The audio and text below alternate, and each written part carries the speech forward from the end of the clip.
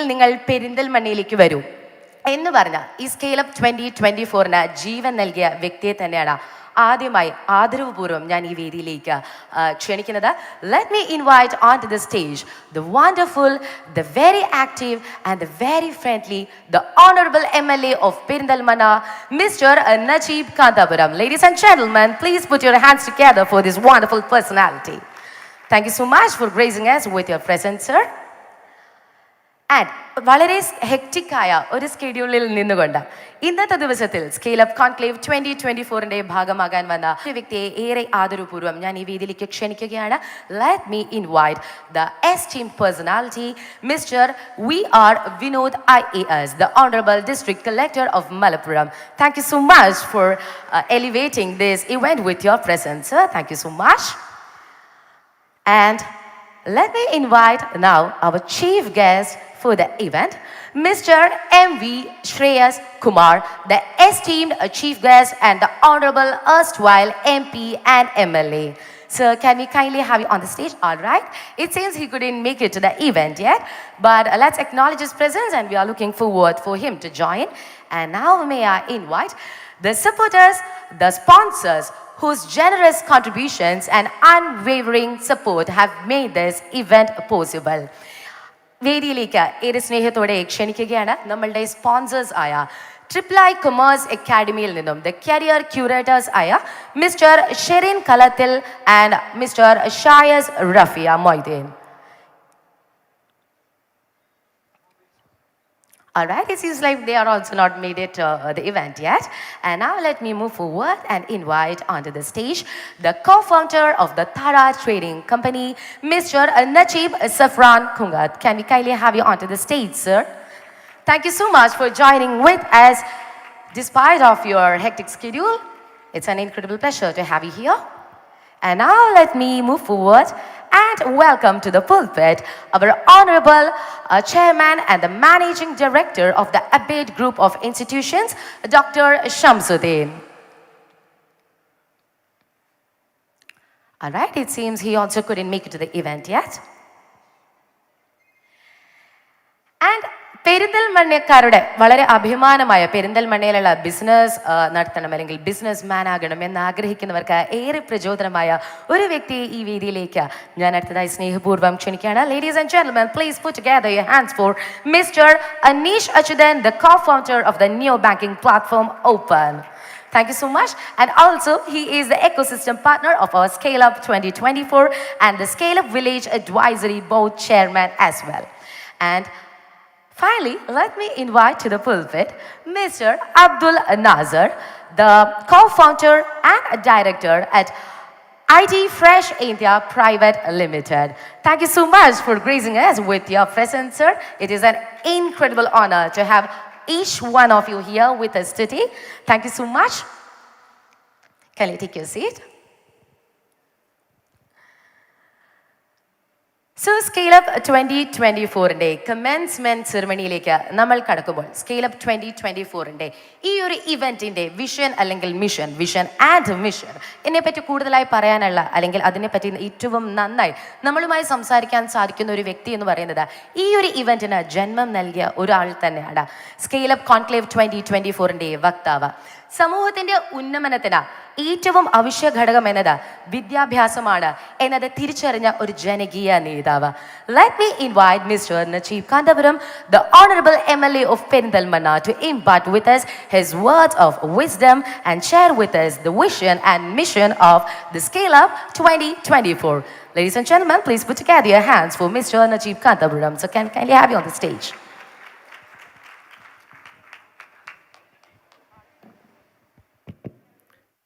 Good morning ആൾ.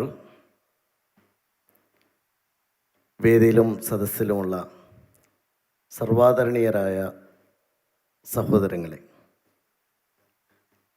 ഒരുപക്ഷെ പെരിന്തൽമണ്ണ എന്ന വള്ളുവ നാടിൻ്റെ തലസ്ഥാന നഗരി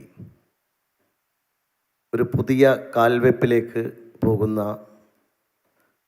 വളരെ സന്തോഷകരമായ ഒരു മുഹൂർത്തത്തിൽ നാം 2 ദിവസം നീണ്ടു നിൽക്കുന്ന ഈ കോൺക്ലേവിൻ്റെ ആരംഭം കുറിക്കുകയാണ്. നമ്മുടെ സെഷനുകളും ഷെഡ്യൂളുകളുമെല്ലാം വളരെ പ്രീ പ്ലാൻഡായി നേരത്തെ തീരുമാനിച്ചതു പ്രകാരം നടക്കേണ്ടതുകൊണ്ട് ദീർഘമായ ഒരു സംസാരം ഞാൻ നടത്തുന്നില്ല. ഇതാർക്കു വേണ്ടിയാണ് ഈ പ്രോഗ്രാം എന്നതാണ് ഏറ്റവും പ്രധാനപ്പെട്ട കാര്യം. നമ്മുടെ നാടിൻ്റെ ഏറ്റവും വലിയ സവിശേഷത എന്ന് പറയുന്നത് നൂറ്റാണ്ടുകളുടെ വ്യാപാര ചരിത്രമുള്ള ഒരു മണ്ണാണ് മലബാർ. മലബാറിൻ്റെ ട്രഡീഷൻ എന്ന് പറയുന്നത് ട്രേഡാണ്. അതുകൊണ്ട് തന്നെ ഞങ്ങളെപ്പോഴും പറയാറുണ്ട്, ഈ നാട്ടിലെ ഡോക്ടർമാരുടെ ഒരു സിറ്റിയാണ് പെരിന്തൽമണ്ണ.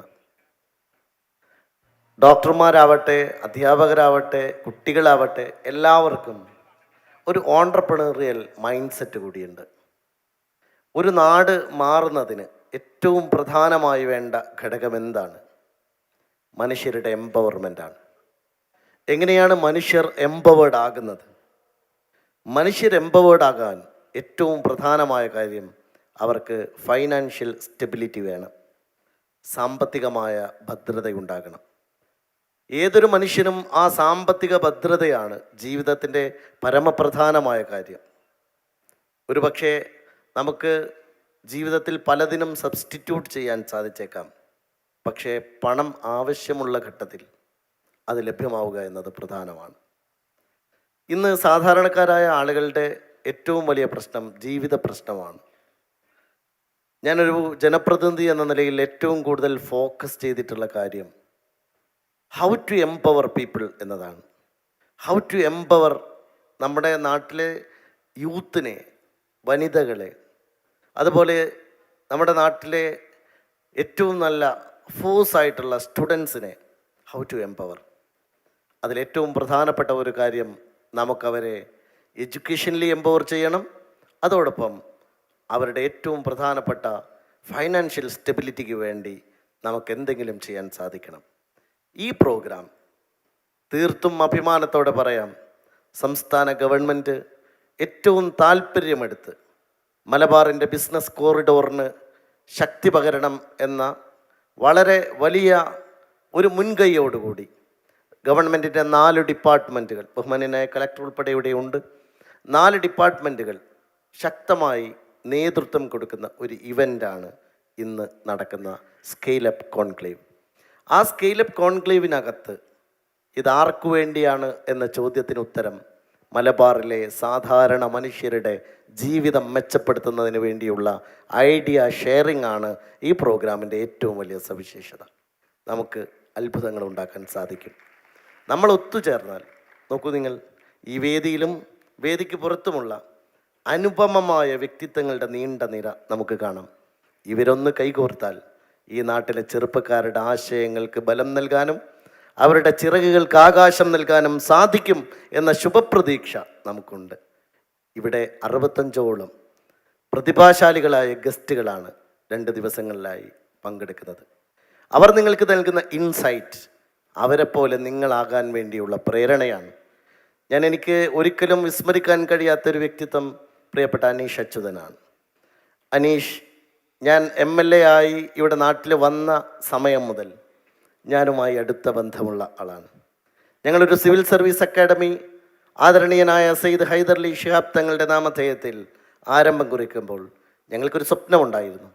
ഈ നാട്ടിലെ ആരോരുമില്ലാത്ത, പഠിക്കാൻ സഹായിക്കാൻ ആളില്ലാത്ത പാവപ്പെട്ട കുടുംബങ്ങളിൽ നിന്ന് സിവിൽ സർവീസ് ഒരു സ്വപ്നമായി കൊണ്ടു നടക്കുന്ന കുട്ടികൾക്ക് അവരുടെ പ്രതീക്ഷകൾ പൂവണിയെന്ന ഒരു സൗജന്യ സിവിൽ സർവീസ് അക്കാഡമി എന്ന സ്വപ്നം.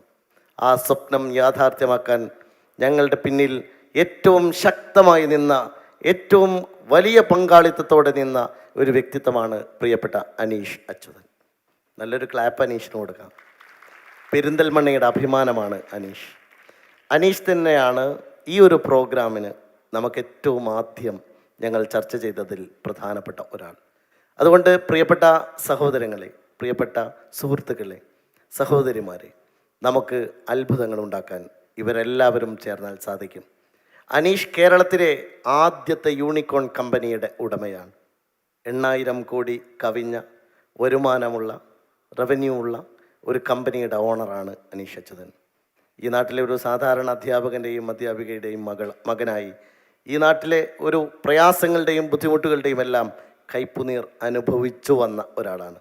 ജീവിതത്തിലെ ഒരുപാട് കടമ്പകളെ ധീരമായി നേരിട്ട ഒരാളാണ്. അനീഷ് അച്യുതനാണ് ഈ പ്രോഗ്രാമിൻ്റെ ഇക്കോസിസ്റ്റം പാർട്ട്ണർ എന്നത് ഞങ്ങൾക്കേറെ സന്തോഷവും അഭിമാനവും നൽകുന്ന കാര്യമാണ്. അതോടൊപ്പം തന്നെ അനീഷ് തന്നെയാണ് ഇനി അങ്ങോട്ട് നമ്മൾ പറക്കാൻ പോകുന്ന പുതിയ നമ്മുടെ ഏറ്റവും പ്രധാനമായ നമ്മുടെ പ്രോജക്റ്റ് സ്കെയിലപ്പ് വില്ലേജിൻ്റെ അഡ്വൈസറി ബോർഡ് ചെയർമാനായിട്ടും നിൽക്കുന്നത്. അതുകൊണ്ട് നമ്മുടെ വിഷൻ ആൻഡ് മിഷൻ ഇവിടെ കൺവേ ചെയ്യാൻ അനീഷിനെയാണ് നമ്മൾ ചുമതലപ്പെടുത്തിയത്. ഞാൻ ദീർഘമായി സംസാരിക്കുന്നില്ല. നമ്മുടെ നാട് മാറണം. നമ്മുടെ നാട് മാറേണ്ടത് നമ്മുടെ പാരമ്പര്യമായിട്ടുള്ള വ്യാപാര മേഖലയിലും വ്യവസായ രംഗത്തും ഓൺട്രപ്രണർഷിപ്പിൽ മാനുഫാക്ചറിങ്ങിൽ നമ്മുടെ ഏറ്റവും പുതിയ തലമുറയുടെ ടെക്നോളജിയുടെ ഏറ്റവും നല്ല സാധ്യതകളെ ഉപയോഗിക്കുന്നതിൽ എല്ലാം മികച്ചവരായി നമുക്ക് മാറാൻ സാധിക്കണം. ഈ നാടിൻ്റെ വരുമാന മാർഗം വർദ്ധിക്കണം. ഈ നാടിൻ്റെ മനുഷ്യരുടെ ജീവിത നിലവാരം ഉയരണം. ആ ജീവിത നിലവാരം ഉയരണമെങ്കിൽ നമുക്ക് ചെയ്യാൻ കഴിയുന്ന ഏറ്റവും പ്രധാനപ്പെട്ട കാര്യം അവരെ ഓൺട്രപ്രണർഷിപ്പ് മേഖലയിലേക്ക് കൊണ്ടുവരിക എന്നതാണ്. ആ മഹാദൗത്യമാണ് ഞങ്ങളിവിടെ ഒരുമിച്ച് ഗവൺമെൻറ്റുമായി കൈകോർത്ത് ചെയ്യുന്നത്. ഈ പ്രോഗ്രാം തീർച്ചയായിട്ടും നിങ്ങളെല്ലാവരെയും ഈ പ്രോഗ്രാമിലേക്ക് എത്തിച്ചേർന്ന ഒരുപാട് പേർ 6000-ഓളം രജിസ്ട്രേഷൻ ഈ പ്രോഗ്രാമിനുണ്ടായി എന്നത് ഈ പ്രോഗ്രാമിനോട് മലബാറിലെ ഈ കേരളത്തിലെ മനുഷ്യർ കാണിക്കുന്ന പിന്തുണയായി ഞാൻ കാണുകയാണ്. അതുകൊണ്ട് എല്ലാവരെയും സ്വാഗതം ചെയ്തുകൊണ്ട് ഈ പ്രോഗ്രാം ഇതിൻ്റെ ഷെഡ്യൂൾ പ്രകാരം സമയബന്ധിതമായി നടക്കേണ്ടതുകൊണ്ട് ഞാൻ എൻ്റെ വാക്കുകൾ നിർത്തുന്നു. നന്ദി, നമസ്കാരം. Thanks a lot sir, thank you so much. Shri Najeeb Kanthapuram അവർകൾ പറഞ്ഞതുപോലെ നമ്മളുടെ ഈ നാട്ടിലെ സാധാരണക്കാരുടെ ആശയങ്ങൾക്ക് ശക്തി നൽകാൻ, അവരുടെ ജീവിത നിലവാരം ഉയർച്ചയിലേക്ക് എത്തിക്കുവാൻ, ഫിനാൻഷ്യൽ സ്റ്റെബിലിറ്റി ഉറപ്പിക്കുവാൻ സാധിക്കുന്നത് തന്നെ ആവട്ടെ നമ്മളുടെ ScaleUp 2024. And with that prayer let me invite the next guest, our honourable district collector of Malappuram, Mr. V.R. Vinod IAS, onto the stage. He is our district collector since 2023 and he has also been a former state food safety commissioner and the erstwhile director of Acquired Development Department. Mr. Vinod IAS, sir, can we kindly have you on the stage, please? ബഹുമാന്യനായ MLA Najeeb Kanthapuram, വേദിയിലും സദസ്സിലുമുള്ള വിശിഷ്ട വ്യക്തികളെ, സുഹൃത്തുക്കളെ, വളരെ മാതൃകാപരമായ ഒരു കോൺക്ലേവാണ് 2 ദിവസമായിട്ട് പെരിന്തൽമണ്ണയിൽ നടത്തുന്നത്. നമ്മുടെ പെരിന്തൽമണ്ണയ്ക്ക്, മലപ്പുറം ജില്ലയ്ക്ക് വളരെ അത്യാവശ്യമുള്ളൊരു കാര്യമാണ്. മലപ്പുറം ജില്ലയിൽ സംരംഭകത്വം മുമ്പോട്ട് കൊണ്ടുപോകാൻ കപ്പാസിറ്റിയുള്ള ഒരുപാട് പേരുണ്ട്, റിസോഴ്സസ് ഉള്ളവരുണ്ട്, വളരെ നല്ല മാൻ പവറുണ്ട്, മാനവവിഭവശേഷിയുണ്ട്. അത് നമ്മുടെ ഗ്രോത്തിന് വളരെ നന്നായിട്ട് ഉപയോഗിക്കാൻ സാധിക്കും. അപ്പോൾ സംരംഭകത്വത്തിലേക്ക് വരുന്നവർ, സ്കെയിലപ്പ് ആസ്പയർ ചെയ്യുന്നവർ, നമ്മൾ വിജയം കൊയ്ത ഒരുപാട് പേര് നമ്മുടെ മുമ്പിൽ കാണുന്നു. പക്ഷേ അവരുടെ ഹാർഡ് വർക്ക് പലരും നമ്മൾ കാണാറില്ല, അവർ ഇന്നെത്തിച്ചേർന്ന നിലയിൽ എത്തിച്ചേരുന്നതിന് മുമ്പ്. അപ്പോൾ സംരംഭകത്തിലേക്ക് വരുന്ന എല്ലാവരും ഹാർഡ് വർക്കിനുള്ള, കമ്മിറ്റ്മെൻറ്റിനുള്ള ഒരു കാൽവയ്പോടുകൂടി, തയ്യാറെടുപ്പോടുകൂടി ആണ് മുന്നോട്ട് വരേണ്ടത്. ഒരുപക്ഷെ മറ്റ് സംസ്ഥാനങ്ങളിലോ മറ്റ് രാജ്യങ്ങളിലോ ബിസിനസ് ചെയ്യുന്നതിനേക്കാളും, സ്റ്റാർട്ടപ്പ് എസ്റ്റാബ്ലിഷ് ചെയ്യുന്നതിനേക്കാളും ബുദ്ധിമുട്ട് ഒരുപക്ഷെ കേരളത്തിൽ ഉണ്ടായേക്കാം. ഫിനാൻസിലി മുതൽ, മാൻ പവർ തിരഞ്ഞെടുക്കുന്നത് മുതൽ ഒരുപാട് കാര്യങ്ങൾ ശ്രദ്ധിക്കേണ്ടതുണ്ട്. ഫിനാൻസ് പല രീതിയിൽ നമുക്ക് വരാൻ സാധിക്കും. ഗവൺമെൻറ് സബ്സിഡി ഉണ്ട്, ബാങ്ക് ലോൺ ഉണ്ട്, PPP മോഡലുണ്ട്, ഒരുപാട് മോഡലുകളുണ്ട്. അപ്പോൾ എല്ലാ മോഡലുകൾക്കും അതിൻ്റേതായിട്ടുള്ള സാധ്യതകളും പോസിറ്റീവും നെഗറ്റീവ് ആസ്പെക്ട്സും ഉണ്ട് എല്ലാ മേഖലകൾക്കും. അത് നമ്മൾ മനസ്സിലാവണം. നമ്മുടെ പ്രോഡക്റ്റ് എന്തായാലും അതിനൊരു ഡിമാൻഡ്, മാർക്കറ്റാണ് അൾട്ടിമേറ്റ് ടെസ്റ്റ്. മാർക്കറ്റിൽ വിജയിക്കണം. അതിനുവേണ്ടി അതൊരു ഇന്നൊവേഷൻ ആയിരിക്കണം, അല്ലെങ്കിൽ അതിനുവേണ്ടി ആൾക്കാർക്ക് ആവശ്യമുണ്ടാവണം. മാറുന്ന കാലമനുസരിച്ച്, മാറുന്ന സാഹചര്യമനുസരിച്ച്, കസ്റ്റമർ ഡിമാൻഡ് അനുസരിച്ച് മാറ്റം വരുത്തുന്നതിനും നമ്മൾ തയ്യാറായിരിക്കണം. അപ്പോൾ ഗ്ലോബലി ലോകത്തെവിടെയെങ്കിലും അങ്ങനെ ഒരു പ്രോഡക്റ്റ് ഉണ്ടെങ്കിൽ അതിനേക്കാളും വലിയൊരു കോസ്റ്റിലോ ഒരു പ്രോഡക്റ്റ് ഉണ്ടാക്കിയാൽ മാർക്കറ്റ് ചെയ്യാൻ ബുദ്ധിമുട്ട് നേരിടും. പക്ഷേ എന്തുകൊണ്ടാണ് സംരംഭകത്വത്തിലേക്ക് കൂടുതൽ പേരും വരാത്തത്? ഇൻവെസ്റ്റ് ചെയ്യാൻ കപ്പാസിറ്റി ഉള്ളവർ കൂടുതലും കേരളത്തിൽ നോക്കുകയാണെങ്കിൽ വീട് വിൽക്കുന്നതിനും എക്സ്പെൻസീവായ കാർ വാങ്ങിക്കുന്നതിനും ഒക്കെ പൈസ ചെലവഴിക്കുന്നു. ഒരിക്കലും ഇക്കണോമിക്കലി ഒരു നല്ലൊരു ആക്ടിവിറ്റി അല്ല അത്. എന്തുകൊണ്ടാണ് സംരംഭത്തിലേക്ക് വരാത്തത്? അതേസമയം ഞങ്ങൾക്ക് ആലോചിക്കും, ഇങ്ങനെ ചെയ്യുന്നവർ രണ്ടുപേർക്കെങ്കിലും തൊഴിൽ കൊടുക്കുന്ന ഒരു അവസരത്തിലേക്ക് കൊണ്ടുവന്നിരുന്നെങ്കിൽ നമ്മുടെ ഇക്കണോമിക്ക് വികസിതമുണ്ടാകുമായിരുന്നു. പക്ഷെ അതിനൊരു കാരണമായിട്ട് പറയുന്നത് റെഗുലേറ്റേഴ്സ്. ഒരുപക്ഷെ കേരളത്തിൽ വളരെയധികം റെഗുലേഷൻസ് ഉണ്ട്. റെഗുലേറ്റേഴ്സ് വളരെയധികം ബുദ്ധിമുട്ടിക്കുന്നു. ലൈസൻസുകൾക്കും അല്ലെങ്കിൽ ലൈസൻസ് എടുത്താലും മുമ്പോട്ട് പോകുമ്പോൾ അനാവശ്യ പരിശോധനകളും ഒക്കെ ഉണ്ടാകുന്നു എന്നുള്ളൊരു ധാരണയുണ്ട്. അപ്പം ഞാനും ഒരു റെഗുലേറ്ററിൻ്റെ ഭാഗമാണ്. ഞാൻ ഒരു ഫെസിലിറ്റേറ്ററുമാണ്. എൻ്റെ ഒരു ജില്ലയിലെ മറ്റ് ഡിപ്പാർട്ട്മെൻറ്റുകളുടെ എല്ലാം മേളിൽ കൺട്രോൾ ഉള്ളതുകൊണ്ട് റെഗുലേഷനുള്ള ഡിപ്പാർട്ട്മെൻറ്റുകളുടെ മേളിലും കൺട്രോളുണ്ട്. അപ്പോൾ അതിൽ നിന്ന് റെഗുലേറ്റർമാർ ഫേസ് ചെയ്യുന്ന ബുദ്ധിമുട്ടും ഒരുപക്ഷെ സംരംഭത്തിലേക്ക് വരുന്നവർ മനസ്സിലാക്കണം. ഞാൻ നേരത്തെ പറഞ്ഞതുപോലെ ഇവിടെ ജോയിൻ ചെയ്യുന്നതിന് മുമ്പ് ഒരു എക്സാമ്പിൾ കൊണ്ട് ഞാൻ വിശദീകരിക്കാം. ഫുഡ് സേഫ്റ്റി കമ്മീഷണറായിരുന്നു. ഒരു ദിവസം എൻ്റെ ഓഫീസിൽ ഒരാൾ ഒരു പാക്കറ്റുമായിട്ട് വന്നു. ഒരു മജീഷ്യൻ എന്നാണ് പരിചയപ്പെടുത്തിയത്. അദ്ദേഹത്തിൻ്റെ അടുത്തൊരു ലാബ് റിപ്പോർട്ട് ഉണ്ട്. ഒരു ചക്കപ്പൊടി, ഒരു വളരെ മാർക്കറ്റിൽ സക്സസ്ഫുൾ ആയ ഒരു ചക്കപ്പൊടി കൊണ്ടുവന്നു ഒരു ലാബ് റിപ്പോർട്ട് കാണിച്ചു. അപ്പം അദ്ദേഹം കാണിച്ചു ആ ലാബ് റിപ്പോർട്ട് പ്രകാരം ഒരു റെപ്യൂട്ടഡ് NABL അക്രഡിറ്റഡ് ലാബിലെ റിപ്പോർട്ടാണ്. ആ ചക്കപ്പൊടിയിൽ നമ്മൾ പ്രമേഹത്തിന് കൊടുക്കുന്ന, ഡയബറ്റിക്സിന് കൊടുക്കുന്ന മരുന്നിൻ്റെ അംശം വളരെ കൂടുതലായിരുന്നു ലാബ് റിപ്പോർട്ടിൽ. അപ്പം അദ്ദേഹം ഒരു പാക്കറ്റും കൊണ്ടുവന്നു, ഈ പാക്കറ്റ് വാങ്ങിക്കണം. ഞാൻ പറഞ്ഞു, ഈ പാക്കറ്റ് വാങ്ങിക്കാൻ എനിക്ക് പറ്റില്ല, നമുക്കതിന് സംവിധാനമുണ്ട്, നിങ്ങൾ കൊണ്ടുവന്ന പാക്കറ്റ് വാങ്ങിക്കാൻ പറ്റില്ല. അദ്ദേഹത്തിന് നീരസം തോന്നി, എനിക്ക് വാങ്ങിക്കാൻ പറ്റില്ല, എനിക്കതിൻ്റെ സംവിധാനമുണ്ട്, എൻ്റെ ഓഫീസർമാർ പോവും, ഏത് കടയിൽ നിന്നാണ് വെക്കുന്നത് വാങ്ങിക്കും. ഇമ്മീഡിയറ്റ് ആയിട്ട് ആ കടയിൽ നിന്ന് 4 പാക്കറ്റ് ഞങ്ങൾ എടുത്തു. അന്ന് തന്നെ ലാബിലേക്ക് അയച്ചു. ലാബിൽ 2 ദിവസം പരിശോധിച്ചിട്ട് റിപ്പോർട്ട് തരുന്നില്ല. ഞാൻ ചോദിച്ചു. അപ്പോൾ അവർക്ക് എന്നോട് പറയാൻ മടിയുണ്ട്, എത്ര സ്പൈക്ക് ചെയ്ത് നോക്കിയിട്ടും ഈ മെഡിസിൻ കിട്ടുന്നില്ല. അപ്പോൾ ലാബിൻ്റെ ഹെഡ് തന്നെ എൻ്റെ അടുത്ത് വന്നു, ഞങ്ങൾക്കത് കിട്ടുന്നില്ല, ഈ എൻ്റെ മുമ്പിലുള്ള സയൻറ്റിഫിക് റിപ്പോർട്ട്. അപ്പോൾ ഈ കോഴ്സിൽ ഇന്ത്യയിലുള്ള എല്ലാ പത്രങ്ങളിലും അതൊരു വലിയ ന്യൂസായിട്ട് വന്നു, കേരളത്തിന് പുറത്തും. അപ്പോഴത്തേക്ക് കേരളത്തിൻ്റെ വ്യവസായ വകുപ്പ് ഡയറക്ടർ എന്നോട് ചോദിക്കുന്നു, ഇങ്ങനെ എന്താണ്? അപ്പോൾ ലാബ് റിപ്പോർട്ട് വന്നു. ലാബിലെ ഹെഡ് പറഞ്ഞു, ഞങ്ങൾ നോക്കി, ഈ മെഡിസിൻ്റെ പ്രസൻസ് ഇല്ല അതിൽ.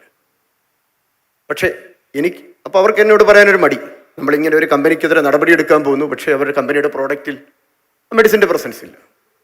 പക്ഷേ എനിക്കപ്പോഴേ പാക്കറ്റ് കൊണ്ടുവന്നപ്പോഴേ എനിക്ക് തോന്നി, ഈ പാക്കറ്റ് വിൽക്കുന്നത് 65 രൂപ 70 രൂപയ്ക്കാണ്. അപ്പം അതിൽ കാണിച്ച പെർസെൻറ്റേജ് അനുസരിച്ച് ഡയബറ്റിക്സിന് കൊടുക്കുന്ന മരുന്ന് മിക്സ് ചെയ്യണമെങ്കിൽ അതിന് 70 രൂപയോളം ചിലവ് വരും. പക്ഷേ അവർക്ക് കുറച്ചുകൂടെ ഹോൾസെയിലായിട്ടതുകൊണ്ട് കുറച്ചും കൂടെ ചീപ്പറായിട്ട് വാങ്ങിക്കാമായിരിക്കും.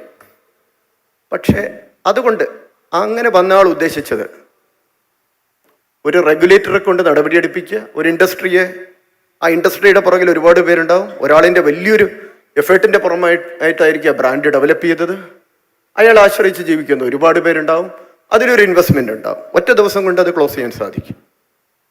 അപ്പോഴത്തേക്ക് കേരളത്തിലെ വ്യവസായ വകുപ്പ് ഡയറക്ടർ ചോദിച്ചു, UP-യിലെ ഒരു സീനിയർ IAS ഓഫീസർ, പ്രധാനപ്പെട്ട ന്യൂസ് പേപ്പറിലൊക്കെ റിപ്പോർട്ട് ചെയ്യുന്നു, ഇന്ത്യൻ എക്സ്പ്രസ് അടക്കം, കേരളത്തിൽ ഇങ്ങനെ ഒരു ഇൻഡസ്ട്രി ചീറ്റ് ചെയ്യാൻ വേണ്ടി ഡയബറ്റീസിന് കൊടുക്കുന്ന മരുന്ന് ചക്കപ്പൊടിയിൽ ചേർത്ത് കൊടുത്തിട്ടാണ് അവരുടെ പ്രോഡക്റ്റ് കഴിച്ചാൽ ഡയബറ്റിക്സ് കുറയും എന്ന് ക്ലെയിം ചെയ്യുന്നത്. എല്ലാ പ്രധാന മാധ്യമങ്ങളിലും റിപ്പോർട്ട് വന്നു. അപ്പം ഞാൻ ഇൻഡസ്ട്രീസ് ഡയറക്ടർ ചോദിച്ചപ്പോൾ ഞാൻ ഈ റിപ്പോർട്ട് അയച്ചു കൊടുത്തു. അദ്ദേഹം കൺവിൻസ്ഡായി. ദെൻ എങ്ങനെ ഇത് സാധിച്ചു? നമ്മുടെ മുമ്പിൽ വന്ന ആൾ എന്തെങ്കിലും മാജിക്ക് കാണിച്ചിട്ടുണ്ടാവും. അപ്പോഴെനിക്ക് തോന്നി, ഇങ്ങനെ ചെയ്യുന്ന ആളിനെ നിയന്ത്രിക്കാൻ ഒരു നിയമത്തിൻ്റെ ഒരു അപര്യാപ്തതയുണ്ട്. ഒരാൾക്ക് ഈസിയായിട്ട്, അവിടെയാണ് നമ്മൾ മനസ്സിലാക്കേണ്ട റെഗുലേറ്ററുടെ ബുദ്ധിമുട്ട്. നമ്മുടെ സിവിക് സെൻസ് ഉണ്ടാക്കിയിട്ട് നമുക്ക് ബിസിനസ് ചെയ്യാൻ പറ്റില്ല. എൻ്റെ മുമ്പിൽ വരുന്ന ആൾക്കാർ, ഒരുപക്ഷെ പരാതിയുമായിട്ട് വരുന്ന പലരും, ഒരു സംരംഭകത്വം തുടങ്ങാൻ എന്ത് ചെയ്യണമെന്ന് ചോദിച്ച് വരുന്നവരെക്കാളധികം അങ്ങനെയുള്ളവരുടെ എണ്ണം കുറവാണ്. ഈ വ്യവസായ സ്ഥാപനം പൂട്ടണം, ഇവിടെ ഇതുകൊണ്ട് ഞങ്ങൾക്ക് ബുദ്ധിമുട്ടുണ്ടാകുന്നു, അങ്ങനെ പറഞ്ഞു വരുന്നവരുടെ എണ്ണമാണ് കൂടുതൽ. കാരണം അത് എന്തുകൊണ്ടാണെന്ന് എനിക്ക് മനസ്സിലാവുന്നില്ല. കേരളത്തിൽ എങ്ങനെ വലിയ കെമിക്കൽ ബേസ്ഡ് ഇൻഡസ്ട്രിയോ പൊള്യൂട്ട് ചെയ്യുന്ന ഇൻഡസ്ട്രിയോ നിങ്ങളാരെങ്കിലും സ്റ്റാർട്ടപ്പ് ചെയ്യുന്നതെന്ന് എനിക്ക് ചിന്തിക്കാനും പറ്റില്ല. അതിനുള്ള ലാൻഡും പരിമിതികളും കേരളത്തിനുണ്ട്. അതുകൊണ്ട് കേരളത്തിന് ഉതകുന്ന വ്യവസായങ്ങളെ, MSMEകളെ കേരളത്തിലുള്ളൂ. എങ്കിലും നിരന്തരമായി ഓരോ റെഗുലേറ്ററും, അപ്പോൾ ഒരു വ്യവസായം തുടങ്ങുന്ന ആൾ പരിശോധനകൾ വരുന്നു എന്ന് പറയുമ്പോൾ അതിനു മുമ്പിൽ ഒരു സ്റ്റോറി നിങ്ങൾ കാണുന്നില്ല. ഒരുപക്ഷെ എൻവയോൺമെന്റൽ എഞ്ചിനീയർ ആയിരിക്കും വരുന്നത്, പഞ്ചായത്ത് സെക്രട്ടറി ആയിരിക്കും വരുന്നത്, പൊല്യൂഷൻ കൺട്രോൾ ബോർഡിലെ ഓഫീസർ ആയിരിക്കും വരുന്നത്. ഇവരുടെ പുറകിലുള്ള പ്രഷർ നമ്മൾ കാണുന്നില്ല. നമ്മുടെ സിവിക് സെൻസിന്റെ ഒരു പ്രശ്നമാണ്. നമ്മുടെ സമീപത്ത് ഇതൊന്നും അനുവദിക്കാൻ പാടില്ല. ഈവൻ വേസ്റ്റ് മാനേജ്മെന്റ് പ്രോജക്റ്റുകൾ, ലോകോത്തര പ്രോജക്റ്റ് നടപ്പിലാക്കാമെന്ന് കേരളത്തിലെ ഏതെങ്കിലും പഞ്ചായത്തോ മുനിസിപ്പാലിറ്റിയോ പറഞ്ഞാൽ നമ്മൾ അനുവദിക്കുമോ? നമ്മുടെ ആൾക്കാരെ അനുവദിക്കില്ല. സെയിം ടെക്നോളജി മറ്റ് രാജ്യങ്ങളിൽ പോയി നമ്മൾ ആവേശപരമായിട്ട് കണ്ടിട്ട് വന്നിട്ടുണ്ട്. ഇത്ര നല്ലൊരു രീതിയിൽ വേസ്റ്റ് മാനേജ് ചെയ്യാൻ പറ്റുമോ? അത് കേരളത്തിൽ നടപ്പിലാക്കാൻ സമ്മതിക്കുമോ? നമ്മുടെ നാട്ടുകാർ സമ്മതിക്കില്ല. അപ്പോൾ കേരളത്തിലേക്ക് വരുമ്പോൾ ഈ സിവിക് സെൻസ് ഒന്നും നമുക്ക് ഉണ്ടാക്കിയെടുത്തതിന് ശേഷം വ്യവസായം ചെയ്യാൻ പറ്റുമെന്ന് കരുതാൻ പറ്റില്ല. അതുകൊണ്ടാണ് ഹാർഡ് വർക്കിൻ്റെ ആവശ്യകത. അതുകൊണ്ട് തന്നെ ഇതെന്തുകൊണ്ട് UP-യിൽ ചെയ്യുന്നില്ല, കർണാടകയിൽ ചെയ്യുന്നില്ല എന്നുള്ള ചോദ്യത്തിനും കേരളത്തിൽ വലിയ പ്രസക്തിയില്ല. നമ്മൾ ഹാർഡ് വർക്ക് ചെയ്യണം. അപ്പോൾ ചേഞ്ച് ചെയ്യുന്ന മാറ്റങ്ങളനുസരിച്ച് അതിന് പര്യാപ്തരായി വീട്ടുള്ളവരുണ്ടെങ്കിൽ മുമ്പോട്ട് കൊണ്ടുപോകാൻ സാധിക്കും. ഏതൊരു ബിസിനസ്സും ഏതൊരു സംരംഭവും അതിനുള്ള ഒരുപാട് എക്സാമ്പിളുകൾ നമ്മുടെ മുമ്പിലുണ്ട്. അപ്പോൾ ഇതിലേക്ക് വരുമ്പോൾ അങ്ങനെയുള്ള കാര്യങ്ങളിൽ വലിയൊരു ചർച്ച നമ്മുടെ ഈ ദിവസങ്ങളിൽ ഉണ്ടാകും. ഇതിലൂടെ നിങ്ങൾക്കെല്ലാവർക്കും മുമ്പോട്ട് കുതിക്കാനും മുമ്പോട്ടുള്ള വികസനത്തിനും ആവശ്യമായ ഒരുപാട് മാർഗനിർദ്ദേശങ്ങളും ലക്ഷ്യങ്ങളും ഒക്കെ നേടാൻ സാധിക്കും. നമ്മുടെ പെരിന്തൽമണ്ണയുടെ മാത്രമല്ല, മലപ്പുറത്തിൻ്റെ മാത്രമല്ല, കേരളത്തിൻ്റെ തന്നെ വികസനത്തിന് സഹായിക്കുന്ന, ഒരുപാട് പേർക്ക് തൊഴിലവസരങ്ങൾ കൊടുക്കാൻ സാധിക്കുന്ന, ഒരുപാട് പേരുടെ ജീവിതത്തിൽ മാറ്റമുണ്ടാക്കാൻ സാധിക്കുന്ന സ്റ്റാർട്ടപ്പുകളും, അല്ലെങ്കിൽ ആൾറെഡി സ്റ്റാർട്ടപ്പിലുള്ളവർക്ക് അവരുടെ ബിസിനസ് അടുത്ത ലെവലിലേക്ക് ഉയർത്താൻ സാധിക്കുന്നതിന് സഹായിക്കുന്ന ഒരുപാട് ഡിസ്കഷൻസും ചർച്ചകളും ഉണ്ടാകട്ടെ എന്ന് ആശംസിച്ചുകൊണ്ട് എൻ്റെ വാക്കുകൾ അവസാനിപ്പിക്കും. Thank you so much, sir. It was indeed a pleasure to have you with us. May I request you to kindly accept a token of love and appreciation from the ScaleUp 2024. And our Honorable MLA, Mr. Najib Kandabaram, sir, may I humbly request you to kindly hand over a token of love and appreciation from ScaleUp 2024 to our Honorable IAS.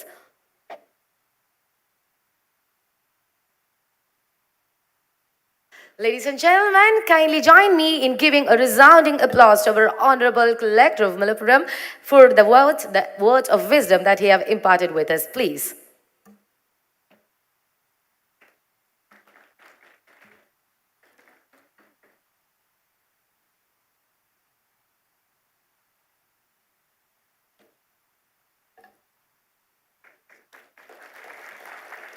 Thanks a lot, sir. Thank you so much for gracing us with your presence. It was indeed a pleasure to have you here with us. So let's move ahead.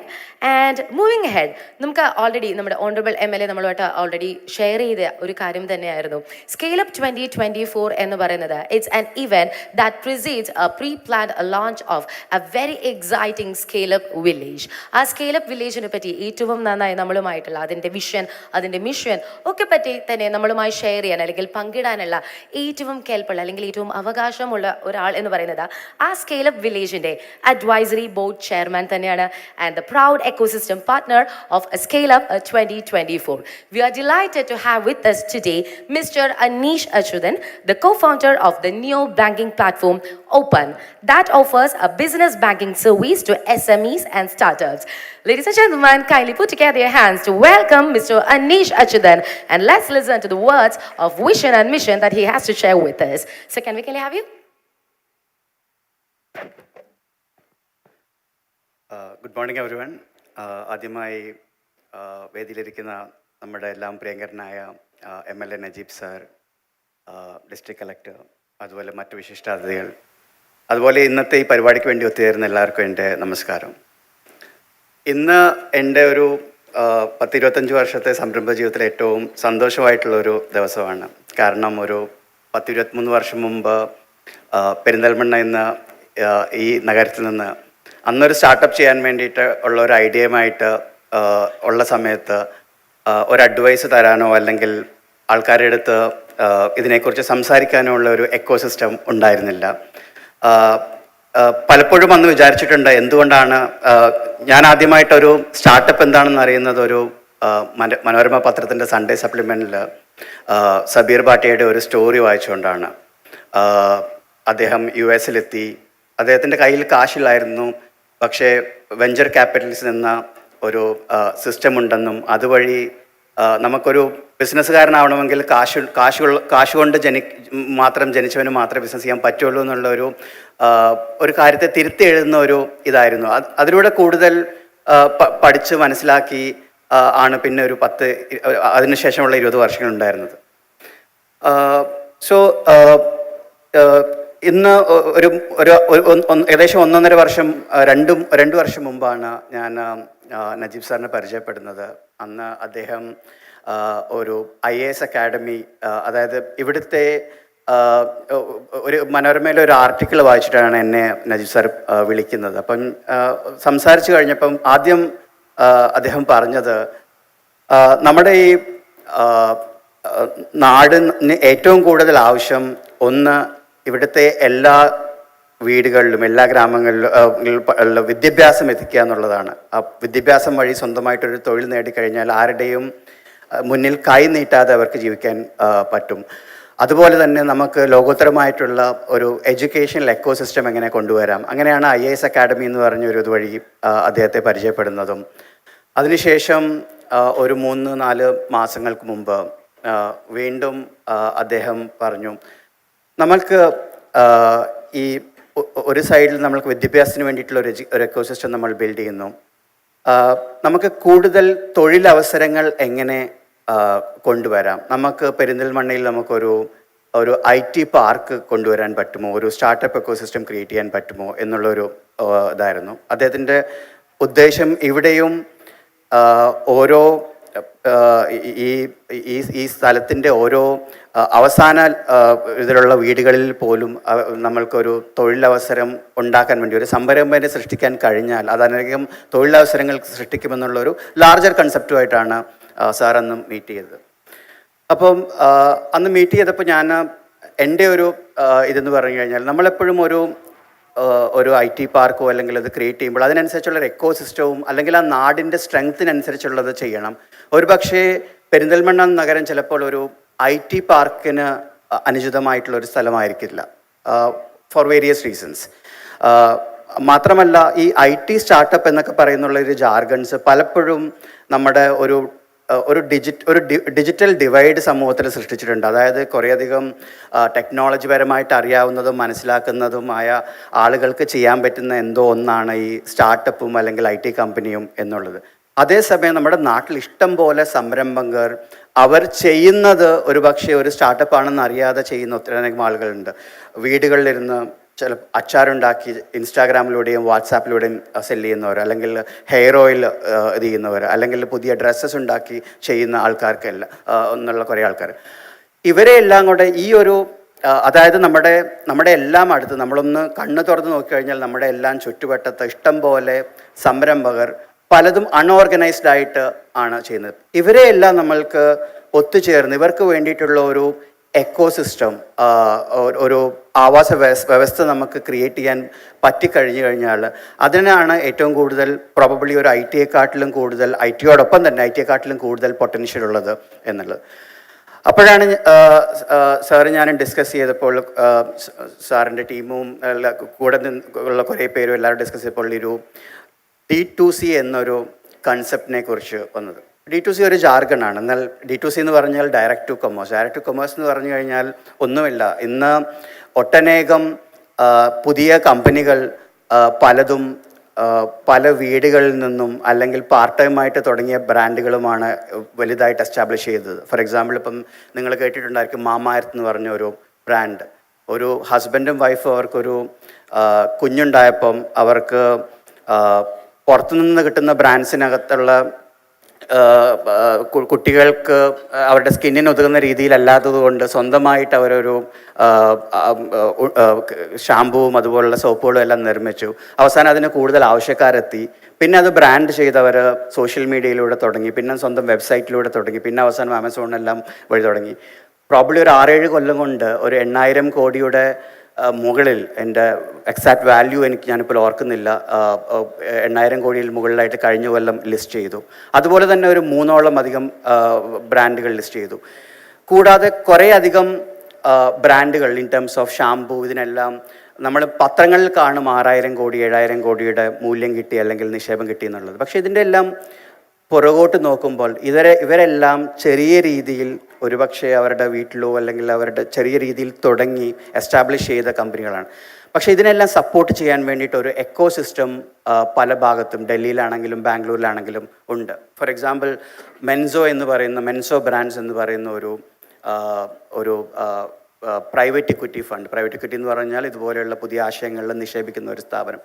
അവർ ചെയ്യുന്നത് എന്താണെന്ന് വെച്ച് കഴിഞ്ഞാൽ ഇതുപോലെ നമ്മുടെ ഏതെങ്കിലും ഒരു ചെറിയൊരു സ്ഥലത്ത് പ്രോബബിളി ഇപ്പം ഒരു ഷാമ്പു ആവട്ടെ അല്ലെങ്കിൽ ഒരു ഫാഷൻ ബ്രാൻഡ് ആവട്ടെ, അവരൊരു 10 ലക്ഷം 50 ലക്ഷം സെയിലായി കഴിയുമ്പോൾ ഇവർക്ക് ഈ ബ്രാൻഡിന് പിന്നെ സ്കെയിലപ്പ് ചെയ്യാൻ വേണ്ടിയിട്ടുള്ള കാശ് ഒരു 50 കോടി തൊട്ട് 500 കോടി വരെ നിക്ഷേപിച്ച് അവരുടെ കൂടെ പങ്കാളിത്തത്തോടു കൂടി എസ്റ്റാബ്ലിഷ് ചെയ്യുന്ന ഫണ്ട്സാണ് മെൻസ ബ്രാൻഡ്സ് പറഞ്ഞത്. അതുപോലെ തന്നെ ആമസോൺ, ഫ്ലിപ്കാർട്ട് തുടങ്ങിയ എല്ലാവർക്കും ഇതുപോലുള്ളൊരു എക്കോസിസ്റ്റത്തിനെ ഗ്രോ ചെയ്യാൻ വേണ്ടിയിട്ടുള്ള കുറേയധികം അതുണ്ട്. ഞാൻ കൂടുതൽ ടെക്നിക്കലായിട്ട് അതിലേക്ക് പോകുന്നില്ല. ഇത് പറഞ്ഞു വരുന്നതെന്ന് വെച്ച് കഴിഞ്ഞാൽ ഒട്ടനേകം സ്വന്തമായിട്ടുള്ള ഇതുപോലുള്ള ബ്രാൻഡുകൾ വലിയ രീതിയിൽ സ്കെയിലപ്പ് ചെയ്യാനുള്ള ഒരവസരം ഉണ്ട്. അത് സിറ്റികളിലുള്ള പലർക്കും ഇതിനെക്കുറിച്ചുള്ള അറിയാനുള്ള അവസരങ്ങളും അതിനു വേണ്ടിയിട്ടുള്ള എക്കോസിസ്റ്റംസും എല്ലാം ഉണ്ട്. പക്ഷേ നമ്മുടെ നാട്ടിൽ പലപ്പോഴും ഇത് വളരെ അൺഓർഗനൈസ്ഡ് ആയിട്ട് പോകുന്നു. ഒരുപക്ഷെ ഒരു അച്ചാറുണ്ടാക്കി അല്ലെങ്കിൽ ഒരു പിക്കിളുണ്ടാക്കി ബ്രാൻഡ് ചെയ്ത് വിൽക്കുന്ന ആ സംരംഭകൻ ജസ്റ്റ് ആ ഒരു വാട്സാപ്പ് കൂട്ടായ്മയിലും ഫേസ്ബുക്കിലും മാത്രം നിന്ന് ഒരു 10-500 സെയിലിലേക്ക് മാത്രമായിട്ട് ഒതുങ്ങുന്നു. എങ്ങനെ ഈ 500 എന്നുള്ളതിനെ നമുക്കൊരു 50,000-ലേക്ക് എത്തിക്കാം എന്നുള്ളതാണ് ക്വസ്റ്റ്യൻ. അപ്പോൾ ഒരു D2C അതിൻ്റെ ഏറ്റവും വലിയ ചലഞ്ച് എന്താണെന്ന് സംരംഭയുടെ അടുത്ത് ചോദിച്ചു കഴിഞ്ഞാൽ ഒന്ന് പറയും, ഓക്കെ എനിക്കിതിനെ ഗ്രോ ചെയ്യാനുള്ള ഇൻവെസ്റ്റ്മെൻ്റ് ഇല്ല, ബിക്കോസ് ഞാൻ വിറ്റ് കിട്ടുന്നതാകെ 100 കുപ്പികൾ അച്ചാറാണ് ഞാൻ വിൽക്കുന്നത്, അതിലൂടെ പ്രോഫിറ്റ് വെച്ച് ഞാൻ എങ്ങനെ ഇൻവെസ്റ്റ് ചെയ്യും. സെക്കൻഡ്ലി, എനിക്ക് ഇത് ബ്രാൻഡ് ചെയ്യാനോ മാർക്കറ്റ് ചെയ്യാനോ ഉള്ള ഇൻഫ്രാസ്ട്രക്ചറോ അല്ലെങ്കിൽ സപ്പോർട്ടോ എനിക്ക് കിട്ടുന്നില്ല. പിന്നെ അങ്ങനെയുള്ള കുറേ കാര്യങ്ങൾ. അതേസമയം ഒരു കൺസ്യൂമർ ഉപഭോക്താവിൻ്റെ ഭാഗത്തുനിന്ന് ചിന്തിക്കുമ്പോൾ ഞാനൊരു പ്രൊഡക്റ്റ് വാങ്ങുമ്പോൾ എനിക്കത് കുറച്ചുകൂടെ നല്ല പാക്കേജിങ് വേണം, നല്ല ബ്രാൻഡിങ് വേണം. ഇങ്ങനെയുള്ള പല രീതികളിലാണ് കൺസ്യൂമർ നോക്കുന്നത്. അപ്പം ഒരുപക്ഷെ നമ്മൾ ഓർഗാനിക്കായിട്ട് നല്ല ക്വാളിറ്റി കിട്ടുന്നതും ഹോം മെയ്ഡ് എന്നുള്ള പേരിൽ നമ്മുടെ സുഹൃത്തിൻ്റെ അടുത്തുനിന്നോ നമ്മുടെ സുഹൃത്തിൻ്റെ പരിചയക്കാരിൽ നിന്നോ ഒരു അച്ചാർ വാങ്ങിയെങ്കിലും അത് കുറച്ചുകൂടെ സ്കെയിലബിൾ ആവണമെന്നുണ്ടെങ്കിൽ അതിൻ്റെ പാക്കേജിങ്ങിലും അതിൻ്റെ മാർക്കറ്റിങ്ങിലും എല്ലാം ചെയ്തു കഴിഞ്ഞാൽ പറ്റുകയുള്ളൂ. പക്ഷേ ഇത് ഈ സംരംഭനെ സംബന്ധിച്ചിടത്തോളം, ഒരു സംരംഭയെ സംബന്ധിച്ചിടത്തോളം ഇതൊരു ചലഞ്ചാണ്. ഇവിടെയാണ് ഇതിനെല്ലാം കൂട്ടിയിണക്കുന്ന ഒരു എക്കോസിസ്റ്റത്തിൻ്റെ ഇമ്പോർട്ടൻസ്. അത് കാരണം അച്ചാറുണ്ടാക്കുന്ന ആൾക്ക് ചിലപ്പോൾ ഇത് എങ്ങനെ നന്നായിട്ട് മാർക്കറ്റ് ചെയ്യണം എന്ന് അറിയുന്നുണ്ടാവില്ല. അതേസമയം മേ ബി ഒരു സംരംഭകന് ചിലപ്പം ഇത് പാക്കേജിംഗ് ആയിട്ട് ചെയ്യുന്ന ഒരു ഇൻഡസ്ട്രിയിൽ ഇൻവെസ്റ്റ് ചെയ്യാൻ താല്പര്യമുള്ള ആളായിരിക്കും. അതുപോലെ തന്നെ മാർക്കറ്റിങ്ങിൻ്റെ ഒരു എക്സാമ്പിൾ എടുക്കുകയാണെങ്കിൽ നമ്മളിപ്പോൾ പലപ്പോഴും പത്രങ്ങളിലൊക്കെ വായിക്കും, പല സെലിബ്രിറ്റീസും ഓരോ ഫെയർനെസ് ക്രീംസും ബ്രാൻഡ്സും സ്റ്റാർട്ട് ചെയ്തു. നയൻതാര പുതിയ ഫെയർനെസ് ബ്രാൻഡ് സ്റ്റാർട്ട് ചെയ്തു, അല്ലെങ്കിൽ കത്രീന കൈഫ് ഒരു കോസ്മെറ്റിക് ബ്രാൻഡ് സ്റ്റാർട്ട് ചെയ്തു എന്നുള്ളതല്ല. അല്ലെങ്കിൽ പലപ്പോഴും നിങ്ങൾ കേട്ടിട്ടുണ്ടാവും, ഓക്കെ പല സെലിബ്രിറ്റീസും ഓരോ സ്റ്റാർട്ടപ്പുകൾ, ഓരോ ഇതുപോലുള്ള D2C ബ്രാൻഡുകൾ, ഞാൻ D2C എന്ന് ഉദ്ദേശിച്ചത് ഇതുപോലത്തെ ബ്രാൻഡുകൾ ഇതിലെല്ലാം ഇൻവെസ്റ്റ് ചെയ്യുന്നുള്ളത്. ഇതിൻ്റെ എല്ലാം പിന്നിൽ ഒരു സിമ്പിൾ കാര്യമാണ് നടക്കുന്നത്. ബേസിക്കലി ഒരു സെലിബ്രിറ്റിയുടെ എക്സാമ്പിൾ എടുക്കുകയാണെന്നുണ്ടെങ്കിൽ, just for example for Nayanthara, പുള്ളിക്കാരിക്ക് ഒരു പക്ഷേ മില്യൺസ് ഓഫ് ഫോളോവേഴ്സ് ഉണ്ടായിരിക്കും ഇൻസ്റ്റാഗ്രാമിലും ഫേസ്ബുക്കിലും. അതേസമയം ഈ പ്രൊഡക്റ്റ് ഉണ്ടാക്കുന്ന ഒരു സംരംഭയെ സംബന്ധിച്ചിടത്തോളം വേണ്ടത് കൂടുതൽ മാർക്കറ്റിംഗ് ആക്സസ് ആണ്. അവർ നയൻതാരയെ അപ്രോച്ച് ചെയ്യുന്നവർ പറയുന്നു, എൻ്റെ കമ്പനിയിൽ ഞാനൊരു 40% സ്റ്റേക്ക് എടുക്കാം, അല്ലെങ്കിൽ നമുക്കൊരു ജോയിൻ്റ് ആയിട്ട് പുതിയൊരു ബ്രാൻഡ് സെറ്റപ്പ് ചെയ്യാം, നിങ്ങൾ പ്രൊമോഷൻ ചെയ്താൽ മതി എന്നുള്ളത്. അതുപോലെയാണ് പല D2C ബ്രാൻഡുകളും ഇന്ന് സെലിബ്രിറ്റി ക്യാപിറ്റൽ എന്ന് പറഞ്ഞൊരു സംഭവം നടക്കുന്നുണ്ട്. നമുക്ക് നമ്മുടെ നാട്ടിൽ ഉള്ള ഇഷ്ടംപോലെ സെലിബ്രിറ്റീസ് ഉണ്ട്, ഇൻഫ്ലുവൻസേഴ്സ് ഉണ്ട്, അവരെ നമുക്കിതിലേക്ക് കൊണ്ടുവരാൻ സാധിക്കുമെന്നുള്ളത്. അതുപോലെ തന്നെ നമ്മൾ മീഡിയയുടെ കാര്യം എടുക്കുകയാണെങ്കിൽ തന്നെ നിങ്ങൾ കുറേയധികം ബ്രാൻഡുകളുടെ അഡ്വർടൈസ്മെൻറ്റ് ഇപ്പം ടൈംസ് ഓഫ് ഇന്ത്യ പോലെയുള്ള ന്യൂസ് പേപ്പറിൽ കാണുമ്പോഴത്തേക്കും ഇതിൽ ഒരു 10-12 കൊല്ലം മുമ്പ് അവർ ബ്രാൻഡ് ക്യാപിറ്റൽ എന്ന് പറഞ്ഞൊരു പുതിയൊരു വ്യവസ്ഥിതി കൊണ്ടുവന്നു. അവർ ചെയ്യുന്നത് ഇത്രയേ ഉള്ളൂ, പൊട്ടൻഷ്യലായിട്ടുള്ള സ്റ്റാർട്ടപ്പുകളിലും സ്കെയിലപ്പുകളിലും അവർ പറഞ്ഞു, ഞങ്ങൾ ഞങ്ങൾക്കൊരു 10% നിക്ഷേപം നിങ്ങളുടെ സ്റ്റാർട്ടപ്പുകളിൽ തന്നു കഴിഞ്ഞാൽ ഞങ്ങൾ ഒന്നെങ്കിൽ ഫ്രീ ആയിട്ടോ അല്ലെങ്കിൽ കുറഞ്ഞ രീതിയിലോ നിങ്ങൾക്ക് ഫ്രീ ആയിട്ട് അഡ്വർടൈസ്മെൻറ്റ് സ്പേസ് തരാം ഞങ്ങളുടെ ന്യൂസ് പേപ്പറിൽ നിന്നുള്ളത്. ഇത് രണ്ടുപേർക്കും വർക്കൗട്ട് ആവുന്ന ഒരു സമ്മതിയാണ്. കാരണം ഒരു ബ്രാൻഡിനെ സംബന്ധിച്ചിടത്തോളം അവർക്ക് ആ ന്യൂസ് പേപ്പറിനകത്ത് സൗജന്യമായിട്ട് അഡ്വർടൈസ്മെൻറ്റ് സ്പേസ് കിട്ടുന്നു, ബ്രാൻഡിന് കൂടുതൽ റീച്ച് കിട്ടുന്നു. അതുവഴി ആ ബ്രാൻഡ് ഗ്രോ ചെയ്യുന്നതോടുകൂടി ടൈംസ് ഓഫ് ഇന്ത്യയുടെ ബ്രാൻഡ് ക്യാപിറ്റലിന് ഇതിൽ നിന്നുള്ള നിക്ഷേപം തിരിച്ചു കിട്ടുന്നു ആ അഡ്വർടൈസ്മെൻറ്റിന് പകരമായിട്ട്. ഇന്ന് ഏകദേശം ഒരു 800ഓളം ബ്രാൻഡുകളിൽ ബ്രാൻഡ് ക്യാപിറ്റൽ ഇതുപോലെ നിക്ഷേപം ചെയ്തിട്ടുണ്ട്. നമുക്കിതുപോലെ ഒരു എക്കോസിസ്റ്റം ക്രിയേറ്റ് ചെയ്യുമ്പോൾ കേരളത്തിലുള്ള ഏതെങ്കിലും ഒരു ന്യൂസ് പേപ്പർ ബ്രാൻഡ്സിനെ നമുക്ക് ഇതിലേക്ക് കൊണ്ടുവരാൻ പറ്റുമെന്നുള്ളത്, അതുപോലെ സെലിബ്രിറ്റീസ് കൊണ്ടുവരും. സോ ഞാൻ പറഞ്ഞു വന്നത്, നമുക്കൊരു ഒരു ബ്രാൻഡ് സ്കെയിലപ്പ് ചെയ്യണമെങ്കിൽ നമ്മൾക്ക് നമ്മുടെ താഴെ തട്ടിലുള്ള സംരംഭകരെ എംപവർ ചെയ്യണമെന്നെങ്കിൽ അതിനുള്ള ഒരു എക്കോസിസ്റ്റം ഇമ്പോർട്ടൻ്റ് ആണ്. ഒന്ന്, അവർക്ക് പാക്കേജിങ്ങിനും മാനുഫാക്ചറിനും, അത് ഹോം മെയ്ഡ് ആയിട്ടുള്ള ഒരു സാധനം പാക്കേജിങ്ങിനും മാനുഫാക്ചറിനും വേണ്ടിയിട്ടുള്ള ഒരു സംവിധാനം ഉണ്ടാക്കുക. അതുപോലെ അവർക്ക് ഈ സാധനം ഉണ്ടാക്കുന്നവരുടെ ഉൽപ്പന്നം പുറത്തോട്ട് മാർക്കറ്റ് ചെയ്യാൻ വേണ്ടിയിട്ടുള്ള ഒരു എക്കോസിസ്റ്റം ഇൻ ടേംസ് ഓഫ് മാർക്കറ്റിങ്ങും അത് ഡിസ്ട്രിബ്യൂഷനും വേണ്ടിയിട്ടുള്ള എക്കോസിസ്റ്റം ഉണ്ടാക്കുക. അപ്പോൾ ഈ ഒരു നജീബ് സാർ ഒരു മൂന്നാല് മാസം മുമ്പ് ഞങ്ങൾ ഈ ചർച്ച നടന്നപ്പോൾ ഇതെല്ലാം കൂടെ ഒത്തു കൊണ്ടുവരുന്ന ഒരു പ്ലാറ്റ്ഫോം നമുക്ക് പെരിന്തൽമണ്ണയിലേക്ക് കൊണ്ടുവരാൻ പറ്റുമെന്ന് ചോദിച്ചു. പിന്നെ വേറൊരു കാര്യം, ഇതിലേക്ക് ഞാൻ വരുന്നതിന് മുമ്പ് എനിക്കും അധികം സമയം എടുത്ത് ബുദ്ധിമുട്ടില്ല, പക്ഷേ ഈ കാര്യങ്ങൾ എനിക്ക് തോന്നി വളരെ പ്രധാനമാണെന്ന് തോന്നുന്നുണ്ട്. ഒരു കാര്യം, ഇതിൻ്റെ എല്ലാ ഇടയ്ക്ക് നമുക്ക് സംരംഭത്തെക്കുറിച്ച് ഏറ്റവും കൂടുതൽ നെഗറ്റീവ് മൈൻഡ് സെറ്റ് ഉള്ള ഒരു, നമ്മൾ അറിഞ്ഞോ അറിയാതെയോ ഉള്ള ഒരു സൊസൈറ്റി എന്ന് ഞാൻ പറയില്ല, പക്ഷെ നമ്മൾ ജനറലി നോക്കുകയാണെന്നുണ്ടെങ്കിൽ കുറേയധികം നല്ല കാര്യങ്ങൾ സംരംഭത്തിൻ്റെ സൈഡിൽ അല്ലെങ്കിൽ എൻ്റർപ്രണർഷിപ്പിനെ സംബന്ധിച്ച് നടക്കുന്നുണ്ട്.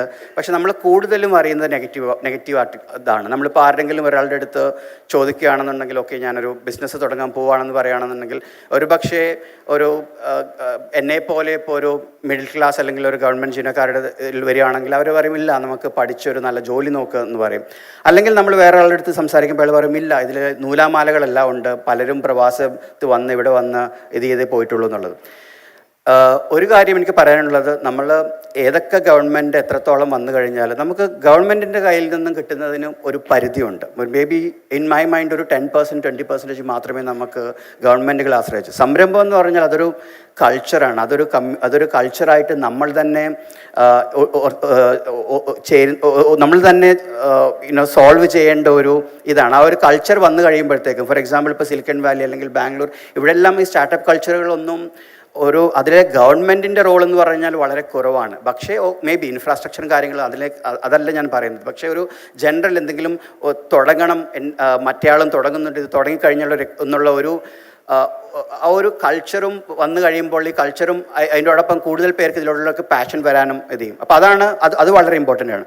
സോ നജീബ് സാർ പറഞ്ഞു, ഓക്കെ നമുക്ക് അങ്ങനെയാണെങ്കിൽ ഒരു D2C പാർക്ക് നമുക്ക് സെറ്റ് ചെയ്യാം. ഇവിടെ നമുക്കതിന് വേണ്ടിയിട്ട് ഒരു സ്ഥലം കണ്ടെത്തിയിട്ടുണ്ട്. അവിടെ നമുക്ക് ഇതുപോലുള്ള ബ്രാൻഡ്സിന് വേണ്ടിയിട്ട് നമുക്ക് മാനുഫാക്ചറിങ് കൊണ്ടുവരാം. അപ്പോൾ സാർ തന്നെ പറഞ്ഞു, ഒട്ടനേകം KSADC അല്ലെങ്കിൽ അതുപോലെയുള്ള ഗവൺമെൻറ് സ്കീമുകളിൽ നിന്നും നമുക്ക് മേ ബി ഇപ്പം മാനുഫാക്ചറിങ് ആണെങ്കിൽ അവരിലേക്കുള്ള സബ്സിഡികൾ കൊണ്ടുവരാം. അതുപോലെ നമുക്ക് ഇതിൻ്റെയുള്ള ഡിഫറെൻറ്റ് എക്കോസിസ്റ്റം പാർട്ട്നേഴ്സിനെ നമുക്ക് ഒന്നിച്ച് കൊണ്ടുവരാം എന്നുള്ളതാണ്. അപ്പം ഇതാണ് ഈ സ്കെയിലപ്പ് എന്ന് പറഞ്ഞ സ്കെയിലപ്പ് വില്ലേജ് എന്ന് പറഞ്ഞ ഈ കൺസെപ്റ്റിലൂടെ ഉദ്ദേശിക്കുന്നത്. അതിൻ്റെ ഒരു ആദ്യ പടിയായിട്ടാണ് ഈ സ്കെയിലപ്പ് ഇവൻറ്റ്. ഇവിടെ ഇതിൻ്റെ എന്താണ് ഇതുകൊണ്ട് ഉദ്ദേശിക്കുന്നത്, അല്ലെങ്കിൽ കൂടുതൽ സംരംഭകരെ ഇതിലേക്ക് കൊണ്ടുവരിക എന്നുള്ള അതുപോലെ കൂടുതൽ സക്സസ്ഫുള്ളായിട്ട് ബിസിനസ് ചെയ്ത് ബാക്കിയുള്ള ആൾക്കാരുടെ നിന്നും അതുപോലെ ഗവൺമെൻറ്റുകളുടെ സൈഡിൽ നിന്നാണെങ്കിൽ അവരുടെ എല്ലാം കൂടുതൽ ആൾക്കാർക്ക് ഇതിനെക്കുറിച്ച് അറിയുക എന്നുള്ളതാണ് ഈ ഇവൻറ്റ് കൊണ്ട് ഉദ്ദേശിക്കുന്നത്. പക്ഷേ ഇതൊരു സാധാരണഗതിയിൽ നമ്മൾ ഈ ബിസിനസ് ഇവൻറ്റുകളെല്ലാം നടക്കുമ്പോൾ എല്ലാവരും വന്ന് സംസാരിച്ച് പോവും. അതിനുശേഷം പിന്നെ വീണ്ടും ഒന്നും നടക്കില്ല. പക്ഷേ ഇവിടെ ഈ IAS അക്കാഡമി എങ്ങനെ 2-3 വർഷം മുമ്പ് എനിക്ക് ഓർമ്മയുണ്ടെന്ന് ഈ ഒരു വേദിയിൽ തന്നെയാണ് നമ്മൾ IAS അക്കാഡമിയെ കുറിച്ച് ഇങ്ങനൊരു സംഭവം തുടങ്ങുമെന്ന് പറഞ്ഞു. അത് 6 മാസത്തിനകത്ത് എക്സിക്യൂട്ട് ചെയ്ത സ്ഥലമെല്ലാം എടുത്ത്. അതുപോലെ തന്നെയാണ് ഇവിടെ ഈ സ്കെയിലപ്പ് വില്ലേജിലൂടെയും ഇത് എക്സിക്യൂട്ട് ചെയ്യാൻ ഉദ്ദേശിക്കുന്നത്. ഇവിടെ നമ്മുടെ എല്ലാവരുടെയും കൂടെ സപ്പോർട്ട് ഉണ്ടെങ്കിൽ മാത്രമേ ഇതുപോലൊരു സംരംഭം അല്ലെങ്കിൽ ഒരു ഇനിഷ്യേറ്റീവ് സക്സസ് ആവുകയുള്ളൂ. And like any other initiative, ഇതൊന്നും അത്ര എളുപ്പമല്ല. നമ്മളിത് ഇതിനിടയ്ക്ക് കുറേ തടസ്സങ്ങൾ വരും, കുറേ പരാജയങ്ങൾ വരും. അപ്പം ഇതിൽ ഒരു കമ്മ്യൂണിറ്റി ആയിട്ട്, ഒരു സംരംഭക കമ്മ്യൂണിറ്റി ആയിട്ട് നമുക്ക് ഒത്തുചേരാം. ആൻഡ് ഒത്തുചേർന്ന് കൂടാതെ ഇതിനകത്ത് നമുക്ക് ക്രിയേറ്റീവായിട്ട് തിങ്ക് ചെയ്യാൻ പറ്റുമെന്നുള്ളത്, നേരത്തെ പറഞ്ഞ പല കാര്യങ്ങളും. ഫോർ എക്സാമ്പിൾ, ഇപ്പം ഒരാൾക്ക് ഒരു ഉൽപ്പന്നം ഉണ്ടെന്നുണ്ടെങ്കിൽ വേറൊരാൾക്ക് can that person do contract manufacturing. ഇതുപോലെയുള്ള ആൾക്കാർക്ക് ഉൽപ്പന്നം പാക്കേജ് കൊടുക്കുന്ന ആൾക്ക് അതൊരു വ്യവസായമായിട്ട് അവിടെ സെറ്റപ്പ് ചെയ്യാം. ചിലപ്പോൾ വേറെ ആൾക്ക് ഇതെല്ലാം ഡിസ്ട്രിബ്യൂട്ട് ചെയ്യുന്നതിലായിരിക്കും already skill set. May be middle ഈസ്റ്റിലാണെങ്കിലും കേരളത്തിലാണെങ്കിലും ഏതെങ്കിലും ഒരു ഡിസ്ട്രിബ്യൂഷൻ ചാനൽ ഓൾറെഡി ഉണ്ടെങ്കിൽ അവർക്ക് ഇതിൻ്റെ കൂടി ഈ പ്രൊഡക്റ്റ് ഡിസ്ട്രിബ്യൂട്ട് ചെയ്യാൻ പറ്റും. അതുപോലെ നമുക്ക് മാർക്കറ്റിങ്ങിന് വേണ്ടിയിട്ട് can we bring in influencers, can we bring in celebrity capital. അതുപോലെ ഇതിലേക്ക് നിക്ഷേപം നടത്താൻ ആൾക്കാരിലേക്ക് ഇതിലേക്ക് കൊണ്ടുവരും. അങ്ങനെ ഒരു എക്കോസിസ്റ്റം വരുമ്പോഴത്തേക്കും ഇതിൽ ഒന്ന് കൂടുതൽ സംരംഭകർ വരും, കൂടുതൽ തൊഴിലവസരങ്ങൾ വരും. ജനറലി നമ്മളൊരു സക്സസ് റേറ്റ് എന്ന് പറയുന്നത്, നമ്മളൊരു 100 സംരംഭം തുടങ്ങുമ്പോൾ അതിലൊരു 20% ആയിരിക്കും ഇതുപോലെയുള്ള സ്റ്റാർട്ടപ്പുകളിലെ success rate, and less than 20%. പക്ഷേ ആ 20 സ്റ്റാർട്ടപ്പുകൾ അല്ലെങ്കിൽ ആ ബ്രാൻഡുകൾ സ്കെയിലപ്പ് ആകുമ്പോൾ അതിൽ കൊടുക്കുന്ന തൊഴിലവസരങ്ങൾ വളരെ വലുതാണ്. ഇന്നിപ്പം ഇന്ത്യയിൽ 60,000-ഓളം സ്റ്റാർട്ടപ്പുകൾ ഇന്ന് രജിസ്റ്റേർഡ് ആയിട്ടുണ്ട്. അതിൽ ഏകദേശം 110-ഓളം യൂണിക്കോൺസ്, അഥവാ 7,500-8,000 കോടിയുടെ മുകളിൽ വാല്യുവേഷനുള്ള സ്റ്റാർട്ടപ്പുകളുണ്ട്. പക്ഷേ ഇവരെല്ലാം കൂടെ ഇന്ന് തൊഴിലവസരം കൊടുക്കുന്നത് ഏകദേശം 15 ലക്ഷത്തിനും 18 ലക്ഷത്തിനും ഇടയിലാണ് 3 സിറ്റികളിൽ മാത്രം. അതേപോലെ ഇപ്പം ഈ D2C പോലെ ഇതുപോലെയുള്ള സ്കെയിലപ്പ് വില്ലേജ് പോലെയുള്ള ഒരു ഇനിഷ്യേറ്റീവിനകത്ത് നമുക്കൊരു 20% ഓഫ് ദി ബ്രാൻഡ് സക്സസ് ആകും. അത് ക്രിയേറ്റ് ചെയ്യുന്ന ഇമ്പാക്റ്റ് വളരെ വലുതാണ്. ഇനി ഏറ്റവും ലാസ്റ്റ് പോയിന്റ്, ഇതിൽ കുറേ അധികം വിദ്യാർത്ഥികളും അല്ലെങ്കിൽ ഓൺടർപ്രണർഷിപ്പിനെ ഇപ്പോൾ താല്പര്യമില്ലാത്ത ആൾക്കാരും ഉണ്ടാകും. അവർ വിചാരത്തിലുണ്ടായിരിക്കും, എനിക്ക് ബിസിനസ് ചെയ്യാൻ താല്പര്യമില്ല, ഞാൻ എന്തിന് ഇതുപോലുള്ള ഒരു കാര്യത്തെക്കുറിച്ച് കൂടുതൽ അറിയണമെന്നുള്ളത്. ഇവിടെ എനിക്ക് പറയാനുള്ള ഒരു കാര്യം, ഞാൻ 2001 ഓൺടർപ്രണർഷിപ്പിലേക്ക് കഴിഞ്ഞ കാരണം കൊണ്ട് എനിക്കൊരിക്കലും എൻ്റെ വിദ്യാഭ്യാസം കംപ്ലീറ്റ് ചെയ്യാൻ സാധിച്ചില്ല. ഒരു 10th സ്റ്റാൻഡേർഡ് ഡ്രോപ്പ് ഔട്ട് എന്നുള്ള ടാഗാണ്. അപ്പോൾ 2-3 ബിസിനസ്സുകളൊക്കെ പരാജയപ്പെട്ടപ്പോൾ വീട്ടു ചെലവുകൾ നടത്തണമല്ലോ. അപ്പോൾ എവിടെ ജോലിക്ക് അന്വേഷിക്കുന്നു. അപ്പോൾ എൻ്റെ ഏറ്റവും വലിയ എനിക്ക് ആര് ജോലി തരുമെന്നുള്ളതാണ്. അങ്ങനെ ഞാൻ പല കമ്പനികൾക്കും അവരുടെ CEOസിനും മെയിൽ അയക്കുമായിരുന്നു. അപ്പോൾ അവർ പറഞ്ഞ ഒരു കാര്യമൊക്കെ, ഇത്രയും പരാജയപ്പെട്ടെങ്കിലും ബാക്കിയുള്ള സ്റ്റാർട്ടപ്പുകളിലെല്ലാം നിങ്ങൾ ഇൻവോൾവ് ചെയ്തുകൊണ്ട്, ഞാൻ എൻ്റെ ഒരു 29ാമത്തെ വയസ്സിൽ എൻ്റെ പെയ്യു എന്ന് പറഞ്ഞൊരു കമ്പനിയുടെ ഡയറക്ടറായിട്ടായിരുന്നു എൻ്റെ ഫസ്റ്റ് ജോബ് പോസ്റ്റിംഗ്. അതൊരു ഭാഗം. സെക്കൻഡ്ലി, ഞാൻ ഇന്നും പലപ്പോഴും എൻ്റെ അടുത്ത് ആൾക്കാർ ചോദിക്കും, നമ്മളിപ്പം 600-ഓളം ആൾക്കാരാണ് ഇന്ന് ഓപ്പണിൽ ജോയിൻ ചെയ്യുന്നത്, വർക്ക് ചെയ്യുന്നത്, എന്തുകൊണ്ട് കൂടുതൽ ഫ്രഷേഴ്സിനെ എടുക്കുന്നില്ല എന്നുള്ളത്. ഞങ്ങളെ സംബന്ധിച്ചിടത്തോളം ഒരു ഫ്രഷറിനെ എടുക്കുന്നത് ബിസിനസ്സിലേക്ക് ഒരു 5-6 കൊല്ലം, കാരണം ഞങ്ങളുടെ ഒരു സ്പെഷ്യൽ സ്കിൽസ് സ്കിൽ സെറ്റ് ആവശ്യമുള്ള ഒരു ഇൻഡസ്ട്രിയാണ്. അവരെ ട്രെയിൻ ചെയ്തെടുക്കാൻ ഞങ്ങൾക്ക് ഏകദേശം 1-2 കൊല്ലം എടുക്കും.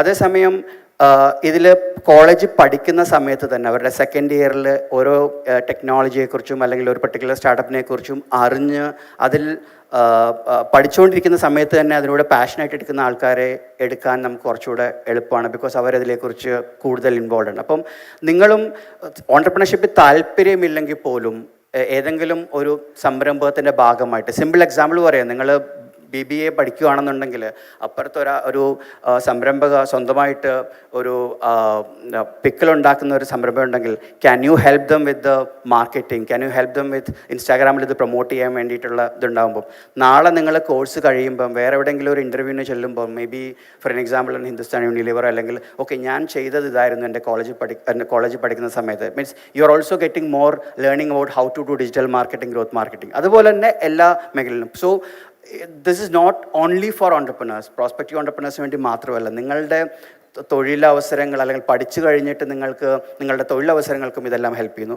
ഞാൻ പറയുന്നതിനെക്കാട്ടിലും കൂടുതൽ സമയമെടുത്തു. പക്ഷേ ഈ ഒരു ഇനിഷ്യേറ്റീവിന് വേണ്ടി നിങ്ങളുടെ എല്ലാം സപ്പോർട്ടോടുകൂടി ഉണ്ടെങ്കിൽ മാത്രമേ നമുക്കത് മുന്നോട്ട് പോകാൻ കഴിയുകയുള്ളൂ. അതുപോലെ തന്നെ ഇത്രയും ചെറിയ 3 മാസം കൊണ്ട് ഇത്രയും നല്ലൊരു ഇവൻറ്റ്, അത് സ്പീക്കേഴ്സിൻ്റെ ലൈനപ്പ് ആവട്ടെ, ഇത്രയും നന്നായിട്ട് ഓർഗനൈസ് ചെയ്ത് ഇതിൻ്റെ പുറകിൽ നടന്ന എല്ലാ വോളണ്ടിയേഴ്സിനും അതുപോലെ ഈ സ്കെയിലപ്പ് ടീമിനും ഞാൻ എൻ്റെ it's a great job. So ഇവർക്കെല്ലാം എൻ്റെ നന്ദി അറിയിക്കുന്നു. Thanks everyone.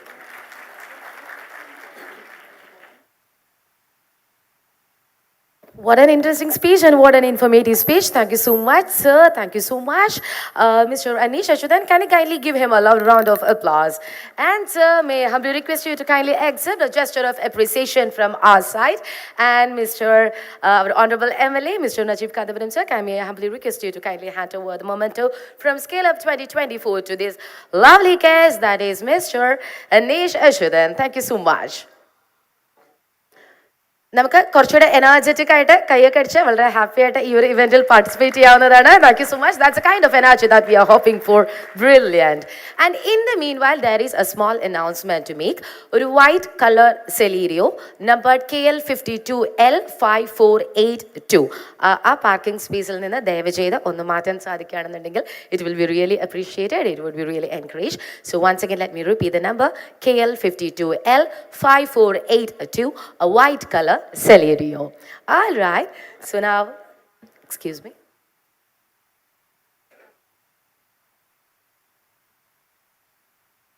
And also there is another announcement to make. നമ്മുടെ ബൂട്ട് ക്യാമ്പ് മറ്റൊരു വെന്യൂവിൽ ഓൾറെഡി കമൻസ് ചെയ്തിട്ടുണ്ട്, ഓൾറെഡി സ്റ്റാർട്ട് ചെയ്തിട്ടുണ്ട്. സോ ബൂട്ട് ക്യാമ്പിൽ അറ്റൻഡ് ചെയ്യണം എന്ന ആഗ്രഹമുള്ളവർക്ക് ആ വെന്യൂവിലേക്ക് പോകാവുന്നതാണ്. I hope like you all know where it's happening, or else our wonderful volunteers will guide you to attend the same. So yes, the boot camp is happening at another venue. And without further ado, let me invite onto the stage our esteemed chief guest, the Honorable erstwhile MP and MLA Mr. Shreyam Kumar. നമ്മുടെ മാതൃഭൂമി എന്ന് പറയുന്ന നമുക്ക് ഏവർക്കും വളരെയധികം അറിയാവുന്ന നമ്മുടെ മലയാളികളുടെ house hold നെയിമായി തന്നെ മാറിയിരിക്കുന്ന ഒരു ഡെയിലി ആണ്. സ്വാതന്ത്ര്യ സമരത്തിന്റെ ആശയങ്ങൾ പ്രചരിപ്പിക്കാൻ പിറവികൊണ്ട 1923 മുതൽ ഇന്ന് 2024 വരെ 100 വർഷങ്ങൾ പിന്നിടുമ്പോഴും കേരളത്തിലെ വമ്പിച്ച പക്ഷം പത്രവായനക്കാരുടെയും മലയാള സാഹിത്യ പ്രേമികളുടെയും ഫസ്റ്റ് ചോയ്സ് ആയ Mathrubhumi group managing director mister Shreyams കുമാറിനെ നമുക്ക് ഈ വേദിയിലേക്ക് ഏറെ സ്നേഹപൂർവ്വം ഏറെ ആദരവപൂർവ്വം ക്ഷണിക്കാം. So can we kindly have you on the stage? We are excitedly inviting your words of wisdom. Can we kindly listen to the words of wisdom that you would love to share with us?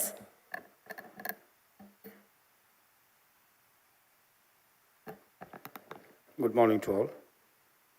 ഇന്നിവിടെ ക്ഷണിച്ചതിന് വളരെ സന്തോഷമുണ്ട്. നജീബ് വളരെ innovative ആയിട്ടുള്ള കാര്യങ്ങൾ ഇവിടെ ചെയ്യുന്നുണ്ട്. ഇപ്പം എൻ്റെ മുമ്പ് പ്രസംഗിച്ച ആൾ പറഞ്ഞ പോലെ ഇവിടെ ഒരു സ്റ്റാർട്ടപ്പ് ഹബിനുള്ള ശ്രമം നടത്തുന്നുണ്ട്. കാരണം പെരിന്തൽമണ്ണയിൽ അങ്ങനെ ചിന്തിക്കാൻ സാധിക്കില്ല. പക്ഷേ ഒരു ഇമാജിനേറ്റീവ് ആയിട്ടുള്ള ലീഡർഷിപ്പ് ഉണ്ടെങ്കിൽ പല കാര്യങ്ങളും സാധിക്കും. അത് പണ്ട് കെന്നഡിനോട് ആരോ ചോദിച്ചു വൈ, അദ്ദേഹം പറഞ്ഞ മറുപടി വൈ നോട്ട് എന്നുള്ളതാണ്. അതാണ് നജീബിൻ്റെ ഒരു രീതി എന്ന് ഞാൻ മനസ്സിലാക്കുന്നു. എന്നെ ഇവിടെ വിളിച്ചത് എന്നോടുള്ള സ്നേഹം കൊണ്ട് മാത്രമാണ്, ഞാൻ പ്രസംഗനായതുകൊണ്ടല്ല. എന്നോട് പറഞ്ഞ disruption of technology in media. First of all let me confuse that sitting with the young entrepreneurs and people who have started the startup successfully, I'll be an outdated person because I run traditional business. So, എങ്ങനെയാണ് technology മീഡിയനെ disrupt ചെയ്തതെന്നുള്ളതാണ് എന്നെ സംസാരിക്കാൻ പറഞ്ഞിട്ടുള്ളത്. അപ്പോൾ ഞങ്ങളൊരു 100 വർഷം പിന്നിട്ട കമ്പനിയാണ്. പണ്ടൊക്കെ ന്യൂസ് പേപ്പർ ഉണ്ടായിരുന്നു, റേഡിയോ വാസ് ദെയർ ലിമിറ്റഡ് ആയിട്ട്. പിന്നീട് ടെലിവിഷൻ വന്നു. ഈ പക്ഷേ നിങ്ങൾക്കറിയാം, പിന്നീട് FM റേഡിയോ വന്നു. 90കളുടെ അവസാനത്തിൽ ഡിജിറ്റൽ ഇവിടെ പ്രചരണം ആരംഭിച്ചു. 98 തന്നെ ഞങ്ങൾ മാതൃഭൂമി.com തുടങ്ങിയിരുന്നു. അപ്പം ഞാൻ എൻ്റെ സ്ഥാപനത്തിൽ വരുമ്പം ഇത്തരത്തിലുള്ള ചാലഞ്ചസ് അന്നുണ്ടായിരുന്നില്ല. അന്നും ഡിസ്ട്രപ്ഷൻ ഉണ്ടായിരുന്നു. That was more to do with how do you internally scale up and which will help you in growth. But പണ്ടുള്ള ടെക്നോളജി മാറിക്കൊണ്ടിരുന്നു. ആ ടെക്നോളജി അഡോപ്റ്റ് ചെയ്യണം. പണ്ട് ലെറ്റർ പ്രസ്സിൽ നിന്ന് ഇവോൾവ് ചെയ്ത് ഇപ്പം പുതിയ ലെവലിലേക്ക് എത്തി നിൽക്കുകയാണ്. അതിനെക്കുറിച്ച് ഞാൻ കൂടുതൽ പറയാൻ ആഗ്രഹിക്കുന്നില്ല. സോ അതിലും ഈ ടെക്നോളജിയുടെ ഡിസ്ട്രപ്ഷൻ ഇൻഡസ്ട്രീൻ്റെ ഉള്ളിൽ ഉണ്ടായിട്ടുണ്ട്. മോഡേൺ പ്രിൻറ്റിങ് പ്രസ്സസ്, പിന്നെ അതുപോലെ അതിൽ കുറേ പ്രോസസ്സ് ഉണ്ട് which will be boring for you. അപ്പോൾ അത് ഇവോൾവ് ചെയ്ത് വന്ന് ആ ടെക്നോളജി അഡോപ്റ്റ് ചെയ്ത് നവീകരിച്ചപ്പോൾ പിന്നെയാണ് ഇപ്പം ഈ ഡിജിറ്റൽ എക്സ്പ്ലോഷൻ വന്നിട്ടുള്ളത്. അതിൻ്റെ ഡിസ്ട്രപ്ഷൻ എന്ന് പറയുന്നത് നമുക്ക് കുറച്ച് വാക്കുകൾ കൊണ്ട് പറഞ്ഞു തീർക്കാൻ പറ്റുന്ന ഒന്നല്ല. ഇപ്പം മീഡിയ കൺസംഷൻ തന്നെ മാറിക്കൊണ്ടിരിക്കുകയാണ്.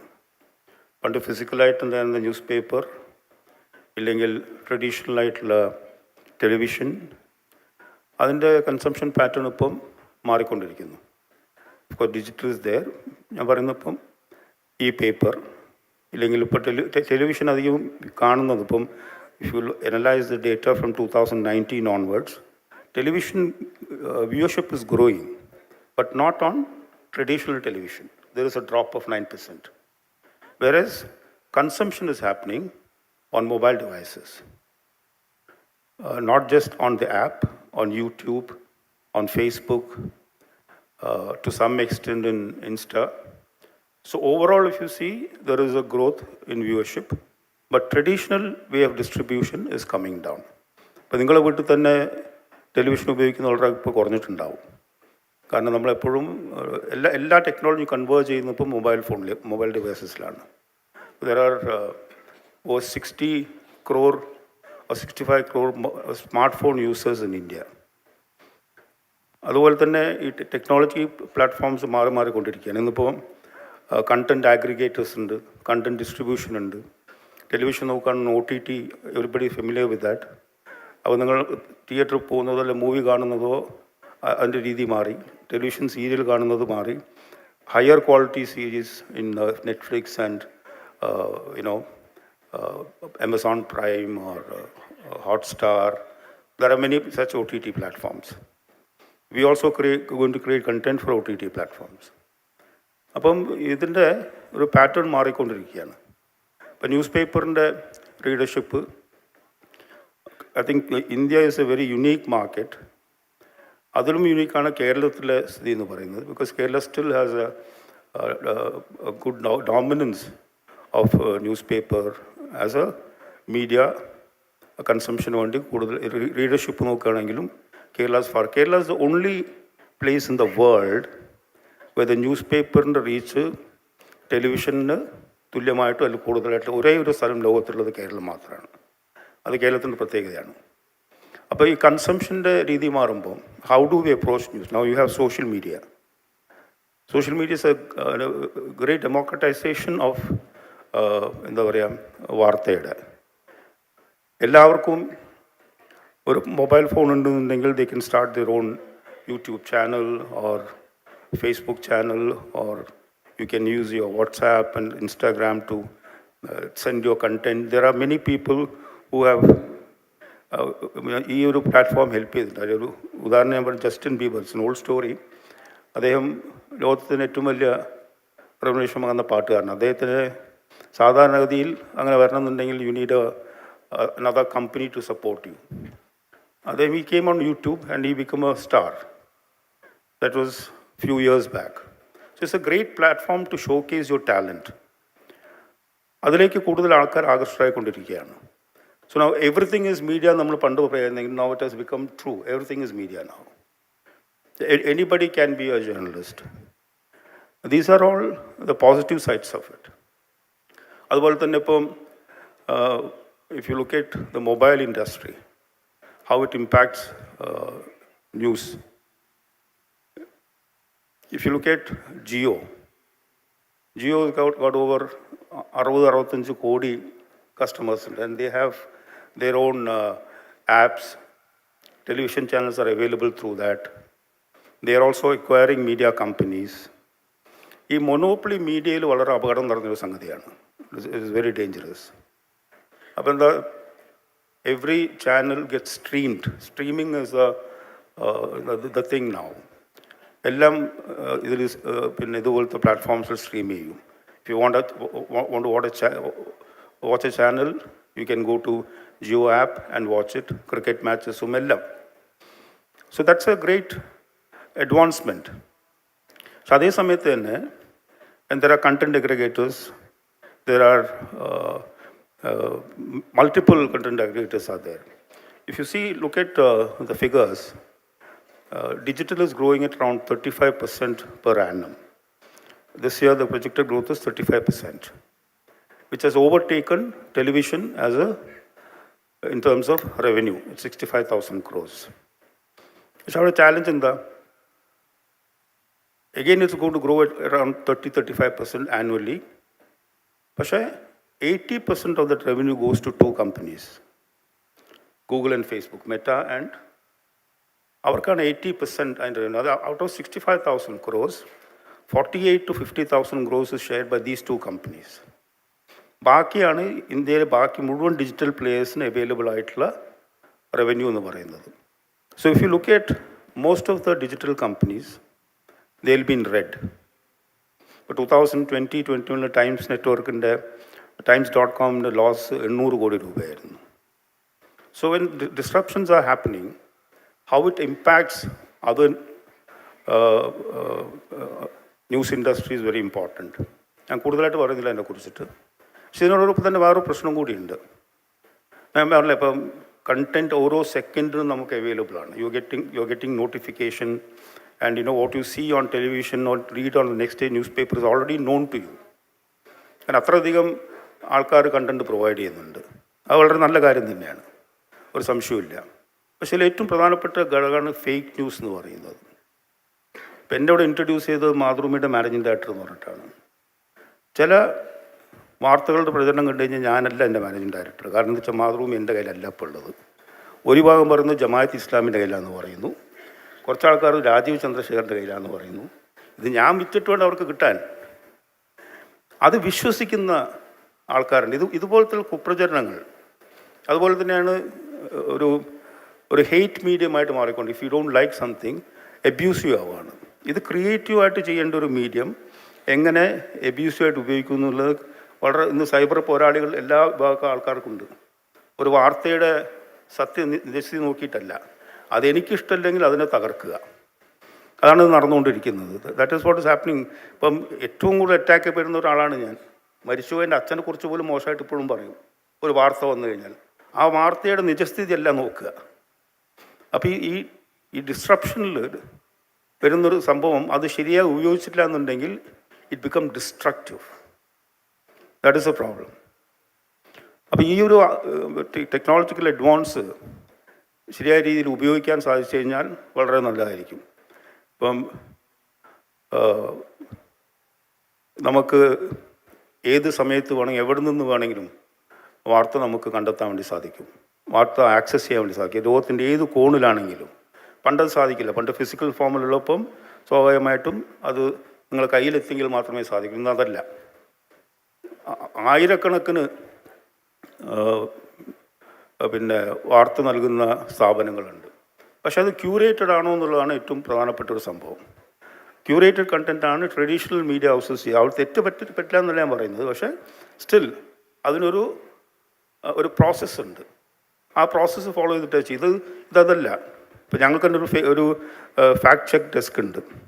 അതിലൊക്കെ വരുന്ന അവർ കണ്ടുപിടിക്കുന്ന വ്യാജ വാർത്തകളെക്കുറിച്ചൊക്കെ അറിഞ്ഞു കഴിഞ്ഞാൽ നിങ്ങൾ ഞെട്ടിപ്പോവും.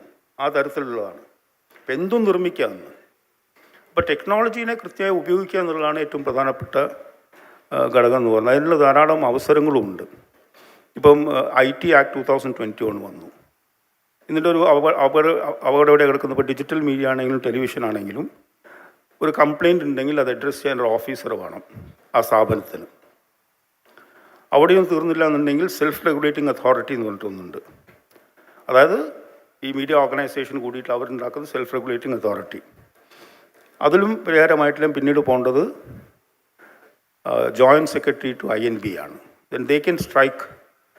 അവർക്ക് ഏതൊരു ഡിജിറ്റൽ പ്ലാറ്റ്ഫോമും അതുപോലെ ടെലിവിഷനോ അവർക്ക് നിർത്തിക്കാൻ വേണ്ടി സാധിക്കും. അങ്ങനെ വരുമ്പോഴാണ് ഈ മോണോപ്പൊളി വരുമ്പം ജനങ്ങൾക്ക് വാർത്ത എത്തിക്കുക എന്നുള്ള ദൗത്യം നിർവഹിക്കുന്ന അതിൽ നിന്ന് മാറി ഏതെങ്കിലും ഒന്നോ രണ്ടോ സ്ഥാപനങ്ങൾ പറയുന്ന വാർത്തകൾ മാത്രം ജനങ്ങളിൽ എത്തുന്ന രീതിയിലേക്ക് വന്നുകൊണ്ടിരിക്കുകയാണ്. അപ്പോൾ ആ രീതിയിലുള്ള മാറ്റങ്ങൾ ഇവിടെ നടക്കുകയാണ്. അതുപോലെ തന്നെ ഇവിടെ IAS അക്കാഡമി ഉണ്ട്, എഡ്യൂക്കേഷൻ. നമ്മൾ ഹയർ എഡ്യൂക്കേഷൻ റീലുക്ക് ചെയ്യേണ്ട സമയം അതിക്രമിച്ചിട്ടുണ്ട്. റീലുക്ക് ചെയ്യേണ്ട സമയം അതിക്രമിച്ചിട്ടുണ്ട്. ഒരു തൊഴിൽദാതാവ് എനിക്കറിയാം, ഒരു MA ജേർണലിസം പഠിച്ചു വന്ന കുട്ടിക്ക് 99% ആൾക്കാർക്കും അറിയില്ല കാര്യങ്ങൾ. കോമൺ സെൻസ് ഇല്ല, ജനറൽ നോളജ് ഇല്ല. അതുപോലെ തന്നെ എഞ്ചിനീയറിങ്, ഇന്ന് എഞ്ചിനീയറിങ് കോളേജ് ഇങ്ങനെ യഥേഷ്ടം കിടക്കുകയാണ്. എനിക്ക് കുറേ RJSും ക്ലറിക്കൽ സ്റ്റാഫൊക്കെ എഞ്ചിനീയേഴ്സ് ആയിട്ടുണ്ട്. കാരണം അവർക്ക് എഞ്ചിനീയറിങ് അറിയില്ല, പഠിച്ചു എന്ന് മാത്രമേ ഉള്ളൂ. ഇവിടെ പറഞ്ഞു ഇദ്ദേഹം 10ാം ക്ലാസ് ഡ്രോപ്പ് ഔട്ടാണ്. ഞാനും കോളേജ് ഡ്രോപ്പ് ഔട്ടാണ്. പ്രീ ഡിഗ്രി കഴിഞ്ഞപ്പോൾ എനിക്ക് തോന്നുന്നു ഞാനിപ്പോൾ എന്തിനാണ് അക്കൗണ്ടൻസിയൊക്കെ പഠിക്കുന്നത്, അത് ചെയ്യാൻ വേറെ ആളെ നിയമിച്ചാൽ പോരെ, why should I do it. So I am also college drop out. പിന്നെ പഠിച്ച ഒരു ഡിഗ്രി ഒക്കെ എടുത്ത് വെറുതെ പേരിന് വേണ്ടിയിട്ട് അവസാനം ചേർക്കാൻ വേണ്ടി, അതിൻ്റെ കാര്യമൊന്നുമില്ല. അപ്പോൾ എഡ്യൂക്കേഷൻ എന്താ, അന്നൊരു ദിവസം ശശി തരൂരിൻ്റെ ഒരു സ്പീച്ച് ഞാൻ കേൾക്കായിരുന്നു. അദ്ദേഹം പറഞ്ഞത് ഓക്സ്ഫോർഡ് സർവകലാശാലയുടെ കീഴിലുള്ള ഒരു സർവകലാശാല നടത്തിയ പഠനത്തിൽ പറയുന്നത് 2030 ആകുമ്പോഴേക്കും ലോകത്ത് ലഭ്യമാവുന്ന ജോലിയുടെ 30% എന്തായിരിക്കും നമ്മൾക്ക് പറയാൻ സാധിക്കില്ല എന്നാണ്. അതായത് 30% of the jobs is going to be generated. We do not know what kind of job is that. അതറിയാതെയാണ് നമ്മൾ പഠിപ്പിക്കുന്നത്. അപ്പോൾ കുട്ടികളുടെ മനസ്സിൽ ഇതിങ്ങനെ തള്ളിക്കയറ്റിയിട്ട് കാര്യമില്ല, ആ മനസ്സിനെ പാകപ്പെടുത്തുക വേണ്ടത്. It's forming the mind, not filling the mind. ആ രീതിയിലാണ് നമ്മളുടെ ഇത് സിസ്റ്റം പോയിക്കൊണ്ടിരുന്നത്. ഇപ്പം നമ്മൾ വലിയ ഊറ്റം കൊള്ളുന്നു, നമ്മൾ എന്താ പറയുക, വിദ്യാഭ്യാസ മേഖല ഉന്നതിയിൽ നിൽക്കുന്നു എന്നുള്ളത്. പക്ഷേ അത് യൂസബിളാണോ, ഈ വരുന്ന ആൾക്കാർ എംപ്ലോയബിളാണോ, എംപ്ലോയബിലിറ്റി പോസിബിളാണോ, സ്കിൽ സെറ്റ്സ് എങ്ങനെ ഡെവലപ്പ് ചെയ്യുന്നു. ഇപ്പം ഇന്ന് പഠിത്തം എന്ന് പറഞ്ഞു കഴിഞ്ഞാൽ വരും A+ വാങ്ങുക, എല്ലാ സ്കൂളുകൾക്കും 100% A+, അത് വലിയ വാർത്തയായി, കുട്ടികൾക്ക് സന്തോഷം, പേരൻസിന് സന്തോഷം, സ്കൂൾ അധികൃതർക്ക് സന്തോഷമായി. പക്ഷെ അവരെന്താ പഠിക്കുന്നത്, വരും സിലബസാണ്. സിലബസ് അല്ല പഠനം എന്ന് പറയുന്നത്. It is much beyond that. Mark Twain പറഞ്ഞിട്ട് I never allow my schooling to intervene with my education. Education എന്ന് പറയുന്നത് നമ്മൾ ഈ പറഞ്ഞ പോലെ യു ഹാവ് ടു എന്താ മൈൻഡിനെ പാകപ്പെടുത്തിയെടുക്കണം. നമ്മൾ മുമ്പിൽ വരുന്ന റിയൽ ലൈഫ് സിറ്റുവേഷൻ എങ്ങനെ നേരിടാം. കുറച്ച് വർഷങ്ങൾക്ക് മുമ്പ് ഗോൾഡ്മാൻ സാക്സ് നടത്തിയൊരു പഠനത്തിൽ ലോകത്തിലെ മാനേജ്മെൻറ്റ് സ്റ്റുഡൻസിൽ 10ൽ 7 ആൾക്കാർക്കും റിയൽ ലൈഫ് സിറ്റുവേഷൻ ഫേസ് ചെയ്യാൻ വേണ്ടി സാധിക്കില്ല. അപ്പം നിങ്ങൾ ഈ എഡ്യൂക്കേഷൻ മേഖലയിലെല്ലാം പ്രവർത്തിക്കുമ്പം നജീബ്, എനിക്ക് പറയാനുള്ളത് ഇത് you have to keep this in mind. So എന്തെങ്കിലും പേർപ്പസ് വേണം. അതായത് പഠനം എന്ന് വെച്ചാൽ സ്കൂളിൽ അവസാനിക്കുന്നൊന്നുമല്ല, മറിച്ച് നമ്മൾ ലോകത്ത് നടക്കുന്ന കാര്യങ്ങൾ അറിയാൻ വേണ്ടിയിട്ടുള്ള അതിനുള്ള സൗകര്യങ്ങളുണ്ട്. നമ്മളൊന്നും പഠിക്കുന്ന കാലത്ത് അതൊന്നും ഇല്ല. ഇപ്പോഴത്തെ ജനറേഷൻ ലക്കിയാണ്, but you have to use it. ഇനി കൂടുതലായിട്ടും സംസാരിക്കുന്നില്ല. ഇപ്പോൾ മീഡിയയിലെ ഡിസ്ട്രപ്ഷൻ, അതിൻ്റെ നടുവിൽ നിൽക്കുന്ന ഒരാളാണ് ഞാൻ. It is not easy to combat. കാരണം എന്താ വെച്ചാൽ ഓരോ ദിവസവും മാറിക്കൊണ്ടിരിക്കുകയാണ്. You can predict what is going to happen tomorrow. So you are living the day. നാളെ എന്ത് സംഭവിക്കുന്നു അല്ലെങ്കിൽ അടുത്ത ആഴ്ച എന്ത് സംഭവിക്കുന്നു പറയാൻ സാധിക്കില്ല. സോ അതുകൊണ്ട് പറഞ്ഞു, when you gear up the organisation you to gear in such a way that ആ ഒരു സിറ്റുവേഷൻ വരുമ്പം എങ്ങനെ റിയാക്ട് ചെയ്യുന്നുള്ള രീതിയിൽ നമ്മൾ ആൾക്കാരെ മാറ്റിയിട്ടില്ല എന്നുണ്ടെങ്കിൽ technology is going to keep on advancing. ഇപ്പോൾ AI വന്നു. AI വന്നത് ഒരാൾക്ക് ആർട്ടിക്കിൾ എഴുതുന്നുണ്ടെങ്കിൽ റിസർച്ച് ഒന്നും വേണ്ട, സബ്ജക്റ്റ് പറഞ്ഞു കൊടുത്തു കഴിഞ്ഞാൽ കിട്ടും. അതുപോലെ തന്നെ ഇപ്പം പല റിസർച്ചും AI മുഖാന്തരം നടക്കുന്നുണ്ട്. It's a great tool, but should you submit yourself to it or use it properly. നമ്മളുടെ ചിന്താശക്തിയും നമ്മളുടെ ബുദ്ധിയും അതിനുവേണ്ടി അടിയറ വെക്കണോ? മൊബൈൽ ഫോൺ വന്നാൽ ഒറ്റയാൾക്ക് ഫോൺ നമ്പർ ഓർമ്മ, സ്വന്തം ഭാര്യയുടെ ഫോൺ നമ്പർ ഓർമ്മ ഉണ്ടാവില്ല. സോ നമ്മളുടെ മെമ്മറി ഷ്രിങ്ക് ചെയ്യാണ്. അപ്പോൾ ഇതിനൊക്കെ ക്രിയേറ്റീവായിട്ട് യൂസ് ചെയ്യുക എന്നുള്ളതാണ്. AI കൊണ്ട് ചെയ്യാൻ പറ്റുന്ന എന്തെല്ലാം കാര്യങ്ങളുണ്ട്. പക്ഷേ that will also has another impact. എത്ര ജോബ് ലോസ് വരുമെന്ന് പറയാൻ സാധിക്കില്ല. ഇന്നിപ്പം ന്യൂസ് പേപ്പറിൽ എടുക്കുകയാണെങ്കിൽ ഇപ്പോൾ ലോക്കൽ വാർത്തകൾ അതെല്ലാം ക്രിയേറ്റ് ചെയ്യാൻ AI ഉപയോഗിക്കാം. അതുകൊണ്ട് സബ് എഡിറ്റേഴ്സിൻ്റെയോ ഇല്ലെങ്കിൽ പിന്നെ ഒരു പക്ഷേ റിപ്പോർട്ടേഴ്സിൻ്റെ ആവശ്യം വരില്ല. പക്ഷേ there is a copyright issue. അതിപ്പം they are many countries are fighting it out. ഇപ്പോൾ യൂറോപ്പിൽ they bought a new rule ഒരു ബിസിനസ്സിലൊരു പാരിറ്റി, ഞാൻ നേരത്തെ പറഞ്ഞ പോലെ 80% is taken by 2 companies. Are they sharing ഞങ്ങളെ കണ്ടൻറ് എടുത്ത് അത് മോണിറ്റൈസ് ചെയ്തിട്ട് അതിൻ്റെ ഷെയർ നമുക്ക് തരുന്നുണ്ടോ? So we are also fighting in CCI about ഒരു ഫെയർ പ്ലേ ഇൻ ബിസിനസ്. ഇപ്പോൾ കോപ്പിറൈറ്റ് ഇഷ്യൂസ് വരും. അപ്പോൾ ഇതൊരു ഈ ഇൻഫർമേഷനൊക്കെ ഗ്യാദർ ചെയ്തിട്ട് AI ടൂൾ ഉപയോഗിച്ചുകൊണ്ട് നമുക്ക് അതിൻ്റെ കാര്യങ്ങൾ പറഞ്ഞു തരികയാണ്. അത് ഉപയോഗിക്കണം. പക്ഷേ അതിന് ഇപ്പോൾ എനിക്കൊരു ആർട്ടിക്കിൾ എഴുതണമെന്നുണ്ടെങ്കിൽ ഞാൻ റിസർച്ച് ചെയ്യാതെ വായിക്കാതെ AI ഉപയോഗിച്ച് എഴുതി കഴിഞ്ഞാൽ അതിൽ എൻ്റെ my soul is not there in that article. Okay, I can create. എന്നോടൊരു ആൾ പറയായിരുന്നു, അദ്ദേഹത്തിൻ്റെ മകൻ ഒരു എസ്സേ എഴുതാൻ പറഞ്ഞു സ്കൂളിൽ. അപ്പോൾ എസ്സേ എഴുതിയപ്പം അത് കൊണ്ടുപോയി സബ്മിറ്റ് ചെയ്തു. ഭയങ്കര എസ്സേ ആയിരുന്നു. പക്ഷേ ടീച്ചർ സമ്മതിച്ചില്ല, തോൽപ്പിച്ചു. കാരണം വെച്ചാൽ അയാളുടെ കപ്പാസിറ്റി എന്താണെന്ന് ടീച്ചർക്ക് അറിയാം. അതിനേക്കാളും ഗംഭീരമായ ഒരു എസ്സേയാണ് എഴുതി കൊണ്ടുവന്നത്. അത് രണ്ടാമതും ചെയ്യാൻ വേണ്ടി പറഞ്ഞപ്പം അദ്ദേഹത്തിൻ്റെ ലിമിറ്റേഷൻ, അത് AI ഉപയോഗിച്ചുകൊണ്ട് അദ്ദേഹത്തിൻ്റെ ലിമിറ്റേഷൻ വെച്ചുകൊണ്ട് ഇന്നെന്ന രീതിയിലാണ് വേണ്ടതെന്ന് പറഞ്ഞു. അത് ഒന്ന് പാസ്സായി. അപ്പോൾ ആ കുട്ടി എന്താ പഠിക്കുന്നത്? അപ്പോൾ നമ്മളെ മുമ്പിലുള്ള ടെക്നോളജി മുഴുവൻ നമ്മൾ യൂസ് ചെയ്യണം. യൂസ് ചെയ്യുമ്പോൾ തന്നെ ഏറ്റവും വലിയ നമ്മളെ കപ്പാസിറ്റി നമ്മുടെ ബ്രെയിനാണ്. അതിനെ ഇല്ലാതെ ആക്കുന്ന രീതിയിൽ ടെക്നോളജിക്ക് അടിമപ്പെടാൻ പാടില്ലാന്ന് എനിക്ക് പറയാനുള്ളൂ. ഏതായാലും എന്നെ ഇവിടെ വിളിച്ചതിന് വളരെ നന്ദി. എൻ്റെ വാക്കുകൾക്ക് ശ്രമിച്ച എല്ലാവർക്കും നന്ദി പറഞ്ഞുകൊണ്ട് ഞാൻ നിർത്തുന്നു. നമസ്കാരം. Thanks a lot, sir. Thank you so much. That was quite a thought-provoking speech, of course. And may I humbly, politely request you to kindly accept our offering on the themes of appreciation, love, and respect from the side of ScaleUp 2024. And dear Najib, sir, may I humbly request you to kindly hand over the same to our wonderful guest. Can we kindly hand over? Yes, thank you so much. And once again, Dr. Shyam, sir, can you kindly come over and accept a love and appreciation, please, from Mr. Najib Khandabram, sir. Thank you.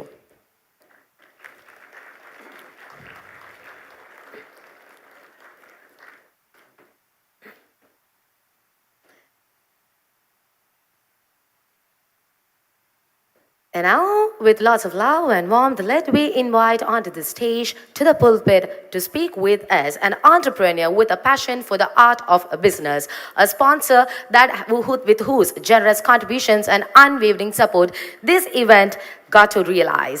Let's invite onto the stage to talk with us the co-founder of the Tara Trading Company.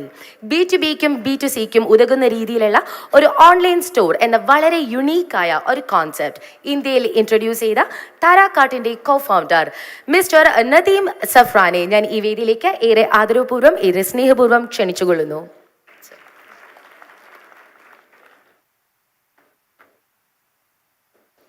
Hi, good morning all. Myself Nadeem Safran Kangat, founder and CEO of Taragat. ഒരുപാട് സന്തോഷമുണ്ട്. കാരണം ഇന്ന് ഈ വേദിയിലിരിക്കുന്ന എന്നെ inspire ചെയ്ത വ്യക്തികളെ കൂടെ ഇന്ന് സമയം ചെലവഴിക്കാൻ സാധിച്ചതിൽ, അതുപോലെ തന്നെ മറ്റു എൻ്റർപ്രണേഴ്സ് ആവാൻ പോകുന്നവരുമായി ഇന്ന് ഈ കാര്യങ്ങൾ സംസാരിക്കാൻ സാധിച്ചതിൽ അതിലേറെ സന്തോഷം. ബേസിക്കലി ഈ ഒരു സ്കെയിലപ്പ് എന്ന ഇവൻറ്റിനെ കുറിച്ച് ആദ്യമായിട്ട് നജീബ് ഞങ്ങളോട് ഡിസ്കസ് ചെയ്തപ്പോൾ തന്നെ ഈ ഒരു എക്കോസിസ്റ്റത്തിൻ്റെ ഭാഗമായിട്ട് തീർച്ചയായിട്ടും ഇനിയുള്ള ജേണിയിൽ ഞങ്ങൾ കൂടെ ഉണ്ടാവുമെന്ന് അപ്പോഴേ ഞങ്ങൾ ഉറപ്പിച്ചൊരു കാര്യമായിരുന്നു. കാരണം അതിൻ്റെ ഒരു വിഷനും വുമൺ എൻ്റർപ്രണേഴ്സിനെയും യൂത്ത് എൻ്റർപ്രണേഴ്സിനെയും ഒക്കെ സ്കെയിലപ്പ് ചെയ്യുക എന്നൊരു ആശയം ഞങ്ങളോട് ചർച്ച ചെയ്തപ്പോൾ തീർച്ചയായിട്ടും തുടർന്നുള്ള ജേണിയിൽ ഞങ്ങൾ കൂടെ ഉണ്ടാവും എന്ന് അപ്പോൾ തന്നെ പറഞ്ഞിരുന്നു. ബേസിക്കലി ഞാനൊരു പെരിന്തൽമണ്ണക്കാരനാണ്. ചെറുപ്പം മുതലേ ബിസിനസ്സിൽ ആണ് ഞങ്ങൾ ചെയ്യുന്നത്. എൻ്റെ father mister Ummer Konkath around 40 years ആയിട്ട് FMCG ബിസിനസ്സാണ് ചെയ്യുന്നത്. അതിൽ മെയിൻലി ഇമ്പോർട്ടിങ്ങും ട്രേഡിങ്ങും മാനുഫാക്ചറിങ്ങും മേഖലകളിലാണ് ഞങ്ങൾ ബിസിനസ് ചെയ്യുന്നത്. ഞങ്ങളെ ഗ്രൂപ്പിൻ്റെ പേര് താര ഗ്രൂപ്പാണ്. നിങ്ങൾക്ക് എല്ലാവർക്കും അറിയുന്ന ഒരു ബ്രാൻഡാണ് ഇൻഡോമി നൂഡിൽസ്.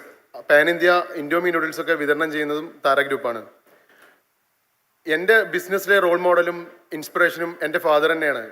കാരണം ചെറുപ്പത്തിലെ ബിസിനസ്സിൻ്റെ ഓരോ കോർ വാല്യൂസും എത്തിക്സും എങ്ങനെ മെയിൻറ്റെയിൻ ചെയ്യണം എന്നുള്ളതും എങ്ങനെയൊക്കെ ആയിരിക്കണം ഒരു ബിസിനസ് ഓണർ വളരേണ്ടത് എന്നുള്ളതും ചെറുപ്പം മുതലേ ഞങ്ങൾ പഠിപ്പിച്ചിരുന്നു. അതുകൊണ്ട് തന്നെ സെൽഫായിട്ടൊരു ഇൻഡിപെൻഡൻറ്റ് ബിസിനസ് ഓണറായി വളരാൻ ഞങ്ങൾക്ക് സാധിച്ചിട്ടുണ്ട്. അങ്ങനെ ഞാൻ ബിസിനസ് ഓഫ്ലൈൻ ട്രഡീഷണൽ ബിസിനസ് ഞങ്ങൾ നടത്തിക്കൊണ്ടിരിക്കുമ്പോഴാണ് ഒരു 8 വർഷങ്ങൾക്ക് മുന്നേ ഞാൻ ഞങ്ങളെ ബിസിനസ്സിനെ ഒന്ന് മോഡേണൈസ് ചെയ്തുകൊണ്ട് ഓൺലൈനിലേക്ക് കൊണ്ടുവരാൻ ശ്രമിച്ചത്. പക്ഷെ അന്ന് എനിക്ക് കുറേ സംശയങ്ങളുണ്ടായിരുന്നു. കാരണം എങ്ങനെയാണ് എൻ്റെ ഒരു ബിസിനസ് ഞാൻ ഓഫ്ലൈനിൽ നിന്നും ഓൺലൈനിലേക്ക് കൊണ്ടുവരാന്നുള്ളത്. അതിനെക്കുറിച്ച് എനിക്ക് അറിയുന്ന ആളുകളോടൊക്കെ ഞാൻ ഡിസ്കസ് ചെയ്യുമ്പോഴും എനിക്ക് അതിനെക്കുറിച്ചൊരു വ്യക്തമായൊരു ധാരണ ഒന്നും അന്ന് കിട്ടിയിരുന്നില്ല.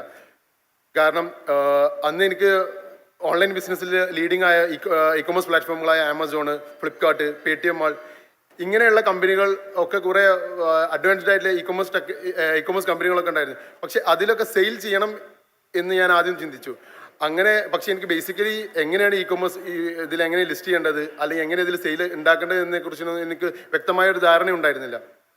അങ്ങനെ ഞാൻ അറിയുന്ന കുറേ ആളുകളുമായിട്ട് ഞാൻ ഡിസ്കസ് ചെയ്തു. പക്ഷേ അവിടെ നിന്നും എനിക്ക് വ്യക്തമായിട്ടുള്ള ഇതിനുള്ള ആൻസർ കിട്ടിയില്ല. അങ്ങനെ ഞാൻ ആമസോണിൽ സ്ഥിരമായിട്ടൊരു സാധനങ്ങൾ മേടിക്കുന്ന ഒരാളായിരുന്നു. അങ്ങനെ എനിക്ക് പ്രൊഡക്റ്റ് എത്തിച്ചെന്ന ഡെലിവറി ബോയിനോട് ഞാൻ ചോദിച്ചു എവിടുന്നാണ് ഈ സാധനങ്ങളൊക്കെ വരുന്നതെന്നില്ല.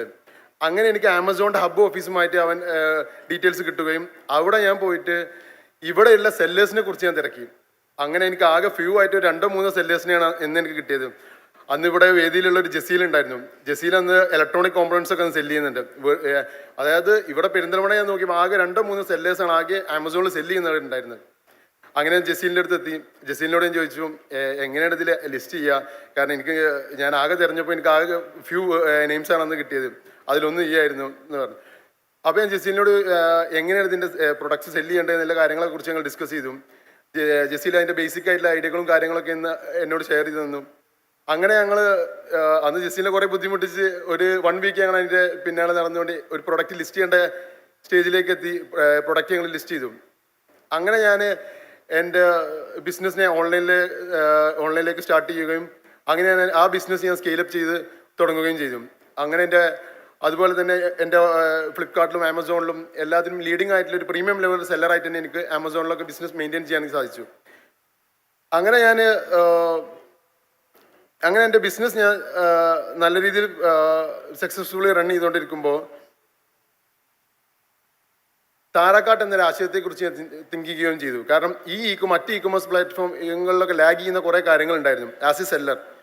അങ്ങനെ ഞാൻ മറ്റ് ഇ-കൊമേഴ്സ് പ്ലാറ്റ്ഫോമുകളിലൊക്കെ ലാഗ് ചെയ്യുന്ന കുറേ കാര്യങ്ങളുണ്ടായിരുന്നു. അതൊക്കെ ഞാൻ എൻ്റെ ടെക്നിക്കൽ ടീമുമായിട്ടും എൻ്റെ ഓപ്പറേഷൻ ടീമുമായിട്ടും ഡിസ്കസ് ചെയ്യും. എന്തുകൊണ്ട് നമുക്ക് ഒരു സ്വന്തമായിട്ട് ഇ-കൊമേഴ്സ് പ്ലാറ്റ്ഫോം ഉണ്ടാക്കിക്കൂടാം, അതിൽ നമ്മൾ ലാഗ് ചെയ്യുന്ന പല കാര്യങ്ങൾ നമുക്ക് ഇതിൽ ഉൾപ്പെടുത്തിക്കൂടെ എന്നുള്ള കാര്യത്തിനെക്കുറിച്ച് ഞങ്ങൾ തിങ്ക് ചെയ്യുകയും ചെയ്തു. കാരണം കാരണം ഇതിൽ കുറേ ലാഗ് ചെയ്യുന്ന കുറേ കാര്യങ്ങൾ അന്ന് അവിടെ ഉണ്ടായിരുന്നു. കാരണം എനിക്കൊരു ആമസോണിൽ ഞാൻ സെല്ല് ചെയ്യുമ്പോൾ തന്നെ എനിക്ക് B2B ആമസോണിലൊക്കെ ഒരു B2B ബിസിനസ് കൺസെപ്റ്റ് ഉണ്ട്. പക്ഷേ ആമസോണിൽ B2Bയിൽ നമുക്ക് ബിസിനസ് ചെയ്യുന്ന റിയലൈസേഷൻ, അതായത് 100 രൂപയുടെ പ്രൊഡക്റ്റ് വിറ്റ് കഴിഞ്ഞാൽ നമുക്ക് എന്തെങ്കിലും കിട്ടണമല്ലോ, എന്നാലുള്ള ബിസിനസ്സിന് ഒരു പ്രോഫിറ്റായിട്ട് മുന്നോട്ട് കൊണ്ടുപോകാൻ പറ്റും. പക്ഷേ ആ B2B കൺസെപ്റ്റിലൊന്നും എനിക്ക് അതിനെ റൺ ചെയ്യാൻ സാധിച്ചിരുന്നില്ല. അപ്പോൾ തീർച്ചയായിട്ടും ഞാൻ എൻ്റെ ടീമായിട്ട് ഡിസ്കസ് ചെയ്തൊരു കാര്യം, എങ്ങനെ നമുക്കിതിനൊരു നല്ല രീതിയിൽ ഈ ബിസിനസ്സിനെ വളർത്താമെന്നും എങ്ങനെ ഒരു ഇ-കൊമേഴ്സ് പ്ലാറ്റ്ഫോം ഇതിൽ ലാഗ് ചെയ്യുന്ന കാര്യങ്ങളൊക്കെ നമുക്ക് എങ്ങനെ ഇതിലേക്ക് കൊണ്ടുവരാമെന്നുള്ള കാര്യത്തിന് ഞങ്ങൾ തിങ്ക് ചെയ്യുകയും അങ്ങനെ താരാക്കാട് എന്നുള്ള ആശയം ഞങ്ങൾ ഒരു 5 വർഷങ്ങൾക്ക് മുന്നെയാണ് ഈ ഒരു ആശയത്തെക്കുറിച്ച് ചിന്തിക്കുകയും അതിനെക്കുറിച്ച് വർക്കുകൾ സ്റ്റാർട്ട് ചെയ്യുകയും ചെയ്തത്. ഇപ്പോൾ അതിൻ്റെ ട്രയൽ വേർഷൻ ആണ് ഇപ്പോഴും ഞങ്ങൾ റൺ ചെയ്തുകൊണ്ടിരിക്കുന്നത്. കാരണം അതിൽ കുറേ കൊണ്ടുവരേണ്ട ഇന്നോവേഷൻസും അതിലേക്ക് ആ സിസ്റ്റത്തിനെ സപ്പോർട്ട് ചെയ്യുന്ന കുറേ ടെക്നോളജി പരമായിട്ടും ലോജിസ്റ്റിക്സ് പരമായിട്ടും അതിന് വേണ്ട കാര്യങ്ങളൊക്കെ ഞങ്ങളിപ്പോൾ അപ്ഡേറ്റ് ചെയ്തുകൊണ്ടിരിക്കുകയാണ്. അങ്ങനെ ഞാൻ ചെയ്തുകൊണ്ടിരിക്കുന്ന ട്രഡീഷണൽ ബിസിനസ്സിനെ മോഡേണൈസ് ചെയ്യാനാണ് താരാക്കാടിലോട്ട് ഞാൻ ഉദ്ദേശിച്ചത്. കാരണം എനിക്ക് നിങ്ങളോടൊക്കെ പറയാനുള്ളത്, നിങ്ങളെ ട്രഡീഷണൽ ആയിട്ടുള്ള ഓഫ്ലൈൻ ബിസിനസ്സിനെയൊക്കെ ഓൺലൈൻ ബിസിനസ്സുമായിട്ട് ഇൻറ്റിഗ്രേറ്റ് ചെയ്യാൻ ശ്രമിക്കുക. കാരണം നിങ്ങൾ ശ്രദ്ധിച്ചു നോക്കിയാൽ അറിയാം, ലുലു, റിലയൻസ് എന്നിങ്ങനെ വൻകിട കമ്പനികളൊക്കെ ഇപ്പോൾ അവരൊക്കെ അവരുടെ ഓഫ്ലൈൻ ബിസിനസ്, അവരൊക്കെ നന്നായിട്ട് ഓഫ്ലൈനിൽ ബിസിനസ് ചെയ്യുന്നവരാണെങ്കിൽ പോലും അവരൊക്കെ ഒരു ഓൺലൈനിൽ അവർ ബിസിനസ് പ്രസൻസ് കൊണ്ടുവരുന്നുണ്ട്. കാരണം ഇനിയുള്ളൊരു കാലം എന്ന് പറഞ്ഞാൽ ഓൺലൈൻ്റെ ഒരു കാലമാണ്. ഇപ്പോൾ നിങ്ങൾക്ക് ശ്രദ്ധിച്ചാൽ ഇപ്പോൾ ലുലുവിൻ്റെ ഓൺലൈൻ ഷോപ്പിംഗ് സ്റ്റോർ ഉണ്ട്, റിലയൻസിന് അത്രയും ചെയിൻ നമ്പേഴ്സ് ഓഫ് സ്റ്റോർ ഉള്ളവരാണ്. പക്ഷെ അവർക്കും എന്തുണ്ട്, അവിടെ ഒരു ഇ-കൊമേഴ്സ് പ്ലാറ്റ്ഫോമും ഓൺലൈൻ സ്റ്റോറൊക്കെ അവർ മെയിൻറ്റെയിൻ ചെയ്യുന്നുണ്ട്. കാരണം ഈ ഓഫ്ലൈൻ ബിസിനസ്സിനെ മാത്രം ഡിപ്പെൻഡ് ചെയ്ത് നിൽക്കാൻ പാടില്ല. കാരണം കോവിഡ് വന്നപ്പോൾ തന്നെ നമുക്കറിയാം, കോവിഡ് വന്നപ്പോൾ ഓഫ്ലൈൻ ബിസിനസ്സിനെ അത് എത്രത്തോളം ബാധിച്ചിട്ടുണ്ട് എന്നല്ലേ. കാരണം അന്ന് വെറും ഓഫ്ലൈൻ ബിസിനസ് മാത്രം റൺ ചെയ്തിരുന്ന ഒരാളാണെന്നുണ്ടെങ്കിൽ തീർച്ചയായിട്ടും അന്ന് നമുക്ക് എന്ത് ചെയ്തിട്ടുണ്ടാവും, ഷോപ്പുകൾ അടച്ചിടേണ്ടി വന്നിട്ടുണ്ടാവും, ബിസിനസ് പ്രോപ്പറായിട്ട് റൺ ചെയ്യാൻ സാധിച്ചിട്ടുണ്ടാവില്ല. അങ്ങനെ തന്നെ നമുക്ക് ബിസിനസ്സിലെ കുറേ നഷ്ടങ്ങൾ സംഭവിച്ചു. പക്ഷേ അന്ന് ഞാനൊക്കെ ഓൺലൈനിൽ ആൾറെഡി അപ്ഡേറ്റഡ് ഓൺലൈൻ ബിസിനസ് ചെയ്യുന്നുണ്ടായിരുന്നു. എനിക്ക് കോവിഡൊക്കെ വന്നപ്പോൾ എൻ്റെ ഓഫ്ലൈൻ ബിസിനസ് ബാക്ക് ആയപ്പോഴും എന്നെ സപ്പോർട്ട് ചെയ്ത സിസ്റ്റം എന്ന് പറഞ്ഞാൽ എൻ്റെ ഓൺലൈൻ ബിസിനസ്സുകളായിരുന്നു. അപ്പോൾ ഞാൻ പറഞ്ഞു വന്നതും നിങ്ങളുടെ ബിസിനസ്സിനെ നിങ്ങൾ എന്ത് ചെയ്യാൻ നോക്കണം, നിങ്ങളുടെ ട്രഡീഷണൽ ആയിട്ടുള്ള ഓഫ്ലൈൻ ബിസിനസ്സിനെ ഓൺലൈനുമായിട്ട് ഇൻറ്റഗ്രേറ്റ് ചെയ്യാനും അതിലൂടെ നിങ്ങൾ ബിസിനസ് ഒറ്റയടിക്കല്ല നിങ്ങൾ ഓഫ്ലൈൻ ബിസിനസ്സിനെ ഓൺലൈനിലേക്ക് കൊണ്ടുവരാനല്ല, ഇൻ്റഗ്രേഷൻസ് കൊണ്ടുവരാം, ട്രഡീഷൻ ഇന്നോവേഷനും ഒരുമിച്ച് കൊണ്ടുവരാൻ നോക്കാം. താരാകാർഡ് എന്ന് പറയുന്ന ഒരാശയം അതൊരു B2C B2B മാർക്കറ്റ് പ്ലേസ് ആണ്. അതിൽ B2Cയിൽ ഞങ്ങൾ ഫോക്കസ് ചെയ്യുന്നത് നമ്മളെല്ലാ ഇ-കൊമേഴ്സ് പ്ലാറ്റ്ഫോം പോലെ തന്നെ ഡയറക്റ്റ് ടു കസ്റ്റമേഴ്സിനും, B2Bയിൽ ഞങ്ങൾ ഫോക്കസ് ചെയ്യുന്നത് ഡയറക്റ്റ് ടു റീറ്റെയിലേഴ്സിനെയും ഹോൾസെയിലേഴ്സിനെയാണ്. ഞങ്ങൾ യുണീക്കായിട്ടും ഞങ്ങൾ അതിൽ ശ്രദ്ധിക്കുന്നത് എങ്ങനെ Let us also be happy for this journey, this successful journey that he has traversed.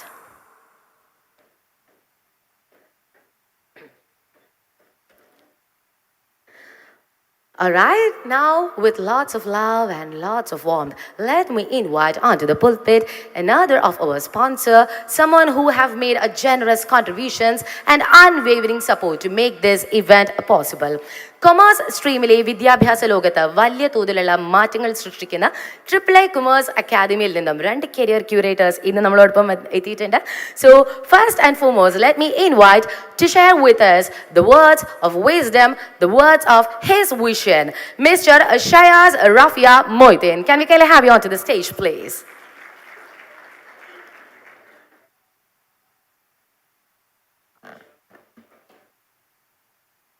ബഹുമാനപ്പെട്ട ശ്രീ നജീബ് കാന്തപുരം MLA, നമ്മുടെ ചീഫ് ഗസ്റ്റ് ശ്രേയാം സാർ, സംരംഭകരെ, വിദ്യാർത്ഥികളെ, വളരെയധികം സന്തോഷം ഇങ്ങനെ ഇവിടെ നിൽക്കുന്ന സമയത്ത്. ഞാൻ ഇങ്ങോട്ട് സ്കെയിലപ്പിൻ്റെ കോൺക്ലേവിൽ പങ്കെടുക്കാൻ വേണ്ടി വരികയാണെന്ന് ഇന്നലെ ഇടയ്ക്കിടയ്ക്ക് ഞാൻ സംസാരിക്കുന്ന ഒരാൾ സംസാരിച്ചപ്പോൾ എന്താണ് ഈ പരിപാടി എന്ന് ചോദിച്ചു. അപ്പം ഞാൻ ഒരു ന്യൂസ് പേപ്പർ ആർട്ടിക്കിളിൻ്റെ ലിങ്ക് അയാൾക്ക് കൊടുത്തു. അപ്പോൾ അയാൾ ഒരു പോയം എഴുതി, ഒരു കവിത. അപ്പോൾ ഞാനൊന്നിവിടെ വായിക്കുകയാണേ. അപ്പോൾ നിങ്ങൾ വിചാരിക്കരുത് നിങ്ങൾ സ്റ്റേജിൽ ഇത് കവിത പറയാനുള്ള വേദിയാണെന്ന് എനിക്കറിയില്ല, പക്ഷെ നിങ്ങളൊന്ന് ജസ്റ്റ് കേൾക്ക്. ഇംഗ്ലീഷിലാണ്. Scale up, A dream takes flight in Malappuram bathed in light, a hub for makers young and bold, their stories yet to be told. Shri Najib Kantapuram MLA with vision grand sees potential in the land to nurture talent young and bright and set their futures alight. ഇത് ഞാൻ എഴുതിയതല്ല, ആ കയ്യടി എനിക്കുള്ളതല്ല. ഇതാരാണ് എഴുതിയതെന്നുള്ളത് നേരത്തെ സംസാരിച്ച നമ്മുടെ chief guest ശ്രേയാം സാറോട് mention ചെയ്യുകയുണ്ടായി. നിങ്ങൾക്ക് ഗസ് ചെയ്യാൻ പറ്റുമോ ഇതാരും എഴുതിയായിരിക്കുന്നു? പറ്റും. ഇനി ഒരാൾ ഇവിടെ നിന്ന് പറഞ്ഞു ഇത് ഒരു AI ജനറേറ്റഡ് പോയമാണ്. അപ്പോൾ ഇത് ഞാൻ എഴുതിയതല്ല, ഞാൻ ജസ്റ്റ് ഇങ്ങനെ കൊടുത്തപ്പോൾ ബ്യൂട്ടിഫുൾ ആയിട്ടുള്ളൊരു പോയം വന്നു.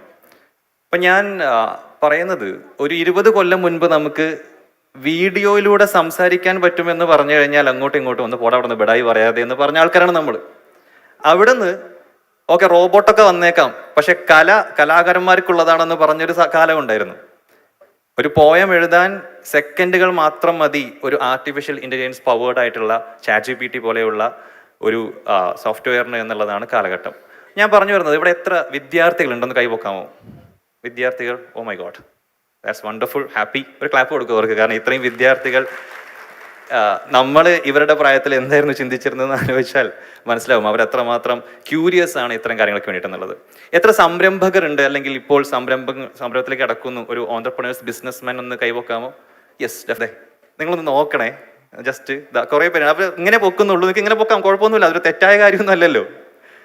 ഓക്കെ, കാണുന്നുണ്ടല്ലോ അല്ലേ? Okay, thank U. ഞാൻ ചോദിക്കുന്നത് ഒരു ചോദ്യം കൂടെ ചോദിച്ചിട്ട് ഞാൻ നിർത്താം. അത് സ്റ്റുഡൻസിനോടല്ല, ഇവിടെ ഇരിക്കുന്ന സംരംഭകരുണ്ട്, അല്ലെങ്കിൽ ഓൺട്രപ്രണേഴ്സ് ആവാൻ ആഗ്രഹിക്കുന്ന ആളുകൾ ഈ കൂട്ടത്തിലുണ്ടാവും, ജനറൽ പബ്ലിക് ഉണ്ടാവും. നമ്മുടെ അടുത്ത തലമുറയെ, അതായത് നിങ്ങളുടെ മക്കളെ നിങ്ങൾ ബിസിനസ്സിലേക്ക് കമോൺ എന്ന് പറഞ്ഞിട്ട് തള്ളി വിടുമോ? അല്ലെങ്കിൽ അവർ പറഞ്ഞു കഴിഞ്ഞാൽ നേരെ പെർമിഷൻ കൊടുക്കുമോ? അതോ അതൊക്കെ പണിയുള്ള പരിപാടിയാണ്, റിസ്ക് ഉണ്ട് എന്ന് പറഞ്ഞിട്ട്? അപ്പോൾ ഞാൻ ചോദിക്കട്ടെ, യെസ് ഓർ നോ? നിങ്ങൾ വളരെ ഈസി ആയിട്ട് അവരെ പ്രൊമോട്ട് ചെയ്യുമോ എന്നാണ് ഞാൻ ചോദിച്ചത്. നിങ്ങളുടെ മുഖത്തുനിന്ന് ഉത്തരം എനിക്ക് വായിച്ചെടുക്കാം. അപ്പോൾ ഇനിയൊരു കാര്യം പറയാം, ഞാൻ എന്തിനാണ് ആ പോയം ഉണ്ടാക്കിയത് എന്നുള്ളതാണ്. ഈ വേൾഡ് എക്കണോമിക് ഫോറത്തിൻ്റെ ഒരു ലേറ്റസ്റ്റ് റിപ്പോർട്ട് പ്രകാരം 2025, അതായത് അടുത്ത വർഷമാണ് കേട്ടോ, 5 വർഷം. നമ്മൾ പണ്ടൊക്കെ പറയുന്നത് കുറേ കാലം കഴിഞ്ഞല്ലേ, 2050 ആകുമ്പോൾ എന്നൊക്കെയാണ്. അപ്പം അങ്ങനെയല്ല. 2025 ലോകത്ത് നിന്ന് ഇല്ലാതാകാൻ പോകുന്ന നിലവിലുള്ള ജോലികളുടെ എണ്ണം ചിലപ്പോൾ എക്സാജറേറ്റഡ് നമ്പർ ആയിരിക്കും, എന്നാലും അതിന് അടുത്തെത്തും. 8 മില്യൺ എന്നാണ് പറഞ്ഞത്. അതായത് 8 കഴിഞ്ഞിട്ട് എത്ര പൂജ്യം ഉണ്ടെന്ന് നിങ്ങൾ ആലോചിച്ച് നോക്കുക. 8 മില്യൺ ജോബ്സ് ഇല്ലാതാകാൻ പോവുകയാണെന്നുള്ളതാണ്. നമ്മൾ പലപ്പോഴും നമ്മുടെ വിദ്യാർത്ഥികൾ എനിക്കൊരു ബിസിനസ് തുടങ്ങണം, ഒരാശയമുണ്ടെന്ന് പറയുമ്പോൾ തന്നെ മോനെ റിസ്ക് ആണ്, ആ പേരാണ് നമുക്ക് വരിക. അതുകൊണ്ട് നോക്കിയും കണ്ടും മതി, അല്ലെങ്കിൽ നീ വിദ്യാഭ്യാസം കഴിഞ്ഞിട്ട് വാന്ന് നമ്മൾ പറയാറുണ്ട്. മുൻപ് സംസാരിച്ച നമ്മളെ അനീഷ് സാർ പറഞ്ഞത് 100 സംരംഭങ്ങൾ തുടങ്ങുമ്പോൾ അത് 20 എണ്ണം മാത്രമാണ് സക്സസ്ഫുൾ ആകുന്നതെന്ന് പറഞ്ഞു.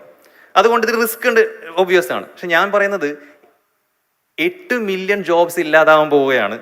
ഇന്ന് നമ്മൾ സ്കോപ്പ് ഉണ്ട് എന്ന് പറയുന്ന പല ജോലികളും ഈ കുട്ടികൾ അത് പഠിച്ചു പുറത്തിറങ്ങുമ്പോൾ ലോകത്തുണ്ടാവുമോ എന്ന് പോലും നമുക്ക് ഉറപ്പില്ല.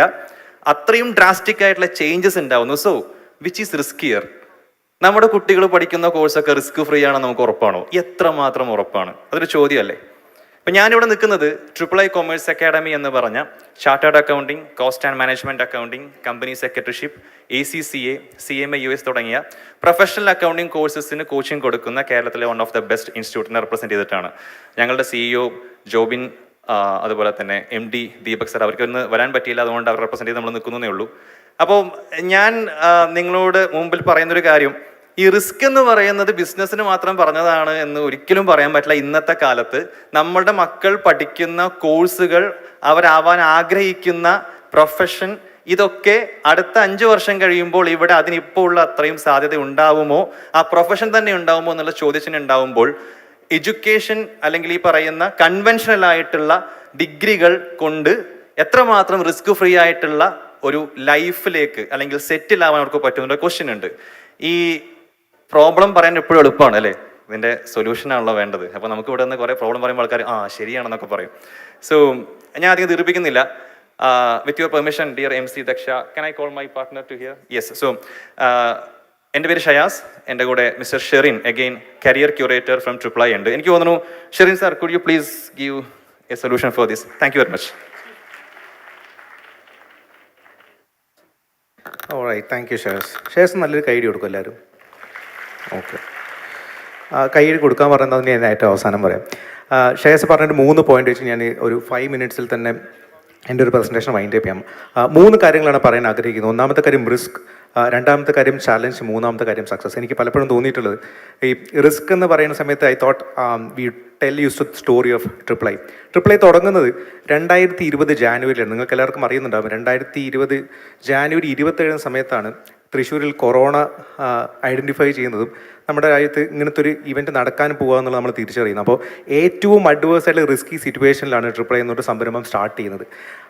പിന്നീട് മാർച്ചിൽ ലോക്ക്ഡൗൺ വരുന്നു. 0 സ്റ്റുഡൻസ്, 5 എംപ്ലോയീസ്. കൊല്ലത്തെ ഒരു 3 സ്റ്റാർ ഹോട്ടലിൽ 2 മുറിയിലായിരുന്നു ട്രിപ്പിൾ ഐ ആരംഭിച്ചത്.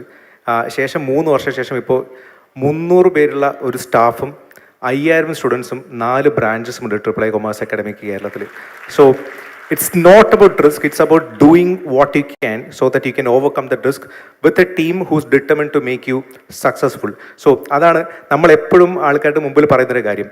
അതിന് വേണ്ടിയിട്ട് തന്നെയാണ് പലപ്പോഴും സ്കെയിലപ്പ് എന്ന് പറയുന്നൊരു ഇവൻറ്റിൻ്റെ ഒരു ഇവൻറ്റ് സ്പോൺസറായിട്ട്, ടൈറ്റിൽ സ്പോൺസറായിട്ട് പ്ലെയർ വരുന്നതിൻ്റെ റീസൺ തന്നെ ഇങ്ങനത്തെ റിസ്ക് മുന്നിൽ കാണുന്ന ഒരു തലമുറയ്ക്ക് മുമ്പിൽ നമുക്ക് അവതരിപ്പിക്കാൻ പറ്റുന്ന എന്തൊരു ഓപ്ഷനാണ് ഉള്ള സമയത്താണ് CA, CMA, CS, ACCA തുടങ്ങിയുള്ള കോഴ്സസ് നമ്മൾ ഏറ്റവും ക്വാളിറ്റി ആയിട്ട് തന്നെ നമ്മുടെ മുമ്പിലുള്ള വിദ്യാർത്ഥികൾക്ക് കൊടുക്കുന്നത്. Number 2 challenge. നമ്മുടെ MC ഇടയ്ക്കിടയ്ക്ക് ഇവിടെ ഒന്ന് പറയാറുണ്ട്, എനിക്കൊന്ന് പലപ്പോഴും ഏറ്റവും കൂടുതൽ ഒരു ഇവൻറ്റിൽ റിസ്ക് എടുക്കുന്നതും അതിൻ്റെ റിവാർഡ്സ് അനുഭവിക്കാതെ വരുന്ന ഒരു ഗ്രൂപ്പ് ഓഫ് ആൾക്കാരാണ് ഒരു ഇവൻറ്റിലെ MC എന്ന് പറയുന്നത്. പലപ്പോഴും ക്ലാപ്പ് നമ്മൾ എത്ര തവണ പറഞ്ഞാലും ചിലപ്പോൾ നമ്മളെല്ലാവരും ഒരു ശ്രദ്ധിക്കുന്നൊരു പോയിന്റിലായതുകൊണ്ട് നമുക്ക് പലപ്പോഴും ക്ലാപ്പ് ചെയ്യാനുള്ളൊരു അവസ്ഥ നമുക്ക് ഉണ്ടാവാറില്ല, അല്ലെങ്കിൽ ഒരു സ്പേസ് നമുക്ക് ഉണ്ടാവില്ല. അപ്പോൾ ചാലഞ്ചസ് നോക്കുമ്പോൾ I thought I give you challenge so that ഈ സ്റ്റുഡൻസ് ഉണ്ടെന്ന് പറഞ്ഞപ്പോൾ ഷയാസ് പറഞ്ഞ സമയത്ത് കൈപോക്കി കുറേ ആൾക്കാരുണ്ട്. ആ സ്റ്റുഡൻസ് എല്ലാവരും കൈപോകുമോ? Can you just have your hands please? Thank you. നിങ്ങളൊന്ന് ക്ലാപ്പ് ചെയ്യും എല്ലാവരും. Okay, done. Thank you. ഇതാണ് നിങ്ങളുടെ normal clap. So will just try different thing. ഞാൻ ഇങ്ങനെ ഒന്ന് കൈ വെക്കാം. നിങ്ങൾ നോർമൽ എങ്ങനെയാണ് ക്ലാപ്പ് ചെയ്യുന്നത്? എല്ലാവർക്കും ക്ലാപ്പ് ചെയ്യും, യു ക്യാൻ ജസ്റ്റ് ക്ലാപ്പ്. പക്ഷെ ഞാൻ കൈ പൊക്കുന്നിടത്തോളം നിങ്ങളുടെ ക്ലാപ്പിൻ്റെ അളവൊന്ന് കൂടി വരണം. നമുക്ക് ട്രൈ ചെയ്ത് നോക്കിയാലോ? ശാലി ഒന്ന് യെസ് പറയോ? സൂപ്പർ. ഒന്ന് നോർമൽ ക്ലാപ്പ് ചെയ്യോ? ഇനി ആ ക്ലാപ്പിൻ്റെ അളവൊന്ന് കൂടി പോകണം. കുറച്ചുകൂടെ പോട്ടെ. കുറച്ചുകൂടെ. Yes, thank you. കാര്യം ഇത്രയേ ഉള്ളൂ. എന്തെങ്കിലും ചലഞ്ച് ഇല്ലാതെ നമ്മൾ നമ്മളുടെ എഫേർട്ട് കുറച്ച് കൂട്ടാനുള്ള സാധ്യത വളരെ വളരെ വളരെ കുറവാണ്. So if you think there is a challenge, that means you have an opportunity which lies in front of you. അത് നമ്മൾ എത്രത്തോളം രീതിയിൽ എടുക്കണം എന്നിരിക്കും. കാരണം CA, CMA, ACCA, CS തുടങ്ങിയ കോഴ്സുകൾ നമ്മൾ എടുക്കാൻ പോകുമ്പോൾ തന്നെ മിക്കവാറുമുള്ള ആളുകൾ പറയുന്ന കാര്യം ഇത് ഭയങ്കര റിസ്ക് ആണ് എന്നുള്ളതാണ്. റിസ്ക് ആണ് എന്ന് പറഞ്ഞ ആൾക്കാർ അത് മാത്രം ചെയ്യാതിരുന്നുണ്ടെങ്കിൽ എനിക്ക് തോന്നുന്നില്ല നമ്മൾ ചന്ദ്രനിൽ പോയിട്ടുണ്ടാവും എന്നുള്ളത്, അല്ലെങ്കിൽ നമുക്കിപ്പോൾ ചന്ദ്രൻ എന്നുള്ളൊരു പ്രോജക്റ്റ് ഉണ്ടാകുന്നില്ല, അല്ലെങ്കിൽ സ്കെയിലപ്പ് എന്നുള്ളൊരു ഇവൻറ്റ് 3 മാസം കണ്ടക്ട് ചെയ്യുക എന്ന് പറയുന്നത് അതിൻ്റെ ഒരു വലിയൊരു ടീമിൻ്റെ എഫേർട്ട് കൊണ്ട് മാത്രമാണ്. അവർക്ക് തന്നെ നമുക്കൊരു വലിയൊരു ക്ലാപ്പ് കൊടുക്കും, because that is a reason we are here. And lastly I just stop with the word success. So റിസ്ക്കും ചലഞ്ചും കഴിയാൻ നമുക്ക് ഏറ്റവും അവസാനം നമുക്ക് നമ്മളെ സന്തോഷിപ്പിക്കുന്ന കാര്യമായിരിക്കും സക്സസ്. സക്സസ് എന്ന് പറയുന്ന സമയത്ത് the quote that comes to my mind is being at the right place at the right time with the right kind of people എന്നുള്ളതാണ്. ഇപ്പോൾ നിങ്ങൾക്ക് മനസ്സിലായിട്ടാവും, ഒരു സംരംഭകത്വം ആഗ്രഹിക്കുന്ന ഒരാളെ സംബന്ധിച്ചുള്ള നിങ്ങൾക്കുള്ള ഏറ്റവും ബെസ്റ്റ് ഓപ്പർച്യൂണിറ്റിയാണ് ഈ പറയുന്ന പ്ലേസ്. സോ ബെസ്റ്റ് പ്ലേസ് വിത്ത് ഈ ഒരു സിസ്റ്റം നമുക്ക് കിട്ടുക എന്നുള്ള വലിയൊരു ഓപ്പർച്യൂണിറ്റിയാണ്. അത് തന്നെയാണ് നമ്മൾ ട്രിപ്പിളിൽ കൊടുക്കാറുള്ളത്. വി ഓൾവേസ് സേ ദാറ്റ് ഈ ഒരു കോഴ്സ് നിങ്ങൾ പെർസ്യൂ ചെയ്യാൻ ആൾക്കാർ ആണെന്നുണ്ടെങ്കിൽ triple is the best place. And the right time നമ്മൾ ചോദിക്കുന്ന സമയത്ത് ഇപ്പോൾ 2024 നമ്മൾ ഷെയർസ് പറഞ്ഞതുപോലെ 8 മില്യൺ ജോലികളാണ് അടുത്ത വർഷം സമയത്ത് ഇല്ലാതാവാൻ പോകുന്നത്. ചിലപ്പോൾ നമ്മൾ ഇന്നോ നാളെ ചെയ്യുന്ന കോഴ്സ് ചിലപ്പോൾ അടുത്ത ദിവസം ഉണ്ടാവണം തന്നെ നിർബന്ധമില്ല. ആ സമയത്ത് തന്നെ ഈ ഒരു ടൈമിൽ നിങ്ങൾ ഈ പറയുന്ന ഇവൻറ്റിൽ എത്തിയ പോലെ തന്നെ V always tell students, maybe if you're planning to pursue a course which has got higher reputation and higher successful ratio, then you're at the right time. And the last one is being at the right time, at the right place, with the right kind of people. ഇവിടെ ഒരു സംരംഭത്തിൽ നിങ്ങൾക്ക് start ചെയ്യണമെങ്കിൽ നിങ്ങൾക്ക് support തരാനുള്ള ഒരുപാട് ആൾക്കാരാണ് ഇവിടെ ഉള്ളത്. And we always tell that why triple I ചോദിക്കുന്ന സമയം നമ്മൾ എല്ലാവർക്കും കൊടുക്കുന്ന ഒരുത്തരുണ്ട്, because we have the number on faculty pool in the country. Because കഴിഞ്ഞ നവംബറിലെ CA ഇന്റർ റിസൾട്ട് വന്ന സമയത്ത് ട്രിപ്പിൾ 320 കുട്ടികളാണ് CA ഇന്റർ ക്വാളിഫൈ ചെയ്തത്. That is around out of 500 students. So അതിൻ്റെ ഒരു സക്സസ്ഫുൾ റേഷ്യോ എന്ന് പറയുന്നത് അറൗണ്ട് മോർ ദാൻ 60% ആണ്. ആ സമയത്ത് ഇന്ത്യയിലെ തന്നെ CA ഇന്ററിൻ്റെ സക്സസ്ഫുൾ റേറ്റ് എന്ന് പറയുന്നത് 9% ആണ്. So we compete the successful rate of the country. So I think ഈ പറയുന്ന റിസ്ക്കും ഈ പറയുന്ന ചാലഞ്ചും ഈ പറയുന്ന റിവാർഡ്സ് ഒക്കെ നമ്മൾ കിട്ടണമെങ്കിൽ the first thing that we have to do to take a decision. So we hope ഇങ്ങനത്തെ ഡിസിഷൻ എടുത്ത് നിങ്ങൾ ഇവിടെ വന്നിട്ടുണ്ട്. ഇന്ന് നിങ്ങൾ എന്ത് ആഗ്രഹിച്ചിട്ടാണ് ഇവിടെ വന്നിരിക്കുന്നത് ആ പറയുന്ന എല്ലാ കാര്യങ്ങളും നിങ്ങൾക്ക് സാധ്യമാകട്ടെ എന്നാണ് ട്രിപ്പിൾ ഐൻ്റെ ഭാഗത്ത് ഞങ്ങൾക്ക് പറയാനുള്ളത്. And we wish this event A very very very grand success. And thank you so much for this opportunity. Thanks a lot, Mr. Sherin Kalatil and Mr. Shayaz Raifia Moideen. Of course, വളരെയധികം engaging ആയ വളരെ interesting ആയിട്ടുള്ള വളരെ interactive ആയിട്ടുള്ള ഒരു conversation ആയിരുന്നു. Can we give a loud round of applause for the both presenters, please? And of course, thank you so much for sharing with us that the challenges are of course the opportunities in disguise, as we all know. നമ്മളുടെ ഇപ്പോൾ ഫോബ്സിലുള്ള ഏറ്റവും മേജറായ നമ്മൾ ഇവരും look upon ചെയ്യുന്ന പല കമ്പനീസും was once created during the great economic depression. And of course, എല്ലാ ചാലഞ്ചസും overcome ചെയ്യാനുള്ള നിങ്ങളുടെയൊക്കെ ബിസിനസ് സ്കെയിലപ്പ് ചെയ്യാനുള്ള ഒരു ഇവന്റ് തന്നെയാണ് നമ്മളുടെ ScaleUp 2024. And as we progress, may I request Mr. Sherin Kalatil and Mr. Shayaz Raifia Moideen to kindly come forward and accept a small token of love and appreciation from our side. And may I humbly request once again our wonderful MLA Mr. Najib Kandabaram to kindly hand over this offering of love from our side, from the side of the ScaleUp Conclave 2024. That's the time.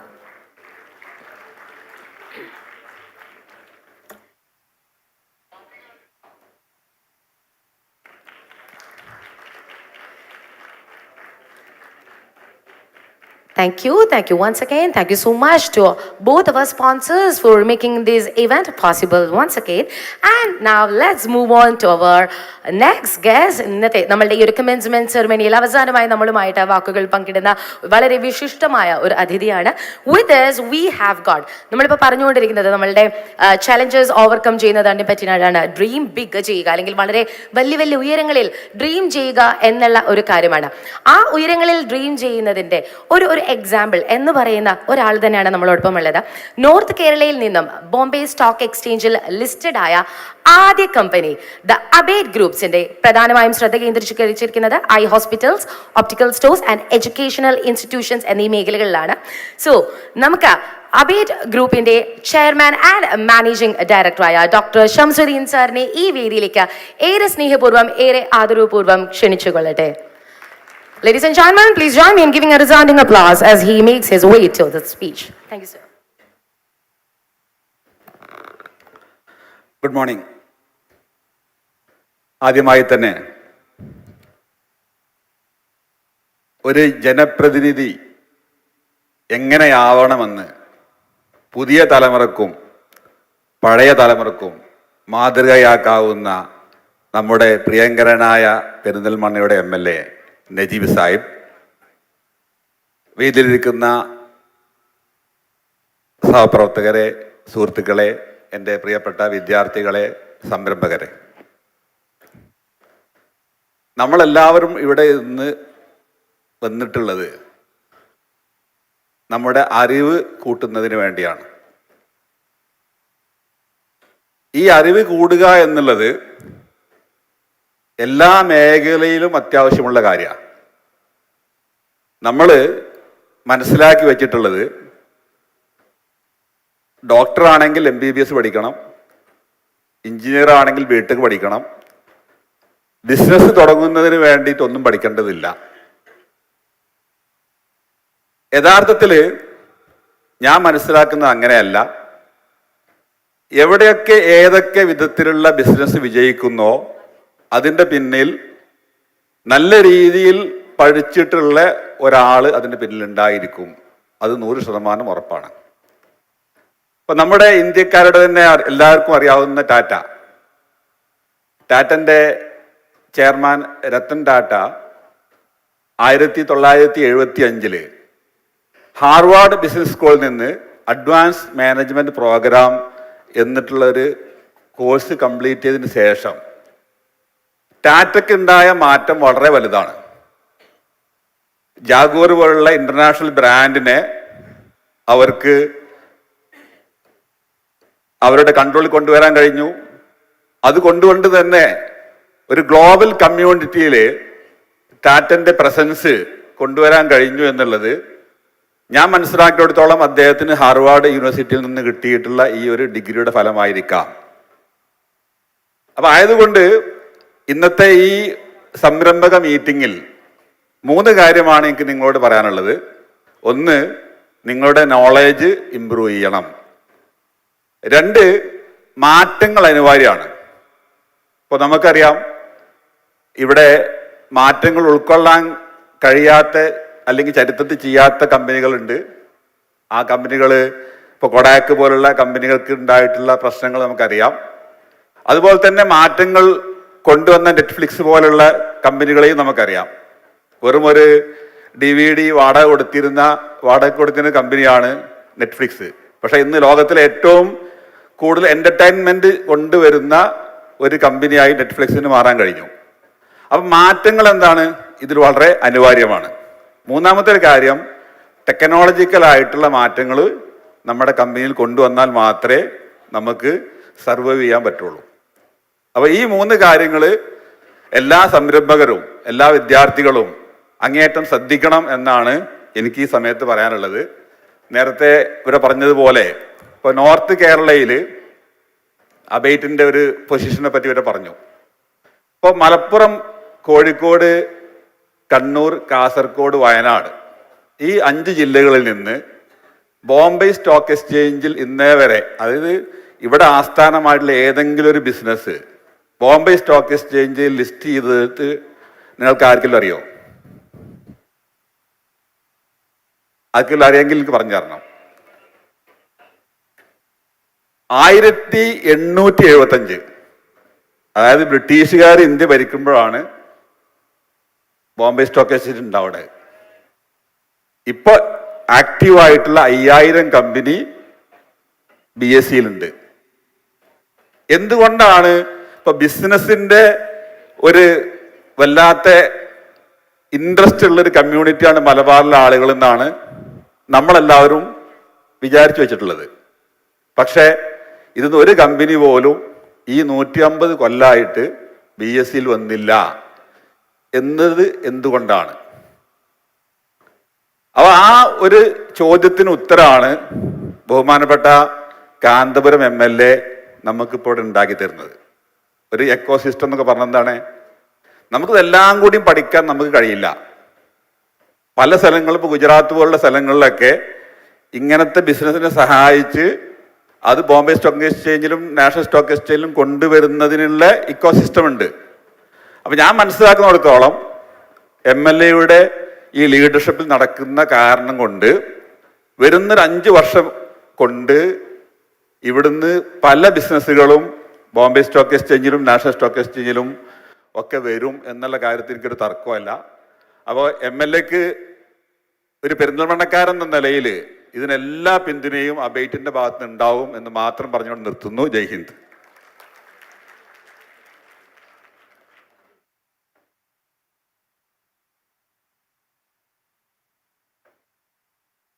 All right, thank you so much, sir. Thanks a ton. Can we give a loud round of applause for Mr. Our wonderful Dr. Shamsuddin, sir, and may I humbly request you to kindly accept a lovely award that we would love to present to you on the behalf of the ScaleUp Conclave 2024. Excellence in Healthcare and Education. In a glorious award, Dr. Shamsuddin, I hand over and I may I humbly request Mr. Anish Achudan onto the stage, please. And presenting before you the award for the excellence in healthcare and education, best out to Dr. Shamsuddin from the Abate Group. Can we kindly give a thunderous round of applause as he accepts this prestigious award from our side. Thank you, sir. Thank you so much. And in the meanwhile, there is a small announcement to make. Cookathon ഇതിന് വേണ്ടിയിട്ടുള്ള നമ്മളുടെ participants ആയിട്ടുള്ള അല്ലെങ്കിൽ നമ്മുടെ final short listed ആയിട്ടുള്ള ആളുകൾ ദയവ് ചെയ്ത് വേദിയുടെ റൈറ്റ് സൈഡിലേക്ക് വരണം എന്നൊരു ഹംബിൾ റിക്വസ്റ്റ് ഉണ്ട്. May humbly request all the shortlisted participants for the Cookathon to kindly come over and assemble at the right side of the venue. Thank you so much for being here. And we are about to witness one more awarding ceremony. With us today, we have Mr. A.P. Jaffer from Go Easy. May I humbly request you to kindly come forward and accept our awards for the Green Energy Excellence. Can we kindly please put together our hands as he comes forward and accepts the Green Energy Excellence Award? And may I humbly request Mr. Abdul Nasser, sir, accompanied by Mr. Najib Kandapuram MLA, our honorable MLA, to kindly hand over the Green Energy Excellence Award to Mr. A.P. Jaffer from Go Easy.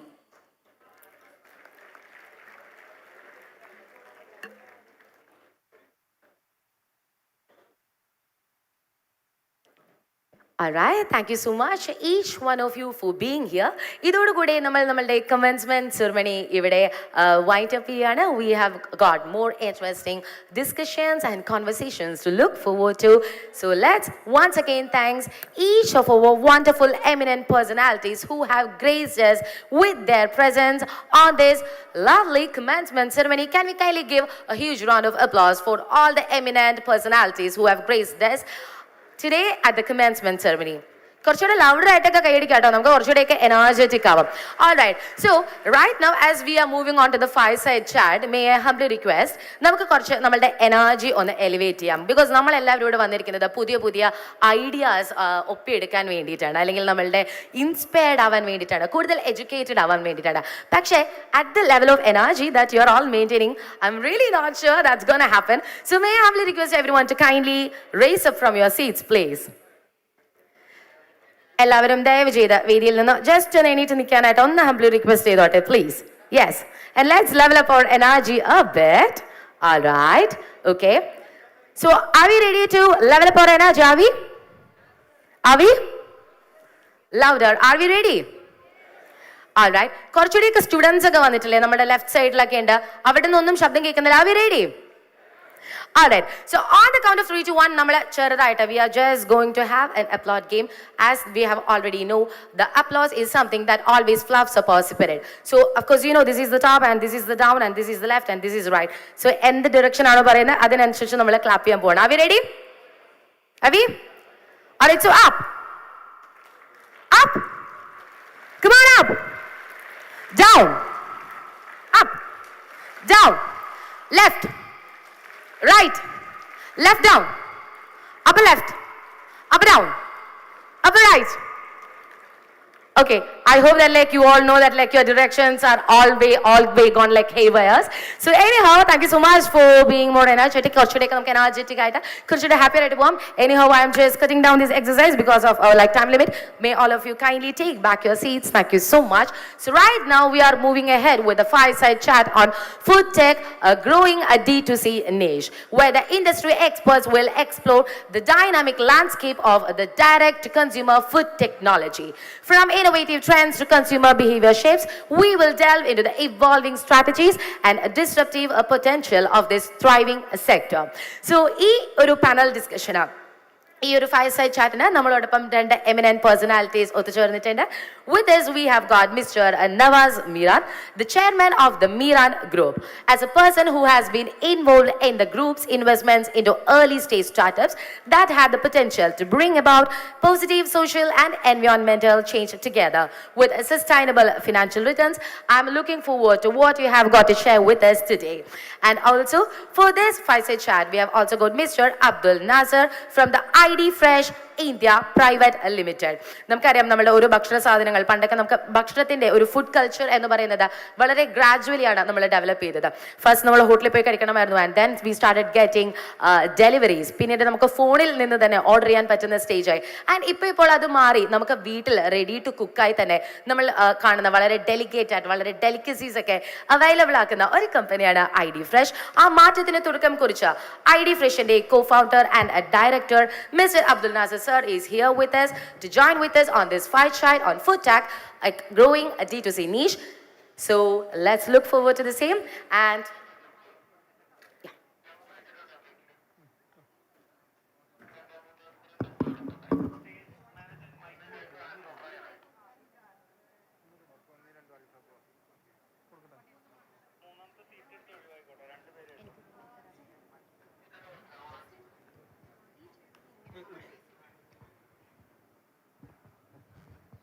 going to talk to us.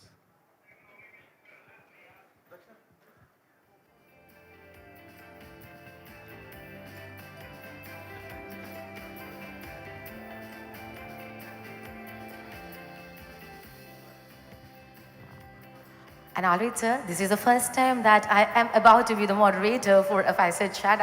I've all this while ഞാൻ MC ചെയ്തിട്ട് മാത്രമേ ഉള്ളൂ and I've only hosted shows and I feel an immense pleasure and privilege to be doing this tonight. Thank you so much for sitting here with us. And can we kindly give a loud round of applause for our first two panelists here? Koshire, yes, okay. So I hope like you're happy here. You are also finding the ScaleUp 2024 quite exciting. Great. Yeah. So do you have anything to share with us right now about the event or shall we move ahead with our topic? Yes, please. All right. So my first question here is to Mr. Nasser sir. So basically നമ്മുടെ ID Fresh ഇപ്പം നമുക്ക് ഒരുപാടധികം പുതിയ idea കൊണ്ടുവന്ന അല്ലെങ്കിൽ നമ്മുടെ ഒരു food കൾച്ചറിനെ വളരെയധികം റെവല്യൂഷനൈസ് ചെയ്ത ഒന്ന് തന്നെയാണ് ID Fresh എന്ന് പറയുന്നത്. സോ ന്യൂ ഐഡിയാസിന് വേണ്ടിയിട്ട് എങ്ങനെയാണ് ID Fresh ടെക്നോളജി ഉപയോഗിക്കുന്നത്? Like how do you use technology for new ideas and what different strategies should the new and experienced business folks use with the changing tech in the food industry? നമ്മുടെ food ഇൻഡസ്ട്രിയിൽ മാറിക്കൊണ്ടിരിക്കുന്ന ഈ പുതിയ ടെക്നോളജീസിനെ എങ്ങനെയാണ് നമുക്ക് elevate ചെയ്യാനായി നമ്മൾ ഉപയോഗിക്കേണ്ടത്? Good morning everyone. Definitely ID runs on technology. All right. See, actually, since we are, operating 35,000 to 40,000 stores per day, so with 20 plus SKUs, definitely we have to use technology. Product placement model, cash collection, GRN collection, front end damage handling, again near to expiry product to we have to transfer to different channels. So ഇതെല്ലാം നമ്മൾ technology വെച്ചിട്ടാണ് ചെയ്യുന്നത്. So IT ബേസ്ഡാണ് ചെയ്യുന്നത്. Mainly നമ്മൾ ഇത്രയും stores നമ്മൾ cover ചെയ്യുമ്പോൾ നമ്മൾ ജിയോ ഫെൻസിങ് യൂസ് ചെയ്തിട്ടാണ് നമ്മൾ ട്രാൻസാക്ഷൻ ആൻഡ് സ്റ്റോർ വിസിറ്റ് ഒക്കെ നമ്മൾ എൻഷുർ ചെയ്യുന്നത് ജിയോ ഫെൻസിങ് ആണ്. അതുപോലെ തന്നെ റൂട്ട്സ് ഓപ്റ്റിമൈസ് ചെയ്യാൻ വേണ്ടിയിട്ട് നമ്മൾ ചെയ്യുന്ന ജിയോ ടാഗ് ചെയ്തിട്ടാണ് റൂട്ട്സ് എല്ലാം നമ്മൾ ഒപ്റ്റിമൈസ് ചെയ്യുന്നത്.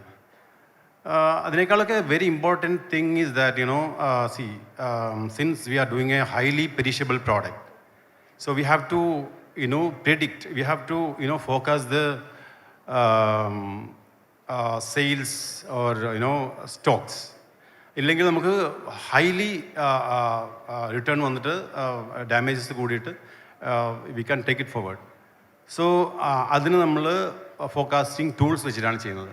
നമ്മൾ ഫൗണ്ടെയിൻ 9 എന്ന് പറയുന്ന ടൂളാണ് ചെയ്യുന്നത്. അത് ആക്ച്വലി നമ്മളൊരു ടെക്നോളജി ബേസ് റീസെൻ്റായിട്ട് നമ്മൾ ബിൽഡ് ചെയ്ത ഇതിനുള്ള സൊല്യൂഷൻസാണ്.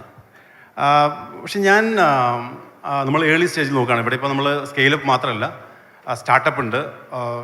ഈ പറയുന്ന ന്യൂ ഓണ്ടർപ്രണർഷിപ്പിന് വേണ്ടിയിട്ട് അതിനെ ആഗ്രഹിക്കുന്ന ആൾക്കാരുണ്ട്. അപ്പോൾ അവരുടെ അടുത്ത് എനിക്ക് പറയാനുള്ളതെന്ന് വെച്ചാൽ, നമ്മൾ ഒരു പ്രോഡക്റ്റ് സ്റ്റാർട്ട് ചെയ്തപ്പോൾ അല്ലെങ്കിൽ നമ്മൾ നമ്മൾ വർക്ക് ചെയ്തത് ബേസ്ഡ് ഓൺ കോമൺ സെൻസ് ആണ്. നമ്മളുടെ ആദ്യത്തെ ടെക്നോളജി എന്ന് പറഞ്ഞാൽ നമ്മളുടെ കോമൺ സെൻസ് ആയിരുന്നു. നമ്മൾ ഒരു പ്രോഡക്റ്റ് ഐഡൻറ്റിഫൈ ചെയ്തു, അതിനെക്കുറിച്ച് പഠിച്ചു, അതിന് റിക്വയർമെൻറ്റ്സ് മനസ്സിലാക്കി, അതിനുശേഷമാണ് നമ്മൾ ടെക്നോളജി യൂസ് ചെയ്യാൻ തുടങ്ങിയത്. അപ്പോൾ ബേസിക്കായിട്ട് എനിക്ക് പറയാനുള്ളതെന്ന് വെച്ചാൽ, നമ്മൾ ഒരു ടെക്നോളജിയിലേക്ക് എത്തുന്നതിന് മുമ്പ് നമ്മൾ എന്താണ് നമ്മുടെ പ്രോഡക്റ്റ്, അതിനെക്കുറിച്ച് അതിൻ്റെ ബേസിക്സ് കൃത്യമായിട്ട് മനസ്സിലാക്കി അതിനകത്ത് നമ്മൾ ഇൻവോൾവ് ചെയ്യുമ്പോഴാണ് നമുക്ക് അതിൻ്റെ ഇഷ്യൂസ് മനസ്സിലാവുന്നത്. ആ ഇഷ്യൂസ് സോൾവ് ചെയ്യാൻ വേണ്ടിയിട്ടാണ് നമ്മൾ ടെക്നോളജി യൂസ് ചെയ്യേണ്ടതെന്നുള്ളതാണ്. All right, sir. Thank you so much. I agree with you. So the next question is towards Miran, sir. Thank you so much for being here once again. So നമുക്കിപ്പോൾ അറിയാവുന്ന ഒരു കാര്യമാണ്, നമ്മുടെ food industry എന്ന് പറയുന്നത് വളരെ vast ആണ്. And sometimes we even say that like it's saturated, it's getting to saturated. നമുക്കിപ്പോൾ എല്ലാ സാധനങ്ങളും നമുക്ക് കിട്ടുന്നുണ്ട് എന്നുള്ളൊരു പറയുന്നുണ്ട്. But still there are always gaps that presents opportunities for the newcomers, അല്ലേ? അപ്പോൾ നമ്മുടെ ഈ ഒരു ഫുഡ് ഇൻഡസ്ട്രിയിലുള്ള എന്ത് ഗ്യാപ്സ് അല്ലെങ്കിൽ എന്ത് നീഷസിലാണ് നമ്മളുടെ ഒരു ന്യൂ കമേഴ്സിനെ ടാപ്പ് ചെയ്യാൻ സാധിക്കുമെന്ന് സാറിന്റെ പെർസ്പെക്റ്റീവിൽ സാർ കരുതുന്നത്? And like also what advice would you love to give them for making the best utilization of those recipes? You're prompting me to create competition for me itself. ഇത് convenience ആയിരുന്നു ഞങ്ങളുടെയൊക്കെ തുടക്കം. അപ്പോൾ when housewife has to go through the grill of cooking, we came up with powder ഫോർമാറ്റിൽ വന്നു. അത് ഒരു first level of convenience ആയിരുന്നു. അതിനുശേഷം ഞങ്ങളുടെ ഇൻഡസ്ട്രിയിൽ തന്നെ ready to eat, ready to cook വന്നു, റെഡി ടു ഈറ്റ് വന്നു. അതിനുശേഷം ID പോലെയുള്ള product offering, fresh to market വന്നു. വളരെ ടീഡിയസ് ആയിട്ടുള്ള ഒരു പ്രോസസ്സാണ് ഇവരുടേത്. കാരണം ഒരു സാധനം ഉണ്ടാക്കി 4-5 ദിവസത്തിന് ഉള്ളിൽ വിറ്റ് പോയില്ലെങ്കിൽ then you have to find ways and means to make sure that the product is not being wasted. അപ്പോൾ അങ്ങനെയുള്ള ഒരു ഇത് വന്നു. പക്ഷെ ഇപ്പോൾ വരുന്ന അല്ലെങ്കിൽ ഇപ്പോൾ നമുക്ക് എയിം ചെയ്യാവുന്ന ഒരു ഏരിയ എന്ന് പറയുന്നത് നിഷ് മാർക്കറ്റാണ്. അപ്പോൾ ഫോർ എക്സാമ്പിൾ ഇപ്പം മലപ്പുറത്തിൻ്റെ ഒരു ഓഫറിങ്, സാധാരണ മലപ്പുറത്ത് വീടുകളിൽ ഉണ്ടാക്കുന്ന ഒരു offering, if that can be created and then served throughout or pan Kerala or throughout India, അതിന് ഒരു ചെറിയ പോസിബിലിറ്റി ഉണ്ട്. See, basically what happens is in business, what we need to keep in mind is, പണ്ടത്തേൽ നിന്ന് വ്യത്യസ്തമായിട്ട് we were all lucky enough in the sense, ഞങ്ങൾക്കൊരു 35-40 വർഷം ഒരു same പ്രോഡക്റ്റുമായിട്ട് ജീവിക്കാൻ പറ്റി. പക്ഷേ ഇപ്പോൾ ഉള്ള കമ്പനികൾക്കൊന്നും ആ ഒരു ഭാഗ്യം ഉണ്ടാവണമെന്നില്ല. കാരണം മാർക്കറ്റ് ഈസ് ടു ഡൈനാമിക്. എല്ലാ മാസവും അല്ലെ എല്ലാ വർഷവും പുതിയ പുതിയ ഓഫറിങ് വന്നുകൊണ്ടിരിക്കുകയാണ്. ഏതാണ് കയറി ക്ലിക്കാവുമെന്ന് നമുക്ക് പറയാൻ പറ്റില്ല. അപ്പോൾ അങ്ങനെയുള്ളൊരു സാഹചര്യത്തിൽ you need to have fresh thinking, fresh ideas has to be there. There should be free thinking. നമുക്കൊരു കാരണവശാലും ഞാനിപ്പോൾ ചെയ്യുന്നതുമായിട്ട് എനിക്ക് കാലാകാലം ജീവിക്കാമെന്നുള്ളൊരു ചിന്ത, ആ ഒരു സേഫ്റ്റി ഓർ കംഫർട്ട് സോൺ ഇനിയുള്ള കാലത്ത് ബിസിനസ്സിലുണ്ടാവില്ല. അത് ഒരു ബിസിനസ്സിലും ഉണ്ടാവുമെന്ന് എനിക്ക് തോന്നുന്നില്ല. അപ്പോൾ ഡിസ്റപ്റ്റീവ് ആയിട്ടുള്ള മൈൻഡ് സെറ്റും വേണം. One has to think on a completely different ways in which offerings has to go in. അപ്പോൾ അതിനെല്ലാം ഡ്രൈവ് ചെയ്യുന്ന ട്രെൻഡുകളാണ്. ഇപ്പോൾ if you look at Indian മാർക്കറ്റിൽ സ്വിഗ്ഗി ഏറ്റവും കൂടുതൽ ചെയ്യുന്ന പ്രോഡക്റ്റ് ചിക്കൻ ബിരിയാണിയാണ്. പക്ഷേ India is been seen as a market for vegetarians. പക്ഷേ ഏറ്റവും കൂടുതൽ വിൽക്കുന്ന പ്രോഡക്റ്റ് ചിക്കൻ ബിരിയാണി. അതേപോലെ തന്നെ ഇപ്പോൾ ഈ അടുത്ത കാലത്ത് ഒരു വലിയ വാല്യൂ ക്രിയേഷൻ ഉണ്ടായ കാര്യം എന്ന് പറയുന്നത്, ടാറ്റാസ് ഈ അടുത്തിടയ്ക്കൊരു മോർ ദൻ 5,000 crores മുടക്കി ഒരു ബ്രാൻഡ് വാങ്ങിച്ചു. ചിങ്സ് എന്നാണ് ആ ബ്രാൻഡിൻ്റെ പേര്. അപ്പോൾ ചിങ്സിൻ്റെ പ്രത്യേകത എന്താ വെച്ചിട്ടുണ്ടെങ്കിൽ, ചിങ്സ് ചൈനീസ് ഓഫറിംഗ് ആണ്. അപ്പോൾ ചൈനീസ് ഓഫറിംഗ് ഉള്ള മറ്റു പ്രോഡക്റ്റുകൾ ഇല്ലാതിരുന്നത് കൊണ്ട് അവരുടെ എൻ്റർപ്രൈസ് വാല്യൂ 5,000 കോടി രൂപയ്ക്ക് മുകളിലായി. അപ്പോൾ ഇങ്ങനെയുള്ള കുറേ സാധനങ്ങളുണ്ട്. ഇപ്പോൾ ആരുടെ കയ്യിലാണ് അങ്ങനെയുള്ളൊരു സാധനം വന്ന് പെടുക എന്നറിയില്ല. അങ്ങനെ വരുന്ന ഒരു പ്രോഡക്റ്റിനെ കുറിച്ചായിരിക്കണം ചിന്തിക്കുന്നത്. അതല്ലാതെ നമ്മളൊരു Eastern is making curry powder, പുതിയൊരാളും കൂടി കറി പൗഡർ തുടങ്ങിയിട്ട് it's not going to create anything. അപ്പോൾ ആ ഒരു മൈൻഡ് സെറ്റ് നമുക്കുണ്ടാകുക എന്നുള്ളതാണ് ഏറ്റവും അത്യാവശ്യം. All right, thank you so much. So it's always about the mindset that the first businessman first needs to cultivate, I hope. All right. So once again coming back to Abdul Nasser sir, നമുക്കിപ്പോൾ ID fresh എന്ന് പറയുന്നത് നമ്മളുടെ ഒരു കാര്യം, food നമുക്ക് pre packed foods കൊണ്ടുവരുന്ന ഒരു കമ്പനിയാണ്. സോ അതിൽ ചെയ്യുന്ന സമയത്ത് how do you ensure being eco friendly? നമുക്ക് ID ഫ്രഷ് വളരുന്ന ആ വളർച്ചയുടെ ഓരോ ഘട്ടത്തിലും എക്കോ ഫ്രണ്ട്ലി എന്നുള്ള അല്ലെങ്കിൽ എൻവയോൺമെന്റ് ഫ്രണ്ട്ലി എന്നുള്ളൊരു കോൺസെപ്റ്റ് എങ്ങനെയായിരുന്നു എൻകറേജ് ചെയ്തിരുന്നത്? ആൻഡ് ഓൾസോ നമുക്കിപ്പോൾ ഒരു food business it's something that's quite risky and like something where like a lot of safety concerns are always there. അപ്പോൾ ആ ഒരു കേസിൻ്റെ അകത്ത് ഫുഡ് ബിസിനസ്സിൽ നമുക്കൊരു റൈറ്റ് തിങ്സ് ചെയ്യുക എന്നുള്ള ആ ഒരു തീരുമാനം അല്ലെങ്കിൽ അത് തമ്മിലുള്ള ഒരു balance how do you attain? Of course, environmental, social and governance IDയുടെ കോറാണ്. നമ്മൾ ഏതാണ്ട് ഒരു ഏതാണ്ട് 7 പ്രോജക്റ്റ് നമ്മൾ ചെയ്യുന്നുണ്ട്. അതിൽ ഒന്നാമത്തത് സോളാർ സിസ്റ്റമാണ്. സോളാർ സിസ്റ്റം നമ്മളുടെ ബിഗ്ഗസ്റ്റ് പ്ലാന്റ് വന്ന് ബാംഗ്ലൂരിലാണ്. അവിടെ നമ്മളിപ്പോൾ 50% of the energy we use it is from solar system. ഈ വർഷം തന്നെ 2024 itself we are going for 100% for Bangalore. Same നമ്മൾ മറ്റുള്ള റീജിയനിൽ നമ്മൾ പ്ലാൻ ചെയ്യുന്നുണ്ട്. Very immediately will implement the same. രണ്ടാമത് വന്നിട്ട് ഇലക്ട്രിക് വെഹിക്കിൾസാണ്. നമ്മളുടെ സെക്കൻഡറി ട്രാൻസ്പോർട്ടേഷൻ 100% നമ്മൾ EVയിലേക്ക് മാറുകയാണ്. നമ്മളത് ഓൾറെഡി സ്റ്റാർട്ട് ചെയ്ത് കഴിഞ്ഞു. Within A year or 2 will be achieving the 100% EV model. Third വന്നിട്ട് സീറോ ഫുഡ് വേസ്റ്റ്. അതിനകത്ത് നമ്മൾ 4 കാര്യങ്ങളാണ് ഫോളോ ചെയ്യുന്നത്. ഒന്ന് ഡെഫിനറ്റ്ലി ഡാമേജ് കൺട്രോളാണ്. നമ്മളുടെ ഒരു ഈ പറഞ്ഞ പോലെ തന്നെ ഹൈലി പെരിഷബിൾ പ്രോഡക്റ്റ് ആയതുകൊണ്ട് തന്നെ ഡാമേജ് കൺട്രോൾ ചെയ്യുക എന്നുള്ളത് വളരെ ഇമ്പോർട്ടൻ്റ് ആയിട്ടുള്ള കാര്യമാണ്. രണ്ടാമത്തത് നമ്മൾ B2B ചെയ്യുന്നുണ്ട്, അതായത് ബിസിനസ് ടു ബിസിനസ്. ഈ പ്രോഡക്റ്റ് ഫ്രഷ് ആയിട്ടുള്ള പ്രോഡക്റ്റ് നമ്മൾ സ്റ്റോഴ്സിൽ വെച്ച് കഴിഞ്ഞാൽ അത് എക്സ്പയർ ആകുന്നതിന് മുമ്പ് തന്നെ അതിന് ആ ഒരു ഫ്രഷ് കണ്ടീഷനിൽ തന്നെ നമ്മൾ എന്ത് ചെയ്യുക വെച്ചാൽ മറ്റുള്ള ബിസിനസ് ചാനലിലേക്ക് നമ്മളത് മൂവ് ചെയ്യും. തേർഡ് തിങ് ഈസ് നമ്മൾ NGOs ആയിട്ട് വർക്ക് ചെയ്യുന്നുണ്ട്. NGOs ആയിട്ട് വർക്ക് ചെയ്യുന്നുണ്ട്. അവർക്ക് നമ്മളുടെ ഫുഡ് നിയർ ടു എക്സ്പയറി കൊടുത്തു കഴിഞ്ഞാൽ അവരത് റെഡി ടു ഈറ്റ് ഫുഡായിട്ട് കൺവേർട്ട് ചെയ്തിട്ട് സ്ട്രീറ്റ്സിലും അതുപോലെ തന്നെ ഗവൺമെൻറ് ഹോസ്പിറ്റൽസിലൊക്കെ എത്തിക്കുന്നുണ്ട്. ഫോർത്ത് വൺ ഈസ് കാറ്റിൽ ഫീഡ്. അതായത് ഫൈനലി നമ്മുടെ അടുത്ത് ബാക്കി വരുന്ന പ്രോഡക്റ്റ്സ് നമ്മൾ കാറ്റിൽ ഫീഡായിട്ടാണ് യൂസ് ചെയ്യുന്നത്. അപ്പോൾ ഇത്രയും കാര്യങ്ങളാണ് നമ്മൾ ഇതിൽ ചെയ്യുന്നത്. നെക്സ്റ്റ് നമ്മൾ ചെയ്യുന്നത് ഇത് third one. Fourth one zero water waste ആണ്. വാട്ടർ വേസ്റ്റിൽ നമ്മൾ വർക്ക് ചെയ്യുന്നുണ്ട്. There is a very good progress. Next sustainable farming നമ്മൾ സ്റ്റാർട്ട് ചെയ്തിട്ടുള്ളൂ. Within 2025 we are aiming around minimum 1000 farmers to work with.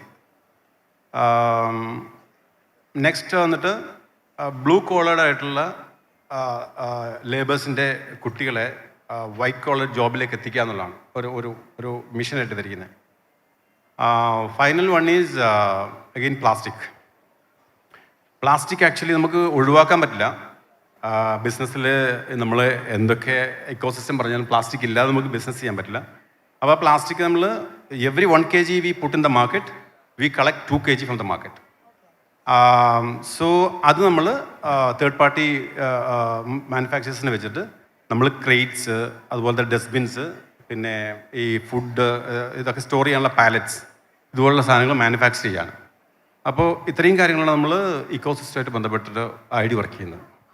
So that's actually like quite applaudable ആണ് ശരിക്കും പറഞ്ഞാൽ, especially that last 2 points, right? ഒന്ന് നമ്മളുടെ കുട്ടികളുടെ ആ ഒരു വൈറ്റ് കോളർ അവരെ എംപവർ ചെയ്യുക എന്നുള്ളൊരു കാര്യം. അറ്റ് ദ സെയിം ടൈം തന്നെ നമുക്കിപ്പോൾ ചില സമയത്ത് നമുക്ക് ചില കാര്യങ്ങൾ അൺഅവോയ്ഡബിൾ ആണ്, ബട്ട് അതിനെ കോമ്പൻസേറ്റ് ചെയ്യാൻ what we can do, that is the necessary step to be taken. Thank you so much for sharing that with us. And the next question is once again towards to you, Miran sir.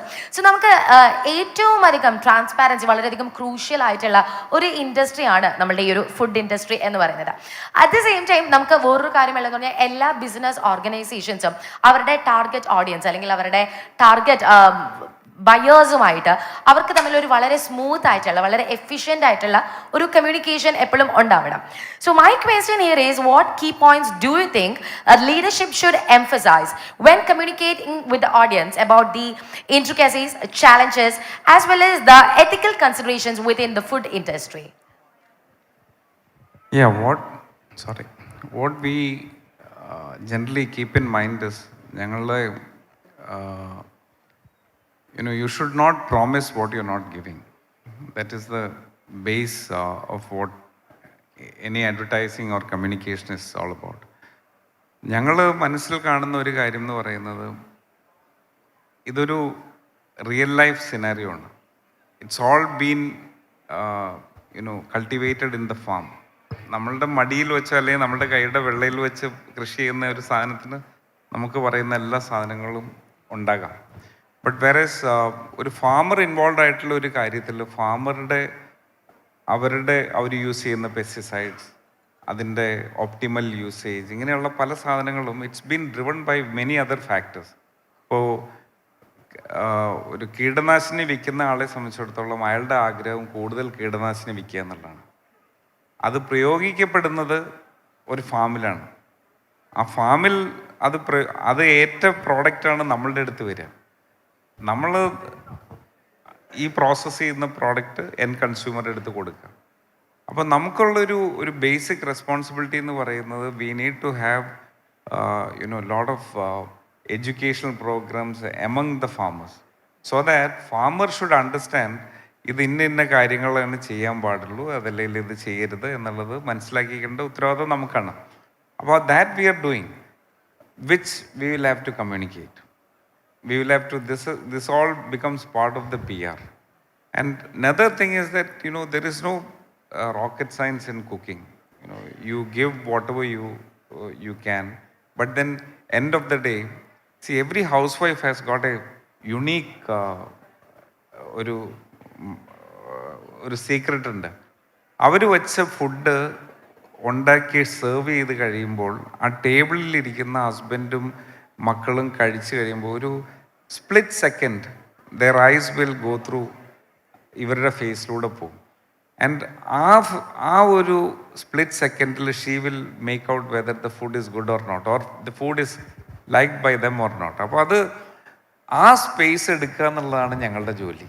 അപ്പോൾ then for that what we say is that consistency matters, different taste matters, to keep giving different offering. ഇപ്പോൾ നമ്മളുടെ കേരളത്തിലെ കൾച്ചറിൽ lot of eating outside is happening. ഇപ്പോൾ എറണാകുളത്തൊക്കെ എന്ന് പറഞ്ഞിട്ടുണ്ടെങ്കിൽ പണ്ട് മാസത്തിൽ ഒരു 2 പ്രാവശ്യം പുറത്തു പോയി കഴിച്ചുകൊണ്ടിരുന്നവർ ഇന്ന് ആഴ്ചയിൽ 2-3 തവണ പുറത്തു പോയി ഭക്ഷണം കഴിക്കും. അപ്പോൾ അതിൻ്റെ റീസൺ എന്താ വെച്ചിട്ടുണ്ടെങ്കിൽ, there are a lot of things people can try out when they go to the restaurant. can we replace that? Or can we give them an opportunity for the kids to enjoy a different food? Which makes, ഇപ്പോൾ ഞങ്ങളുടെ offering will make it convenient for the housewife to create it at home and then give it to kids. അപ്പോൾ അതിനെന്താ ഗുണം എന്ന് വെച്ചിട്ടുണ്ടെങ്കിൽ ഒന്ന് വീട്ടിലുണ്ടാക്കി എന്നുള്ളൊരു മനസ്സമാധാനം, രണ്ട് your budget is also been protected. You don't have to spend more. When you go to restaurant you have to spend more. അപ്പോൾ അങ്ങനെയൊക്കെയുള്ള കാര്യങ്ങൾ നമുക്ക് അവോയ്ഡ് ചെയ്യാനായിട്ട് പറ്റും. These are all things which we keep in mind. End of the day, what you are offering, what you don't over promise. Promise only what you can do. What you can.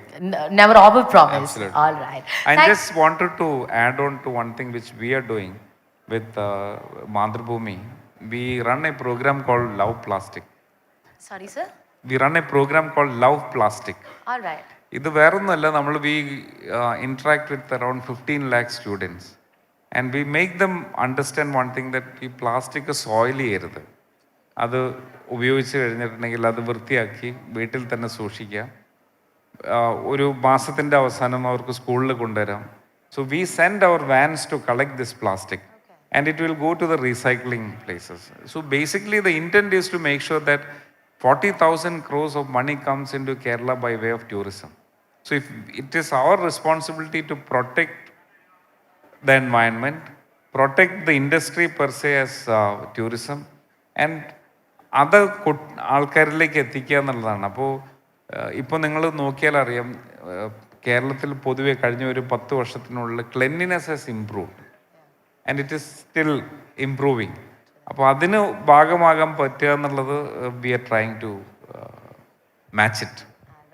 And that's like quite an appreciable initiative. Yes, actually, like the both of them needs a better round of applause, please.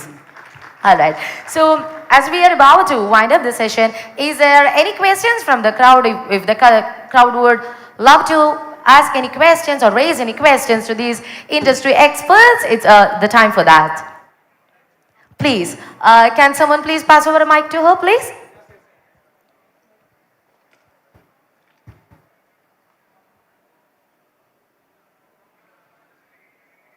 One second, please. We are so delighted that like you are actually raising a question. നമ്മളൊരു question ചോദിച്ചുകൊണ്ടേ തന്നെ ഇത്രയും വേഗത്തിൽ ഒരു question raise ചെയ്യാന്ന് പറയുന്നത്, that just shows like how engaged and how involved she was in this whole conversation. Thank you so much for that. And can you kindly pass on the mic a bit fast, please? Alek, maybe you can pass on mic to her.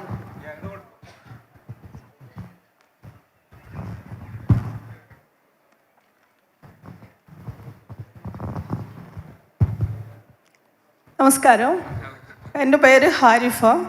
ഞാൻ മലപ്പുറം ജില്ലക്കാരിയാണ്. പക്ഷെ Wayanad base ചെയ്തിട്ട് ഹിൽവ natural എന്ന പേരിൽ ഒരു been two bar chocolate make ചെയ്യുന്ന കമ്പനിയുടെ ഫൗണ്ടറാണ്. എനിക്ക് ചോദിക്കാനുള്ളത് മിസ്റ്റർ നാസർ സാറിനോടാണ്. ID ഫ്രഷ് ഇപ്പോൾ പുതുതായിട്ട് മാർക്കറ്റിൽ ഇൻസ്റ്റൻറ്റ് കോഫി പൗഡർ ഇറക്കിയിട്ടുണ്ട്. അത് നിങ്ങൾ വൈറ്റ് ലേബിൾ ചെയ്യുന്നതാണോ അതോ ഓൺ പ്രോഡക്റ്റ് ആണോ? അത് ഫസ്റ്റ് ക്വസ്റ്റ്യൻ. അത് വൈറ്റ് ലേബിൾ ചെയ്യുന്നതാണെങ്കിൽ നമ്മൾ ഓണായിട്ട് മാനുഫാക്ചർ ചെയ്യുന്നതാണോ ലാഭകരം, അതോ വൈറ്റ് ലേബിളാണോ ലാഭകരം? Second question, first time ID ഫണ്ടിങ്ങിന് പോയ സമയത്ത് എത്ര കോടി രൂപയായിരുന്നു നിങ്ങളുടെ valuation? 2 questions. Thank you. So ഒന്നാമത്തത് നമ്മൾ ഈ പറയുന്ന instant coffee powder own manufacturing ആണോ വൈറ്റ് ലേബലിംഗ് ആണോ? അത് വൈറ്റ് ലേബലിംഗ് ആണ്. അത് ലാഭകരം ചോദിച്ചു കഴിഞ്ഞാൽ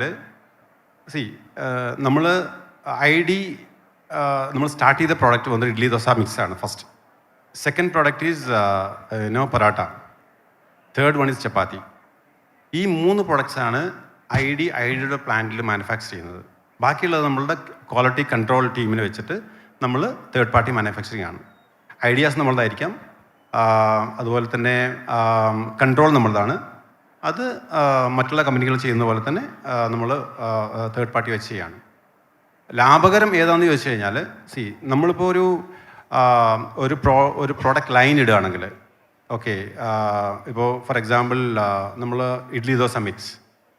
സോ ബാംഗ്ലൂർ പ്ലാന്റ്, നമ്മൾ ബിഗ്ഗസ്റ്റ് പ്ലാന്റ്, അവിടെ നമ്മളുടെ മാനുഫാക്ചറിങ് കപ്പാസിറ്റി വന്നിട്ട് 100 മെട്രിക് ടൺ പെർ ഡേ ആണ്, അതായത് 1 lakh kg per day. So അതിൻ്റെ ഒരു മിനിമം 60-70% നമ്മളതിൻ്റെ എഫിഷ്യൻസി എടുത്താൽ മാത്രമേ ആ ഒരു ലൈൻ നമ്മൾ ഇൻവെസ്റ്റ് ചെയ്ത് നമുക്ക് ജസ്റ്റിഫൈ ചെയ്യാൻ പറ്റുള്ളൂ. അപ്പോൾ അതുപോലെ വോളിയം പ്രൊഡക്ട്സ് മാത്രമേ നമുക്ക് എന്ത് ചെയ്യാൻ പറ്റുള്ളൂ, നമുക്ക് ഓൺ മാനുഫാക്ചറിങ് ലൈൻ ഇടാൻ പറ്റുള്ളൂ. അപ്പോൾ ആ ഒരു വ്യൂ പോയിന്റിൽ നമ്മൾ വൈറ്റ് ലേബിളായിരിക്കും നമുക്ക് ലാഭകരം. ഓക്കെ, സെക്കൻഡ് ക്വസ്റ്റ്യൻ, 2014 നമുക്ക് ഫസ്റ്റ് വാല്യുവേഷൻ വരുന്നത്. ആ സമയത്ത് നമ്മുടെ വാല്യുവേഷൻ 130 crores ആയിരുന്നു.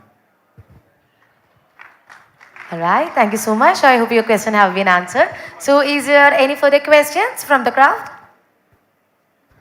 All right. Hello.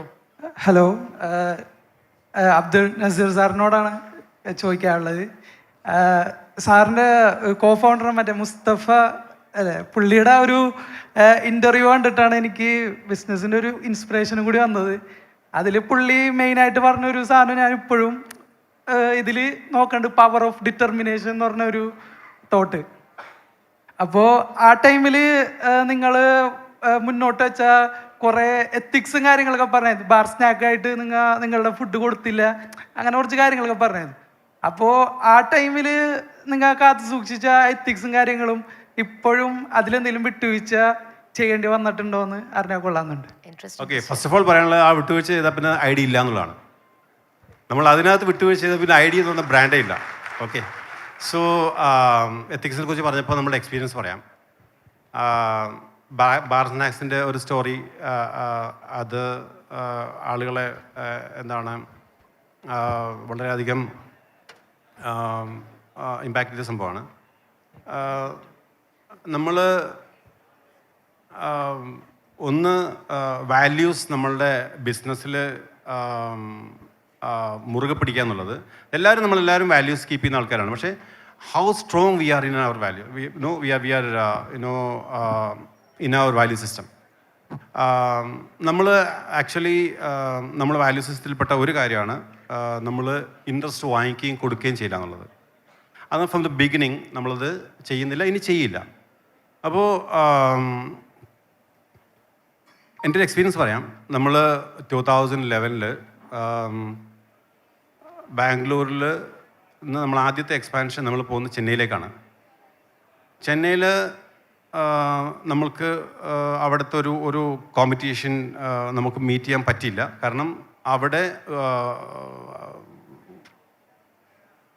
ഈ ഇഡ്ലി ദോശ മിക്സ് ഗ്രൈൻഡ് ചെയ്യുന്നത് വളരെ ചീപ്പ് റൈസ് വെച്ചിട്ടാണ്. അതായത് ഗവൺമെൻറ്റിൽ നിന്ന് കിട്ടുന്ന 1 rupee റൈസ് വെച്ചിട്ടാണ് ആളുകൾ മാവരയ്ക്കുന്നത്. പക്ഷേ നമുക്ക് നമ്മളുടെ റൈസിൽ നിന്ന് മാറ്റാൻ പറ്റില്ല. നമ്മൾ കൊടുക്കുന്ന ഓഫറിങ് നമുക്ക് പിന്നോട്ട് പോകാൻ പറ്റില്ല. അപ്പം നമ്മളൊരു ഡിസിഷൻ എടുത്തതെന്ന് വെച്ചാൽ അവിടെ നമുക്ക് കോമ്പറ്റ് ചെയ്യാൻ പറ്റാത്തതുകൊണ്ട് തന്നെ നമ്മൾ ആ പ്ലാന്റ് ഷട്ട് ഡൗൺ ചെയ്തു. നമ്മൾ ഇനിയൊരു പുതിയ പ്രൊഡക്റ്റുമായിട്ട് മാത്രമേ ചെന്നൈയിലേക്ക് വരുള്ളൂ നമ്മൾ ഡിസൈഡ് ചെയ്തു. അപ്പോൾ ഇൻട്രസ്റ്റിൻ്റെ ഒരു കാര്യം ഞാൻ പറഞ്ഞതെന്ന് വെച്ചാൽ, നമ്മൾ 2011 ചെന്നൈ പ്ലാന്റ് ഷട്ട് ഡൗൺ ചെയ്തപ്പോൾ നമുക്ക് ഒരു കാരണവശാലും പിടിച്ചേക്കാൻ പറ്റില്ല. കാരണം മുംബൈയിൽ നമ്മൾ പ്ലാന്റിൻ്റെ വർക്ക് നടന്നുകൊണ്ടിരിക്കുകയാണ്. ബാംഗ്ലൂർ ഒരു ബിസിനസ് വെച്ചിട്ട് നമുക്ക് ഒരിക്കലും ഈ പറയുന്ന മുംബൈ മാർക്കറ്റ് പിടിച്ചു നിർത്താൻ പറ്റില്ല. ഒരു പ്ലാന്റ് ഷട്ട് ഡൗൺ ചെയ്തു, രണ്ടാമത്തെ പ്ലാന്റും കൂടെ ഷട്ട് ഡൗൺ ചെയ്താൽ നമ്മൾ പ്രൂവ് ചെയ്യാൻ പോകുന്നത് ഈ ബിസിനസ് സ്കെയിലബിൾ അല്ല എന്നുള്ളതാണ്, ഇത് സ്കെയിൽ ചെയ്യാൻ പറ്റില്ല എന്നുള്ളതാണ്. അപ്പോൾ നമ്മൾ പൂട്ടുകയാണെങ്കിലും മൊത്തം കമ്പനി പൂട്ടുന്നൊരവസ്ഥയിലേക്ക് പോകും. ആ സമയത്ത് നമ്മൾ എങ്ങനെ പിടിച്ചു നിൽക്കും എന്നുള്ള ഒരു തോട്ട് പ്രോസസ്സിന് മുകളിൽ ഒരു എക്സ്പേർട്ടിൻ്റെ അടുത്ത് ഞാൻ ചോദിച്ചു. ഓഫ് കോഴ്സ് നമ്മൾ team in between Mustafa, me and my brothers, we discussed. അങ്ങനെ എന്നെ ഏൽപ്പിച്ചു ഒരു എക്സ്പെർട്ടിനെ സംസാരിക്കാൻ വേണ്ടി. നമ്മൾ പുള്ളിയോട് ചോദിച്ചു. അപ്പോൾ പറഞ്ഞു, നിങ്ങൾ ഇൻട്രസ്റ്റിനെതിരെ പണിയെടുക്കുന്ന ആൾക്കാരാണ്, അപ്പോൾ തീർച്ചയായിട്ടും നിങ്ങളിപ്പോൾ നിങ്ങളുടെ ഒരു സിറ്റുവേഷൻ ഹാൻഡിൽ ചെയ്യാൻ വേണ്ടിയിട്ട് നിങ്ങൾ തൽക്കാലത്തേക്ക് ലോൺ എടുക്കുന്നതിന് കുഴപ്പമില്ല. കാരണം നിങ്ങളത് ഒരിക്കലും അതിന് മുകളിൽ ലാഭം ഉണ്ടാക്കാൻ വേണ്ടിയില്ല, ഈ കമ്പനി പൂട്ടിപ്പോകാതിരിക്കാൻ വേണ്ടിയിട്ടാണ്. അപ്പോൾ നിങ്ങൾ എടുക്കുന്നതിൽ തെറ്റില്ല എന്നാണ് എനിക്ക് തോന്നുന്നതെന്ന് പറഞ്ഞു. പക്ഷേ എഗെയിൻ നമ്മളുടെ ഒരു വാല്യൂ സിസ്റ്റം, ഓഫ് കോഴ്സ് നമ്മളുടെ ഒരു ബിലീഫിൻ്റെ ഭാഗം കൂടിയാണ്. അപ്പോൾ നമ്മളുടെ ഒരു വാല്യൂ സിസ്റ്റത്തിൽ നമ്മൾ പുറകോട്ട് പോകാമെന്നുള്ള ഒരു ബുദ്ധിമുട്ട് നമുക്ക് തീർച്ചയായും ഉള്ളതുകൊണ്ട് തന്നെ ഒരാളതും കൂടി ചോദിക്കാൻ തീരുമാനിച്ചു. പക്ഷേ അയാളുടെ ഒരു എന്താ പറയുക വ്യൂ വളരെ ഡിഫറെൻ്റ് ആയിരുന്നു. പുള്ളി പറഞ്ഞത് നമ്മളൊക്കെ സ്പീക്കേഴ്സാണ്, നമ്മളൊക്കെ എന്താ പറയുക മോട്ടിവേഷൻ ക്ലാസ്സൊക്കെ നടത്തുന്ന ആൾക്കാരാണ്. പക്ഷേ നമ്മൾ 100 പ്രസംഗം നടത്തുന്നതിനേക്കാൾ കൂടുതൽ ഇഫക്റ്റീവാണ് നിങ്ങളിത് പ്രൂവ് ചെയ്യുന്നു എന്നുള്ളത്. ഇത് നിങ്ങൾ ഇതിനകത്ത് പിൻവലിച്ചിട്ട് നിങ്ങളിത് പിൻവാങ്ങുകയാണെങ്കിൽ നിങ്ങൾ അഗെയിൻ തെളിയിക്കുകയാണ് ഇൻട്രസ്റ്റ് ഇല്ലാതെ അല്ലെങ്കിൽ പലിശയില്ലാതെ ബിസിനസ് ചെയ്യാൻ പറ്റില്ല എന്നുള്ളതാണ് നിങ്ങൾ പ്രൂവ് ചെയ്യാൻ പോകുന്നത്. അത് കേട്ടപ്പോൾ സത്യത്തിൽ ഈ കമ്പനി പൂട്ടിയാലും നമ്മൾ ഇതെടുക്കില്ല എന്ന് തീരുമാനിച്ചു. ആ ഒരു ഡിസിഷൻ നമ്മൾ എവിടെ എത്തിച്ചതെന്ന് വെച്ചാൽ ഒരു 6 മാസം കഴിയുമ്പോഴത്തേക്ക് നമുക്ക് ഒരു ഇൻവെസ്റ്റർ വന്നു. ടെമ്പററി ആയിട്ട് നമുക്കൊരു ഫണ്ട് കിട്ടി. നമ്മളങ്ങനെ മുന്നോട്ട് ബിസിനസ് അങ്ങനെയാണ് നമ്മൾ മുന്നോട്ട് കൊണ്ടുപോയത്. അപ്പോൾ നമ്മൾ വാല്യൂ സിസ്റ്റത്തിൽ നമ്മൾ അതിൽ നിന്ന് മാറിക്കഴിഞ്ഞാൽ നമ്മൾ മോറൽ നഷ്ടപ്പെട്ടു എന്നുള്ളതാണ്. അപ്പോൾ ഈ ക്വസ്റ്റിനുള്ള ആൻസർ എനിക്ക് പറയാനുള്ളത് വെച്ചാൽ നമ്മൾ ഇതിൻ്റെ പ്രൊമോട്ടേഴ്സായിട്ട് എത്രത്തോളം കാലം നിലനിൽക്കുന്നു അന്ന് വരെ ഐഡിയയുടെ വാല്യൂ സിസ്റ്റത്തിൽ നിന്ന് ഒരു കാരണവശാലും പുറകോട്ട് പോകില്ല. All right, thank you so much. Such an interesting question and a very thought-provoking answer, sir. Thank you so much. So, namalde time run out here. We are just running on a very restricted time. So, we actually have got a space for just one more question. If anybody would want to raise a last question, or like shall we wind up? Okay. എൻ്റെ ഒരു Sajad Yusuf startup തുടങ്ങണം ആഗ്രഹിക്കുന്നതാണ്. As A food ടെക്നോളജിയിൽ നമ്മുടെ 3D printing എന്നൊരു സാധ്യത വന്നു കഴിഞ്ഞാൽ എങ്ങനെയായിരിക്കും ഇന്ത്യയിൽ?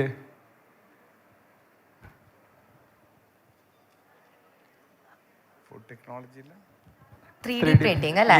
3D പ്രിന്റിംഗ് ടെക്നോളജി എങ്ങനെയായിരിക്കും ഇന്ത്യയിൽ നമ്മുടെ ഇക്കോസിസ്റ്റത്തിൽ? I am not very sure about it. I have seen it in construction. ഫുഡിൽ വരാകുന്ന ഒരു ഇതെന്ന് പറയുന്നത് പാക്കേജിങ് ആൻഡ് റിലേറ്റഡ് ഏരിയയിലായിരിക്കും എന്നാണ് എൻ്റെ ലിമിറ്റഡ് നോളജ് വെച്ച് എനിക്ക് പറയാൻ പറ്റുന്നത്. പക്ഷേ I'm not very sure about processing. ഇത് എങ്ങനെയാണ് 3Dയുടെ ഇമ്പാക്റ്റ് എന്നുള്ളത് അറിയില്ല. ഈ യൂസ് അതുപോലുള്ള കൺട്രികളിലാണല്ലോ പൊതുവെ യൂസ് ചെയ്യുന്നത് 3D പ്രിൻറ്റിങ്. വെസ്റ്റേൺ കൾച്ചർ നമ്മുടെ ഇന്ത്യയിലോട്ട് വരുമ്പോൾ ചാൻസ് ഉണ്ടോ 3D printing? Can you repeat the question once again, please? നമ്മൾ 3D പ്രിന്റിംഗ് ടെക്നോളജി ഏറ്റവും കൂടുതൽ കണ്ടുവരുന്നത് USA അതുപോലുള്ള രാജ്യങ്ങളല്ലേ? അത് ഇന്ത്യൻ എക്കോസിസ്റ്റത്തിലോട്ട് വരുമ്പോൾ എങ്ങനെയായിരിക്കും ചാൻസ്? ഫുഡിലാണോ ഉദ്ദേശിച്ചത്?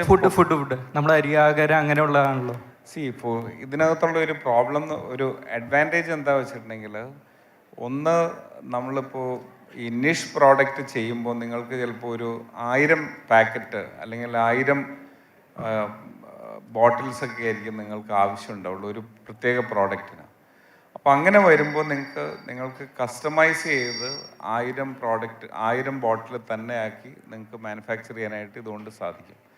അതേസമയം നമ്മളിപ്പോൾ പ്ലാസ്റ്റിക് പ്രിൻ്റ് ചെയ്യുന്ന സമയത്ത് യു ഹാവ് ടു ഡു ഒരു 500 കിലോ അല്ലെങ്കിൽ 1000 കിലോ പ്രിൻ്റ് ചെയ്യേണ്ടി വരും. അപ്പോൾ അങ്ങനെ വരുമ്പോൾ അത് ചിലപ്പോൾ ഒരു 4-5 വർഷത്തേക്ക് നമുക്ക് ആവശ്യമുള്ളതായിരിക്കും. അപ്പോൾ ഇതെല്ലാം വരും, മാർക്കറ്റിൽ വരും. എസ്പെഷ്യലി ബിക്കോസ് ഈ സ്പെൻഡിങ് എന്ന് പറയുന്നത് മാസ് സ്പെൻഡിങ് മാറിയിട്ട് നിഷ് സ്പെൻഡിങ്ങിലേക്ക് പോയിക്കൊണ്ടിരിക്കുക. ഇപ്പോൾ നിങ്ങൾ തന്നെ ശ്രദ്ധിച്ചിട്ടുണ്ടാവും, ഒരു TV വാങ്ങിക്കാനായിട്ട് പോകുമ്പോൾ ആ TV അവിടെ ഷോപ്പിൽ ചെന്ന് കഴിയുമ്പോൾ നമുക്കൊരു 34 ഇഞ്ചിൻ്റെ TV ആയിരിക്കും ആവശ്യം. പക്ഷെ നമ്മൾ അവിടെ ചെന്ന് കഴിയുമ്പോൾ അവരൊരു 42 ഇഞ്ചിൻ്റെയോ 54 ഇഞ്ചിൻ്റെയോ TV നിങ്ങളെ കാണിച്ചു തരുന്നു. തൊട്ടടുത്ത് ബജാജ് ഫിനാൻസിൻ്റെ ആളിരിക്കുന്നുണ്ട്. 18 മാസം കൊണ്ട് അടച്ചാൽ മതി എന്ന് പറയുമ്പോൾ ഓട്ടോമാറ്റിക്കലി ആൾക്കാർ അപ്ഗ്രേഡ് ചെയ്യുന്നുണ്ട്. അപ്പോൾ സെയിം ഈസ് എ സിസ്റ്റം. ആൾക്കാർക്ക് കൂടുതൽ നല്ല സാധനങ്ങൾ അല്ലെങ്കിൽ കൂടുതൽ നല്ല എക്സ്പീരിയൻസ് വേണം എന്നുള്ള ആഗ്രഹം കൊണ്ടാണ് കസ്റ്റമേഴ്സ് പോകുന്നത്. It's A problem of plenty in a way, but then you have to live with it. All right. Thank you so much. So time constraints കാരണം നമ്മളുടെ ഒരു question space ഇവിടെ conclude ചെയ്യാണ്. Thank you once again for being a part here, and it was absolutely my pleasure and privilege to have been a part with you for this event. And may I humbly request our Honorable MLA, Mr. Najib Kantapuram, sir, to kindly come over, to kindly grace us with your presence on the pulpit and kindly hand over a token of our love and appreciation to these two wonderful panelists. Let's give a big round of applause, a resounding round of applause to Mr. Nawaz Miran and Mr. Abdul Nasir, sir.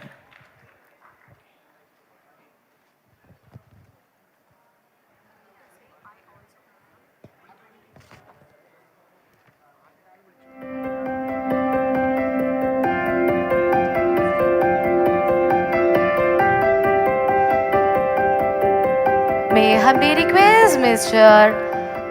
Nawaz Miran, sir, to kindly accept our appreciation of a love and a gratitude for being a part of the ScaleUp Conclave 2024.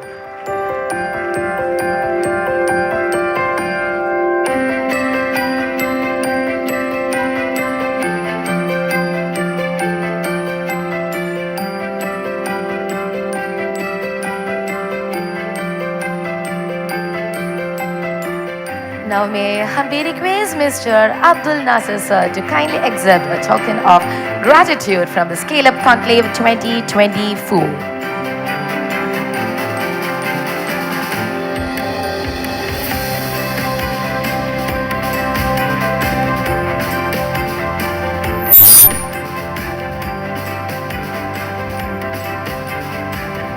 All right. With that, let's now move on to another awarding ceremony. May I humbly request Mr. Jamal Abdul Nasir, sir, from the Cosmo Travels to kindly come forward to the stage and accept a Voyager's Choice Award from the ScaleUp Conclave 2023. And once again, may I request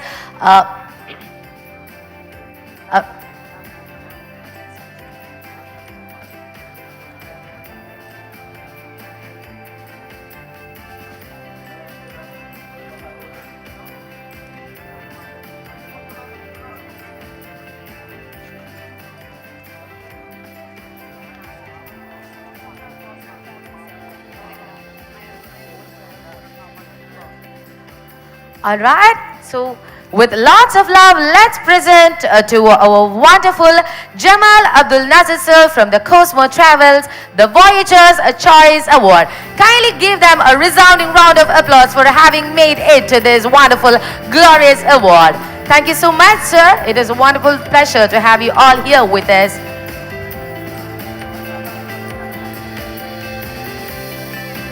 Now may I humbly request all of you to kindly descend back to your seats. And of course, let's move ahead with the next session, which is Cookathon, one of the most interesting and most engaging session that would be for today's event. So, namalde direct to consumer food products scale up ചെയ്യാൻ വേണ്ടിയിട്ടുള്ള ഒരു competition ഉണ്ടായിരുന്നു, which was Cookathon. അതിന്റെ screening നടന്നിരുന്നത് January 29th. അന്ന് almost 20ഓളം participants ഈ ഒരു കുക്കത്തോണിന്റെ ഭാഗമായിരുന്നു. അതിൽ നിന്ന് 7 പേരെയാണ് നമ്മളിപ്പോൾ ഷോർട്ട് ലിസ്റ്റ് ചെയ്തിരിക്കുന്നത്. അവർ ഇന്ന് നമുക്ക് വേണ്ടി ഒരു എലിവേറ്റർ പിച്ച് പ്രസന്റ് ചെയ്യുന്നതായിരിക്കും. So this session shall be facilitated by the renowned food vlogger Mr. Abdul Bazim. Mr. Abdul Bazim, sir, can we kindly have you onto the stage? We are quite looking forward to the Cookathon. Can we kindly have you onto the stage, please?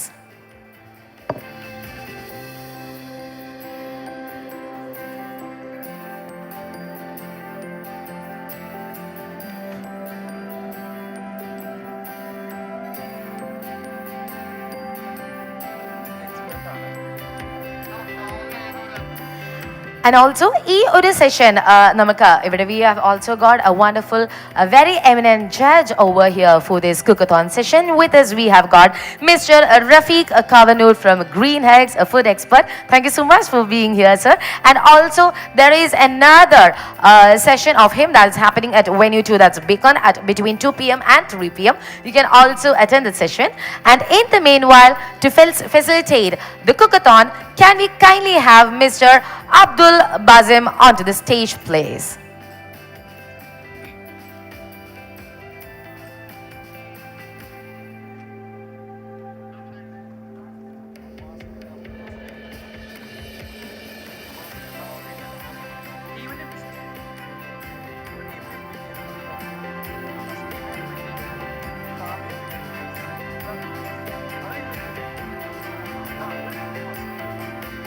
All right. Unfortunately, Mr. Abdul Bazim couldn't make it to this event. Anyhow, let's acknowledge his presence and move ahead with the cookathon. So, ഏറ്റവും ആദ്യം നമ്മളുടെ ഇന്നത്തെ short list ചെയ്തിരിക്കുന്ന 7 contestants-ലെ ഏറ്റവും first ആയിട്ട് let me invite onto the stage the Farmio, the millet cookies. Can we kindly have the representative from the Farmio millet cookies kindly come over to the stage and make your elevator pitch. We are looking forward to the same. So, shall I proceed? Yeah.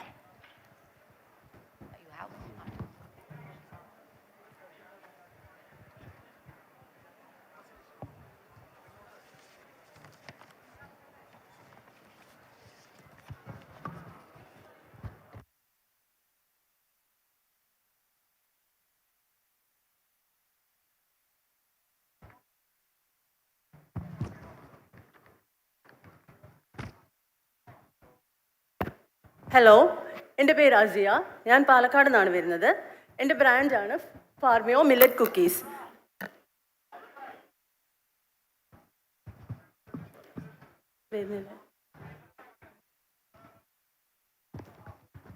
This is our brand Farmio millet cookies ആണ്.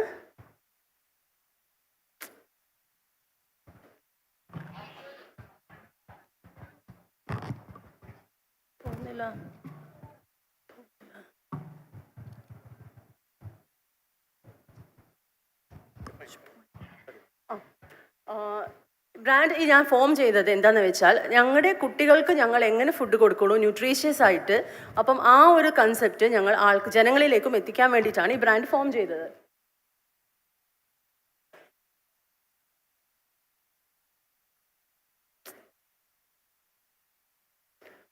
ഈ millet കുക്കീസിൽ ഞങ്ങൾ mainly use ചെയ്തിട്ടുള്ളത് ജോവറാണ്.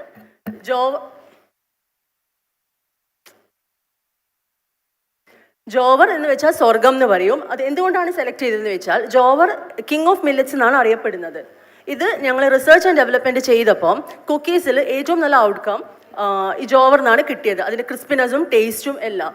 ഈ ജോവർ എന്തെന്ന് വെച്ചാൽ എല്ലാ കുട്ടികൾക്കും മുതൽ ഏജ് ആയവർക്ക് വരെ കൺസ്യൂം ചെയ്യാൻ നല്ലതാണ്. അവർക്ക് ഒരു ഡൈജസ്റ്റീവ് ഇഷ്യൂസും വരില്ല. പിന്നെ ഗ്ലൂട്ടൻ ഫ്രീ ആണ്, അപ്പോൾ ഷുഗർകാർക്കും കഴിക്കാം. പിന്നെ ഗ്ലൈസീമിക് ഇൻഡെക്സ് കുറവാണ്. പിന്നെ ഞങ്ങൾ ഇൻഗ്രീഡിയൻസ് സെലക്ട് ചെയ്യുന്നത് ഹോൾ വീറ്റ് ഫ്ലോർ മാത്രമാണ് ഇതിൻ്റെ കൂടെ ആഡ് ചെയ്യുന്നത്. ഇൻഗ്രീഡിയൻസിൽ വേറെ ആഡ് ചെയ്യുന്നുണ്ട്. പിന്നെ മില്ലറ്റ്സ് ഞങ്ങൾ വാഷ് ആൻഡ് പ്രീസോക്ക് ചെയ്തിട്ടാണ് യൂസ് ചെയ്യുന്നത്. സോ ഡൈജസ്റ്റീവ് ഇഷ്യൂസ് ഒക്കെ മാക്സിമം കുറയ്ക്കാൻ പറ്റും. പിന്നെ എല്ലാ സ്പൈസസും ഇൻഗ്രീഡിയൻസ് ഒക്കെ ഫ്രഷ്ലി പ്രിപ്പയർഡ് ആയിട്ടാണ് ചെയ്യുന്നത്. പിന്നെ ഇതാണ് ഞങ്ങളുടെ ഫ്ലേവേഴ്സ് ഞങ്ങൾ ഇൻട്രൊഡ്യൂസ് ചെയ്തിട്ടുള്ളത്. ഇത് പെപ്പേർഡ് എക്സ്റ്റസി എന്ന് പറഞ്ഞാൽ പെപ്പർ ഫ്ലേവറിൽ, പിന്നെ കാർഡമം കാസ്കേഡ് എന്ന് പറഞ്ഞാൽ കാർഡമം ഇൻഫ്യൂസ്ഡ് ആണ്. ഇതിൻ്റെ രണ്ടിനും ടെക്നോളജി ഞങ്ങൾക്ക് അഡോപ്റ്റ് ചെയ്തിട്ടുള്ളത് IISR ഇന്ത്യൻ സ്പൈസ് റിസർച്ച് ഇൻസ്റ്റിറ്റ്യൂട്ടിൽ നിന്ന് ടെക്നോളജി ട്രാൻസ്ഫറിലൂടെയാണ്. പിന്നെ ഞങ്ങൾ ഡെവലപ്പ് ചെയ്ത വേറെ ഫ്ലേവേഴ്സാണ് സ്പൈസി ആയിട്ടുള്ള സേവറി സ്പൈസ്, പിന്നെ സിന്നമൺ മാജിക് എന്ന് പറഞ്ഞിട്ട് സിന്നമൺ ഇൻഫ്യൂസ്ഡ്, പിന്നെ ചോക്ലേറ്റ് ഫ്ലേവേർഡ്, പിന്നെ നട്ടി ക്രഞ്ച് എന്ന് പറഞ്ഞിട്ട് നട്ട്സും ആൽമണ്ട്സും ഇൻഫ്യൂസ് ചെയ്തിട്ട്, പിന്നെ ഡേറ്റ്സ് കുക്കീസ്, പിന്നെ മിക്സഡ് ബെറീസിൻ്റെ ബെറി ബൗൾ. പിന്നെ ഞങ്ങൾ പ്രൊഡക്ഷൻ അറ്റ് പ്രസൻറ്റ് ഇപ്പോൾ ചെയ്യുന്നത് IISRയുടെ സ്പൈസ് പ്രോസസ്സിംഗ് ഫെസിലിറ്റിയിലാണ്.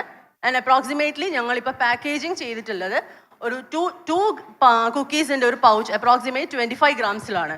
അപ്പം എല്ലാവർക്കും ട്രാവലർ ഫ്രണ്ട്ലി ആയിട്ടും ഈസി ടു ക്യാരി ആയിട്ട് കഴിക്കാൻ പറ്റുന്നതാണ്. ഞങ്ങളിവിടെ പ്രൈസ് ഡിസൈഡ് ചെയ്തിട്ടുള്ളത് 15 per pack ആണ്. പിന്നെ ഇതിൻ്റെ പ്രോഡക്റ്റിൻ്റെ എക്സലൻസ് എന്താന്ന് പറഞ്ഞാൽ ഇതൊരു ഹെൽത്തിയർ ഓൾട്ടർനേറ്റീവ് ആണ് നമ്മുടെ നോർമൽ അവൈലബിൾ ആയിട്ടുള്ള കുക്കീസിനെ കാട്ടും. പിന്നെ ഹെൽത്ത് കോൺഷ്യസ് ആയിട്ടുള്ളവർക്ക് ഈസിലി കൺസ്യൂം ചെയ്യാൻ പറ്റും. പിന്നെ കിഡ്സിന് ഫേവർ ചെയ്യുന്ന ടേസ്റ്റുകളിലാണ് ഞങ്ങൾ ഇൻട്രൊഡ്യൂസ് ചെയ്തിട്ടുള്ളത്. പിന്നെ നമുക്കിതിൽ നമ്പർ ഓഫ് ഫ്ലേവേഴ്സ് ഡെവലപ്പ് ചെയ്യാൻ പറ്റും. പിന്നെ മാർക്കറ്റ് പൊട്ടൻഷ്യൽ മില്ലറ്റ് കുക്കീസിൽ എപ്പോഴും ഇപ്പം 2030 ഒക്കെ സ്റ്റഡി നടത്തിയപ്പോൾ നല്ല ഗ്രോത്ത് ആണ് കാണിക്കുന്നത്. പിന്നെ ഞങ്ങൾ ഇതിൽ അഡോപ്റ്റ് ചെയ്ത മാർക്കറ്റിംഗ് സ്ട്രാറ്റജീസ് എന്തൊക്കെയാണെന്ന് വെച്ചാൽ D2Cക്ക് വേണ്ടിയിട്ട് സോഷ്യൽ മീഡിയ പ്രസൻസ്, പിന്നെ ഇ-കൊമേഴ്സ് പ്ലാറ്റ്ഫോംസ്, പിന്നെ വെബ്സൈറ്റ്സ്, ക്യാമ്പയിൻസ് ആൻഡ് ആഡ്സ്, പിന്നെ ബ്രാൻഡ് ലോഞ്ച് ഞങ്ങൾ ചെയ്തിട്ടില്ല, നെക്സ്റ്റ് വീക്ക് ചെയ്യാൻ പ്ലാൻ ചെയ്യാണ്. പിന്നെ ഇൻഫ്ലുവൻസർ മാർക്കറ്റിംഗ്, പിന്നെ കസ്റ്റമർ ഫീഡ്ബാക്ക്, പിന്നെ ടെസ്റ്റിമോണിയൽസ് ഒക്കെയാണ്. പിന്നെ ഇപ്പം ഞങ്ങൾ ജസ്റ്റ് ഒരു MVP മിനിമം വയബിൾ പ്രൊഡക്റ്റ് പോലെയാണ് ചെയ്തിട്ടുള്ളത്. ഇതിൽ കസ്റ്റമർ ഫീഡ്ബാക്ക് എടുത്തിട്ട് MMP ആക്കി മാറ്റണം, മാർക്കറ്റ് ഫീഡ്ബാക്ക് എടുക്കണം, പിന്നെ ന്യൂ പ്രൊഡക്ഷൻ ഫെസിലിറ്റിയിലേക്ക് മാറണം, പിന്നെ ഇ-കോമും എക്സ്പോർട്ട് പോസിബിലിറ്റിയും എക്സ്പോർട്ട് ചെയ്യണം. പിന്നെ ഇതിൽ ഞങ്ങൾ കുറച്ച് എക്സ്ട്രാ പ്രോഡക്റ്റ് ലൈൻസ് ആഡ് ചെയ്യുന്നുണ്ട്. ഇപ്പോൾ കെയിൻ ഷുഗർ ഞങ്ങൾ പ്രോഡക്റ്റ് ലൈനിലുണ്ട്. ഇത് നാച്ചുറലി സോഴ്സ്ഡ് ആണ്, ഡയറക്റ്റ് ഫാമേഴ്സിൽ നിന്ന് ആണ് കളക്ട് ചെയ്യുന്നത്. It's better than sugar. പിന്നെ മില്ലറ്റിൻ്റെ പുട്ട് പൗഡർ ഉണ്ട്, ഫ്ലേക്സ്, പിന്നെ jaggery, those who don't like sugar, jaggery cookies ഞങ്ങൾ ഇൻട്രൊഡ്യൂസ് ചെയ്യുന്നുണ്ട്. പിന്നെ ഇതിൽ മോർ ഫ്ലേവേഴ്സ് ഡെവലപ്പ് ചെയ്യാനുണ്ട്. പിന്നെ ഞങ്ങൾ റെഡി ടു ഈറ്റ് മില്ലറ്റ് ബ്രേക്ക്ഫാസ്റ്റും, പിന്നെ ഇതിൽ കസ്റ്റമൈസ്ഡ് പാക്സ്, ഡയബറ്റിക് പാക്സ്, അങ്ങനെ കുറേ പാക്സ് നമുക്ക് ഡെവലപ്പ് ചെയ്യാൻ പറ്റും. പിന്നെ നാച്ചുറൽ ജാംസ് ആൻഡ് സ്പ്രെഡ്സ്, ഇത് മൂന്നിൻ്റെ റിസർച്ച് ആൻഡ് ഡെവലപ്മെൻറ്റ് നടന്നുകൊണ്ടിരിക്കുകയാണ്. പിന്നെ ഇതിൽ മാർക്കറ്റ് ചാലഞ്ച് ഞങ്ങൾക്ക് എന്താണ് ഫേസ് ചെയ്യുന്നതെന്ന് വെച്ചാൽ, ആൾക്കാർക്ക് മില്ലറ്റ്സിൻ്റെ ലാക്ക് ഓഫ് അവെയർനെസ് നല്ലോണം ഉണ്ട്. അപ്പോൾ അത് നമുക്ക് ക്ലാസ്സസും അവെയർനെസ് ക്യാമ്പയിൻസ് കണ്ടക്ട് ചെയ്ത് കുറയ്ക്കാൻ പറ്റും. പിന്നെ മില്ലറ്റ്സ് കമ്പാരിറ്റീവ്ലി നമ്മൾ വീറ്റോ മൈദയോ കമ്പയർ ചെയ്യുമ്പോൾ കുറച്ച് എക്സ്പെൻസീവ് ആണ്. പിന്നെ കോമ്പറ്റീഷൻ ഫ്രം ബിഗ് ബ്രാൻഡ്സ്. പിന്നെ ഞങ്ങളുടെ മിഷൻ ആൻഡ് വിഷൻ എന്താണെന്ന് വെച്ചാൽ, ജസ്റ്റ് ഒരു മിയർ ബിസിനസ് മാത്രമല്ല, കുറച്ച് ബിയോണ്ട് ദാറ്റ് ഒരു ഹെൽത്തി ഫുഡ് നമ്മളെ ഹെൽത്തി ജനറേഷൻ ആയിട്ട് എത്തിക്കുക എന്നാണ്. All right. So the devoted time for the presentation was actually 3 minutes, but like we have gone past beyond it. Thank you so much. What an interesting presentation. And now it shall be the time where the judges shall ask any question that he would love to ask. So the time is all yours. So this is my sample pack.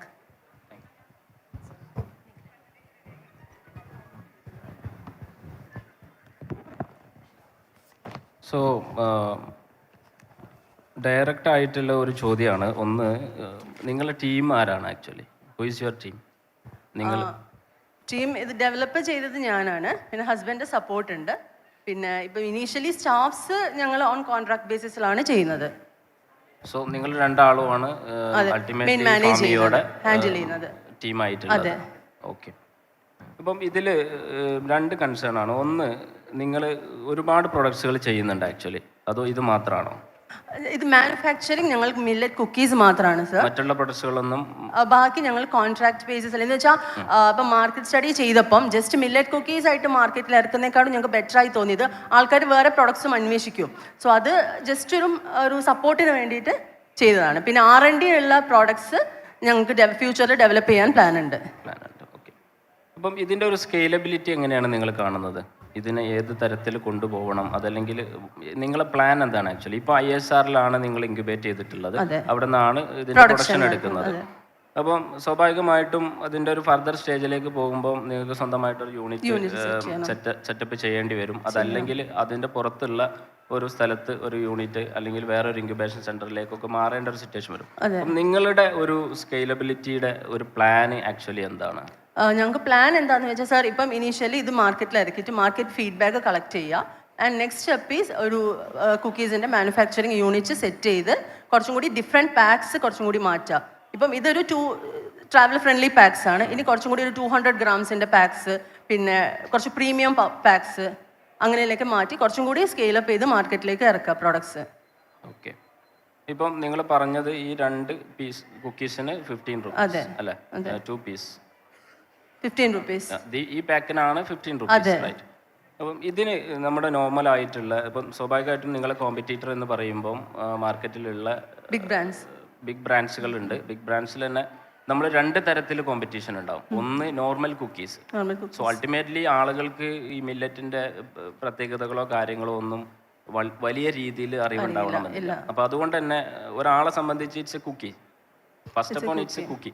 അപ്പം ഈ cookie അവർ compare ചെയ്യുമ്പം price hike ആയിരിക്കും ഉണ്ടാവും. അപ്പോൾ അതിനെ നിങ്ങൾ എങ്ങനെ ഓവർകം ചെയ്യും? അതിനെന്താണ് സ്ട്രാറ്റജി നിങ്ങൾ എടുത്തിട്ടുള്ളത്? മെയിൻ അവയർനെസ് ക്യാമ്പയിൻസ് ക്രിയേറ്റ് ചെയ്യുക. അവയർനെസ് ക്യാമ്പയിൻസ്, മില്ലറ്റിൻ്റെ ബെനിഫിറ്റ് ക്രിയേറ്റ് ചെയ്യുക. പിന്നെ കുക്കീസിനാണെങ്കിലും ഇപ്പം മൈദ, അതിൻ്റെ എന്താണ് അതിൻ്റെ നെഗറ്റീവ് എഫക്ട്സ്, അതിൻ്റെ ആൾക്കാരിലേക്ക് എത്തിക്കുക. ഓക്കെ. ആൻഡ് ലാസ്റ്റ് ക്വസ്റ്റ്യൻ, നിങ്ങൾ കറണ്ട് സ്റ്റാറ്റസ് ഇപ്പം ഈ പ്രോഡക്റ്റ് മാർക്കറ്റിൽ അവൈലബിൾ ആണോ? ഇല്ല സർ, ഞങ്ങൾ ബ്രാൻഡ് ലോഞ്ച് നെക്സ്റ്റ് വീക്ക് ചെയ്യാണ്.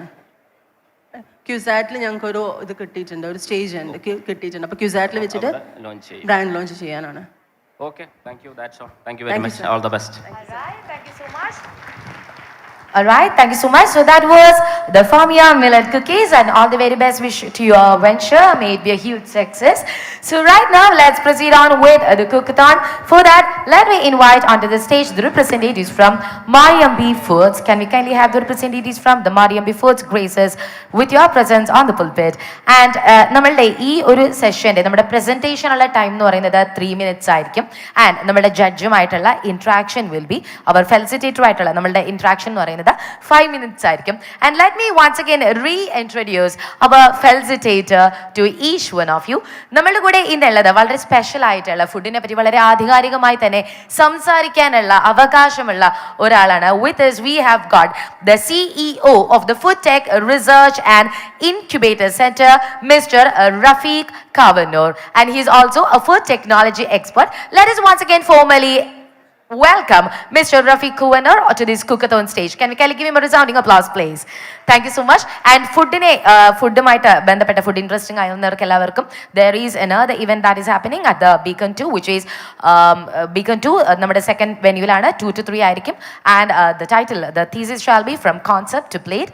And I hope the representative from the Mariambi Foods are here. Can we kindly have you here? And are we ready to start? Shall I put on the timer? And your time starts now. Thank you. Hi all, I am Maria. എൻ്റെ brand name മറിയമ്പി foods എന്നാണ്. ഞാൻ മറിയമ്പി foods കൊണ്ട് ഉദ്ദേശിക്കുന്നത് എന്താണെന്ന് വിചാരിച്ചാൽ നമ്മളെ കുടുംബത്തിന് വേണ്ടിയിട്ട് ഉണ്ടാക്കുന്ന ഫുഡ് അതേ ക്വാളിറ്റി മെയിൻറ്റെയിൻ ചെയ്തുകൊണ്ട് മറ്റുള്ളവരിലേക്ക് എത്തിക്കുക.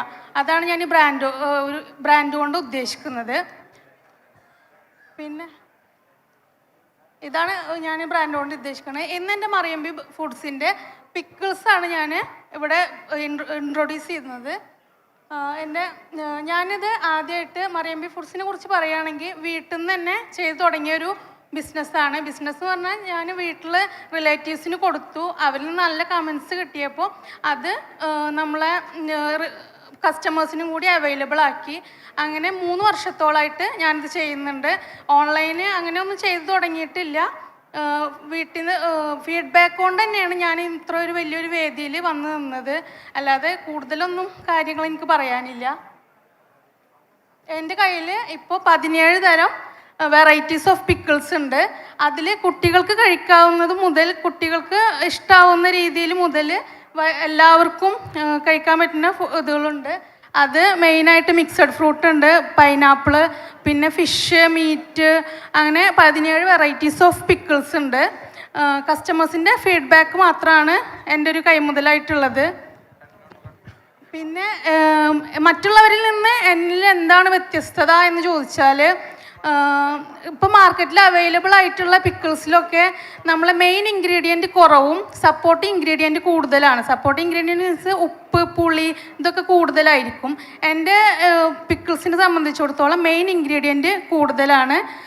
അതാണ് അതിനെ സപ്പോർട്ട് ചെയ്യാൻ വേണ്ടി മാത്രമാണ് ഞാൻ ബാക്കിയുള്ളത് യൂസ് ചെയ്യുന്നത്. അത് തന്നെയാണ് എൻ്റെ ഒരു പിക്കിൾസിൻ്റെ ക്വാളിറ്റി എന്ന് പറയുന്നത്. പിന്നെ കെമിക്കൽസിനോടൊരു സ്ട്രോങ് ഗുഡ് ബൈ ആണ് എൻ്റെ പിക്കിൾസ്. നമ്മൾ കെമിക്കൽ പ്രിസർവേറ്റീവ്സ് ഒന്നും ചേർക്കാറില്ല. അതുകൊണ്ട് തന്നെ മറ്റുള്ളവർ ഷെൽഫ് ലൈഫ് കൂട്ടാൻ വേണ്ടിയിട്ട് ഉപ്പ് ഇതൊക്കെ അതിന് വേണ്ടി ആഡ് ചെയ്യുമ്പോൾ നമ്മൾ ഷെൽഫ് ലൈഫ് അത്രയും അധികം അതാണ് എൻ്റെ പിക്കിൾസിനൊരു ലിമിറ്റേഷനായിട്ട് എനിക്ക് പറയാനുള്ളത്. അത്ര. All right, so I hope we shall move forward to the questions. Can you kindly continue the center? Thank you.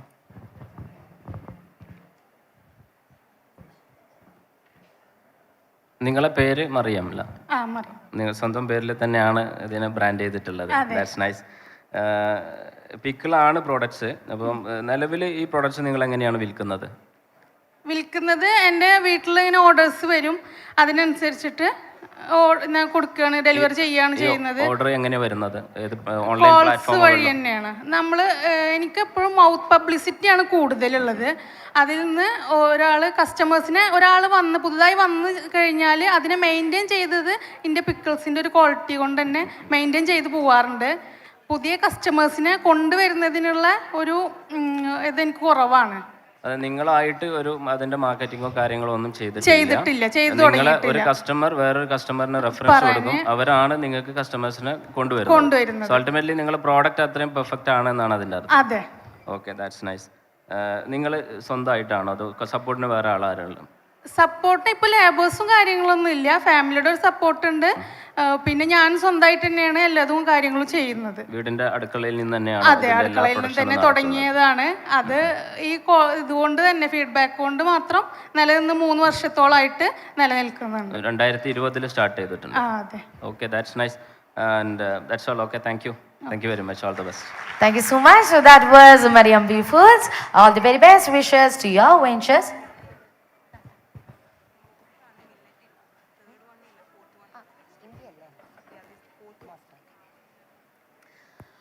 All right, so let me invite onto the stage the next shortlisted candidate, which is none else than Moft. Can we kindly have the representatives from Moft join with us on the stage, please?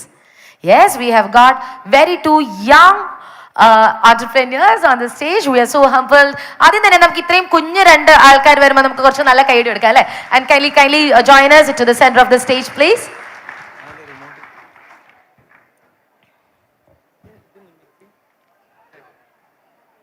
Are we ready? Are we ready to pitch? Yeah.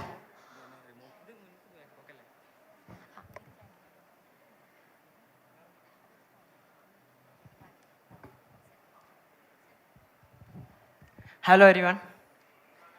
Okay.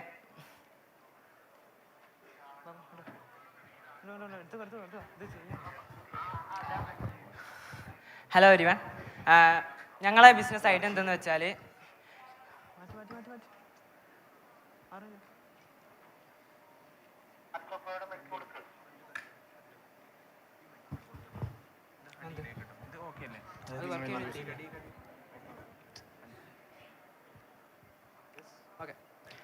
All right, so once again, let's start from the top and your time starts now. ആദ്യം തന്നെ ടീമിനെ introduce ചെയ്യുകയാണെങ്കിൽ ഞാനൊരു +2 student ആണ്, മലപ്പുറത്ത് നിന്ന് വരുന്നു, അപ്പം കാലിക്കറ്റ്. ഓക്കെ, ഇത് വേണോ മറ്റേ കാര്യം? ഞങ്ങൾ ആദ്യം റിസർച്ചിൽ വെച്ച് സ്റ്റാർട്ട് ചെയ്യാം.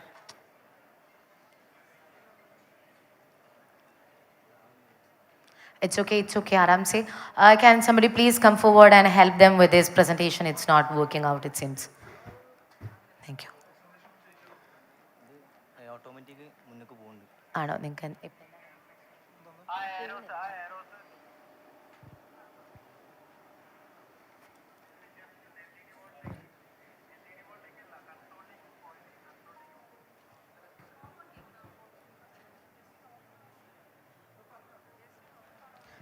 Sorry for the inconvenience. There is some technical glitch. We will be resolving it within just the next couple of seconds.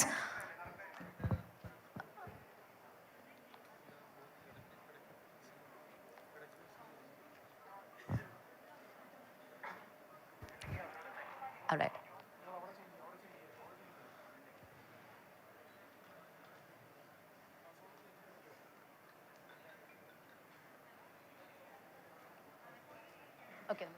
ഇതെന്താന്ന് വെച്ചാൽ പഡ്മബിൻ്റെ ഒരു റിസർച്ചാണ്. 2025 ആകുമ്പോഴത്തേന് 300 മില്യൺ ഡയബറ്റീസ് അഫക്റ്റഡ് പീപ്പിൾസ് ഫ്യൂച്ചറിൽ ഉണ്ടാവും. ഇന്ത്യയിൽ മാത്രം 90.4 മില്യൺ ഇതിൽ മാത്രം ഉണ്ടാവും. അപ്പം ഇത് കണ്ടാണ്ട് ഇതിനൊരു ഡ്രിങ്കിലൂടെ ഒരു ടേസ്റ്റി വേയിലൂടെ ഇതെങ്ങനെ പ്രിവെൻറ്റ് ചെയ്യാന്നുള്ളതാണ് ഞങ്ങൾ ഇൻട്രൊഡ്യൂസ് ചെയ്യാൻ പോകുന്നത്. ഓക്കെ, ഞങ്ങളെ മോഫ്റ്റിൻ്റെ മീനിങ് എന്താ വെച്ചാൽ മിക്സ് ഓഫ് ഫ്ലോറൽ ടേസ്റ്റ്. ഒരു ഫ്ലവേഴ്സിൻ്റെ ഇൻഗ്രീഡിയൻസ് വെച്ച് നമ്മൾ ഇതിനെ ഓവർകം ചെയ്യും. ഡയബറ്റീസ് പ്രിവെൻഷനാണ് ഞങ്ങളുടെ മെയിൻ ഫോക്കസ്. പിന്നെ വിഷയം എന്ന് പറഞ്ഞാൽ നമ്മളിപ്പോൾ നിലവിലുള്ള എല്ലാ ഡ്രിങ്ക്സിലും പലതരം ആർട്ടിഫിഷ്യൽ ഫ്ലേവേഴ്സും ഷുഗേഴ്സും ആണ് മെയിൻ. ഈ ഷുഗേഴ്സ് നമ്മൾ 1 കൊല്ലം ഉപയോഗിക്കുക. അതായത് ഡ്രിങ്ക്സിൽ നമ്മളിപ്പോൾ ഡ്രിങ്ക്സ് കുടിക്കുകയാണെങ്കിൽ 1 കൊല്ലം ഒരു കൺസ്യൂമർ ഉപയോഗിക്കുന്ന ഡ്രിങ്ക്സിൻ്റെ ഷുഗർ എന്ന് പറഞ്ഞാൽ 40 കിലോഗ്രാംസ് ആണ്. ഒരാൾ 40 കിലോഗ്രാം ഇത് ഉപയോഗിക്കുകയാണെങ്കിൽ അത് മതി പല അസുഖങ്ങളും വരാൻ. പിന്നെ ഡയബറ്റീസിൻ്റെ മെയിൻ കാരണം എന്താ വെച്ചാൽ ബ്ലഡ് ഗ്ലൂക്കോസ് ആണ്, ഹൈ ബ്ലഡ് ഗ്ലൂക്കോസ്. അപ്പോൾ ഇത് മാറ്റാനാണ് ഞങ്ങളുടെ വിഷന്, ഇത് നടപ്പിലാക്കാനാണ് മിഷന്. ഓക്കെ, ഇതുകൊണ്ടുള്ള ഉപകാരങ്ങൾ എന്താ വെച്ചാൽ hydration, digestive health, immunity support, antioxidants flowers ആകുമ്പോൾ എന്തായാലും ഉണ്ടാവും. പിന്നെ diabetes prevention, free from artificial additives, vitamin E, versatility, heart health, caffeine free. സാധാ ഇൻഗ്രീഡിയൻസിൽ ഉണ്ടാവുന്ന കഫീൻ നമ്മളിൽ ഉണ്ടാവില്ല. പിന്നെ നാച്ചുറൽ സ്വീറ്റ്നെസ് ആയിട്ട് ഞങ്ങൾ ഉപയോഗിക്കുന്നത് ഷുഗേഴ്സിൻ്റെ പകരം ഹണിയാണ്. റോയൽ ജെല്ലി എന്ന് പറഞ്ഞൊരു ഹണിയാണ് ഞങ്ങൾ ഇതിൽ ഉപയോഗിക്കുന്നത്. ജസ്റ്റ് ഫ്ലവേഴ്സിൻ്റെ എഡിബിൾ ഫ്ലവേഴ്സ് നോക്കുകയാണെങ്കിൽ നമുക്ക് ഹിബിസ്കസ് വരുന്നുണ്ട്. ഹിബിസ്കസിൽ വൈറ്റമിൻ സി, അത് ഹേർട്ടിന് വളരെ നല്ലതാണ്. പിന്നെ റോസ് നോക്കുകയാണെങ്കിൽ stress reduction, antioxidant properties, rich in vitamin നോക്കുകയാണെങ്കിൽ rich in vitamins A and C, skin benefits. ഞങ്ങൾ ഇൻഗ്രീഡിയൻസ് ജസ്റ്റ് ഒരു ഇൻഗ്രീഡിയൻസ് ഞങ്ങൾ ഐഡിയേഷൻ സ്റ്റേജിലായതുകൊണ്ട് ജസ്റ്റ് ഒരു ഇൻഗ്രീഡിയൻസിൻ്റെ സാമ്പിൾ നോക്കുകയാണെങ്കിൽ ഫസ്റ്റ് ഹിബിസ്കസ് എക്സ്ട്രാക്റ്റ്, ഹിബിസ്കസിൻ്റെ എക്സ്ട്രാക്റ്റ്. പിന്നെ ഫെനുഗ്രിക് സീഡ് എന്ന് പറയുമ്പോൾ നമ്മൾ ഉലുവ എന്ന് പറയും, ഉലുവ വെച്ചും. പിന്നെ ബെർബി എന്ന് പറഞ്ഞൊരു സീഡാണ്, അത് ബ്ലൂബെറി ഒക്കെ മോഡലൊരു സീഡ്. പിന്നെ ginger extract, turmeric, lemon juice, honey. Honey പറഞ്ഞാൽ ഇത് സ്വീറ്റ്നെസ്സിന്. ഓക്കെ, നമ്മൾ പാക്കേജിങ് വരുന്നത് സാധാരണ അലൂമിനിയം ബോഡിയിൽ നിന്ന് വ്യത്യസ്തമായിട്ട് റീസൈക്കിൾ പ്ലാസ്റ്റിക് കൊണ്ടുള്ള ട്രാൻസ്പെറൻറ്റ് ക്യാന്. ഇതുകൊണ്ട് എക്കോ ഫ്രണ്ട്ലി ആണ്. പിന്നെ ഫ്രഷ്നെസ് പ്രിസർവ് ചെയ്യാൻ ഞങ്ങൾക്ക് ഇതിനോട് സാധിക്കും. പിന്നെ ഞങ്ങൾ ടാർഗറ്റ് ഓഡിയൻസ് വരുന്നത് ഈ ഡയബറ്റീസ് പേഷ്യൻസും യങ് പ്രൊഫഷണൽസ്, അതായത് ഈ ബിസി ആയിട്ടുള്ള ആൾക്കാർക്ക് ഒരു ഡ്രിങ്കിലൂടെ നമുക്ക് എല്ലാം കൊടുക്കാൻ കഴിയും. പിന്നെ ഞങ്ങൾ ബിസിനസ് മോഡൽ എന്ന് പറയുമ്പോൾ D2C ആയിരിക്കും. പിന്നെ സബ്സ്ക്രിപ്ഷൻ പ്ലാൻസ് ഉണ്ട്, strategic partnership, limited edition first ഉണ്ടാവില്ല, പിന്നെ ഉണ്ടാവുള്ളൂ. All right, I'm sorry to interrupt. That ends the 3 minutes. The mic is all yours, Mr. Rafiq Kauner. Thank you. നിങ്ങളെ കോൺസെപ്റ്റ് നല്ലൊരു കോൺസെപ്റ്റായിട്ടാണ് ഫീൽ ചെയ്തത്. അപ്പം ഇതിൽ എത്രത്തോളം പഠനം നിങ്ങൾ നടത്തിയിട്ടുണ്ട്? ആക്ച്വലി ഇതിൽ പഠനം കുറച്ച് കുറവാണ്. കാരണം ഞങ്ങൾ ഇത് ഒരു ഐഡിയ സ്റ്റേജിൽ മാത്രമാണ്, കോൺസെപ്റ്റ് മാത്രമേ നിങ്ങളുടെ കയ്യിലുള്ളൂ, പ്രോഡക്റ്റ് ഒന്നും ഡെവലപ്ഡ് ആയിട്ടില്ല. ഇത് ലാസ്റ്റ് ജസ്റ്റ് ഒരു ഐഡിയ ചേഞ്ച്. ഇത് എന്നാണ് സ്റ്റാർട്ട് ചെയ്തത് നിങ്ങൾ ഇതിൽ ഈ ഒരു കോൺസെപ്റ്റിൽ എന്ന് വർക്ക് ചെയ്യലോട്ട് തുടങ്ങിയിട്ടില്ല? ഒരു മാസമായിട്ടുണ്ടാവും, 1 month. പിന്നെ ജസ്റ്റ് ഒന്ന് ഐഡിയ ജസ്റ്റ്. നിങ്ങളിപ്പോൾ എന്താ പഠിച്ചുകൊണ്ടിരിക്കുന്നത്? ഞങ്ങൾ പ്ലസ് ടു ആണ്. രണ്ടാളും ഒരേ കോളേജ് ഒരേ സ്കൂളിലാണ് പഠിക്കുന്നത്? കസിനാണ്. Okay, fine. ഓക്കെ, അപ്പം നിങ്ങൾ പിന്നെ വളരെ യങ്ങാണ്, നല്ല ഒരു കോൺസെപ്റ്റായിട്ടാണ് മുന്നോട്ട് വന്നിട്ടുള്ളത്. അപ്പോൾ എന്തായാലും സന്തോഷമുണ്ട്, ഇത്രയും എനർജറ്റിക് ആയിട്ട് വളരെ ചെറിയ പ്രായത്തിൽ തന്നെ ഇങ്ങനൊരു സംരംഭത്തിന് വേണ്ടിയിട്ട്, അല്ലെങ്കിൽ ഇത്തരം ആശയം എസ്പെഷ്യലി ഫുഡുമായിട്ട് ബന്ധപ്പെട്ട് ഇവിടുത്തെ ഒരു ഹെൽത്ത് കൺസേണും കാര്യങ്ങളൊക്കെ അഡ്രസ്സ് ചെയ്തുകൊണ്ട് വന്നു എന്നുള്ളതിൽ സന്തോഷമുണ്ട്. പ്രോഡക്റ്റ് ഒന്നും റെഡി അല്ലാത്തതുകൊണ്ടും നിങ്ങൾ കൂടുതൽ പഠിക്കാത്തതുകൊണ്ടും ഞാൻ ചോദ്യത്തിലേക്ക് കടക്കുന്നില്ല ആക്ച്വലി കേട്ടോ. Okay, thank U, all the best. All right, thank you so much, the both of you. Thanks a ton. Actually, വളരെ ഹാപ്പി ആയിട്ടുള്ള ഒരു മൊമെന്റ് ആയിരുന്നു ഇപ്പോൾ വിറ്റ്നസ് ചെയ്തത്. വളരെ യങ് ആയിട്ടുള്ള രണ്ടാളുകൾ, അവർ they are coming to the business and they intend to revolutionize the food industry. And cheers to the both of you. Keep coming again, keep coming high, fly high. So നമുക്ക് നമ്മുടെ കുക്കത്തോന്റെ next കണ്ടസ്റ്റന്റിനെ വിളിക്കാം. Again we have got 2 young bloods coming in with us. We have the representative from Spinach Cookies. All the very best wishes to you. Please kindly have your mic and kindly stand to the center of the stage.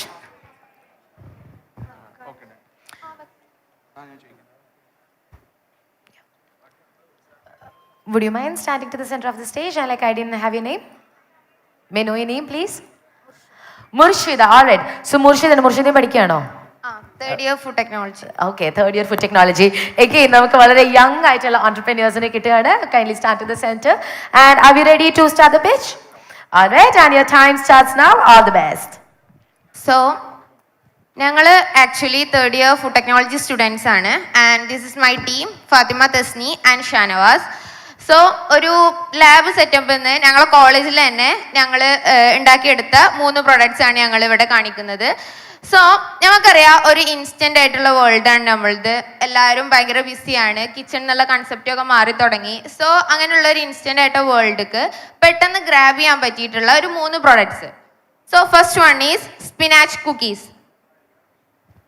നമുക്കറിയാം, ഇത് actually ഞങ്ങൾ മെയിനായിട്ട് focus ചെയ്യുന്നത് കുട്ടികളെയാണ്, ചെറിയ കുട്ടികളെ. കാരണം ചീര നമ്മുടെ നാട്ടിലൊക്കെ കിട്ടുന്ന ചീര, പക്ഷെ കുട്ടികളെ കഴിപ്പിക്കാൻ ഭയങ്കര പ്രശ്നമാണ്. വൈറ്റമിൻ എ ഉണ്ട്, അയൺ ഉണ്ട് എന്നൊക്കെ പറഞ്ഞിട്ട് അവരെടുത്ത് ചെന്നാൽ ദേ സേ നോ. സോ അവർക്ക് ഇഷ്ടപ്പെട്ട രീതിയിൽ അവരുടെ മുന്നിലേക്ക് ന്യൂട്രിയൻസ് റിച്ച് ആയിട്ടുള്ള ഒരു സംഭവത്തെ എത്തിക്കുക എന്നുള്ള കൺസെപ്റ്റിൽ നിന്നാണ് ഞങ്ങൾ ഈ ഇത് എടുത്തിട്ടുള്ളത്. സോ ഞങ്ങളിവിടെ ഒരു ഇൻഗ്രീഡിയൻസിൻ്റെ ലിസ്റ്റ് എടുക്കുകയാണെങ്കിൽ സ്പിനാച്ച് പൗഡർ ഉണ്ട്, പംകിൻ സീഡ്, ഫ്ലെക്സ് സീഡ്, പിന്നെ ഒരു നോർമൽ കുക്കീസിന് വേണ്ടിയിട്ടുള്ള sugar, butter and floor. So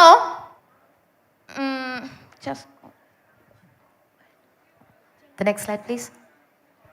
so നമുക്കറിയാം ഇപ്പോൾ ഒരു ഓർഗാനിക് ഫുഡ്സിനൊക്കെ ഭയങ്കര ഡിമാൻഡ് ഉള്ള കാലമാണ്. അപ്പോൾ അങ്ങനെ ഫുള്ളി ഓർഗാനിക് ആയിട്ടുള്ള പ്രോഡക്റ്റ്സ് ആണ് ഞങ്ങൾ യൂസ് ചെയ്തിട്ടുള്ളത്. സോ പാക്കേജിങ്ങും ഞങ്ങൾ ഭയങ്കര മിനിമലായിട്ട് പ്ലാസ്റ്റിക് യൂസേജ് ഒക്കെ വെച്ചിട്ടാണ് ചെയ്തിട്ടുള്ളത്. സോ നെക്സ്റ്റ് ആണ് അക്കാഷ്യോ പോൾവോ. പേരായിട്ട് മേടിക്കണ്ട, ജസ്റ്റ് സിമ്പിൾ ആണ്. ഹോഴ്സ് ഗ്രാം എന്ന് കേട്ടിട്ടില്ലേ, മുതിര. അപ്പോൾ ഭയങ്കര വെയിറ്റ് ലോസ് കുറക്കാനൊക്കെ സഹായിക്കുന്ന ഒരു സംഭവമാണ്. അപ്പോൾ അതിൽ നിന്ന് ഉണ്ടാക്കിയെടുത്തിട്ടുള്ള ഒരു പൗഡർ. സോ ഹോഴ്സ് ഗ്രാമിനെ കൂടെ അതിൻ്റെ ഒരു ടേസ്റ്റ് എൻറിച്ച് ചെയ്യാൻ വേണ്ടിയിട്ട് ഞങ്ങൾ യൂസ് ചെയ്തിട്ടുള്ള almond, pistachio and cardamom. So അടുത്തതായിട്ടുള്ള ഞങ്ങൾ പ്രൊഡക്റ്റ് എന്ന് പറഞ്ഞാൽ ഒരു waste. Can we move forward, please? Can we move forward to the next product slide? Platano golden crisp. Actually നമുക്കറിയാം 33 ബില്യൺ ടണ്ണാണ് നമ്മളുടെ ബനാനയുടെ പ്രൊഡക്ഷൻ വരുന്നത് ഇന്ത്യയിൽ. അതിൻ്റെ ഉള്ളിൽ 3.5 ബില്യൺ ടണ്ണ് അതിൻ്റെ വേസ്റ്റ് ആയിട്ട് പോണതാണ് അതിൻ്റെ തൊലി അല്ലെങ്കിൽ സ്കിൻ എന്ന് പറയുന്നത്. സോ അതും കൂടി യൂസ് ചെയ്തിട്ട് ഒരു വേസ്റ്റ് ടു ഫുഡ് എന്നുള്ള കൺസെപ്റ്റ് വെച്ചിട്ട് അതിൻ്റെ തൊലിയും കൂടി യൂസ് ചെയ്തിട്ട് ഒരു ക്രിസ്പ്. So healthy. നമ്മൾ യൂസ് ചെയ്തിട്ടുള്ള cornflour, sorry there is A change, ഞങ്ങൾ മൈദ യൂസ് ചെയ്തിട്ടില്ല, ഇറ്റ്സ് റൈസ് ഫ്ലോർ. ആൻഡ് മസാലാസും ഞങ്ങൾ യൂസ് ചെയ്തിട്ടുണ്ട്. സോ ഒരു ഹോൾ ബനാനയിൽ നിന്ന് ഉണ്ടാക്കിയിട്ടുള്ള ഒരു ക്രിസ്പി, അതായത് പെട്ടെന്ന് ക്രാബ് ചെയ്യാൻ പറ്റുന്ന രീതിയിലുള്ള ഒരു പ്രൊഡക്റ്റാണ് നെക്സ്റ്റ് ഞങ്ങൾ ഇവിടെ ഇൻട്രൊഡ്യൂസ് ചെയ്തിട്ടുള്ളത്. So this is our 3 products and thank you. And there ends the time to what a great timing. Sir, the time is yours. ആദ്യം ഫുഡ് ടെക്നോളജിന്ന് ഇത്തരം ഒരു സംരംഭം കൊണ്ടുവന്നതിൽ വളരെ സന്തോഷമുണ്ട്. കാരണം ബേസിക്കലി ഞാനും ഒരു ഫുഡ് ടെക്നോളജിസ്റ്റാണ്. അപ്പോൾ എന്തായാലും നല്ല കോൺസെപ്റ്റായിട്ടാണ് എനിക്കിത് ഫീൽ ചെയ്തിട്ടുള്ളത്. അപ്പം ഈ ലാസ്റ്റ് പറഞ്ഞ ബനാനയുടെ പ്രോഡക്ട്സ് ആക്ച്വലി ഇതിൻ്റെ ഒരു എൻഡ് യൂസ് എങ്ങനെയാണെന്ന് പറയാൻ പറ്റുമോ? I mean the powder and last products. Product crisp, അതായത് പ്രിങ്കിൾസിൻ്റെ അതേ ഒരു രൂപത്തിലാണ് അത് എത്തിയിട്ടുള്ളത്. ഇറ്റ്സ് ലൈക്ക് എ ചിപ്സ്, ഒരു ക്രാക്കർ പോലെയാണ്. ക്രാക്കർ പോലെയാണ്. പൗഡർ എങ്ങനെയാണ് യൂസ് ചെയ്യുക? പൗഡർ പൗഡർ മെയിനായിട്ട് മിൽക്കിൽ യൂസ് ചെയ്യുക. ജസ്റ്റ് ഒരു 1 ടീസ്പൂൺ എടുത്തിട്ട് മിൽക്കിൽ മിക്സ് ചെയ്തിട്ട് ഒന്ന് സ്റ്റിർ ചെയ്ത് യൂസ് ചെയ്യാൻ പറ്റും. അല്ലെങ്കിൽ മിൽക്ക് അലർജിയൻ ആയിട്ടുള്ള ആളുകൾക്ക് സാധാ ഹോട്ട് വാട്ടറിലും യൂസ് ചെയ്യാൻ പറ്റും. ഈ പ്രൊഡക്റ്റ് 3ഉം ഇപ്പം റെഡിയാണ്. നിങ്ങൾ ഇത് എവിടുന്ന് കോളേജിലെ ലാബിലാണ് ചെയ്തിട്ടുള്ളത്? ഏത് കോളേജിലാണ് പഠിക്കുന്നത്? MES കല്ലടി കോളേജ്. MES കല്ലടിയിലാണ് പഠിക്കുന്നത്. Okay, fine. അപ്പോൾ എന്തായാലും സന്തോഷം, നല്ല ഐഡിയ ആണ്. Okay, thank U, all the best. Thank you sir. That was team the spinach cookies. നമുക്ക് കുറച്ചുകൂടെ നല്ലൊരു കൈയ്യടി കൊടുക്കണം because they just deserve it. They have just gone deep into it and that's like a dash of fresh breath എന്നൊക്കെ പറയുന്നത് പോലെ വളരെ young ആയിട്ടുള്ള, വളരെ നമ്മുടെ ഫുഡ് ഇൻഡസ്ട്രിയെ മാറ്റിമറിക്കണം എന്ന് ആഗ്രഹിക്കുന്ന 3 ചെറുപ്പക്കാരായിരുന്നു. So with that, let's proceed on to the next contestants, that is the team Zuti. Can we kindly have the representatives from team Zuti join us on the stage for your elevator pitch?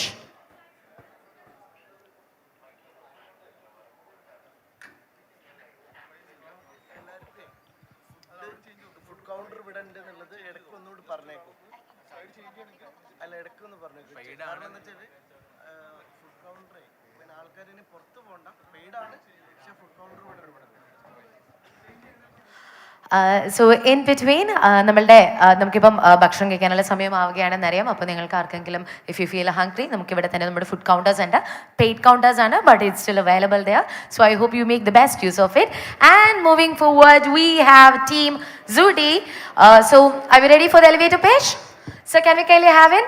Alright, so it seems like a family business and like we are all excited for your elevator pitch. So your time starts now.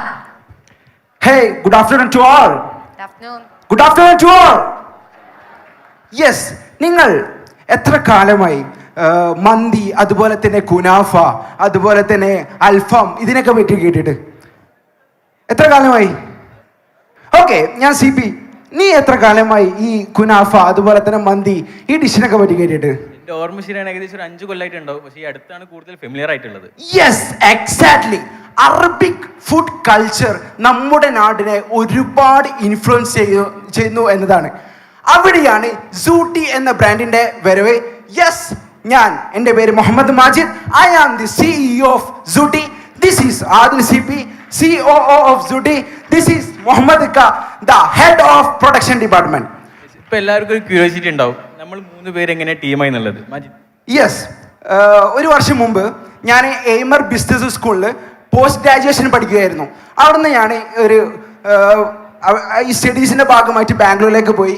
അവിടുന്നാണ് ഞാൻ first ഈ baklava taste ചെയ്യുന്നത്. After that ഞാൻ മുംബൈയിൽ പോയപ്പോഴും ഈ baklava taste ചെയ്തു. എന്നിട്ട് എനിക്ക് അവിടുന്നാണ് സ്ട്രൈക്കിംഗ് ആയത്, ഇത് ഇത്രത്തോളം ഈ അറബിക് ഫുഡ് കൾച്ചർ നമ്മുടെ നാടിനെ ഒരുപാട് ഇൻഫ്ലുവൻസ് ചെയ്യുന്നുണ്ട് എന്നത്. യെസ്, ആഫ്റ്റർ ദാറ്റ് ഞാൻ ആദ്യം സിബിനായിട്ട് കോൺടാക്ട് ചെയ്തു. അങ്ങനെ അവൻ തായ് ഗ്രൂപ്പിൽ മാർക്കറ്റ് റിസർച്ച് അനലിസ്റ്റ് ആയിട്ട് വർക്ക് ചെയ്യായിരുന്നു. യെസ്, അവിടുന്ന് അവൻ ജോബ് റിസൈൻ ചെയ്തു, എൻ്റെ ടീമിലോട്ട് വന്നു. ആഫ്റ്റർ ദാറ്റ് നമുക്ക് നമ്മുടെ ഈ ഒരു പ്രൊഡക്റ്റ് അത്രക്കും ഒതൻറ്റിക് നല്ല ടേസ്റ്റിൽ പ്രിപ്പയർ ചെയ്യണമെന്ന് നല്ല ആഗ്രഹമുണ്ട്. അങ്ങനെയാണ് നമ്മുടെ ബാക്ക് ബോൺ ഓഫ് സൂട്ടി എന്ന് പറയുന്ന നമ്മുടെ മുഹമ്മദ് ഖനെ പരിചയപ്പെടുന്നത്. അദ്ദേഹം 22 years എക്സ്പീരിയൻസിലൂടെ ഉള്ള ഒരു പേഴ്സൺ ആണ്. അതുപോലെ തന്നെ 100-ലധികം പ്രൊഡക്റ്റ്, ഡിഫറെൻറ്റ് പ്രൊഡക്റ്റ് ഉണ്ടാക്കാൻ അറിയുന്ന ഒരു വ്യക്തിയാണ്. This is our team. Okay, now Zooti's mission or the problem we are solving is the lack of authentic Arabian delights and confectionaries. അവിടാണ് സൂട്ടി ഒരു പുതിയ ലൈൻ ഓഫ് പ്രൊഡക്ട്സ് ആയിട്ട് ഇൻട്രൊഡ്യൂസ് ചെയ്യുന്നത്. The next slide, please. Yes, നമ്മുടെ star products വരുന്നത് baklava, maamoul, കലിജ ബിസ്കോത്ത്, കലിജ ഫത്തീദ്, സിം ഹലോ, കുമിൻ ഷബൂറ, സിം ബിസ്കോത്ത്, ദ മുറബ്. This is different products of Sooti. Okay Majid, എങ്ങനെ മാർക്കറ്റ് ചെയ്യാനാണ് നിങ്ങൾ ഉദ്ദേശിക്കുന്നത്? യെസ്, മാർക്കറ്റിംഗിന്റെ പ്ലാനിലേക്ക് വരുമ്പോൾ യെസ്, നമുക്ക് ഒരുപാട് ഓപ്ഷൻ ഉണ്ട്. 90% we are focusing on digital marketing, അതുപോലെ തന്നെ ഓൺലൈൻ മാർക്കറ്റിംഗ്, പിന്നെ അതുപോലെ തന്നെ B2B കസ്റ്റമേഴ്സിനൊക്കെ നമ്മൾ ഈ ഒരു മാർക്കറ്റിംഗ് രൂപത്തിൽ ചെയ്യുന്നുണ്ട്. അത് phase 1, phase 2, phase 3 അങ്ങനെ 3ആയിട്ടാണ് ഡിവൈഡ് ചെയ്തത്. ഇവിടെ നമ്മൾ ഡിസ്കസ് ചെയ്യുന്നത് phase 1 ആണ്. ഓക്കെ, ഏകദേശം നമ്മുടെ ഇന്ത്യൻ കറണ്ട് ബേക്കറി ആൻഡ് മാർക്കറ്റിന്റെ മാർക്കറ്റ് വാല്യൂ എത്രയാണെന്നറിയോ? Yes, of course. ഞാൻ അതിനെപ്പറ്റി റിസർച്ച് ചെയ്യുന്ന സമയത്ത് എനിക്ക് മനസ്സിലായത് 2023 ഏകദേശം $7.78 ബില്യൺ ബിസിനസ്സാണ് ഇന്ത്യയിൽ നടന്നത്. അത് ഏകദേശം കൺവേർട്ട് ചെയ്യുമ്പോൾ ഏകദേശം 778 കോടിയുടെ ബിസിനസ് ഇവിടെ നടന്നു കഴിഞ്ഞു. All right, sorry to interrupt. Thank you so much. Thank you. So it's the time for the questions. Okay, thank U. പേര് ഒന്നുകൂടി പറയാമോ രണ്ടാളതും? മാജിദ് മാലിക്. മാജിദ് മാലിക്, ആദിൽ.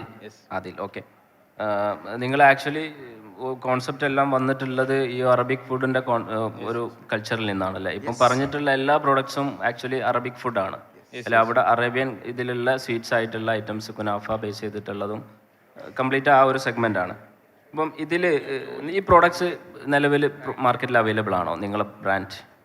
നിലവിൽ ബക്ലാവ അവൈലബിൾ ആണ്. പക്ഷേ ഈ മാമൂൽ അതുപോലെ തന്നെ നമ്മുടെ അടുത്തുള്ള ബാക്കിയുള്ള പ്രൊഡക്ട്സ് ഇന്ത്യയിലേക്ക്. മാമൂൽ എന്ന് പറഞ്ഞാൽ നിങ്ങൾ മാമൂൽ ബിസ്ക്കറ്റ് അല്ല, ഡേറ്റ്സ് ഇട്ടിട്ടുള്ള ബിസ്ക്കറ്റ്. ഓക്കെ, അപ്പം ഇതിലിപ്പം എല്ലാ പ്രൊഡക്ട്സും ഡെവലപ്ഡ് ആണോ നിങ്ങൾ? Yes, of course. എല്ലാം അതിന്റെ ഒരു പ്രോട്ടോടൈപ്പ് MVP ഡെവലപ്മെന്റ് ഒക്കെ കഴിഞ്ഞിട്ടുണ്ട്. യെസ്, നമ്മൾ സ്റ്റാർട്ടിംഗ് സ്റ്റേജിലാണ്. ഏകദേശം 1 month ആയി സ്റ്റാർട്ട് ചെയ്തിട്ട്. നമ്മൾ പ്ലാൻ ആൻഡ് മിഷനറി കാര്യങ്ങളൊക്കെ സെറ്റപ്പ് ചെയ്യുന്ന ടൈമിലാണ് ഈ സ്കെയിലപ്പിന്റെ ഈ പ്രോഗ്രാമിനെ വെച്ച് അറിയുന്നത്. ലൊക്കേഷൻ എവിടെയാണ്? കാക്കഞ്ചേരി, കിൻഫ്രണ്ട് ഉള്ളിലല്ല, അതിന്റെ തൊട്ടടുത്താണ്. ഓക്കെ, ഇതിന് എങ്ങനെയാണ് നിങ്ങൾ സ്കെയിൽ ചെയ്യാൻ ഉദ്ദേശിക്കുന്നത്? അല്ലെങ്കിൽ മേ ബി ഒരു 2024 എൻ്റെ ആകുമ്പോഴും എവിടെയാണ് നിങ്ങൾ ഇതിനെ പൊസിഷൻ ചെയ്യണത്? നമ്മൾ 3 phase ആയിട്ട് ഇതിനെ കണ്ടിട്ടുള്ളത്. ഫസ്റ്റ് ഫേസിൽ നമ്മൾ മലബാർ റീജിയൻ ആണ്. പിന്നെ ഒരു 2 yearലേക്ക് തന്നെ നമ്മളത് സൗത്ത് ഇന്ത്യ ഇതിലേക്ക് ചെയ്യുന്നു. പിന്നെ അത് നമ്മൾ പാൻ ഇന്ത്യയിലേക്ക് മൂവ് ചെയ്യാനാണ് ഉദ്ദേശിക്കുന്നത്. ഒരു 5 yearsനുള്ളിൽ പാൻ ഇന്ത്യ ഫുൾ അവൈലബിൾ ആയിട്ടുള്ളൊരു ഓൺലൈൻ പ്ലാറ്റ്ഫോം ആണോ? ഓൺലൈൻ പ്ലാറ്റ്ഫോം, പിന്നെ ഈ പ്രീമിയം ഔട്ട്ലെറ്റ്സ്, അതുപോലെ തന്നെ D2C പ്രൊഡക്റ്റ് ആയിട്ടാണ് നിങ്ങൾ ഇൻട്രൊഡ്യൂസ് ചെയ്യാൻ പോകുന്നത്. യെസ്, അതുപോലെ തന്നെ ഇപ്പോൾ മാരേജ് പാർട്ടി, അതിപ്പോൾ എല്ലാവർക്കും അറിയാം. ഇപ്പോൾ കല്യാണ മാർക്കറ്റൊക്കെ ഒരുപാട് വളർന്നിരിക്കുന്ന ടൈമാണ്. അപ്പോൾ ഈ ഒരു മാർക്കറ്റിൽ നമ്മൾ ഇൻട്രൊഡ്യൂസ് ചെയ്യാൻ ഉദ്ദേശിക്കുന്നുണ്ട്. ഒരു പ്രീമിയം ആയിട്ട് പ്ലേസ് ചെയ്യാൻ നമ്മൾ ഉദ്ദേശിക്കുന്നുണ്ട്. നിങ്ങൾ രണ്ടാളും എയ്മറിന്റെ സ്റ്റുഡൻ്റ് ആണ്? യെസ്. ഏത് വർഷം കഴിഞ്ഞത്? ഫസ്റ്റ് ബാച്ച് ആയിരുന്നു. First batch. Okay, that's all. Okay, thank U. All the best. Thank you.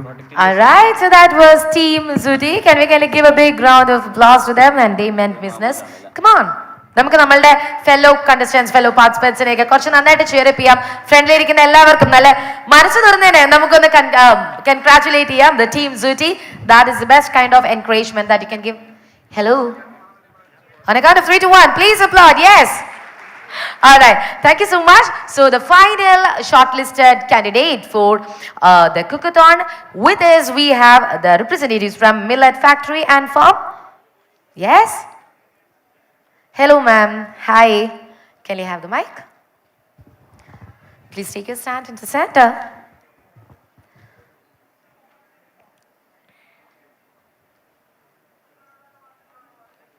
So I hope you are ready. Shall I start the timer? Please, take your time.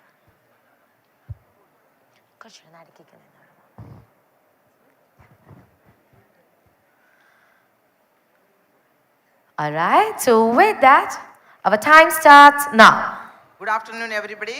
I'm Sophia from Millet Factory and Farms India Private Limited, Attapadi.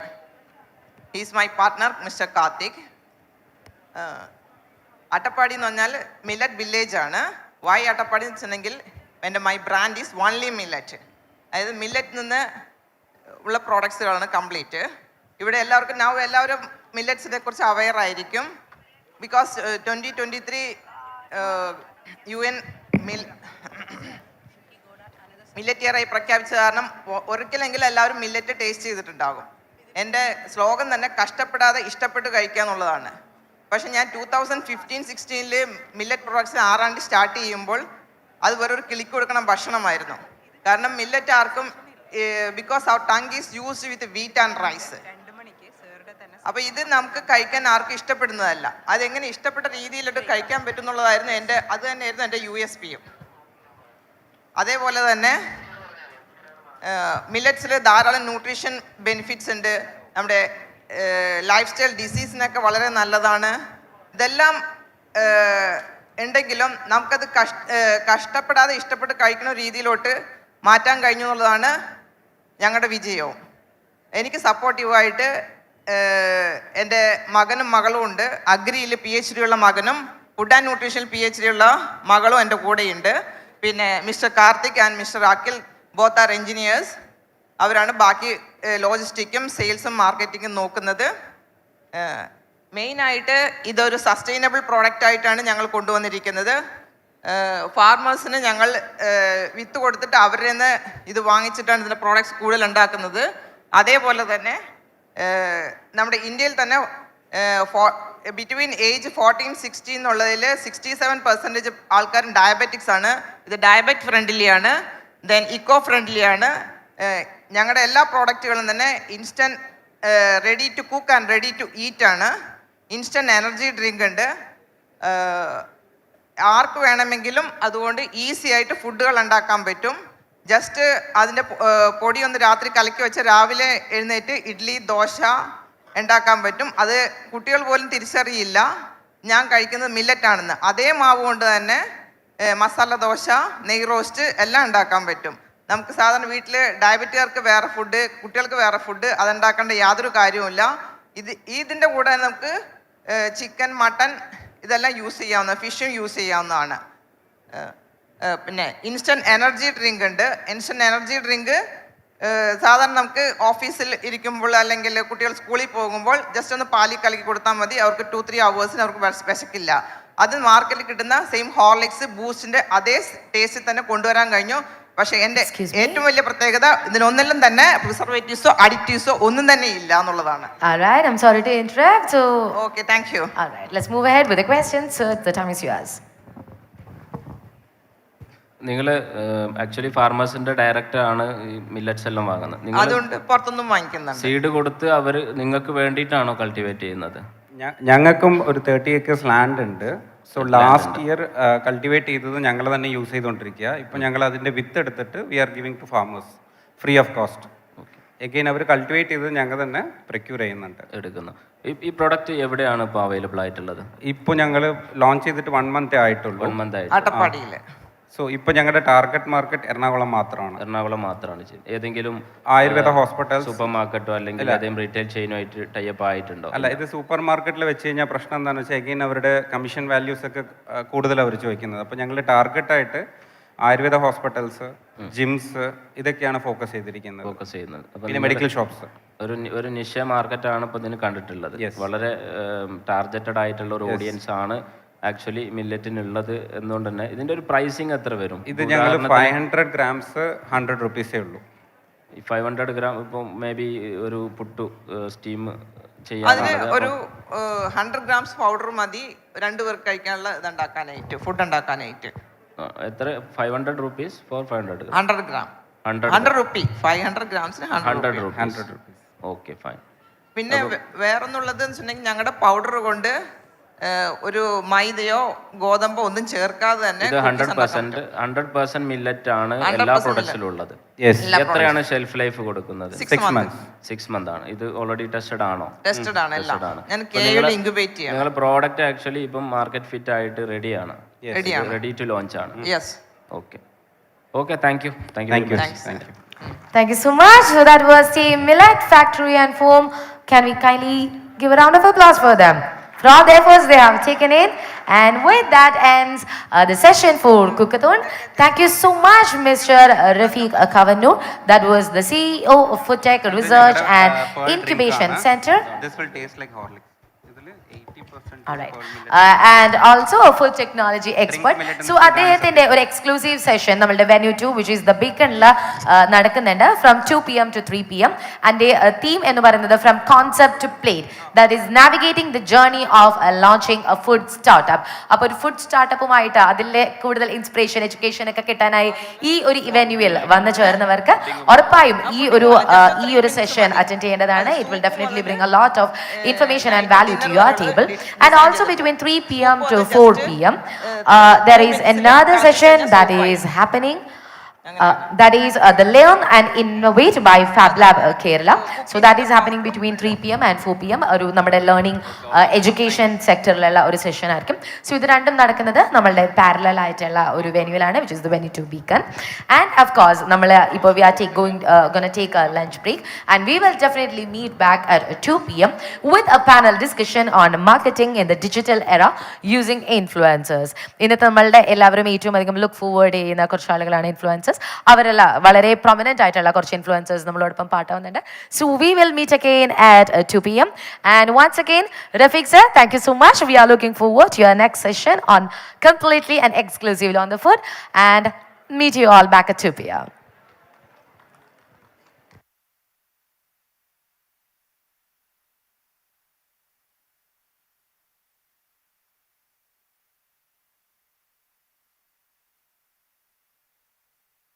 Premier name in tiles, marble and granite showrooms in Kerala. Thank you so much for joining with us.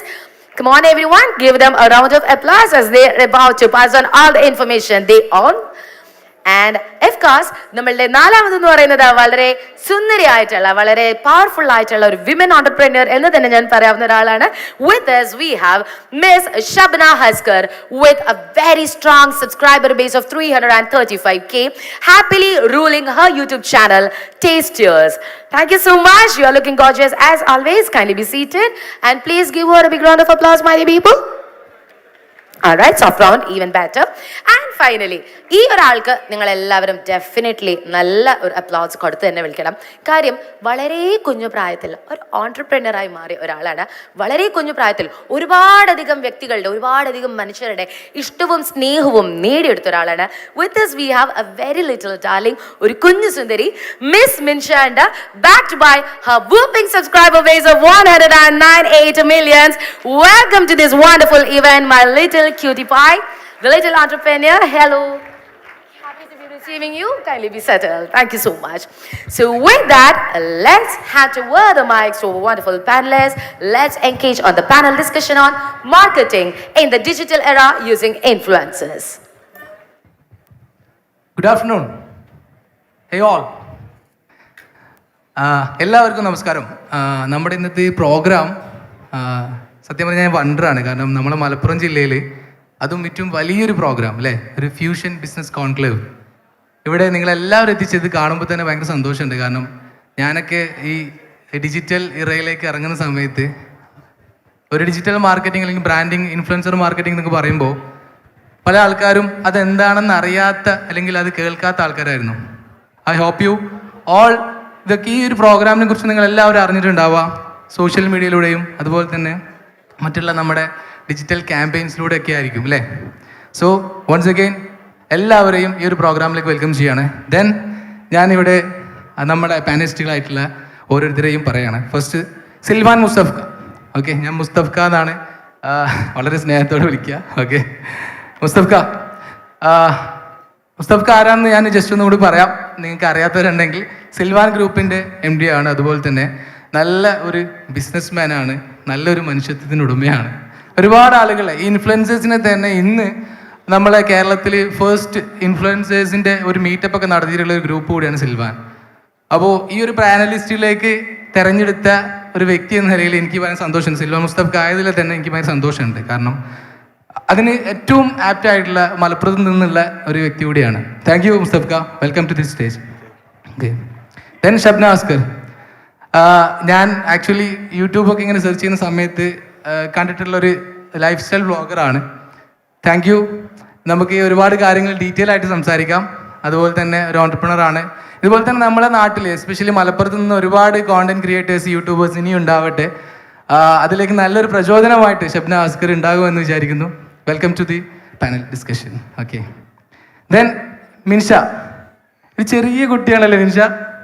ഒരു കൈയ്യടി കൊടുത്തേ, എല്ലാവരും കൈയ്യടി കൊടുത്തേ. Okay, Minsha എത്ര വയസ്സായി? എനിക്ക് 13 years ആയി. 13 years. Okay, ഞാൻ മിൻഷയുടെ YouTube channel check ചെയ്തപ്പോൾ നിയർലി 2 million അടുത്ത് സബ്സ്ക്രൈബേഴ്സ് ഉണ്ട്. ഞാൻ ആലോചിച്ചു, ഞാൻ ഇത്രയും കാലമായിട്ട് കോണ്ടന്റ് ക്രിയേഷൻ ചെയ്തിട്ട് എനിക്ക് ആകെ ഉള്ളത് ഇൻസ്റ്റാഗ്രാമിൽ 17K ഫോളോവേഴ്സാണ്. So thank you to come this program and welcome to the panel discussion. Okay okay, ഒരു നല്ലൊരു കൈയ്യടി കൊടുക്കുക, എല്ലാവരും കൈയ്യടി കൊടുക്കുക. എന്താ ഇങ്ങനെ നമ്മൾക്ക് ഈ ഒരു പ്രോഗ്രാം ഭയങ്കര രസകരമായിട്ട് കൊണ്ടുപോകാം. ഒരു വലിയൊരു പാനൽ ഡിസ്കഷൻ എന്നൊക്കെ പറയുമ്പോൾ അതിനൊരുപാട് ഒരു എന്താ പറയുക, കംപ്ലീറ്റ് ഒരു ഫോർമൽ വേല ഒന്നുമില്ല, കാഷ്വൽ വേല തന്നെ കൊണ്ടുപോകാം. ഓക്കെ, ഫസ്റ്റ് നമ്മളൊരു പാനൽ ഡിസ്കഷനിൽ ഓരോരുത്തർക്ക് ഞാൻ ഇവിടെ നമുക്ക് ടൈമർ ഉണ്ടാവുമല്ലോ അല്ലേ? ടൈമർ ഓക്കെ അല്ലേ? Okay fine. സോ നമ്മൾ ഈ പ്രോഗ്രാം ടോട്ടൽ 1 hour ആണ്. അതിൽ ഈച്ച് പാനലിസ്റ്റിന് നമുക്കുള്ളത് 15 minutes ആണ്. ഓക്കെ, അതിൽ നിങ്ങൾക്ക് ഓഡിയൻസിന് ഇൻട്രാക്ട് ചെയ്യാന്നുള്ള ഒരു സെഷൻ ഉണ്ടായിരിക്കും. So let start. ഫസ്റ്റ് ഞാൻ സിൽവാൻ മുസ്തഫ്കയുടെ അടുത്ത് തുടങ്ങാം. ഓക്കെ, എങ്ങനെയാണ് ലൈക്ക് ഇത്ര വർഷങ്ങളായിട്ട് ഒരുപാട് കഷ്ടപ്പെട്ടിട്ടാണ് സിൽവാൻ മുസ്തഫ അല്ലെങ്കിൽ സിൽവാൻ എന്നൊരു ബ്രാൻഡിനെ ബിൽഡ് ചെയ്ത് കൊണ്ടുവന്നത്? ലൈക്ക് ഇവരോട് എന്താണ് ഈ ഒരു ബ്രാൻഡ് പിന്നിലുള്ള ഒരു എന്താ പറയുക, ഈ ഒരു സ്ട്രഗിളിനെ കുറിച്ചിട്ട്? ഇവർക്ക് ഒരുപാട് ഓൺടർപ്രണേഴ്സ് ഈ ഒരു പ്രോഗ്രാമിൽ പങ്കെടുക്കുന്നുണ്ട്. നാളെ ഒരുപാട് ഓൺടർപ്രണേഴ്സ് ഇവിടെ ആകാനുള്ള ആൾക്കാർ ഇവിടെ ഉണ്ട്. സോ അവരോടൊക്കെ എന്താണ് പറയാനുള്ളത്? ലൈക്ക് ഒരു ഫ്യൂച്ചർ ഇതിലേക്ക് ബിസിനസ്സിലേക്ക് ഇറങ്ങുമ്പോൾ ഡിജിറ്റലിൻ്റെ ഒരു പ്രാധാന്യം, ഓക്കെ, ഡിജിറ്റൽ മാർക്കറ്റിംഗ് അല്ലെങ്കിൽ ഇൻഫ്ലുവൻസർ മാർക്കറ്റിങ്ങിൻ്റെ ഒരു പ്രാധാന്യം എത്രത്തോളം ഉണ്ട് ബിസിനസ്സിന്? ജസ്റ്റ് നിങ്ങൾക്ക് തുടങ്ങാം, സ്റ്റാർട്ട് ചെയ്യാം. 4 minute ഉണ്ട്. എല്ലാവരോടും അസ്സലാമു അലൈക്കും, നമസ്കാരം, ഗുഡ് ആഫ്റ്റർനൂൺ. എന്നെ കുറച്ചറിയുന്ന കുറച്ച് ആൾക്കാരൊക്കെ ഉണ്ട്. 1-2 സുഹൃത്തുക്കളൊന്ന് കൈ തന്നു. അറിയാത്ത ഒരുപാട് ആളുകളുണ്ടെന്ന് എനിക്കറിയാം. എന്നെ അറിയണവരുണ്ടെങ്കിൽ ഒന്ന് കൈ വെക്കുമോ? ഞാൻ പറഞ്ഞ കഥ ഒരു അതുകൊണ്ടല്ല, പറഞ്ഞ കഥ തന്നെയാണ് ഈ പറയാനുള്ളത്. അപ്പോൾ ആവർത്തനം കുറച്ച് ആളുകളോട് ക്ഷമ ചോദിച്ചാൽ മതിയല്ലോ, അതുകൊണ്ട് ചോദിച്ചാണ്. എന്തായാലും ഞാൻ ബിസിനസ്സിലേക്ക് വന്നിട്ടുള്ളത് നമ്മളെ ഇവിടെ ഇരിക്കുന്ന എല്ലാവരെയും അതിലേറെ താഴേക്കുള്ള ഒരു ഘട്ടത്തിൽ നിന്നാണ്. ഒരുപാട് സംഭവമായിട്ട് ഓക്സ്ഫോർഡിലൊന്നും പോയി പഠിച്ചൊന്നും വന്ന ആളൊന്നല്ല. ജീവിതത്തിൽ ഒരു യാത്രയിൽ ഒരു സ്വപ്നം ഉണ്ടായിരുന്നു. ആ സ്വപ്നങ്ങൾ പാതി വഴിയിൽ ഉപേക്ഷിച്ചിട്ട് ബിസിനസ്സിലേക്ക് ഇറങ്ങിയ ആളാണ് ഞാൻ. പക്ഷേ നമ്മൾ ആൽക്കമിസ്റ്റിലൊക്കെ വായിച്ച പോലെ നമുക്ക് അതിയായ ആഗ്രഹം ഉണ്ടെങ്കിൽ അത് നേടിത്തരാൻ വേണ്ടി ഈ ലോകം ഗൂഢാലോചന നടത്തും എന്ന് പറഞ്ഞ പോലെ ജീവിതത്തിൻ്റെ യാത്രയിൽ നമ്മൾ എന്തായിരുന്നു ആ സ്വപ്നം കണ്ടിരുന്നത് അത് ഓരോ ഘട്ടങ്ങളായിട്ട് വന്നിട്ടുള്ളതാണ്. ഞാൻ ഇതിനെ കുറിച്ചിട്ടൊക്കെ സിൽവാൻ മുസ്തഫ എന്ന് പറയുന്ന എൻ്റെ ഇൻസ്റ്റാഗ്രാം പേജിൽ പോസ്റ്റ് ഇട്ടിട്ടുണ്ട്. ചില കോളേജിലൊക്കെ ഞാൻ ഡിഗ്രിക്ക് പഠിക്കുന്ന സമയത്ത് എനിക്ക് മാർക്ക് കുറവായിരുന്നു, വളരെ മോശം പെർഫോമൻസ് ആയിരുന്നു. അങ്ങനെ ഞാൻ ഡിഗ്രിക്ക് പഠിക്കാൻ ആഗ്രഹം ഉണ്ടായിട്ട് എനിക്ക് കിട്ടാത്തൊരു കോളേജിൻ്റെ കൊമേഴ്സ് അസോസിയേഷൻ ഉദ്ഘാടനത്തിന് ഞാനാണ് പോയത്. ഞാൻ എൻ്റെ ജീവിതത്തിൽ അങ്ങനെ ജീവിതത്തിൽ ഒരുപാട് കാര്യങ്ങൾ ആഗ്രഹിച്ചിട്ട് നമുക്ക് നഷ്ടപ്പെട്ട കുറേ കാര്യങ്ങളുണ്ടല്ലോ. ഇന്നലെ ഒരു ഓപ്പണിംഗ് നടന്നു. പുത്തനത്താണിക്ക് ഹലാമാൾ എന്ന് പറഞ്ഞിട്ടൊരു മാൾ ഓപ്പൺ ചെയ്തു. നിങ്ങൾ എല്ലാവരും കേട്ടിട്ടുണ്ടാവില്ല ഒരു പക്ഷേ. അതിൽ മാളിൽ AK സൂപ്പർ മാർക്കറ്റാണ് വന്നത്. ഈ നോട്ട് നിരോധനത്തിനൊക്കെ മുന്നേ ഞങ്ങളൊരു ആഗ്രഹിച്ച്, എൻ്റെ നാടാണ് പുത്തനത്താണി, ഞങ്ങൾ കുറച്ച് ആളുകൾ ആഗ്രഹിച്ച് തുടങ്ങിയൊരു സംഭവമായിരുന്നു. അങ്ങനെ നിൽക്കുന്ന സമയത്താണ് GST വന്നു, നോട്ട് നിരോധനം വന്നു, പിന്നെ ഒന്ന് എണീറ്റ് നിൽക്കാൻ തോന്നിയ സമയത്ത് കൊറോണയും വന്നു. അപ്പോൾ പിന്നെ ആ മാൾ ഒരിക്കലും സംഭവിക്കില്ല എന്ന് കരുതിയതായിരുന്നു. പക്ഷേ അതിൻ്റെ ബാക്കിൽ പ്രവർത്തിക്കുന്ന ഒരുപാട് ആളുകളുണ്ടല്ലോ, നമ്മളെ കൂടെ ഉള്ള ആളുകളാണ്. അവരുടെയൊക്കെ ആത്മാർത്ഥതയും നമ്മുടെ ക്ഷമയും. ഏത് ബിസിനസ്സിലേക്ക് നമ്മൾ ഇറങ്ങുകയാണെങ്കിൽ, ഞാൻ ഇന്നലെ ഇട്ടൊരു വീഡിയോയിൽ പറയുന്നുണ്ട്, നമുക്ക് അതിയായിട്ട് ആഗ്രഹം ഉണ്ടായിരിക്കണം. പിന്നെ നമുക്ക് ഒരു ബിസിനസ്സിലേക്ക് ഇറങ്ങുന്നതിന് മുന്നേ നന്നായിട്ട് സ്റ്റഡി ചെയ്തിട്ടാണ് ഇറങ്ങേണ്ടത്. ഇറങ്ങിക്കഴിഞ്ഞാൽ പിന്നെ അത് ഏതറ്റം വരെ പോകുന്നത് വരെ പിടിച്ച് നിൽക്കാനുള്ള ഒരു തൻ്റെയോടെ ഒരു ക്ഷമയും വേണമെന്ന് പറഞ്ഞാൽ ആ മാൾ ഇന്നലെയാണ് ഞങ്ങൾക്ക് 8 വർഷത്തിന് ശേഷം തോന്നുന്നു ഓപ്പൺ ചെയ്യുന്നത്. എല്ലാവരും ചിരിച്ചപ്പോൾ ഞങ്ങളൊക്കെ സ്റ്റേജിലേക്ക് മാറി നിന്നിട്ട് കാര്യമായിരുന്നു. കടം വാങ്ങിയിട്ട് ഉണ്ടാക്കിയൊരു മാളായിരുന്നു ഒന്ന് ഓപ്പൺ ചെയ്ത് കിട്ടാൻ വേണ്ടിയിട്ട്. അപ്പോൾ ഇന്നലെ മനോഹരമായിട്ട് സൽമാൻ ഉണ്ടായിരുന്നു അവിടെ, മനോഹരമായി പുത്തനത്താണിയിൽ ആ മാൾ ഓപ്പൺ ചെയ്തു. അതൊക്കെ ഒരു ബിസിനസ്സിൻ്റെ ഏറ്റവും താഴേക്കടിയിൽ പോയിട്ട് തിരിച്ചു വരുന്നതിനുള്ളൊരു ഉദാഹരണമാണ്. ഞാനൊരു മാൾ ഓപ്പൺ ചെയ്തതിനെ കുറിച്ച് പറയില്ല, അതിലൊരു ജാതക്കുള്ള ആളുകളുണ്ട്, ഇൻവെസ്റ്റേഴ്സ്, അത് ഞാൻ മാത്രമൊന്നുമല്ല. പക്ഷേ അത് എത്തിച്ചു കൊണ്ടുപോകാൻ പെട്ട ഒരു പാടുണ്ടല്ലോ. അപ്പോൾ അതൊക്കെ നമ്മൾ സക്സസ് ആകുമ്പോൾ, ഞാനൊരു വനിതാ പൈലറ്റ് പറഞ്ഞൊരു ഇൻ്റർവ്യൂ കേട്ടിട്ടുണ്ട്. ആദ്യമായിട്ടൊരു ലാൻഡിങ് ചെയ്തപ്പോൾ, പൈലറ്റ് സ്വന്തമായിട്ടൊന്ന് ലാൻഡിങ് ചെയ്തപ്പോൾ അവർക്ക് കിട്ടിയ ഒരു കോൺഫിഡൻറ്റ്, അതാണ് നമുക്കും ഇതുപോലെ പരാജയപ്പെട്ടു എന്ന് തോന്നുന്ന ചില ബിസിനസ് സക്സസ് ആക്കി മാറ്റുമ്പോൾ കിട്ടുന്നൊരു കോൺഫിഡൻസ് ഉണ്ട്. കൊറോണ സമയത്ത് എല്ലാവരും ബിസിനസ് അടച്ചുകൊണ്ടിരിക്കുന്ന സമയമാണ്. ആ സമയത്ത് സിൽവാൻ ഗ്രൂപ്പ് പടച്ചോൻ്റെ അനുഗ്രഹം കൊണ്ട് 6 സ്ഥാപനങ്ങൾ തുടങ്ങി. ഈ പെരിന്തൽമണ്ണ ജൂബിലി ജംഗ്ഷനിലടക്കം 6 സ്ഥാപനം തുടങ്ങിയ കൊറോണ സമയത്താണ്. അപ്പോൾ ചില പ്രശ്നങ്ങളും പ്രതിസന്ധികളൊക്കെ നമുക്ക് വളരാനുള്ളൊരു അവസരം കൂടെ ആയി കാണുകയാണെങ്കിൽ, നമ്മൾ ചുറ്റുഭാഗത്ത് എല്ലായിടത്തും നമുക്ക് ബിസിനസ് അവസരങ്ങളുണ്ട്. ഇന്ന് ആധുനിക ലോകത്ത് ഇപ്പോൾ എല്ലാവരും പറയും ഒരുപാട് പാരമ്പര്യമാണെന്ന്. AI കാലഘട്ടമാണ്, നിങ്ങൾക്കറിയാമല്ലോ. എല്ലാ ബിസിനസ്സിലും AI വന്നുകൊണ്ടിരിക്കണം. ഈ പുതിയ മേഖലകളെ തന്നെ വരുന്നു. പണ്ട് കണ്ടിരുന്ന ബിസിനസ്സൊന്നും ഇനി ഉണ്ടാവില്ല. അപ്പോൾ ഈ ഇരിക്കുന്ന എല്ലാവർക്കും ബിസിനസ്സിൽ ഒരുപാട് ഓപ്പർച്യൂണിറ്റി ഇനി വരും വർഷങ്ങളിൽ ഉള്ളത്. എപ്പോഴും ഞാനെന്നല്ല, വലിയ ആളുകളൊക്കെ എപ്പോഴും പറയുന്നത്, നമ്മൾ കഴിഞ്ഞു പോയ സമയത്തിനായിട്ട് ഏറ്റവും നല്ല സമയമാണ് ഇനി വരാനുള്ളത് എന്നുള്ള ആ ഒരു സങ്കല്പം ഉണ്ടെങ്കിൽ നമുക്ക് എല്ലാവർക്കും വിജയിച്ച് മുന്നോട്ട് പോവാം. Thank you.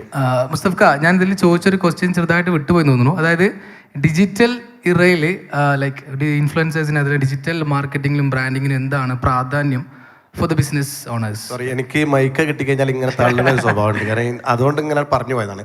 ആദ്യമായിട്ട് സോറി ആണ്. ഈ ഇൻഫ്ലുവൻസേഴ്സിൻ്റെ ഒരു പ്രാധാന്യം മനസ്സിലാക്കാൻ കാരണം, ഞാൻ ഈ കൊറോണ സമയത്ത് തന്നെയാണ് യൂട്യൂബ് ചാനൽ തുടങ്ങിയത്. ബിസിനസ് ഉണ്ടായിരുന്നു. അങ്ങനെ ഞാൻ ഈ 32 രാജ്യങ്ങൾ കറങ്ങാൻ പറ്റിയിട്ടുണ്ട് എനിക്ക്. ഞാൻ പോയിട്ടുണ്ട്.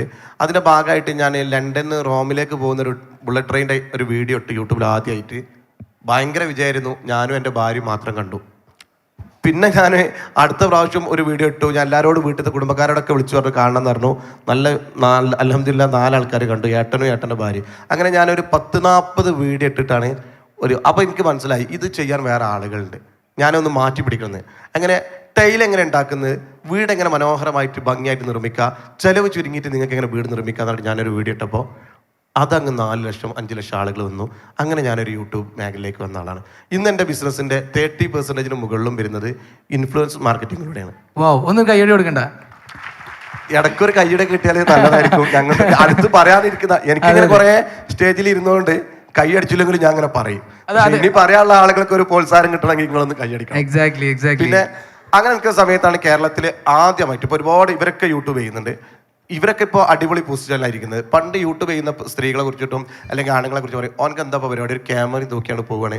പെണ്ണുങ്ങളെ കുറിച്ച് പറയും, ഓൾ പെരി പണിയെടുക്കണേ മടിക്കൾ പോവുകയാണ്. ഇങ്ങനെ പറഞ്ഞു നടക്കുന്ന ഒരുപാട് ആളുകളെ ഒരിക്കൽ ആദ്യമായിട്ട് കേരളത്തിൽ ഇൻഫ്ലുവൻസേഴ്സ് മീറ്റപ്പ് നടത്തിയത് സിൽവാൻ ഗ്രൂപ്പാണ്. അത് മഞ്ചേരി സിൽവാൻ ഉദ്ഘാടനത്തിന് കേരളത്തിൽ ആദ്യമായിട്ട് ഇതുപോലെ ആരും അംഗീകരിക്കാത്ത ടീമിനെ സ്റ്റേജിൽ വിളിച്ചു കയറ്റി അവരെ അഭിനന്ദിച്ച് അവർക്കൊരു മൊമെൻ്റ് കൊടുക്കുകയും അവരൊക്കെ ഓരോരുത്തരും ആ മൊമെൻ്റ് ഇട്ടിട്ട് സിൽവാനിനെ കിട്ടിയ മൊമെൻ്റ് വീഡിയോ ഇട്ടപ്പോൾ അണുഭവം വിട്ട പോലെ ആയിരുന്നു. അപ്പോഴാണ് അതിന് വ്യാപ്തി മനസ്സിലായത്. സിൽവാൻ ഒരു പ്രോഗ്രാമാണ് നടത്തിയത്, അവരെല്ലാവരും വന്ന എല്ലാവരും ഓരോ വീഡിയോ ഇട്ടപ്പോൾ യൂട്യൂബ് തുറന്നു നോക്കിയപ്പോൾ ഫേസ്ബുക്ക് തുറക്കിയപ്പോൾ ഫുള്ള് സിൽവാൻ ഉണ്ടായിരുന്നുള്ളൂ. അപ്പോൾ എൻ്റെ എന്താ പറയുക, സ്വന്തം ബിസിനസ് ചെയ്യുന്ന എൻ്റെ കൂട്ടുകാർ ഒരാളും ഇവിടെ ഉണ്ട്, എൻ്റെ കൂട്ടുകാരൊക്കെ ഉണ്ട്. അതിൽ വേറൊരു കൂട്ടുകാർ എന്നെ വിളിച്ചു, അല്ല മുസ്തഫ യൂട്യൂബ് തുറന്നു നോക്കാൻ പറ്റുന്നില്ലല്ലോ, ഫുള്ള് സിൽവാനാണല്ലോ എന്ന്. അപ്പോൾ അത്രത്തോളം സിൽവാൻ കത്തി നിൽക്കാൻ അല്ലെങ്കിൽ കുറച്ച് ആരെങ്കിലും അറിയാൻ സാധ്യതയുണ്ടായത് ഈ ഇൻഫ്ലുവൻസേഴ്സ് മീറ്റപ്പ് ആയിരുന്നു. അത് മാർക്കറ്റിങ്ങിൻ്റെ വ്യാപ്തി മനസ്സിലാക്കി. ഇന്ന് എല്ലാ മേഖലയിലുള്ള ആളുകളും ഇൻഫ്ലുവൻസേഴ്സ് അല്ലാത്ത ഒരാളെ ത്രൂ മാർക്കറ്റിംഗ് ചെയ്യാൻ വലിയ പാടാണ്. അതുകൊണ്ട് തന്നെ അതിൻ്റെ വ്യാപ്തി നമുക്ക് മനസ്സിലാക്കി. കഞ്ഞിപ്പുര വട്ടപ്പാറ മുകളിൽ നിങ്ങൾ വട്ടപ്പാറ കേട്ടിട്ടുണ്ടാവും, ഏറ്റവും അപകടം നടക്കുന്ന സ്ഥലമാണ്. അവിടെയുള്ള ഷോറൂമിലേക്ക് തിരുവനന്തപുരത്തു നിന്നും കാസർഗോഡ് നിന്നും ലക്ഷദ്വീപിൽ നിന്നും അന്തമാൻ നിന്നും ആളുകൾ വരുന്നുണ്ടെന്ന് പറഞ്ഞാൽ നിങ്ങൾ വിശ്വസിക്കൂല. പകരം നിങ്ങൾ സിൽവാൻ മുസ്തഫ എന്ന് പറഞ്ഞ യൂട്യൂബ് ചാനലിൽ കയറി നോക്കിയാൽ അവർ വന്ന് അഭിപ്രായം പറഞ്ഞു പോയ വീഡിയോ കാണാൻ സാധിക്കും. അതാണ് ഈ ഡിജിറ്റൽ മാർക്കറ്റിങ്ങിൻ്റെ വ്യാപ്തി എന്ന് ഒറ്റ വാക്കിൽ പറയാം. സോ ഒരു കൈയടി കൊടുക്കാം. നമ്മൾ ചിന്തിക്കണമെന്ന് വെച്ചാൽ ഒരുപാട് മാർക്കറ്റിംഗ് മെത്തേഡ്സ് ഉണ്ട്, പക്ഷേ വളരെ പെട്ടെന്ന് തന്നെ ലോകത്ത് എവിടേക്കും വളരെ ഈസി ആയിട്ട് നമ്മുടെ പ്രൊഡക്റ്റോ ബ്രാൻഡോ അല്ലെങ്കിൽ വാട്ട് എവർ ഇറ്റ് ഈസ്, നമ്മൾ പേഴ്സണൽ ബ്രാൻഡ് ആയാൽ പോലും, I am A personal branding consultant. അപ്പോൾ ഞാനൊരു പേഴ്സണൽ ബ്രാൻഡിങ് കൺസൾട്ടൻറ്റ് ആയത് എങ്ങനെയാണെന്ന് വെച്ച് കഴിഞ്ഞാൽ ഡിജിറ്റൽ എൻ്റെ സോഷ്യൽ മീഡിയ ത്രൂ മാത്രമാണ്. അല്ലാന്നുണ്ടെങ്കിൽ എനിക്ക് ഒരിക്കലും അവിടെ എത്താൻ പറ്റില്ല. സോ മുസ്തഫ്ക പറഞ്ഞ പോലെ തന്നെ ഒരു ഡിജിറ്റലിനെ ഏറ്റവും ഈസി ആയിട്ട് ആളുകളിലേക്ക് ഒരു ബ്രാൻഡിനെ ഏറ്റവും കൂടുതൽ ഈസി ആയിട്ട് എത്തിക്കാൻ പറ്റുന്ന ഒരു വേ ആണ് ഈ ഇൻഫ്ലുവൻസർ മാർക്കറ്റിംഗ്, അതുപോലെ തന്നെ ഡിജിറ്റൽ മാർക്കറ്റിംഗ് എന്ന് പറയുന്നത്. So thank you for these answer, valuable answers. So next നമുക്ക് ഷബ്ന ഹസ്കർ. ഓക്കെ, ചെറിയ ക്വസ്റ്റ്യൻ ആണ്. ഞാൻ ഇതിന് ഈ പരിപാടിക്ക് പങ്കെടുക്കുന്നതിന് മുമ്പാണ് ജസ്റ്റ് നമ്മൾ പരിചയപ്പെട്ടത് അല്ലേ. ഞാനൊന്ന് ചോദിച്ചിട്ടുണ്ടായിരുന്നു, എന്താണ് ലൈക്ക് ഒരു യൂട്യൂബ് ക്രിയേറ്റർ ആകാൻ വേണ്ടിയിട്ട് എടുത്തൊരു സ്ട്രഗിൾ ഉണ്ട്. ലൈക്ക് സ്റ്റാർട്ടിങ് സ്റ്റേജിൽ ഒരുപാട് ആൾക്കാർ സ്ട്രഗിൾ ചെയ്യുന്നത് തന്നെയാണ്. പക്ഷെ എന്നാലും as a woman creator, lifestyle vlogger, lifestyle എന്ന് പറയുമ്പോൾ അറിയാലോ, ഞാൻ ചോദിച്ചപ്പോൾ പറയുന്നത് വെച്ചാൽ ഒരുപാട് പ്രൈവറ്റ് ആയിട്ടുള്ള കാര്യങ്ങൾ വരെ ആളുകളിലേക്ക് എത്തിക്കേണ്ട ഒരു സംഭവമാണ് അല്ലേ. How is that? എങ്ങനെ സ്റ്റാർട്ട് ചെയ്തതു? എങ്ങനെയായിരുന്നു അതിൻ്റെ ഒരു ജേണി? അത് ഞാൻ കൊറോണ സ്റ്റാർട്ട് ചെയ്യേണ്ട ജസ്റ്റ് ഒരു 1 ഇയർ ബിഫോറാണ് ഈ ഒരു ചാനൽ സ്റ്റാർട്ട് ചെയ്തിട്ടുണ്ടായിരുന്നത്. അപ്പോൾ അന്ന് എന്ന് പറയുമ്പം യൂട്യൂബ് അങ്ങനെ സോഷ്യൽ മീഡിയ അത്രയൊന്നും വളർന്നു വന്നിട്ടില്ല നമ്മളുടെ മലയാളികളുടെ ഇടയിൽ. അപ്പോൾ മലയാളത്തിൽ യൂട്യൂബേഴ്സ് മിക്കതും ചെയ്തിട്ടുണ്ടായിരുന്നത് കുക്കിംഗ് ചാനൽസ് ഉണ്ട്, പിന്നെ ആണുങ്ങളാണെന്നുണ്ടെങ്കിൽ ട്രാവൽ അങ്ങനത്തെ രീതിയിലുള്ള വ്ളോഗ്സ് ഒക്കെ ചെയ്യുന്നവരുണ്ട്. അപ്പോൾ ഈ ഒരു കുക്കിംഗ് ചാനൽസ് ഇഷ്ടം പോലെ എന്ന് പറയാൻ പറ്റൂല, കുറച്ച് ലീഡിങ് ആയിട്ടുള്ള കുറച്ച് ചാനൽസ് ഒക്കെ ഉണ്ടായിരുന്നു. അപ്പം അവരൊക്കെ ഇങ്ങനെ കുക്കിംഗ് മാത്രം ചെയ്തുകൊണ്ട് പോകുന്ന സമയത്താണ് ഞാൻ വ്ളോഗ്സ് സ്റ്റാർട്ട് ചെയ്യുന്നത്. അപ്പോൾ വ്ളോഗ് എന്ന് പറയുമ്പോൾ നമ്മൾ ലൈഫ് സ്റ്റൈൽ വ്ളോഗ് എന്ന് പറയുമ്പോൾ നമ്മളുടെ കിച്ചൺ മുതൽ കിടപ്പറ എന്നൊന്നും പറയാൻ പറ്റില്ല, മീൻസ് നമ്മളുടെ വീട്ടിൽ എന്താണോ നടക്കുന്നത് ആ രീതിക്കുള്ള കാര്യങ്ങളൊക്കെയാണ് കാണിച്ചു വരിക. അപ്പം ഞാനൊരു ജോയിൻറ്റ് ഫാമിലിയിലാണ്. അപ്പം ഫാദറിൻലോ മദറിൻലോ ഒക്കെ ഉണ്ട്. അപ്പം അവരെ കൺവിൻസ് ചെയ്യുക എന്നുള്ളതാണ് എൻ്റെ ഫസ്റ്റത്തെ ഒരു കാര്യം എന്ന് പറയുന്നത്. ഫസ്റ്റ് സ്റ്റെപ്പ് അവരെ കൺവിൻസ് ചെയ്തിട്ടാണ് എനിക്ക് വീഡിയോസ് എടുത്തു തുടങ്ങാൻ. പിന്നെ ഹസ്ബൻഡിനെ ഓൾറെഡി അറിയുന്ന, മീൻസ് ഹസ്ബൻഡ് കോളേജ് പ്രൊഫസറാണ്. അപ്പം ആൾക്ക് പിന്നെ പറഞ്ഞാൽ മനസ്സിലാവുന്ന കാര്യമുള്ളൂ. മൂപ്പരാണ് ശരിക്കും പറഞ്ഞാൽ ഞാൻ ഈ ഒരു രീതിയിലേക്ക് വരണമെന്ന് എന്നെക്കാളും കൂടുതൽ ഹസ്ബൻഡ് ആണ് സപ്പോർട്ട് ചെയ്തത് അല്ലേ. ഓക്കെ, അപ്പം ഞാൻ ആദ്യം യൂട്യൂബ് ചാനൽ തുടങ്ങുക എന്ന് പറഞ്ഞപ്പം ജസ്റ്റ് കുക്കിംഗ് മാത്രം സ്റ്റാർട്ട് ചെയ്യുക എന്നുള്ള രീതിയിലാണ്. പക്ഷേ കുക്കിംഗ് വീഡിയോസ് ഇട്ട് കഴിഞ്ഞപ്പോൾ അധികം ഒന്നും ഒരു റീച്ച്, ഇവർ പറഞ്ഞ പോലെ അങ്ങനെ ഒരു റീച്ചും കാര്യങ്ങളൊന്നും ഇല്ലായിരുന്നു. പിന്നെ വ്ളോഗ്സ് ആയിട്ട് സ്റ്റാർട്ട് ചെയ്തപ്പോഴാണ് നമ്മൾ എങ്ങനെ വീട് മെയിൻറ്റെയിൻ ചെയ്തു പോവുക, എങ്ങനെ നമ്മൾ കുക്കിംഗ് കഴിഞ്ഞിട്ടുള്ള ക്ലീനിങ് അങ്ങനത്തെ കാര്യങ്ങളൊക്കെ, പിന്നെ വീട് ഓർഗനൈസ് ചെയ്ത് വെക്കുന്നത് എങ്ങനെയെന്നുള്ള രീതിയിലൊക്കെ വീഡിയോസ് ചെയ്ത് കഴിഞ്ഞപ്പോഴാണ് കുറച്ച് റീച്ച് കിട്ടിയത്. അപ്പോൾ അത് ചെയ്യാന്ന് പറഞ്ഞാൽ നമുക്ക് വീട്ടിലുള്ളവരും നമ്മളുടെ പോലെ തന്നെ അവരും കുറച്ച് സഫർ ചെയ്യണം. കാരണം നമ്മളൊരു ഫുഡ് ഉണ്ടാക്കിയിട്ട് കുക്ക് ചെയ്തിട്ട് ഫുഡ് ജസ്റ്റ് ഒന്ന് ഫോട്ടോ എടുക്കുക എന്ന് പറഞ്ഞു കഴിഞ്ഞാൽ നിങ്ങൾ പുറമേക്ക് കാണുന്നത് ആ ഒരു ഫോട്ടോ മാത്രമാണ്. പക്ഷെ അതിൻ്റെ ബാക്കിൽ ഈ ഒരു കുക്കിംഗ് വ്ളോഗ്സ്, ഫുഡ് വ്ളോഗേഴ്സിനെ കുറിച്ചുള്ള ഒരു ട്രോളൊക്കെ വരലുണ്ടല്ലോ. നമ്മൾ ഫുഡ് ഫ്രണ്ടിൽ വെച്ചിട്ട് ഇങ്ങനെ നോക്കി നിൽക്കണ, ബാക്കിയുള്ളവരൊപ്പമുള്ളവർ നോക്കി നിൽക്കുന്ന ഒരു അവസ്ഥ എന്ന് പറയുന്നത്.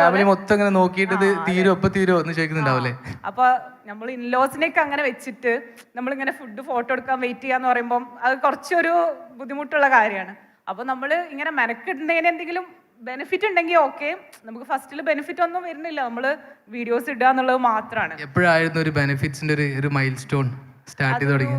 3 months ആയപ്പോഴത്തേക്ക് നമുക്ക് ഏർണിങ്സ് തുടങ്ങിയിട്ടുണ്ട്.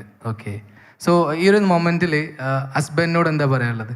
ലൈക്ക് ഹസ്ബൻഡ് ഇവിടെ ഉണ്ട്, ഹസ്ബൻഡ് ഒന്ന് എണീറ്റിരിക്കും, ജസ്റ്റ് ഇതിലാന്ന് കാണട്ടെ. ഇതുപോലെ ആൾക്കാർ എപ്പോഴും നമ്മൾ അല്ലെ പാർട്ട്നേഴ്സിനെ സപ്പോർട്ട് ചെയ്യാന്ന് പറഞ്ഞാൽ ഭയങ്കര ഇമ്പോർട്ടൻ്റ് ആണ്. So thank U. പിന്നെ ഒരു ഹസ്ബൻഡിന് കൂടുതൽ എന്നെ സപ്പോർട്ട് ചെയ്യാൻ പറ്റാനൊരു കാരണം കൂടെ ഉണ്ട്. മുപ്പൊരു പോസ്റ്റ് ഡോക്ടർ ഫെലോ ആയിട്ട് യൂണിവേഴ്സിറ്റിയിൽ ജോയിൻ ചെയ്ത സമയത്ത് കുറച്ച് കൂടുതൽ കോളേജിൽ പോകണ്ട, കോളേജ് പ്രൊഫസർ ആവണമല്ലോ, അപ്പോൾ കോളേജിൽ പോകണ്ട. അപ്പം ആൾക്ക് കൂടുതൽ സമയം ഫ്രീ ആയിട്ട് കിട്ടും. ഒരെന്നെയാണ് പിന്നെ ബോസ് എന്ന് പറയുന്ന പോലത്തെ രീതിയിലായിരുന്നു യൂണിവേഴ്സിറ്റിയിലായ സമയത്ത്. അപ്പൊ എനിക്ക് പോവാനുള്ള സ്ഥലങ്ങളിൽ പോവാനും വീഡിയോസ് എടുക്കാനും ഒക്കെ വേണ്ടിയിട്ടൊക്കെ എൻ്റെ കൂടെ പോരാന് ഫ്രീ ആയിരുന്നു. അപ്പോൾ ആ ഒരു സമയത്താണ് കുറച്ചും കൂടെ എൻ്റെ ഒരു ചാനൽ ഗ്രോത്ത് ആയി വന്നത്. ഹസ്ബൻഡ് പേരെന്താന്ന് പറയാം? Haskar Ali. Haskar Ali, okay. So thank U Haskar ക. ഇങ്ങനെ ഒരു ക്രിയേറ്റേഴ്സിന് അല്ലേ, ഇതുപോലെ നമുക്ക് ഒരുപാട് ക്രിയേറ്റേഴ്സ് ഇവിടെ വേണം, വിമൺ ആയാലും അതുപോലെ തന്നെ. കൈയടിച്ചോ, കുഴപ്പമില്ല അല്ലേ? പിന്നെ ഈ മോണിറ്റൈസ് ആയത് കഴിഞ്ഞപ്പോൾ പിന്നെ നമുക്ക് ഇവർക്ക് കൺവിൻസ് ആയി കഴിഞ്ഞപ്പോൾ പിന്നെ അവരും നല്ല, അല്ലെങ്കിലും സപ്പോർട്ട് ഇല്ലായൊന്നുമില്ല, പക്ഷെ അവർ കൺവിൻസ് ആയി കഴിഞ്ഞപ്പോൾ അവരും ഹാപ്പി ആയി. നമ്മള് ഫാമിലി മൊത്തം എല്ലാവരും വീഡിയോസിൽ വരാം. So thank you Shabna. ഓ ചോദിക്കാം, നമുക്ക് ചോദിച്ചൂടെ കാര്യങ്ങളൊക്കെ? ഇപ്പോൾ നിങ്ങളൊരു വ്ളോഗർ ആയതിനു ശേഷം പണ്ടത്തെ പോലെ ചീത്ത എന്ന് പറയില്ലല്ലോ, കാരണം നിങ്ങൾ ലൈഫ് സ്റ്റൈൽ വ്ളോഗ് പറയില്ലോ ഹസ്ബൻഡ് ചീത്ത പറയുന്നതൊക്കെ. അതുകൊണ്ട് ഇപ്പം മൂപ്പര് ഒരു നിങ്ങൾ പറയണൊക്കെ കേക്ക് അങ്ങനെയൊക്കെ എന്തെയുണ്ടോ ചോദിക്കുന്നത്? സാധാരണ ഭാര്യ ഭർത്താക്കന്മാരുടെ ചെറിയ തിരക്കൊക്കെ ഉണ്ടല്ലോ, ഒരു കുസൃതി ചോദ്യം കേട്ടോ, അതായത് സരസിലിരിക്കുന്ന ആൾക്കാർ. ഇപ്പൊ നിങ്ങൾ ലൈഫ് സ്റ്റൈൽ വ്ളോഗറാണല്ലോ, അത് വെച്ച് നിങ്ങൾ ഭീഷണിപ്പെടുത്തുക എന്തെങ്കിലും പറഞ്ഞാൽ അടുത്ത വ്ളോഗിലിടുന്ന പറഞ്ഞിട്ട്. അതെ അതെ, അങ്ങനത്തെ ആവശ്യം അങ്ങനെ എല്ലാവരുടെ ലൈഫിലും ഉണ്ടാവുമല്ലോ ചീത്ത വിളികളൊക്കെ. അത് പിന്നെ മുസ്തഫ് ഖാൻ ഒരു വീഡിയോ ഉണ്ട്, ഒരു 1 മില്യൺ കയറിയിട്ടുള്ള ഒരു വീഡിയോ ഉണ്ട്. അതിൽ മിക്കത് ആൾക്കാർ തെറിയ വിളിച്ചിട്ടുണ്ടാവല്ലേ. ഇതൊക്കെ സ്വാഭാവികമാണ്. പിന്നെ മിൻഷ, നമുക്ക് മിൻഷയിലേക്ക് എത്താം. ഓക്കെ, മിൻഷ എന്തൊരു ക്യൂട്ടാണല്ലേ. മിൻഷ എനിക്ക് അസൂയ തോന്നുന്നുണ്ട്, കാരണം വെച്ചാൽ ഞാൻ പറഞ്ഞല്ലോ, ഇവിടെ വന്നതിൽ നിന്നും എനിക്കൊന്ന് ഏറ്റവും യങ്ങസ്റ്റ് ആയിട്ടുള്ളൊരു ക്രിയേറ്റർ ആയിരിക്കും, അതും യൂട്യൂബിൽ ഏറ്റവും കൂടുതൽ സബ്സ്ക്രൈബർ ഉള്ള ഒരു ക്രിയേറ്റർ. സോ 2 മില്യൺ അല്ലേ? Near 2 million. ഓക്കെ, 2 മില്യൺ എങ്ങനെയായിരുന്നു ഈ 2 മില്യൺ അതിലേക്ക് എത്തുന്ന ഒരു ജേണിയിലേക്ക് എത്തുമ്പോൾ? സോ ആരാണ് കൂടുതൽ സപ്പോർട്ട് ചെയ്തിട്ടുണ്ടായിരുന്നത്? എന്താണ്? ഞങ്ങൾ ശരിക്കും പറഞ്ഞാൽ ഫാമിലിയാണ്. ഞാൻ എൻ്റെ ഫാമിലി, എൻ്റെ ഫാദർ, എൻ്റെ മദർ, പിന്നെ 2 ബ്രദേഴ്സ് ഉണ്ട്. ഇക്ക കൂടുതൽ എപ്പോഴും ഉണ്ടാവൂലേ? വലിയ കാക്ക ഷാനിക്ക് ഉണ്ടാവലുണ്ട്. ഇക്കന്റെ ഞാൻ വീഡിയോയിൽ കണ്ടിട്ടുണ്ടായിരുന്നു. ഉണ്ടോ, കൂടെ ഉണ്ടോ? അല്ല, വന്നിട്ടുണ്ടായിരുന്നു. മുങ്ങിയോ? ഇക്കന്റെ പേരെന്താ? ഷാനി. Okay, fine. എങ്ങനെയുണ്ട്? ഞങ്ങൾ ശരിക്കും പറഞ്ഞാൽ യൂട്യൂബിൻ്റെ ഐഡിയ വന്നാൽ ഞങ്ങൾ ജസ്റ്റ് ഒരു യാത്ര പോവായിരുന്നു. അപ്പോൾ എന്താണ് യൂട്യൂബ് തുടങ്ങിയാലോ എന്നുള്ളൊരു ഐഡിയ വന്നു. അപ്പോൾ ഫാമിലി ഫുള്ള് സപ്പോർട്ട് ചെയ്തു. നമ്മൾ ശരിക്കും പറഞ്ഞത് ഒരു ഹോബി ആയിട്ടാണ് തുടങ്ങിയത്. ഞാൻ ചെറുതാകുമ്പോൾ തന്നെ ഇങ്ങനെ സംസാരിക്കാനും പ്രസൻറ്റ് ചെയ്യാനൊക്കെ ഇഷ്ടമായിരുന്നു. അപ്പോൾ അങ്ങനെ തുടങ്ങിയതായിരുന്നു. എന്നിട്ട് ഞങ്ങൾ ആദ്യം, ഞാനൊരു കുട്ടിയാണ്, അപ്പോൾ കുട്ടികൾക്ക് ഇഷ്ടപ്പെട്ട കണ്ടന്റിലേക്കാണ് ഞങ്ങൾ കൂടുതൽ ഫോക്കസ് ചെയ്തിരുന്നത്. ഞാൻ ആദ്യം ടോയ് അൺബോക്സിംഗ് ആണ് ചെയ്തത്. ഫാദർ എവിടെയെങ്കിലും ടൂറൊക്കെ പോയി വരുമ്പോൾ അവിടുന്ന് വെറൈറ്റി ടോയ്സ് ഒക്കെ കൊണ്ടുവരും, എന്നിട്ട് അത് യൂട്യൂബിൽ അൺബോക്സ് ചെയ്യും. പിന്നെ കുറച്ച് കാലം കഴിഞ്ഞപ്പോൾ ടോയ്സ് കിട്ടാതായി. എന്ന് വെച്ചാൽ നമുക്ക് വെറൈറ്റി ടോയ്സ് വേണം, ആൾക്കാരിലേക്ക്, കുട്ടികളിലേക്ക് കുറച്ചും കൂടി വെറൈറ്റി ആയിട്ടുള്ള ടോയ്സ് വേണം. അപ്പോൾ അത് കിട്ടാതായപ്പോൾ നമുക്ക് പിന്നെ ഭയങ്കര എക്സ്പെൻസീവ് ആയിരുന്നു. അപ്പോൾ നമ്മൾ കുക്കിങ്ങിലേക്ക് മാറി. സത്യം പറഞ്ഞാൽ ആ ഒരു സമയത്ത് കുട്ടികളുടെ യൂട്യൂബ് ചാനൽ ഇല്ലായിരുന്നു മലയാളീസിൽ. പിന്നെ ഞാനിപ്പോ ഏകദേശം 3 years ആയി. 2021 ആ ഒരു സമയത്തിലാണ് തുടങ്ങി. കൊറോണയുടെ ആ ഒരു ടൈമിൽ തന്നെ കൊറോണന്റെ ഒരു 6 months മുമ്പ് ഞങ്ങൾ തുടങ്ങിയിട്ടുണ്ട്. പക്ഷെ കൊറോണ ആയപ്പോഴാണ് കുറച്ചും കൂടി സ്കൂളൊക്കെ അടച്ചപ്പോൾ ഒന്നും കൂടി നമ്മളല്ലേ മലയാളികളല്ലെങ്കിലും എന്തെങ്കിലും ഒരു പണി കിട്ടുമ്പോഴാണ് നമ്മൾ ചിന്തിക്കല്ലേ, അല്ലേ? റൈറ്റ് അല്ലേ? ആണോ? യെസ്. ഓക്കെ. അപ്പോൾ ആദ്യം പിന്നെ ഞങ്ങൾ കുക്കിങ്ങിലേക്ക് മാറിയപ്പോൾ ഗ്രോണപ്സിലേക്കും കുറച്ച് അമ്മമാരിലേക്കും ഒന്നും കൂടി പോകാൻ തുടങ്ങി, കുട്ടികളും കാണാൻ തുടങ്ങി. അപ്പോൾ അത്ര റീച്ചിലായിരുന്നു, കാരണം കുക്കിംഗ് ആണ്. അത് കഴിഞ്ഞിട്ടാണ് ഞങ്ങൾ ഫണ്ണി വീഡിയോസ് ചെയ്യാൻ തുടങ്ങി. ഇപ്പോൾ ഇങ്ങനെ അപാരത ഓൺലൈൻ ക്ലാസ്സിൻ്റെ സമയമായിരുന്നു. അപ്പോൾ ഞങ്ങൾ ഓൺലൈൻ അപാരത അങ്ങനെ ചെയ്യാൻ തുടങ്ങിയപ്പോൾ നല്ല റീച്ച് ഉണ്ടാകാൻ തുടങ്ങി, കുട്ടികളിലേക്ക് കൂടുതൽ പോകാൻ തുടങ്ങി. ഇങ്ങനെ ഫണ്ണി സീരീസ് അപ്പോൾ ആരും ചെയ്യുന്നില്ലായിരുന്നു. അപ്പോൾ നമ്മളങ്ങനെ കുറേ ഫണ്ണി സീരീസ് ഇട്ടു. അതിൻ്റെ ഒപ്പം ഞങ്ങൾ എക്സ്പെരിമെൻറ്റ്സ് ചെയ്യാൻ തുടങ്ങി. എക്സ്പെരിമെൻറ്റ്സ്, പിന്നെ സത്യം പറഞ്ഞാൽ ചാലഞ്ചസ് തുടങ്ങി. ഞങ്ങൾ ഒന്നിൽ മാത്രമല്ല ഫോക്കസ് ചെയ്യാറ്, എല്ലാത്തിലുണ്ട്. കുട്ടികൾക്ക് ഇഷ്ടപ്പെടുന്ന കാര്യങ്ങളിലേക്കാണ് കൂടുതലായിട്ട്. ഏറ്റവും കൂടുതൽ റീച്ച് ആയിട്ടുള്ള വീഡിയോ ഏതായിരുന്നു? ഇപ്പോഴോ എല്ലാതും കൂടി നോക്കിയിട്ട് ഒരു ക്രേസി ചോക്ലേറ്റ് ഗേൾ പറഞ്ഞൊരു ഫണ്ണി സീരീസ് ആണ്. ഏകദേശം 8 million 9 million വ്യൂസ് ആയിട്ടുണ്ട്. 8 മില്യൺ 80 ലക്ഷത്തിന് മുകളിൽ ആൾക്കാരാണോ? അപ്പൊ മലയാളികളായിരിക്കും കൂടുതൽ കണ്ടിട്ടുള്ളത്. നോക്കാറുണ്ടോ അങ്ങനെ ഇൻസൈറ്റ്സ് ഒക്കെ നോക്കാറുണ്ടോ? മലയാളികളാണ് കൂടുതൽ കാണാറില്ല. പിന്നെ ഷോർട്സ് ഒക്കെ ഇടുമ്പോ ഞങ്ങൾ ഇങ്ങനെ ഷോർട്സ് മലയാളം അല്ലാത്ത ഇടുമ്പോ നല്ല വ്യൂസ് കയറലുണ്ട്. ഇപ്പൊ ഞങ്ങളുടെ ഒരു ക്രേസി ചോക്ലേറ്റ് അങ്ങനത്തെ ഒരു ഇതിൽ ഏകദേശം 200 നിയർ മില്യൺ ഒരു വ്യൂസ് ഉള്ള ഒരു ഷോർട്ട് ഉണ്ട്. 200 മില്യൺ. ഓ 200 മില്യൺ. ഒരു നല്ലൊരു ഐഡിയ എടുത്തേ. 200 മില്യൺ നോക്കൂ, ഒരു ബിസിനസ്സിനെ കുറിച്ചുള്ള ഒരു പ്രൊമോഷനാണ് അതിലൂടെ പോയിട്ടുണ്ടായിരുന്നെങ്കിൽ 200 മില്യൺ ആളുകളായിരുന്നു അതിലൂടെ കാണേണ്ടത്. ഇതാണ് ഡിജിറ്റൽ ഇറയിലെ ഇൻഫ്ലുവൻസർ മാർക്കറ്റിങ്ങിൻ്റെ ഒരു ഇമ്പോർട്ടൻസ് എന്ന് പറയുന്നത്. സോ നിങ്ങളിലൊരു ഇൻഫ്ലുവൻസർ ഉണ്ടെങ്കിൽ നിങ്ങൾ അത് പുറത്തേക്ക് കൊണ്ടുവരിക എന്നുള്ളതാണ് ഇതിലൂടെ പറഞ്ഞത്. മിൻഷ അല്ലേ? ഒരു എല്ലാവർക്കും ഒരു മോട്ടിവേഷൻ പറഞ്ഞേ, ജസ്റ്റ് ഒന്ന്. ഇപ്പോൾ നമ്മൾ ഒരു യൂട്യൂബർ ആവണമെങ്കിലുള്ളത് എന്താണ് ഏറ്റവും വലിയ മോട്ടീവ്? നമ്മുടെ ഉള്ളിൽ ഒരു പ്രസൻറ്റ് ചെയ്യാനുള്ള ഒരു ഇതുണ്ട്. അപ്പോൾ ആർക്കെങ്കിലും യൂട്യൂബർ ആകാൻ ആദ്യം ഉണ്ടെങ്കിൽ എന്താണ് കൂടുതൽ വീഡിയോസ്, വെറൈറ്റി ആയിട്ടുള്ള വീഡിയോസ് ഇടാൻ നോക്കുക. നമ്മുടെ ആളുകളിലേക്ക് കൂടുതൽ കൗതുകം തോന്നുന്ന വീഡിയോസ് ഒക്കെ ഇടാൻ നോക്കുക. Thank you Minsha. മിൻഷ 13 വയസ്സായിട്ടുള്ളൂ കേട്ടോ. ലൈക്ക് ആ ഒരു 13 വയസ്സിലും നമ്മളോട് ഇങ്ങനെ സംസാരിക്കാൻ, ഇവിടെ വന്ന് ഇരിക്കാനൊക്കെ കാണിക്കുന്ന ഒരു കാലിബർ ഉണ്ടല്ലോ, അത് അപ്രീഷിയേറ്റ് ചെയ്യാനാണോ? നല്ലൊരു ഗൈഡ് കൊടുക്കുക, നല്ലൊരു ഗൈഡ് കൊടുക്കാം. ദെൻ അഗെയിൻ നമുക്ക് മുസ്തഫ് ഖാനിലേക്ക് വരാം. ജസ്റ്റ് കൂടെ ഒരു കാര്യം കൂടെ 13 വയസ്സിലാന്ന് തോന്നുന്നു എലൻ മസ്ക് ഒരു കമ്പനി തുടങ്ങിയിട്ട് വിറ്റിട്ടോ. ഇവള് 13 വയസ്സുകാരെ നമ്മള് കുട്ടി എന്ന് പറയുന്നത് നല്ല കപ്പാസിറ്റി ഉള്ള മോളാണ്. ഇവള് നമ്മളെ നാട്ടിൽ അറിയപ്പെടുന്ന അവളെ ഒരു 25 വയസ്സൊക്കെ ആകുമ്പോഴത്തേന് കേരളത്തിൽ അറിയാത്ത ആളുണ്ടാവില്ല. ഇവൾക്ക് എല്ലാവർക്കും പവർഫുൾ ഒരു കൈയെടുത്ത കുട്ടിക്ക് ഭയങ്കര ഒരു പ്രോത്സാഹനമായിരിക്കും. ഓൺടർപ്രണർ ആയിട്ട് വരട്ടെ. ഓൺടർപ്രണർ വരട്ടെ. ഓക്കെ, എനിവേ നമ്മൾ അഗെയിൻ നമുക്കൊരു ചെറിയൊരു ക്വസ്റ്റ്യൻ, ഭയങ്കരമായിട്ടുള്ളൊരു ക്വസ്റ്റ്യൻ. ഞാൻ സിൽവാൻ ഗ്രൂപ്പിനായിട്ട് എനിക്ക് നിയർലി ഒരു 3 ഇയേഴ്സിൻ്റെ ആയിട്ടുള്ള കണക്ഷൻ ഉണ്ട് അല്ലേ മുസ്തഫ? ഒരു കാര്യം പറയും, ഞാൻ സ്റ്റാർട്ടിങ്ങിൽ ഇൻസ്റ്റാഗ്രാമിൽ വീഡിയോ കിട്ട സമയത്ത് എനിക്ക് ഒരു സപ്പോർട്ടായിട്ട് അങ്ങനെയാണ് ചെയ്യേണ്ടത്, ഇങ്ങനെ ചെയ്യേണ്ടത് എന്നൊക്കെ പറഞ്ഞിട്ട് സപ്പോർട്ട് തന്ന ഒരാളും കൂടെ സൽമാൻ. ഇപ്പം നിന്റെ അത്ര ഫോളോവേഴ്സ് ഒന്നും ഇല്ലെങ്കിൽ പോലും എൻ്റെ ഗുരുവാണ്. അതിൽ ക്രിസ്ത്യാനോ റൊണാൾഡോ കളിക്കണ അത്രയൊന്നും, മെസ്സി കളിക്കണ അത്രയൊന്നും കോച്ച് കളിക്കാറില്ലല്ലോ. എൻ്റെ ഒരു കോച്ചും കൂടെയാണ്. ഒരു കൈയടി എടുത്തൂടെ? ഞാനൊക്കെ ഇവിടെ ഇരിക്കുമ്പോൾ സൽമാൻക്കും അതിനൊരു റോളുണ്ട്. Thank you. സോ ബേസിക്കലി ഞാനത് എല്ലാവരും ചോദിക്കാറുണ്ട്. കാരണം ഞാൻ ഹാൻഡിൽ ചെയ്യുന്ന ഒരുപാട് പേഴ്സണൽ ബ്രാൻഡ് ചെയ്യുന്ന ഒരുപാട് ആൾക്കാരുടെ പ്രൊഫൈലൊക്കെ നല്ലൊരു റീച്ച് പോകാറുണ്ട്. എൻ്റെ എന്തുകൊണ്ട് അത്ര ഒന്നും പോകുന്നില്ല എന്ന് വെച്ച് കഴിഞ്ഞാൽ, ഈ പറഞ്ഞ നിങ്ങൾക്കൊക്കെ ഉള്ളൊരു കാര്യമുണ്ട്, കണ്ടന്റ് ക്രിയേഷനിൽ കൺസിസ്റ്റൻസി എന്നാണ് സംഭവം. അതെനിക്ക് ഉണ്ടാവാറില്ല ബേസിക്കലി. നിങ്ങൾക്ക് ഇപ്പോൾ സിൽവാൻ മുസ്തഫക്ക് ഇന്നൊരു വീഡിയോ ഇട്ടുണ്ടാവും, ഇന്നലെ ഇട്ടിട്ടുണ്ടാവും, അങ്ങനെ കഴിഞ്ഞൊരു വർഷം നോക്കുകയാണെങ്കിൽ ഡെയിലി വീഡിയോ ഇട്ടുണ്ടാവും അല്ലേ? ഷെമിനായിട്ട് ഉണ്ടാവില്ലേ മിൻഷ? റൈറ്റ്. അപ്പോൾ ഇങ്ങനെ ഒരു കൺസിസ്റ്റൻസി ഭയങ്കര ഇമ്പോർട്ടൻ്റ് ആണെന്ന് എനിക്ക് ഞാൻ എപ്പോഴും പറയും. കൺസിസ്റ്റൻ്റ് അല്ലാത്ത ഒരാളുടെ ഒരു പ്രൊഫൈൽ പോലും ഞാൻ മാനേജ് ചെയ്യാൻ എടുക്കാറില്ല. സോ നെക്സ്റ്റ് ക്വസ്റ്റ്യൻ, ഞാൻ ഈ പറഞ്ഞ ക്വസ്റ്റ്യനിലേക്ക് വരാം. ഇത്ര വർഷമായിട്ട് ഞാൻ കണ്ടു വളരെ ഒരു 1% പോലും എംപ്ലോയീസ് സിൽവാന്ന് ലെഫ്റ്റ് ആവാറില്ല. So what the secret behind this? എങ്ങനെയാണ് ഇങ്ങനെ പിടിച്ചത്? അതിന്റെ അങ്ങനെയല്ല, സിൽവാനിലും ആളുകൾ പോക്കുണ്ട്. സിൽവാനിൽ ഇപ്പോൾ ഏകദേശം സിൽവാൻ ഗ്രൂപ്പിൽ 750 സ്റ്റാഫ് ഉണ്ട്. അത് നല്ലൊരു ചോദ്യം കേട്ടോ. ഇവിടെ ഒരുപാട് ആളുകൾ ജോലി ചെയ്യുന്ന ആളുണ്ടാവും. സിൽവാൻ ഗ്രൂപ്പിൽ നിന്ന് സ്വഭാവ ദൂഷ്യം കൊണ്ട് നമ്മൾ പുറത്താക്കിയതോ, ഗൾഫിലൊരു ഓപ്പർച്യൂണിറ്റി ഇട്ടിട്ട് പോയതോ, അതല്ലാതെ സ്വന്തമായിട്ട് ബിസിനസ് ചെയ്യാൻ വേണ്ടി പോയതോ അല്ലാത്ത ഒരു സ്റ്റാഫും പുറത്ത് പോയിട്ടില്ല. വേറെ ഹയർ ജോബ് നോക്കി പോയിട്ടില്ല, എൻ്റെ ഓർമ്മ ശരിയാക്കണമെങ്കിൽ. അത് കാരണമുണ്ട്. സിൽവാൻ ഗ്രൂപ്പിലൊരു സംഭവമുണ്ട്. ഒരു സ്റ്റാഫും ഒരു വീട്ടിലൊരു അച്ഛൻ അല്ലെങ്കിൽ അമ്മ ഹോസ്പിറ്റലായി, വൈഫ് പ്രസവിച്ചു, ഒരു ആക്സിഡൻ്റ് ആയി എന്ന് പറഞ്ഞാൽ എല്ലാവരും പ്രതീക്ഷിക്കുന്ന ആ സാമ്പത്തിക നിലയിൽ നിന്നൊരു മാറ്റം വരുമല്ലോ. സിൽവാൻ ഗ്രൂപ്പിൽ ജോലി ചെയ്യുന്ന ഒരാളെ മുന്നിൽ കൈ നീട്ടേണ്ടി വരില്ല.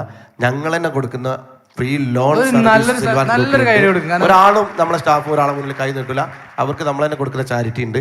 ആ ചാരിറ്റി അവരെന്നെ തിരിച്ചടക്കണം. അവരെന്നെയാണ് അതിൻ്റെ പ്രസിഡന്റ്, സെക്രട്ടറി, ചെയർമാനൊക്കെ. പക്ഷേ 250 കുടുംബം ഈ സമയം വരെ ഉപയോഗിച്ചു. വീട് ജപ്തി ചെയ്യുന്ന വീട് വരെ അതിൽ നിന്ന് രക്ഷപ്പെട്ടിട്ടുണ്ട്.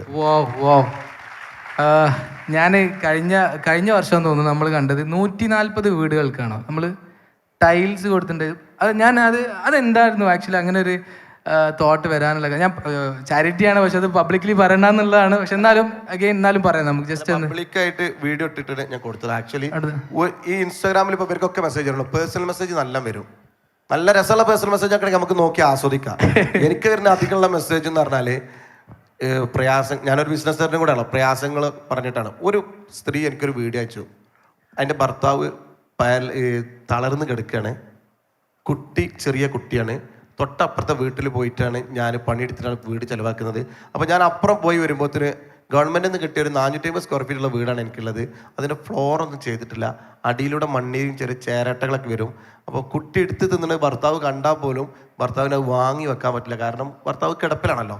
അപ്പോൾ വീടിൻ്റെ അടിയൊന്ന് ഫ്ലോർ ഇട്ടൊരു ഒരിക്കൽ വീഡിയോ അയച്ചു തന്നു.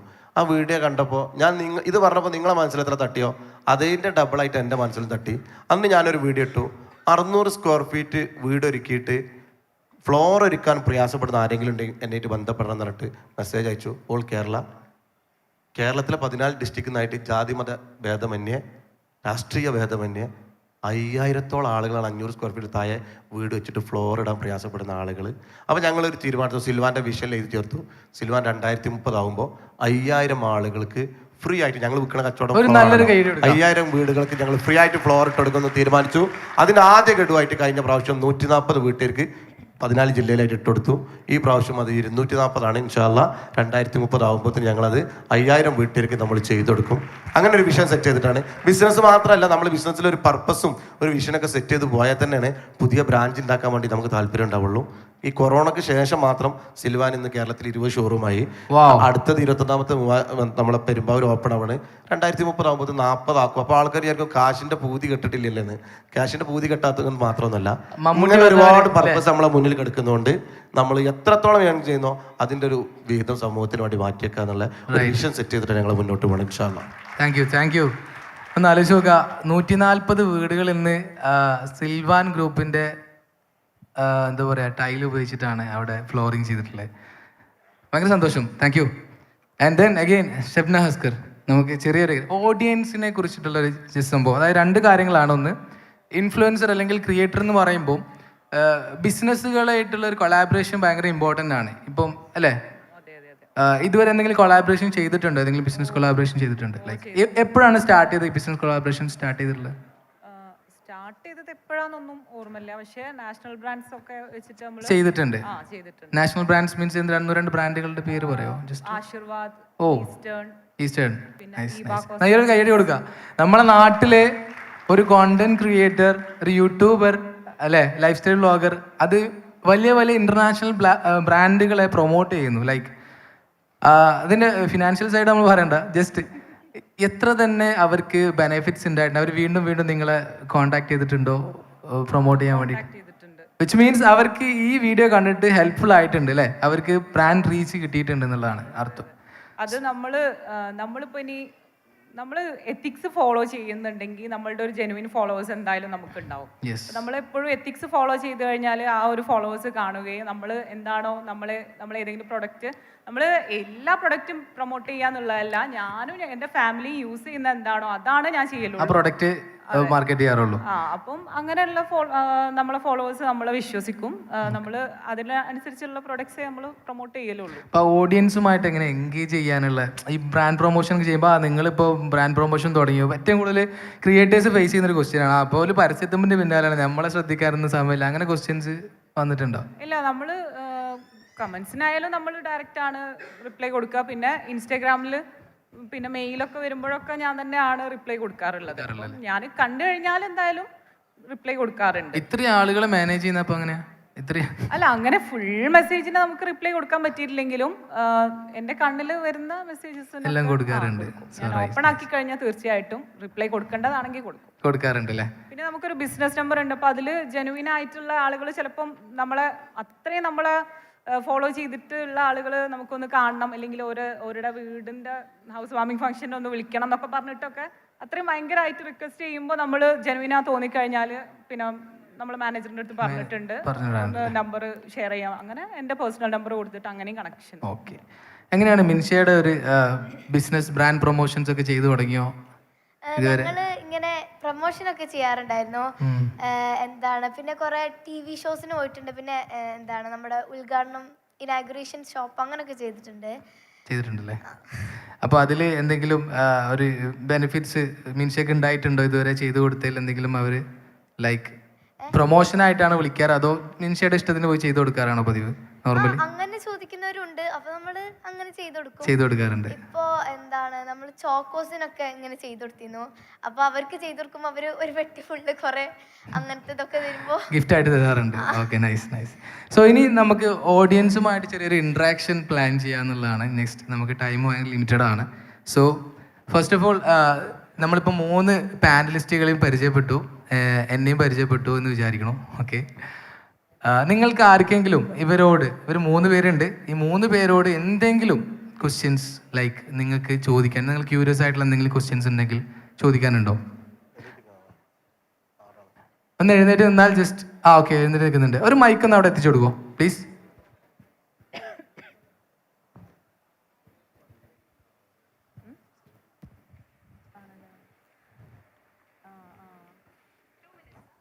Okay, just okay, fine.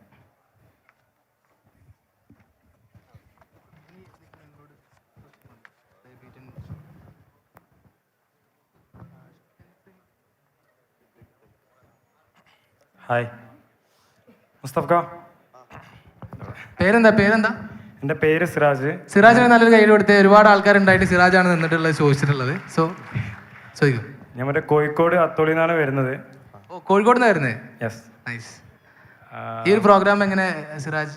ഈ പ്രോഗ്രാം നമ്മളൊരു ഇ-കൊമേഴ്സ് ഏജൻസി റൺ ചെയ്യുന്നുണ്ട്. ഓക്കെ. അപ്പം അതിൻ്റെ ബേസായിട്ട് ഈ പറഞ്ഞ digital marketing, graphic designing, web designing, web development, ഒരു ബ്രാൻഡിന് വേണ്ട മൊത്തം സർവീസും നമ്മൾ പ്രൊവൈഡ് ചെയ്ത് കൊടുക്കും. അപ്പം അതിൻ്റെ കൂടുതൽ എന്തെങ്കിലും ഒരു ഐഡിയാസ് ക്ലയൻസ് കിട്ടാൻ വേണ്ടിയിട്ട് ഇങ്ങോട്ട് വന്നതാണ്. Okay, fine. മുസ്തഫ എന്താണ് ക്വസ്റ്റ്യൻ? എന്താ കറക്റ്റ്? അപ്പോൾ മുസ്തഫ 2 ചോദ്യമുണ്ട്. ചോദ്യം ചോദിക്കുന്നതിന് മുമ്പ് ഒരു കാര്യം ഞാൻ പറയട്ടെ. ഞാൻ ഇന്ന് രാവിലെ കോഴിക്കോട് നിന്ന് KSRTC കയറി മലപ്പുറം കടന്ന് കഴിഞ്ഞപ്പോൾ ഫസ്റ്റ് ഫ്ലെക്സിൽ നിങ്ങൾ ആ ടൈലും പിടിച്ചുള്ള ഒരു ഫോട്ടോ ഞാൻ കണ്ടേക്ക്. പരിപാടിക്ക് വന്ന് ബ്രോഷർ കംപ്ലീറ്റ് നോക്കിയപ്പോഴാണ് നിങ്ങൾ പരിപാടിക്ക് പങ്കെടുക്കുമെന്ന് ഞാൻ അറിഞ്ഞത് തന്നെ. അപ്പോൾ അത് പറയണമെന്ന് തോന്നി, അതുകൊണ്ട് പറഞ്ഞ് മലപ്പുറം അങ്ങാടി കയറി കഴിഞ്ഞാൽ നിങ്ങളെ കാണും. അത് ബ്രാൻഡിങ് ഇല്ലേ? നമ്മൾ പേഴ്സണൽ ബ്രാൻഡിങ് പഠിപ്പിച്ചു കൊടുത്തിട്ടുണ്ടല്ലേ മുസ്തഫ? അല്ല, എന്താ സംഭവം എന്ന് വെച്ചാൽ നമ്മൾ മറ്റുള്ള ബ്രാൻഡുകൾ ഒന്നെങ്കിൽ ആ ബ്രാൻഡ് നെയിം അല്ലെങ്കിൽ ഒരു ലോഗോ അതായിരിക്കും. പക്ഷെ നിങ്ങളെ ബ്രാൻഡിനെ സംബന്ധിച്ച് നിങ്ങളെ പിക്കും നിങ്ങളെ ടൈൽ പിടിച്ചുള്ള പിക്ചറും എവിടെയും ഞാൻ കാണും. അപ്പം ഞാൻ ഇതിൻ്റെ മുമ്പേ മലപ്പുറത്ത് ഒരു ബുക്ക് സ്കൂളിൽ സപ്ലൈ ചെയ്യാൻ പോയ സമയത്തും ഒരു ഏത് വയ്യാന്ന് എനിക്കറിയില്ല, അവിടെ ഞങ്ങളെ കണ്ടേക്ക്. Thank you. അപ്പോൾ അതെനിക്ക് പറയണം തോന്നി. പിന്നെ ചോദ്യം 1, സിൽവാൻ എന്ന് പറഞ്ഞ പേരിൻ്റെ ഒരു പേര് നമുക്കൊരു യാത്ര ഉണ്ടാവുമല്ലോ, ഒന്നെങ്കിൽ അതിൻ്റെ ഒരു അർത്ഥം അല്ലെങ്കിൽ എന്തെങ്കിലും ഒരു സ്റ്റോറി അതെന്താന്നുള്ളത്. പിന്നെ രണ്ടാമത്തത്, ഞാനൊരു ഇ-കൊമേഴ്സ് ഏജൻസി റൺ ചെയ്യുന്നുണ്ട്. നമുക്ക് ഈ ഒരു ഇപ്പോൾ ഓൾറെഡി നമ്മൾ ആമസോൺ, ഫ്ലിപ്കാർട്ട്, മിന്ത്ര, ഈ പറഞ്ഞ ജിയോ മാർട്ട്, പേടിഎം മാള് ഇതേപോലത്തെ ഇ-കൊമേഴ്സ് പ്ലാറ്റ്ഫോംസിൽ അപ്പാരൽസ്, ഇലക്ട്രോണിക്സ് ഇങ്ങനത്തെ ഐറ്റംസ് ആണ് കൂടുതലുള്ളത്. നിങ്ങൾ ഈ ടൈല്, നമ്മളെ ഫർണിച്ചേഴ്സ് ഇതിനൊക്കെ എന്ത് സ്കോപ്പാണ് ഈ ഇ-കൊമേഴ്സ് ഈ ഇൻഡസ്ട്രിയിൽ ഉള്ളതെന്നും കൂടി ഒന്ന് അറിയണം. ഒന്ന് സിൽവാൻ ഗ്രൂപ്പിന്റെ സിൽവാൻ നെയിമിന്റെ സ്റ്റോറി. സിൽവാൻ എന്ന് പറഞ്ഞാൽ ഭയങ്കര രസമുള്ള ഒരു പേരാണ്. നമ്മളിപ്പോൾ പാലക്കാട് സിൽവാൻ കേട്ടാലും അവിടുന്ന് തമിഴ്നാട്ടിലത്തെ ആൾക്കാർ സെൽവൻഡാ നമ്മൾഡാ എന്ന് പറഞ്ഞിട്ട് വരും. സിൽവാൻ എന്ന് പറഞ്ഞ പേര് കാനനഭംഗി എന്നാണ്, അതിന് ലാറ്റിൻ പേരാണ്. പക്ഷേ അങ്ങനെ ചിന്തിച്ചിട്ടതൊന്നുമല്ല. എൻ്റെ കഥ പറയുകയാണെങ്കിൽ കുറച്ചൊരു ടെൻഷനുള്ള കഥയാണ്. എൻ്റെ ജ്യേഷ്ഠനക്ക് ഞാൻ കോളേജ് പഠിക്കുന്ന സമയത്ത് ക്യാൻസർ വരികയാണ്. ഞങ്ങൾ വീട്ടിൽ ആരും ബിസിനസ്സുകാരൊന്നുമില്ല. അങ്ങനെ അവനക്ക് ഇരിക്കാൻ വേണ്ടിയിട്ട് കീമോതെറാപ്പി കഴിഞ്ഞാൽ മുടിയൊക്കെ പോകുമല്ലോ, അവൻ്റെ ടെൻഷൻ മാറ്റാൻ വേണ്ടി അവനക്ക് ഇരിക്കാൻ വേണ്ടിയിട്ട് 2 ഷട്ടർ ഷോറൂമിൽ പുത്തനാണിക്ക് ഷോറൂം തുടങ്ങിയപ്പോൾ പേര് പഞ്ചായത്തിൽ നിന്ന് ലൈസൻസ് എടുക്കാൻ 15,000 രൂപ എൻ്റെ കയ്യിലുണ്ടായിരുന്നില്ല. അപ്പോൾ എൻ്റെ കൂട്ടുകാരൻ അവിടെ സിൽവാൻ ഫാബ്രിക്സ് എന്ന് പറഞ്ഞിട്ട് ജെൻസ് വേൾഡ് നിർത്തിയിട്ട് പൂട്ടിയിരുന്നു. ആ പഞ്ചായത്ത് ലൈസൻസും തുടങ്ങിയ പേരാണ് സിൽവാൻ.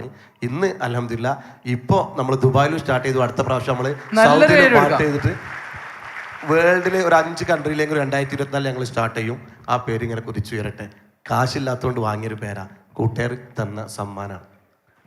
സോ കൈയ്യോടുക. ഇനി രണ്ടാമത്തെ നമ്മളെ ടൈൽസ് മേഖല ഇ-കൊമേഴ്സ് ആണ് ഇന്നെല്ലാം. ഞങ്ങൾ ബേബി വിറ്റ എന്ന് പറഞ്ഞ ഒരു ബ്രാൻഡും കൂടെ ഞാൻ ഹാൻഡിൽ ചെയ്യും. നമ്മളെ നിങ്ങൾ കേട്ടോ ബേബി വിറ്റ എന്ന് കേട്ടുക്കണോ? കുട്ടികൾക്ക് ഭക്ഷണം ഉണ്ടാക്കി കൊടുക്കുന്ന 32 വർഷമായിട്ടുള്ള ബ്രാൻഡാണ്.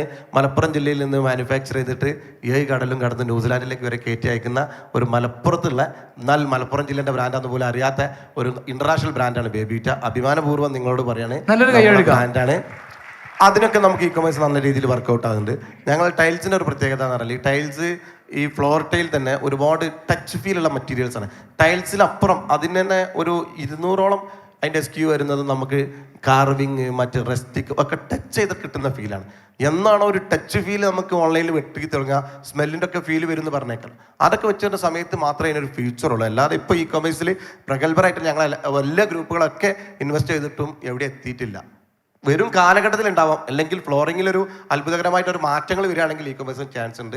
അല്ലാതെ വേൾഡിൽ ബിസിനസ് വെച്ച് നോക്കുകയാണെങ്കിൽ ഇന്ന് ഇ കൊമേഴ്സിനാണ് ഏറ്റവും വലിയത്. കാരണം ഞങ്ങൾക്ക്, ഞാൻ നേരത്തെ ഇങ്ങോട്ട് പറഞ്ഞല്ലോ, ഏറ്റവും കൂടുതൽ നമുക്ക് എൻക്വയറി വരുന്നതും അതിരില്ലാതെ നമ്മൾ കിടന്നുറങ്ങുമ്പോൾ നമ്മളൊരു പ്രൊഡക്റ്റ് സെയിൽ അടക്കണമെന്നുണ്ടെങ്കിൽ ഇന്ന് social media and E commerce പറ്റും. അതിൽ ചെറിയൊരു കാര്യം കൂടി ഉണ്ട്. നമുക്കിപ്പം ആമസോണിലായാലും അലിബാബയിലൊക്കെ ആയാലും ഈ ഒരു പറഞ്ഞ എല്ലാ പ്രോഡക്റ്റും അവൈലബിൾ ആണ് കേട്ടോ. പക്ഷേ അതിൻ്റെ ഒരു ഈ പറഞ്ഞ നമുക്ക് ആ ടച്ച് ആൻഡ് ഫീൽ കിട്ടേണ്ട പ്രോഡക്റ്റുകൾ ബേസിക്കലി നമുക്ക് അങ്ങനെ തന്നെ ഒരു എന്താ പറയുക, നമ്മൾക്ക് റെസ്റ്റോറൻറ്റിൽ പോയി ഫുഡ് കഴിക്കുന്നുണ്ട് ആ ഒരു എക്സ്പീരിയൻസ് ഫീൽ ചെയ്യാനല്ലേ. അപ്പോൾ സൊമാറ്റോനെ കൂടെ നമ്മൾ പ്രിഫർ ചെയ്യുന്നത് എപ്പോഴും റെസ്റ്റോറൻറ്റിൽ പോയിട്ട് ഫുഡ് കഴിക്കാൻ. അതുപോലെ തന്നെയാണ് ഈ ഒരു കാര്യങ്ങളൊക്കെ എന്നുള്ളതാണ് പറയുന്നത്. So then any question to Shabna ഹാസ്കറിനോട് എന്തെങ്കിലും ചോദിക്കാൻ? നല്ല ഒരുപാട് വിമൻസ് ഉണ്ടല്ലോ ഇവിടെ. അതാ കൈ പൊക്കുന്നുണ്ട്, അടിപൊളി. ജസ്റ്റ് അവിടെ ഒരു മൈക്കൊന്ന് എത്തിച്ചു കൊടുത്തേ പ്ലീസ്. ഓക്കെ, ജസ്റ്റ് അത് കഴിഞ്ഞിട്ട് വിളിക്കാം. ഓക്കെ, പേരെന്താ? എൻ്റെ പേര് ഷാക്കിർ എന്നാണ്. ഷാക്കിർ, ഓക്കെ. ഞാൻ കോട്ടക്കൽ നിന്നാണ് വരുന്നത്. ഓക്കെ, ക്വസ്റ്റ്യൻ ആരോടാണ്? ഷബിനാസ്കർ മാഡത്തിനോടാണ്. Okay, thank you. എൻ്റെ ഫേം ചിലപ്പോൾ മാം കേട്ടിട്ടുണ്ടാവും. Q live individual tuition centre ആണ്. ക്യൂ ലൈവ് ആണ്. നമ്മുടെ ഓഫീസ് വരുന്നത് മലപ്പുറത്താണ്. സോ നമ്മൾ ഒരു ഗൾഫ് കൺട്രീസ് ഉൾപ്പെടെ ഒരു 10ഓളം രാജ്യങ്ങളിൽ മലയാളി സ്റ്റുഡൻസിന് KG തൊട്ട് +2 വരെയുള്ള ഇൻഡിവിജ്വൽ ട്യൂഷൻ പ്രൊവൈഡ് ചെയ്യുന്ന ഒരു ഇൻസ്റ്റിറ്റ്യൂട്ടാണ്. സോ നമ്മൾ ഇത് സ്റ്റാർട്ട് ചെയ്തിട്ടൊരു 3 വർഷമായി. സോ മാഡം ആയിരുന്നു ഒരു 2 years ബാക്ക് മലപ്പുറത്ത് നമ്മുടെ ഓഫീസ് ഇനാഗ്രേറ്റ് ചെയ്തത്. സോ ഒരു നല്ലൊരു കയ്യടി കൊടുക്കാം.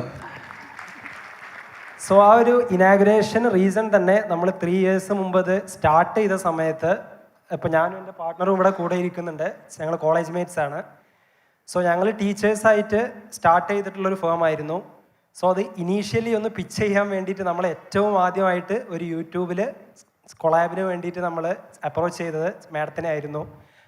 അപ്പോൾ എങ്ങനെ ഉണ്ടായിരുന്നു അതിൻ്റെ ഒരു സ്റ്റാർട്ടിങ്? അതൊരു 2021 ആസ്പോ ഞങ്ങൾ രണ്ടുപേരും ടീച്ചേഴ്സായിട്ട് തന്നെയാണ് ഞങ്ങളെ കരിയർ സ്റ്റാർട്ട് ചെയ്തത് ആഫ്റ്റർ എഞ്ചിനീയറിങ്. അപ്പോൾ ഇതൊരു ബിസിനസ്സായിട്ട് അല്ലെങ്കിൽ ഒരു വലിയൊരു ഫ്യൂച്ചർ കണ്ടുകൊണ്ട് നമ്മൾ സ്റ്റാർട്ട് ചെയ്യുന്ന സമയത്ത്, ഇങ്ങനെ ഒരു കൊളാബ് ചെയ്യുന്ന സമയത്തൊക്കെ നമുക്ക് മാർക്കറ്റിൽ ഇതിന് ഇത്ര പ്രൈസാണ് പലരും വാങ്ങുന്നതെന്ന് നമുക്കറിയാം. പക്ഷേ ആ ഒരു സമയത്തും നമ്മുടെ ഒരു അവസ്ഥയൊക്കെ മനസ്സിലാക്കിയിട്ട്, ആ ഒരു സ്റ്റാർട്ടിങ് സ്റ്റേജ് മനസ്സിലാക്കിയിട്ട് കുറച്ച് എമൗണ്ടൊക്കെ കുറച്ച് നല്ല രീതിയിലാണ് മാഡം നമുക്കത് ചെയ്തു തന്നത്. ആ ചെയ്തു തന്നത് മാത്രമല്ല, അതിന് വളരെ നല്ലൊരു റിസൾട്ടാണ് ഉണ്ടായിട്ടുള്ളത്. നല്ലൊരു കയ്യടി കൊടുക്കാം. ആ ഒരു സ്ഥാപനത്തിന് ഒരു ഇനീഷ്യൽ പിച്ച് കൊടുക്കാൻ പറ്റിയിട്ടുള്ളത് കാരണം അവരുടെ അന്ന് ഇനോഗ്രേഷൻ കഴിഞ്ഞതിന് ശേഷം പിന്നെ 2 തവണയും കൂടെ അവരുടെ വീഡിയോസ് ചെയ്തിട്ടുണ്ടായിരുന്നു അവരുടെ ഇതിന് വേണ്ടിയിട്ട്, സ്ഥാപനത്തിന് വേണ്ടിയിട്ട്. കാരണം അത് ഏറ്റവും അത്ഭുതമായി തോന്നിയത്, നമ്മൾ മറ്റുള്ളവരുമായിട്ട് ചെയ്യുന്ന സമയത്തും കൊളാബ് ചെയ്ത് കഴിഞ്ഞാൽ പിന്നെ ഒരു റെസ്പോൺസ് ഇല്ലാത്തൊരവസ്ഥ വരാറുണ്ട്. പക്ഷേ ഇവർ കൃത്യമായിട്ട് കൊളാബ് ചെയ്താലും അതിന് റിസൾട്ട് ഉണ്ടോ എന്ന് കൃത്യമായിട്ട് തന്നെ നമ്മളോട് ചോദിച്ചിട്ട് നമുക്കും കൃത്യമായിട്ടുള്ളൊരു ബെനിഫിറ്റ് കിട്ടണം എന്നുള്ള രീതിയിലാണ് ഷബിനാസ്കർ മാഡം ഇതുവരെ അത് ചെയ്തിട്ടുള്ളത്. ക്വസ്റ്റ്യൻ എന്തായിരുന്നു? ജസ്റ്റ് നമുക്കൊന്ന് കൺക്ലൂഡ് ചെയ്യാം. ഓക്കെ, അതിപ്പോൾ ക്വസ്റ്റ്യൻ വരുന്നത്, നമ്മൾ സ്ഥിരമായിട്ട് മാഡത്തിൻ്റെ വീഡിയോസ് കാണുന്നതാണ്. അപ്പോൾ ഇത്രയ്ക്കും ഈ കണ്ടന്റിന് ക്ഷാമമുള്ള ഈ ഒരു സമയത്തും ഇത്രയ്ക്കും ഫ്രീക്വൻ്റ് ആയിട്ട് weekly 1 or 2 times madam video ചെയ്യാറുണ്ട്. ഒരുവിധം എല്ലാ വീഡിയോസിലും മാമിൻ്റെ കൊളാബ്സ് കാണാറുമുണ്ട്. സോ ഇത്രയ്ക്കും ഈ ഒരു കണ്ടന്റ് എങ്ങനെയാണ് മാം ഉണ്ടാക്കുന്നത്? അല്ലെങ്കിൽ ആ ഒരു കണ്ടന്റിനുള്ളിൽ മാഡം തന്നെയാണോ അതോ വേറൊരു വർക്കേഴ്സ് അവിടെ ഉണ്ടോ? കാരണം അത്രയ്ക്ക് നല്ല കമന്റ്സ് അവിടെ കാണാറുണ്ട്. മാഡം ഒരാഴ്ച വീഡിയോ ചെയ്യാതെ വരുമ്പോഴേക്കും അടുത്ത ആഴ്ച ഇങ്ങനെ കംപ്ലീറ്റ് ഇങ്ങനെ കമന്റിലായിട്ട് അങ്ങനെ ചോദിക്കാറുണ്ട്, എവിടെയായിരുന്നു മാഡം എന്നൊക്കെ ചോദിച്ചിട്ട്. പിന്നെ ഞാൻ തന്നെയാണ് വീട്ടിൽ കുക്കിംഗ് ആണെങ്കിലും ഞാൻ എന്താണോ ചെയ്യണത് അതാണ് ഞാൻ വീഡിയോസിലൂടെ കാണിച്ചു കൊടുക്കുന്നത്. അപ്പം സ്വാഭാവികമായിട്ടും ഞാനൊരു വീഡിയോ ഇടയ്ക്ക് കുറച്ച് കാലം ഒന്ന് നീണ്ടിട്ട് ഇടാതെ പോയി കഴിഞ്ഞാൽ സ്വാഭാവികമായിട്ട് അവർ ചോദിക്കും എന്താ പറ്റിയതെന്ന് ചോദിച്ചിട്ട് അങ്ങനെ വരാറുണ്ട്. അപ്പം അത് എങ്ങനെയൊക്കെയോ അൽഹംദുലില്ലാ നല്ല രീതിയിൽ മാനേജ് ചെയ്ത് പോകാൻ പറ്റുന്നുണ്ട്. എങ്ങനെയാണ് അതിന് പറ്റുന്നതെന്നുള്ളതാണ് ചോദ്യം. ലൈക്ക് അത് സത്യത്തിൽ നമ്മൾ ആക്ട് ചെയ്യുകയാണെങ്കിൽ നമുക്ക് കുറച്ച് കാലം മാത്രമേ പറ്റുള്ളൂ. നമ്മള് ലൈഫ് സ്റ്റൈൽ വ്ളോഗിംഗ് എന്ന് പറയുമ്പോൾ നമ്മളെ ലൈഫാണല്ലോ ജീവിച്ച് കാണിച്ചു കൊടുക്കുകയാണ് വീഡിയോയിൽ. അതാണ് ജീവിച്ച് കാണിച്ചു തരാണ്, അതുകൊണ്ടാണ് എന്നും ചെയ്യാൻ പറ്റുന്നത്. നല്ലൊരു ഐഡിയ കൊടുക്കാം. നമ്മളതിൽ കള്ളത്തരങ്ങളൊന്നുമില്ല, നമ്മൾ ജീവിച്ച് കാണിച്ചു തരാന്നുള്ളതാണ്. Like so thank you Shabna and thank you. Next നമുക്ക് മിൻഷിനോടൊരു ക്വസ്റ്റ്യൻ. ഇവിടെ ഒരു ചോദ്യം ചോദിക്കാണ്ടായിരുന്നു. ഒരു മൈക്കോട് കൊടുക്കും. പ്ലീസ്. കുഴപ്പമില്ല, ഇറ്റ്സ് ഓക്കെ, ഇറ്റ്സ് ഓക്കെ. വരി വരി, ഇങ്ങോട്ട് വരി.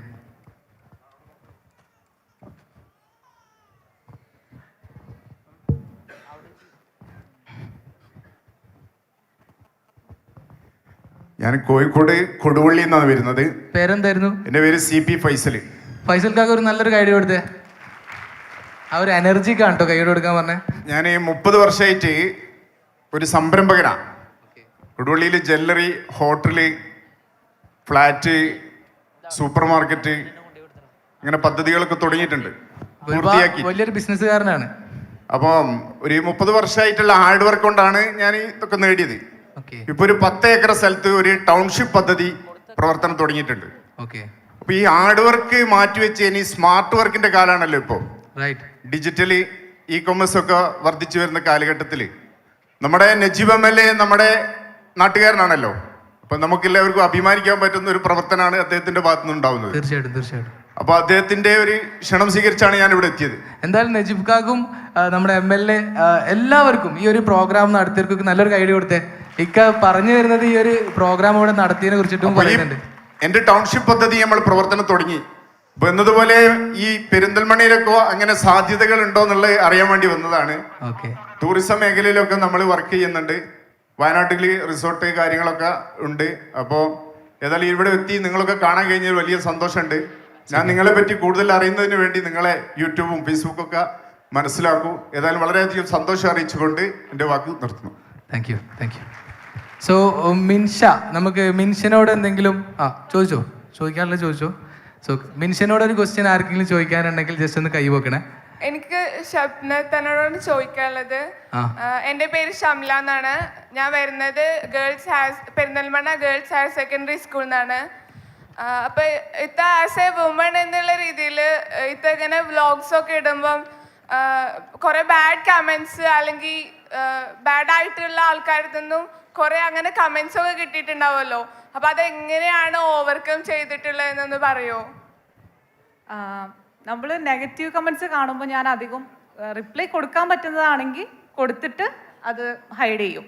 കാരണം നമ്മൾ അത് ആ ഒരു കമന്റ് അവിടെ കിടക്കുന്ന സമയത്ത് അത് കിടന്നു കഴിഞ്ഞാൽ പിന്നെ അതിനടിയിൽ അതുപോലെ ചിന്തിക്കാത്ത പോലും അതുപോലെ ചിന്തിച്ചിട്ട് പിന്നെ അതിനടിയിൽ ഫുള്ള് നെഗറ്റീവ് കമന്റ്സ് ആയിരിക്കും. അപ്പം ഇഗ്നോർ ചെയ്യാന്നുള്ള ഒരു രീതിയിലാണ് പോക്ക്. നമുക്ക് കണ്ടു കഴിഞ്ഞാൽ സ്വാഭാവികമായിട്ടും ഭയങ്കര സങ്കടമൊക്കെ വരും. പക്ഷെ എന്നാലും മൈൻഡ് ചെയ്യാതെ ഒഴിവാക്കുക എന്നുള്ളതാണ് ഞാൻ ചെയ്യല്. നെഗറ്റീവ്സ് എല്ലായിടത്തും ഉണ്ടാവട്ടെ ബേസിക്കലി അല്ലേ? മിൻഷക്ക് അങ്ങനെ തോന്നിയിട്ടുണ്ടോ ഇതുവരെ നെഗറ്റീവ് കമന്റ്സ് വന്നിട്ടുണ്ടോ? ഞങ്ങളുടെ ഈ കുട്ടികളും ഫാമിലി ആണ്ട് അത്ര നെഗറ്റീവ് കമന്റ്സ് അത്ര വരാറില്ല. വരികയാണെങ്കിൽ എന്താണ് നമ്മൾ സാധാരണ അത് അങ്ങനെ എടുക്കും, അത് ഒഴിവാക്കൂലേ? നെഗറ്റീവിന്റെ വഴിക്ക് വിടുക അല്ലേ? That's it. Okay, anyway like നമുക്ക് ഈ പാനൽ ഡിസ്കഷന് ടൈം ഏകദേശം ആയിട്ടുണ്ട്. സോ എനിവേ ആർക്കെങ്കിലും ഇനി ഇവിടെ നേരത്തെ ഒരാൾ ഇവിടെ ഓക്കെ ചോദിക്കാം. ഹലോ, എൻ്റെ പേര് ഷമ്മാസ്. ഞാൻ ഒരു പെർഫോമൻസ് മാർക്കറ്റിംഗ് ഏജൻസി റൺ ചെയ്യുന്നുണ്ട്. പേര് നമ്മൾ കോമ്പറ്റീറ്റർ ആണല്ലോ. ഓക്കെ, ആൻഡ് എനിക്ക് മുസഫ് സാറിനോടാണ് ചോദിക്കാനുള്ളത്. പേഴ്സണൽ ബ്രാൻഡ് ബിൽഡ് ചെയ്തിട്ട് ബിസിനസ് ബിൽഡ് ചെയ്യുക എന്ന് പറയുന്നത് നമ്മുടെ നാട്ടിൽ ആൾക്കാർ എടുത്ത് വരുന്നതാണ്. സോ അതിന് ഒരുപാട് ബെനിഫിറ്റ് ഉണ്ട്. ആ ബെനിഫിറ്റിനെ കുറിച്ചിട്ട് സാർക്ക് ഒരുപാട് കാര്യങ്ങൾ പറഞ്ഞു. സോ സാറിന് എന്തെങ്കിലും ലിമിറ്റേഷൻസ് ആയിട്ട് തോന്നിയിട്ടുണ്ടോ as A personal brand build ചെയ്തിട്ട് ബിസിനസ് ബിൽഡ് ചെയ്തതിൻ്റെ എനി ലിമിറ്റേഷൻസ്? തിയറി ബേസിൽ മാർക്കറ്റിംഗ് സൈഡിൽ പറയുമ്പോൾ കുറേ ലിമിറ്റേഷൻസ് ഒക്കെ നമ്മൾ പറയുന്നുണ്ട്. ബട്ട് എക്സ്പീരിയൻസിന് വളരെ കുറവാണ് കേട്ടിട്ടുള്ളത്. ഞാൻ ഒന്ന് പറയട്ടെ, ഒരു കുസൃതി ആയിട്ട് പറയട്ടെ. സത്യം പറയുകയാണെങ്കിൽ ഒരു പഞ്ചാര അടിച്ചിട്ട് പെൺകുട്ടിയുടെ ഒരു ബീച്ച് പോയിരിക്കാൻ പറ്റൂല, എല്ലാവരും നമ്മളറിയും. അതായത് ഞാൻ ജസ്റ്റ് പറഞ്ഞ തമാശ പറഞ്ഞ കേട്ടോ. നമ്മളൊരു പേഴ്സണൽ ബ്രാൻഡിലേക്ക് ഇറങ്ങുകയാണെങ്കിൽ നമ്മൾ ആദ്യം ക്ലിയർ ആവണം. നമ്മളൊരു കള്ള് ഷാപ്പിൽ നിന്ന് കാണാൻ പറ്റില്ല, നമ്മളെ ഇതുപോലെ ഒരു പഞ്ചാര അടിച്ചിട്ട് കാണാൻ പറ്റില്ല, ഇങ്ങനത്തെ വിഷയത്തിലൊന്നും കാണാൻ പറ്റില്ല. ഇറങ്ങുന്നതിന് മുന്നേ നമ്മൾ അതിന് ഡെഡിക്കേറ്റ് ആണെങ്കിൽ മാത്രം ഇറങ്ങിയാൽ മതി. കാരണം എന്താ പറഞ്ഞാൽ എക്സാമ്പിൾ ഇപ്പോൾ ഇവിടെ നിന്ന് എന്നെ അറിയുമെന്ന് വെച്ചപ്പോൾ കുറേ ആൾക്കാർ കൈ നോക്കിയില്ലേ. എൻ്റെയൊക്കെ ഒരു മോശം പ്രവർത്തനം ഒരു റോട്ടിൽ നിന്ന് എവിടെയും കണ്ടു കഴിഞ്ഞാൽ എൻ്റെ ബ്രാൻഡിനെ ബാധിക്കും. അതർവൈസ് ഞാനൊരു ഓണർ മാത്രമാണെങ്കിൽ എൻ്റെ മോശം പ്രവർത്തനം ഒരിക്കലും എൻ്റെ ബ്രാൻഡിനെ ബാധിക്കില്ല. പേഴ്സണൽ ബ്രാൻഡിൽ ഒരുപാട് ഗുണമുണ്ട്. അതുപോലെ തന്നെ ആ ഇറങ്ങിയ ഒരാൾ എന്നെ ദ ബ്രാൻഡ് എന്ന് പറഞ്ഞൊരു ഇത് ലൈബ്രറിയിലൊരു ഇതുണ്ടായിരുന്നു. അതിൽ ഞാൻ സംസാരിച്ചു ദ ബ്രാൻഡ് എന്ന് പറഞ്ഞ ഒരു പരിപാടിയിൽ. അന്ന് ഞാൻ സംസാരിച്ചപ്പോൾ എനിക്കൊരു കോച്ചായിട്ട് ഒരാൾ പറഞ്ഞു സംഭവമാണ്, നിങ്ങൾ പേഴ്സണൽ ബ്രാൻഡിൽ ഇറങ്ങുന്നുണ്ടെങ്കിൽ നിങ്ങൾ പക്ക പെർഫെക്റ്റ് ആയിരിക്കും. ഞാൻ പെർഫെക്റ്റ് ആയതുകൊണ്ട് പറയില്ല കേട്ടോ, അങ്ങനെ കുറേ സങ്കടങ്ങളൊക്കെ ഉണ്ട്. ഇതിൽ വേറൊരു കാര്യം എനിക്കൊരു ടേക്ക് പറയാം, ഒരു പേഴ്സണൽ ബ്രാൻഡിങ് കൺസൾട്ടന്റ് എന്ന ലെവലിലേക്ക് ഞാൻ പറഞ്ഞുതരാം. സിൽവാൻ മുസ്തഫ പറഞ്ഞ പോലെ തന്നെയാണ്. അതായത് നമ്മൾ ചെയ്യുന്ന കാര്യത്തിൽ നമ്മൾ അടിപൊളിയാണെങ്കിൽ മാത്രം അതിൽ പേഴ്സണൽ ബ്രാൻഡ് ബിൽഡ് ചെയ്യാൻ പാടുള്ളൂ എന്നുള്ളതാണ്. അല്ലെങ്കിൽ നമ്മൾ അത് ബിൽഡ് ചെയ്യുന്ന സമയത്ത് നമുക്കൊരു പോയിന്റ് എത്തുന്ന സമയത്ത് നമുക്കതിന് നമ്മൾ നേരെ കൈ ചൂണ്ടേണ്ടി വരും. ലൈക്ക് എന്തിന് വേണ്ടി ഇങ്ങനെ തുടങ്ങി എന്നുള്ള ചോദ്യം ഉണ്ടാവും. അപ്പോൾ അത് ബേസിക്കലി നമ്മൾ അതിൻ്റെ സൈഡിൽ ഇപ്പോൾ ബുക്ക് മൈ ഷോൻ്റെ ഫൗണ്ടറോട് ചോദിക്കുന്നൊരു ക്വസ്റ്റ്യൻ ഉണ്ട്, എങ്ങനെ ഇങ്ങനെ ഒരു മോണോപ്പൊളി ആവാൻ, അല്ലേ? അറിയാലോ അല്ലേ? ഈ ക്വസ്റ്റ്യൻ കണ്ടുണ്ടാവുമല്ലോ അല്ലേ? എല്ലാവരും കണ്ടുണ്ടാവും. ഓക്കെ, അതിലേറ്റവും നല്ല നമ്മൾ ചെയ്യുന്ന കാര്യത്തിൽ നമ്മൾ അടിപൊളിയായാൽ മതി. ഇവിടെ ഫ്രണ്ടിലേക്ക് റമീസ് ഉണ്ട്. ഇതുപോലെ നേരത്തെ പറഞ്ഞ ഇൻഡിവിജ്വൽ ട്യൂഷൻ സെൻറ്റർ ഇൻ്റർവെൽ എന്ന് പറഞ്ഞ ബ്രാൻഡിൻ്റെ ഓണറാണ്. ഞാൻ കപ്പള കാണുന്നുണ്ട്, സോറി. അപ്പോൾ ഇവർ ചെയ്യുന്ന കാര്യത്തിൽ അടിപൊളി ആയതുകൊണ്ട് ഇന്ന് ഇന്ത്യയിലെ വേൾഡിലെ 6 യൂണിക്കോൺസിൽ പെട്ടിട്ടുണ്ട്. അതുപോലെ തന്നെ ഏറ്റവും കൂടുതൽ കുട്ടികളെ ഇൻഡിവിജ്വൽ ട്യൂഷൻ സെൻറ്ററിൽ ജോയിൻ ചെയ്യിപ്പിക്കുന്ന ഒരു ബ്രാൻഡാണ്. അതും കേരളത്തിൽ നിന്ന് ഏറ്റവും കൂടുതൽ ഡെവലപ്പ് ആയിട്ടുള്ള ഒരു കമ്പനിയാണ്. സോ ഇതുപോലെ നമ്മൾ ചെയ്യുന്ന കാര്യത്തിൽ അടിപൊളിയായാൽ മതി. സോ നമ്മളൊരു പാനൽ ഡിസ്കഷൻ്റെ ടൈം ഔട്ട് എന്ന് അവിടെ കാണിക്കുന്നുണ്ട്. എന്തെങ്കിലും ഇനി ആർക്കെങ്കിലും അഗൈൻ ലാസ്റ്റ് ക്വസ്റ്റ്യൻസ് ആർക്കെങ്കിലും ഉണ്ടോ? ഉണ്ടോ? യെസ് ചോദിക്കൂ. It's me Azeez from Pulamanthole. Yes Azeez പറയൂ. ഞാൻ സൽമാൻ ബ്രോൻ്റെ ബെസ്റ്റ് ഫ്രണ്ടാണ്. ഇവിടെ വെച്ച് മീറ്റ് ചെയ്തിട്ടില്ല. സൽമാൻ ബ്രോൻ്റെ ഈ ഒരു സക്സസ് ലെവൽ വരെയുള്ള ഒരുപാട് കാര്യങ്ങൾ എനിക്ക് അറിയാവുന്നതാണ്. പക്ഷേ സൽമാൻ്റെ ഏറ്റവും സ്ട്രഗ്ലിംഗ് ടൈമിൽ ഞാൻ സൽമാൻ ബ്രോൻ്റെ കൂടെ ഉണ്ടായിരുന്ന ഒരാളാണ്. അത് കഴിഞ്ഞ് പിന്നെ എൻ്റെ സ്റ്റഡീസിൻ്റെ ഭാഗമൊക്കെ ആയിട്ട് എനിക്ക് വിട്ട് നിൽക്കേണ്ടി വന്നു. അത് കഴിഞ്ഞിട്ടുള്ള ആ ഒരു സക്സസ് ജേണി ഞാൻ പേഴ്സണലി ചോദിക്കേണ്ടതായിരുന്നു. പക്ഷേ എങ്കിലും ഇവിടെയുള്ള ഓഡിയൻസിന് മനസ്സിലാക്കാൻ പറ്റുന്ന ആ ഒരു സക്സസ് ജേണി എന്താണെന്നുള്ളത് പറയൂ. അസീസ്, ഞാൻ എക്സ്പെക്ട് ചെയ്തില്ല, ഞാനവരൊന്നും അറിയിച്ചിട്ടില്ല. ബേസിക്കലി ഞാൻ ജസ്റ്റ് സോഷ്യൽ മീഡിയയിൽ പോസ്റ്റ് ചെയ്യലാണ്ട് പേഴ്സണലി ആരും അറിയിക്കാറില്ല ഈ കാര്യങ്ങളൊന്ന്. താങ്ക് യുടാ, താങ്ക്സ് ഫോർ ദി ക്വസ്റ്റ്യൻസ്. എങ്ങനെ സക്സസ് എന്ന് പറയാം, ഞാനങ്ങനെ സക്സസ് ആയിട്ടൊന്നുമില്ല. മുസ്തഫക്കൊക്കെ കാണുന്നവരൊക്കെ എല്ലാവരുടെ കൂടെ തന്നെ ഇങ്ങനെ യാത്ര ചെയ്യുന്ന ഒരാളാണ്. അപ്പോൾ ഞാൻ എൻ്റെ സക്സസ്സിലേക്കുള്ള യാത്രയിലാണ് ആക്ച്വലി ഇവിടെ ഉള്ളത്. അപ്പം ഈ ഒരു ഓപ്പർച്യൂണിറ്റി എനിക്കിവിടെ തന്നിട്ടുള്ളത് അഫ്താബ്ക്കാണ്. ഈ ഒരു പ്രോഗ്രാം ഇവൻറ്റ് ഇവിടെ പ്ലാൻ ചെയ്ത എക്സ്പ്രസോ ഗ്ലോബലിൻ്റെ CEO അഫ്താബ്ക്കാണ്. അഫ്താബ്ക്ക അവിടെ ഉണ്ടല്ലോ അല്ലേ? ഇവിടെ ഉണ്ട്, ജസ്റ്റ് ഒന്ന് കൈ വെക്കണേ. അതുപോലെ തന്നെ സുഹൈൽ എൻ്റെ ഫ്രണ്ട് ഉണ്ട്, നമ്മുടെ സ്ട്രാറ്റജിസ്റ്റ് ആയിട്ടുള്ള. അതുപോലെ നെഹനൂദ് സെലിബ്രിറ്റി മാനേജ്മെൻറ്റ് ഇതിൻ്റെ ഒരു ഇവൻറ്റിനൊക്കെ സൈഡിൽ സപ്പോർട്ടീവ് ആയിട്ടുള്ള നെഹനൂദ്, എസ്പെഷ്യലി നമ്മുടെ MLA നജീബ് ഖാ, എല്ലാവരുടെയും സപ്പോർട്ട്. ഇതുപോലെയുള്ള ഒരുപാട് ഓൺടർപ്രണേഴ്സിൻ്റെയും അതുപോലെ തന്നെ നല്ല നല്ല ആളുകളുടെയും കണക്ഷനും അവരുമായിട്ടുള്ള ബന്ധങ്ങളും മാത്രമാണ് എന്നെ ഇപ്പോൾ ഇവിടെ ഇരുത്തിയിട്ട് ഇതുപോലെ ആളുകളെ മോഡറേറ്റ് ചെയ്യാൻ പോലും എന്നെ ഹെൽപ്പ് ചെയ്തിട്ടുള്ളത്. അത് കൺസിസ്റ്റൻ്റ് ആയിട്ട് ചെയ്തു എന്നുള്ളത് മാത്രം. നേരത്തെ കണ്ടന്റ് ക്രിയേഷൻ എനിക്ക് കൺസിസ്റ്റൻ്റ് ആയിട്ട് ചെയ്യാൻ പറ്റിയില്ലെങ്കിലും എനിക്ക് ഈ പറഞ്ഞ നെറ്റ്വർക്ക് നിരന്തരം ആളുകളുമായിട്ട് കണക്ട് ചെയ്യാനും അവരുമായിട്ട് ഇടപഴകാനും എനിക്ക് ഒരുപാട് എന്താ പറയുക ഇഷ്ടപ്പെട്ടൊരു സംഭവമായിരുന്നു. ഞാൻ ബേസിക്കലി മാർക്കറ്റിങ്ങിൽ ഇറങ്ങുന്ന സമയത്ത് തന്നെ ഏറ്റവും കൂടുതൽ എനിക്ക് ഇഷ്ടമുള്ളത് നെറ്റ്വർക്കിംഗ് ആണ്. അതുകൊണ്ട് തന്നെ എൻ്റെ കൂടുതൽ എല്ലാവരും വിളിക്കുന്നത് ഒരു നെറ്റ്വർക്കർ, ഒരു ബെസ്റ്റ് നെറ്റ്വർക്കർ എന്നാണ്. ഓൺടർപ്രണറിനേക്കാളും ഒരു ബെസ്റ്റ് നെറ്റ്വർക്കർ എന്നാണ് വിളിക്കുക.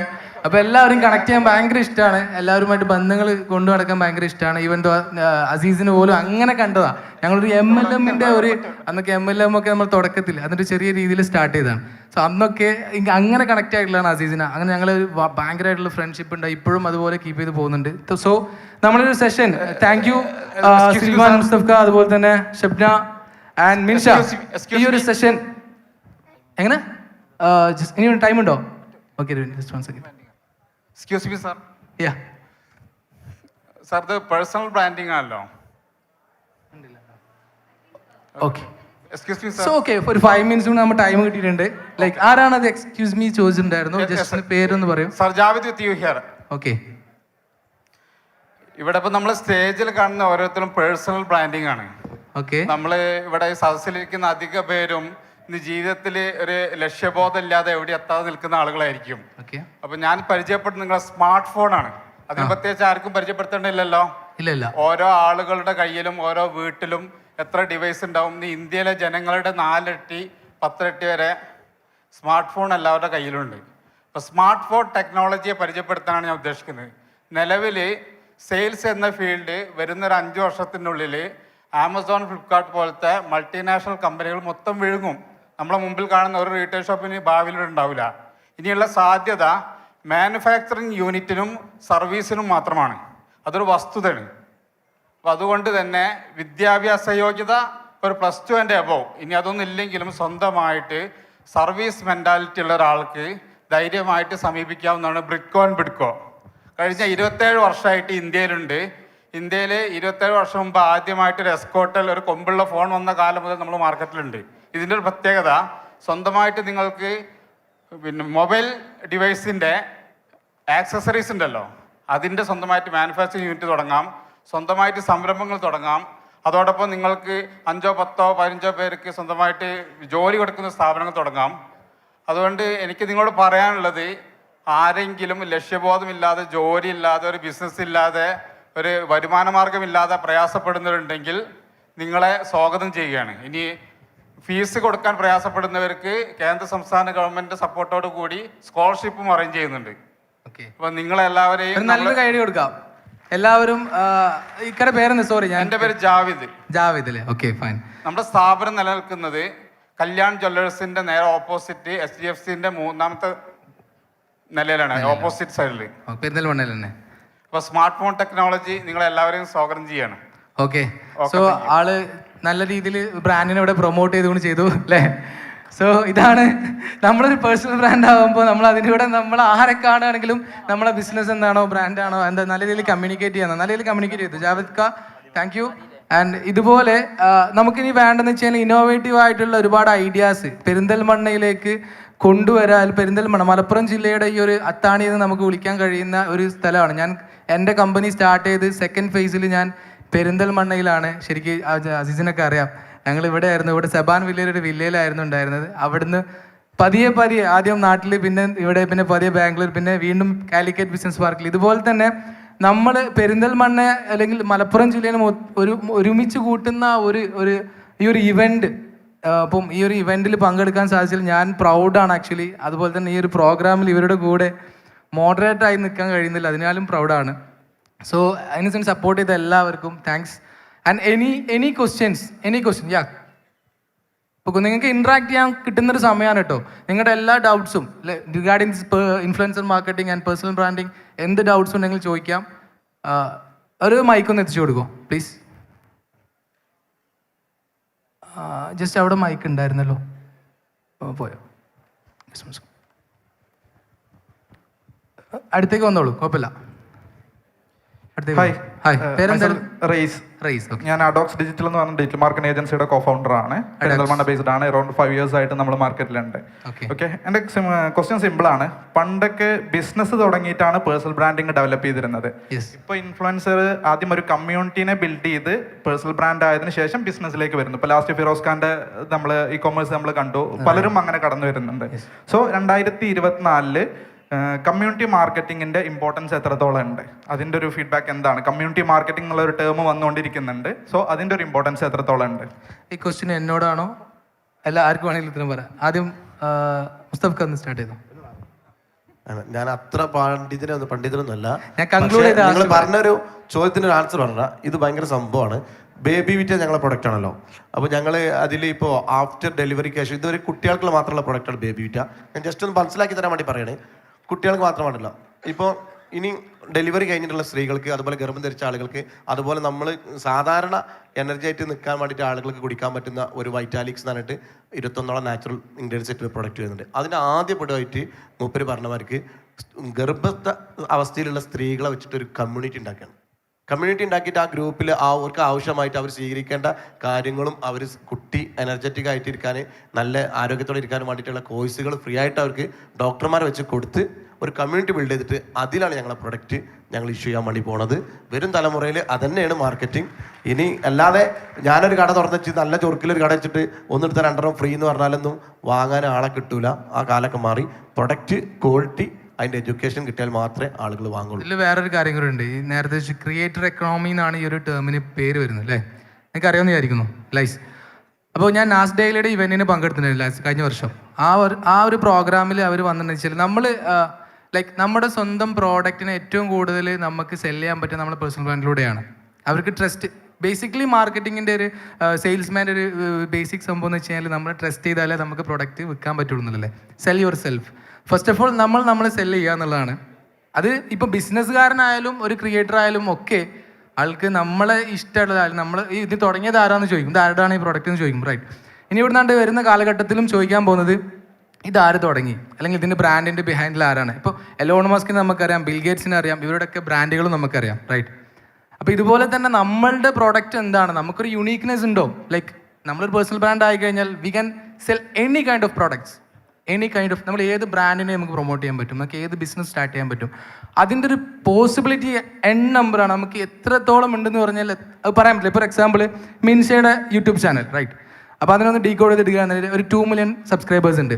കിഡ്സ് ആണ് ഏറ്റവും കൂടുതൽ എൻഗേജ് ചെയ്യുന്നത്. ലൈക്ക് കിഡ്സിൻ്റെ പ്രോഡക്ട്സ് മാത്രം മാർക്കറ്റ് ചെയ്യാൻ പറ്റും. മിൻഷയ്ക്ക് ഒരു ബ്രാൻഡ് സ്റ്റാർട്ട് ചെയ്യാൻ പറ്റും. മിൻഷ ഒരു കിഡ്സ് വെയർ എന്ന് പറഞ്ഞിട്ട് ഒരു ബ്രാൻഡ് സ്റ്റാർട്ട് ചെയ്ത് കഴിഞ്ഞാൽ 2 million സബ്സ്ക്രൈബേഴ്സ് ഉണ്ടെന്നുണ്ടെങ്കിൽ അതിൻ്റെ 10% ആളുകൾ മാത്രം മിൻഷയുടെ പ്രോഡക്റ്റ് വാങ്ങിയാൽ മതി. Minsha will be a millionaire from Kerala. കൈയോടി കൊടുക്കും. റൈറ്റ് ആണ്. ലൈക്ക് ക്രിയേറ്റർ എക്കോണമി എന്ന് പറഞ്ഞാൽ ഭയങ്കര ഇമ്പാക്റ്റ്ലെസ് ആണ്. ഇത് നമുക്ക് നമ്മുടെ നാട്ടിൽ ഇപ്പോഴും ആളുകൾ, ഇൻഫ്ലുവൻസേഴ്സ് ഇപ്പോഴും അറിഞ്ഞിരിക്കാത്തൊരു സംഭവം കേട്ടോ. സ്വന്തം ബ്രാൻഡിനെ പ്രൊമോട്ട് ചെയ്ത് ബിസിനസ് ആക്കുന്ന ആളുകൾ. ഇപ്പോൾ ഫിറോസ് ഖാൻ്റെ കാര്യം പറഞ്ഞു. ഫിറോസ് ഖാൻ കാണുന്ന പറഞ്ഞാൽ ബ്രില്യൻ്റ് ആണ് കേട്ടോ, ആള് ഭയങ്കര ബ്രില്യൻ്റ് ആണ്.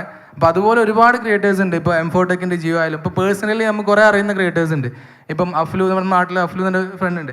അവരൊക്കെ സ്വന്തം കോഴ്സുകൾ വരെ ഇപ്പം സെല്ല് ചെയ്യുന്നുണ്ട്. സോ ഇതിൻ്റെ ഒരു ഡെവലപ്പ് എത്രത്തോളം ഉണ്ടെന്ന് വെച്ച് കഴിഞ്ഞാൽ അത് നമുക്ക് പ്രെഡിക്റ്റ് ചെയ്യാൻ പറ്റാത്തൊരു ഭയങ്കരമായിട്ടുള്ളൊരു ഇമ്പാക്റ്റുള്ളൊരു ഏരിയ കൂടിയാണ്. നിങ്ങളും സ്വന്തമായിട്ട് ക്രിയേറ്റർ ആവുകയാണെങ്കിൽ ഡെഫിനറ്റ്ലി നിങ്ങൾക്ക് സെല് ചെയ്യാൻ പറ്റും, ഈസി ആയിട്ട് സെല് ചെയ്യാൻ പറ്റും. ബൈജൂസ് നമുക്കറിയാം, ഇപ്പം എന്തൊക്കെ ആയിക്കഴിഞ്ഞാലും ആ ഒരു ബ്രാൻഡിന്, ആ പേഴ്സണൽ ബ്രാൻഡ് ഭയങ്കര ഇമ്പോർട്ടൻ്റ് ഉണ്ടായിരുന്നു. കാരണം അദ്ദേഹം സ്റ്റാർട്ട് ചെയ്യുന്ന സമയത്ത് 40,000 ആളുകളെ ബാംഗ്ലൂരിൽ വെച്ചിട്ട് ഒരു വലിയ സ്റ്റേഡിയത്തിൽ മാത്സ് പഠിപ്പിച്ചിട്ടുണ്ടായിരുന്നു അറ്റ് എ ടൈം, റൈറ്റ്. ആ ഒരു പേഴ്സണൽ ബ്രാൻഡിൻ്റെ ഇമ്പാക്റ്റ് തന്നെയാണ് ആ ബ്രാൻഡ് ഈ ഒരു ലെവലിലേക്ക് ഡെവലപ്പ് ആയതും. പക്ഷേ ഇപ്പോഴുള്ള നമുക്ക് അതിനെക്കുറിച്ച് സംസാരിക്കേണ്ട ആവശ്യമില്ല. ലൈക്ക് ഇതുപോലെ അതിൻ്റെ ഒരു ഇമ്പാക്റ്റ് വേറെ തന്നെയാണ്. ലൈക്ക് മിൻഷയ്ക്ക് തോന്നിയിട്ടുണ്ടോ അങ്ങനെ ചെയ്യണമെന്ന്, വല്ല ബ്രാൻഡൊക്കെ സ്റ്റാർട്ട് ചെയ്യണമെന്ന്? ഞങ്ങൾ ചെയ്യണമെന്ന് ആഗ്രഹമൊക്കെ ഉണ്ട്. എന്ന് വെച്ചാൽ ഞങ്ങൾ ഒരു സ്റ്റേഷനറി അങ്ങനെ തുടങ്ങിയിട്ടുണ്ടായിരുന്നു. എൻ്റെ ഇത് വെച്ചിട്ട് അങ്ങനെ തുടങ്ങിയിട്ടുണ്ടായിരുന്നു. എന്നിട്ട് ഞങ്ങൾ ഇങ്ങനെ, എൻ്റെ ബ്രദറാണ് കൂടുതൽ നോക്കിയിരുന്നത് അങ്ങനത്തെ കാര്യങ്ങളൊക്കെ. അത് നല്ലൊരു ഇമ്പാക്റ്റ് ആണ്. എന്തായാലും മൂവ് ഓൺ ചെയ്യുമെന്ന് വിചാരിക്കുന്നു ഒരു ബ്രാൻഡുമായിട്ട്. ഷബ്ന അങ്ങനെ സ്റ്റാർട്ട് ചെയ്യണമെന്നോ അല്ലെങ്കിൽ സ്റ്റാർട്ട് ചെയ്തിട്ടുണ്ടോ കറന്റ്? സ്റ്റാർട്ട് ചെയ്യുന്ന പറഞ്ഞാൽ അനൗൺസ് ചെയ്തിട്ടുണ്ട്. പക്ഷേ അതിൻ്റെ സമയത്ത് എനിക്ക് കുറച്ച് ഹെൽത്ത് ഇഷ്യൂസ് ഒക്കെ ഉണ്ടായിട്ട് അങ്ങനെ ഇപ്പോൾ തൽക്കാലത്തേക്ക് ഹോൾഡ് ചെയ്ത് വെച്ചതാണ്. ഒരു കുക്കിംഗ് റിലേറ്റഡ് ആയിട്ടുള്ള ഒരു സംഭവമാണ്. ഓ നൈസ്, ഓൾ ദ ബെസ്റ്റ്. എല്ലാവരും ഐഡിയ കൊടുക്കാം. അപ്പോൾ ഇനി ഇതുപോലെ ഒരുപാട് ക്രിയേറ്റേഴ്സ് ഉണ്ടാവട്ടെ. മുസ്തഫ് ഖാനെ പോലത്തെ ഒരുപാട് നല്ല മനസ്സുള്ള, നല്ല സപ്പോർട്ടീവ് ആയിട്ടുള്ള ബിസിനസ്സുകാരുണ്ടാവട്ടെ ഈ ഒരു സെഷനിൽ. ലൈക്ക് മുഷർക്ക് ചോദിക്കാണ്ടോ? Okay thank you. സോ നമ്മളെ ടൈം ഔട്ട് ആയിട്ടുണ്ട്. So thank you. എല്ലാവരും ഒരു നല്ലൊരു ഗൈഡ് നമ്മുടെ പാനൽ ഡിസ്കഷന് കൊടുക്കണമെന്ന് വിചാരിക്കുന്നു. ഓക്കെ. All right, thank you so much. That was quite an interactive and very engaging panel discussion. I'm pretty sure that like all of you loved it. And Mr. Salmanul, may I request all four of you to kindly stay back. And may I request Mr. Salmanul to kindly hand over a token of love and appreciation to Mr. Silvan for taking in your efforts to be a part of this wonderful event. Thank you so much. And we really hope that like your business always keeps flying high. Can you give a big round of applause for Mr. Silvan? Thank you.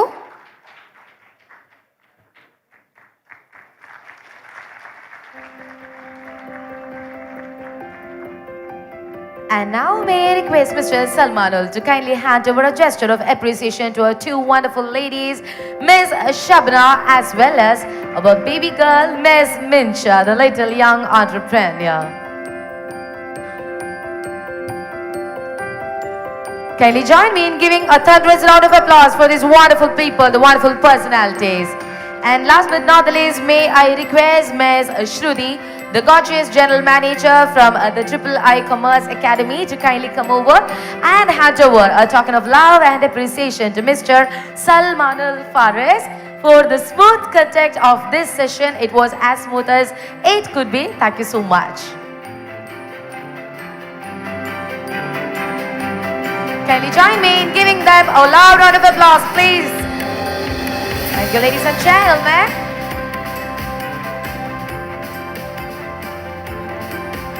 Thank you so much. Kindly be seated. Thanks a ton for gracing us with your presence.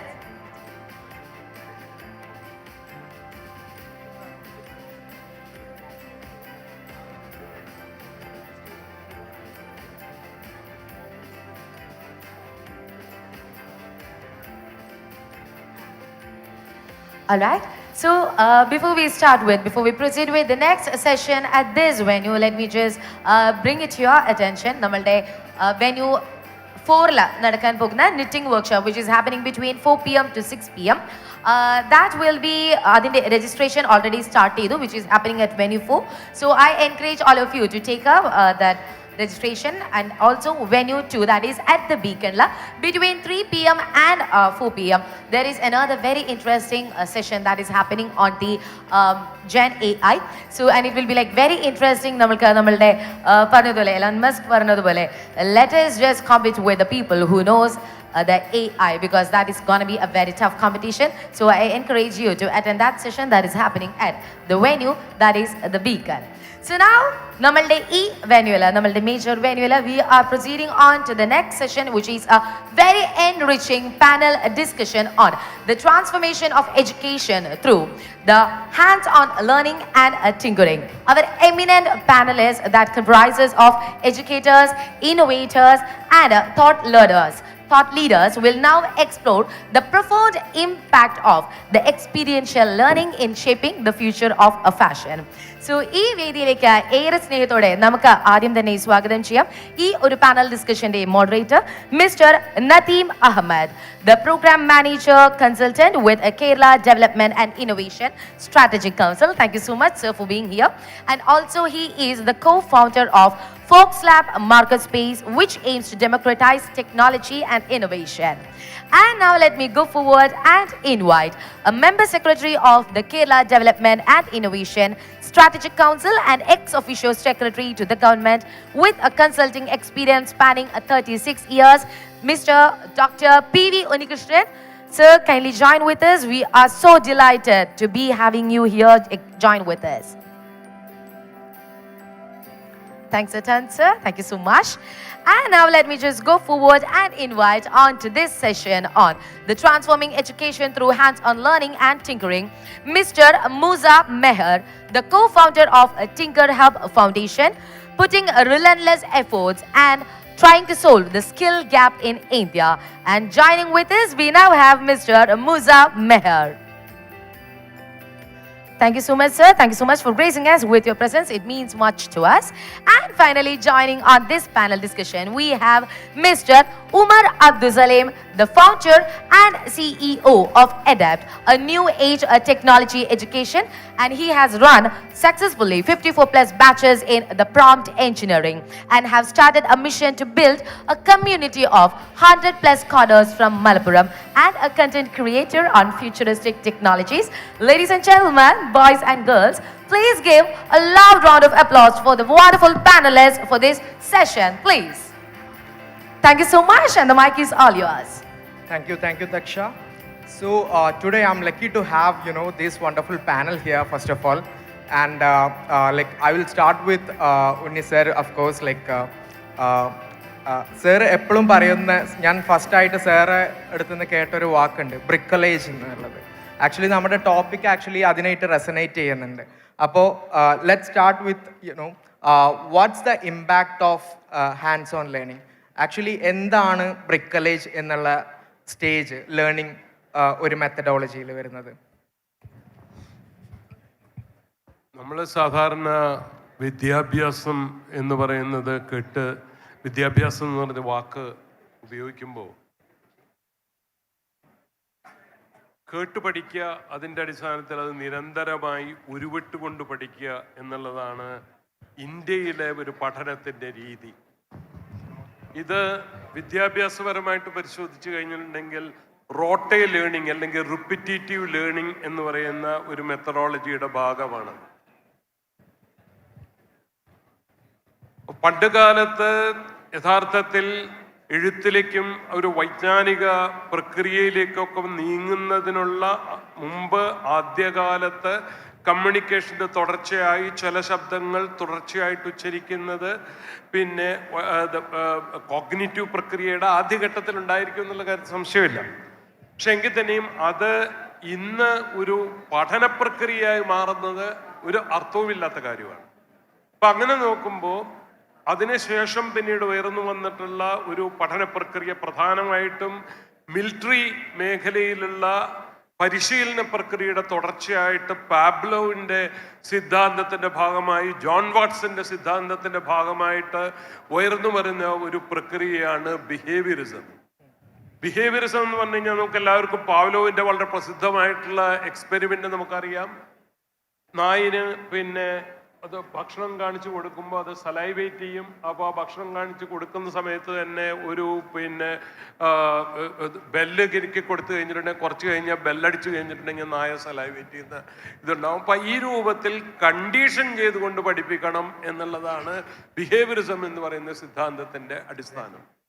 അതിനെ പൂർണ്ണമായിട്ട് തള്ളിക്കളഞ്ഞുകൊണ്ടാണ് കുട്ടികൾ അന്വേഷണാത്മകതയുടെ അടിസ്ഥാനത്തിൽ explore ചെയ്തുകൊണ്ട് മണ്ണും കല്ലും തൊട്ടറിഞ്ഞ് സെൻസുകളെ ആദ്യമായി ഉത്തേജിപ്പിച്ച് അതിൻ്റെ അടിസ്ഥാനത്തിൽ അന്വേഷണാത്മകതയുടെ അടിസ്ഥാനത്തിൽ വ്യക്തി കേന്ദ്രീകൃതമായിട്ടുള്ള ഒരു പഠന പ്രക്രിയയിലൂടെ കുട്ടി വളർന്നു വരണം എന്ന് പറയുന്ന കൺസ്ട്രക്റ്റിവിസത്തിൻ്റെയും സോഷ്യൽ കൺസ്ട്രക്റ്റിവിസത്തിൻ്റെയും കോഗ്നിറ്റീവ് കൺസ്ട്രക്റ്റിവിസത്തിൻ്റെയും ഒക്കെ സിദ്ധാന്തങ്ങൾ അതിൻ്റെ തുടർച്ചയായിട്ടാണ് ഉയർന്നു വരുന്നത്. ഇവിടെ വളരെ പ്രധാനപ്പെട്ട ഒരു ഘടകം ഇതിനകത്ത് വിദ്യാഭ്യാസം എന്ന് പറയുന്ന പ്രക്രിയക്കകത്ത് സിദ്ധാന്തത്തിൻ്റെ സൈദ്ധാന്തികമായ ഒരു കാര്യം അറിഞ്ഞ് ആ അനുഭവം സിദ്ധാന്തമായി മാറുന്ന ഒരു പ്രക്രിയയുണ്ട്. ആ സിദ്ധാന്തങ്ങൾ പഠിച്ച സിദ്ധാന്തങ്ങൾ ഉരുട്ടുകൊണ്ട് പഠിക്കുന്ന രീതിയിലാണോ പോകേണ്ടത്, അതോ അനുഭവിച്ചുകൊണ്ട് അറിഞ്ഞുകൊണ്ട് പഠിക്കുകയാണോ വേണ്ടത് എന്നുള്ള ഒരു അടിസ്ഥാന പ്രശ്നമുണ്ട്. ഇന്ന് ലോകത്തുടനീളം അംഗീകരിക്കപ്പെടുന്ന ഒരു വസ്തുതയാണ് അറിഞ്ഞുകൊണ്ട് അനുഭവിച്ചുകൊണ്ട് പഠിക്കുന്നതാണ് കൂടുതൽ ആഴത്തിൽ നിൽക്കുന്നത്, അത് പ്രയോഗിക്കാൻ കഴിയുന്ന വിധത്തിലാകുന്നത്. നേരെ മറിച്ച് ഒരു സൈദ്ധാന്തികമായ ഒരു കാര്യത്തെക്കുറിച്ച് പറഞ്ഞ് മനസ്സിലാക്കി അതിൻ്റെ അടിസ്ഥാനത്തിലുള്ള വിശകലനങ്ങളും പഠനങ്ങളും റിഫ്ലക്ഷനും വിശകലനാത്മകതയും വേണ്ട എന്നല്ല ഞാൻ പറയുന്നതിൻ്റെ അർത്ഥം. പക്ഷേ ആത്യന്തികമായി പ്രയോഗത്തിൽ ഊന്നലുണ്ടാവണം. അങ്ങനെയാണ് ബ്രിക്കലേജ് എന്ന് പറയുന്ന ഫ്രഞ്ച് വാക്ക്, ബ്രിക്കലേജ് എന്ന് പറയുന്ന വാക്ക് ടിങ്കറിങ് എന്ന് പറയുന്ന ഡു ഇറ്റ് യുവർ സെൽഫ് എന്ന് പറയുന്ന സങ്കല്പത്തിൽ നിന്ന് ഉയർന്നു വന്നതാണ്. ആക്രിയിൽ നിന്ന് പല സാധനങ്ങൾ ഉണ്ടാക്കി സൃഷ്ടിക്കുന്ന ഒരു ഇന്നോവേറ്ററെ പോലെ, അതുപോലെ തൊട്ടറിഞ്ഞ് അനുഭവിച്ചറിഞ്ഞ് അതിലൂടെ പുനഃസൃഷ്ടിക്കാൻ കഴിയുന്ന സാം പിത്രോഡ ഇന്ത്യയിൽ ആദ്യമായി ഇന്നോവേഷന് വേണ്ടിയിട്ടുള്ള അന്വേഷണങ്ങൾ ആരംഭിക്കുന്ന സമയത്ത് അദ്ദേഹം കുട്ടികൾക്ക് വേണ്ടി ഒരു പ്രസ്ഥാനം അദ്ദേഹം തുടങ്ങി. അതിൻ്റെ പേര് തോഡ് ജോഡ് ഫോർഡ് എന്നാണ്. അതിൻ്റെ അർത്ഥം തോഡ് ജോഡ് ഫോർഡ് എന്ന് പറഞ്ഞു കഴിഞ്ഞാൽ ഒരു സാധനം അത് അഴിക്കുക, അത് കഴിഞ്ഞാൽ അത് കൂട്ടിവെക്കുക, അതിനുശേഷം അത് പുതുതായി റീഇമാജിൻ ചെയ്യുക. ഒരു സാധനത്തെ, നിലവിലുള്ള ഒരു സാധനത്തെ, ആ ഉൽപ്പന്നത്തെ ഡീകൺസ്ട്രക്ട് ചെയ്യുക, അത് അഴിച്ചെടുക്കുക, അതിൻ്റെ അവാന്തര ഭാഗങ്ങളാക്കുക, അതിനുശേഷം അതിനെ റീകൺസ്ട്രക്ട് ചെയ്യുക, അതിൻ്റെ അടിസ്ഥാനത്തിൽ ഒരു പുത്തൻ സാധനത്തെ ഇമാജിൻ ചെയ്യുക. ഇത് വളരെ മനോഹരമായിട്ടുള്ള ഒരു വിദ്യാഭ്യാസ പ്രക്രിയയുടെ സങ്കല്പമാണ്. തൊട്ടറിഞ്ഞുകൊണ്ട് അനുഭവിച്ചറിഞ്ഞുകൊണ്ട് വേണം കുട്ടി പഠിക്കാൻ, അതിലൂടെ വേണം പഠന പ്രക്രിയ മുന്നോട്ട് പോകാൻ എന്നുള്ള തിരിച്ചറിവ്. വന്നാലും കൊള്ളാം, റോബോട്ടിക്സ് വന്നാലും കൊള്ളാം, മനുഷ്യന്റെ വൈജ്ഞാനിക പ്രക്രിയയുടെ അടിസ്ഥാനം ഈ പറയുന്ന തൊട്ടറിഞ്ഞ് അനുഭവിച്ചറിഞ്ഞിട്ടുള്ള പഠനമാണെന്നുള്ള കാര്യത്തിൽ യാതൊരു തർക്കമില്ല. Exactly. Thank you so much, sir, for the wonderful insights. I'll come back to you for sure. മെഹർ ഈ പറഞ്ഞ കാര്യങ്ങൾ ഗ്രൗണ്ടിൽ ഇംപ്ലിമെന്റ് ചെയ്ത് മെഹറിൻ്റെതായ ഒരു രീതിയിൽ ഇപ്പോൾ ടിങ്കർ സ്പേസ് ചെയ്തിട്ടുണ്ട്. അപ്പോൾ ഇതിന് മീൻസ് അതായത് ഈ കാര്യങ്ങൾ എങ്ങനെ പ്രാക്ടിക്കലി ഇംപ്ലിമെന്റ് ചെയ്യാൻ പറ്റുന്നു, ഇതിലുള്ള ചാലഞ്ചസ് എന്തൊക്കെയാണ് മെഹർ ഫേസ് ചെയ്തിട്ടുള്ളത്? ഹായ്, എൻ്റെ പേര് മെഹർ. ഞങ്ങളൊരു ടെക്നോളജി പഠിക്കുന്ന ഒരു കമ്മ്യൂണിറ്റിയാണ് ബേസിക്കലി റൺ ചെയ്യുന്നത്. കോളേജുകളിലൊക്കെ NSSൻ്റെ ക്ലബ്ബൊക്കെ ഉണ്ടാകുന്ന പോലെ കുട്ടികൾ പുതിയ ടെക്നോളജി പഠിക്കുന്ന ചെറിയ ചെറിയ ക്ലബ്ബുകൾ ഉണ്ടാക്കും. അങ്ങനെ ഒരു 60 കോളേജുകളിലായിട്ട് 10-20,000 മെമ്പേഴ്സ് ഉണ്ട്. അങ്ങനെയൊക്കെ ചെയ്യേണ്ടി വന്നതിൻ്റെ ഒരു വലിയ റീസൺ എന്ന് വെച്ചിട്ടുണ്ടെങ്കിൽ ടെക്നോളജി നമ്മളിപ്പോൾ മൊബൈൽ ഫോൺ, ഇപ്പം ഞാൻ ഒരു 3rd ഇയർ ഒക്കെ പഠിക്കുന്ന നേരമാണ് ആൻഡ്രോയിഡ് ഫോൺ വന്നത്. ഇപ്പോൾ ലാസ്റ്റ് ഒരു 10 വർഷത്തിനിടയിൽ നമ്മൾ ഏറ്റവും അടിപൊളിയായിട്ട് ഉണ്ടാക്കിയ ആൻഡ്രോയിഡ് ആപ്ലിക്കേഷൻ ആണെങ്കിൽ പോലും ഒരു 4 പ്രാവശ്യമെങ്കിലും ഫുള്ളി റീറൈറ്റ് ചെയ്യേണ്ടി വന്നിട്ടുണ്ടോ എന്ന് വെച്ചാൽ അന്നുണ്ടാക്കിയതിന് ഏറ്റവും നന്നായിട്ട് വർക്ക് ചെയ്യുന്ന ആപ്പ് 3 വർഷത്തിന് ശേഷം ആക്ച്വലി വർക്ക് ചെയ്യില്ല. അപ്പം പക്ഷേ നമ്മൾ വെച്ചിട്ടുണ്ടെങ്കിൽ എന്താണ്, ഒരു ഡാം ഉണ്ടാക്കിയിട്ടുണ്ടെങ്കിൽ, ഒരു റോഡ് ഉണ്ടാക്കിയിട്ടുണ്ടെങ്കിൽ ചിലപ്പോൾ അടുത്ത 100 വർഷം വർക്ക് ചെയ്യും. അപ്പം ടെക്നോളജി ഇത്ര ഫാസ്റ്റ്ലി മാറുമ്പം നമുക്ക് സിലബസ് എല്ലാ ദിവസവും രാവിലെ എണീറ്റ് മാറ്റുക എന്നുള്ളത് എന്തായാലും നടക്കില്ല. സിലബസിൽ പഠിപ്പിക്കുന്ന അടിസ്ഥാനപരമായ കാര്യങ്ങളായിരിക്കും. 2, 3 കൂട്ടി 5 എന്നുള്ളത് എല്ലാ കാലവും വർക്ക് ചെയ്തേക്കും. പക്ഷെ എനിക്കൊന്ന് കണ്ടിന്യൂസ്ലി ലേൺ ചെയ്യാന്നുള്ളൊരു കാര്യം ഞാൻ എപ്പോഴും പറയുന്നത്. ഇപ്പം നമുക്ക് 2 കല്ലൊരുതിയിട്ട് തീ ഉണ്ടാക്കുന്നത് പണ്ട് ഭയങ്കര സ്കില്ലായിരുന്നു. പക്ഷെ ആ സ്കില്ലൊരു സ്കില്ലല്ലാതാവാൻ ചിലപ്പോൾ 1000 വർഷം വേണ്ടി വന്നു. പക്ഷെ ഇപ്പം എന്ന് വെച്ചിട്ടുണ്ടെങ്കിൽ ജാവ ഭയങ്കരമായിട്ട് ആയിട്ട് അറിയുന്ന ഒരാൾക്ക് ചിലപ്പോൾ ഇപ്പം ഭയങ്കര നല്ലൊരു ജോലി കിട്ടാൻ ചിലപ്പോൾ ബുദ്ധിമുട്ടായിരിക്കും. കാരണം ചിലപ്പോൾ അത്രയും കൂടുതൽ ജാവക്കാരെ ആവശ്യം വരില്ലായിരിക്കും. അപ്പോൾ ആ കണ്ടിന്യൂസ് ലേണിംഗ് എന്നുള്ളത് നമ്മളോട് പറഞ്ഞിട്ടില്ല. നമ്മളോട് പറഞ്ഞ ഒരു പ്രായം വരെ പഠിക്കുക, കോളേജിൽ പോവുക, പഠിക്കുക, അത് കഴിഞ്ഞിട്ടുണ്ടെങ്കിൽ പണിക്ക് പോവുക, പിന്നെ പണിക്ക് പോകുന്ന വഴിക്ക് അവിടെ നിന്ന് എന്തെങ്കിലുമൊക്കെ ചെറിയ ചെറിയ സാധനങ്ങളൊക്കെ അങ്ങനെ എന്നുള്ളതായിരിക്കും. അപ്പോൾ എനിക്ക് തോന്നുന്നത് നമ്മുടെ വർക്ക് സ്പേസിലോ അല്ലെങ്കിൽ ആ കണ്ടിന്യൂസ്ലി ലേൺ ചെയ്യുക എന്നുള്ളത് നമ്മളോട് നമുക്ക് അറിയാത്തത് കൊണ്ട് ആൾക്കാർ ഈവൻ ദോ കുറച്ച് കഷ്ടപ്പെട്ട ഒരു ജോലിയൊക്കെ കിട്ടിയാൽ പോലും അടുത്ത 3 വർഷം കഴിഞ്ഞാൽ അവർക്ക് അത് കണ്ടിന്യൂ ചെയ്യാൻ ഭയങ്കര ബുദ്ധിമുട്ടായിരിക്കും. അപ്പം ഞങ്ങൾ നോക്കുന്നത് പിള്ളേർക്കിടയിൽ പുതിയ സാധനങ്ങൾ പഠിക്കുന്നത് ഭയങ്കര രസമാക്കാൻ പറ്റുമോ, അത് അവർക്ക് വേണമെന്ന് വെച്ചിട്ട് ചെയ്യുകയാണെങ്കിലൊക്കെ രസമുണ്ട്.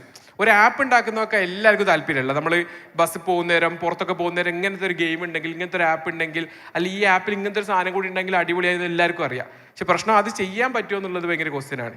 ഇവന്തോ ഇപ്പം നമ്മളെ കൂട്ടത്തിലുള്ള ഭയങ്കര അടിപൊളി ആപ്പ് ഉണ്ടാക്കുന്ന ആരും എഞ്ചിനീയറിംഗ് കോളേജിൽ പോയ ആൾക്കാരൊന്നല്ല. ഇവർ 3, 5, 8 സ്വന്തം പഠിക്കുന്ന. അപ്പം എനിക്ക് തോന്നുന്നത് ഈ ഇന്റർനെറ്റ് വന്നതിന് ശേഷം ടെക്നോളജി ലേണിംഗ് ഭയങ്കരമായിട്ട് ഡെമോക്രറ്റൈസ് ചെയ്തിട്ടുണ്ട്. അപ്പം ഞങ്ങളൊരു പ്രോഗ്രാം നടത്തിയിട്ടുണ്ടായിരുന്നു. കോഡിങ് പഠിക്കുന്ന പ്രോഗ്രാമാണ്, പക്ഷെ നമ്മൾ കുറച്ചൊരു ഫെസ്റ്റിവലായിട്ടാണ് ചെയ്ത്. കോവിഡിൻ്റെ ഇടയ്ക്ക് കോഡ് പഠിച്ചിട്ട് ഡിസൈൻ ചെയ്തിട്ട് ഓണപ്പൂക്കൾ ഉണ്ടാക്കണം. പക്ഷേ ഡിസൈൻ അല്ല, കോഡ് ചെയ്തിട്ട് ഇങ്ങനെ സർക്കിളൊക്കെ വരച്ച് ഓണപ്പൂക്കൾ ഉണ്ടാക്കണം. ഫസ്റ്റ് പ്രൈസ് കിട്ടുന്നത് മാക് ബുക്കായിരുന്നു. മംഗ്ലീഷ് കീബോർഡില്ല, മലയാളം ടൈപ്പ് ചെയ്യുന്നത്, അവരെ വക സമ്മാനം. അപ്പോൾ ഫസ്റ്റ് പ്രൈസ് കിട്ടിയ ചെക്കന് ഒരു 3D മോഡലൊക്കെ ഉള്ളൊരു സാധനമൊക്കെ ഉണ്ടാക്കിയത്. അപ്പോൾ ഓരോ ചെറിയ വേരിയബിളൊക്കെ മാറ്റിയാൽ ഡിസൈൻ തന്നെ മാറുന്നേറ്റാൽ അടിപൊളി സാധനം. പക്ഷെ അവനത് മൊബൈൽ ഫോൺ വെച്ച് ഉണ്ടാക്കി.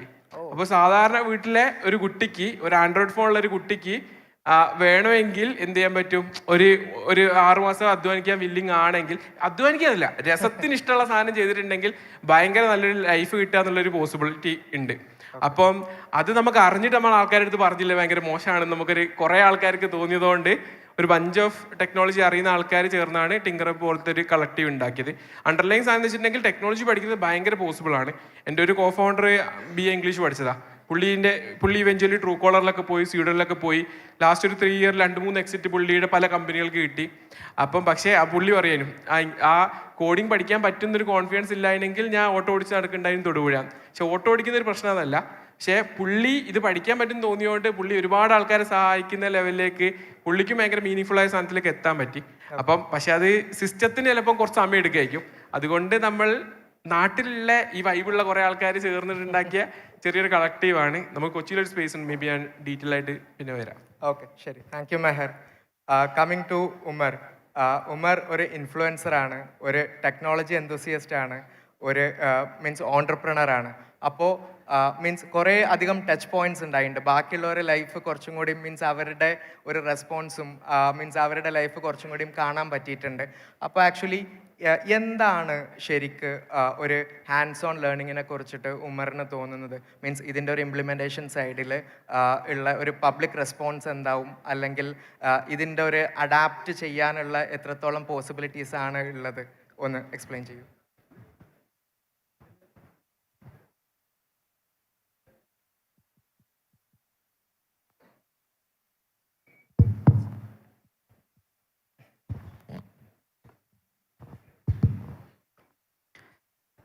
ഹായ്, എനിക്കൊന്ന് എല്ലാവരും ഒരുപാട് പേർക്ക് എന്നെ അറിയുന്നവരുണ്ടാകും. മലപ്പുറംകാരനാണ്.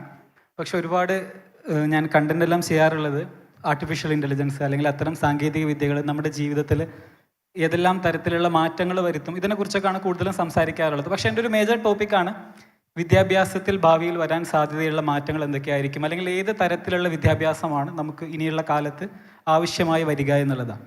ഇപ്പോൾ എനിക്ക് കുറച്ച് ചോദ്യങ്ങളിൽ നിന്ന് തുടങ്ങാം. Like I have few questions. ഒന്നാമത്തെ ചോദ്യം എന്താണെന്ന് വെച്ച് കഴിഞ്ഞാൽ, ഇപ്പം നിങ്ങളുടെ കയ്യിൽ അൺലിമിറ്റഡ് ബജറ്റ് ഉണ്ട് നിങ്ങളുടെ കുട്ടിയുടെ വിദ്യാഭ്യാസത്തിൽ ചിലവഴിക്കാൻ വേണ്ടിയിട്ട്. 100 crore rupees നിങ്ങളുടെ കയ്യിലുണ്ട് എഡ്യൂക്കേഷനിൽ ചിലവഴിക്കാൻ നിങ്ങളുടെ കുട്ടിയുടെ കാര്യത്തിൽ. അങ്ങനെയാണെന്നുണ്ടെങ്കിൽ വാട്ട് വിൽ യു ഡു, അല്ലെങ്കിൽ എന്ത് കൈൻഡ് ഓഫ് എഡ്യൂക്കേഷനാണ് നിങ്ങൾ കൊടുക്കുക? നിങ്ങൾ നാട്ടിലെ ഏറ്റവും നല്ല സ്കൂളിൽ പറഞ്ഞേക്കാണോ ചെയ്യുക? അല്ലെങ്കിൽ do you believe the system? Like ഈ ഇന്നത്തെ സിസ്റ്റത്തിൽ കഴിഞ്ഞൊരു 100-200 കൊല്ലത്തിലെ എവല്യൂഷൻ സ്കൂളിങ്ങിനുണ്ടല്ലോ. അല്ലെങ്കിൽ നമ്മൾ അത്ര കാലമായിട്ടാണ് നമ്മുടെ ഇന്നത്തെ വ്യവസ്ഥാപിതമായിട്ടുള്ള സ്കൂളിംഗ് സംവിധാനങ്ങളൊക്കെ ഉണ്ടായിട്ടുണ്ടാവുള്ളൂ. അപ്പോൾ ആ സിസ്റ്റത്തിൽ നിങ്ങൾ വിശ്വസിക്കുന്നുണ്ടോ? അല്ലെങ്കിൽ ആ സിസ്റ്റത്തിൻ്റെ ഫോക്കസ് എന്തായിരുന്നു? ഒരു എൻട്രി പോയിന്റ് ഉണ്ട്, ചെറിയ ക്ലാസ്സിൽ 1-ാം ക്ലാസ്സിൽ എൻ്റർ ചെയ്യുന്നു, 10-ാം ക്ലാസ്സിൽ എക്സിറ്റ് അടിക്കുന്നു, പ്രാഥമിക വിദ്യാഭ്യാസം. അല്ലെങ്കിൽ നമുക്കിങ്ങനെ വേണമെങ്കിൽ പറയാം, ആളുകൾക്കൊരു പൊതുബോധം ഉണ്ടാക്കാനുള്ള വിദ്യാഭ്യാസം. അപ്പോൾ ഇത് നമ്മളൊരു 10 വർഷത്തെ ഷെഡ്യൂളിലാണ് ഇംപ്ലിമെൻ്റ് ചെയ്തുകൊണ്ടിരിക്കുന്നത്. അതായത് എൻ്റെ ഒരു ബിലീഫ് എന്താണെന്ന് വെച്ച് കഴിഞ്ഞാൽ, ഇന്നത്തെ സ്കൂളിംഗ് എല്ലാം നിലനിൽക്കുന്നത് ഒരു ആവറേജ് ആൾക്ക് ഒരു നോർമൽ 1 വർഷം കൊണ്ട് പഠിച്ചെടുക്കാൻ കഴിയുന്ന രീതിയിൽ തയ്യാറാക്കിയ സിലബസാണ് ഓരോ ക്ലാസ്സിനും ഉണ്ടാവുക.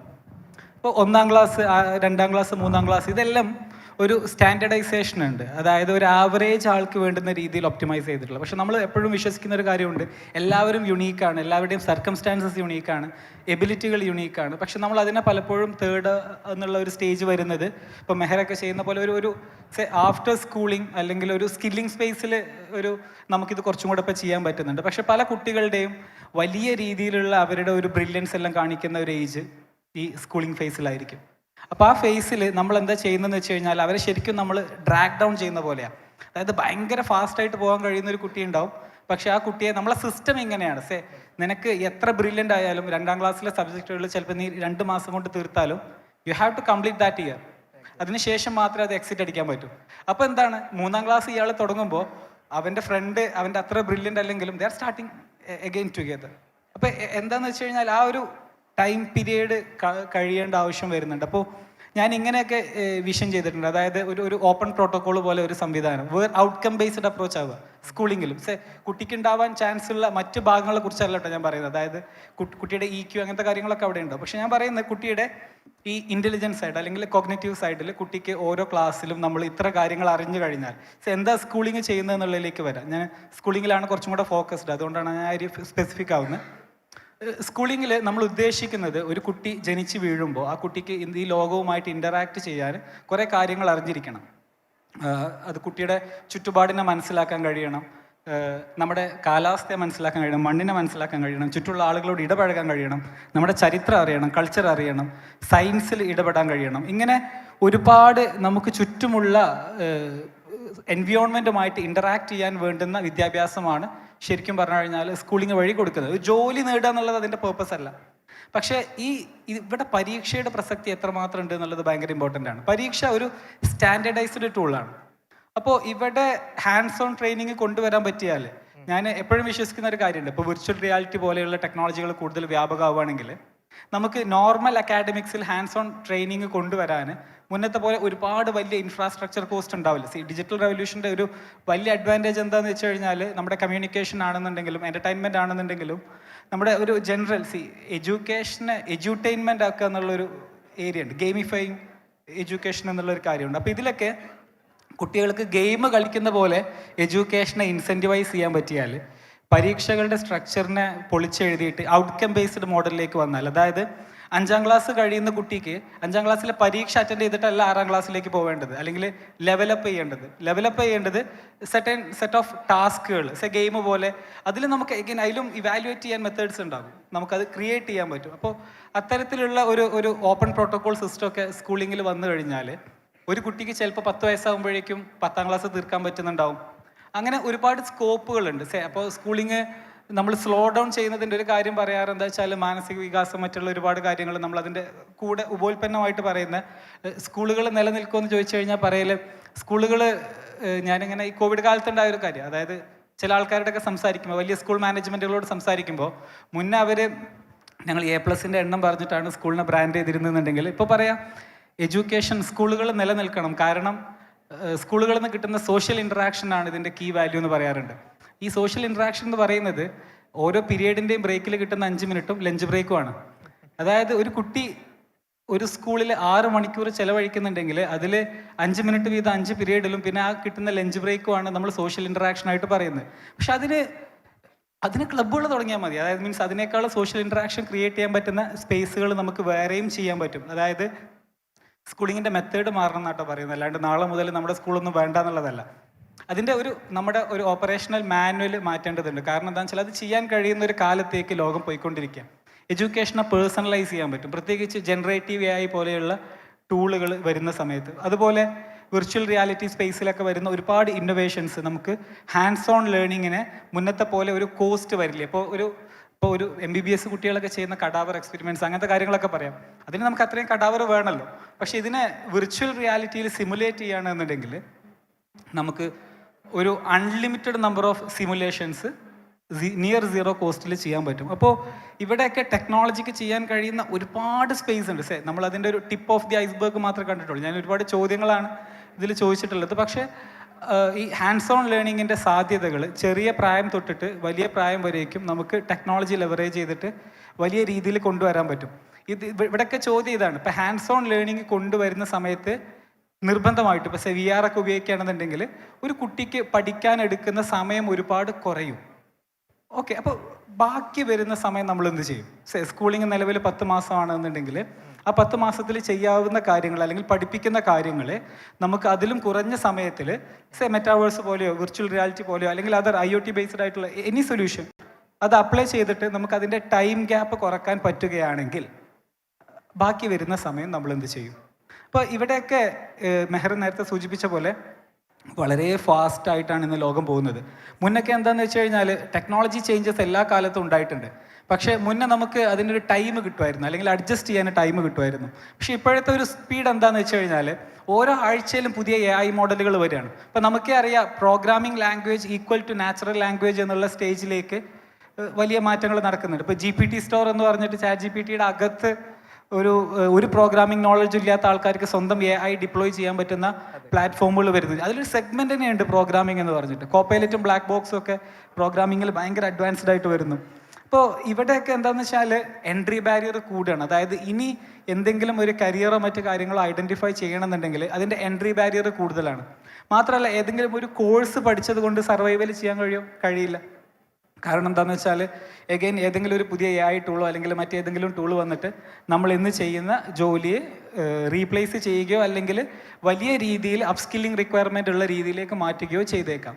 അപ്പോൾ ഇത്തരത്തിൽ വളരെയധികം വെല്ലുവിളികൾ നിറഞ്ഞ ഒരു സ്പേസ് ആയിരിക്കും, പ്രത്യേകിച്ച് എനിക്ക് തോന്നുന്നു ലോ മേക്കേഴ്സിനായാലും അതുപോലെ തന്നെ ഇങ്ങനത്തെ സിസ്റ്റംസ് പ്രൊവൈഡ് ചെയ്യുന്ന ആൾക്കാർക്കാണെങ്കിലും.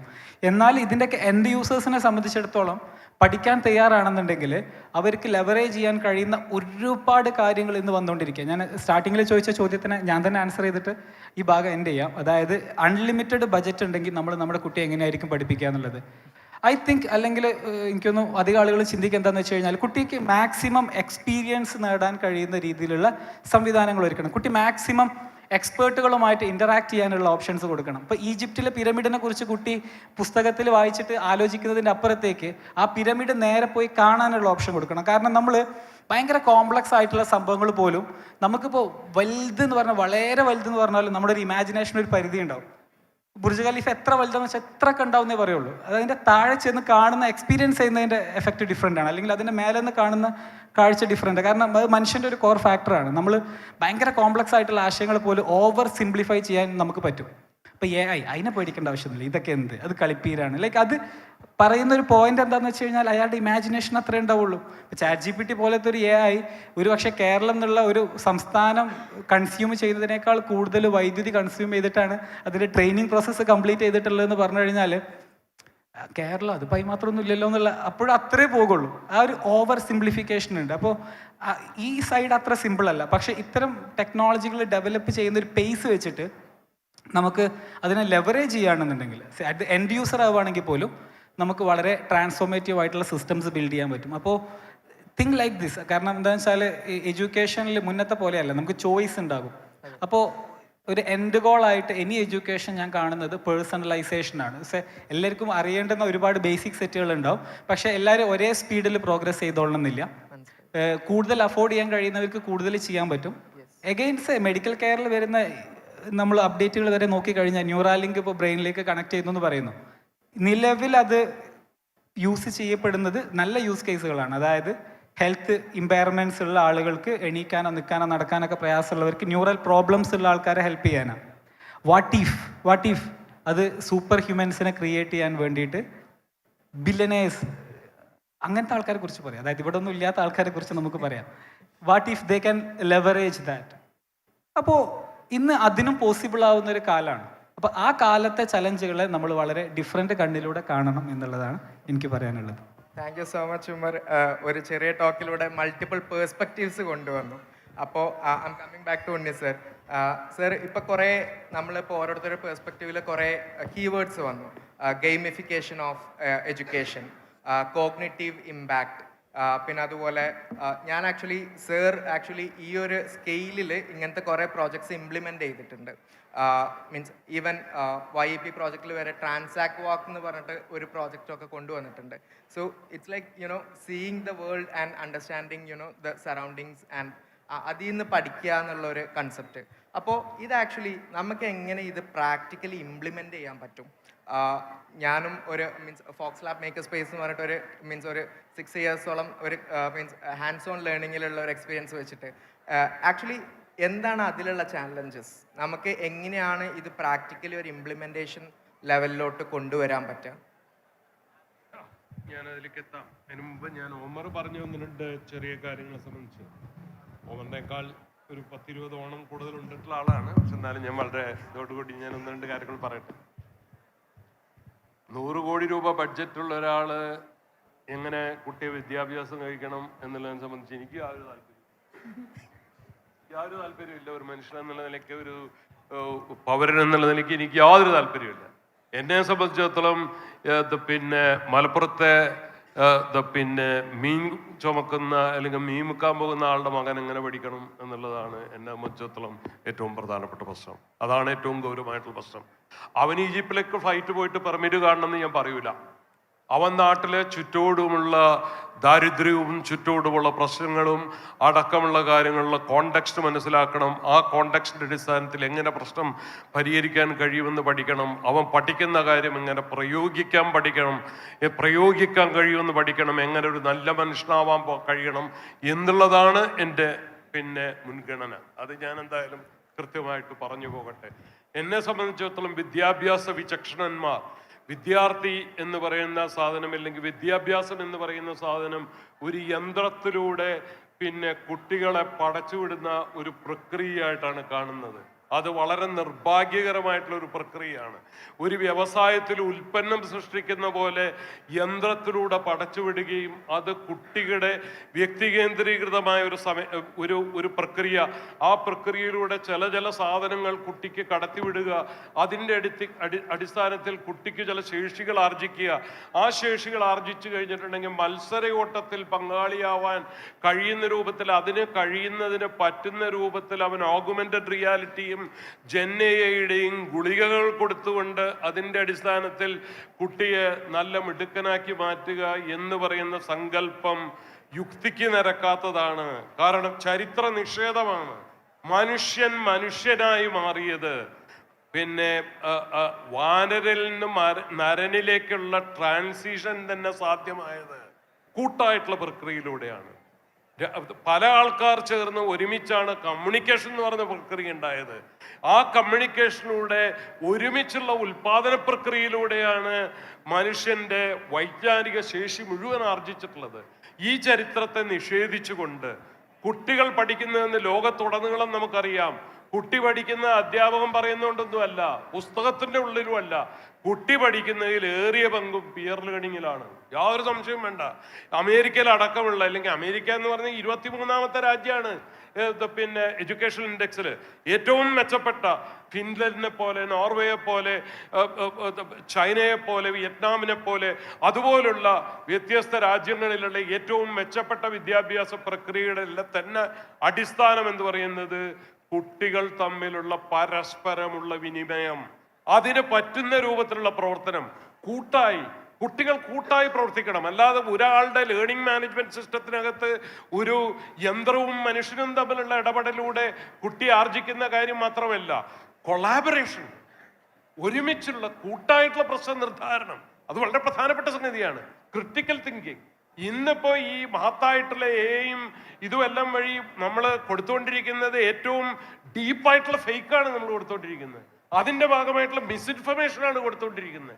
ഇന്നിപ്പോൾ ഗ്യാൻവാബി പള്ളിയിൽ പൂജ നടന്നു എന്ന് പറയുന്ന കാര്യത്തെ സംബന്ധിച്ച് നേരെ തിരിച്ച് ഗ്യാൻവാബി പള്ളിയുടെ താഴെ പിന്നെ ക്ഷേത്രമുണ്ടായിരുന്നുവെന്നും അതുകൊണ്ട് അവിടെ പൂജ നടക്കണമെന്നും നിർബന്ധമായി പറയാൻ കഴിയുന്ന രൂപത്തിലുള്ള മീഡിയയും അങ്ങനെ ഇൻഫർമേഷൻ കൊടുക്കുകയും ചെയ്യുന്ന ലോകത്താണ് നമ്മൾ ജീവിക്കുന്നത്.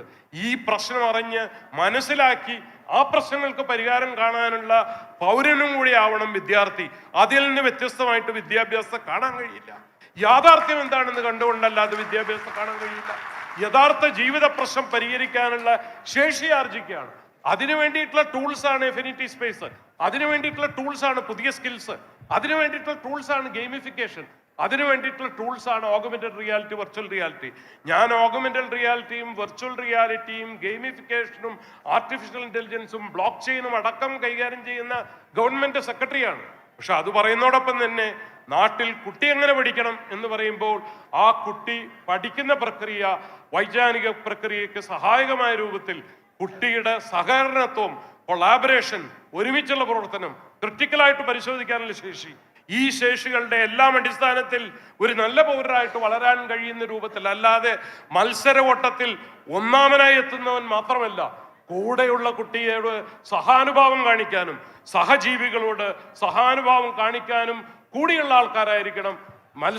പരീക്ഷാ കേന്ദ്രീകൃതമായിട്ടുള്ള സംവിധാനത്തെ സംബന്ധിച്ച് ഉമർ പറഞ്ഞ വിദ്യാഭ്യാസത്തിന്റെ വിമർശനത്തെ കുറിച്ച് പൂർണ്ണമായിട്ട് എനിക്ക് യോജിപ്പുണ്ട്. പരീക്ഷാ കേന്ദ്രീകൃതമായിട്ടുള്ള വിദ്യാഭ്യാസ സമ്പ്രദായം അസംബന്ധമാണ്. ഇപ്പോഴത്തെ നിലവിലുള്ള പഠന പ്രക്രിയകൾക്കകത്ത് ഒരുപാട് പരിമിതികളുണ്ട്. കുട്ടികൾ ഏറ്റവും മോശപ്പെട്ട കുട്ടികൾക്ക് വേണ്ടി അല്ലെങ്കിൽ മധ്യവർഗത്തിലായിട്ടുള്ള കുട്ടികൾക്ക് വേണ്ടിയിട്ടാണ് വിദ്യാഭ്യാസ സമ്പ്രദായം ഉണ്ടാക്കിയിരിക്കുന്നത്. അതൊക്കെ ഞാൻ അംഗീകരിക്കുന്നു. പക്ഷെ അതിനോടുള്ള സൊല്യൂഷൻ നമ്മൾ നോക്കുമ്പോൾ ഔട്ട്കം ബേസ്ഡ് ആവുന്നതിനൊന്നും വിരോധമൊന്നുമില്ല. പക്ഷെ ഔട്ട്കം ബേസ്ഡ് ആയിട്ട് നോക്കുമ്പോൾ നമ്മൾ കോഗ്നിറ്റീവ് പ്രക്രിയ, ചരിത്രപരമായിട്ടുള്ള ഈ എങ്ങനെയാണ് ഇത് ഇവോൾവ് ചെയ്ത് വന്നിട്ടുള്ളത് എന്നുള്ള പ്രക്രിയ, അതിനകത്ത് കുട്ടികൾ തമ്മിലുള്ള പരസ്പരമുള്ള ഇടപെടൽ, ഈ കാര്യങ്ങളും കൂടെ പരിഗണിച്ചുകൊണ്ട് വേണം. അതുകൊണ്ട് തന്നെ റിയൽ ലൈഫ് പ്രോബ്ലം സോൾവിങ്ങിൽ ഏറ്റവും പ്രധാനപ്പെട്ട ഊന്നൽ ഉണ്ടാവണം പഠന പ്രക്രിയയിൽ. അതിൽ നിന്ന് വേറിട്ട് സ്കില്ലും അതിൽ നിന്ന് വേറിട്ട് വിദ്യാഭ്യാസവും കാണുന്നത് യുക്തിക്ക് നിരക്കുന്നതല്ല എന്നുള്ളതാണ് എൻ്റെ. Thank you sir. Okay Maher, so ഇത് ഒരു പ്രാക്ടിക്കൽ ചോദ്യമാണ് എനിക്ക് ചോദിക്കാനുള്ളത്. നമ്മളിപ്പോൾ കുറേ പേഴ്സ്പെക്റ്റീവ്സ് നമ്മൾ ഡിസ്കസ് ചെയ്തു. നമ്മുടെ എഡ്യൂക്കേഷൻ സിസ്റ്റത്തിനെ കുറിച്ചിട്ട് പറഞ്ഞു, അതിലുള്ള ചലഞ്ചസ് പറഞ്ഞു. ആക്ച്വലി ഇതിലുള്ള ഒരു ഇൻ്റർഫേസ് എന്ന് പറയുന്ന ടീച്ചേഴ്സ് എന്നുള്ള ഒരു ഇതാണ്, ക്രൗഡാണ്. അപ്പോൾ ഇത് ആക്ച്വലി എങ്ങനെ നമുക്കൊരു ഫാക്കൽറ്റീസിന് ഇതൊരു എഫക്റ്റീവായിട്ട് അവർക്കൊരു ട്രാൻസ്ഫോർമേഷൻ ചെയ്യാനുള്ള ഒരു പ്ലാറ്റ്ഫോം അല്ലെങ്കിൽ അങ്ങനെ ഒരു സിറ്റുവേഷൻസ് നമുക്ക് ഉണ്ടാക്കി കൊടുക്കാൻ പറ്റും.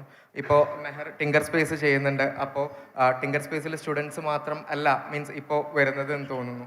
അപ്പോൾ എങ്ങനെയാണ് ആ ഒരു ട്രാൻസ്ഫോർമേഷൻ പോസിബിൾ ആവുക? അതിന് ടിങ്കർ ഹബ്ബ് പോലത്തെ കമ്മ്യൂണിറ്റിക്ക് എങ്ങനെയൊക്കെയാണ് കോൺട്രിബ്യൂട്ട് ചെയ്യാൻ പറ്റുക? എൻ്റെ കോണ്ടാക്ട്സ് അത്ര ആവണമെന്നില്ല.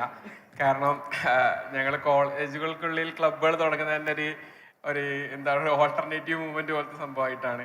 ഈവൻ ദോ നമുക്ക് എനിക്കൊന്നും നമ്മളിപ്പോൾ IDs പോലത്തെ സിസ്റ്റംസും ഇഷ്ടംപോലെ സാധനങ്ങൾ ഗവൺമെന്റ് ത്രൂ നമ്മൾ ഇന്നോവേഷൻ കൊണ്ടുവരാൻ വേണ്ടി ചെയ്തിട്ടുണ്ടായിരുന്നു. കുറേ സാധനങ്ങളൊക്കെ സക്സസ്ഫുൾ ആയിരുന്നു. പക്ഷെ നമ്മുടെ ഒരു ഫണ്ടമെന്റൽ കണ്ടുപിടുത്തം എന്ന് വെച്ചിട്ടുണ്ടെങ്കിൽ എൻഡ് ഓഫ് ദ ഡേ ടീച്ചേഴ്സിന് ഇഷ്ടംപോലെ പ്രയോറിറ്റി ഉണ്ട്. എനിക്കൊന്ന് എസ്പെഷ്യലി KT ഒക്കെ വന്നതിന് ശേഷം അവർക്ക് ഇരുന്ന് ആലോചിക്കാൻ, പണ്ടൊക്കെ നമ്മൾ കാണുന്ന സിനിമയിലൊക്കെ ഒരു സാറുണ്ടാവും, സാറായിരിക്കും മെയിൻ വൈബ്, ആ സാറിൻ്റെ കൂടെ ആയിരിക്കും പിള്ളേരെല്ലാവരും കൂടി വന്നിട്ട് പല സാധനങ്ങൾ ചെയ്ത് നോക്കുന്നൊക്കെ ഉണ്ടാവുക. പക്ഷെ എനിക്ക് തോന്നുന്നത് ഇപ്പം ടീച്ചേഴ്സിന് എത്രമാത്രം ടൈം ഉണ്ട് എന്നുള്ളൊരു ക്വസ്റ്റ്യൻ ആണ്. പിന്നെ ടീച്ചേഴ്സ് ഒപ്റ്റിമൈസ് ചെയ്യുന്നത്, അവരെ ലൈഫ് ഒപ്റ്റിമൈസ് ചെയ്യുന്നതും പിള്ളേർ ഒപ്റ്റിമൈസ് ചെയ്യുന്നതും രണ്ട് വഴിക്കാവാൻ സാധ്യതയുണ്ട്.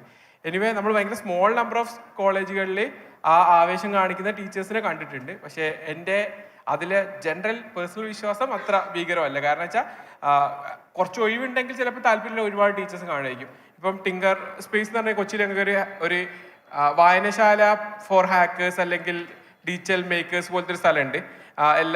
24/7 ഓപ്പൺ ആണ്. നമ്മൾ ബസ് സ്റ്റാൻഡിലെ അല്ലെ ബസ് സ്റ്റോപ്പിലെ വായനശാലയിൽ കയറി പോയിട്ട് പുസ്തകം എടുത്ത് വായിക്കുന്ന പോലെ ഇത് കോഡിങ് പഠിക്കാൻ താല്പര്യമുള്ള ആർക്കും വരാൻ പറ്റുന്ന സ്ഥലമുണ്ട്. അപ്പോൾ അവിടെ എല്ലാ ബുധനാഴ്ച വൈകുന്നേരങ്ങൾ AI റിസർച്ചോ അല്ലെങ്കിൽ അതിൽ ചെയ്യുന്ന ആൾക്കാരുടെ ഡിസ്കഷൻ ഉണ്ടാവാറുണ്ട്. അപ്പോൾ അതിൽ മേജർ 1-2 ആൾക്കാർ കുസാറ്റിലെ പ്രൊഫസേഴ്സാണ്. അപ്പോൾ അവരവിടെ വരാനുള്ള സാധനം വെച്ചിട്ടുണ്ടെങ്കിൽ ഇൻഡസ്ട്രിയിൽ വർക്ക് ചെയ്യുന്ന ആൾക്കാരുടെ കൂടെ വർക്ക് ചെയ്യാനും അല്ലെ പിന്നെ അവരെ പിള്ളേർക്ക് ലോകത്ത് എന്തൊക്കെ നടക്കുന്നുള്ള ഒരു എക്സ്പോഷർ കൊടുക്കാനൊക്കെ വേണ്ടിയിട്ടാണ്. അപ്പോൾ അങ്ങനത്തെ ഒരു ബഞ്ച് ഓഫ് എക്സാമ്പിൾസ് നമുക്ക് ആക്ച്വലി കാണുന്നുണ്ട്.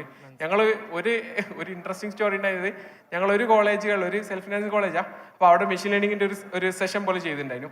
അപ്പോൾ ഹെൽപ്പ് ചെയ്തിട്ടുണ്ട് അവിടെ മെക്കാനിക്കലിൽ പഠിപ്പിക്കുന്ന ഒരു സാറായിരുന്നു. പുള്ളി M.Tech കഴിഞ്ഞു. അപ്പോൾ പുള്ളി ഈ സെഷൻ അറ്റൻഡ് ചെയ്തു. പുള്ളി അത് കഴിഞ്ഞിട്ട് ഞങ്ങളുടെ പ്ലേസ്മെന്റ് പ്രോസസ്സ് കയറിയിട്ട് ഇപ്പോൾ IBSൽ AI പ്രോഗ്രാമൊക്കെ ചെയ്യുന്ന ഒരു സാറായി മാറി. അപ്പോൾ അങ്ങനത്തെ ഒരു ബഞ്ച് ഓഫ് ആൾക്കാരെ എനിക്ക് അങ്ങനെ പരിചയമുണ്ട്. ഇപ്പം MES കുറ്റിപ്പുറത്തിൽ ഉണ്ടായിരുന്ന IDC ലീഡ് ചെയ്യുന്ന സാർ ഇപ്പോൾ ആക്ച്വലി ജെൻ റോബോട്ടിക്സിൽ ജോയിൻ ചെയ്തിട്ടുണ്ട് അല്ലേ. അപ്പം പുള്ളി IDC ഭയങ്കര ഡീപ്പിൽ വർക്ക് ചെയ്യുന്നത്. അപ്പം എനിക്കൊന്ന് അങ്ങനെ വൈബുള്ള ടീച്ചേഴ്സ് ആക്ച്വലി, പക്ഷെ എനിക്കൊന്നത് അത് ഞാൻ അവരെ കുറ്റം പറയില്ല, കാരണം അവർക്ക് ഒരു 10,000 പരിപാടികൾക്കിടയിൽ ഇതിന് സമയം ഉണ്ടാവും എന്നുള്ള ക്വസ്റ്റ്യനാണ്. ഞങ്ങൾ നേരെ കുറച്ചും കൂടി കുട്ടികളോട് ചോദിക്കാറ് വെച്ചിട്ടുണ്ടെങ്കിൽ കോളേജൊക്കെ ഇവിടെ ഉണ്ടാവും, മാഷ്മാരും അവിടെ ഒക്കെ ഉണ്ടാവും, നിങ്ങൾക്ക് എന്ത് സംഭവിക്കും 3 കൊല്ലം കഴിഞ്ഞാൽ എന്നാൽ കുറച്ചൊരു സീരിയസ് ക്വസ്റ്റ്യനാണ്. അപ്പം ആ ക്വസ്റ്റ്യൻ നമ്മൾ കുറച്ചും കൂടി പിള്ളേർ നേരിട്ടാണ് ഡീൽ ചെയ്യാറ്. അതായത് നിങ്ങൾക്ക് പഠിക്കണം കുറച്ച് ആഗ്രഹമുണ്ട്, 3 വർഷം കഴിഞ്ഞാൽ ഒരു ഇന്റേൺഷിപ്പോ നല്ല ജോലി കിട്ടണമെന്ന് ആഗ്രഹമുണ്ട് എന്നാണെങ്കിൽ കമ്മ്യൂണിറ്റിക്ക് അത് ഹെൽപ്പ് ചെയ്യാൻ പറ്റും. കേരളത്തിൽ നിന്നുള്ള പഠിച്ച് ടെക്നോളജി ഒക്കെ പഠിച്ച് നല്ല കമ്പനിയൊക്കെ ഉണ്ടാക്കിയ ആൾക്കാരൊക്കെ ഹെൽപ്പ് ചെയ്യാൻ വില്ലിങ് ആണ്, പ്രൊവൈഡഡ് നിങ്ങളുടെ സാർ പറഞ്ഞതിന് ബാക്കിയായിട്ട് നിങ്ങൾ കമ്മ്യൂണിറ്റി ആയിട്ട് നിങ്ങളുടെ കൂട്ടത്തിലുള്ള ആൾക്കാരെയും കൂടി സഹായിക്കാൻ വില്ലിങ് ആണെങ്കിൽ നിങ്ങളെ പഠിത്തം അല്ലെ നിങ്ങൾ രക്ഷപ്പെടുന്നത് നമുക്ക് ഉറപ്പുവരുത്താം എന്നുള്ളതൊരു ഭയങ്കര സാധ്യതയാണ്. എനിക്കൊന്ന് ബാക്കി എല്ലാവരും പറയും, കാരണം കൊള്ളാവുന്ന സ്റ്റാർട്ടപ്പ് ഓടിക്കുന്നവർക്ക് എപ്പോഴും ഞാൻ പറയാം നല്ല ബന്ധമാണ്. കാരണം വെച്ചിട്ടുണ്ടെങ്കിൽ ഇവർക്ക് നല്ല ആൾക്കാരെ കിട്ടാനില്ല, ഹാൻഡ്സ് ഓൺ ലേണിംഗ് ഉള്ള പുതിയ ടെക്നോളജി സ്വന്തം പഠിക്കാൻ പറ്റുന്ന ആൾക്കാരെ കിട്ടാനില്ല. അപ്പം ടീച്ചേഴ്സിൻ്റെ കാര്യത്തിൽ എനിക്ക് അറിഞ്ഞുകൂടാ, കാരണം മേ ബി അത് കുറച്ചൊരു സിസ്റ്റമാറ്റിക് പ്രശ്നമായിട്ട്. പക്ഷെ അത് ബിയോണ്ട് ആ ടിങ്കറിങ് മൈൻഡുള്ള ആൾക്കാർ എനിക്ക് തോന്നുന്നത് എവിടെ പോയിട്ടുണ്ടെങ്കിൽ അവർ ചെയ്യും. അങ്ങനെ ടീച്ചേഴ്സിന് കിട്ടിയാൽ പിള്ളേരെ കുറച്ചും കൂടി എളുപ്പമായിരിക്കും. Okay, thank U. ഇതിൽ വേറൊരു പേഴ്സ്പെക്റ്റീവ് തന്നെ എനിക്ക് ഉമ്മറിൻ്റെ അറിയേണ്ടത് ആക്ച്വലി ടീച്ചേഴ്സ് അല്ലെങ്കിൽ ആ ഇൻ്റർഫേസ് എന്നുള്ള ആളുകൾ എത്രത്തോളം ടെക്നോളജി അഡോപ്ഷൻ അല്ലെങ്കിൽ ആ ഒരു രീതിയിലോട്ട് മുന്നോട്ട് വരുന്നുണ്ട്, അല്ലെങ്കിൽ അതിലുള്ള ഒരു മേജർ ചാലഞ്ചസ് എന്താണ് ഉമ്മറിൻ്റെ ഒരു പേഴ്സ്പെക്റ്റീവിൽ വരുന്നത്? ഓക്കെ, ഞാൻ ലാസ്റ്റ് തവണ കുറേ കാര്യങ്ങൾ പറഞ്ഞപ്പോൾ ഒരുപക്ഷെ എനിക്ക് ചില ഭാഗങ്ങൾ മിസ് ഔട്ടായി പോയിട്ടുണ്ട് തോന്നുന്നു. അതാണ് സാറിന് ചില സംശയങ്ങൾ വരാനുണ്ടായ കാരണം. ഞാൻ സാർ പറഞ്ഞ ആശയങ്ങളോട് 100% യോജിക്കുന്നുണ്ട്. ഞാനതിൽ പൂർത്തിയാവാണ്ട് പോയ കാര്യങ്ങളിലേക്ക് ഒന്ന് ശ്രദ്ധ കൊടുക്കാം. ഒന്നെന്താണെന്ന് വെച്ചാൽ, ഞാൻ നോർമൽ സ്കൂളിലെ കരിക്കുലത്തിൽ ഇപ്പോൾ കവർ ചെയ്യുന്ന കാര്യങ്ങളെ നമ്മൾ ആൾട്ടർനേറ്റീവ് വഴികൾ ഉപയോഗിച്ചാൽ വരാൻ സാധ്യതയുള്ള ഒരു കാര്യങ്ങളാണ് പറഞ്ഞത്. അതിൻ്റെ കൂടെ ഞാൻ ചേർത്തിട്ടുണ്ടായിരുന്നു ആ സോഷ്യൽ ഇൻറ്ററാക്ഷൻ അല്ലെങ്കിൽ സോഷ്യൽ സ്പേസ് എന്നുള്ള രീതിയിൽ സ്കൂൾ വർത്തിക്കുന്നത് we have to redefine it, അല്ലെങ്കിൽ നമ്മൾ അതിൽ ഒരു റീതിങ്കിങ് ആവശ്യമാണ് എന്ന് പറഞ്ഞിട്ട് തന്നെയാണ് ഞാൻ ആ ഭാഗം അവസാനിപ്പിച്ചത്. മറ്റൊരു കാര്യം, ദോസ് ഹു ക്യാൻ അഫോർഡ്, അവരുടെ വിദ്യാഭ്യാസം എങ്ങനെയായിരിക്കും, അല്ലെങ്കിൽ ഇത് at the end of the day AK-47 കൊണ്ടുവരുന്ന ഒരാളുടെ അടുത്തേക്ക് നമ്മൾ വാളും കൊണ്ട് യുദ്ധത്തിന് പോയാൽ ദാറ്റ് വോണ്ട് ബി സഫിഷ്യൻറ്റ്. ഇത് ഏത് പേഴ്സ്പെക്റ്റീവിലാന്ന് വെച്ചാൽ, ഇപ്പോൾ കുട്ടികളുടെ ഭയങ്കരമായിട്ട് കോഗ്നിറ്റീവ് ഡെവലപ്മെൻറ്റ് നടക്കുന്ന ഒരു പീരിയഡിൽ നമ്മളിപ്പോൾ കറണ്ട് സിസ്റ്റത്തിൽ പോകുമ്പോൾ കുട്ടി ഡ്രാഗ് ഡൗൺ ആണ്, അല്ലെങ്കിൽ കുട്ടി സ്ലോ ഡൗൺ ആണ്. അത് അഫോർഡ് ചെയ്യാൻ കഴിയുന്ന ആളുകൾ അവരെ ഒരു ആൾട്ടർനേറ്റ് എക്സ്പീരിയൻസിലേക്കോ അല്ലെങ്കിൽ അവരുടെ ഫിനാൻഷ്യൽ മൈറ്റ് ഉപയോഗിച്ചിട്ട് അതിൻ്റെ ഒരു ബെറ്റർ സിസ്റ്റത്തിലേക്കോ കൊണ്ടുപോയാൽ ഇത് ഉണ്ടാവാൻ സാധ്യതയുള്ള ക്ലാസ് ഡിവൈഡ് ഉണ്ടല്ലോ, അത് നമ്മൾ ഇത്രയും കാലത്തിനിടയ്ക്ക് കണ്ട ക്ലാസ് ഡിവൈഡിൻ്റെയൊക്കെ എത്രയോ മുകളിൽ പോയി നിൽക്കും എന്നുള്ള ഒരു ഭാഗമുണ്ട്. ഞാൻ അതിനെ ഒന്ന് പറഞ്ഞു പോയെന്നേ ഉള്ളൂ. അതായത് പേഴ്സണലൈസേഷൻ ഓഫ് എഡ്യൂക്കേഷൻ, ആ സ്പേസിൽ ദോസ് ഹു ക്യാൻ അഫോർഡ് അവർക്ക് ക്രിയേറ്റ് ചെയ്യാൻ കഴിയുന്ന മാറ്റം, അതാണ് അതിൽ ഒരു പറഞ്ഞു വെച്ചത്. രണ്ടാമത്തെ കാര്യം എന്താണെന്ന് വെച്ച് കഴിഞ്ഞാൽ, യൂണിവേഴ്സലൈസേഷൻ ഓഫ് എഡ്യൂക്കേഷൻ അല്ലെങ്കിൽ ഡെമോക്രറ്റൈസേഷൻ ഓഫ് ടെക്നോളജി എന്ന് പറഞ്ഞിട്ടുള്ള മറ്റൊരു ഭാഗമുണ്ട്. അവിടെ ഈ ടെക്നോളജികളുടെയൊക്കെ കോസ്റ്റ് വളരെ താഴേക്ക് വരുന്ന സമയത്ത്, എഗെയിൻ ഞാൻ പറയുന്നത് കറണ്ട് അക്കാഡമിക്സിനെ കുറിച്ചാണ്. അക്കാഡമിക്സിൽ നമ്മളിപ്പോൾ എടുത്തുകൊണ്ടിരിക്കുന്ന ടൈം അല്ലെങ്കിൽ നമ്മളിപ്പോൾ ഉപയോഗിച്ചുകൊണ്ടിരിക്കുന്ന ഒരു ടൈം പീരീഡ് ഉണ്ടല്ലോ, അത് ഇപ്പോൾ നമുക്ക് റീപ്ലേസ് ചെയ്യാനോ അല്ലെങ്കിൽ കുറയ്ക്കാനോ വലിയ രീതിയിൽ കുറയ്ക്കാനോ സാധിക്കും. ഈ ചലഞ്ചുകൾ നമ്മൾ എങ്ങനെ അഡ്രസ്സ് ചെയ്യുന്നു എന്നുള്ളത് ഇറ്റ്സ് എ ചലഞ്ച് ആക്ച്വലി. ഇത് ഇപ്പോൾ നമുക്ക് വരാൻ പോകുന്ന അല്ലെങ്കിൽ നമ്മുടെ സിസ്റ്റം അഡ്രസ്സ് ചെയ്യേണ്ടുന്ന ചലഞ്ചുകൾ ഇതാണ്. പേഴ്സണലൈസേഷൻ്റെ സ്കോപ്പ്, ഇത്രയും കാര്യങ്ങളാണ് ഞാൻ പറഞ്ഞു നിർത്തിയത്. ഇനി അധ്യാപകർ എത്രമാത്രം അഡാപ്റ്റഡ് ആവുന്നുണ്ട് അല്ലെങ്കിൽ ആ ഒരു വിഷയത്തിലേക്ക് വരാം. ഞാൻ മനസ്സിലാക്കിയെടുത്തോളം എനിക്ക് തോന്നുന്നു ഗവൺമെൻറ്റൊക്കെ നേരിടുന്ന ഒരു വലിയ ചലഞ്ച് ഉണ്ടാകുക, ഒരു 20s എൻ്റർ ചെയ്യുന്ന ആൾക്കാരുണ്ടാവും, 50s എക്സിറ്റ് കാത്തു നിൽക്കുന്ന ആൾക്കാരുണ്ടാവും. ഈ ഒരു വലിയ ഗ്രൂപ്പിനെ ട്രെയിൻ ചെയ്തിട്ട് പുതിയ കാലത്തിന് അനുയോജ്യമായ രീതിയിലേക്ക് മാറ്റുക എന്ന് പറയുന്നത് ഒരു ഗവൺമെൻറ്റിനൊക്കെ സംബന്ധിച്ചിടത്തോളം ഭയങ്കര ഹ്യൂമങ്കസ് ആയിട്ടുള്ള ടാസ്ക് ആയിരിക്കും. അതിൽ തന്നെ ചില അധ്യാപകർ 50കളാണെങ്കിലും ഭയങ്കര മനസ്സിന് ചെറുപ്പമുള്ള പുതിയ കാര്യങ്ങൾ പഠിക്കാൻ ശ്രമിക്കുന്ന ആൾക്കാരുണ്ട്. ചില ആൾക്കാർ 20കളിൽ തന്നെ വയസ്സായി പോയ ആൾക്കാരുണ്ടാവും. അതായത് ജോലി കിട്ടിയിട്ട് വേണ്ട റെസ്റ്റ് എടുക്കാനും തീരുമാനിക്കുന്ന കുറേ ആൾക്കാരുണ്ട്. അതായത് അപ്ഡേറ്റ് ചെയ്യാൻ മടിക്കുന്നവർ. അപ്പോൾ ഈ കാലത്തിനൊത്ത് മാറേണ്ടുന്ന, അല്ലെങ്കിൽ ഏറ്റവും കൂടുതൽ മാറുക എന്ന് പറയുന്നത് പുതിയ കോലം കിട്ടുക എന്നുള്ളതല്ല. അതായത് പുതിയ മാറ്റങ്ങളെ കൂടെ അറിഞ്ഞിരിക്കുക. കാരണം എന്താണെന്ന് വെച്ചാൽ, അല്ലെങ്കിൽ ഈ കുട്ടികളുടെ മുൻപിൽ ഇപ്പോൾ കുട്ടികൾ ഭയങ്കരമായിട്ട് ഇത് നല്ലതിനാണോ ചീത്തതിനാണോ എന്നുള്ളത് എഗെയിൻ ചോദ്യം ചെയ്യപ്പെടേണ്ടുന്ന ഒരു ഭാഗമാണ്. ഞാൻ പറയുന്നത് കുട്ടികളുടെ കയ്യിലുള്ള ഇൻഫോർമേഷൻ എക്സ്പോഷർ ഭയങ്കര ഹൈ ആണ്. അവരുടെ വിരൽ തുമ്പിൽ ഇന്ന് എന്തും ലഭ്യമാണ്. ഇപ്പോൾ നമ്മുടെ ഇന്നത്തെ ടെസ്റ്റിംഗ് സംവിധാനം വഴി കുട്ടികളുടെ അറിവിനെ ടെസ്റ്റ് ചെയ്യാൻ ഉപയോഗിക്കുന്ന എന്ത് സംവിധാനവും ഫെയിലിയർ ആണ്. ബിക്കോസ് ഓഫ് ഈ ഇപ്പോൾ ജെൻഎഐ ആണെങ്കിലും മറ്റുള്ള കാര്യങ്ങളാണെങ്കിലും, അതിപ്പോൾ ടീച്ചർ ഇത് ഒരു ചാറ്റ് GPT ഇട്ടുണ്ടാക്കിയതാണോ എന്ന് അറിയുന്നൊരു സംഭവമാണെന്നുണ്ടെങ്കിൽ കുട്ടി വേറൊരു ടൂൾ ഉപയോഗിച്ച് അതിനെ റീറൈറ്റ് ചെയ്യും. That's it. അല്ലെങ്കിൽ അതിനെ മറികടക്കാൻ എനിക്കൊന്നും കുട്ടികളുടെ അത്ര ഇന്നോവേറ്റീവ് ആയിട്ടുള്ള ആൾക്കാർ വേറെ ഉണ്ടാകില്ല. അപ്പോൾ കാരണം വലിയ വലിയ ആൾക്കാരാവുന്ന സമയത്ത് നമുക്ക് ആ ഒരു ലേണിംഗ് ഒരു പക്ഷേ കുറയും, അല്ലെങ്കിൽ നമ്മൾ അത്ര എക്സ്പെരിമെൻറ്റേഷൻ നിൽക്കില്ല. കുട്ടികൾക്ക് അവരെ ലൈഫേ എക്സ്പെരിമെൻറ്റേഷൻ ആണല്ലോ. അപ്പോൾ അവർ ടോട്ടലി അതിനോട് ഭയങ്കര അഡാപ്റ്റ് ചെയ്യാൻ അവർക്ക് ഭയങ്കര ഈസി ആയിരിക്കും. പക്ഷേ അത് ടീച്ചിങ് കമ്മ്യൂണിറ്റി അത്ര റെസ്പോണ്ടിങ് അല്ല എന്നാണ് ഞാൻ മനസ്സിലാക്കിയിട്ട്. അല്ലെങ്കിൽ അവർക്ക് അറിയാം എന്തൊക്കെയോ ഉണ്ട് എന്നുള്ളത്, പക്ഷെ അവരത്ര ഫാസ്റ്റായിട്ട് അഡോപ്റ്റ് ചെയ്യുന്നില്ല. ഇപ്പോൾ AI ടൂളുകളുടെ ഉപയോഗത്തിലാണെന്നുണ്ടെങ്കിലും, ഇപ്പോൾ AI ടൂളുകൾ ഒരു ഭാഗത്ത്, ജെൻഎഐയോ അല്ലെങ്കിൽ അത് ബേസ് ചെയ്തിട്ടുള്ള ടൂളുകൾ ഒരു ഭാഗത്ത്, നമുക്ക് എക്സ്പെരിമെൻ്റ് ഓറിയൻറ്റഡ് ആയിട്ട് ചെയ്യാൻ പറ്റുന്ന ഒരുപാട് ഡിജിറ്റൽ ഫെസിലിറ്റീസ് ഇന്ന് അവൈലബിൾ ആണ്. അപ്പോൾ ഈ പുതിയ കാലത്തെ, ഞാൻ അഗെയിൻ പറയുന്നത് പുതിയ റിയാലിറ്റിയിൽ നിന്ന് ഉൾക്കൊണ്ടുകൊണ്ടാണ്. അല്ലെങ്കിൽ ഇന്ന് 4th ഇൻഡസ്ട്രിയൽ റെവല്യൂഷൻ, എനിക്ക് ഉണ്ണി സാർ എല്ലാ വിഷയത്തിൽ ഒരുപാട് ഡീപ്പായിട്ട് പറയുന്ന ആളാണ്. ആ 4th ഇൻഡസ്ട്രിയൽ റെവല്യൂഷൻ ഉയർത്തുന്ന പുതിയ ചലഞ്ചുകൾക്ക് നമ്മുടെ അധ്യാപകർ എത്രമാത്രം അഡാപ്റ്റ് ആവുന്നുണ്ട്, അല്ലെങ്കിൽ എത്രമാത്രം അപ്ഗ്രേഡ് ആവുന്നുണ്ട്, അല്ലെങ്കിൽ അതിലെ ചലഞ്ചസ് എന്താണ്. അതിൽ ഞാൻ ഈ പറഞ്ഞ ചലഞ്ച് ഉണ്ട്. ഇപ്പോൾ എനിക്ക് അറിയുന്ന ഒരു അധ്യാപകനുണ്ട്, എൻ്റെ ഒരു റിലേറ്റീവാണ്. പുള്ളി പറഞ്ഞത് പുള്ളിക്ക് റിട്ടയർ ചെയ്യാൻ അന്ന് 2 വർഷം കൂടെ ഉള്ളൂ. അപ്പോൾ കോവിഡ് സ്റ്റാർട്ട് ചെയ്യുന്നതിൻ്റെ കുറച്ച് മുന്നേ പുള്ളി സ്മാർട്ട് ഫോൺ ഉപയോഗിക്കുന്നില്ല. ഒരു വളരെ ബേസിക് ഫോൺ ഉപയോഗിക്കുന്നത്. അപ്പോൾ എന്നോട് പറഞ്ഞു എൻ്റെ കാലം ഇങ്ങനെയൊക്കെ കഴിഞ്ഞു പോകുന്ന പറഞ്ഞത്. അതായത് ഞാനിതൊന്നും പഠിക്കണമെന്ന്, ഞാനിതൊന്നും ഉപയോഗിക്കണമെന്നില്ല, എൻ്റെ കാലം ഇങ്ങനെയൊക്കെ കഴിഞ്ഞു പോകുന്ന പറഞ്ഞത്. കോവിഡ് വന്നപ്പോൾ he was compelled to use it. ഞാൻ ചോദിക്കുക, കോവിഡിന് മുൻപ് കുട്ടികൾക്ക് ഫോൺ നിഷിദ്ധമാണ്. നമ്മുടെ ഒരു കൺസെപ്റ്റിൽ ഫോൺ നിഷിദ്ധമാണ്. ജസ്റ്റ് കോവിഡിന് മുന്നുള്ളൊരു സിനാരിയോ പറയുകയാണെ. അപ്പോൾ ഗവൺമെൻറ് തീരുമാനിച്ചു ഡിജിറ്റൽ ടെക്നോളജീസൊക്കെ നന്നായിട്ട് ഇവോൾവ് ചെയ്തിട്ടുണ്ട്.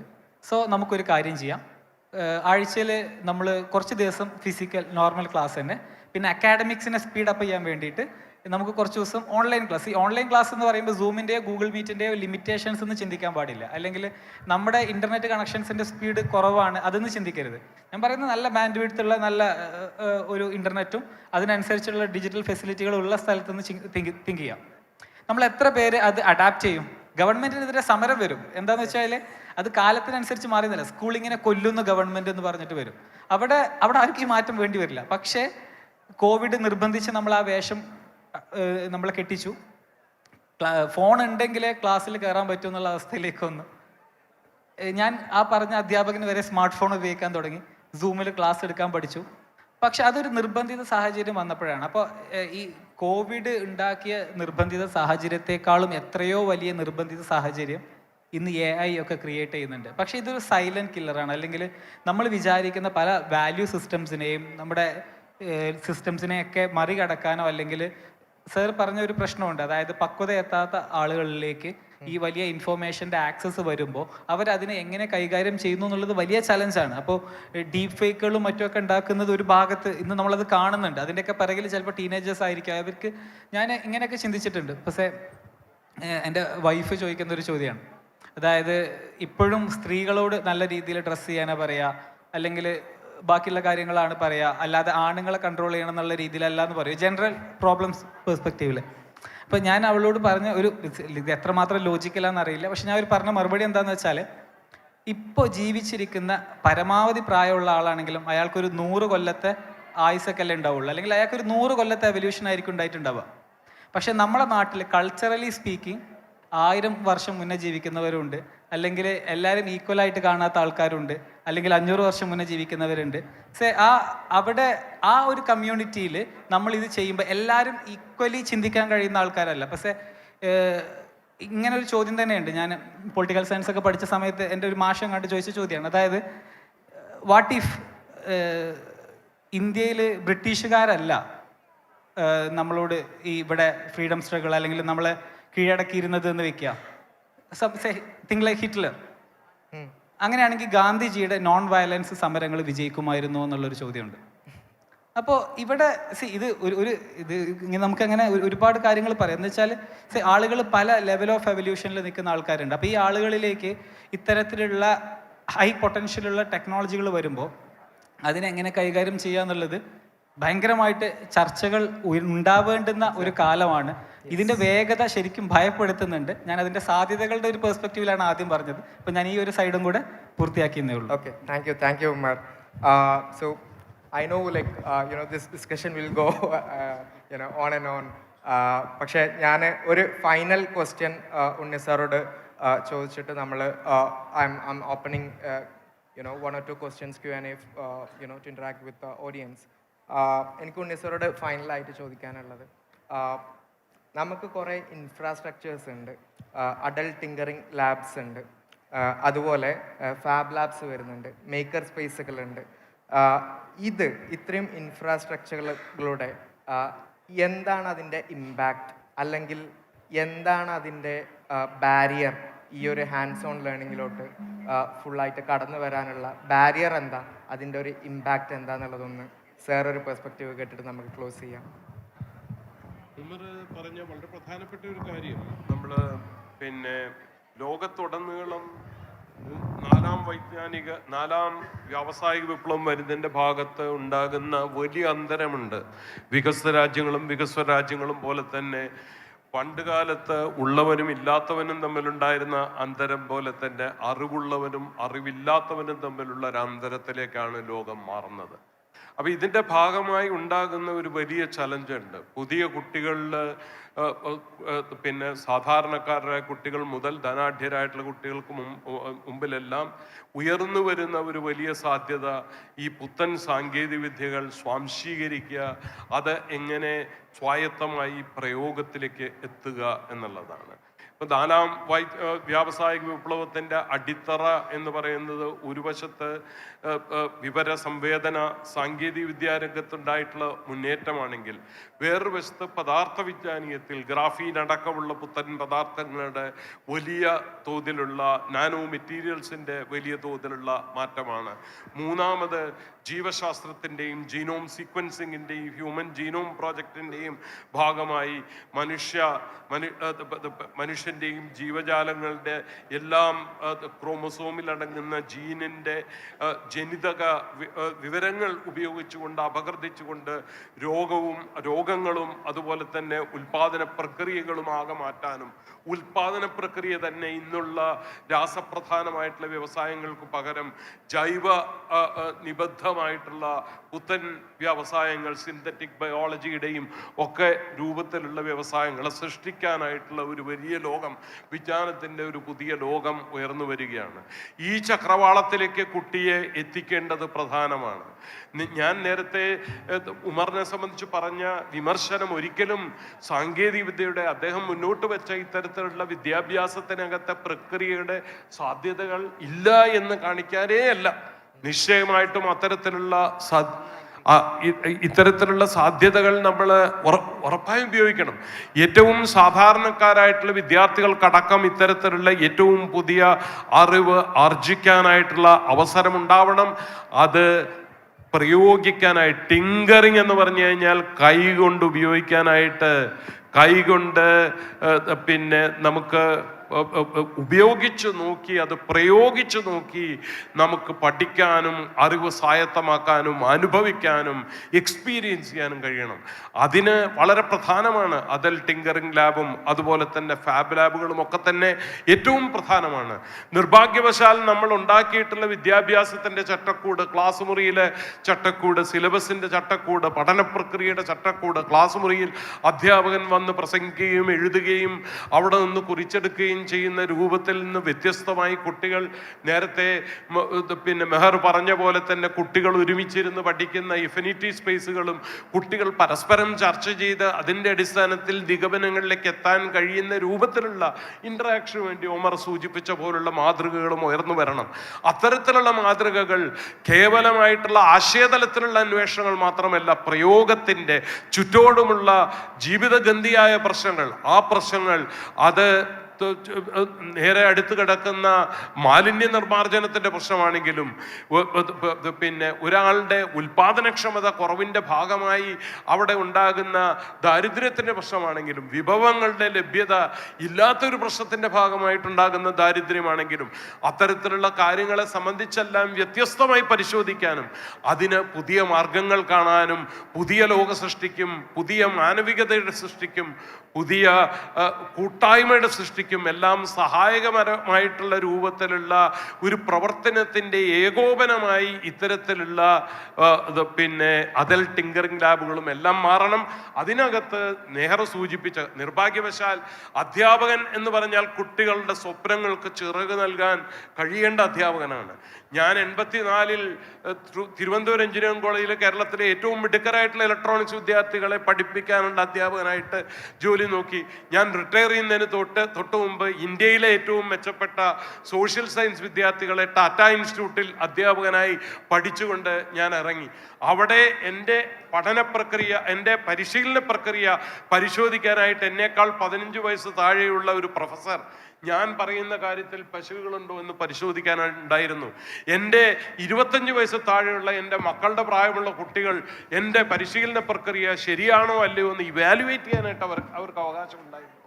ഞാൻ പഠിച്ച് ഓരോ പിന്നെ സെമസ്റ്ററിനും വേണ്ടിയിട്ടുള്ള എൻ്റെ പഠന പ്രക്രിയയുടെ ഭാഗമായി എൻ്റെ ബാച്ചിനകത്തുള്ള ഓരോ കുട്ടിക്കും പ്രത്യേകമായിട്ട് അസൈൻമെൻറ്റ് കൊടുത്തുകൊണ്ട് ഞാൻ അവരെ പഠിപ്പിക്കാൻ ചെയ്തുകൊണ്ട് തന്നെ അവർ പിന്നെ 100% പ്ലേസ്മെൻ്റ് ഉള്ള ബാച്ചിലെ കുട്ടികൾ അവർ ഇൻ്റർവ്യൂ കഴിഞ്ഞ് പറയും, സാറ് തന്ന കേസ് സ്റ്റഡി എനിക്ക് പിന്നെ ക്യാമ്പസ് ഇൻ്റർവ്യൂവിന് സഹായകമായി എന്ന് തിരിച്ചു വന്ന് പറയുന്ന അനുഭവം അതിനകത്തുണ്ടായി.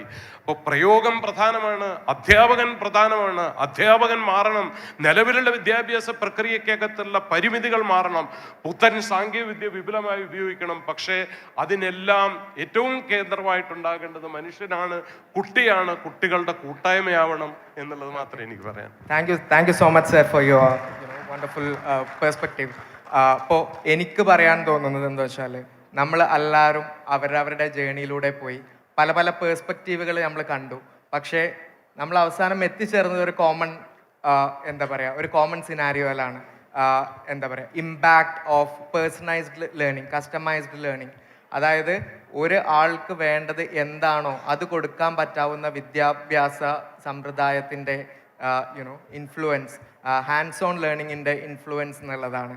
അപ്പോൾ we have proved that, like different perspectives joined together to a common cause, right? So thank you so much, and I appreciate your valuable time. Before wrapping up, I would like to take 1 or 2 questions from audience, and we can wrap the session. Any questions from audience?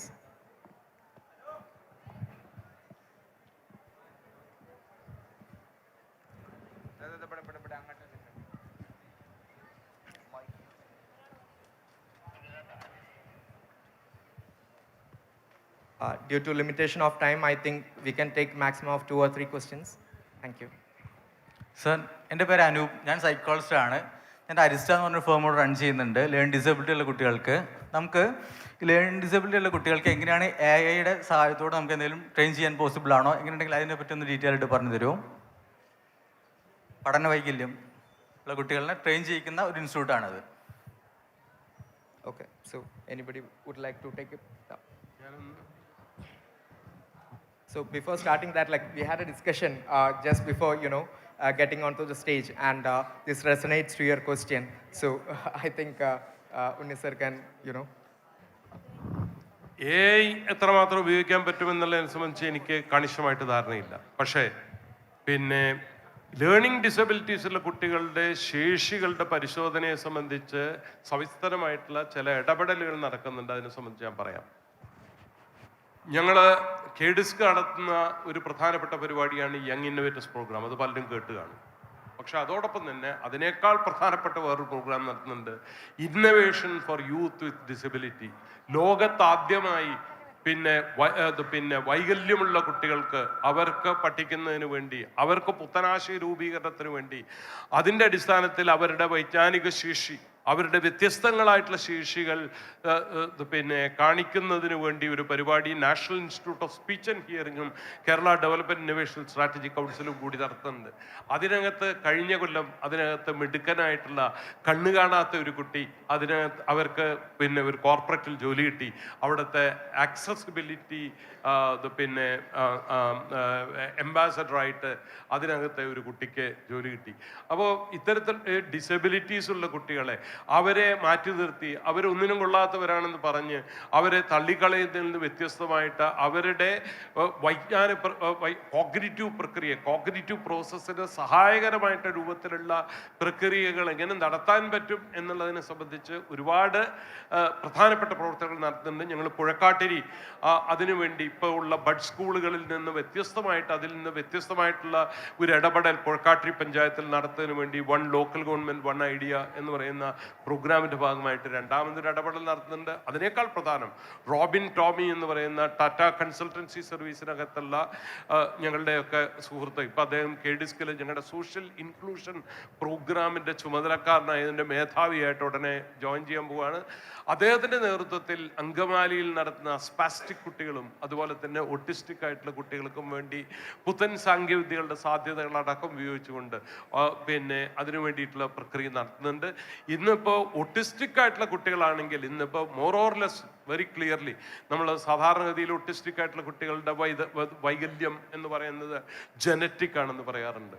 പക്ഷേ ഇന്നിപ്പോൾ നല്ലൊരു പങ്ക് ആ സ്കൂളിനെ സംബന്ധിച്ച് വളരെ concrete ആയിട്ട് ഒരു എവിഡൻസ് ബേസ്ഡ് ആയിട്ട് എന്താണ് കണിശമായിട്ട് ഓട്ടിസത്തിൻ്റെ അതുപോലെ തന്നെ അറ്റൻഷൻ ഡെഫിസിറ്റ് ടൈപ്പ് ഇൻട്രാക്റ്റീവ് സിൻഡ്രോമിൻ്റെ കാരണങ്ങൾ എന്താണെന്നൊക്കെ വളരെ കൃത്യമായിട്ട് കണിശമായിട്ട് പറയാൻ കഴിയില്ലെങ്കിൽ തന്നെയും ഇന്നിപ്പോൾ അതിനകത്ത്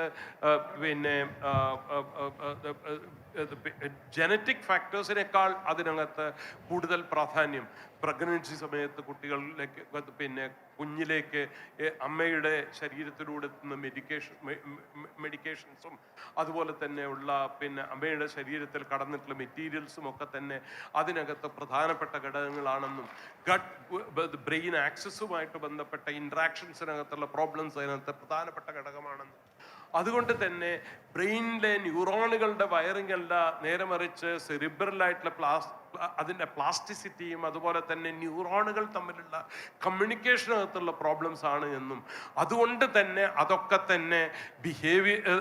തന്നെ തെറാപ്യൂട്ടിക്കലായിട്ട് അഡ്രസ്സ് ചെയ്യാൻ പറ്റും. കുട്ടികളുമായിട്ട് നിരന്തരമായി അവർക്ക് അവരുടെ ശേഷികൾ ഉപയോഗിക്കാനും ഉപയോഗിക്കാനും അത് സ്വാംശീകരിക്കാനും കഴിയുന്ന രൂപത്തിൽ ഉള്ള അന്തരീക്ഷം കൊടുത്തു കഴിഞ്ഞാൽ അതിലൂടെ കുട്ടികൾ പരസ്പരം പ്രതിപ്രവർത്തിക്കാനുള്ള അവസരം കൊടുത്തു കഴിഞ്ഞാൽ അതിന് കഴിയുന്ന രൂപത്തിൽ അമ്മമാരും അതുപോലെ തന്നെ ചുറ്റോടുമുള്ള ആൾക്കാരും കുട്ടിക്ക് കൈത്താങ്ങ് കൊടുത്തു കഴിഞ്ഞാൽ കുട്ടിയുടെ ശേഷി മെച്ചപ്പെടുത്താൻ കഴിയും എന്നുള്ള കാര്യത്തിൽ യാതൊരു സംശയവുമില്ല. അതിനുള്ള സാധ്യതകൾ ഉയർന്നു വന്നിട്ടുണ്ട്. അതിനുവേണ്ടി ലോകത്തുടനീളം വളരെ വിശദമായിട്ടുള്ള പ്രവർത്തനങ്ങൾ നടക്കുന്നുണ്ട്.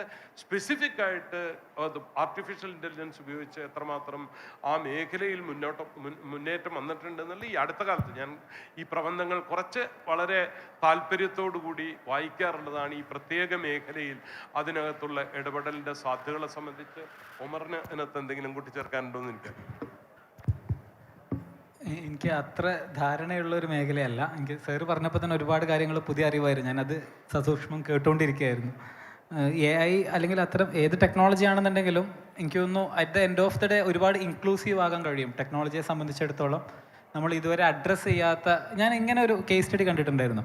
അപ്പോൾ അത് ഈ ജനറൽ ഡിസബിലിറ്റി ഏരിയയിൽ ഇപ്പോൾ ഡിസേബിൾ ആയിട്ടുള്ള കുട്ടികൾ അല്ലെങ്കിൽ അവർ കാണിക്കുന്ന പല ആക്ഷൻസും ഒരു പക്ഷേ ഡീകോഡ് ചെയ്യാൻ രക്ഷിതാക്കൾക്ക് പ്രോപ്പറായിട്ട് പറ്റിക്കൊള്ളണമെന്നില്ല. സ്ഥിരമായിട്ട് അവരോട് ഇടപഴകുന്ന ആൾക്കാർക്ക് ഇത് ഈസി ആയിരിക്കും, പക്ഷെ അല്ലാത്ത ആൾക്കാർക്ക് അത് പ്രയാസമായിരിക്കും എന്നൊക്കെ പറയാറുണ്ട്. സ്റ്റിൽ അവരുടെ എല്ലാ മൈനർ ആയിട്ടുള്ള കാര്യങ്ങൾ പോലും മനസ്സിലാക്കാനൊക്കെ പ്രയാസമെന്ന് പറയുന്നുണ്ട്. പക്ഷേ അത് നല്ല പാറ്റേൺ റെക്കഗ്നിഷൻ ടൂളുകൾ AI ഉപയോഗിച്ചിട്ടൊക്കെ അത് ഐഡൻറ്റിഫൈ ചെയ്യാനും കുറച്ചും കൂടെ ബെറ്ററായിട്ട് അവരുടെ നീഡ്സ് അഡ്രസ്സ് ചെയ്യാനൊക്കെ അതുവഴി കഴിയുമെന്നൊക്കെ ഉള്ളത് ഞാൻ കണ്ടിട്ടുണ്ട്. പക്ഷേ ഞാൻ ആ സ്പേസിൽ എഡ്യൂക്കേഷനിൽ അത് എത്രമാത്രം ഉപയോഗിക്കാൻ കഴിയും എന്നുള്ളത് ഡീപ്പായിട്ട് പോയിട്ടില്ല. അതുകൊണ്ട് എനിക്കത് അത്ര നല്ലൊരു മറുപടി എനിക്ക് ഞാൻ വിട്ടുപോയത് ഈ ചെറിയ ഈ ഇതിനകത്തൊരു പ്രധാനപ്പെട്ട ഒരു പ്രശ്നം എന്ന് പറഞ്ഞു കഴിഞ്ഞാൽ ഒരു 6-7 വയസ്സിനപ്പുറത്ത് ഈ പിന്നെ മസ്തിഷ്കത്തിൻ്റെ വികാസവുമായി ബന്ധപ്പെട്ട ഘടകങ്ങളിൽ അത് ഫണ്ടമെൻ്റലായിട്ടുള്ള മാറ്റങ്ങൾ വരാൻ പറ്റില്ല എന്നുള്ളൊരു തിരിച്ചറിവിൻ്റെ അടിസ്ഥാനത്തിൽ അതിനു മുമ്പുള്ള കാലഘട്ടത്തിൽ കുട്ടികളെ പരിശീലിപ്പിക്കുന്നതിന് വേണ്ടി അമ്മമാർക്കും വീട്ടിലുള്ള മറ്റംഗങ്ങൾക്കുമുള്ള പരിശീലനം കൊടുക്കുന്ന പ്രക്രിയയിൽ AI ഉപയോഗിക്കാൻ പറ്റുമെന്നുള്ളത് വളരെ എവിഡൻ്റാണ്. അതിന് പറ്റുന്ന രൂപത്തിലുള്ള ടൂൾസ് ബിൽഡ് ചെയ്യാൻ പറ്റുമെന്നുള്ളത് വളരെ എവിഡൻ്റാണ്, യാതൊരു സംശയമില്ല. അതിന് കേസ് സ്റ്റഡീസും ഉണ്ട് അത്തരത്തിലുള്ള കാര്യങ്ങളിൽ എങ്ങനെ. കാരണം പലപ്പോഴും സംഭവിക്കുന്നത് ഇതിപ്പോൾ നമ്മളെ ഈ വിവാഹപ്രായമൊക്കെ കുറയും, പണ്ട് കാലത്തുള്ള ഒരു പിന്നെ കോമ്പോസിറ്റ് ഫാമിലിയുടെ സിറ്റുവേഷൻ വിട്ട് ആണും പെണ്ണും ഒറ്റയ്ക്ക് ന്യൂക്ലിയർ ഫാമിലിയിൽ താമസിക്കുന്ന ഒരവസ്ഥയിൽ ഈ എന്തെങ്കിലും ചെറിയ വൈകല്യങ്ങളുള്ള കുട്ടികളാണോ എന്നുള്ളതൊക്കെ തന്നെ ലേറ്റായിട്ട് റെക്കഗ്നൈസ് ചെയ്യപ്പെടുന്ന ഒരു സ്ഥിതിയുണ്ട്. ഏർലിയറായിട്ട് ഇപ്പോൾ ഒക്കെ ഫ്രീക്വൻ്റ് ആയിട്ട് ചെക്കപ്പൊക്കെ ഉള്ളതുകൊണ്ട് പലപ്പോഴും ചെയ്യുന്നുണ്ട് എങ്കിൽ തന്നെയും പലപ്പോഴും ആ ഒരു തെറാപ്പിക് ഇൻ്റർവെൻഷൻസ് നമുക്ക് ഏർലി ആയിട്ട് നടത്താൻ പറ്റുന്നില്ല. ഏർലി ആയിട്ട് നടത്താനായിട്ട് പല ആൾക്കാർക്കും ചെയ്യാൻ കഴിയുന്ന ഒരു സംവിധാനം ഉണ്ടാക്കും. AI അടക്കമുള്ള ടൂൾസ് വളരെ പ്രധാനമാണ്. അതിനകത്ത് ആ സാധ്യതയുണ്ട്. നിശ്ചയമായിട്ടും ആ മേഖലയിൽ പ്രവർത്തിക്കുന്ന ഒരാളെന്നുള്ള നിലയ്ക്ക് ആ അന്വേഷണം തുടരണം. അത് വലിയൊരു കാര്യമാണ്. നാട്ടിൽ ഇന്നിപ്പോൾ 60 പേരിൽ ഒരു കുഞ്ഞ് എന്നുള്ള രൂപത്തിൽ നമ്മൾ കേരളത്തിൽ മാറിക്കൊണ്ടിരിക്കുകയാണ്. നാളെ നമ്മൾ കാണാതിരിക്കുന്ന ഒരു വളരെ ഗൗരവമായിട്ടുള്ള ഒരു പ്രശ്നമാണ് കേരളത്തിലെ ഒരു സാമൂഹ്യ പ്രശ്നമാണ്. ആ പ്രശ്നത്തിലേക്ക് നിങ്ങൾ നിശ്ചയമായിട്ടും കൂടുതൽ ശ്രദ്ധിക്കണമെന്നാണ്. Thank you, sir. We can take one more question, I think. Hello, എൻ്റെ പേര് സിനാദാണ്. പീപ്ലൈൻ ടെക്നോളജീസ് എന്ന് പറഞ്ഞൊരു AI സ്റ്റാർട്ടപ്പിൻ്റെ ഫൗണ്ടർ കൂടിയാണ്. ഇതേ വേദിയിൽ ഇതിനു മുന്നേ ഉണ്ടായിരുന്ന ഇന്ത്യയിലെ എൻ്റെ ലീഡിങ് ഓൺട്രപ്രണർ ആയിട്ടുള്ള സിമിലാർ മുസ്തഫയുടെ കയ്യിൽ നിന്ന് ഇൻവെസ്റ്റ്മെൻറ്റ് വാങ്ങാനും സാധിച്ചിട്ടുണ്ട്. എൻ്റെ ക്വസ്റ്റ്യൻ ഉമർ സാറോടാണ്. നേരത്തെ ഉണ്ണി സാറ് പറഞ്ഞ പോലെ തന്നെ ടച്ച് ചെയ്തും ഫീൽ ചെയ്തും പഠിക്കേണ്ട പല കാര്യങ്ങളുണ്ട്. ഈ കാര്യങ്ങളൊക്കെ ഈ AI കടന്നുവരവോടുകൂടി, ഒരു പക്ഷേ അത് കോമൺ ക്വസ്റ്റ്യൻ ആയിരിക്കാം, AI കടന്നുവരവോടുകൂടി നമ്മളെ ജനറേഷനെ അല്ലെങ്കിൽ ഇനി വരാൻ പോണ ജനറേഷൻ്റെ ക്രിയേറ്റിവിറ്റിനെ ബാധിക്കുമോ എന്നുള്ളതാണ് എനിക്ക് ചോദിക്കാനുള്ളത്.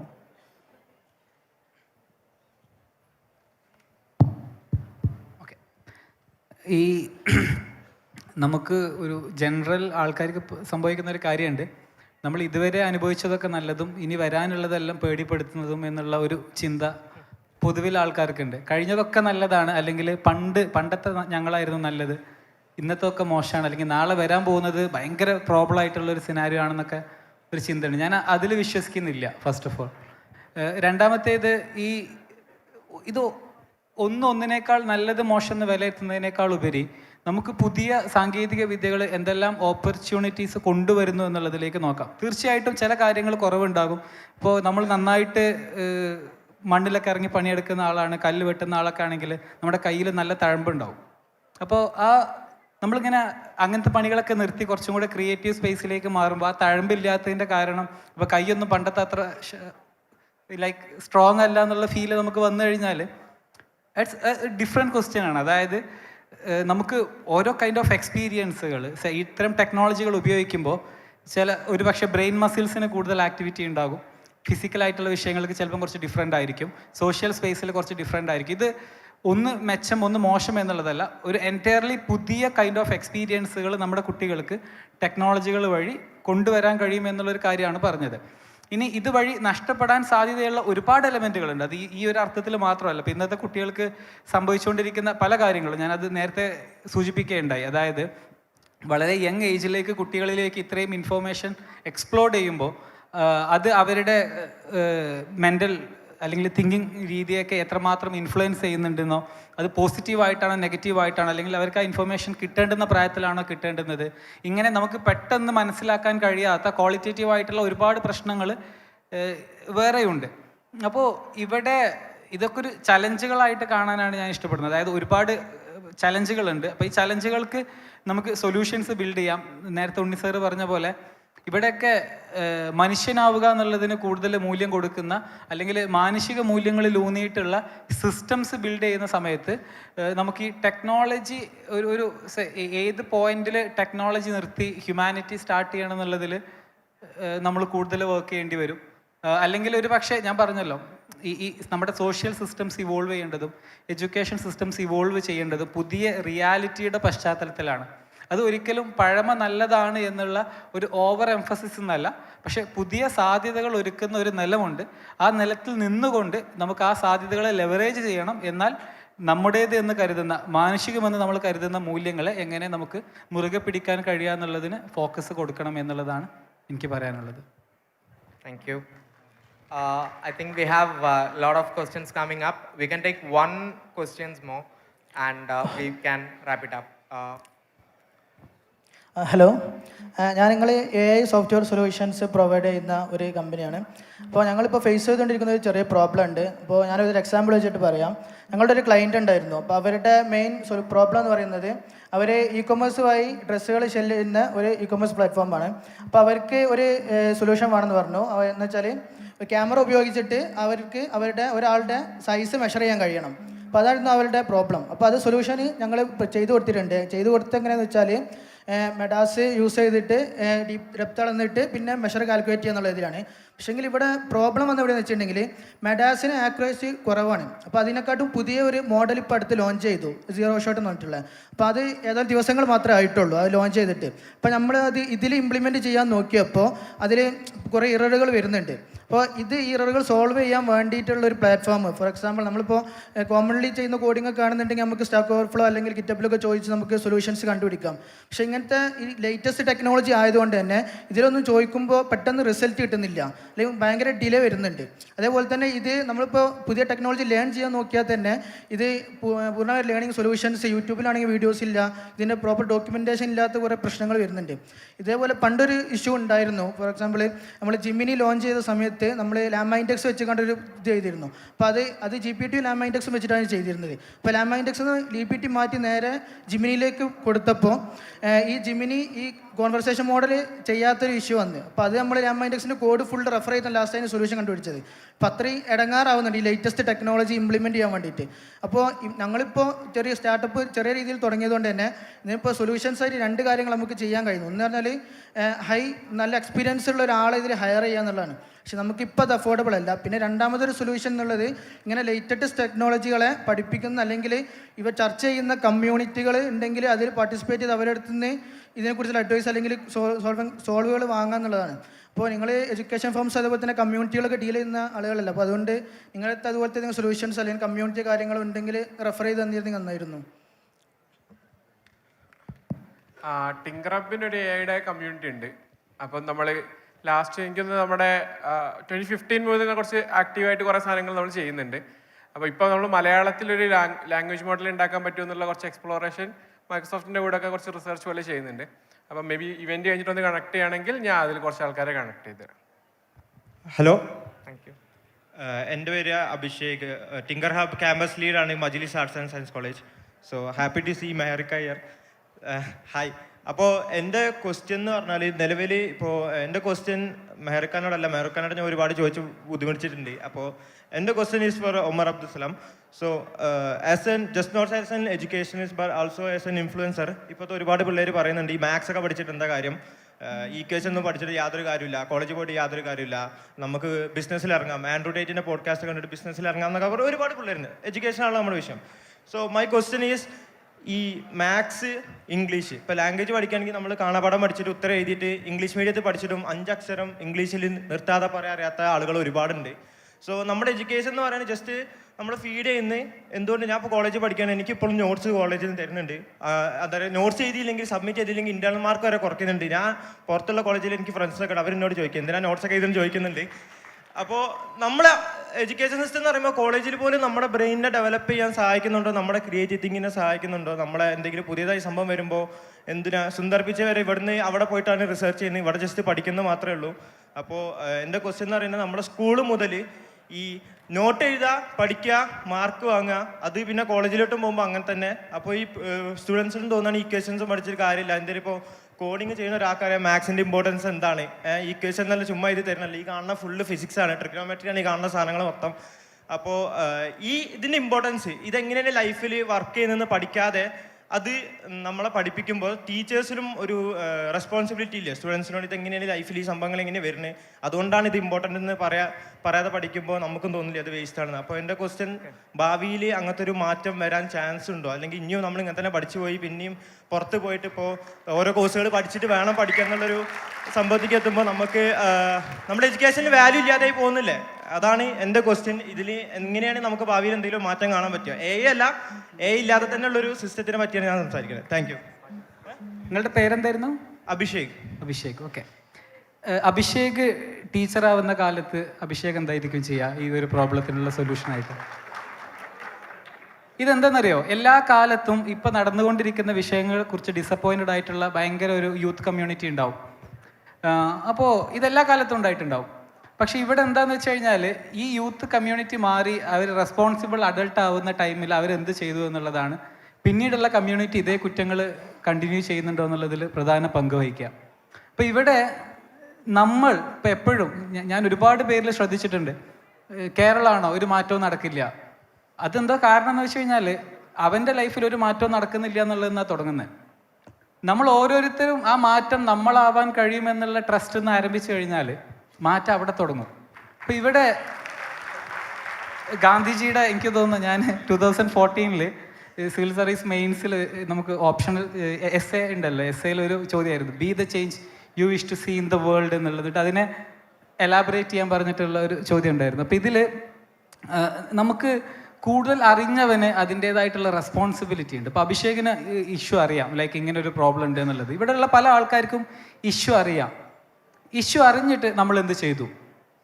ഇവിടെ ഒരു ഭയങ്കരമായിട്ടുള്ള പബ്ലിക് എഡ്യൂക്കേഷൻ ഉണ്ട്, ഇതൊക്കെ വേണ്ടതാണ്, അത് വേണ്ടതാണ്, ഇത് വേണ്ടതാണ്. ഞാൻ മാത്സിൻ്റെ റെലവൻസ് ഞാൻ എന്താ പറയുക, ബൈ ഹാർട്ട് ആക്കുന്നതിന് എതിരെ പറയാറുണ്ടെങ്കിലും, അല്ലെങ്കിൽ ഹയർ എൻഡ് മാത്സ് അല്ലാത്ത ജനറൽ രീതിയിൽ പറയാം, മാത്സ് വളരെയധികം നമ്മുടെ ഒരു ബ്രെയിൻ ഡെവലപ്മെൻറ്റിൽ ഇമ്പോർട്ടൻ്റ് ആയിട്ടുള്ളൊരു കാര്യമാണ്, അത് വേണം. പക്ഷേ ഇപ്പോഴും റെക്കോർഡുകൾ എഴുതി സബ്മിറ്റ് ചെയ്യണമെന്ന് പറയുന്നത് കൈയക്ഷരം ഇമ്പ്രൂവ് ചെയ്യാനാണെന്നുള്ളത് ഞാൻ അതിൽ അത്ര വിശ്വസിക്കുന്നില്ല. അപ്പോൾ ആ ഒരു ഭാഗം, ഒരുപാട് ടെസ്റ്റിംഗ് സിസ്റ്റംസ് ആണെങ്കിലും നമ്മുടെ എഡ്യൂക്കേഷൻ സിസ്റ്റംസ് ആണെങ്കിലും ഒരു ഭയങ്കരമായിട്ട് മാറ്റങ്ങൾ സ്വീകരിക്കേണ്ടുന്ന, അല്ലെങ്കിൽ അത് അത്തരം മാറ്റങ്ങൾ ഉൾക്കൊള്ളേണ്ടുന്ന ആവശ്യമുള്ളൊരു മേഖലയാണ് എഡ്യൂക്കേഷൻ സ്പേസ്. അവിടെ നമ്മൾ ആസ് എ കളക്റ്റീവ് നമുക്ക് എന്ത് ചെയ്യാൻ കഴിയുന്നു, അല്ലെങ്കിൽ നമ്മൾ ഉണ്ടാക്കുന്ന സിസ്റ്റംസ് എന്ത് ചെയ്യുന്നു, അതല്ല ഇനി നമ്മൾ മുതിർന്നു പോകുമ്പോൾ നമ്മൾ ഈ സിസ്റ്റത്തിലേക്ക് ആ ക്രൗഡിൻ്റെ ഭാഗമായിട്ട് മാറ്റങ്ങൾ കൊണ്ടുവരാതെ പോകുന്നു. ഇങ്ങനെയൊക്കെ മാറിക്കഴിഞ്ഞാലാണ് പ്രശ്നം. അപ്പോൾ അതല്ല, ഇപ്പോൾ ഞാൻ ശ്രമിക്കുന്ന ഒരു കാര്യമുണ്ട്, എന്നെക്കൊണ്ട് പറ്റുന്ന മാറ്റങ്ങളാവുക, അല്ലെങ്കിൽ ഒരേ അഭിപ്രായങ്ങളുള്ള ഒരു വലിയ കമ്മ്യൂണിറ്റി ഉണ്ടാകും, അവരുടെ ശബ്ദമായിട്ട് മാറുക.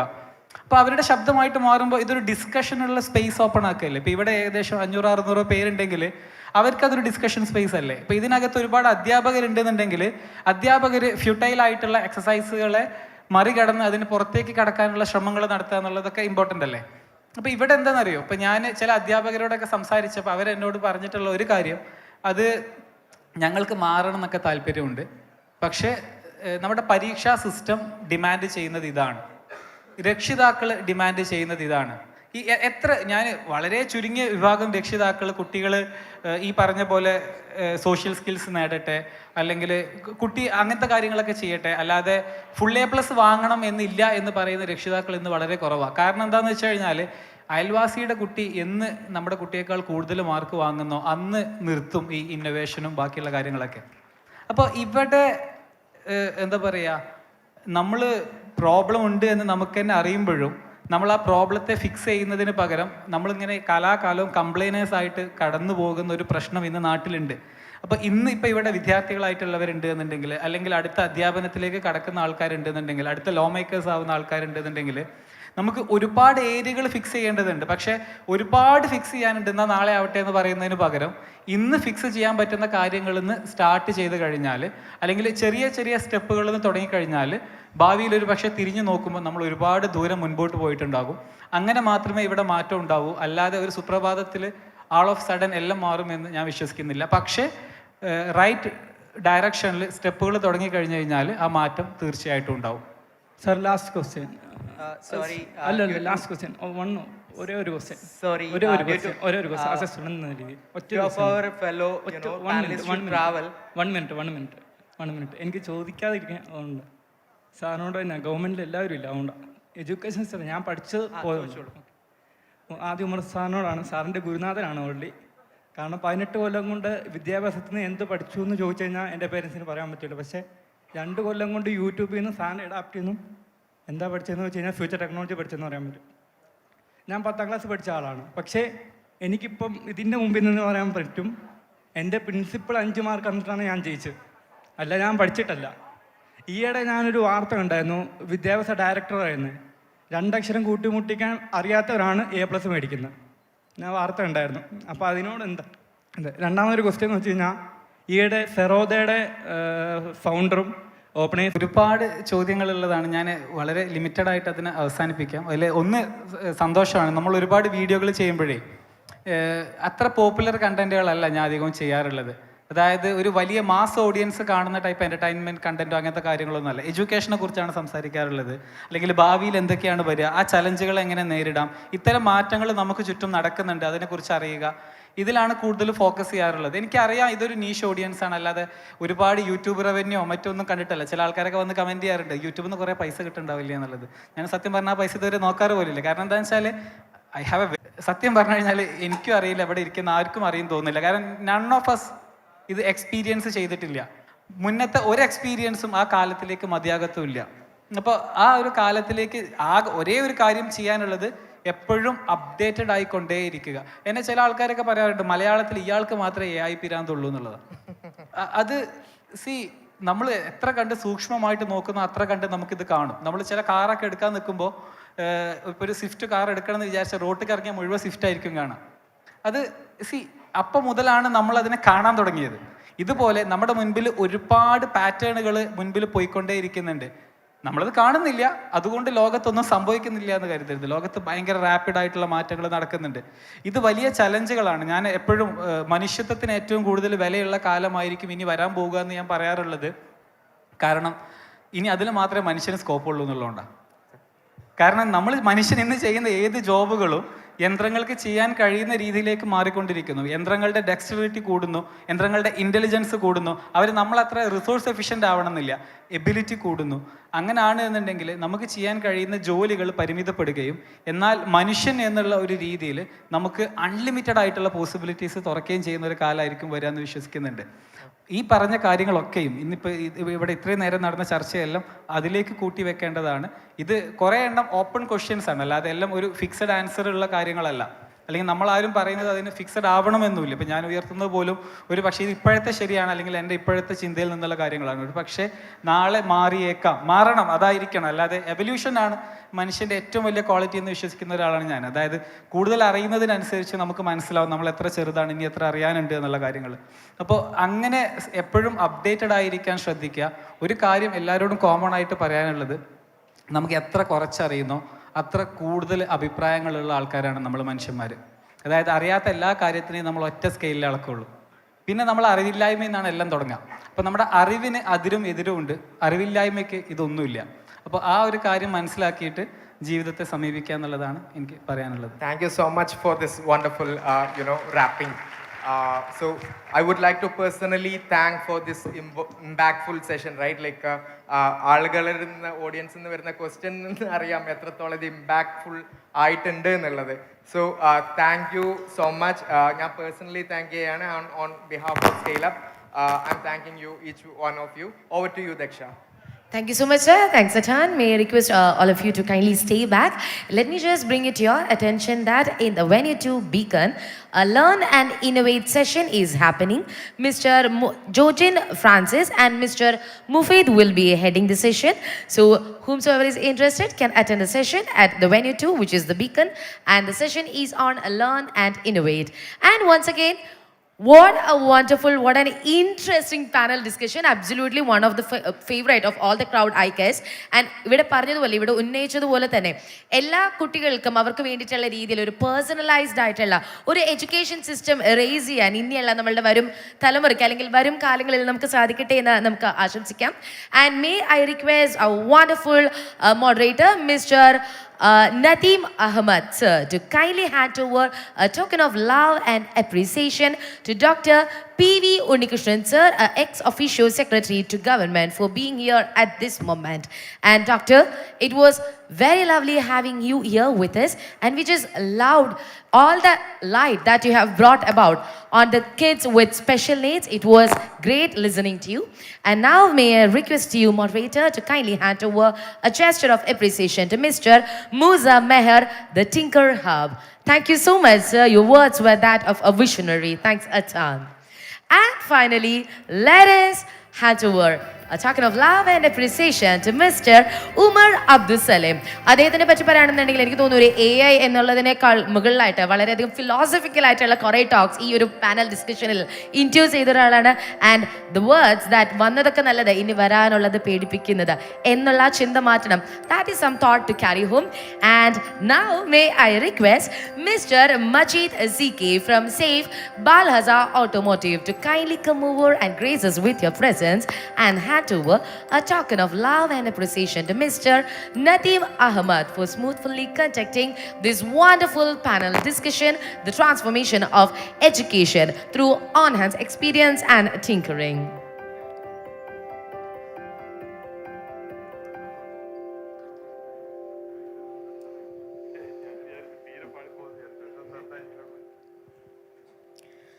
Mr. Majid, sir, may I humbly request you to kindly, thank you, sir, to hand over this token of appreciation to Mr. Nadeem Ahmad for the smoothful execution of the current panel discussion. Thanks a ton.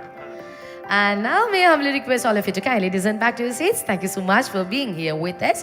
And right now we shall move ahead with a fireside, a very interesting fireside. Let's all step on to a world of innovation and entrepreneurship with our exclusive fireside chat on the startups that are at the forefront of the change. Our wonderful panels of innovators and trailblazers will right now share with us their triumphs, the insights and challenges they faced in navigating their startup journey. അവരുടേതായ startup ജേർണിയിൽ അവർ അനുഭവിച്ച ബുദ്ധിമുട്ടുകളാവട്ടെ അവരുടെ വിജയങ്ങളാവട്ടെ അതിന് നമുക്ക് കാതോർക്കാം. And for the same let me invite on to the stage our dear moderator, the honourable moderator R Roshan.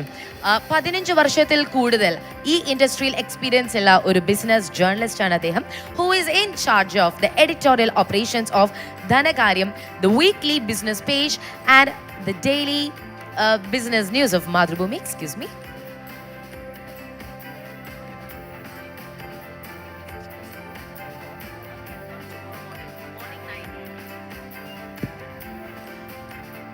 And continuing with inviting our wonderful moderator for the next event.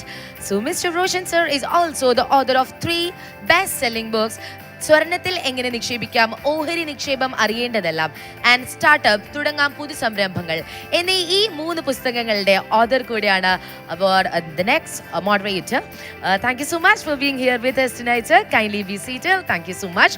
And now let me invite the next panelist for the discussion, which is none other than Mr. Ramiz Ali, the co-founder and head of operations of the Interval startup, a groundbreaking one-to-one learning platform for the K-12 students. Thank you so much for being here.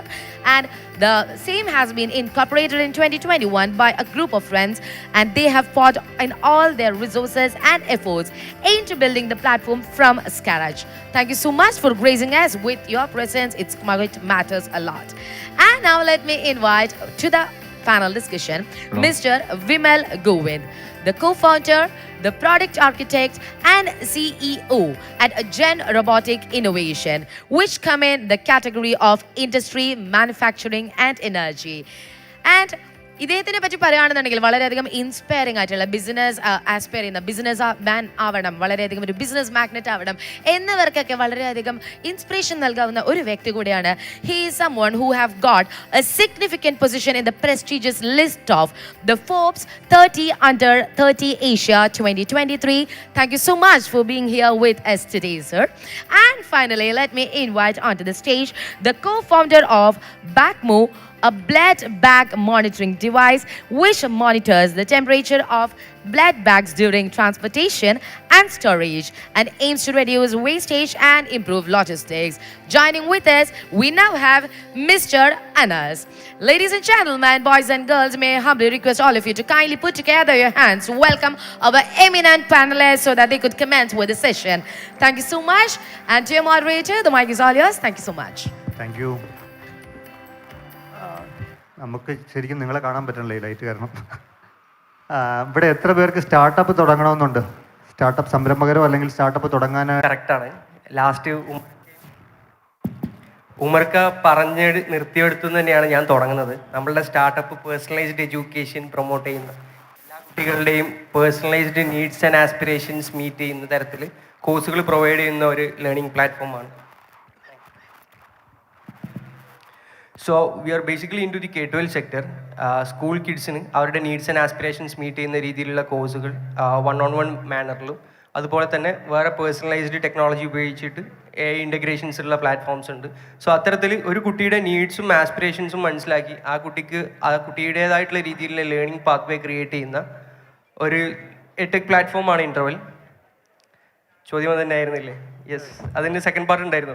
ഇല്ല, എങ്ങനെയാണ് ഈ ഒരു പരാമർശം വരാനുണ്ടായ ഒരു സംഭവം കൂടെ പറഞ്ഞു കഴിഞ്ഞാൽ നമുക്ക് അടുത്ത ആളിലേക്ക് പോകാം. ഓക്കെ, അത് പറയാനും ശരിക്കും ഏറ്റവും നല്ലൊരു വേദി എന്ന് പറയുന്നത് ഈ വേദി തന്നെയാണ്. അതായത് അതിന് ഒറ്റ റീസണേ ഉള്ളൂ, കേരളത്തിലെ ഏറ്റവും മികച്ച സ്റ്റാർട്ടപ്പ് ഇൻ്റർവെൽ ആയതുകൊണ്ടോ അല്ലെങ്കിൽ ഞങ്ങൾ യങ്സ്റ്റേഴ്സ് തുടങ്ങിയൊരു സ്റ്റാർട്ടപ്പ് ആയതുകൊണ്ടൊന്നല്ല. ആ സ്റ്റാർട്ടപ്പ് മലപ്പുറത്തു നിന്നാണ് എന്നുള്ള ഒരൊറ്റ റീസണാണ് നിർമ്മല സീതാരാമൻ ഞങ്ങളെ പരാമർശിക്കാനുള്ള റീസൺ. ഒരു Tier 4 വില്ലേജിൽ നിന്നൊരു സ്റ്റാർട്ടപ്പ് തുടങ്ങുന്നു.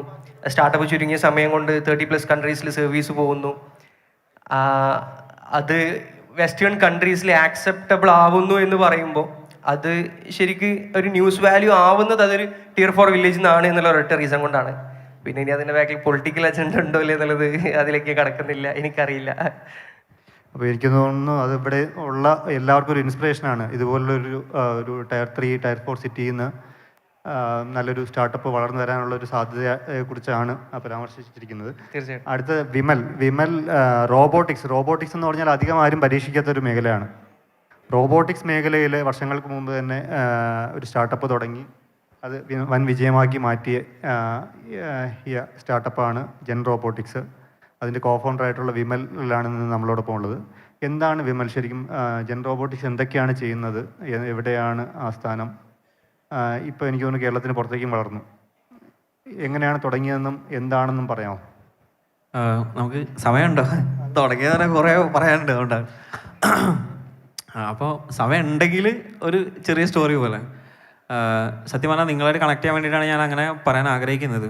ഞാനൊരിക്കലും ഒരു കമ്പനി തുടങ്ങുന്നത് എൻ്റെ ലൈഫിൽ എൻജിനീയറിങ് 3rd ഇയർ വരെയും സത്യം പറഞ്ഞാൽ ചിന്തിച്ചിട്ട് പോലുമില്ല. എൻ്റർപ്രണർഷിപ്പ് എന്നുള്ള ആ വാക്ക് കേൾക്കുന്നത് 3rd ഇയറിലാണ്. നമ്മളെ കേരള സ്റ്റാർട്ടപ്പ് മിഷൻ്റെ IDC എന്ന് പറഞ്ഞുള്ളൊരു സംഭവം എല്ലാ കോളേജിലും സെറ്റ് ചെയ്ത സമയത്ത് എൻ്റെ ലൈഫിൽ ഞാൻ റോൾ മോഡലായിട്ട് കണ്ട എൻ്റെ father, he was a army man. അപ്പോൾ എനിക്ക് പട്ടാളത്തിൽ ചേരണം, അതാണ് എൻ്റെ കുറേ കാലത്തെ ഡ്രീം.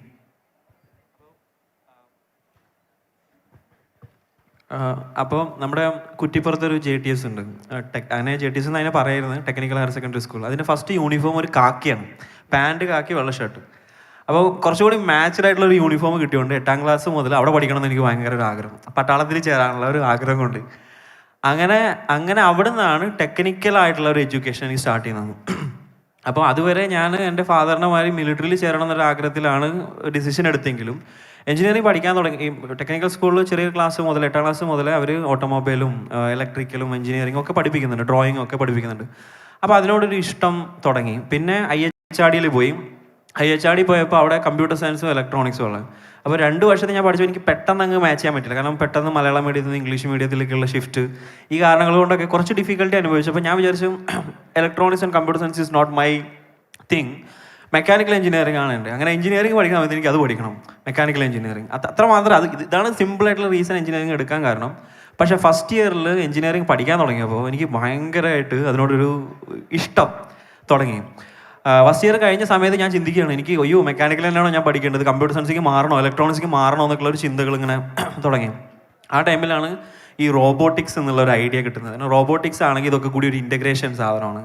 അങ്ങനെയാണ് ഞാൻ റോബോട്ടിക്സിലേക്ക് എൻ്റർ ചെയ്യുന്നതും എലക്റ്റീവായിട്ട് കുറേ പേപ്പേഴ്സ് എഞ്ചിനീയറിംഗിൽ എടുത്തതൊക്കെ ആ ഒരു ഇതിലാണ്.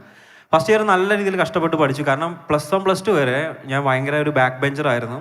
അപ്പോൾ അതുകൊണ്ട് തന്നെ വീട്ടുകാർ പറഞ്ഞാൽ ഫുൾ പഠിക്കണം, പഠിച്ചാലേ നന്നാവുള്ളൂ, പഠിച്ചില്ലെങ്കിൽ അവിടെ എത്തൂല എന്നുള്ള ആ ഒരു പറച്ചിൽ മൊത്തം ഒറ്റയടിക്ക് അങ്ങ് എടുത്ത് എഞ്ചിനീയറിംഗ് ഫസ്റ്റ് ഇയറിൽ നല്ല രീതിയിൽ പഠിച്ചു. അപ്പോൾ അതുകൊണ്ട് തന്നെ ഞാൻ കാലിക്കറ്റ് യൂണിവേഴ്സിറ്റി ഒരു റാങ്ക് ഹോൾഡറും കൂടിയാണ്. പാസ്സായപ്പോൾ 9th റാങ്കിൽ പാസ്സായി. പക്ഷേ ഫസ്റ്റ് ഇയർ ഫുൾ പഠിച്ചപ്പോഴും ഇപ്പോൾ ഇവിടെ കുറേ ആൾക്കാർ ചോദിച്ചില്ല എന്തിനാ പഠിക്കുന്നത് എന്നുള്ള ഒരു ക്വസ്റ്റ്യൻ എനിക്കും തോന്നി. കാരണം ഇതൊക്കെ എക്സാം കഴിഞ്ഞ് കഴിഞ്ഞാൽ മറന്നു പോവാണ്, ഇതെവിടെ അപ്ലൈ ചെയ്യാന്നുള്ളൊരു ക്ലാരിറ്റി കിട്ടുന്നില്ല. അപ്പോൾ ഇത്രയും നല്ല രീതിയിൽ എഫേർട്ട് ഇടണം എഞ്ചിനീയറിംഗ് ഒക്കെ പാസ്സാവണമെങ്കിൽ. അപ്പോൾ ഇത്രയും കഷ്ടപ്പെട്ട് പഠിച്ചിട്ട് നമ്മൾ വേർ ആർ വി ഗോയിങ്, ഈ ഒരു ക്വസ്റ്റ്യൻ സെക്കൻഡ് ഇയർ ഓൺവേഴ്സ് ഞാൻ ചോദിക്കാൻ തുടങ്ങി. ഈ ഒരു ക്വസ്റ്റ്യൻ്റെ ആൻസറാണ് പിന്നെ റോബോട്ടിക്സിൽ ഒരുപാട് എക്സ്പെരിമെൻറ്റേഷനും. കോളേജിൽ പഠിക്കുന്ന സമയത്ത് തന്നെ ഞങ്ങൾ 2 എക്സോസ്കെൽട്ടൺ പ്രൊജക്റ്റ് ചെയ്തു. ആ പ്രൊജക്റ്റാണ് പിന്നീട് കേരള സ്റ്റാർട്ടപ്പ് മിഷൻ നോട്ട് ചെയ്തത്. ഇങ്ങനെ മലപ്പുറത്ത് ഒരു കോളേജിൽ നിന്ന് പിള്ളേർ ഇങ്ങനെ ഒരു എക്സോസ്കെൽട്ടൺ ചെയ്തിട്ടുണ്ട്. അത് പാസ്സായതിനു ശേഷം ഒരു കമ്പനിയായി മാറിയില്ല. ഈ ചോദ്യം പിന്നെ അതിനുള്ളിലുള്ള കുറേ സംഭവങ്ങളായിട്ട് ഞങ്ങളുടെ അടുത്ത് എത്തി. അപ്പോൾ അവർ പറഞ്ഞപ്പോൾ ഞങ്ങൾ പറഞ്ഞതെന്ന് വെച്ചാൽ നമ്മുടെ മനസ്സിൽ അങ്ങനെ ഒരു കമ്പനി തുടങ്ങാൻ പറ്റുമോ എന്നുള്ള കുറേ ഡൗട്ടുകളും കാര്യങ്ങളൊക്കെ ഉണ്ട്. അപ്പോൾ കേരള സ്റ്റാർട്ടപ്പ് മിഷൻ്റെ ഒരു എക്കോസിസ്റ്റത്തിലുള്ള കുറേ ആളുകൾ നമ്മളെ എന്താ പറയുക ഇൻഫ്ലുവൻസ് ചെയ്തു. അവർ പറഞ്ഞു ഈ ലെറ്റ് us ട്രൈ എന്നുള്ള രീതിയിൽ. പക്ഷേ എന്നാലും 3 മാസം ഞാൻ ജോലി ട്രൈ ചെയ്തു. കാരണം ഇത്രയും കാലം നമ്മൾ പഠിച്ച മൊത്തം ഒരു ജോലിക്ക് വേണ്ടിയിട്ടാണ്. പട്ടാളത്തേക്ക് ഒരുപാട് അറ്റംപ്റ്റുകൾ നടത്തി, ഒന്നും കിട്ടിയില്ല. പക്ഷേ ഈ പറഞ്ഞ മാതിരി 3 മാസം എനിക്ക് എഞ്ചിനീയറിംഗിൽ നല്ല മാർക്കൊക്കെ ഉള്ളതുകൊണ്ട് എനിക്കൊരു ജോലി കിട്ടി. പിന്നെ പട്ടാളത്തിൽ കിട്ടുക എന്നുള്ള അത്യാവശ്യം പണിയുള്ള കാര്യമാണ്, അത്ര നിസ്സാര കാര്യമൊന്നുമല്ല. അപ്പോൾ 3 മാസം എഞ്ചിനീയറിംഗിൻ്റെ ഒരു കമ്പനിയിൽ വർക്ക് ചെയ്തു. 3 മാസം കൊണ്ട് എനിക്ക് കംപ്ലീറ്റ് ആയിട്ട് ഞാൻ എൻ്റെ ലൈഫ് എങ്ങനെയാണ് എൻഡ് ചെയ്യാൻ പോകണമെന്നുള്ളത് കണ്ടു. ഒരു കമ്പ്യൂട്ടറിൻ്റെ മുമ്പിൽ ഡൂയിങ് സംതിങ്, ഒരു ഐഡിയ ഇല്ലാതെ എങ്ങോട്ടാണ് പോകണമെന്നുള്ളൊരു വിഷനൊന്നും ഇല്ലാതെ. And I don't want that life. അപ്പോൾ ഐ ഫെൽറ്റ് ലൈക്ക് ഇപ്പം നമുക്കൊരു റിസ്ക് എടുക്കാൻ പറ്റിയിട്ടില്ലെങ്കിൽ എഞ്ചിനീയറിംഗ് ഒക്കെ കഴിഞ്ഞ് നമുക്ക് ഫുഡും കാര്യങ്ങളൊക്കെ ഫാമിലിയും തരുന്നുണ്ട്. This is the last time that you can take A risk. After that may be it will be much more difficult. ആ ഒരു സിറ്റുവേഷനിലാണ് നമ്മുടെ കാലിക്കറ്റ് ഒരു ആക്സിഡൻറ്റിൻ്റെ സിറ്റുവേഷനെ സംബന്ധിച്ച് ഒരു പൊളിറ്റിക്കൽ ഇഷ്യൂ, അതായത് മാൻഹോളിൽ ആളിറങ്ങാൻ പാടില്ല, മനുഷ്യന്മാർ ഇറങ്ങി ക്ലീൻ ചെയ്യുന്നത് ഈ മാൻഹോൾ സീവേജ് പോകുന്നതിൽ അത് ഇല്ലീഗലാണ് ഇന്ത്യയിൽ 2013 മുതൽ. പക്ഷേ it is happening even before also it is illegal. 2013 ഭയങ്കരമായിട്ട് സ്ട്രിക്റ്റ് ചെയ്തു. 3 ആളുകൾ കാലിക്കറ്റ് മരിച്ചു. അപ്പോൾ അതൊരു പ്രഷറായി വന്നപ്പോൾ അപ്പോഴാണ് അതിൽ കൂടുതൽ ഇൻവെസ്റ്റിഗേഷൻ നടക്കുന്നതും അപ്പോഴാണ് മനസ്സിലാക്കുന്നത് പ്രോപ്പറായിട്ട് ടെക്നോളജി ഈ ഒരു ഏരിയയിലില്ല. അപ്പോൾ മനുഷ്യൻ ചെയ്യുന്ന കാര്യങ്ങളെ റീപ്ലേസ് ചെയ്യുന്ന ഒരു ടെക്നോളജിയാണ് റോബോട്ടിക്സ്. അപ്പോൾ റോബോട്ടിക്സ് വെച്ച് ഇത് സോർട്ട് ഔട്ട് ചെയ്യാൻ പറ്റും. ഞങ്ങൾ അന്ന് ചെയ്തിരുന്ന പല പ്രൊജക്റ്റുകളും ഭയങ്കര ഫ്യൂച്ചറിസ്റ്റിക് പ്രൊജക്റ്റുകളാണ്. പക്ഷേ അതിനേക്കാളും സ്കോപ്പുള്ള ഒരു സംഭവമാണ് നമ്മുടെ സമൂഹത്തിലുള്ള ഒരു പ്രോബ്ലം കുറച്ചുകൂടി lesser degree of technology use ചെയ്തിട്ട് സോൾവ് ചെയ്യാൻ പറ്റുന്നത്. അപ്പോൾ ഞങ്ങൾ അവിടെ നിന്ന് പിവട്ട് ചെയ്തു. 2017 പിവട്ട് ചെയ്തു. Within 1 year V created A robotic device. ഒരു ബെൻഡിക്കോട്ട് എന്ന് പറഞ്ഞ ഒരു പ്രൊഡക്റ്റ് ബിൽഡ് ചെയ്തു. അത് ചെയ്യുന്നത് എന്താ വെച്ചെങ്കിൽ മനുഷ്യൻ മാൻഹോളിൽ ഇറങ്ങിയിട്ട് എന്തൊക്കെയാണോ ചെയ്യുന്നത് അതൊക്കെ ആ പ്രൊഡക്റ്റ് കൊണ്ട് ചെയ്യാൻ പറ്റും. അങ്ങനെ അത് മാത്രമേ ഞങ്ങൾ വിഷൻ. അപ്പോഴും കമ്പനി എന്നുള്ളതൊക്കെ ലേറ്റർ നമ്മളിതിനെ ഒന്ന് മൊബിലൈസ് ചെയ്യാനും ഇതിൻ്റെ ഫണ്ട് കളക്ട് ചെയ്യാനൊക്കെ വേണ്ടിയിട്ട് പ്രിപ്പയർ ചെയ്താണെങ്കിലും ഫസ്റ്റത്തെ ഇംപ്ലിമെൻറ്റേഷൻ കഴിഞ്ഞപ്പോഴേക്കും അതിൻ്റെ ഒരു സ്കോപ്പ് ഞങ്ങൾക്ക് കറക്റ്റ് മനസ്സിലായി. അതെന്ന് വെച്ചെങ്കിൽ ഇന്ത്യയിലെ പല സംസ്ഥാനങ്ങളിൽ നിന്നൊക്കെ കണക്ട് ചെയ്യാൻ തുടങ്ങി. കുറേ ആളുകൾ IT സെക്രട്ടറി ലെവലിലുള്ള ആളുകളൊക്കെയാണ് നമ്മുടെ ഫോണിലേക്ക് വിളിക്കുന്നത്. അപ്പോൾ ഓരോ ദിവസം ഞെട്ടി എഴുന്നേക്കുന്നത് I am principal secretary level of ഇന്ന സ്റ്റേറ്റ് എന്നൊക്കെ പറഞ്ഞിട്ട്. അപ്പോൾ ഞങ്ങൾ ഇത് കുറച്ച് സീരിയസ് ആയിട്ടുള്ള സംഭവമാണ്. അങ്ങനെ after Kerala we did it in Tamil Nadu, കഴിഞ്ഞ് സൗത്ത് ഇന്ത്യയിൽ മൊത്തം ഡിപ്ലോയ് ചെയ്തു. ഇപ്പോൾ 22 സ്റ്റേറ്റ്സിൽ ഞങ്ങൾ ഡിപ്ലോയ് ചെയ്തു. The team started from 8 people from same college, ഒരേ ടേസ്റ്റുള്ള. Now we are around 365+ people having presence in 3-4 countries and solving major problems in the confined space. ഇപ്പോൾ സാനിറ്റേഷനിൽ മാത്രമല്ല, we are working in oil and gas, we are expanding the scope in this. അപ്പോൾ ഇതിൽ പറയാനുള്ളത് ചോദ്യത്തിന് ഉത്തരവാണ്. അതായത് നമ്മളങ്ങനെ ഇത് ഭയങ്കര റിസ്ക് ആണെന്ന് വിചാരിച്ചിട്ടല്ല അറ്റംപ്റ്റ് ചെയ്തത്. ഇതാണ് ഞങ്ങളുടെ പാഷൻ, ഞങ്ങൾ അതിനെ ഫോളോ ചെയ്തു. So it become gender robotics. ഇതൊരു പട്ടാളക്കാരൻ്റെ ജോലി പോലെ തന്നെയാണ് അല്ലേ? ജീവനുകളെ രക്ഷിക്കുന്നു. മാൻഹോളിൽ ഇറങ്ങി ജീവൻ നഷ്ടപ്പെടാൻ സാധ്യതയുള്ള ഒരുപാട് ജീവനുകളെ ഈ റോബോട്ടിക്സിലൂടെ രക്ഷിക്കുകയാണ് വിമലിൻ്റെ സ്റ്റാർട്ടപ്പ്. അപ്പോൾ എന്തായാലും അടുത്ത അനസിലേക്ക് പോവാം. അനസ് ശരിക്കും ഇതുപോലെ തന്നെ വേറൊരു ഇതായിട്ടുള്ള മേഖലയാണ് ബ്ലഡ്, അല്ലേ? ബ്ലഡ് ഇല്ലെങ്കിൽ മനുഷ്യൻ്റെ ജീവനില്ല. അപ്പം ബ്ലഡ് എങ്ങനെ എഫക്റ്റീവായിട്ട് ട്രാക്ക് ചെയ്യാം എന്നുള്ളൊരു സ്റ്റാർട്ടപ്പാണ് അനസിൻ്റെ ബാഗ്മോ. ബാഗ്മോയുടെ വിശേഷങ്ങൾ നമുക്ക് കേൾക്കാം. എങ്ങനെയാണ് അനസ് ബാഗ്മോ തുടങ്ങിയത്? എന്താണ് ശരിക്കും ബാഗ്മോ ചെയ്യുന്നത്? എൻ്റെ സ്റ്റോറി വിമലിനെക്കാട്ടും കുറച്ചും കൂടി ഡിഫറെൻ്റ് ആണ്. ഞാൻ അത്ര നല്ല സ്റ്റുഡൻ്റ് അല്ലായിരുന്നു ബിടെക്കിൽ. പാലക്കാട് NSSലെ എഞ്ചിനീയറിംഗ് കോളേജിലായിരുന്നു ഞാൻ പഠിച്ചുകൊണ്ടിരുന്നത്. അപ്പോൾ എനിക്ക് ഫസ്റ്റ് ഇയറിൽ ഇതുപോലെ നല്ല മാർക്ക് കിട്ടിയില്ല. സെക്കൻഡ് ഇയറിലും ഫോർത്ത് ഇയറിലും നല്ല മാർക്ക് കിട്ടിയില്ല. പക്ഷേ പാസ്സായിപ്പോയി. മീൻസ് സപ്ലികളൊന്നും അതിൻ്റെ കൂടെ നെക്സ്റ്റ് അറ്റംപ്റ്റിൽ അത് പാസ്സായി കയറിപ്പോയി. ആ എഡ്യൂക്കേഷൻ സിസ്റ്റം അങ്ങനെ പോയി. ആ ടൈമിൽ കോളേജിൽ കിട്ടിയ വേറൊരു സംഭവം ഉണ്ടായിരുന്നു, ഈ ടെക്നിക്കൽ ഫെസ്റ്റ്, ഇതുപോലത്തെ ടിങ്കർ ഹബ്ബ്, അങ്ങനത്തെ കാര്യങ്ങളൊന്നും അന്നില്ലായിരുന്നു, ഞങ്ങളുടെ കോളേജിലില്ലായിരുന്നു. അപ്പോൾ നമ്മൾ തന്നെ ഓരോ ക്ലബ്ബാക്കി അതിൽ ഓരോ ഈവൻറ്റ്സ് നടത്തുക, ഓരോ PCB ഡിസൈനിങ്, ചെറിയ RC കാർസ് ഉണ്ടാക്കുക, ഇങ്ങനത്തെ ചെറിയ ലൊട്ടിലൊടുക്ക് പരിപാടികളായിരുന്നു ചെയ്തിരുന്നത്. ഇതിൽ നിന്ന് നമുക്ക് കിട്ടിയൊരു സാധനം എന്ന് വെച്ചാൽ ഒരു സംഭവം എങ്ങനെ മാനേജ് ചെയ്ത് നടത്താം, ഒരു ഈവൻ്റ് എങ്ങനെ നടത്താം, കുറച്ച് ആളുകളെ കൂട്ടിയിട്ട് ഒരു സംഭവം എങ്ങനെ നടത്തി പുറത്തുണ്ടാക്കാം, ഈ ഒരു സ്കില്ല് കിട്ടി. അത് അവിടെ വെച്ച് അവസാനിപ്പിച്ചു. അതിനുശേഷം ബിടെക്കിന് ശേഷം 2 വർഷം ഒരു പ്രൈവറ്റ് ഫേമിൽ അവരുടെ IoT റിസർച്ച് ടീം, അന്ന് എനിക്ക് തോന്നുന്നു 2014 അങ്ങനെ IoT സ്പേസ് കേരളത്തിൽ അധികം വന്നിട്ടില്ല. One of the first companies ആയിരുന്നു അത്. അവിടെ മെയിനായിട്ട് അവരുടെ ക്ലയൻസ് എല്ലാം പുറത്തുള്ള രാജ്യത്തുള്ള UK ബേസ്ഡ് ക്ലയൻസ് ആയിരുന്നു. അവർക്ക് വേണ്ടിയുള്ള പ്രോട്ടോടൈപ്സ് ഉണ്ടാക്കുക. ഈ പ്രോട്ടോടൈപ്സ് ഉണ്ടാക്കുന്നതിലൂടെ മീൻസ് അവർ ഓരോ മാസം ഓരോ പ്രൊജക്റ്റ് ഉണ്ടായിരിക്കും. അപ്പോൾ അതിൽ പുതിയ സെൻസേഴ്സ്, പുതിയ മൊഡ്യൂൾസ്, ഇതെല്ലാം കിട്ടിത്തുടങ്ങി. അപ്പോൾ ഇതെല്ലാം അവിടെ ആ ഒരു സ്പേസിൽ ഇരുന്ന് യൂട്ടിലൈസ് ചെയ്ത് പുതിയ സാധനങ്ങൾ പഠിച്ചു. അതുപോലെ ഇതുപോലെ നമുക്ക് ഹാക്സ്റ്റർ എന്ന് പറഞ്ഞൊരു വെബ്സൈറ്റ് ഉണ്ട്. ഇതിൽ നമുക്ക് ഇതുപോലത്തെ പ്രോജക്ട്സ് എല്ലാം അപ്ലോഡ് ചെയ്യാനും ഓരോരുത്തർ ഷെയർ ചെയ്യും. പുതിയ മൊഡ്യൂൾ ഇറങ്ങിക്കഴിഞ്ഞാൽ അത് വെച്ചിട്ടുള്ള കമ്മ്യൂണിക്കേഷൻ എങ്ങനെ ചെയ്യാം, ഒരു പുതിയ രണ്ട് ഹാർഡ്വെയർ തമ്മിൽ എങ്ങനെ കമ്മ്യൂണിക്കേറ്റ് ചെയ്യാം, ഇങ്ങനത്തെ കാര്യങ്ങളെല്ലാം അതിലിങ്ങനെ വന്നുകൊണ്ടിരിക്കും. ബ്ലൂടൂത്ത്, ലോറ, അങ്ങനെ പുതിയ ഓരോ ടെക്നോളജിയിൽ ഓരോ പുതിയ സാധനങ്ങൾ വരുമ്പോഴും അതിലിങ്ങനെ വന്നുകൊണ്ടിരിക്കും. ഇത് നോക്കി പഠിച്ചുകൊണ്ടിരുന്നു. അങ്ങനെയാണ് 2 വർഷം കഴിഞ്ഞ് ഞാൻ മനസ്സിലാക്കി ഇനി ഏകദേശം IoTയിൽ എനിക്ക് കുറച്ചൊരു വിവരം വന്നു. അപ്പോൾ ഇനി എന്തെങ്കിലും ചെയ്യാം. അപ്പോഴാണ് എൻ്റെ കോഫൗണ്ടർ അഷ്ഫാഖ് ഉണ്ട്. അഷ്ഫാഖ് ആ ടൈമിൽ ഭുവനേശ്വറിൽ ഒരു ഫെലോഷിപ്പ് ചെയ്യായിരുന്നു. അതൊന്ന് മെറ്റേണൽ ഹെൽത്തിന് വേണ്ടിയുള്ള അഷ്ഫാഖ് യൂണിസെഫിൻ്റെ അണ്ടറിലൊരു ഫെലോഷിപ്പ് ചെയ്യാണ്. അപ്പോൾ അതിൻ്റെ ഒരു പ്രോബ്ലം ഇതായിരുന്നു. അതായത് ഇന്ത്യയിൽ ധാരാളം സ്ത്രീകൾ പ്രസവത്തിൻ്റെ സമയത്ത് മരിക്കുന്നുണ്ട്.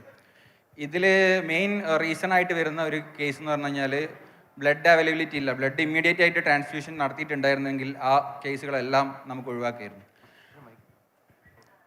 അപ്പോൾ ഈ ഒരു ബ്ലഡ് അവൈലബിലിറ്റി ഉണ്ടായിരുന്നെങ്കിൽ ഈ മെറ്റേണൽ ഡെത്ത് നമുക്ക് കുറയ്ക്കാമായിരുന്നു. അതിന് വേണ്ടിയിട്ടുള്ള എന്ത് സൊല്യൂഷൻ ഉണ്ടെന്നുള്ളത് ഒരു കോൾ വന്നു. ബൈറാക്ക് എന്ന് പറഞ്ഞൊരു ഏജൻസി ഉണ്ട്, നമ്മുടെ സെൻട്രൽ ഗവൺമെൻറ് അണ്ടറിൽ വരുന്നൊരു സ്റ്റാർട്ടപ്പുകൾക്ക്, അതായത് ബയോ റിലേറ്റഡ് സ്റ്റാർട്ടപ്പുകൾക്ക് ഫണ്ട് ചെയ്യുന്ന ഒരു ഏജൻസിയാണ്. അപ്പോൾ അതിൻ്റെ BIG എന്ന് പറഞ്ഞൊരു ഗ്രാൻഡ് ഉണ്ട്. ആ ഗ്രാൻഡ് 50 lakhs ഓരോ സ്റ്റാർട്ടപ്സിനും കൊടുക്കും. അത് നമുക്ക് ഒരു ഐഡിയ ഉണ്ടെങ്കിൽ അതിനെ POC ഉണ്ടാക്കാൻ വേണ്ടിയിട്ടുള്ളൊരു ഗ്രാൻഡാണ്. അപ്പോൾ അഷ്ഫാഖ് എന്നെ ആദ്യം ഈ ഒരു ഐഡിയ, ഞങ്ങൾ ക്ലാസ്മേറ്റ്സ് ഒന്നുമല്ല, ഞങ്ങൾ റാൻഡമായിട്ട് പരിചയപ്പെട്ട ഒരാളാണ്. അങ്ങനെ ഞാൻ അതിനുവേണ്ടി ഒരു പ്രോട്ടോടൈപ്പ് ഉണ്ടാക്കി. അങ്ങനെ ഡൽഹിയിൽ പോയി ഞങ്ങൾ ഈ ബൈറാക്കിന് ഈ ഐഡിയ പിച്ച് ചെയ്തു. അതായിരുന്നു ബാഗ്മോ ചെയ്യുന്നത് എന്താ വെച്ച് കഴിഞ്ഞാൽ, ബാഗ്മോ ഒരു IoT plus health care, medtech ആ സെക്ടറിൽ വരുന്ന ഒരു സ്റ്റാർട്ടപ്പാണ്. ഡോണറിൻ്റെ നിന്നും ബ്ലഡ് എടുക്കുന്നത് മുതൽ പേഷ്യൻ്റെ അടുത്ത് എത്തുന്നത് വരെ ബ്ലഡിൻ്റെ ക്വാളിറ്റി അഷ്യൂർ ചെയ്യുക. അപ്പോൾ നമ്മളിപ്പോൾ ബ്ലഡ് ഡൊണേറ്റ് ചെയ്യുന്ന ഒരു ക്യാമ്പിലായിരിക്കാം, ഒരു ബ്ലഡ് ബാങ്കിലായിരിക്കാം. ആ ബ്ലഡ് പിന്നെ എന്താ സംഭവിക്കുന്നത് നമ്മൾ ചിന്തിച്ചിട്ടുണ്ടാവില്ല. ആ ബ്ലഡ് പിന്നെ നേരെ ബ്ലഡ് ബാങ്കിലേക്ക് പോകും. അവിടെ നിന്ന് അത് കമ്പോണൻറ്റ് സെപ്പറേഷൻ നടക്കും. ഓരോ കമ്പോണൻസും ഓരോ ടെമ്പറേച്ചറിലാണ് സൂക്ഷിക്കേണ്ടത്. ഇതിൽ റെഡ് സെൽസ് നമ്മൾ 2 to 6 ഡിഗ്രിയിൽ കീപ്പ് ചെയ്യും. പ്ലേറ്റ്ലെറ്റ്സ് നോർമൽ റൂം ടെമ്പറേച്ചറിൽ കീപ്പ് ചെയ്യും. അതുപോലെ പ്ലാസ്മ -80 ഡിഗ്രിയിൽ കീപ്പ് ചെയ്യും. ഈ ടെമ്പറേച്ചറിന് പുറത്തത് പോയി കഴിഞ്ഞാൽ അത് നമുക്ക് ഡാമേജ് ആയിട്ട് കണക്കാക്കും. അതായത് ബ്ലഡ് നമുക്ക് അത് പേഷ്യൻറ്റിന് കൊടുത്തു കഴിഞ്ഞാൽ അത് റിയാക്ഷൻ ഉണ്ടാക്കും. അതുപോലെ തന്നെ ഈ ബ്ലഡ് സെക്ടർ അങ്ങനെ നമ്മളൊരു ഈ ഒരു ട്രേസബിൾ ബ്ലഡിൻ്റെ ടെമ്പറേച്ചർ മാത്രം ട്രാക്ക് ചെയ്യുന്ന ഒരു ഹാർഡ്വെയർ ആദ്യം ഉണ്ടാക്കി. അതൊരു IoT ഡിവൈസ് ആയിരുന്നു. ആ ഡിവൈസ് ഇൻ്റർനെറ്റിലേക്ക് കണക്ട് ചെയ്യും. ബ്ലഡ് ബാഗിൻ്റെ മുകളിൽ നമ്മളൊരു RFID കാർഡ് വെച്ചിട്ട് നമ്മളൊരു മോഡൽ ക്രിയേറ്റ് ചെയ്തു. ഇതിൽ ബ്ലഡ് ഏതെങ്കിലും ടൈമിൽ ആ ഡിവൈസിൻ്റെ മുകളിൽ സ്കാൻ ചെയ്ത് ഈ ഡിവൈസ് റെഫ്രിജറേറ്ററിൻ്റെ മുകളിൽ വെച്ചിട്ടുണ്ടാവും. അപ്പോൾ സ്കാൻ ചെയ്യുന്ന ടൈമിൽ ബ്ലഡ് ഓക്കെ ആണോ നോട്ട് ഓക്കെ ആണോ എന്ന കാര്യങ്ങൾ പറഞ്ഞുകൊണ്ടിരിക്കും. അപ്പോൾ അത് ബ്ലഡിൻ്റെ ടെമ്പറേച്ചർ മാത്രം നോക്കിയിട്ട് പറയുന്ന ഒരു സിസ്റ്റമായിട്ട് തുടങ്ങി. അത് നമുക്ക് ഏതെങ്കിലും ഒരു സ്ഥലത്ത് നമുക്ക് കാണിക്കണമായിരുന്നു. അപ്പോൾ നമ്മൾ കോ-ഫൗണ്ടേഴ്സ് മാത്രമായിട്ട് തുടങ്ങിയ ഒരു സ്റ്റാർട്ടപ്പാണ്. 3 പേര് മാത്രം ആയിട്ടുള്ള ലിമിറ്റഡ് നമ്പറിൽ തുടങ്ങി. നമ്മൾ CMC വെല്ലൂർ എന്നൊരു ഹോസ്പിറ്റലിൽ നമ്മൾ പോയി അത് പൈലറ്റ് ചെയ്തു. ഹാർഡ്വെയറിൻ്റെ കാര്യങ്ങളൊക്കെ ഏകദേശം വാലിഡേറ്റ് ചെയ്തു. നമുക്ക് മനസ്സിലായി ഇത് നടക്കും. അങ്ങനെ നമ്മൾ ഇത് ഒരു സ്റ്റാർട്ടപ്പാക്കി തുടങ്ങി. പിന്നെ നമ്മളിപ്പോൾ ഒരു ബ്ലഡ് ബാങ്കിൻ്റെ ഒരു സൊല്യൂഷൻ ബ്ലഡ് ബാങ്കിൽ ഇത് മാത്രമല്ല, ധാരാളം പ്രശ്നങ്ങളുണ്ട്. ഇപ്പോൾ നമുക്കറിയാം, ബ്ലഡ് നമുക്ക് തരുന്നതിന് മുന്നേ ധാരാളം ടെസ്റ്റുകൾ ചെയ്തിട്ടാണ് നമ്മളെ കയ്യിൽ പേഷ്യൻ്റെ കയ്യിൽ എത്തുന്നത്. അതായത് HIV, മലേറിയ, അങ്ങനെ കുറേ ടെസ്റ്റുകൾ ചെയ്യും. ഈ HIV എല്ലാം ഇപ്പോൾ നമുക്കറിയാം, HIV രക്തം സ്വീകരിക്കുന്നത് വഴി HIV പകർന്നു എന്നൊക്കെ നമ്മൾ വാർത്തയിൽ വെച്ചിട്ടുണ്ടാവും. ഇതിനൊക്കെയുള്ള മെയിൻ കാരണം എന്ന് വെച്ച് കഴിഞ്ഞാൽ HIV ഡിഫറെൻറ്റ് ടെസ്റ്റുകളുണ്ട്. ഇപ്പോൾ ചില ടെസ്റ്റുകൾക്ക് വിൻഡോ പീരീഡ് ഭയങ്കര കൂടുതലായിരിക്കും. ചില ടെസ്റ്റുകൾ ഇപ്പോൾ ഒരാൾ ഇൻഫെക്റ്റഡ് ആയിട്ട് വിത്തിൻ ഒരു 2 വീക്കിലോ ഒക്കെ ആണെങ്കിൽ കണ്ടെത്താൻ പറ്റില്ല. കുറച്ചും കൂടിയും കഴിഞ്ഞാൽ മാത്രമേ കണ്ടെത്താൻ പറ്റുള്ളൂ. അപ്പോൾ ചില സ്ഥലത്ത് ഒരാൾ ബ്ലഡ് ഡൊണേറ്റ് ചെയ്ത് കഴിഞ്ഞാൽ ആൾക്ക് HIV ഇല്ല എന്ന് പറയും, ചില സ്ഥലത്ത് ഉണ്ടെങ്കിൽ HIV ഉണ്ടെന്ന് പറയും. അപ്പോൾ ഇതിനൊക്കെ ഒരു സെൻട്രലൈസേഷൻ ഓഫ് ബ്ലഡ് ബാങ്കിങ് ഇല്ലാത്തതുകൊണ്ടുള്ള ഒരു പ്രശ്നമാണ് ഇതൊക്കെ വരുന്നത്. ഇതെല്ലാം ഈ ബ്ലഡ് ബാങ്കിങ് രംഗത്തുള്ള ധാരാളം പ്രശ്നങ്ങളെ സോൾവ് ചെയ്യാൻ ശ്രമിച്ചുകൊണ്ടിരിക്കുന്ന ഒരു സ്റ്റാർട്ടപ്പായിട്ട് ഇപ്പം നിലവിൽ ബാഗ്മോ മാറിക്കൊണ്ടിരിക്കുന്നു. യെസ്, അപ്പോൾ അതാണ് അനസിൻ്റെ സ്റ്റാർട്ടപ്പിൻ്റെ വിശേഷങ്ങൾ. റമീസ് ഞാനുമാണ് ഇതിനകത്ത് ബിടെക്കുകാരൻ അല്ലാത്ത 2 പേര് നമ്മുടെ ഈ പാനലിൽ. റമീസ് ശരിക്കും എനിക്കൊന്ന് LLB ബാക്ക്ഗ്രൗണ്ട് ഉള്ള ആളാണ്. കുറച്ച് ചെറുപ്പക്കാർ ചേർന്നിട്ടാണ് ഇൻ്റർവ്യൂവിൽ തുടങ്ങുന്നത്. എങ്ങനെയാണ് തുടങ്ങിയത്? എങ്ങനെയാണ് പിന്നെ കോ-ഫൗണ്ടേഴ്സിനെ തിരഞ്ഞെടുക്കുമ്പോൾ എന്തൊക്കെയാണ് ശ്രദ്ധിക്കേണ്ടത് ശരിക്കും? അടുത്ത അരമണിക്കൂറിനുള്ള കോണ്ടൻ്റാണത്. സ്റ്റോറി എന്ന് പറയുമ്പോൾ നമ്മൾ തുടങ്ങുന്നത് നമ്മൾ 2018 ലേണിംഗ് ഡിസബിലിറ്റി ഉള്ള കുട്ടികളെ അഡ്രസ്സ് ചെയ്യുന്ന ഒരു ഓഫ്ലൈൻ പ്ലാറ്റ്ഫോമായിട്ടാണ് നമ്മൾ സ്റ്റാർട്ട് ചെയ്യുന്നത്. ലേറ്റർ നമ്മൾ 2021 നമ്മളൊരു സ്റ്റാർട്ടപ്പ് ആയിട്ട് ഇൻകോർപ്പറേറ്റ് ചെയ്യുന്നതൊക്കെ. അപ്പം ശരിക്ക് തുടങ്ങുന്നതിൽ സെക്കൻഡ് ക്വസ്റ്റ്യനുമായിട്ട് ശരിക്കും റിലേറ്റഡ് ആണ്. കോ-ഫൗണ്ടേഴ്സ് ഞങ്ങൾ ആരും ചൈൽഡ്ഹുഡ് ഫ്രണ്ട്സ് അല്ല, ഒരുമിച്ച് പഠിച്ചവരല്ല, ഞങ്ങൾ ഒരേ നാട്ടുകാരല്ല, മീൻസ് ഒരേ വില്ലേജിൽ നിന്നല്ല, ഒക്കെ ഒരു 10-15 കിലോമീറ്റേഴ്സിനുള്ളിലുള്ളവരാണ്. സോ ഇതിൽ ഞങ്ങൾ കോ-ഫൗണ്ടേഴ്സിൽ 2 പേര് സൈക്കോളജി ബാക്ക്ഗ്രൗണ്ടാണ്. ഒരാൾ ഇംഗ്ലീഷ് ലിറ്ററേച്ചറാണ്, ഒരാൾ ചാർട്ടേഡ് അക്കൗണ്ടൻ്റ് ആണ്, ഞാൻ ലോയറാണ്. ഇതാണ് ഞങ്ങൾ 5 പേരുടെ ബാക്ക്ഗ്രൗണ്ട് ആൻഡ് ദി വേഴ്സറ്റാലിറ്റി. അപ്പോൾ കോ-ഫൗണ്ടേഴ്സിനെ സെലക്ട് ചെയ്യുമ്പം ശരിക്ക് ഞാൻ സജസ്റ്റ് ചെയ്യുന്ന ഒരു കാര്യം ഈ വേഴ്സറ്റാലിറ്റിയാണ്. ഈ സെക്കൻഡ് പാർട്ടിലേക്ക് നമുക്ക് വരാം. അപ്പം ഫൗണ്ട് ചെയ്ത സ്റ്റോറി എന്ന് പറയുന്നത്, ഈ സൈക്കോളജി കഴിഞ്ഞ 2 പേര് ഇവർ ലേണിംഗ് ഡിസബിലിറ്റി ഉള്ള കുട്ടികൾക്ക് 1-on-1 ഫിസിക്കലി സെൻറ്റേഴ്സ് സ്റ്റാർട്ട് ചെയ്തിട്ട് സെൻറ്റേഴ്സിൽ ഇതുപോലെ ലേണിംഗ് ഡിസബിലിറ്റി ഉള്ള കുട്ടികളെ അഡ്രസ്സ് ചെയ്ത് അവർക്ക് ട്രെയിനിങ് കൊടുത്തുകൊണ്ടിരുന്നിരുന്നു. സെയിം ടൈം ഞാനൊരു ലോ സ്കൂളിൽ, ഞാൻ ഗവൺമെൻറ് ലോ കോളേജ് കോഴിക്കോടാണ് പഠിച്ചത്. അവിടെ ഞാൻ പഠിച്ചുകൊണ്ടിരിക്കുമ്പോൾ, ലോ കോളേജ് എന്ന് പറയുമ്പോൾ എല്ലാവർക്കും അറിയാം, രാഷ്ട്രീയപരമായിട്ട് വളരെയധികം പിള്ളേരെല്ലാവരും ഇൻവോൾവ് ആയിട്ടുള്ള ഒരു കോളേജാണ്. ആ കോളേജിൽ തന്നെ ഞാൻ ചെല്ലുന്ന വർഷമാണ് ഡിമോണിറ്റൈസേഷൻ. തൊട്ടടുത്ത വർഷമാണ് നെഹ്റു കോളേജിൽ ജിഷ്ണു പ്രണോയ് എന്ന് പറഞ്ഞൊരു വിദ്യാർത്ഥി ആത്മഹത്യ ചെയ്യുന്നത്. തൊട്ടടുത്ത വർഷമാണ് യൂണിഫോം സിവിൽ കോഡ് വരുന്നത്. അപ്പോൾ ഇതെല്ലാം ഞങ്ങൾക്കൊരു 3 മാസം, ഓരോ ഗവൺമെൻറ് പോളിസീസും ഞങ്ങൾക്കൊരു 3 മാസം 4 മാസം ലീവ് തരും, കാരണം സമരമായിരിക്കും. അപ്പോൾ കോളേജിൽ എനിക്ക് പ്രത്യേകിച്ച് ഒന്നും ചെയ്യാണ്ടായിരുന്നില്ല. എന്നാൽ രാവിലെ വീട്ടിൽ നിന്ന് ഇറങ്ങണം, അപ്പം പോക്കറ്റ് മണി വേണം. അപ്പോൾ ആ സമയത്ത് ഞാൻ ഇത് ട്യൂഷൻ എടുത്തുകൊണ്ടിരുന്നിരുന്നു, എൻട്രൻസ് കോച്ചിങ്ങിന്. അപ്പം ലോ പഠിച്ചുകൊണ്ടിരിക്കുന്ന ഞാൻ എൻട്രൻസ് കോച്ചിങ് ചെയ്യുന്നത് എങ്ങനെയാണെന്ന് JEE ആസ്പിരൻസിനാണ് ഞാൻ ക്ലാസ് എടുത്തുകൊണ്ടിരുന്നത്. അതും ഒരു സ്റ്റോറിയാണ്. ലൈക്ക് ഞാൻ ലോയിൽ എത്തുന്നതിന് മുന്നേ ഞാൻ 2 വർഷം +1 +2 പഠിച്ചത് PC തോമസിലാണ്. അത് കഴിഞ്ഞ് ഞാൻ അവിടെ മെഡിക്കൽ എൻട്രൻസിന് വേണ്ടി പ്രിപ്പറേഷൻ ചെയ്തുകൊണ്ടിരിക്കുകയായിരുന്നു. അത് കഴിഞ്ഞ് ഞാൻ 1 ഇയർ ബ്രില്യൻസിലും കോഴിക്കോട് റേസിലും JEEക്കും വേണ്ടിയിട്ട് റിപ്പീറ്റ് ചെയ്തിട്ടുണ്ട്. അപ്പോൾ അങ്ങനെ ഭയങ്കര ഒരു റോളർ കോസ്റ്റർ ലൈഫായിരുന്നു. 2 വർഷം മെഡിക്കൽ, അത് കഴിഞ്ഞ് 1 വർഷം എൻട്രൻസ് പ്രിപ്പറേഷൻ JEEയിൽ എൻജിനീയറിങ്ങിൽ, അത് കഴിഞ്ഞ് 5 വർഷത്തെ കോഴ്സാണ്. യൂണിവേഴ്സിറ്റി ഓഫ് കാലിക്കറ്റ് ആയതുകൊണ്ട് 6 വർഷം കൊണ്ട് അവർ തീർത്ത് തന്നു. അപ്പോൾ 6 വർഷത്തെ ലോ പഠനം ഹ്യൂമാനിറ്റീസ് ഏരിയയിലായിരുന്നു. അത് കഴിഞ്ഞിട്ട് ഇപ്പോൾ കോമേഴ്സ് ഫീൽഡിൽ ബിസിനസ് ചെയ്യുന്നു. അപ്പോൾ അങ്ങനെ റോളർ കോസ്റ്റർ ലൈഫാണ്. അപ്പോൾ ഞാൻ ഈ എൻട്രൻസ് ബാക്ക്ഗ്രൗണ്ട് ഉള്ളത് കൊണ്ട് ഞാൻ ക്ലാസ് എടുത്തുകൊണ്ടിരുന്നു ആ സമയത്തും എനിക്ക് എൻ്റെ ക്ലാസ്സിൽ എനിക്ക് എപ്പോഴും തോന്നിയിട്ടുള്ള കാര്യം, ക്ലാസ് എടുത്തു കഴിഞ്ഞാലും ക്ലാസ് കഴിഞ്ഞിട്ടൊരു ഹാഫ് ആൻ അവർ ഒരു 2-3 കുട്ടികൾ ക്ലാസ്സിൽ അവിടെ പിടിച്ചു നിർത്തും. ഈ കുട്ടികൾ ചോദിക്കുന്ന ചോദ്യങ്ങളും ആ ചോദ്യങ്ങൾ കേട്ട് പഠിച്ചിരുന്ന ബാക്കി കുട്ടികളുമാണ് ഈ എൻട്രൻസ് ക്രാക്ക് ചെയ്തുകൊണ്ടിരുന്നത്. ഈ 2-3 വർഷത്തിൽ എനിക്ക് കിട്ടിയിട്ടുള്ളൊരു ഇൻസൈറ്റാണ് ആ പേഴ്സണലൈസ്ഡ് അറ്റൻഷൻ. അവർക്ക് എന്താണോ വേണ്ടത് അത് കൊടുക്കുന്ന ആ ഒരു പ്രോസസ്സിലൂടെയാണ് അവർക്ക് എന്താണോ അച്ചീവ് ചെയ്യേണ്ടത് അത് അച്ചീവ് ചെയ്യുന്ന ആ ഒരു ആക്ഷൻ നടക്കുന്നത്. അപ്പോൾ എൻ്റെ ഉള്ളിൽ ഈ തോട്ട് ഉണ്ടായിരുന്നു പേഴ്സണലൈസ്ഡ് ആയിട്ട് കൊടുക്കണം എന്നുള്ളത്. അപ്പം ഞാനിത് ഇങ്ങനെ സ്വയം തുടങ്ങാം എന്നുള്ള തോട്ടിൽ ഇങ്ങനെ ഫ്രണ്ട്സൊക്കെ ഡിസ്കസ് ചെയ്തുകൊണ്ടിരിക്കുന്നു.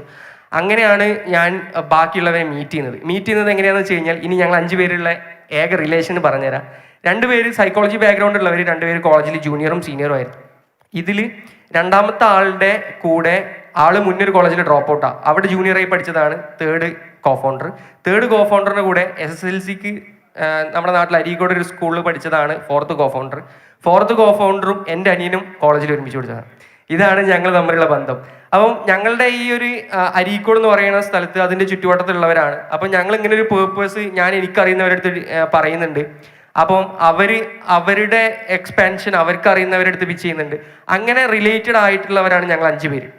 അപ്പം ഞങ്ങൾ 5 പേര് എത്തിയപ്പോഴും 5 പേരുടെ ഉള്ളിലുള്ള മോട്ടിവേഷൻ അല്ലെങ്കിൽ ഉള്ളിലുള്ള പ്രോബ്ലം വളരെ സെയിം ആയിരുന്നു. അതായത് കുട്ടികൾക്ക് നമ്മളുടെ ട്രഡീഷണൽ ക്ലാസ് റൂം സെറ്റിങ്ങിൽ അവർക്ക് വേണ്ട നീഡ്സ് അല്ലെങ്കിൽ അവരുടെ ആസ്പിറേഷൻസ് മീറ്റ് ചെയ്യപ്പെടുന്നില്ല എന്നുള്ളത്.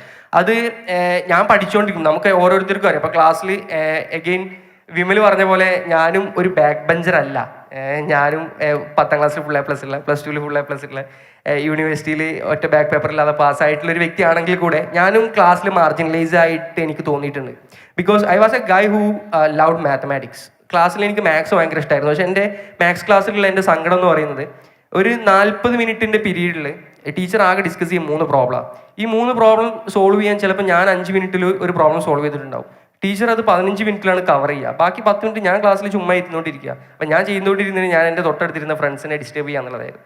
അപ്പം എബോവ് ആവറേജ് സ്റ്റുഡൻ്റ് ആണെങ്കിലും, ഇനി ബാക്ക് ബെഞ്ചർ എന്ന് ഞാൻ പറയുന്നില്ല, ക്ലാസ്സിലെ ഒരു ബിലോ ആവറേജ് സ്റ്റുഡൻ്റ് ആണ് എന്നുണ്ടെങ്കിലും, ഒരു ട്രഡീഷണൽ ക്ലാസ് റൂം സെറ്റിങ്ങിൽ അവർക്ക് വേണ്ട നീഡ് മീറ്റ് ചെയ്യുന്നില്ല എന്നുള്ളതൊരു ട്രൂ ആണ്. അത് നമ്മളുടെ എക്സ്പീരിയൻസും നമുക്കറിയാം, നമ്മൾ ക്ലാസ് എടുത്തിട്ടുള്ള എക്സ്പീരിയൻസും നമുക്കറിയാം.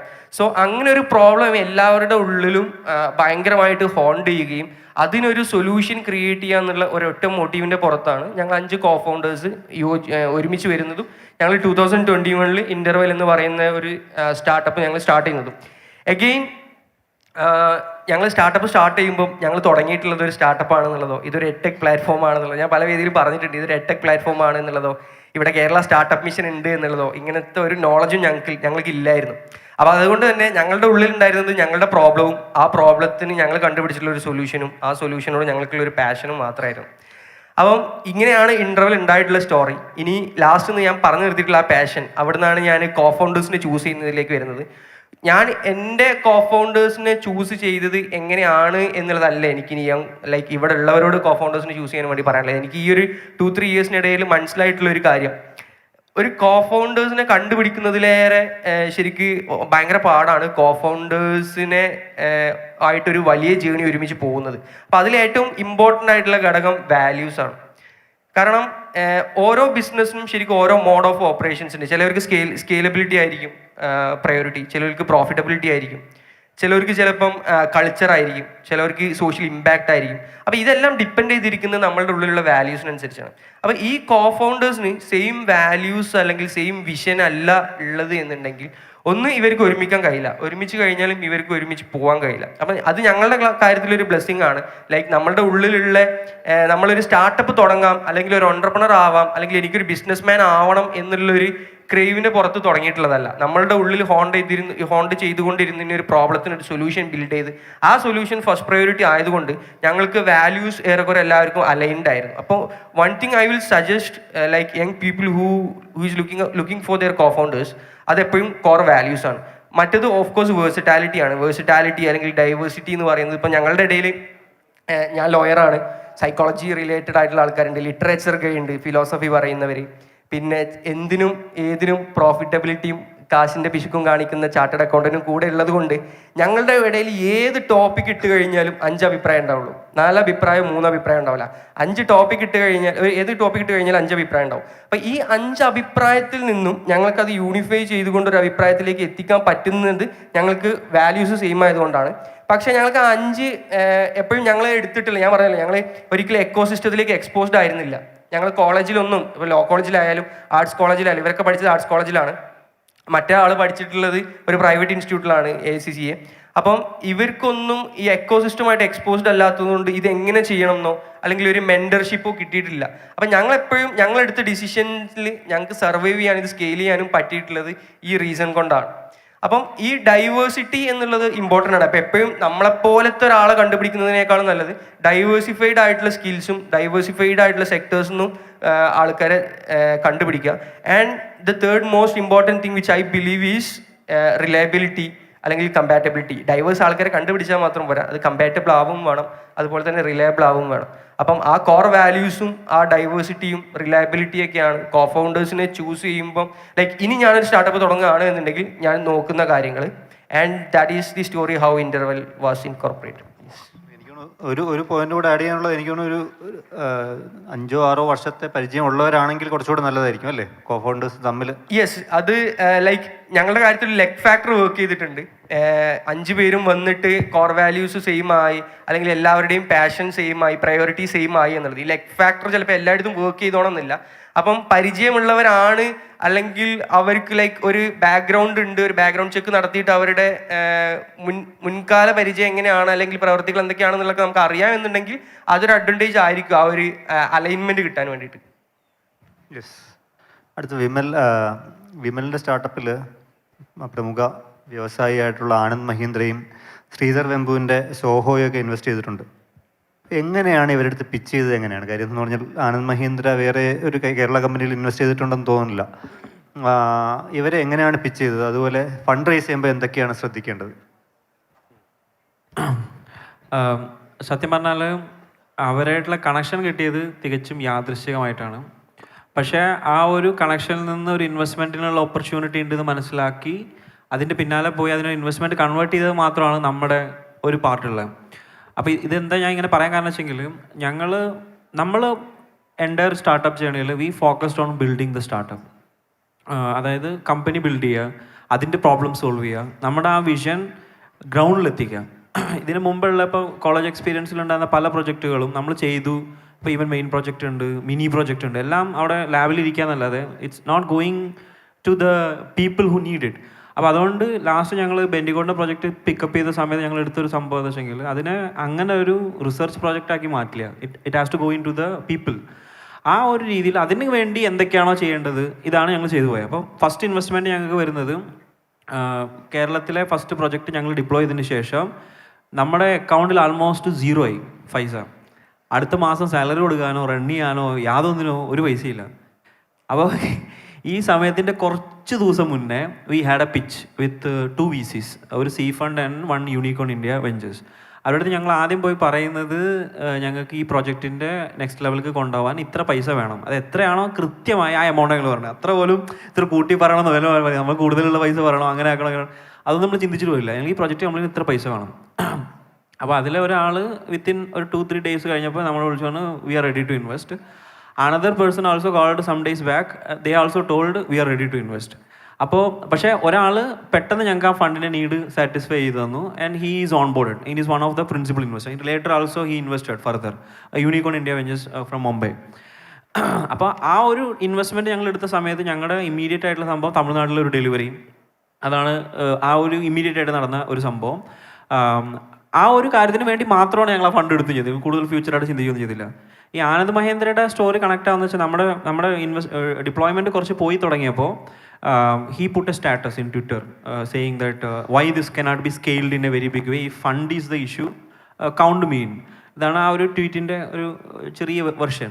അപ്പോൾ നമ്മൾ എന്ത് ചെയ്തു, ആൾക്ക് കണക്ട് ചെയ്തു, ആൾക്ക് മെയിൽ അയച്ചു.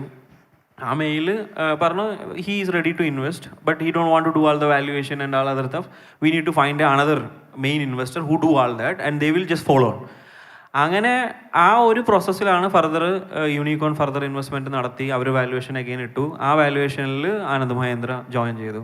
ആനന്ദ് മഹേന്ദ്ര ജോയിൻ ചെയ്തുകൊണ്ട് ഒരുപാട് ഗുണങ്ങളുണ്ടായി. ഞങ്ങൾക്ക് ഒരുപാട് നെറ്റ്വർക്കിങ്ങിന് വളരെയധികം ഹെൽപ്ഫുള്ളായി. ഇപ്പം ഞങ്ങൾ ചെയ്യുന്ന പല പ്രൊജക്റ്റിലും വെഹിക്കിൾ ഇൻ്റഗ്രേഷൻസ് വരുന്നുണ്ട്.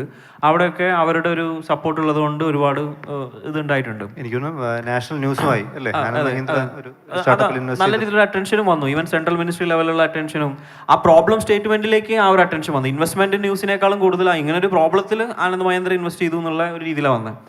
പിന്നെ സോഹോൻ്റെ സിറ്റുവേഷൻ ഉണ്ടായതെന്ന് വെച്ചാൽ സോഹോൻ്റെ ഫാമിലിയുടെ ഓഫീസിൽ നിന്ന് നമ്മളെ ഒരു ദിവസം മറ്റേ നമ്മുടെ ലിങ്ക്ഡിൻ വഴി കണക്ട് ചെയ്തു. അപ്പോൾ സാധാ ഒരു ഇൻവെസ്റ്റർമാരെയാണ് അത് വന്നത്. അപ്പോൾ നമ്മൾ വി ആർ ലുക്കിങ്, ഞങ്ങളുടെ സ്റ്റാർട്ടപ്പിൻ്റെ ജേർണിയിൽ 2 ടൈപ്പ് ഓഫ് മോഡ്സ് ഉണ്ടായിരുന്നു. ഇത് I think this is also very important. One is a planned mode, അതായത് pucca step by step execution, this is what it is. Another part is an exploration thing. Like അവിടെ ഞങ്ങൾ സർപ്രൈസസുകളെ welcome ചെയ്യുന്നുണ്ട്, different ആയിട്ടുള്ള unplanned പാത്തുകളൊക്കെ explore ചെയ്യുന്നുണ്ട്. അങ്ങനെയുള്ള രീതിയിലൊരു അൺപാത്ത് എക്സ്പ്ലോറേഷനാണ് ആൾ വന്ന് നമ്മളോട് കുറച്ച് സംസാരിച്ചതിന് ശേഷമാണ് പറയുന്നത് they are from Zoho family. ആ ഒരു രീതിയിൽ അത് നമുക്കറിയില്ല ഇത് ഇങ്ങനെ ഇത്രയും വാല്യൂഡ് ആയിട്ടുള്ള ആളുകളാണ് വന്നിട്ടുള്ളത് എന്നുള്ളത്. അങ്ങനെ അറിഞ്ഞതിന് ശേഷമാണ് ഈവൻ സോഹോനെ കുറിച്ച് കൂടുതൽ ഞങ്ങൾ മനസ്സിലാക്കുന്നത് ആഫ്റ്റർ ആ ഒരു കണക്ഷൻ വന്നതിന് ശേഷം. Then we felt Zohon's our vision is also quite similar in some ways with our vision. അപ്പോൾ അതുകൊണ്ട് അതൊരു നല്ലൊരു കണക്ഷൻ ആയിരിക്കും എന്ന് വിചാരിച്ചു. ഫർദർ എക്സ്പ്ലോർ ചെയ്തു. തീർച്ചയായിട്ടും നല്ലൊരു കണക്ഷൻ ആവും ചെയ്തു. കാരണം സോഹോൻ്റെ സീരീസ് എ വന്ന സമയത്ത് ഞങ്ങൾക്ക് ഇൻവെസ്റ്റ്മെൻറ്റിൽ ഉണ്ടാകുന്ന ഏറ്റവും വലിയ കുറേ പ്രശ്നങ്ങളുണ്ട്. അത് ലേറ്റർ സ്റ്റേജിലാണ് മനസ്സിലാവുക. ഫസ്റ്റ് ഇൻവെസ്റ്റ്മെൻറ്റ് എടുത്തതിന് ശേഷം നമ്മൾക്ക് ഈ ഇൻവെസ്റ്റ്മെൻറ്റിൻ്റെ ടേം ഷീറ്റ്സിൽ വരുന്ന ഒരു കണ്ടീഷനാണ് എക്സിറ്റ് എന്ന് പറയുന്നത്. അപ്പോൾ നമ്മൾ ഫണ്ട് എടുക്കണമായത് പെട്ടെന്ന് ഫണ്ട് വേണം എന്നുള്ള മോഡലായിരിക്കും ഫണ്ട് എടുക്കുക. പക്ഷേ എക്സിറ്റ് എന്ന് പറഞ്ഞൊരു കണ്ടീഷൻ വരുന്നത് എന്താ വെച്ചെങ്കിൽ അവിടെയാണ് ഈ ഇൻവെസ്റ്റ് ചെയ്ത ആളുകൾ നമ്മുടെ കമ്പനിയിൽ നിന്ന് അവരുടെ പ്രോഫിറ്റ് ഉണ്ടാക്കുക. ഈ ഒരു സമയം വരുമ്പോൾ അവർക്ക് സർട്ടൻ ടൈപ്പ് ഓഫ് റൈറ്റ്സ് വരും. ആ റൈറ്റ്സ് ഭയങ്കര ഡിഫിക്കൽട്ടായിരിക്കും. നമുക്കത് പ്രോപ്പറായിട്ട് കൊടുക്കാൻ പറ്റിയിട്ടില്ലെങ്കിൽ then it will become a lot of clashes and lot of problems will come. Even ഫൗണ്ടേഴ്സിന് ഫുൾ അതോറിറ്റി പോയി ഈവൻ ഞങ്ങൾ മൊത്തം കമ്പനി വിൽക്കേണ്ട സിറ്റുവേഷനിൽ അടക്കം പോകും. അങ്ങനെ വരെ കൊണ്ടുപോകും അവർക്ക്. അപ്പോൾ ഇങ്ങനെയുള്ള സംഭവങ്ങളൊക്കെ ഞങ്ങൾ അറിയുന്നത് കുറച്ച് കഴിഞ്ഞിട്ടാണ്. പക്ഷേ സോഹോ നമ്മുടെ കമ്പനിക്ക് വന്നപ്പോൾ ദേ ഹാഡ് ദിസ് വിഷൻ. അതായത് അവരൊരു എൻ്റർപ്രണർ ബേസ്ഡ് ഇൻവെസ്റ്ററാണ്. That is a different. VC based അല്ലെങ്കിൽ ഇൻവെസ്റ്റ്മെൻറ്റ് ബേസ്ഡ് ഇൻവെസ്റ്റേഴ്സും ഉണ്ട്, എൻ്റർപ്രണർ ആയിട്ടുള്ള ഇൻവെസ്റ്റേഴ്സും ഉണ്ട്. അവർക്ക് എൻ്റർപ്രണർഷിപ്പിൻ്റെ ഒരുവിധം എല്ലാ ഹസൽസും എല്ലാ ഇഷ്യൂസും പ്രോപ്പർലി മനസ്സിലാക്കുന്നത് കൊണ്ട് തന്നെ അവർ ജോയിൻ ചെയ്ത സമയത്ത് അവർക്ക് ഉണ്ടായിരുന്ന ഒരു ഫീൽ എന്താ വെച്ചെങ്കിൽ they don't want certain priorities. ഒന്നും വേണ്ട അവർക്ക്, അങ്ങനെ ഒരു പ്രയോറിറ്റീസോ കാര്യങ്ങളോ വേണ്ട. ഞങ്ങളെ മാറി ഒരാളായിട്ട് അവരുണ്ടാവും. And belong with that they diluted so much rights and ആ ഒരു ഇഷ്യൂസുകളൊക്കെ ഞങ്ങളുടെ ടേം ഷീറ്റിൽ നിന്ന് ഒഴിവാക്കി പുതിയൊരു നല്ലൊരു ന്യൂട്രൽ ആയിട്ടുള്ള ടേം ഷീറ്റ് ഉണ്ടാക്കി. That gives a lot of freedom to us also. അങ്ങനെയാണ് ശ്രീധർ സോഹോ നമ്മുടെ കമ്പനിയിൽ ഇൻവെസ്റ്റ് ചെയ്തത്. ഇതാണ് അതിൻ്റെ ഒരു ചെറിയ സംഭവം. ഇനിയുള്ള ക്വസ്റ്റ്യൻ എന്താ വെച്ചെങ്കിൽ ഇൻവെസ്റ്റ്മെൻറ്റ് എടുക്കുമ്പോൾ റേസ് ചെയ്യുമ്പോൾ എന്തൊക്കെയാണ് ശ്രദ്ധിക്കേണ്ടത്? ഫണ്ട് റേസ് ചെയ്യുമ്പോൾ എന്തൊക്കെയാണ് ശ്രദ്ധിക്കേണ്ടത്? ഓക്കെ, ഫണ്ട് റേസ് ചെയ്യുന്ന സമയത്ത് നമ്മൾ ശ്രദ്ധിക്കേണ്ട ഫസ്റ്റ് പോയിന്റ് എന്താ വെച്ചെങ്കിൽ ഓവറായിട്ട് ഡയലൂട്ട് ആയിരിക്കാം. ചില ആളുകൾക്ക് ഒരു തോന്നുന്നു ഫണ്ട് റേസ് ചെയ്ത് ഇപ്പം നമ്മുടെ എനിക്ക് തോന്നുന്നു നമ്മുടെ സോഷ്യൽ മീഡിയയിലും കാണുന്നൊരു സംഭവം എത്ര ഇൻവെസ്റ്റ്മെൻറ്റ് എടുത്തു എന്നുള്ളതാണ് കൂടുതൽ പ്രൊമോട്ട് ചെയ്യുന്നത്. റേദർ ദാൻ അവരെത്ര പ്രോഫിറ്റ് ഉണ്ടാക്കി, ആ കമ്പനി എത്ര സക്സസ്ഫുൾ ആയി, ഇൻവെസ്റ്റ്മെൻറ്റ് എടുക്കാതെ എങ്ങനെ റൺ ചെയ്യുന്നവർ, ഇത്രയും അവരിതായി എന്നുള്ള രീതിയിൽ അങ്ങനെ ഒരു സ്റ്റോറി ലൈന് ഞാൻ ഭയങ്കരമായിട്ട് ശ്രദ്ധിക്കുന്ന ഒരു സംഭവമാണ്. പക്ഷേ അങ്ങനെ സ്റ്റോറി ലൈൻ ഉണ്ടാകുന്നില്ല. പക്ഷേ ഇൻവെസ്റ്റ്മെൻറ്റ് എടുക്കുന്നതിനേക്കാളും വളരെയധികം ഇമ്പോർട്ടൻ്റ് ആണ് ഇൻവെസ്റ്റ്മെൻറ്റ് എടുക്കാതെ കമ്പനിനെ പ്രോഫിറ്റ് ആക്കുന്നത്. അപ്പോൾ നമ്മൾ ശ്രദ്ധിക്കേണ്ട ഒരു ഫസ്റ്റ് മോസ്റ്റ് തിങ് ഈ ഫണ്ടിങ് എടുക്കുന്ന സമയത്ത് ടേം ഷീറ്റ് പ്രോപ്പർലി മനസ്സിലാക്കുക. അത് ഇപ്പോൾ പല ടൈപ്പ് ഫണ്ടുകളുണ്ട്. ചിലത് പ്യുവർലി പ്രോഫിറ്റ് ഓറിയൻറ്റഡ് ആയിട്ടുള്ള ഫണ്ടുകളായിരിക്കും. ചിലത് അവർ പറയാം പേഷ്യൻ ക്യാപിറ്റൽ എന്ന് പറഞ്ഞൊരു സംഭവമുണ്ട്. ലോങ് ടേം ഫണ്ടുകളായിരിക്കും without much exit conditions and all. അങ്ങനെയുള്ള ഫണ്ടുകൾക്ക് ഈവൻ അതിൻ്റെ വാല്യുവേഷൻ കുറച്ച് കുറവാണെങ്കിലും that will help you more comparatively than ഈ high valuation kind of high risk fund എടുക്കുന്നതിനേക്കാളും. പിന്നെ ഉള്ളത് വാല്യുവേഷൻ. ഇപ്പം നമുക്കൊരു തോന്നലുണ്ട് നമുക്ക് നല്ല വാല്യുവേഷൻ വേണം. എല്ലാവരുടെ മുമ്പ് ഒരു സ്വന്തമായിട്ടൊരു കമ്പനി സ്റ്റാർട്ട് ചെയ്ത് കഴിഞ്ഞാൽ ഒബിയസ്ലി അവരൊക്കെ ചിന്തിക്കുക എൻ്റെ കമ്പനിക്ക് $1 ബില്യൺ വാല്യുവേഷൻ ഉണ്ടാവണം എന്നുള്ളത്. പക്ഷേ അതിനൊരു പ്രശ്നമുണ്ട്. ആ പ്രശ്നം എന്താ വെച്ചെങ്കിൽ ടേം ഷീറ്റിൽ ചില കണ്ടീഷൻസ് ഉണ്ട്. ഇപ്പോൾ നമ്മളൊരു ലീഗൽ പോയിന്റിൽ പറയല്ല, ലീഗൽ പോയിന്റിൽ ഇവരൊക്കെ കുറച്ചും കൂടി ബെറ്ററായിട്ട് സംസാരിക്കും. The point here is that ഇപ്പം നമ്മളൊരു ഫണ്ട് എടുത്താൽ അടുത്ത ഒരു വാല്യുവേഷൻ നമുക്ക് വേണ്ടത്ര കിട്ടിയിട്ടില്ലെങ്കിൽ ആൻറ്റി ഡൈലൂഷൻ എന്ന് പറഞ്ഞിട്ടുള്ള ഒരു സംഭവം ഉണ്ടാവും. അതായത് നമ്മൾ ആൾറെഡി എടുത്ത ഫണ്ടിന് പിന്നെയും നമ്മൾ ഷെയർ കൊടുക്കേണ്ട ഒരു സിറ്റുവേഷൻ ഉണ്ട്. അപ്പോൾ അതുകൊണ്ട് ഇങ്ങനെയുള്ള കുറേ ലീഗൽ നൂലാമാലകൾ, സിസ്റ്റമാറ്റിക് നൂലാമാലകൾ ഈ ഇൻവെസ്റ്റ്മെൻറ്റ് എടുക്കുന്നതിനെ ചുറ്റിപ്പറ്റിയുണ്ട്. അതിനെ നമ്മൾ സില്ലി ആയിട്ട് കൺസിഡർ ചെയ്ത് ഞങ്ങളങ്ങനെ കൺസിഡർ ചെയ്ത ആളുകളാണ്. അതിൻ്റെ പ്രശ്നങ്ങൾ ഞങ്ങൾ ലേറ്റർ സ്റ്റേജിൽ അനുഭവിച്ചിട്ടുണ്ട്. അതിനെ ഹെൽപ്പ് ചെയ്തത് എഗെയിൻ ദൈവത്തിൻ്റെ ഒരു അനുഗ്രഹം കൊണ്ട് ഹെൽപ്പ് ചെയ്യപ്പെട്ടതാണ് ഇപ്പോൾ സോഹോൻ്റെ ഫണ്ട് വന്ന സമയത്ത്. അപ്പോൾ അത് ഇപ്പോൾ നിങ്ങളുടെ ഒരുപാട് ഇനി സ്റ്റാർട്ടപ്പുകൾ സെറ്റ് ചെയ്യുന്ന സമയത്തും ടേം ഷീറ്റിനെ വളരെ സീരിയസ് ആയിട്ട് കൺസിഡർ ചെയ്യുക. പിന്നെ ലൈക്ക് മൈൻഡഡ് ആയിട്ടുള്ള ഇൻവെസ്റ്റേഴ്സിനെ എടുക്കുക. അപ്പോൾ ഇതിനിടയ്ക്ക് ഞങ്ങൾക്ക് ഒരു ഓപ്പർച്യൂണിറ്റി വന്നത്, ഇപ്പോൾ സോഹോ ഇൻവെസ്റ്റ് ചെയ്തതിന് ഡബിൾ ഫണ്ട് ഞങ്ങൾക്ക് കിട്ടും. പക്ഷേ 3 വർഷത്തിനുള്ളിൽ എക്സിറ്റ് കൊടുക്കണം അവർക്ക്. 3 വർഷത്തിൽ എക്സിറ്റ് കൊടുക്കുന്നതിൽ അവർ വിചാരിച്ച വാല്യൂഷൻ അവർക്ക് കിട്ടിയിട്ടില്ലെങ്കിൽ ഞങ്ങളുടെ ഷെയറും കൂടി അവർക്ക് കൊടുക്കണം ആ വാല്യൂഷൻ കിട്ടുന്നവരെ. അപ്പോൾ എഗെയിൻ ഫണ്ട് ഓറിയൻറ്റഡ് ആയിട്ട് പോകാതിരിക്കുക, വാല്യൂഷൻ ഓറിയൻറ്റഡ് ആയിട്ടും പോകാതിരിക്കുക. നമുക്ക് വേണ്ട റൈറ്റ് ആയിട്ടുള്ള മൈൻഡ് ആയിട്ടുള്ള ആളുകളെ എടുക്കാം, നമ്മുടെ എക്കോസിസ്റ്റത്തിനെ ഫ്ലറിഷ് ചെയ്യുന്നത്. കാരണം അതും ഇപ്പോൾ ഈവൻ ഞങ്ങളുടെ VCs ആണെങ്കിൽ കൂടി അവർ നല്ല രീതിയിൽ ഞങ്ങളെ ഹെൽപ്പ് ചെയ്തിട്ടുണ്ട് പല കണക്ഷൻസ് എസ്റ്റാബ്ലിഷ് ചെയ്യാൻ വേണ്ടിയിട്ടും. അതൊരു ഫ്രീ ആയിട്ട് കിട്ടുന്ന ഒരു സംഭവമാണ് ടു ബി ഫ്രാങ്ക്. ഇപ്പോൾ ആനന്ദ് മഹേന്ദ്രൻ ഞങ്ങളെ ഹെൽപ്പ് ചെയ്യുന്നു, സോഹോ ശ്രീധരൻ ഞങ്ങളെ ഹെൽപ്പ് ചെയ്യുന്നു. ഇതൊന്നും ഒരു മോണിറ്ററി ബെനിഫിറ്റ് നോക്കിയിട്ടില്ല, അവർ ഇൻവെസ്റ്റ് ചെയ്തു അതുകൊണ്ട് അവർ ഹെൽപ്പ് ചെയ്യുന്നതാണ്. And that is much more valuable than ഈ കിട്ടുന്ന ഫണ്ടിനേക്കാളും വളരെയധികം വാല്യുബിൾ ആയിട്ടുള്ള സംഭവങ്ങളാണ് അങ്ങനെയുള്ള നെറ്റ്വർക്കും കാര്യങ്ങളും. അപ്പോൾ ആ പ്രോപ്പർ ആയിട്ടുള്ള ആളുകളെ ഇപ്പോൾ കോഫൗണ്ടേഴ്സിനെ നമ്മൾ കണ്ടുപിടിക്കുന്ന മാതിരി തന്നെ ഇൻവെസ്റ്റേഴ്സിനെ പ്രോപ്പർലി ഐഡൻറ്റിഫൈ ചെയ്തിട്ട് എടുക്കുക. ഒരു ഫണ്ട് എടുക്കുന്നതിന് മുമ്പേ ആ ഇൻവെസ്റ്റേഴ്സിനെ കുറിച്ച് നല്ല രീതിയിൽ പഠിക്കുക. പിന്നെ എനിക്ക് പറയാനുള്ളത് കുറച്ച് ടിപ്സുമായിട്ട് സംഭവങ്ങളാണ്. അതായത് നമ്മൾ ഒരുപാട് ടൈപ്പ് ഇൻവെസ്റ്റേഴ്സ് ഉണ്ട്. ചില ആൾക്കാർ പറയും ഞങ്ങൾ 100ാമത്തെ പിച്ചിലാണ് ഞങ്ങൾക്ക് ഫണ്ട് കിട്ടിയെന്നുള്ളതൊക്കെ. അതൊക്കെ നല്ല രീതിയിൽ ഒപ്റ്റിമൈസ് ചെയ്യാൻ പറ്റും. ഇപ്പോൾ നമ്മുടെ ഒരു പെർട്ടിക്കുലർ പോർട്ട്ഫോളിയോയിൽ ഇൻവെസ്റ്റ് ചെയ്യുന്ന ആളുകളുടെ അടുത്തൊക്കെ പോയി തന്നെ പിച്ച് ചെയ്യാം. നമുക്ക് അവരുടെ ഒരു ആറ്റിറ്റ്യൂഡ് കണ്ടാൽ തന്നെ അറിയാൻ പറ്റും whether they going to invest or not. ഇതിലൊരു ഒരു ഒരു ട്രെൻഡുള്ള എന്താ വെച്ചെങ്കിൽ നോർമലി ഒരു ആറ്റിറ്റ്യൂഡ് കാണുമ്പോൾ ഈ VCs അവരുടെ ഒരു ആറ്റിറ്റ്യൂഡ് നമ്മൾ ശ്രദ്ധിച്ച് കഴിഞ്ഞാൽ നമുക്ക് തോന്നും നമ്മുടെ ആവശ്യമാണ് ഇത്. പക്ഷേ ഇറ്റ്സ് നോട്ട് ലൈക്ക് ദാറ്റ്, അത് അവരുടെയും കൂടി ആവശ്യമാണ്. അപ്പോൾ അതെങ്ങനെ ആക്കി മാറ്റാൻ പറ്റും എന്നുള്ളതാണ് നമ്മളെപ്പോഴും ചിന്തിക്കേണ്ടത്. പിന്നെ വേറൊരു കാര്യമുള്ളത് എന്താ വെച്ചെങ്കിൽ ഇപ്പോൾ സോഹോൻ്റെ ഒക്കെ തന്നെ മെത്തഡോളജിമാർ ഈ VCസിനെ അല്ലെങ്കിൽ ഫണ്ടിങ്ങിനെ അധികം ഡിപ്പെൻഡ് ചെയ്യാതെ തന്നെ കമ്പനി കൊണ്ടുപോകാനുള്ള ഒരു പ്ലാൻ എപ്പോഴും ഉണ്ടാവണം. അതില്ലാതെ നമ്മൾ VC ഫണ്ട് കിട്ടിയാൽ ഇപ്പോൾ പല ആളുകളും ഞാൻ പല ഡിസ്കഷനിൽ കണ്ടത് നമ്മൾ ഫണ്ട് വന്നാലേ ഞങ്ങൾ കമ്പനി തുടങ്ങുള്ളൂ. അത് വളരെ വീക്ക് പ്രൊപ്പോസിഷനാണ്. അങ്ങനെയുള്ളൊരു കമ്പനിയിൽ ഈവൻ ഇൻവെസ്റ്റ്മെൻറ്റ് കിട്ടാനും വളരെയധികം ഡിഫിക്കൽട്ടായിരിക്കും. പക്ഷേ ഇൻവെസ്റ്റ്മെൻറ്റ് വന്നില്ലെങ്കിലും നമുക്ക് കമ്പനി റൺ ചെയ്യാൻ പറ്റും, സ്കെയിൽ ചെയ്യാൻ പറ്റും എന്ന് പറഞ്ഞാൽ അത് ആ എൻ്റർപ്രണറിൻ്റെ കോൺഫിഡൻസിൽ നെക്സ്റ്റ് ലെവലിലേക്ക് കൊണ്ടുപോകും. അത് മാത്രമല്ല അങ്ങനെയുള്ള കമ്പനികളിൽ ഇൻവെസ്റ്റേഴ്സിന് ഇൻവെസ്റ്റ് ചെയ്യാനും കുറച്ചും കൂടി എളുപ്പമായിരിക്കും. ഇതൊക്കെയാണ് നോർമലി ആയിട്ട് കണ്ടുവരുന്ന ഒരു സംഭവം. പിന്നെ വാല്യുവേഷൻ അങ്ങനത്തെ സംഭവങ്ങൾക്കൊക്കെ ഒരു പെർട്ടിക്കുലർ ടൈപ്പ് ഓഫ് എന്താ പറയുക ഒരു ട്രെൻഡ് ഉണ്ട്. അതായത് ഇപ്പോൾ സീഡ് ഫണ്ട് വരുമ്പോൾ ഒരു 10% ഡയലൂഷൻ, 15% ഡയലൂഷൻ, അങ്ങനെയുള്ള കുറേ ട്രെൻഡുകൾ അതൊക്കെ ഒന്ന് മനസ്സിലാക്കി കഴിഞ്ഞാൽ കുറച്ചുകൂടി ബെറ്റർ ആയിട്ട് നമുക്ക് പ്രൊപ്പോസിഷൻ ചെയ്യാൻ പറ്റും. അതൊന്ന് മനസ്സിലാക്കി എടുത്തു കഴിഞ്ഞാൽ കാരണം അത് അവരുടെ മാൻഡേറ്റ് ആയിരിക്കും. ഇപ്പോൾ ചില VCസിനോ അല്ലെങ്കിൽ ചില സംഭവങ്ങൾ അവർക്ക് 1%, 2% ഒന്നും ഹോൾഡ് ചെയ്യാൻ പറ്റില്ല. At least they need to hold some 10%, some kind of things like that. അപ്പോൾ നമ്മളിപ്പോൾ 30 ലക്ഷത്തിന് ചോദിച്ചാലും അവർ 10% ഹോൾഡ് ചെയ്യും, 60 ലക്ഷം ചോദിച്ചാലും അവർ 10% ഹോൾഡ് ചെയ്യും. അപ്പോൾ അങ്ങനെയുള്ള ചില സംഭവങ്ങളൊക്കെ ഒന്ന് മനസ്സിലാക്കി ആ ഒരു സ്ട്രാറ്റജി ഒന്ന് മനസ്സിലാക്കി പൊസിഷൻ ചെയ്താൽ it will help you better in negotiation.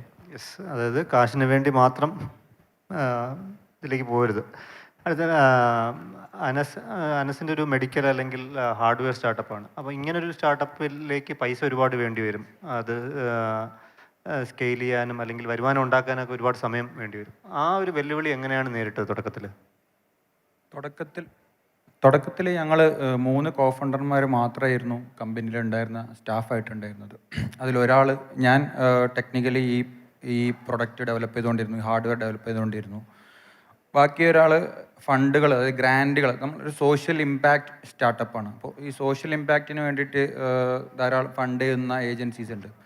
അപ്പോൾ ഇങ്ങനത്തെ ഫണ്ടുകൾ തേടി കണ്ടുപിടിച്ച് അതിന് അപ്ലൈ ചെയ്തുകൊണ്ടിരുന്നു ഒരാൾ. ബാക്കി ഒരാൾ ഇതിനെ എങ്ങനെയൊക്കെ മാർക്കറ്റ് ചെയ്യാം എന്നുള്ള കാര്യങ്ങൾ പഠിച്ചുകൊണ്ടിരുന്നു. അങ്ങനെ ആദ്യത്തെ 2 വർഷം മൊത്തം ഞങ്ങൾ 3 പേരും തന്നെ ഈ ഡിവൈസ് ഉണ്ടാക്കുന്നത് മുതൽ അതിനെ ടെസ്റ്റ് ചെയ്യാൻ ഇപ്പോൾ CMCൻ്റെ കൊളാബറേഷൻ കിട്ടിയതുകൊണ്ട് ഞങ്ങൾക്ക് കുറേ ലാഭം ഉണ്ടായിട്ടുണ്ട്. അതായത് CMC ഒരു റിസർച്ച് ഓറിയൻറ്റഡ് ആയിട്ടുള്ള ഒരു ഇൻസ്റ്റിറ്റ്യൂഷനും കൂടിയാണ്. അപ്പോൾ അവിടെ നമുക്ക് നമ്മുടെ ഡിവൈസ് ടെസ്റ്റ് ചെയ്യാനും വാലിഡേറ്റ് ചെയ്യാനൊക്കെ ഉള്ള സൗകര്യം കിട്ടി. ഇതെല്ലാം നമ്മൾ തന്നെ മൊത്തത്തിൽ സ്റ്റാർട്ടിങ്ങിൽ ഹാൻഡിൽ ചെയ്യേണ്ടി വന്നു. ഈ ഒരു ഫണ്ടിങ് ഇഷ്യൂ, കൂടുതൽ ഫണ്ട് ഈ ചിലവാക്കാനുള്ള ഫണ്ട് ഇല്ലാത്തതുകൊണ്ട്.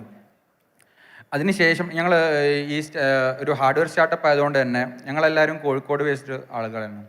അപ്പോൾ ഇതൊരു പെട്ടെന്ന് ഇങ്ങനൊരു ഹാർഡ്വെയർ ഫാസ്റ്റ്ലി ഉണ്ടാക്കണമെന്നുണ്ടെങ്കിൽ അന്ന് ആ ടൈമിൽ അത് കോഴിക്കോട് വെച്ച് പോസിബിൾ അല്ല എന്ന് തോന്നിയതുകൊണ്ട് ആദ്യത്തെ 2 വർഷം ഞങ്ങൾ ബാംഗ്ലൂരിലായിരുന്നു ഉണ്ടായിരുന്നത്. അവിടെ NCBS എന്ന് പറഞ്ഞൊരു CCAMPൻ്റെ ഒരു ഇൻക്യുബേറ്ററിലായിരുന്നു ഞങ്ങളുടെ സ്റ്റാർട്ടപ്പ് ആദ്യം സ്റ്റാർട്ട് ചെയ്യുന്നത്. അപ്പോൾ അവിടെ വെച്ച് നമ്മുടെ ഈ ഫുൾ മോഡൽ ഹാർഡ്വെയർ റെഡി ആയതിനു ശേഷം ഹാർഡ്വെയറിൻ്റെ കാര്യങ്ങൾ മൊത്തം റെഡി ആയതിനു ശേഷം നമുക്ക് കൂടുതൽ ആളുകളെ എടുക്കണം എന്ന് തോന്നിയപ്പോഴാണ് നമ്മൾ തിരിച്ച് കേരളത്തിലേക്ക് വന്നത്. അതിനും കാരണം ഈ മാൻ പവർ കോസ്റ്റ് അവിടുത്തെ ബാംഗ്ലൂരിലുള്ള കോസ്റ്റിനെക്കാട്ടും കുറഞ്ഞ കോസ്റ്റിൽ നമുക്കിവിടെ കേരളത്തിൽ ചെയ്യാൻ പറ്റും. അപ്പോൾ നമ്മളിവിടെ ഏകദേശം 2018 ലാസ്റ്റ് ആയപ്പോഴത്തേക്ക് നമ്മൾ ഇവിടെ തിരിച്ച് കേരളത്തിലേക്ക് വന്നു. അന്ന് കേരളത്തിൽ കൊച്ചിയിൽ മേക്കർ വില്ലേജ് ജസ്റ്റ് സ്റ്റാർട്ടായി ഇങ്ങനെ വരുന്നുണ്ടായിരുന്നു. അപ്പോൾ അവിടെ ഒരു സ്റ്റാർട്ടപ്പായിട്ട് നമ്മളിവിടെ കയറി. അവിടെ നിന്ന് നമുക്ക് ഒരു ടീമിനെ ഉണ്ടാക്കി. ഈ ത്രൂ ഔട്ട് ദ ജേണി ഈ ഒരു ക്യാഷ് ഫ്ലോ ഇഷ്യൂസ് ഉണ്ടായിട്ടുണ്ടായിരുന്നു. അപ്പോഴും നമ്മൾക്ക് എനിക്ക് തോന്നുന്നു ഇപ്പോൾ നമുക്ക് പറയാം, നേരത്തെ വന്ന സെഷനിലെല്ലാം പറഞ്ഞു ഈ യൂട്യൂബർമാരെല്ലാം കൊറോണ ടൈമിൽ അത് നല്ല രീതിയിൽ കൂട്ടിയപ്പോൾ നമ്മളെല്ലാം കൊറോണ ടൈമിൽ ഫുൾ പെട്ടു. ഈ പറഞ്ഞ നമുക്ക് സാലറി കൊടുക്കാൻ പോലും പൈസ ഇല്ലാത്ത സിറ്റുവേഷൻസ് വന്നു. ഈ ടൈമിലെല്ലാം നമുക്ക് നമ്മുടെ സ്ട്രെങ്ത് ആയിട്ട് കിട്ടിയത് ഈ ഒരു ടീമായിരുന്നു. ഈ ടീം എന്നും നമ്മുടെ കൂടെ നിന്നുകൊണ്ട് തന്നെ ഈ കേരളത്തിൽ നിന്ന് വന്ന ഇപ്പം നമ്മുടെ കൂടെയുള്ള ടീം, ആ ടീം മീൻസ് ഈ ഒരു വിഷനും കൂടി കണ്ടുകൊണ്ട് നിൽക്കുന്ന ഒരു ടീമാണ്. അപ്പോൾ അവർ കരിയർ ഗ്രോത്ത്, അതിൻ്റെ കൂടെ തന്നെ ഈ വിഷൻ സ്റ്റാർട്ടപ്പിൻ്റെ അവസ്ഥകളും കണ്ട് നിൽക്കുന്ന ഒരു ടീമാണ്. അപ്പോൾ നമ്മുടെ ആ ഒരു ബുദ്ധിമുട്ടുള്ള ഒരു ഘട്ടത്തിൽ നമ്മുടെ കൂടെ നിന്ന ആ ടീം ഇപ്പം നമ്മളെ കൂടെ തന്നെ ഉണ്ട്. അപ്പം ഈ ഒരു ടീമിൻ്റെ ഒരു സ്ട്രെങ്ത് കൊണ്ടാണ് ഈ നിന്നതെന്ന് പറയും. അതുപോലെ തന്നെ നമുക്ക് റൈറ്റ് ടൈമിൽ നമുക്ക് ഓരോ ഗ്രാൻറ്റുകൾ കിട്ടി. ഇപ്പം പ്രൊഡക്റ്റ് POC ചെയ്യാൻ ആദ്യം ബൈറാക്കിൻ്റെ ഗ്രാൻറ്റ് കിട്ടി, അതുപോലെ പൈലറ്റ് ചെയ്യാനും ഗ്രാൻറ്റ് കിട്ടി. അതിനുശേഷം നമ്മൾ ഇതുപോലെ നമ്മുടെ ഒരു ഹെൽത്ത് കെയർ റിലേറ്റഡ് സ്റ്റാർട്ടപ്പ് ആയതുകൊണ്ട് തന്നെ ഇത് കുറേ ഇതിൻ്റെ തിരിച്ച് പൈസ കിട്ടുക എന്നുള്ളത് ഒരു ലോങ് ജേണിയാണ്. കാരണം കുറേ സർട്ടിഫിക്കേഷൻസ്, വാലിഡേഷൻസ് ഇതെല്ലാം കഴിഞ്ഞതിന് ശേഷം മാത്രം എടുക്കും. അതുപോലെ തന്നെ ബ്ലഡ് ബാങ്കിങ് എടുക്കുമ്പം ഗവൺമെൻറ്റാണ് ഇതിലെ ഏറ്റവും വലിയ, ഇന്ത്യയിലെ ഒരു സെക്ടർ എടുക്കുകയാണെങ്കിൽ മെയിൻ പ്ലെയർ ഗവൺമെൻറ്റാണ്. ഗവൺമെൻറ്റായിട്ട് ഈ ഒരു സെക്ടറിൽ ബിസിനസ് ചെയ്യണമെന്നുണ്ടെങ്കിൽ അതിൻ്റെ ഒരു ടൈം എന്ന് പറയുന്നതും ഭയങ്കര ലോങ് ആണ്. ഇപ്പോൾ ആദ്യം നമ്മളൊരു വലിയൊരു കാലയളവിൽ നമ്മൾ അവർക്ക് പൈലറ്റ് ചെയ്ത് കൊടുക്കേണ്ടി വരും. അതിനുശേഷം കുറേ മോഡിഫിക്കേഷൻ, അതിനുശേഷമൊക്കെ ആയിരിക്കും ഇതിൻ്റെ ഒരു സെയിൽ എന്ന നിലയ്ക്ക് കണക്കാക്കാം. അപ്പോൾ ആ ടൈമിൽ കറക്റ്റ് നമ്മൾ പിവറ്റ് ചെയ്ത് നമ്മൾ ജസ്റ്റ് നമുക്ക് എങ്ങനെ സർവൈവ് ചെയ്യാം എന്നുള്ളത് നമ്മൾ നോക്കി. ആ ടൈമിൽ നമ്മൾ മനസ്സിലാക്കി ഇത് ബ്ലഡ് ബാങ്കിങ്ങിൽ ഇത് ചെയ്യാമെങ്കിൽ നമുക്ക് ഇത് സിമ്പിളായിട്ട് വെറുതെ ടെമ്പറേച്ചർ മോണിറ്ററിങ് മാത്രം ആവശ്യമുള്ള സിമ്പിളായിട്ട് മോണിറ്ററിങ് കൊടുക്കുന്ന കുറേ സെക്ടേഴ്സ് ഉണ്ട്. വാക്സിൻ, ഐസ്ക്രീം അങ്ങനത്തെ സെക്ടേഴ്സിലേക്ക് കൊടുക്കാൻ പറ്റുന്ന ചെറിയൊരു IoT ഡിവൈസ് നമ്മൾ ഇറക്കി, ടെമ്പറേച്ചർ ലോഗർ. അത് നമുക്ക് സർവൈവ് ചെയ്യാൻ നമ്മളെ ഇതിൻ്റെ ബാഗ്മോ ബ്ലഡ് ബാങ്ക് മോണിറ്ററിങ് സിസ്റ്റത്തിൻ്റെ പൈലറ്റ് നടന്നുകൊണ്ടിരിക്കുമ്പം നമുക്ക് സർവൈവൽ ആയിട്ട് നമുക്ക് ഫണ്ട് വന്നുകൊണ്ടിരുന്നത് നമ്മുടെ സെക്കൻഡറി പ്രൊഡക്റ്റ് ആയിട്ടുള്ള ലോക്ക്ഫൈ എന്ന് പറഞ്ഞൊരു ടെമ്പറേച്ചർ മോണിറ്ററിങ് സിസ്റ്റം ഉണ്ട്. അത് ആ ഡിവൈസ് ജസ്റ്റ് ഐസ്ക്രീം ടീം അതുപോലെ ഫിഷ്, മീറ്റ് ഇതെല്ലാം സ്റ്റോർ ചെയ്യുന്ന ടീം ഉപയോഗിച്ചു. അപ്പോൾ അതുവഴി നമുക്ക് ഫണ്ട് കിട്ടി. അങ്ങനെ നമ്മൾ സർവൈവ് ചെയ്ത് പോകും. Thank you.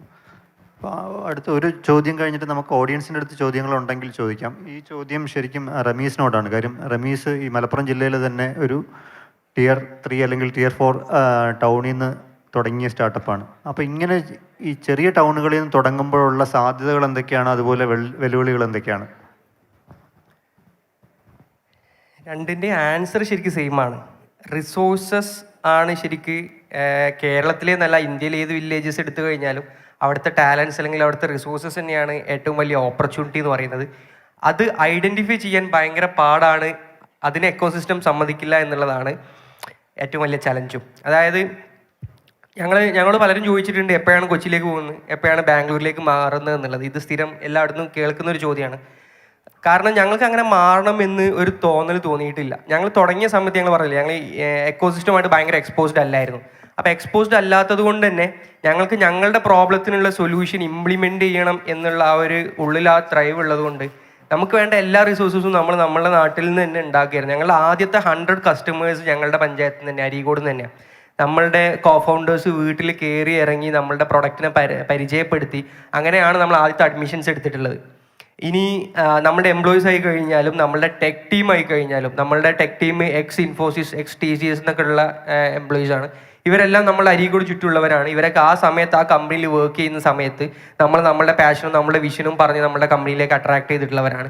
ഈവൻ ഞങ്ങളുടെ സെയിൽസ് ടീമിലുള്ളവർ കേരളത്തിൽ ബൈജൂസിലെ സെയിൽസ് ടീമിലുള്ളവരെക്കാളും സെയിൽസ് കൊണ്ടുവരുന്നവരുണ്ട്. ബട്ട് അവരാരും ഒരു MBA കഴിഞ്ഞവരോ അല്ലെങ്കിൽ ഹയർ പാക്കേജിൽ ഒരു കമ്പനിയിൽ നിന്ന് ഞങ്ങൾ ചാടിച്ചവരോ അല്ല.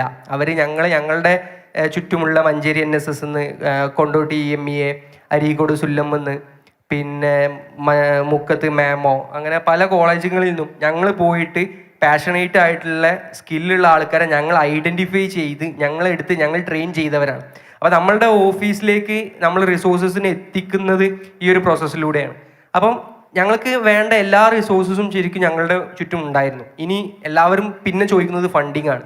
ഫണ്ടിങ് ഞാനിതുപോലെ ഈ വിമല് പറഞ്ഞ പോലെ ഞാൻ ഒപ്റ്റിമൈസ് ചെയ്തിട്ടുണ്ടായിരുന്നു. അപ്പോൾ ഒപ്റ്റിമൈസ് ചെയ്തപ്പോൾ ഞാൻ മനസ്സിലാക്കിയൊരു സത്യം, എഡ്ടെക് സെക്ടറിൽ ഒപ്റ്റിമൈസ് ചെയ്ത് കഴിഞ്ഞാൽ പിന്നെ ഞങ്ങൾക്ക് ഫണ്ട് തരാൻ ഇന്ത്യൻ ഇൻവെസ്റ്റേഴ്സ് ഇല്ല എന്നുള്ളതാണ്. ഇപ്പോഴത്തെ സിനാരിയോ അതാണ്. ആർക്കും എഡ്ടെക് ഇല്ല. അപ്പോൾ നമ്മൾ ഒരു പരിധി വരെയൊക്കെ നമ്മൾ ഇത് ചെയ്തു നോക്കി. പിന്നെ ഒരുപാട് പേരെടുത്ത് പിച്ച് ചെയ്ത് ഈ പറഞ്ഞ പോലെ ഒപ്റ്റിമൈസേഷൻ ചെയ്തതുകൊണ്ടും ചെയ്യാത്തത് കൊണ്ടും ഞാൻ 100+ പിച്ചസ് ചെയ്തിട്ടുണ്ട്. ഒരു സമയം കഴിഞ്ഞപ്പോൾ എനിക്ക് മനസ്സിലായത് ശരിക്ക് എഡ്ടെക്കിൻ്റെ VCസിന് അവരുടേതായിട്ടുള്ള ജസ്റ്റിഫിക്കേഷൻസ് ഉണ്ട് എഡ്ടെക് സെക്ടറിൽ ഇൻവെസ്റ്റ് ചെയ്യാൻ. ബട്ട് നമ്മളുടെ സൈഡിൽ നിന്ന് നോക്കുമ്പോൾ ശരിക്കും നമ്മളുടെ VC എക്കോസിസ്റ്റത്തിൽ ഉള്ളവരുടെ അടുത്ത് നമ്മളുടെ പ്രൊഡക്റ്റ് കൺവിൻസ് ചെയ്യുന്നതിനേക്കാൾ എളുപ്പമായിരുന്നു ഞങ്ങളുടെ പ്രൊഡക്റ്റ് അറിയുന്ന ഞങ്ങളുടെ നാട്ടുകാരുടെ അടുത്ത് ഏഞ്ചൽ ഇൻവെസ്റ്റിങ്ങിനെ കുറിച്ച് പിച്ച് ചെയ്യാൻ. ഞങ്ങളുടെ ഇനീഷ്യൽ ഏഞ്ചൽ റൗണ്ട് ചെയ്തതെല്ലാം ഞങ്ങളുടെ റിലേറ്റീവ്സ് ഫ്രണ്ട്സും അല്ല, പക്ഷെ ഞങ്ങളുടെ നാട്ടിലുള്ള ഞങ്ങളുടെ ബ്രാൻഡിനെ അറിയുന്ന, ഞങ്ങളുടെ പ്രൊഡക്റ്റ് അവരുടെ വീട്ടിൽ അല്ലെങ്കിൽ അവരുടെ ചുറ്റുമുള്ളവർ യൂസ് ചെയ്ത പ്രൊഡക്റ്റ് യൂസ് ചെയ്ത് അതിൻ്റെ എഫിഷ്യൻസി അറിയുന്നവരാണ് ഞങ്ങളുടെ തുടക്കത്തിലുള്ള ഏഞ്ചൽ ഇൻവെസ്റ്റേഴ്സൊക്കെ.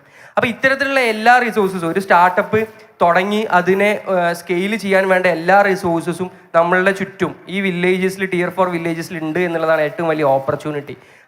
ഇനി ചലഞ്ച് ചെയ്യാൻ പറഞ്ഞ പോലെ ഈ എക്കോസിസ്റ്റത്തിൽ നിന്നുള്ള പ്രഷറാണ്. അതിലൊക്കെ ഗവൺമെൻറ് ഇനിയും ഒരുപാട് കാര്യങ്ങൾ ചെയ്യാനുണ്ട്, ഈ ഇൻഫ്രാസ്ട്രക്ചർ പോലെയുള്ളതൊക്കെ. ഞാൻ പെരിന്തൽമണ്ണ തന്നെ വന്നിട്ട് ഞാൻ ഈ കാര്യം പറഞ്ഞിട്ടുണ്ട്. അതായത് ഇപ്പം നമ്മൾ ബാംഗ്ലൂരിൽ നിന്നും ചെന്നൈ, മുംബൈ എന്നൊക്കെ ടെക് ടീം നമ്മളുടെ അവിടെ വന്ന് വർക്ക് ചെയ്യുന്നുണ്ട്, അരീക്കോട്. അപ്പം ഇവർക്ക് വേണ്ട പല കാര്യങ്ങളും ഞങ്ങളുടെ നാട്ടിലില്ല. അരീക്കോട് പഞ്ചായത്തിൽ ഒരു സിനിമാ തിയേറ്റർ ഇല്ല, ഒരു പബ്ബില്ല, ബാറില്ല. ഇതൊക്കെ ശരിക്ക് യങ്സ്റ്റേഴ്സ് അവരുടെ ലൈഫ് സ്റ്റൈൽ, ലിവിങ് സ്റ്റൈൽ വളരെ ഇമ്പോർട്ടൻ്റ് ആണ്. അപ്പം ഇതെല്ലാം നല്ലതോ ചീത്തതോ എന്നുള്ളത് that's A different topic. But ആൾക്കാർക്ക് യങ്സ്റ്റേഴ്സിന് ആവശ്യമായിട്ടുള്ള എക്കോസിസ്റ്റം പ്രൊവൈഡ് ചെയ്യുക എന്നുള്ളത്, ഇൻഫ്രാസ്ട്രക്ചർ പ്രൊവൈഡ് ചെയ്യുക എന്നുള്ളത് വളരെ ഇമ്പോർട്ടൻ്റ് ആണ്. അപ്പം ഞങ്ങൾക്ക് എന്തായാലും ഈ ബിസിനസ്സുകളൊന്നും തുടങ്ങാൻ പറ്റില്ല. സോ നമ്മൾ യങ്സ്റ്റേഴ്സിനെ അട്രാക്ട് ചെയ്യുന്നത് നമ്മളുടെ കൾച്ചർ വെച്ചിട്ടാണ്. നമ്മളുടെ കമ്പനിയിലെ കൾച്ചറും നമ്മളുടെ കമ്പനിയിലെ ലേണിംഗ്, ആ ഒരു ലേണിംഗ് സ്റ്റൈലും, നമ്മളുടെ എംപ്ലോയീസിന് കൊടുക്കുന്ന ഓപ്പർച്യൂണിറ്റീസ്, ഇത്തരം കാര്യങ്ങളും നമ്മളുടെ പീപ്പിൾ സെൻട്രിക് ആയിട്ടുള്ള അപ്രോച്ചും കൊണ്ട് ഞങ്ങൾ ടാലൻസിനെ പുറത്തുനിന്ന് ഇങ്ങോട്ട് അട്രാക്ട് ചെയ്യുന്നുണ്ട്, ഇവിടുന്ന് ടാലൻസിനെ ഡെവലപ്പ് ചെയ്യുന്നുണ്ട്. അപ്പം ഇത്തരത്തിൽ Tier 4 വില്ലേജസിന് പ്രത്യേകിച്ച് കേരളത്തിൽ ഹ്യൂജ് ഓപ്പർച്യൂണിറ്റി ഉണ്ടെന്ന് ഉറച്ചു വിശ്വസിക്കുന്നത് കൊണ്ട് തന്നെ ഞങ്ങൾ നിയർ ഫ്യൂച്ചറിലൊന്നും ഒരു Tier 1 മെട്രോ സിറ്റിയിലേക്ക് പോകാൻ വേണ്ടിയിട്ട് ആഗ്രഹിക്കുന്നില്ല. കാരണം ഇപ്പം ഞങ്ങൾക്ക് ഞങ്ങളുടെ ബിസിനസ് തുടങ്ങാനും സ്കെയിൽ ചെയ്യാനുള്ള എല്ലാ റിസോഴ്സസും ഞങ്ങളുടെ നാട്ടിൽ തന്നെ അവൈലബിൾ ആണ്. അതിനെ ഐഡൻറ്റിഫൈ ചെയ്യാൻ എക്കോസിസ്റ്റം എതിരായിരുന്നു. അതായിരുന്നു ഞങ്ങൾ ഫേസ് ചെയ്തിരുന്ന ചലഞ്ച്. അത് ഓവർകം ചെയ്യാൻ പറ്റിയതിൽ സന്തോഷമുണ്ട്. ഇപ്പോഴും ഒരുപാട് ചലഞ്ചസ് ഫേസ് ചെയ്യുന്നുണ്ട്. രാത്രി ഞങ്ങൾക്ക് ഇപ്പോൾ 30+ കൺട്രീസിൽ സർവീസ് കൊടുക്കുന്നതുകൊണ്ട് 24 hours ഷിഫ്റ്റിൽ ആൾക്കാരുണ്ട്. അപ്പോൾ രാത്രി 2 മണിക്ക് ഷിഫ്റ്റ് കഴിയുന്നവരുണ്ടാവും. ഇവരിറങ്ങി കഴിഞ്ഞാൽ ഇവർക്ക് ഓട്ടോ കിട്ടത്തില്ല. ഇവരിറങ്ങി കഴിഞ്ഞാൽ ഇവരെ ചേട്ടന്മാർ പല കാര്യങ്ങൾ ചോദിച്ച് വിഷമിപ്പിക്കാറുണ്ട്. അപ്പം ഇങ്ങനെ പല കാര്യങ്ങളുണ്ട്. ഇതെല്ലാം ഞങ്ങൾ ഓവർകം ചെയ്യാൻ നോക്കുന്നുണ്ട്. ഈവൻ ഞങ്ങളുടെ നാട്ടുകാരെ ഞങ്ങൾ എഡ്യൂക്കേറ്റ് ചെയ്യാൻ നോക്കുന്നുണ്ട്. അപ്പോൾ ഇത്തരത്തിൽ പല ചലഞ്ചസും വരുമ്പോൾ അത് ഞാൻ നേരത്തെ പറഞ്ഞ പോലെ നമ്മുടെ സൊല്യൂഷനോടുള്ള പാഷൻ ഉള്ളത് കൊണ്ട് അത് സോൾവ് ചെയ്യാല്ലാതെ വേറെ വഴിയില്ല. സോ ഇതാണ് സെയിം റിസോഴ്സസ് തന്നെയാണ് അതിൻ്റെ ഓപ്പർച്യൂണിറ്റീസും ചാലഞ്ചും. ഇനി നമുക്ക് ചോദ്യങ്ങൾ എന്തെങ്കിലും ഓഡിയൻസിൻ്റെ അടുത്ത് നിന്നുണ്ടെങ്കിൽ.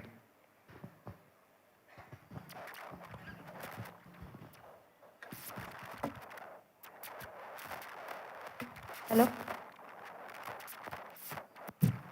Hello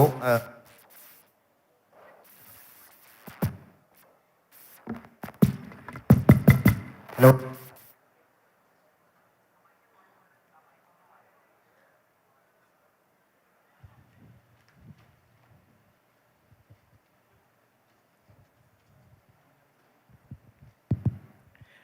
My question is for Ramesh. Like, in your path, like, നമ്മൾ സ്കെയിൽ ചെയ്ത് തുടങ്ങിയപ്പോഴേ the amount of employees കൂടി, the amount of work you have to do, the amount of quality you need to keep throughout everyone. So അതിനു വേണ്ടി എന്താ ചെയ്ത്? Yes, first of all ഈ question തന്നതിന് ഒരുപാട് നന്ദി. ഞാൻ പറയണമെന്ന് ആഗ്രഹിച്ച ഒരുപാട് കാര്യങ്ങൾ പറയാൻ പറ്റുന്ന ഒരു ചോദ്യമാണ്. അതായത് ഓക്കെ, വൺ വേർഡ്ലി ആൻസർ പറയാം. ഞങ്ങൾക്കിപ്പോൾ ഒരു 260+ എംപ്ലോയീസ് ഉണ്ട്, 5000+ ടീച്ചേഴ്സ് ഉണ്ട്. ടീച്ചേഴ്സിനെ മെയിൻറ്റെയിൻ ചെയ്യുക, ടീച്ചേഴ്സിനെ കൊണ്ടു നടക്കുന്നതാണ് ഭൂമിയിലെ ഏറ്റവും വലിയ ചലഞ്ച് എന്നുള്ളതാണ് ഞാൻ മനസ്സിലാക്കുന്നത്. സ്റ്റിൽ നമ്മളിത് സർവൈവ് ചെയ്യുന്നത് നമ്മളുടെ കൾച്ചർ വെച്ചിട്ടാണ്. Culture is very important. അത് ശരിക്കും ഞാൻ വേറെ എക്സാമ്പിൾ പറയുകയാണെന്നുണ്ടെങ്കിൽ ഇപ്പം ഒരുപാട് റവല്യൂഷൻസ് നമ്മുടെ നാട്ടിലുണ്ടായിട്ടുണ്ട്. അതുപോലെ ഇൻഡസ്ട്രിയൽ റവല്യൂഷൻ എന്നൊക്കെ പറയുന്നത് പോലെ ഇന്ന് നടക്കുന്നതാണ് യങ്സ്റ്റേഴ്സിൻ്റെ അടുത്ത് സോഷ്യൽ റവല്യൂഷൻ എന്ന് പറയുന്നത്. എല്ലാവർക്കും അവരുടെ ലിവിങ് സ്റ്റൈൽ ഇമ്പോർട്ടൻ്റ് ആണ്, എല്ലാവർക്കും അവരുടെ സെൽഫ് റെസ്പെക്റ്റ് ഇമ്പോർട്ടൻ്റ് ആണ്, എല്ലാവർക്കും അവരുടേതായിട്ടുള്ള പ്രയോറിറ്റീസ് ഉണ്ട്. അപ്പം നമ്മളുടെ 10 വർഷം മുമ്പോ അല്ലെങ്കിൽ 15 വർഷം മുമ്പ് അല്ലെങ്കിൽ നമ്മൾ കോളേജിൽ പഠിച്ചിട്ടുള്ള ഒരുപാട് HR പോളിസീസ്, ഒരുപാട് കൾച്ചർ റിലേറ്റഡ് കാര്യങ്ങളൊക്കെ ഉണ്ടാവും. ഈ punch in punch out system, ഇതൊക്കെ ഏതോ കാലത്ത് ഫാക്ടറിയിൽ വർക്ക് ചെയ്യാനും വേണ്ടിയിട്ട് ആൾക്കാർ ഉണ്ടാക്കിയിട്ടുള്ള സിസ്റ്റമാണ്.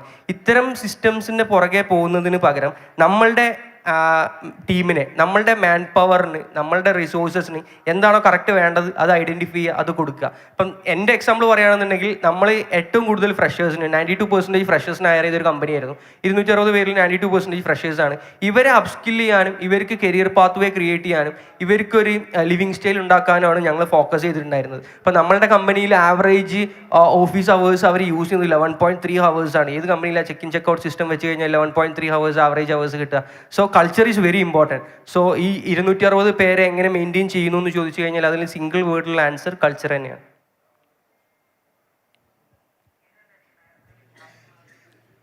ഹലോ, എൻ്റെ ക്വസ്റ്റ്യൻ എന്ന് പറഞ്ഞാൽ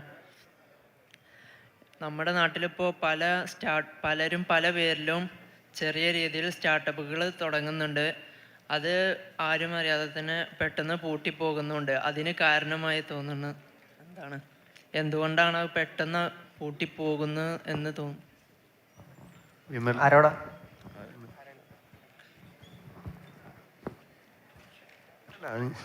ഞാൻ പറയാം. അതായത് സ്റ്റാർട്ടപ്പിലെ ഏതൊരു ബിസിനസ്സിനകത്താണെങ്കിലും സക്സസ് റേറ്റ് എന്ന് പറഞ്ഞാൽ ഒരു 20% താഴെ ഉള്ളൂ. ഇപ്പം നമ്മളുടെ ചുറ്റിനുള്ള കടകൾ തന്നെ നോക്കിയാൽ അറിയാം. പുതിയ കടകൾ വരുന്നു, അതൊരു 6 മാസം കൊണ്ടോ 1 വർഷം കൊണ്ടോ 2 വർഷം കൊണ്ടോ അത് പൂട്ടിപ്പോകുന്നു. അപ്പോൾ അത് പൂട്ടിപ്പോകുന്നത് നോക്കിയിട്ട് നമ്മൾ തുടങ്ങാതിരിക്കരുത്. കാര്യം എന്ന് പറഞ്ഞാൽ പരാജയത്തിന് പേടിക്കേണ്ട കാര്യമില്ല. നിങ്ങൾക്ക് ആർക്കെങ്കിലും എന്തെങ്കിലും ആഡ് ചെയ്യാനുണ്ടോ? ബിസിനസ് തുടങ്ങാൻ പല റീസൺസ് ഉണ്ട് ഓരോരുത്തർക്ക്. ഇപ്പം മലയാളികളെ കുറിച്ച് സ്വാഭാവികമായിട്ടും സോഷ്യൽ മീഡിയയിൽ പറയുന്ന ഒരു കാര്യമാണ് ഇവിടെ ഒരു ഹോട്ടൽ സക്സസ് ആയി കഴിഞ്ഞാൽ തൊട്ടടുത്തൊരു ഹോട്ടൽ തുടങ്ങും എന്നുള്ളത്. അപ്പം ഇങ്ങനെ പല റീസൺസും ഉണ്ട് ബിസിനസ് സ്റ്റാർട്ട് ചെയ്യാൻ. ഈ റീസൺസ് ആണ് ഇത് സക്സസ് ആവണം വേണ്ടേ എന്നുള്ളത് തീരുമാനിക്കുന്നതെന്ന് വിശ്വസിക്കുന്ന ആളാണ് ഞാൻ. നമ്മൾ ഇപ്പം എഗെയിൻ ഞങ്ങൾ തുടങ്ങിയതിൻ്റെ റീസൺ ഞങ്ങൾ പറഞ്ഞതാണ്. ഞങ്ങൾ സ്കെയിൽ ചെയ്യുന്നതിലും ഞങ്ങൾ സക്സസ് ആവുന്നുണ്ട് എന്നുണ്ടെങ്കിൽ അതിൻ്റെ റീസൺ എന്താണെന്ന് ഒരു 10 വർഷം കഴിഞ്ഞ് എന്നോട് ചോദിച്ചു കഴിഞ്ഞാൽ ഞാൻ ഈ സെയിം ഉത്തരമായിരിക്കും പറയാം. ഞങ്ങളുടെ ഉള്ളിലൊരു പ്രോബ്ലം ഉണ്ടായിരുന്നു, ഞങ്ങൾ കണ്ടിട്ടില്ല. അപ്പോൾ ഈവൻ വിമൽ പറഞ്ഞതിലും വിമൽ കൃത്യമായിട്ട് കണ്ടിട്ടുള്ള അവരുടെ ടീം ഐഡൻറ്റിഫൈ ചെയ്തിട്ടുള്ള ഒരു പ്രോബ്ലം ഉണ്ട്. ആ പ്രോബ്ലത്തിന് അവരൊരു സൊല്യൂഷൻ ബിൽഡ് ചെയ്തു. അങ്ങനെ നമ്മൾ സൊല്യൂഷൻ ബിൽഡ് ചെയ്യുമ്പോൾ ആ സൊല്യൂഷനോട് നമുക്ക് തോന്നുന്നൊരു പ്രണയമുണ്ട്, അല്ലെങ്കിൽ ഒരു പാഷൻ ഉണ്ട്. ആ പാഷൻ ഉണ്ടായി കഴിഞ്ഞാൽ പിന്നെ നമ്മുടെ ഫോക്കസ് എന്തിലായിരിക്കും അറിയോ? പ്രോബ്ലം സോൾവിങ്ങിൽ മാത്രമായിരിക്കും. ആ ഒരു പാഷനേറ്റ് ആയിട്ടുള്ള സൊല്യൂഷൻ സക്സസ്സിലേക്ക് എത്തിക്കാൻ വേണ്ടിയിട്ട് ഏത് എക്സ്റ്റെൻഡ് വരെയും പോകും. അതിൽ എങ്ങനെയെന്നുള്ളതല്ല, ഏത് എക്സ്റ്റെൻഡ് വരെയും ആ പ്രോബ്ലം സോൾവിങ്ങിൽ ഫോക്കസ് ചെയ്യും, ആ അത്രയും എക്സ്റ്റെൻഡിലേക്ക് നമ്മൾ പോകും. അപ്പോൾ ആ പാഷനേറ്റ് ആയിട്ടുള്ള ഒരു സൊല്യൂഷൻ ബിൽഡ് ചെയ്യുക, എന്നിട്ട് ബിസിനസ് ചെയ്യുക എന്നുള്ളതാണ് സക്സസ്സിലേക്ക് എത്താനുള്ള ഒരു ഷോർട്ട് വേ ഞാൻ പറയില്ല, ബട്ട് സക്സസ് റേറ്റ് കൂട്ടാനുള്ള ഒരു 1 ഓഫ് ദി വേ.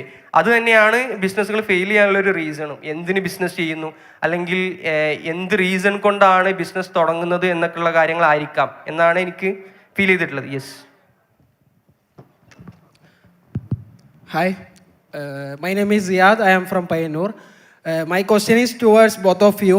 അതിനു മുമ്പേ എനിക്ക് ഈ ഷിഫ കൺവെൻഷൻ സെൻറ്ററിൻ്റെ മാനേജ്മെൻറ്റിനോട് പറയാനുള്ളത്, ഒരു 2-3 മൈക്ക് സെറ്റ് ചെയ്താൽ നന്നായിരിക്കും. ഒരാൾ ആടുന്ന ക്വസ്റ്റ്യൻ ചോദിച്ചാൽ ഇവിടെ മൈക്ക് എത്തണമെങ്കിൽ 5 മിനിറ്റ് സമയം എടുക്കുന്നുണ്ട്. അതൊന്ന് ശ്രദ്ധിച്ചോട്ടെ, നാളെയും പ്രോഗ്രാമില്ലതാണ്. മൈ ക്വസ്റ്റ്യൻ ഈസ്, നിങ്ങൾ 3 ആളോടുമാണ്, അതായത് ഇൻ്റർവെൽ,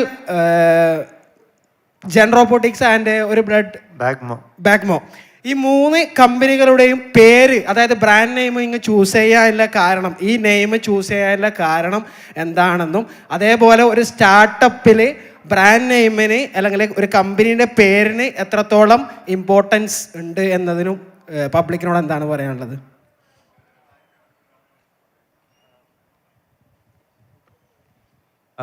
ബ്രാൻഡിങ്ങിൻ്റെ കാര്യം പറയുകയാണെങ്കിൽ ഞാൻ വളരെയധികം ഇപ്പോൾ എന്താ പറയുക പാഷനേറ്റ് ആയിട്ടുള്ള ഒരു പെർട്ടിക്കുലർ തിങ്ങാണ് ബ്രാൻഡിങ്.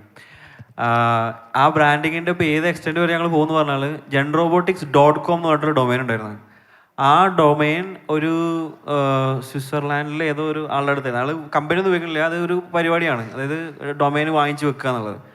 ഞങ്ങളത് തുടങ്ങിയ സമയത്ത് അയാളത് നെഗോഷിയേറ്റ് ചെയ്ത് അറൗണ്ട് 2 lakh സംതിങ് ആണ് ഇന്ത്യൻ. അതിപ്പോൾ റീസെൻ്റ്ലി ഞങ്ങൾ വാങ്ങി. അതിൻ്റെ ഒരു 10-15 ഇരട്ടി കൊടുത്തിട്ടാണ് ആ ഡൊമെയിൻ വാങ്ങിയത്. അതിപ്പോൾ യൂട്ടിലൈസ് ചെയ്യുന്നില്ല, but we have the domain. അത് കിട്ടിയപ്പോൾ നമുക്ക് കിട്ടിയൊരു ഫീലിംഗ് ഉണ്ട്. അതാണ് ബ്രാൻഡിങ് എന്നാണ് ഞാൻ വിശ്വസിക്കുന്നത്. കാരണം ആ പേരിനോട് അത്രയും ഇൻ ടേമിൽ നമ്മളൊരു ലവ് ഉണ്ടായി. ഇനി പേരുണ്ടായതിൻ്റെ റീസൺ പറയാം. പേരുണ്ടായത് ഇപ്പം ഞങ്ങൾ കോളേജ് പഠിക്കുന്ന സമയത്ത് കമ്പ്യൂട്ടറിൻ്റെ സ്റ്റാർട്ടിങ്ങിൽ ജനറേഷൻ 1, 2 എന്ന് പറഞ്ഞിട്ടാണ് കമ്പ്യൂട്ടർ തുടങ്ങി. അപ്പോൾ ഞങ്ങൾ റോബോട്ടിക് സിസ്റ്റം ബിൽഡ് ചെയ്ത സമയത്ത് ഞങ്ങൾ ഫസ്റ്റ് വെറുതെ അതിന് ജനറേഷൻ 1 എന്നൊരു പേര് ഇട്ടു. സെക്കൻഡ് 1 ജനറേഷൻ 2 എന്ന് ഇട്ടു. അങ്ങനെ 2 വെർഷൻസ് ഞങ്ങൾ കോളേജ് പഠിക്കുന്ന സമയത്ത് റിലീസ് ചെയ്തു, ഒരു എക്സോസ്കെൽട്ടൺ റോബോട്ടിക് ഡിവൈസസ്.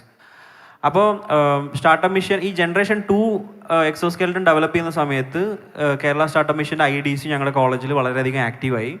അപ്പോൾ കോളേജിൽ ഞങ്ങൾക്ക് വർക്ക് ചെയ്യുകയാണെങ്കിൽ അല്ലെങ്കിൽ ഉപയോഗിക്കുകയാണെങ്കിൽ facility will be from 9 to 6 or 5 or something. അതുവരെ യൂസ് ചെയ്യാൻ പറ്റില്ല. പക്ഷേ ഞങ്ങൾക്ക് ക്ലാസ് കഴിഞ്ഞിട്ട് ഇതിൽ വർക്ക് ചെയ്യാൻ പറ്റുള്ളൂ. അപ്പോൾ സ്റ്റാർട്ടപ്പ് മിഷൻ്റെ ഫെസിലിറ്റി യൂസ് ചെയ്യണം. പക്ഷേ വളരെ ബ്യൂട്ടിഫുൾ ആയിട്ട് IDCയുടെ തുടക്കത്തിൽ തന്നെ അവർ 24 hours നമുക്കത് യൂട്ടിലൈസ് ചെയ്യാനുള്ള ഒരു സിസ്റ്റമാറ്റിക് സംഭവങ്ങളൊക്കെ സെറ്റ് ചെയ്ത് തന്നു. അത് കോളേജിൽ സ്റ്റാർട്ടായി. പക്ഷേ അത് യൂസ് ചെയ്യണമെങ്കിൽ ഞങ്ങളൊരു സ്റ്റാർട്ടപ്പ് ആയിട്ട് രജിസ്റ്റർ ചെയ്യണം, just for name sake at least. അപ്പോൾ ഒരു നെയിം ചോദിച്ചു. അപ്പോൾ സിമ്പിളായിട്ട് ജെൻ റോബോട്ടിക് സൊല്യൂഷൻസ് എന്ന് പറഞ്ഞിട്ടുള്ള നെയിം കൊടുത്ത് ഞങ്ങൾ രജിസ്റ്റർ ചെയ്തു. അങ്ങനെയാണ് ഈ സ്റ്റാർട്ടിങ് ഉണ്ടായ. ജെൻ റോബോട്ടിക് സൊല്യൂഷൻസ് രജിസ്റ്റർ ചെയ്യാൻ പറ്റിയില്ല കമ്പനി രജിസ്റ്റർ ചെയ്യുന്ന സമയത്ത്. അങ്ങനെ ജെൻ റോബോട്ടിക് ഇന്നോവേഷൻസ് എന്ന് പറഞ്ഞിട്ടാണ് MCL രജിസ്റ്റർ ചെയ്തത് 2017 ആവുന്ന സമയത്ത്. അപ്പോഴാണ് ഈ ഡൊമൈൻ ഞങ്ങൾക്ക് കിട്ടിയില്ല, .com. അപ്പോൾ .org എടുത്തു. .org ആണ് ഇപ്പോഴും ഞങ്ങൾ യൂസ് ചെയ്യുന്നത്. .com റീസെൻ്റ്ലി ഞങ്ങൾ പർച്ചേസ് ചെയ്തു. ഞങ്ങൾക്കൊരു കളർ കോഡ് ഉണ്ട്. ആ ഒരു വിഷൻ തീം ചെയ്യുന്ന സാധനം ഞങ്ങൾ എല്ലാ സോഷ്യൽ മീഡിയ പോസ്റ്റും ആ കളർ കോഡ്, അത് വളരെ മൈക്രോ ലെവലിൽ പോയാൽ അതിൻ്റെ ഒരുപാട് എസൻസുകളുണ്ട്. നമ്മുടെ എംപ്ലോയീസിൻ്റെ അടുത്തും ഓഫീസിലാണെങ്കിലും ഒക്കെ അത് യൂസ് ചെയ്യുന്നുണ്ട്. അത് എന്തിനാണ് ഇത്രയും ബ്രാൻഡിങ് നമ്മൾ ഉൾക്കൊള്ളിക്കുന്നതെന്ന് വെച്ചെങ്കിൽ അൺകോൺഷ്യസ് ആയിട്ട് ആളുകളുടെ മനസ്സിൽ നമ്മളെക്കുറിച്ചിട്ടൊരു ഇമേജ് ഉണ്ടാക്കണം. അതിനാണ് മാക്സിമം ബ്രാൻഡിങ് യൂസ് ചെയ്യുന്നത്. വളരെ ഇമ്പോർട്ടൻ്റ് ആയിട്ടുള്ള സംഭവമാണ്. ഇപ്പോൾ ബെൻഡിക്കോട്ട് എന്ന് പറഞ്ഞ ആ പ്രൊഡക്റ്റ് ഈ സാനിറ്റേഷൻ എക്കോസിസ്റ്റത്തിൽ ഇതുവരെ എനിക്ക് തോന്നുന്നു 2017 വരെ സക്കിങ് മെഷീനും ജെറ്റി മെഷീൻസ് എന്നുള്ള പേരുകൾ പല ബ്രാൻഡിൻ്റെ ആർക്കും അറിയാത്ത സംഭവങ്ങളാണുള്ളത്. പക്ഷേ നമ്മുടെ ആ ഒരു പ്രൊഡക്റ്റ് ഡെലിവറി ചെയ്തതിന് ശേഷം സ്റ്റാർട്ട് ചെയ്തതിന് ശേഷം ബെൻഡിക്കോട്ട് എന്നുള്ള ഒരു പേരിലാണ് ആ എക്കോസിസ്റ്റത്തിൽ നമ്മുടെ പ്രൊഡക്റ്റ് എവ്രിബഡി ഏത് മൂക്കും മൂലയിലായാലും ഈ municipalities they are aware of this particular product. എന്നാൽ അത് മാത്രമല്ല ഞങ്ങൾ ഇത് ചെയ്യാൻ തുടങ്ങിയ സമയം ഇതായതുകൊണ്ട് പെട്ടെന്ന് ഓക്കെ ഇത് ചെയ്യാൻ തുടങ്ങിയപ്പോൾ ഓട്ടോമാറ്റിക്കായിട്ട് നമ്മുടെ മാത്രം റവന്യൂ ഇൻക്രീസ് ചെയ്തില്ല, ഈ സക്കിങ് ജെറ്റി മെഷീൻസിനും കൂടി റവന്യൂ ഇൻക്രീസ് ചെയ്തു. പറയാനുള്ളത് ഇത്രയാണ്, branding is a very very important aspect four startup in A long run. Time out ആയിട്ടുണ്ട്. ഞാൻ ജസ്റ്റ് 1 വേർഡിൽ പറയാം. അതായത് ഇൻ്റർവെൽ എന്ന് പറഞ്ഞു കഴിഞ്ഞാൽ ബേസിക്കലി നമുക്ക് എല്ലാവർക്കും, കുട്ടികൾക്ക് എല്ലാവർക്കും സ്കൂളിൽ പഠിക്കുന്ന കാലത്ത് ഏറ്റവും ഇഷ്ടപ്പെട്ട ഒരു വേർഡായിരുന്നു ഇൻ്റർവെൽ. അത് തന്നെയാണ് one of the reason. Philosophically പറഞ്ഞു കഴിഞ്ഞാൽ നമ്മൾ കറണ്ട് എഡ്യൂക്കേഷൻ സിസ്റ്റത്തിൽ നിന്നും ഒരു ബ്രേക്ക് എടുക്കുന്നു, അതൊരു ഇൻ്റർവെൽ ആക്കുന്നു എന്നൊക്കെ നമുക്ക് വേണമെങ്കിൽ ഫിലോസഫിക്കലിക്ക് പറയാം. പക്ഷേ മെയിൻ റീസൺ തന്നെയാണ് കുട്ടികൾക്ക് ഇഷ്ടപ്പെട്ട ഒരു വേർഡ് ആയതുകൊണ്ട്, കുട്ടികൾക്ക് ഇഷ്ടപ്പെട്ട ഒരു സമയമായതുകൊണ്ടാണ് ഇൻ്റർവെൽ എടുത്തത്. പിന്നെ ബ്രാൻഡിങ്ങിൻ്റെ ഇമ്പോർട്ടൻസിലേക്ക് ഞാൻ പോകുന്നില്ല, ടൈം ഔട്ട് ആയിട്ട്. It's like very huge topic. അതിൽ എനിക്ക് പറയാനുള്ളത് ബ്രാൻഡിങ്ങിന് അതിൻ്റേതായിട്ടുള്ള ഗൈഡ് ലൈൻസ് ഉണ്ട്, അതിൻ്റേതായിട്ടുള്ള വാല്യൂസ് ഉണ്ട്. ബബിൾ ക്രിയേറ്റ് ചെയ്യുന്നതിൽ ഫോക്കസ് ചെയ്യാതിരിക്കുക. ഇപ്പം ഞാൻ ഇന്നലെ ചെന്നൈയിൽ കണ്ട ഒറ്റ കാര്യം പറഞ്ഞുതരാം. ആകാശിൻ്റെ ഒരു സ്കൂൾ ബസ് പോകുന്നുണ്ടായിരുന്നു. അപ്പോൾ ആകാശിൻ്റെ സ്കൂൾ ബസ്സിൽ ആകാശ് എഴുതിയതിൻ്റെ തൊട്ട് മേലെ ഒരു ബ്ലൂ കളർ കൊണ്ട് ഒരു പെയിന്റ് കൊണ്ട് ഇങ്ങനെ സ്ക്രാച്ച് ചെയ്തിട്ടുണ്ട്. അപ്പോൾ അതിൻ്റെ റീസൺ അതും ബ്രാൻഡിങ് തന്നെയാണ്. അപ്പോൾ ബ്രാൻഡിങ്ങിന് ഡിഫറെൻറ്റ് എലമെൻറ്റ്സ് ഉണ്ട്. അപ്പോൾ അത് കുറച്ച് വാല്യൂസ് അതിൽ കീപ്പ് ചെയ്യേണ്ടതുണ്ട്. ബ്രാൻഡിങ് മാർക്കറ്റിംഗ് ചെയ്യുമ്പോൾ അത് കീപ്പ് ചെയ്തിട്ട് ചെയ്യാന്നുള്ളത് മാത്രമാണ്. Thank you so much, and I don't mean to be rude, but I would appreciate it if this is like the last question because of the time constraints. Thank you so much. Please go ahead. പെട്ടെന്ന് ചോദിക്കാം. Okay, എൻ്റെ പേര് മുഹമ്മദ് റയീസ് എന്നാണ്. ഞങ്ങൾ കൊച്ചിയിൽ നിന്നാണ് വരുന്നത്. Especially എൻ്റെ ചോദ്യം റമീസ് അലീനോടാണ്. പ്രത്യേകിച്ച് ഞങ്ങൾ ഓൾറെഡി 2014 മുതൽ സ്റ്റാർട്ട് ചെയ്ത ഒരു ട്യൂഷൻ സെൻറ്റേഴ്സ് ഉണ്ട്, വെസ്റ്റ് കൊച്ചിയിലാണ്. ഓൾമോസ്റ്റ് 3000 സ്റ്റുഡൻസ് ഉണ്ട്.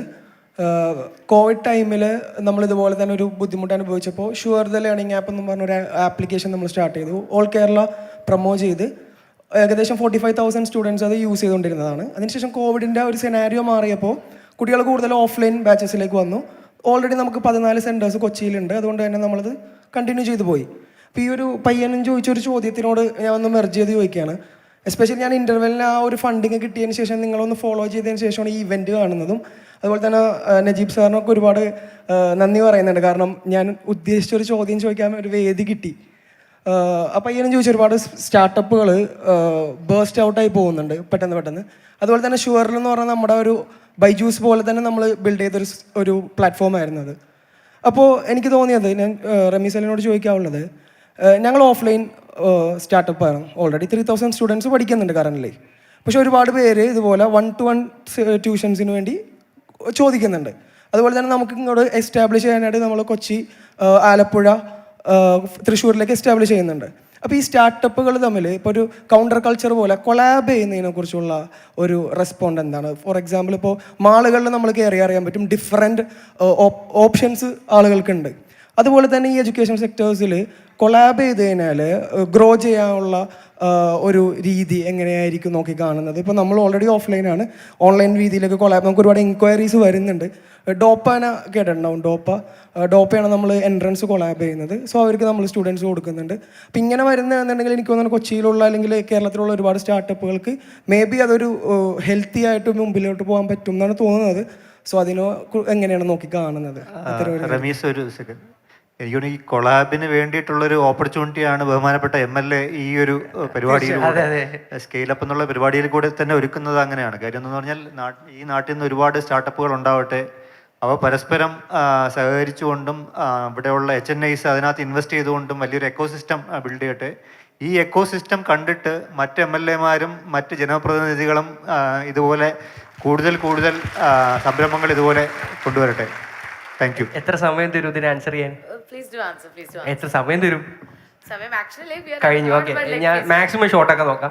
ഇതിൽ ശരിക്കും 2 പാർട്ടുണ്ട്. ഒന്ന് ഈ ഷട്ട് ഡൗൺ ചെയ്യുന്ന പാർട്ടുണ്ട്, കൊളാബിന്റെ പാർട്ടുണ്ട്.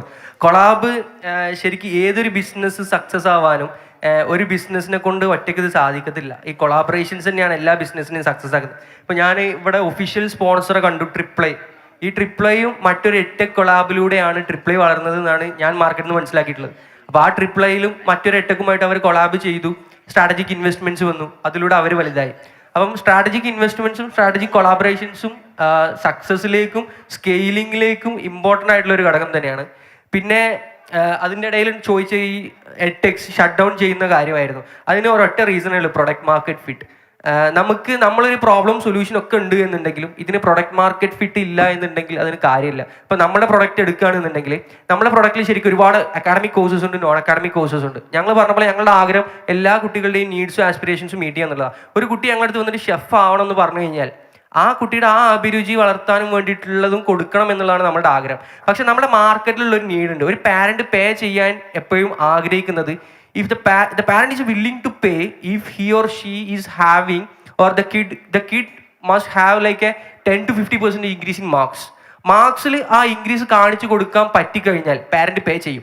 അതാണ് പ്രൊഡക്റ്റ് മാർക്കറ്റ് ഫിറ്റ്. അപ്പോൾ ഏതൊരു ബിസിനസ്സും സ്കെയിൽ ചെയ്യാനും അത് പ്രോഫിറ്റബിൾ ആവാനും സക്സസ് ആവാനും പ്രൊഡക്റ്റ് മാർക്കറ്റ് ഫിറ്റ് ഇമ്പോർട്ടൻ്റ് ആണ്. ആ പ്രൊഡക്റ്റ് മാർക്കറ്റ് ഫിറ്റ് ഐഡന്റിഫൈ ചെയ്തതിന് ശേഷം മാത്രമാണ് ഈവൻ നമ്മൾ ഫണ്ടിങ്ങിലേക്കും സ്കെയിലിങ്ങിലേക്കൊക്കെ പോകേണ്ടത്. അപ്പോൾ ആ പ്രൊഡക്റ്റ് മാർക്കറ്റ് ഫിറ്റ് ഐഡന്റിഫൈ ചെയ്തിട്ടില്ലെങ്കിൽ സ്വാഭാവികമായിട്ടും അത് നമുക്ക് ഷട്ടിങ്ങിലേക്കും അല്ലെങ്കിൽ പിവോട്ടിലേക്കൊക്കെ മാറേണ്ടി വരും. ഈവൻ ഞങ്ങളും പിവോട്ട്സ് ചെയ്തിട്ടുണ്ട്. എനിക്ക് ഭയങ്കര എൻ്റെ ഒരു എന്താ പറയുക അഹങ്കാരമായിട്ട് അല്ലെങ്കിൽ എൻ്റെ ഒരു അച്ചീവ്മെൻ്റ് ആയിട്ട് ഞാൻ കണ്ടൊരു കോഴ്സാണ് ഞങ്ങൾ ഫൈനാൻഷ്യൽ ലിറ്ററസി ബിൽഡ് ചെയ്തത്, to teach kids about financial literacy. പക്ഷേ അതിൻ്റെ ഒരു 100x ആണ് ഒരു ഫൗണ്ടേഷൻ മാത്സിനുള്ള റവന്യൂ. അപ്പോൾ അതാണ് പ്രൊഡക്റ്റ് മാർക്കറ്റ് ഫിറ്റ്. അപ്പോൾ നമ്മൾ ഒരേ സമയം നമ്മളുടെ ആഗ്രഹത്തിലേക്ക് അല്ലെങ്കിൽ നമ്മുടെ പാഷനേറ്റ് ആയിട്ടുള്ള കോഴ്സസ് നമ്മൾ ബിൽഡ് ചെയ്തപ്പോൾ നമ്മൾ മാർക്കറ്റിനുള്ള നീഡും മാർക്കറ്റിലേക്ക് ഫിറ്റ് ആവുന്ന പ്രൊഡക്ഷൻ ബിൽഡ് ചെയ്തതുകൊണ്ടാണ് നമുക്ക് സ്കെയിൽ ചെയ്യാൻ പറ്റിയത്. ഇപ്പം ഞങ്ങൾ ഫണ്ടിങ്ങിൻ്റെ സമയത്താണ് ന്യൂസ് വന്നത് എന്ന് പറഞ്ഞല്ലോ. ശരിക്കും ഫണ്ടിങ്ങിൻ്റെ ന്യൂസ് ആയതുപോലും ഒരിക്കലും ഞങ്ങൾ ഫണ്ടിങ് എടുത്തതുകൊണ്ടല്ല. ഞങ്ങൾ ഒരുപാട് മില്യൺസ് ഒന്നും ഫണ്ടിങ് എടുത്തിട്ടില്ല, ചെറിയ ഏഞ്ചൽ റൗണ്ടേ ചെയ്തിട്ടുള്ളൂ. But we had generated A revenue of 20 crore in 2.5 years. അപ്പോൾ അത് ഞങ്ങൾക്ക് ചെയ്യാൻ പറ്റിയത് we were always focusing on the product market fit. So അങ്ങനെ ഷട്ട് ചെയ്യുന്ന സ്റ്റേജ് അല്ലെങ്കിൽ പിവോട്ട് ചെയ്യുന്ന ഒരു സ്റ്റേജിലേക്ക് എത്തിയ സ്റ്റാർട്ടപ്പ് ഫൗണ്ടേഴ്സ് ഉണ്ട് എന്നുണ്ടെങ്കിൽ അവരോട് എനിക്ക് പറയാനുള്ളത് focus on the product market fit എന്നുള്ളതാണ്. Thank you for the time. Thank you so much, and I really hope that you got the answer that you have been searching for. And what an interesting conversation. ശരിക്കും 1 മണിക്കൂർ എന്ന് പറയുന്നത് വളരെ ഷോർട്ടാണ്. എത്ര കേട്ട് കഴിഞ്ഞാലും നമുക്ക് മതിയാവില്ല, എത്ര ക്വസ്റ്റ്യൻസ് ചോദിച്ചു കഴിഞ്ഞാലും മതിയാവില്ല. But still, thank you so much for being here part of the ScaleUp Conclave 2024. And at this event, may I humbly request Mr. PM Riaz, the General Manager of KKEM, to kindly join us on the pulpit, please, to kindly hand over a token of love and appreciation to Mr. Ramiz Ali. May we kindly have the presence of Mr. Riaz, the General Manager of KKEM, onto the stage, please. All right. May we kindly have Mr. Tom Joseph, the Director of JN University, kindly join with us to hand over a token of love and appreciation to Mr. Ramiz Ali. Thank you so much. It was an incredible input that all what you have shared with us. Thank you so much for being vocal about the versatility in selecting co-founders and at the same time holding or sticking on to same values that bind them together, and also talking about the ecosystem for this existing ecosystem for the business. Thanks a ton, Mr. Ramiz Ali.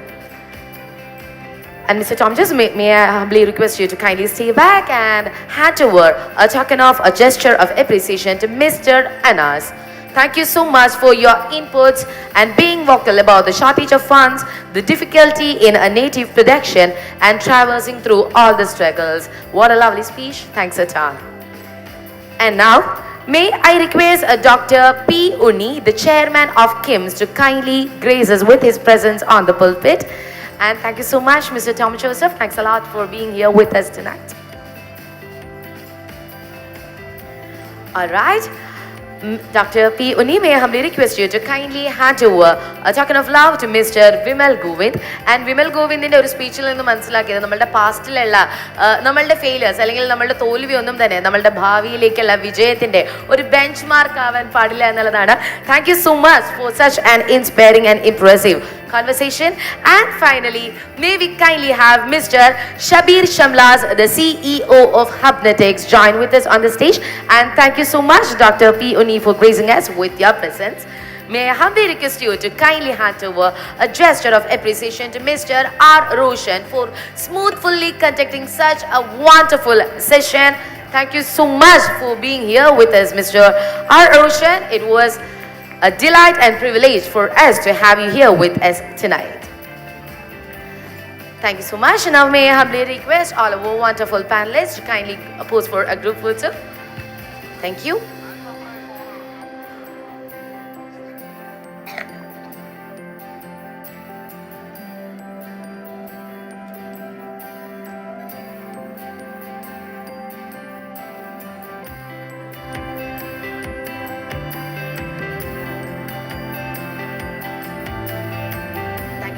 Thank you so much. And now may I request our wonderful, our respected MLA of Perindalmana, Mr. Najib Kantapuram sir, to kindly join us on the stage. Can we kindly have the presence of our honorable MLA, Mr. Najib Kantapuram, on the stage, please.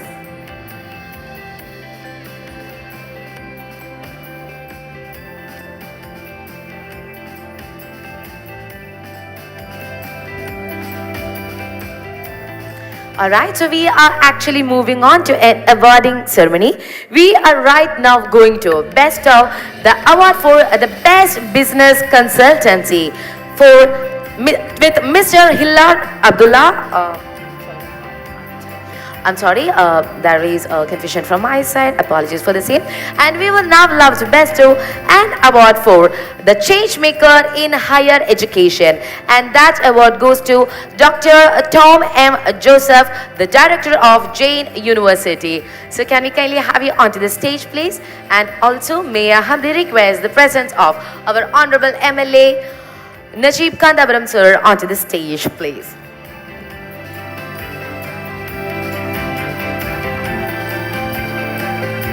And ladies and gentlemen, may I humbly request you to join with me in giving them a resounding applause. And here we have Dr. Tom M. Joseph receiving his awards on the change maker in higher education. Thank you so much and keep spreading more happiness and more inspiration, the both of you.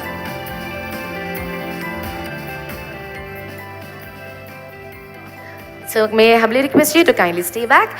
And the next award for the best business consultancy goes to Mr. Hilal Abdullah from Fast Business Lane. Can we kindly have the presence of Mr. Hilal Abdullah onto the stage, please?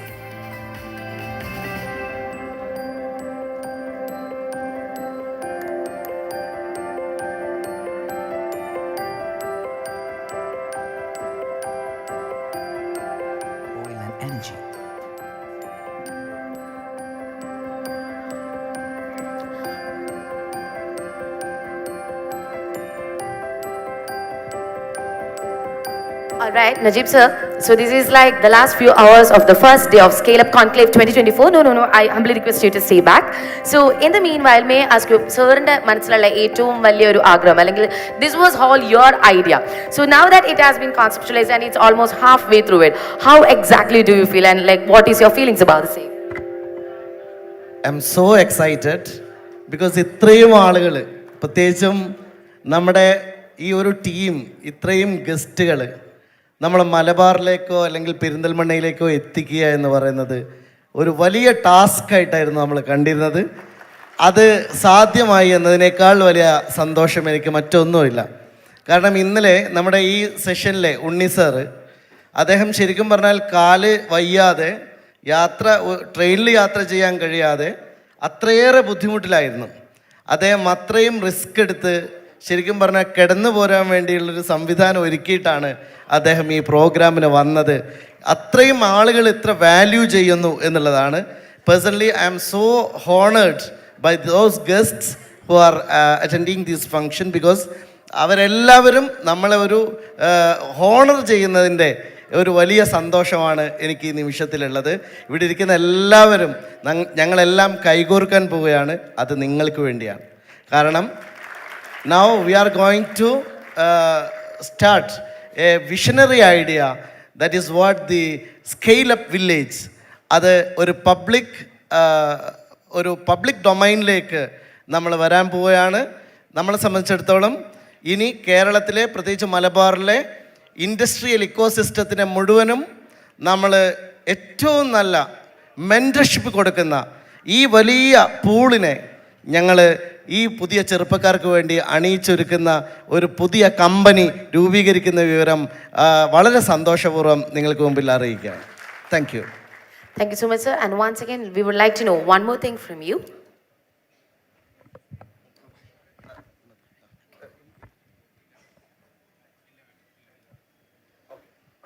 All right, sir. Thank you so much for sharing your excitement with us. May I humbly request you to kindly be seated.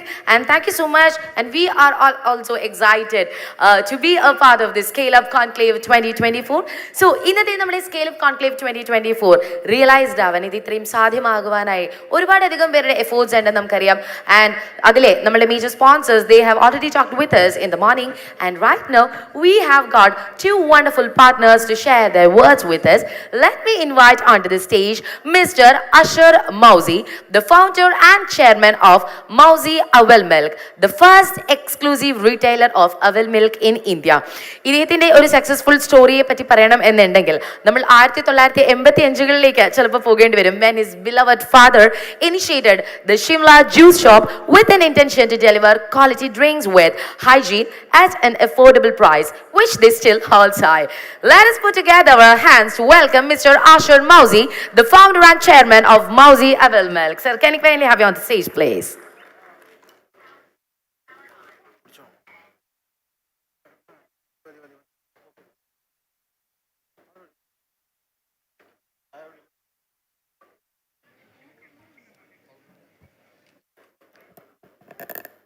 Good evening every one. വളരെയധികം സന്തോഷമുണ്ട്, അഭിമാനമുണ്ട് ഇങ്ങനൊരു വേദിയിൽ സംസാരിക്കാൻ കഴിഞ്ഞതിലും നിങ്ങളെല്ലാവരെയും കാണാൻ കഴിഞ്ഞതിലും. ഇതുപോലൊരു വേദി എനിക്ക് സംസാരിക്കാൻ അവസരം തന്ന പ്രിയപ്പെട്ട MLA നജീബ് ക ഒരുപാട് നന്ദി അറിയിക്കുകയാണ്. ഞാൻ ആദ്യം എന്നെ പരിചയപ്പെടുത്താം. എൻ്റെ പേര് അസ്ഗർ, മൗസി അവിൽ മിൽക്കിൻ്റെ MD ആണ്. വീട് പെരിന്തൽമണ്ണ ജൂബിലി റോഡ്. മൗസിയെക്കുറിച്ച് പറയുകയാണെങ്കിൽ നേരത്തെ ആങ്കർ പറഞ്ഞ പോലെ 1985 നിന്ന് നമ്മൾ തുടങ്ങണം. 1985 60 സ്ക്വയർ ഫീറ്റ് ചെറിയൊരു ഷോപ്പിൽ നിന്നാണ്, സിംല കുൾബാർ എന്നൊരു ഷോപ്പിൽ നിന്നാണ് ഞങ്ങളെ തുടക്കം എന്ന് പറയുന്നത്. എൻ്റെ പിതാവ് വീരാൻ ഹാജി ആയിരുന്നു ആ ഷോപ്പ് തുടക്കം. പിന്നീട് എൻ്റെ 5ാം ക്ലാസ്സിൽ പഠിക്കുമ്പോൾ എൻ്റെ പിതാവ് മരണപ്പെടുകയും എൻ്റെ ബ്രദർ ആ ഷോപ്പ് ഏറ്റെടുത്ത് നടക്കുകയും ചെയ്തു. 2017 ബ്രദറിന് ലിവർ ട്രാൻസ്പ്ലാന്റേഷൻ വേണ്ടി വന്നപ്പോഴാണ് ഞാൻ ബിസിനസ്സിലേക്ക് ഇറങ്ങുന്നത്. ആ സമയത്ത് ഞാൻ MTech ഒക്കെ കഴിഞ്ഞ് പെരിന്തൽമണ്ണ ബ്ലോക്ക് പഞ്ചായത്തിൽ അസിസ്റ്റന്റ് എഞ്ചിനീയറായി വർക്ക് ചെയ്യുന്ന സമയമായിരുന്നു. ആ സമയം ഞാൻ ആ ഷോപ്പ് ഏറ്റെടുക്കുകയും അതിൽ അവിൽ മിൽക്ക് ഇൻട്രൊഡ്യൂസ് ചെയ്യുകയും അങ്ങനെ അവിൽ മിൽക്കിൻ്റെ ഒരു 4-5 വെറൈറ്റി അവിൽ മിൽക്ക് അതിൽ ലോഞ്ച് ചെയ്യുകയും ചെയ്തു. അങ്ങനെയാണ് അവിൽ മിൽക്ക് തുടക്കം. പിന്നെ മാർക്കറ്റിൻ്റെ, നമ്മുടെ ഇൻഡോർ പെരിന്തൽമണ്ണ മുനിസിപ്പാലിറ്റി മാർക്കറ്റിൻ്റെ വിപുലീകരണാർത്ഥം ആ ഷോപ്പ് പൊളിക്കാൻ വേണ്ടി പറഞ്ഞപ്പോഴാണ് ഞങ്ങൾ അവിൽ മിൽക്കിന് മാത്രമായിട്ടൊരു ഷോപ്പ് എന്ന ഒരു ചിന്തയിലേക്ക് വരുന്നതും അങ്ങനെ 2020 മാർച്ച് 1 പെരിന്തൽമണ്ണ തറയിൽ ബസ് സ്റ്റാൻഡിൽ മൗസി തുടക്കം കുറിക്കുന്നതും. ഇന്ന് കേരളത്തിലും തമിഴ്നാട്ടിലും UAE-യിലും ഖത്തറിലുമായി മൗസിക്ക് 30ഓളം ഔട്ട്ലെറ്റുകളുണ്ട്. 250 തൊഴിലാളികൾക്ക് ഞങ്ങൾ തൊഴിൽ നൽകുന്നുണ്ട്. അതിൽ 12 പേർ ചെവി കേൾക്കാൻ കഴിയാത്ത, സംസാരിക്കാൻ കഴിയാത്ത 12 പേർക്കാണ് തൊഴിൽ കൊടുക്കുന്നതിൽ വളരെയധികം സന്തോഷമുണ്ട്. ഒരു 10 മിനിറ്റ് മുമ്പ് ഞങ്ങൾ സൗദി അറേബ്യയിൽ ആദ്യത്തെ ഔട്ട്ലെറ്റ് ജിദ്ദ ഷറഫിയയിൽ ഈ 10 മിനിറ്റ് മുമ്പ് ഓപ്പണായി. ഇതാണ് മൗസിയുടെ ഒരു സ്റ്റോറി എന്ന് പറയുന്നത്. എന്നെ ഇവിടുത്തെ ഇവർ കോണ്ടാക്ട് ചെയ്തപ്പോൾ പറഞ്ഞത് നിങ്ങളുടെ ബിസിനസ് അല്ലെങ്കിൽ നിങ്ങളുടെ മൗസി എങ്ങനെയാണ് സ്കെയിലപ്പ് ചെയ്തത് എന്നതിനെ കുറിച്ച് പറയണമെന്ന് പറഞ്ഞു. എനിക്ക് നൽകപ്പെട്ട സമയം 5 മിനിറ്റാണ്. അതുകൊണ്ട് എൻ്റെ ഈ ഒരു കുറഞ്ഞ എക്സ്പീരിയൻസിൽ നിന്നും കുറച്ച് കാര്യങ്ങൾ നിങ്ങളോട് സ്കെയിലപ്പ് ചെയ്ത കാര്യങ്ങൾ നിങ്ങളുമായി ഷെയർ ചെയ്യാം. അതിൽ ആദ്യത്തെ ഒരു കാര്യം എന്ന് പറയുന്നത്, എനിക്ക് മൗസിയെ സ്കെയിലപ്പ് ചെയ്യാൻ വേണ്ടി എനിക്കുണ്ടായിരുന്നത് വലിയൊരു ഡ്രീം ഉണ്ടായിരുന്നു, വലിയൊരു വിഷൻ ഉണ്ടായിരുന്നു. അതാണ് എന്നെ മൗസിയെ ഇത്രത്തോളം സ്കെയിലപ്പ് ചെയ്യാനുള്ള ആദ്യത്തെ ഒരു കാരണം. ഞാൻ മൗസി പെരിന്തൽമണ്ണ തറയിൽ ബസ് സ്റ്റാൻഡിൽ ആദ്യമായി ഓപ്പൺ ചെയ്തപ്പോൾ ഞാൻ പറഞ്ഞൊരു കാര്യം, ഞാൻ ഇതിനെ ഇന്റർനാഷണൽ ബ്രാൻഡാക്കും. അന്ന് പലരും എന്നോട് പറഞ്ഞു, എൻ്റെ രാഹുലും വള്ളം കൊണ്ട് ഇന്റർനാഷണൽ ബ്രാൻഡാവും, ഒരിക്കലും നടക്കില്ല എന്ന് പലരും എന്നോട് പുച്ഛിച്ചു. പലർക്കും നമ്മുടെ ഡ്രീം ഒരു ചിരി വരുന്നതെങ്കിൽ ആ ഡ്രീമാണ് ഏറ്റവും വലിയൊരു കാര്യം, അതാണ് യഥാർത്ഥമാവുന്ന ഒരു കാര്യം എന്ന് ഞാൻ അന്ന് മനസ്സിലാക്കി. അതിന് ഒരു ഉത്തമ ഉദാഹരണമാണ് അബുദാബി മുഷ്രിഫ് മാളിൽ. ഇംഗ്ലീഷുകാരും അറബികളും കൂടുതലും വരുന്ന അബുദാബി മുഷ്രിഫ് മാളിൽ ഞങ്ങളുടെ ഔട്ട്ലെറ്റ് കഴിഞ്ഞ ആഴ്ച ഓപ്പണായി. അവിടെ ഒരു ജർമ്മൻ ഒരു കസ്റ്റമർ അവിടെ വന്നു. അയാൾ ആദ്യത്തെ അവിൽ മിൽക്ക് ഇതെന്താണെന്ന് ചോദിച്ചിട്ട് അവിൽ മിൽക്ക് കൊടുത്തു. ആ അവിൽ മിൽക്ക് കുടിച്ചിട്ട് ആൾ അത്രയും നല്ലൊരു അഭിപ്രായം പറഞ്ഞ് 2 അവിൽ മിൽക്ക് ആളെ റൂമിലേക്ക് പാർസലും കൊണ്ടുപോയി.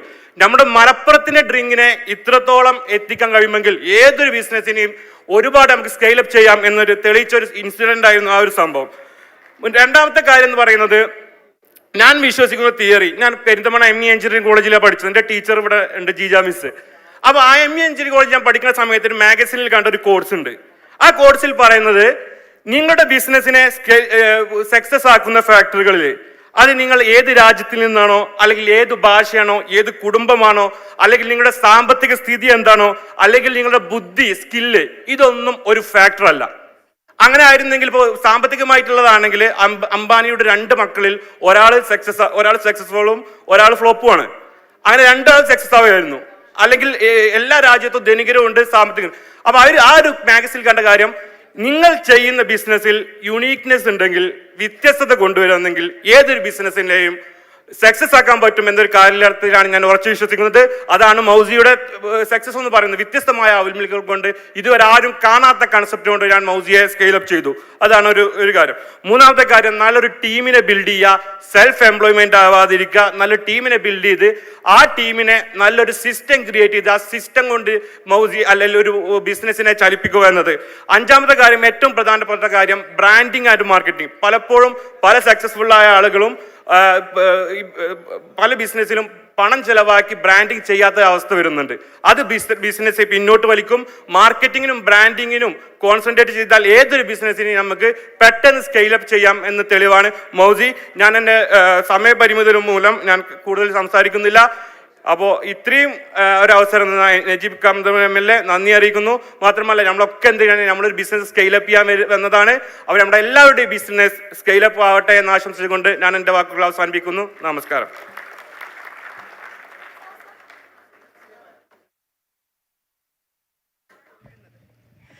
Thank you, sir. Thank you so much. Now, may I request Mr. Miantat from 33 Holdings to kindly grace us with your presence on the stage. May I humbly request you to kindly join us on the stage and hand over a gesture of appreciation to our wonderful partner, our Arshi Mauzi. And it was a great speech. Thank you so much for all the inspirations that you have been sharing with them.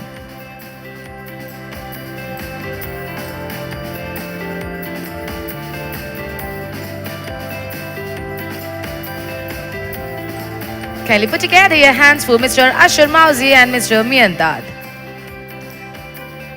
Thank you so much. Now you may listen back to your seats, and with all the love and all respect, may I humbly invite onto the stage our next partner, Mr. Nuwais, the respected Managing Director of Impex, the leading manufacturers of kitchen appliances, gas stoves, and TV and speakers in India. Thank you so much, sir. It is a delight to have you here with us on the Scale Up Conclave 2024. The mic is all yours.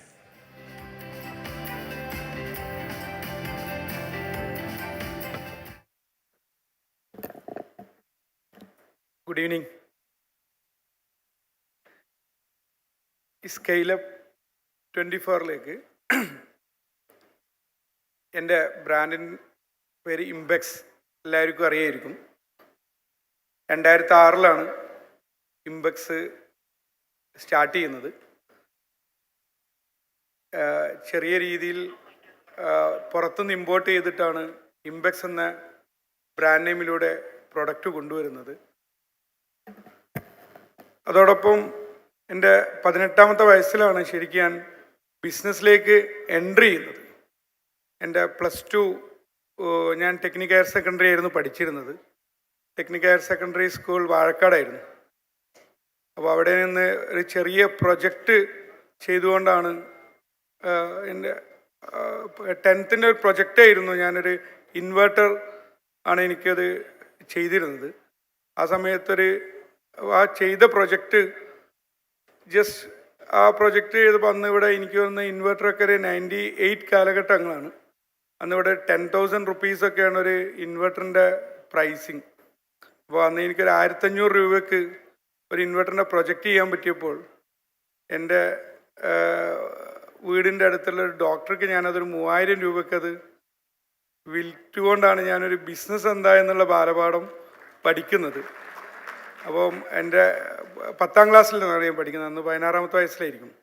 അപ്പോൾ അപ്പോഴാണ് ഇങ്ങനെ ഒരു വലിയ സംഗതിയും ഒരു 9000 രൂപയുടെ സാധനം 1500 രൂപയ്ക്ക് ഉണ്ടാക്കാൻ പറ്റും എന്നുള്ളതും നമ്മൾ കൊടുത്ത 3000 രൂപയ്ക്ക് ഈ സാധനങ്ങൾ ആളുകൾ വാങ്ങാൻ കഴിയും എന്നൊക്കെയുള്ള. എൻ്റെ ഫാമിലി എന്ന് പറയുന്നത് ഒരു ബിസിനസ് ഫാമിലിയൊന്നുമല്ല. ഒരു വളരെ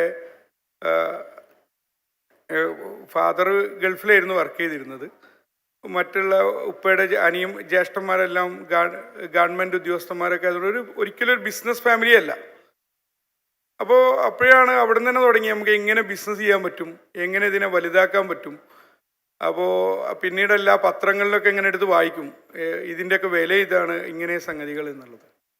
അങ്ങനെ ഞാൻ ഇതിനുള്ളൊരു പാഷനേറ്റ് കാരണം എൻ്റെ +2 ഞാൻ അവിടെ വെച്ചിട്ട് സ്റ്റോപ്പ് ചെയ്യണം. +2 കഴിഞ്ഞിട്ട് ഞാൻ പിന്നെ മുന്നോട്ട് പോയില്ല. ചെറിയ രീതിയിൽ ഈ ഇൻവെർട്ടറിൻ്റെ ഒരു മാനുഫാക്ചറിങ് സ്റ്റാർട്ട് ചെയ്യുക എന്നുള്ള രീതിയിൽ സ്റ്റാർട്ട് ചെയ്തു. ഞാൻ ടെക്നിക്കൽ ബാക്ക്ഗ്രൗണ്ടൊന്നും ആയിരുന്നില്ല. എൻ്റെ കൂടെ എൻ്റെ ഒപ്പം പഠിച്ച കൊളീഗിനെയും ഞാൻ കൂട്ടി അങ്ങനെ ചെറിയ രീതിയിലൊരു ബിസിനസ് 2000 സ്റ്റാർട്ട് ചെയ്യാണ്. ഇൻവെർട്ടർ എല്ലാം അപ്പോൾ ആദ്യ കാലഘട്ടങ്ങളിലൊക്കെ ചെറിയ രീതിയിലൊക്കെ കുഴപ്പമൊന്നും ഉണ്ടായിരുന്നു. നമ്മുടെ ഫ്രണ്ട് സർക്കിൾ, റിലേഷൻ, കുടുംബത്തിലൊക്കെ കൊടുത്ത് ഇതിങ്ങനെ. പക്ഷേ കുറച്ചങ്ങൾ കഴിഞ്ഞപ്പോൾ ഇതെല്ലാം കഴിഞ്ഞു. പിന്നെയാണ് ഒറിജിനൽ ബിസിനസ്സിൻ്റെ പ്രോബ്ലംസും കാര്യങ്ങളൊക്കെ വരുന്നത്. അങ്ങനെ 2003-2 ആയപ്പോൾ ഇതിൻ്റെ സ്ട്രഗിളിങ് സ്റ്റാർട്ട് ചെയ്ത് തുടങ്ങി. ഒരു ബിസിനസ്സിൻ്റെ സ്ട്രഗിൾ കാരണം പ്രൊഡക്റ്റ് വാങ്ങാൻ ആളെ ഉണ്ടാക്കണം. അപ്പോൾ ചെറിയ രീതിയിൽ പ്രൊഡക്ഷൻ തുടങ്ങിയപ്പോൾ ഈ പ്രൊഡക്ഷൻ ഡെയിലി ഉണ്ടായി വരുന്നു, ഇത് വിൽക്കാൻ കഴിയുന്നില്ല. അപ്പോൾ മാർക്കറ്റ് പോകുമ്പോൾ ക്രെഡിറ്റ് കൊടുക്കണം, കോമ്പറ്റീഷൻ. പണ്ട് കണ്ടിരുന്ന സ്വപ്നങ്ങളൊക്കെ ഇന്ന് മാറി തുടങ്ങി. ഇന്ന് ഒരു എക്സ്പെൻസ്, കോസ്റ്റ് കാര്യങ്ങളെല്ലാം വന്നു തുടങ്ങി. 2005 കാലഘട്ടമൊക്കെ ആയപ്പോഴേക്ക് ഇത് ഭയങ്കര സ്ട്രഗിൾ ചെയ്തു തുടങ്ങി. പുറത്തുനിന്നുള്ള പ്രൊഡക്റ്റും കാര്യങ്ങളും കോമ്പറ്റീഷനും. അപ്പോഴാണ് പിന്നെ വേറെ ഒരു മാറി ആലോചിക്കുന്നത്. പക്ഷേ ഇൻവെർട്ടർ തന്നെ പിന്നെ എൻ്റെ ഫാദർ ഇവിടെ ഉണ്ട്. ഫാദർ അതിനെ ചെറിയ രീതിയിൽ ടേക്ക് കെയർ ചെയ്ത് വന്നു. ലാഗ്നോ എന്ന് പറഞ്ഞ ബ്രാൻഡാണ്. അതിപ്പോഴും നല്ല രീതിയിൽ മുന്നോട്ട് പോകുന്നുണ്ട്. 2006 പിന്നെ ഞാൻ ഇംപെക്സ് എന്ന് പറഞ്ഞ ബ്രാൻഡ് സ്റ്റാർട്ട് ചെയ്യുന്നത്. അതും സ്ലോലി ആയിരുന്നു സ്റ്റാർട്ട് ചെയ്തത്. പക്ഷേ അത് നമ്മൾ ഫസ്റ്റ് ചൈനയിൽ നിന്നെല്ലാം ഇമ്പോർട്ട് ചെയ്തു. അപ്പം ആദ്യത്തെ ഒരു 5-6 വർഷം ഈ ഇൻവെർട്ടറിൽ നിന്നിൻ്റെ എങ്ങനെ ഇതിൻ്റെ സ്ട്രഗിളിങ്ങും കാര്യങ്ങളെല്ലാം ബോധ്യപ്പെട്ടു വന്നുകൊണ്ട് ഇത് കറക്റ്റായിട്ട് നമ്മളത് ഇമ്പോർട്ട് ചെയ്തു, സ്റ്റാർട്ട് ചെയ്തു. 2006 തുടങ്ങി. പക്ഷേ പിന്നീട് ഒരു ഇലക്ട്രോണിക്സ് പ്രോഡക്ട്സിൻ്റെ എല്ലാം ഒരു ഭയങ്കര സ്കെയിലപ്പിൻ്റെ സമയമായിരുന്നു അത്. പക്ഷെ ഞങ്ങൾ ദൈവത്തിൻ്റെ അനുഗ്രഹം കൊണ്ട് 2010 ആകുമ്പോഴേക്കും ഒരു 100 crores ബിസിനസ്സിലേക്ക് തന്നെ എന്നെ ഡെവലപ്പ് ചെയ്യാൻ പറ്റി ആദ്യത്തേത്. ഇന്ന് നമ്മളുടെ മോഡി ഭരണത്തിൽ വന്നപ്പോൾ ഈ മേക്ക് ഇൻ ഇന്ത്യ ട്രെൻഡ് വന്നതോടുകൂടി 2012 ശേഷം മേക്ക് ഇൻ ഇന്ത്യ ട്രെൻഡ് കൊണ്ടുവന്നു. ഈ ഇമ്പോർട്ടെല്ലാം സ്റ്റോപ്പ് ചെയ്യുന്ന അവസ്ഥ വന്നു. അപ്പോൾ ഞങ്ങൾ ഇവിടെ ചെറിയ രീതിയിൽ ഒരു മാനുഫാക്ചറിങ് 2014 സ്റ്റാർട്ട് ചെയ്തു. ഇപ്പോൾ 2023 ആയപ്പോൾ ഞങ്ങൾക്ക് ഇന്ത്യയിലെ തന്നെ 3rd largest factory fully robotic units ഞങ്ങൾക്ക് ഇന്ന് ചാംരാജ് നഗറിൽ കമ്പനീസ് സെറ്റപ്പ് ചെയ്തു. ഇന്ന് 7 കൺട്രിയിൽ ഇംപെക്സിൻ്റെ പ്രസൻസ് ഉണ്ട്. അറൗണ്ട് 2000 എംപ്ലോയീസ് വർക്ക് ചെയ്യുന്നുണ്ട്. അറൗണ്ട് 1000 crores റവന്യൂ ബിസിനസ്സിനുണ്ട്. ഇനി വേൾഡ് എവിടെയൊക്കെ എക്സ്പാൻഡ് ചെയ്യാൻ പറ്റുമോ അവിടേക്കൊക്കെ എക്സ്പാൻഡ് ചെയ്യുക എന്നുള്ളതാണ് മുന്നിലുള്ളത്. ഇന്ന് ആദ്യം പറഞ്ഞല്ലോ ഒരു 20 years 23 yearsൻ്റെ ഈ ഒരു ജേണിയിൽ നിന്ന് ഇനി നെക്സ്റ്റ് 10 years ഒരു $1 billion റവന്യൂ ഉള്ള ഒരു കമ്പനി ആക്കുക എന്നുള്ളതാണ്, $1 billion എന്നുള്ളതാണ് ഇംപെക്സിൻ്റെ ഉദ്ദേശം. ഗ്ലോബലി എല്ലാ കൺട്രിയിലും പ്രസൻസ് ഉണ്ടാവുക എന്നുള്ളതാണ്. ഇത്രയും കാര്യങ്ങളാണ് പറയാനുള്ളത്. Thank U. Thank you, sir. ScaleUp Conclave, may I humbly request you to kindly stay back. ScaleUp Conclave 2024 ഈ ഒരു ദിവസത്തിൽ താങ്കളുടെ സാന്നിധ്യത്താൽ മഹനീയമാക്കിയതിൽ ഒരുപാടധികം നന്ദി.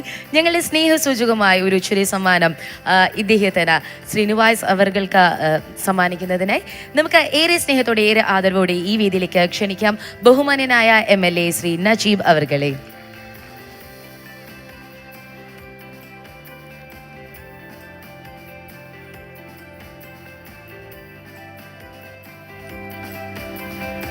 Can you please put together your hands for these wonderful personalities?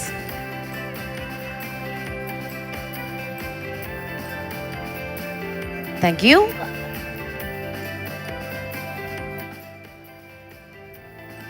Thank you, Mr. Nivez. You may now descend back to the stage. MLA sir, may I humbly request you to kindly stay back. And it's time for us to enter a very glorious award in this venue of the ScaleUp Conclave 2024. It is the time to bestow Mr. Hilar Abdullah from Fast Business Lane with the award for the best business consultancy. So can we kindly have you onto the stage, please? Thank you. And ladies and gentlemen, boys and girls, please put together your hands for Mr. Hilar Abdullah from the Fast Business Lane as he received his award for the best business consultancy.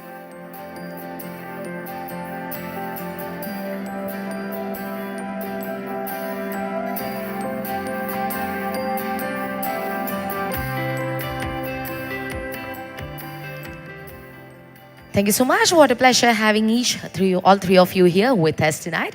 So right now we shall move into a very engaging, a very thought-provoking fireside chat as we explore the global as well as the local scaling up of the business. We are about to engage, we're about to witness a very captivating discussion that will be featuring some of the distinguished leaders who have already traversed the intricacies of scaling up their business, both locally as well as internationally. It's my absolute delight to be inviting onto the stage the moderator for the session, Mr.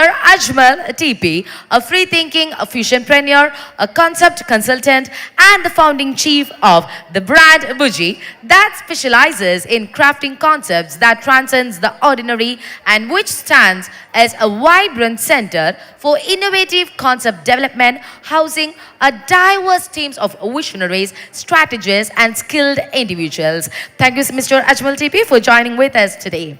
And now it is my intense privilege to be inviting onto this panel discussion Mr. Hilar Abdullah, the founder of Fast Business Line, which offers a comprehensive package of services to the customers in the UAE, specialized in professional services including business setup, a trade license, and visa services.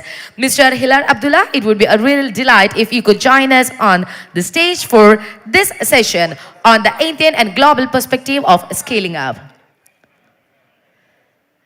Thank you, sir. Thank you so much for joining us with today. And let me invite the next panelist, Mr. Ibnu Jalla, the founder and CEO of Morphine University, an immersive virtual classroom environment designed for effective learning. Thanks a lot, sir. Let me extend my gratitude for being here. And finally, let us invite the final panelist for the session, which is the Indian and global perspective of scaling up, Mr. Mian Dad, the chairman and managing director of 33 Holdings, a multifaceted and entrepreneur with various product and service line companies. To his credit, as a founder, investor, executive head, and many more. Thank you so much, sir, for joining with us. And ladies and gentlemen, let us join in giving a thunderous round of applause to the wonderful panelists for the fireside chat, the Indian and global perspective of scaling up. The stage is all yours.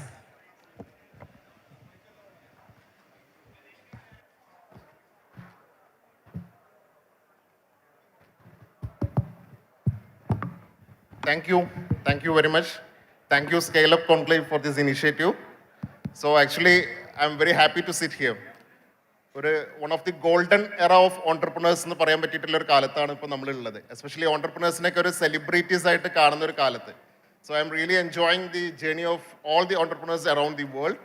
And interestingly, വളരെ different ആയിട്ടുള്ള ഒരു entrepreneurial എന്താ പറയുക group ലോകത്ത് evolve ചെയ്തുകൊണ്ടിരിക്കുകയാണ്. കഴിഞ്ഞ സമയത്ത് ഞങ്ങൾ അതിനെക്കുറിച്ച് സംസാരിച്ചുകൊണ്ടിരിക്കുകയായിരുന്നു. ദ മല്ലൂപ്രിണർ എന്ന് പറയുന്ന ഒരു category, mallupreneur, Malayali entrepreneurs. Every nook and corner of the വേൾഡിലും now we can see the Malayali entrepreneurs or the mallupreneur. അത് ഇനി എന്താ പറയുക ഏറ്റവും റിമോട്ട് ആയിട്ടുള്ള ഒരു സ്പേസ് ആണ്. ആഫ്രിക്കൻ കൺട്രീസിലെ ഏറ്റവും റിമോട്ട് ആയിട്ടുള്ള ഒരു കൺട്രി ആണെങ്കിലും ശരി, ഇനി അതല്ല ഏറ്റവും അഡ്വാൻസ്ഡ് ആയിട്ടുള്ള European countries or American countries ആണെങ്കിലൊക്കെ ശരി, almost across the nook and corners of the world we can see these mallupreneurs. And interestingly, 3 global level scale up ചെയ്തുകൊണ്ടിരിക്കുന്ന 3 entrepreneurs ആണ് എൻ്റെ കൂടെ ഉള്ളത്. So I hope we will be having a very interesting discussion and we are having a limited time also. So I will start with Mr. Hilar Abdullah. Okay. So Hilar ka Dubai base ചെയ്തിട്ടാണ് നിങ്ങളുടെ ആക്ടിവിറ്റീസും കാര്യങ്ങളൊക്കെ ഉള്ളത്. Fast business line എന്ന് പറയുന്ന ഒരു consultancy, ഒരു agency. എന്താണ് ഈ fast business line? Let us start with this fast business line. What is the concept behind this fast business line? എൻ്റെ പേര് ഹിലർ അബ്ദുള്ള. ഞാൻ ഫാസ്റ്റ് ബിസിനസ് ലൈൻ ഗ്രൂപ്പിൻ്റെ മാനേജിംഗ് ഡയറക്ടറാണ്. ദുബായ് ബേസ്ഡ് ആണ് കമ്പനി. ദുബൈയിലും ഖത്തറിലും സൗദി അറേബ്യയിലും നമ്മളിപ്പോൾ ബിസിനസ് ചെയ്യുന്നുണ്ട്. ഫാസ്റ്റ് ബിസിനസ് ലൈൻ എന്ന് പറഞ്ഞാൽ ദുബൈയിൽ വരുന്ന ആളുകൾക്ക് പുതിയ ബിസിനസ് സ്റ്റാർട്ടപ്പ് ചെയ്യുമ്പോൾ അതിനു വേണ്ട എല്ലാ ലീഗൽ ഡോക്യുമെൻറ്റേഷനും, അവർക്ക് വേണ്ട ഓഫീസുകളും മറ്റ് ബന്ധപ്പെട്ട അവരുടെ അവരുടെ സ്റ്റാഫിൻ്റെ റെസിഡൻസ് വിസകളും അങ്ങനെയുള്ള കാര്യങ്ങളെല്ലാം ചെയ്യുന്ന ഒരു കമ്പനിയാണ് നമ്മളുടേത്. ദുബൈനെ സംബന്ധിച്ചിടത്തോളം എല്ലാം പെട്ടെന്ന് ലഭിക്കണം എന്നുള്ള ഒരു സെറ്റപ്പാണ്. അങ്ങനെയാണ് എല്ലാം അവർക്ക് പെട്ടെന്ന് ലഭിക്കണം. ഒരു പ്രിൻ്റ് എടുക്കുകയാണെങ്കിൽ പോലും അത് പെട്ടെന്ന് ലഭിക്കണം എന്നുള്ള ഒരു ആഗ്രഹമായിട്ടാണ് അവിടെ എല്ലാവരും വരുന്നത്. തന്നെ നമ്മൾ ഫാസ്റ്റ് ബിസിനസ് ലൈൻ എന്ന നെയിമാണ് സെലക്ട് ചെയ്തത്. അത് ദുബായിൽ സ്റ്റാർട്ട് ചെയ്യാനുള്ള കാരണം എന്താണ്? ദുബൈയിലാണ് ഞാൻ 26 ഇയേഴ്സിന് മുമ്പ് ഞാൻ ദുബൈയിൽ ഒരു വർക്കുമായിട്ട് ബന്ധപ്പെട്ടാണ് പോയത്. അപ്പോൾ എനിക്ക് ബിസിനസ് തുടങ്ങണം എന്നുള്ളൊരു മോഹം എൻ്റെ മനസ്സിലുണ്ട്. അപ്പോൾ ഞാൻ ചെയ്തുകൊണ്ടിരുന്ന ജോബ് തന്നെയാണ് ഞാൻ കൺവേർട്ട് ചെയ്ത് ബിസിനസ്സിലേക്ക് കൊണ്ടുവന്നത്. Okay. So can I know the background of you? ഞാനത് ചോദിക്കാനുള്ളൊരു കാരണം എന്താ വെച്ചാൽ ഇപ്പോൾ ദുബായ് പോലുള്ള ഒരു സ്ഥലത്തൊക്കെ ഒരു ബിസിനസ്, ഒരു ഗ്ലോബൽ ഹബ്ബായിട്ട് കാണുന്ന ദുബായിലൊക്കെ ഒരു ബിസിനസ് സ്റ്റാർട്ട് ചെയ്യണമെങ്കിൽ most of V people think that you should have A very strong background, very strong financial background. ഇങ്ങനെയൊക്കെ ബാക്ക്ഗ്രൗണ്ടിൽ നിന്ന് വന്ന ആളുകൾക്കാണ് ദുബായ് പോലുള്ള സ്ഥലങ്ങളൊക്കെ സെറ്റ് ചെയ്യാൻ പറ്റാന്നാണ് നമ്മുടെയൊക്കെ ഒരു ധാരണ, അല്ലെങ്കിൽ പൊതുവായിട്ടുള്ള ഒരു ധാരണ. ഇതിന്റെ ഒരു കോൺട്രാഡിക്ഷൻ ആയിട്ടുള്ള ഒരു സ്റ്റോറിയാണ് നിങ്ങൾക്ക് ഉള്ളതെന്നാണ് ഞാൻ മനസ്സിലാക്കുന്നത്. Can you tell that story to them? ഒരിക്കലുമല്ല. എൻ്റെ വീട്ടിൽ ഇലക്ട്രിസിറ്റി ഇല്ലാതിരുന്ന ഒരു കാലത്താണ് ഞാൻ ദുബൈയിലേക്ക് പോയത്. അതായത് എൻ്റെ വീട്ടിൽ ഇലക്ട്രിസിറ്റി ലൈറ്റ് ഉണ്ടായിരുന്നില്ല. അന്നത്തെ കാലത്താണ് ദുബൈയിലേക്ക് പോയത്. അപ്പോൾ നിങ്ങളൊരിക്കലും ഒരു ഒരു ബിസിനസ് വലിയൊരു ഇൻവെസ്റ്റ്മെൻറ്റ് കൊണ്ടേ ദുബൈയിൽ ഓപ്പൺ ചെയ്യാൻ പറ്റുള്ളൂ എന്നുള്ള ചിന്ത വേണ്ട. ആർക്കും ഏത് തരത്തിൽ വേണമെങ്കിലും ദിർഹം 5000 ദിർഹംസ് മുതൽ യു ക്യാൻ ഗോ അപ്പ്. അത്രയും വലിയ ചെറിയ എമൗണ്ടിൽ നിങ്ങൾക്ക് ബിസിനസ് സ്റ്റാർട്ട് ചെയ്യാൻ കഴിയുന്നതാണ്. Depends on your profession. നിങ്ങൾ എന്താണോ നിങ്ങളുടെ ജോബ്, അല്ലെങ്കിൽ നിങ്ങൾക്ക് എന്തിലാണ് പാഷൻ ഉള്ളത്, അതിനനുസരിച്ചിട്ട് നിങ്ങൾക്ക് ജോലി സ്റ്റാർട്ട് ചെയ്യാൻ, ഒരു ബിസിനസ് സ്റ്റാർട്ട് ചെയ്യാൻ പറ്റും. വലിയൊരു ഇൻവെസ്റ്റ്മെൻറ്റ് വേണമെന്നുള്ള ആ ഒരു ചിന്താഗതി ആവശ്യമില്ല actually. Okay, I will come back to you. Mister Ibnu മോർഫിൻ വെൽസ്ലി, and you are my friend also. ഇബ്നുവിനെ ഞാൻ എപ്പോഴും വളരെ ഒരു കോൺട്രേറിയൻ ആയിട്ടുള്ള ഒരു ഓണ്ടർപ്രണർ ആയിട്ടാണ് കണ്ടിട്ടുള്ളത്. നോർമലി നമ്മളൊക്കെ ഒരു ധാരണ എന്താണെന്ന് വെച്ചാൽ ഒരു ലോക്കൽ ലെവലിൽ സ്റ്റാർട്ട് ചെയ്തിട്ട് ഗ്ലോബലി സ്കെയിൽ ചെയ്യുക എന്നുള്ളതാണ് പൊതുവേ ഉള്ള ഒരു ധാരണ, അല്ലെങ്കിൽ പൊതുവേ ഉള്ളൊരു ട്രെൻഡ്. ഇതിനൊക്കെ ബ്രേക്ക് ചെയ്തിട്ട് ഗ്ലോബൽ ലെവലിൽ ഓൾമോസ്റ്റ് സ്പ്രെഡ് ചെയ്തിട്ട് and now you are having investments or you are having companies in India also. എങ്ങനെയായിരുന്നു our experience? Especially, I understand that you are having clients in almost 32 plus countries across the world. അപ്പോൾ globally ഒന്ന് establish ചെയ്തതിൻ്റെ ശേഷമാണ് even ഇന്ത്യയിൽ പോലും ഇബിനു investments നടത്തിയിട്ടുള്ളത്. And recently I know that you are going to enter the Indian stock trading industry also. എന്താണ് അതിൻ്റെ ഒരു റീസൺ? ഈ ഒരു ഗ്ലോബൽ ലെവലിൽ നിന്ന് നാഷണൽ ലെവലിലേക്ക് വരാനുള്ള ആ ഒരു എക്സ്പീരിയൻസും ആ ഒരു സ്റ്റോറിയും ഒന്ന് എക്സ്പ്ലെയിൻ ചെയ്യാമോ? പിന്നെ അത് ഇപ്പം ശരിക്കും സത്യം പറയുകയാണെങ്കിൽ ഗ്ലോബൽ പിന്നെ നാഷണൽ എന്നുള്ള ഒരു വേർഡൊന്നും ഇല്ല. ലോകം മൊത്തം ഒന്നായിട്ടുണ്ട്. ഗ്ലോക്കൽ നമുക്ക് എന്ത് ചെയ്യാം, ഗ്ലോക്കൽ പറയാൻ വേണ്ടി പറ്റും. പിന്നെ രണ്ടാമത്തെ ഒരു കാര്യം നിങ്ങൾ ചോദിച്ചത് എന്തുകൊണ്ട് പുറത്ത് സ്റ്റാർട്ട് ചെയ്തിട്ട് പിന്നെ ഇന്ത്യയിലോട്ട് വന്നു എന്നുള്ളതാണ്. സത്യം പറഞ്ഞാൽ ഞാൻ എൻ്റെ വേറെ ചില ബിസിനസ്സുകൾ ഇന്ത്യ സ്റ്റാർട്ട് ചെയ്തിട്ടുണ്ട് ഫസ്റ്റ്. പക്ഷേ ഇപ്പം ഞാൻ ചെയ്യുന്ന ഈ ഒരു ഇൻഡസ്ട്രി, ഇൻ്റർനാഷണൽ സ്റ്റോക്ക് മാർക്കറ്റ്, അതിന് ഏറ്റവും നല്ലത് പുറത്ത് സ്റ്റാർട്ട് ചെയ്യുന്ന ഇവിടത്തെക്കാട്ടും ഫാസ്റ്റായി ഡെവലപ്പ് ചെയ്യാൻ വേണ്ടി പറ്റി അവിടെ ആയതുകൊണ്ടാണ് അവിടെ ഞാൻ സ്റ്റാർട്ട് ചെയ്തത്. വീണ്ടും ഇപ്പോൾ ഇന്ത്യ സ്റ്റാർട്ട് ചെയ്തത് ശരിക്കും ആ ഇൻഡസ്ട്രി അല്ല, ഒരു മോർഫ് യൂണിവേഴ്സിറ്റി എന്ന ഒരു ലേണിംഗ് പ്ലാറ്റ്ഫോമാണ്, അതായത് മണി എഡ്യൂക്കേഷൻ പ്ലാറ്റ്ഫോം. ഇപ്പം നമ്മൾ സ്കൂളിൽ പിന്നെ ഒരുപാട് സബ്ജക്റ്റ് പഠിക്കുന്നുണ്ട്, പിന്നെ ഫിസിക്സ്, കണക്ക്, ബയോളജി, ഇങ്ങനെ ഇഷ്ടം പോലെ സബ്ജക്റ്റ് പഠിക്കും. പക്ഷേ നമ്മൾ ജീവിതത്തിൽ വിജയിക്കാനോ അതല്ലെങ്കിൽ ഒരു സമ്പത്തിനെ പറ്റിയോ സമ്പത്ത് എങ്ങനെ ഉണ്ടാക്കാമെന്നോ അത് ഉണ്ടാക്കിയ സമ്പത്ത് ഇപ്പോൾ പല ആൾക്കാരും എന്ത് ചെയ്യും, ഒരുപാട് ഏൺ ചെയ്യും. ഏൺ ചെയ്തിട്ട് ആ ഏൺ ചെയ്ത് നിലനിർത്തുന്നില്ല, ഒരു ഘട്ടം വരുമ്പോൾ താഴോട്ട് പോവുകയാണ് കൂടുതലും കാണുന്നത്. അതായത് നമ്മൾ ഒരു ലെവലിൽ എത്തുക എന്നുള്ളതല്ല, അതിനേക്കാൾ ഉപരി ആ ലെവലിൽ നിലനിന്ന് പോവുക, അങ്ങനെ ഗ്രാജുവലി ഗ്രോത്ത് ഉണ്ടാകാനുള്ളതാണ്. അപ്പോൾ ഇതുപോലെ ഈ മണീനെ പറ്റി എല്ലാം പഠിപ്പിക്കാനുള്ള ഒരു പ്ലാറ്റ്ഫോമാണ് മോർഫ് യൂണിവേഴ്സിറ്റി എന്നുള്ളത് ഞാൻ ഇവിടെ ഇന്ത്യയിൽ ഇപ്പം സ്റ്റാർട്ട് ചെയ്തിട്ടുള്ളത്. And you have global plans also for that, no? എങ്ങനെയാണ് അതിന്റെ ഗ്രോത്ത് പ്ലാൻ എന്താണ്? അതെ, അതായത് അത് പിന്നെ ഈ മോർഫ് യൂണിവേഴ്സിറ്റി എന്നുള്ളത് ഒരു ഇന്ത്യ സ്റ്റാർട്ട് ചെയ്തെന്നുള്ളതുകൊണ്ട് തന്നെ ഇന്ത്യയിലുള്ള ഗ്ലോബൽ പ്ലാറ്റ്ഫോമാണ്, അതായത് ഒരു ഓപ്പൺ പ്ലാറ്റ്ഫോമാണ്. അതായത് സമ്പത്തിനെ പറ്റി ആർക്കെങ്കിലും പഠിപ്പിക്കാൻ പറ്റുമെങ്കിൽ അവർക്കൊക്കെ എന്ത് ചെയ്യും, പ്ലാറ്റ്ഫോമിൽ വന്ന് എന്ത് ചെയ്യാം, അവർക്ക് അവരെ കോഴ്സ് പ്രൊവൈഡ് ചെയ്യുക, അവരെ ലേണിംഗ് പ്രൊവൈഡ് ചെയ്യുക. പ്ലാറ്റ്ഫോമിൻ്റെ പ്രത്യേകത ഇൻട്രാക്റ്റീവ് മോഡാണ്. ഞാൻ കൂടുതൽ ആ പ്ലാറ്റ്ഫോമിനെ പറ്റി പറയാൻ ഞാനത് പ്രൊമോട്ട് ചെയ്യാൻ അതല്ല, അതാണ് അതിൻ്റെ പ്ലാറ്റ്ഫോമിൻ്റെ പ്രത്യേകത. പിന്നെ അത് ഗ്ലോബൽ ലോകത്തുള്ള ആർക്കും ഏത് ലാംഗ്വേജും പിന്നെ ഏത് കോഴ്സും സമ്പത്തുമായിട്ട് ബന്ധപ്പെട്ട് ചെയ്യാൻ പറ്റും, ആ പ്ലാറ്റ്ഫോമിൽ പ്രൊവൈഡ് ചെയ്യാൻ വേണ്ടി പറ്റും. അതാണ് കാരണം. ഞാൻ സ്റ്റോക്ക് മാർക്കറ്റ് ഇൻഡസ്ട്രി ആയതുകൊണ്ട് തന്നെ ഞാൻ കാണുന്നത് നമുക്ക് ഇപ്പം ഓൾ ഓവർ വേൾഡ് കണക്ക് നോക്കുകയാണെങ്കിൽ നമ്മളെ റീറ്റെയിൽ ട്രേഡേഴ്സ്, അതായത് സ്റ്റോക്ക് മാർക്കറ്റിൽ ബാങ്കുകൾ, ബിഗ് ഇൻവെസ്റ്റേഴ്സ്, ഇത് ബാങ്കുകളാണ് മെയിനായിട്ട് ഇൻവെസ്റ്റേഴ്സ് ആയിട്ടുള്ളത്. $6 ട്രില്യൺ ടേൺ ഓവർ ഒരു ദിവസം ഈ ഇൻഡസ്ട്രിയിൽ നടക്കുന്നത്. പക്ഷേ ഇതിൽ വരുന്ന റീറ്റെയിൽ നമ്മളെപ്പോലത്തെ സാധാരണക്കാർ കൂടുതൽ ലോസാണ്, 77% ലോസാണ്. അപ്പം ഞാൻ ഇത് കഴിഞ്ഞ കുറേ കൊല്ലങ്ങളെ ഞാൻ ഇത് കാണുന്നുണ്ട്. അപ്പം ഇതിന്ന് എന്താണ് ആളുകളെ അത് എങ്ങനെ അതിന്ന് മുക്താക്കാന്ന് ചിന്തിച്ചാണ് എന്ത് ചെയ്തത്, ഞാൻ ഈ ലേണിങ്ങിൻ്റെ ഈ ഒരു പ്ലാറ്റ്ഫോം, ഈ ഒരു റിയൽ എഡ്യൂക്കേഷൻ പഠിപ്പിച്ചു കൊടുക്കാനുള്ള ലേണിങ്ങിൻ്റെ ഇത് സ്റ്റാർട്ട് ചെയ്യാൻ കാരണം. Okay, so you are having clients from almost 32 plus countries across the world. എന്താണ് അവിടെ നിന്നൊക്കെ കിട്ടിയിട്ടുള്ള ഒരു എക്സ്പോഷറും ആ ഒരു എക്സ്പീരിയൻസിനെ കുറിച്ചും? മീൻസ് ഇവിടെയൊക്കെ നമ്മുടെ കൂട്ടത്തിലൊക്കെ പല ആളുകൾക്കും അത് വലിയൊരു സ്വപ്നമാണ്, അക്രോസ് ദി വേൾഡ് ഒരു ബിസിനസ് ലോഞ്ച് ചെയ്യുക, അല്ലെങ്കിൽ അക്രോസ് ദി വേൾഡ് ക്ലയൻറ്റ് കമ്മ്യൂണിറ്റിനെ ബിൽഡ് ചെയ്യുക എന്നുള്ളതൊക്കെ. ഇവനോട് ഒരു എക്സ്പീരിയൻസ് ഷെയർ ചെയ്യാമോ? ഇവിടുന്ന് ഞാൻ മനസ്സിലാക്കുന്നത് ഇവനും ഇതുപോലെ ഒരു സാധാ ബാക്ക്ഗ്രൗണ്ടിൽ നിന്ന് വന്നിട്ട് ഇനീഷ്യലി ദുബായ് ബേസ് ചെയ്തിട്ട് ഒരു ഗ്ലോബൽ ഹബ് എന്നുള്ള രീതിയിൽ ദുബായ് ബേസ് ചെയ്തിട്ട് ലേറ്റർ ഓൺ ഒരുപാട് കൺട്രീസിലേക്ക് എക്സ്പാൻഡ് ചെയ്തിട്ടുള്ള ഒരു ഫേമാണ് ഇവനുമായിട്ട് ബന്ധപ്പെട്ടിട്ടുള്ളത്. So how was your experience there, that scaling up experience? അത് പിന്നെ എന്താ പറയുക, അതിന് നമുക്കൊരു ഗ്ലോബലി ഒരു സാധനം ഡെവലപ്പ് ചെയ്യണമെങ്കിൽ ഞാൻ ആദ്യം പറഞ്ഞു ഇപ്പം വലിയൊരു ബുദ്ധിമുട്ടൊന്നുമില്ല. നമുക്ക് ആ ഒരു വിൽ പവർ ഉണ്ടാവുക എന്നുള്ളതാണ്. നമ്മളെ നൈക്കിൻ്റെ പരസ്യം പോലെ ജസ്റ്റ് ഡു ഇറ്റ്, അതങ്ങ് ചെയ്യുക എന്നുള്ളത് മാത്രമേ അതിലുള്ളൂ. നമ്മൾ ചെയ്യാൻ തുനിഞ്ഞിറങ്ങിക്കഴിഞ്ഞാൽ നമുക്ക് വളരെ ഈസി ആയിട്ട് എന്ത് ചെയ്യാൻ പറ്റും, വാതിൽ തുറക്കപ്പെടും. ഇപ്പം ഞാൻ ഒരുപാട് രാജ്യങ്ങളിൽ നമ്മൾ ഇവൻറ്റുകളിൽ എന്ത് ചെയ്യും, ഞാൻ പങ്കെടുക്കും, അവിടുന്ന് കണക്ഷൻസ് ഉണ്ടാക്കും. ആ കണക്ഷൻ വഴി ഞാൻ ആ രാജ്യങ്ങളിൽ എന്ത് ചെയ്യും, ബിസിനസ് ഡെവലപ്പ് ചെയ്യും. നമുക്ക് നമ്മുടെ സബ് ബ്രോക്കേഴ്സ് നമ്മൾ അണ്ടറിൽ വരും, അവരെന്ത് ചെയ്യും, പിന്നെ അവിടെ ആ രാജ്യങ്ങളിൽ ബിസിനസ് ഡെവലപ്പ് ചെയ്യും. ഇത് വളരെ ഈസി ആയിട്ട് ചെയ്യാൻ വേണ്ടി പറ്റും ഈ ഒരു കാലഘട്ടത്തിൽ. അപ്പോൾ അതിന് തയ്യാറാവാണല്ലോ. ഇപ്പോൾ ഇവിടെ തന്നെ നമ്മളിപ്പോൾ ഈ സ്കെയിലപ്പ് എന്നുള്ള ഈ ഒരു പ്രോഗ്രാം നമ്മുടെ ബഹുമാനപ്പെട്ട MLA ഇവിടെ ഈ ഒരു പ്രോഗ്രാം ഇവിടെ കണ്ടക്ട് ചെയ്തു. പക്ഷേ ഇന്ന് കണ്ട ഒരുപാട് സ്റ്റുഡൻസ് എന്ത് ചെയ്യുന്നുണ്ട്, ഒരു ബിസിനസ് സംബന്ധമായ ഒരു പ്രോഗ്രാമിലേക്ക് നമ്മളെ നാട് മാറിക്കൊണ്ടിരിക്കുകയാണ്. മുമ്പൊക്കെ ആണെങ്കിൽ നമുക്ക് കിട്ടുന്ന ഒരു കുട്ടിക്ക് കൊടുക്കുന്ന ഉപദേശം എന്താണ്, സ്കൂളിൽ പോകുക, നല്ലോണം പഠിക്കുക, നല്ല മാർക്ക് വാങ്ങുക, നല്ല ജോലി നേടുക എന്നുള്ളൊരു ഉപദേശമാണ്. ഇപ്പം ആ ഉപദേശം വീട്ടിൽ നിന്ന് ഇപ്പോഴും കിട്ടുന്നുണ്ടാകും. കാരണം ഇപ്പോഴും അവരെന്താണ് ആ ജനറേഷനിലുള്ളത്, മില്യനേഴ്സിൻ്റെ ജനറേഷൻ. ഇപ്പോൾ ജനറേഷൻ സെറ്റൊക്കെ അതിലൊക്കെ മാറി ചിന്തിച്ചു തുടങ്ങി.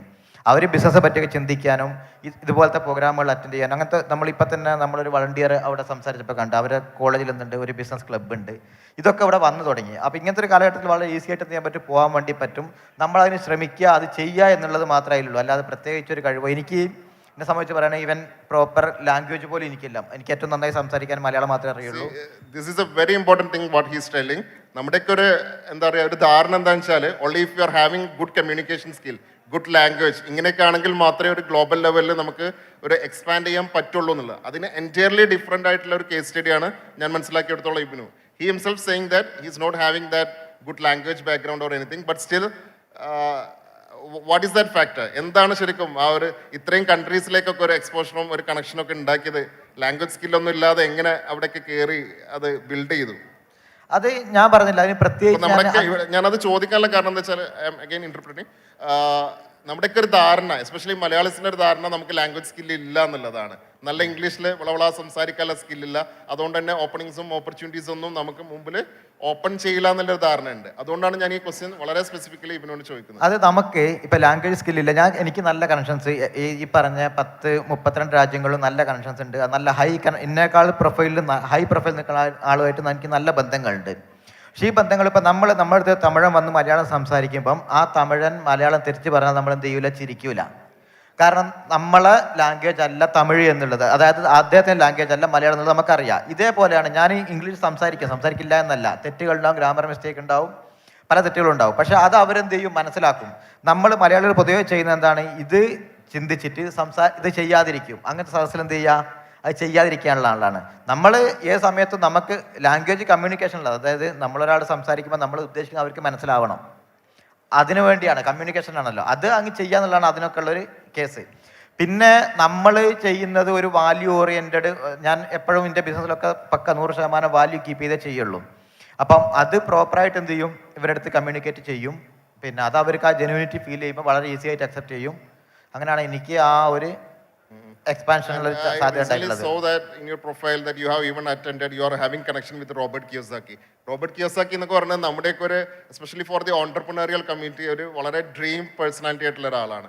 ഈ റോബർട്ട് കിയോസാക്കിൻ്റെ ഇവനു ഈ ലാംഗ്വേജ് സ്കില്ലൊന്നും ഇല്ല എന്നുള്ളത് സ്വന്തം എന്താ പറയുക ഓക്കെ എന്ന് പറയുന്ന ഒരാൾ ഈവൻ റോബർട്ട് കിയോസാക്കിൻ്റെ ബർത്ത്ഡേ പാർട്ടിയിൽ വരെ ഇവനുവിൻ്റെ ഫോട്ടോസും കാര്യങ്ങളൊക്കെ കണ്ടു. So actually how that happen? Means ഇതൊക്കെ ഒരു ഗ്ലോബൽ സ്കെയിലിംഗ് അപ്പുമായിട്ട് കണക്ട് ചെയ്തിട്ട് ഒന്ന് റിലേറ്റ് ചെയ്തിട്ട് ഒന്ന് പറയാമോ? സ്കെയിലിംഗ് അപ്പായിട്ട് കണക്ട് ചെയ്യാന്ന് പറയുമ്പോൾ ശരിക്കും റോബർട്ട് കിയോസാക്കി നമ്മളൊക്കെ ഫിനാൻഷ്യൽ എഡ്യൂക്കേഷൻ്റെ ഇന്ന് ഒരു വലിയ സംഭാവന ചെയ്ത ആളാണ്.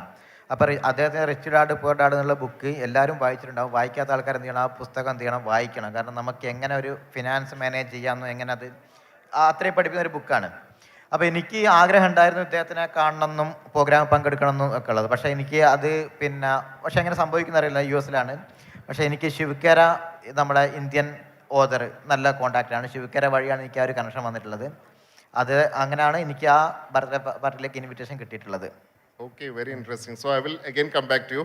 So hi Miyanda, 33 Holdings എന്ന് പറയുന്ന ഒരു കമ്പനി.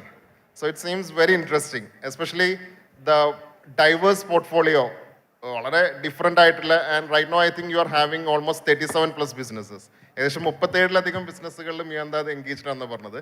ഈ ഡൈവേഴ്സ് പോർട്ട്ഫോളിയോ മാനേജ്മെന്റ് എന്നുള്ളത് എന്താ പറയുക, മൾട്ടി ടാസ്കിങ് എന്ന് പറയുന്ന അതേപോലെ തന്നെ ഒരു diverse portfolio actually it is a very risky thing എന്നാണ് പൊതുവെയുള്ള ധാരണ അല്ലെങ്കിൽ പൊതുവെ കിട്ടുന്ന അഡ്വൈസ്. ഇപ്പം ഞാനൊക്കെ മൾട്ടിപ്പിൾ സംഭവങ്ങളിലേക്ക് എൻഗേജ് ചെയ്യുമ്പോൾ തന്നെ നമ്മളൊക്കെ പറയുന്ന ഒരാൾ അല്ലെങ്കിൽ നമുക്ക് പോലും ആ ധാരണ ഉണ്ട്, വൺ പേഴ്സൺ കനോട്ട് ഡൈവേഴ്സിഫൈ അല്ലെങ്കിൽ അറ്റ് എ ടൈം ഒരേപോലെ പലതിലും ഫോക്കസ് ചെയ്യാൻ പറ്റില്ല എന്നുള്ളത്.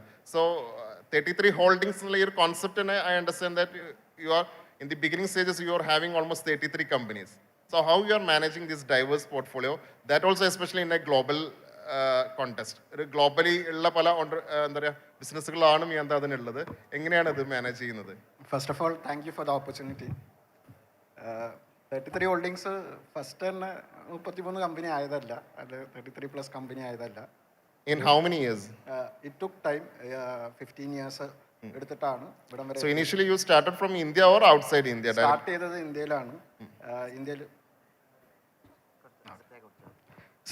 ഇന്ത്യയിലാണ്.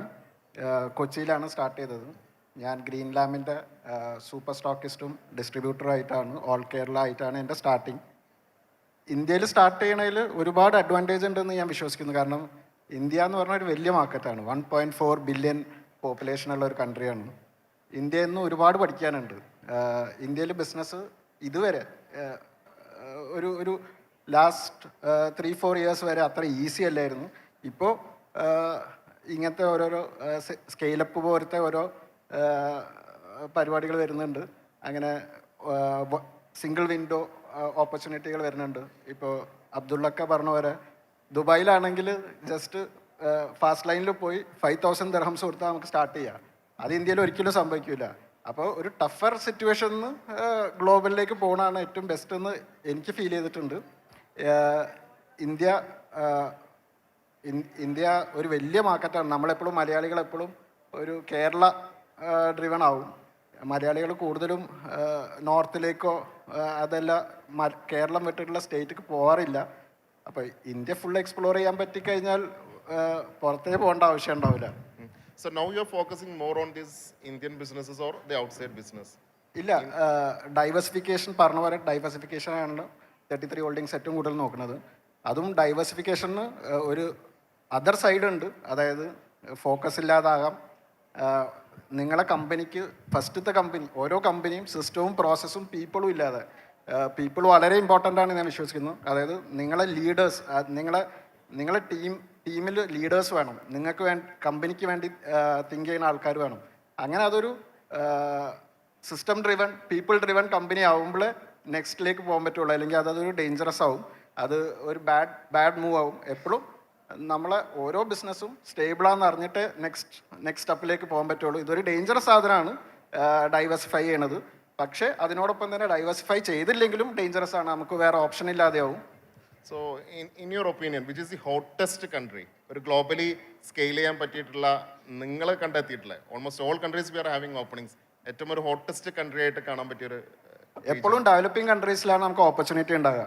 ഡെവലപ്ഡ് കൺട്രീസ് ആകുമ്പോൾ അവിടെ പ്ലേയേഴ്സ് ഉണ്ടാവും, എസ്റ്റാബ്ലിഷ്ഡ് ചെയ്തിട്ടുണ്ടാവും. അപ്പോൾ എപ്പോഴും ഡെവലപ്പിംഗ് കൺട്രിയിലാണ് നമുക്ക് കൂടുതൽ ഓപ്പർച്യൂണിറ്റി ഉണ്ടാകുക. ഇന്ത്യ ഒരു വലിയ എക്സാമ്പിളാണ്. ഇന്ത്യ ഒരു വലിയ മാർക്കറ്റാണ്. അതുപോലെ African market it's coming up.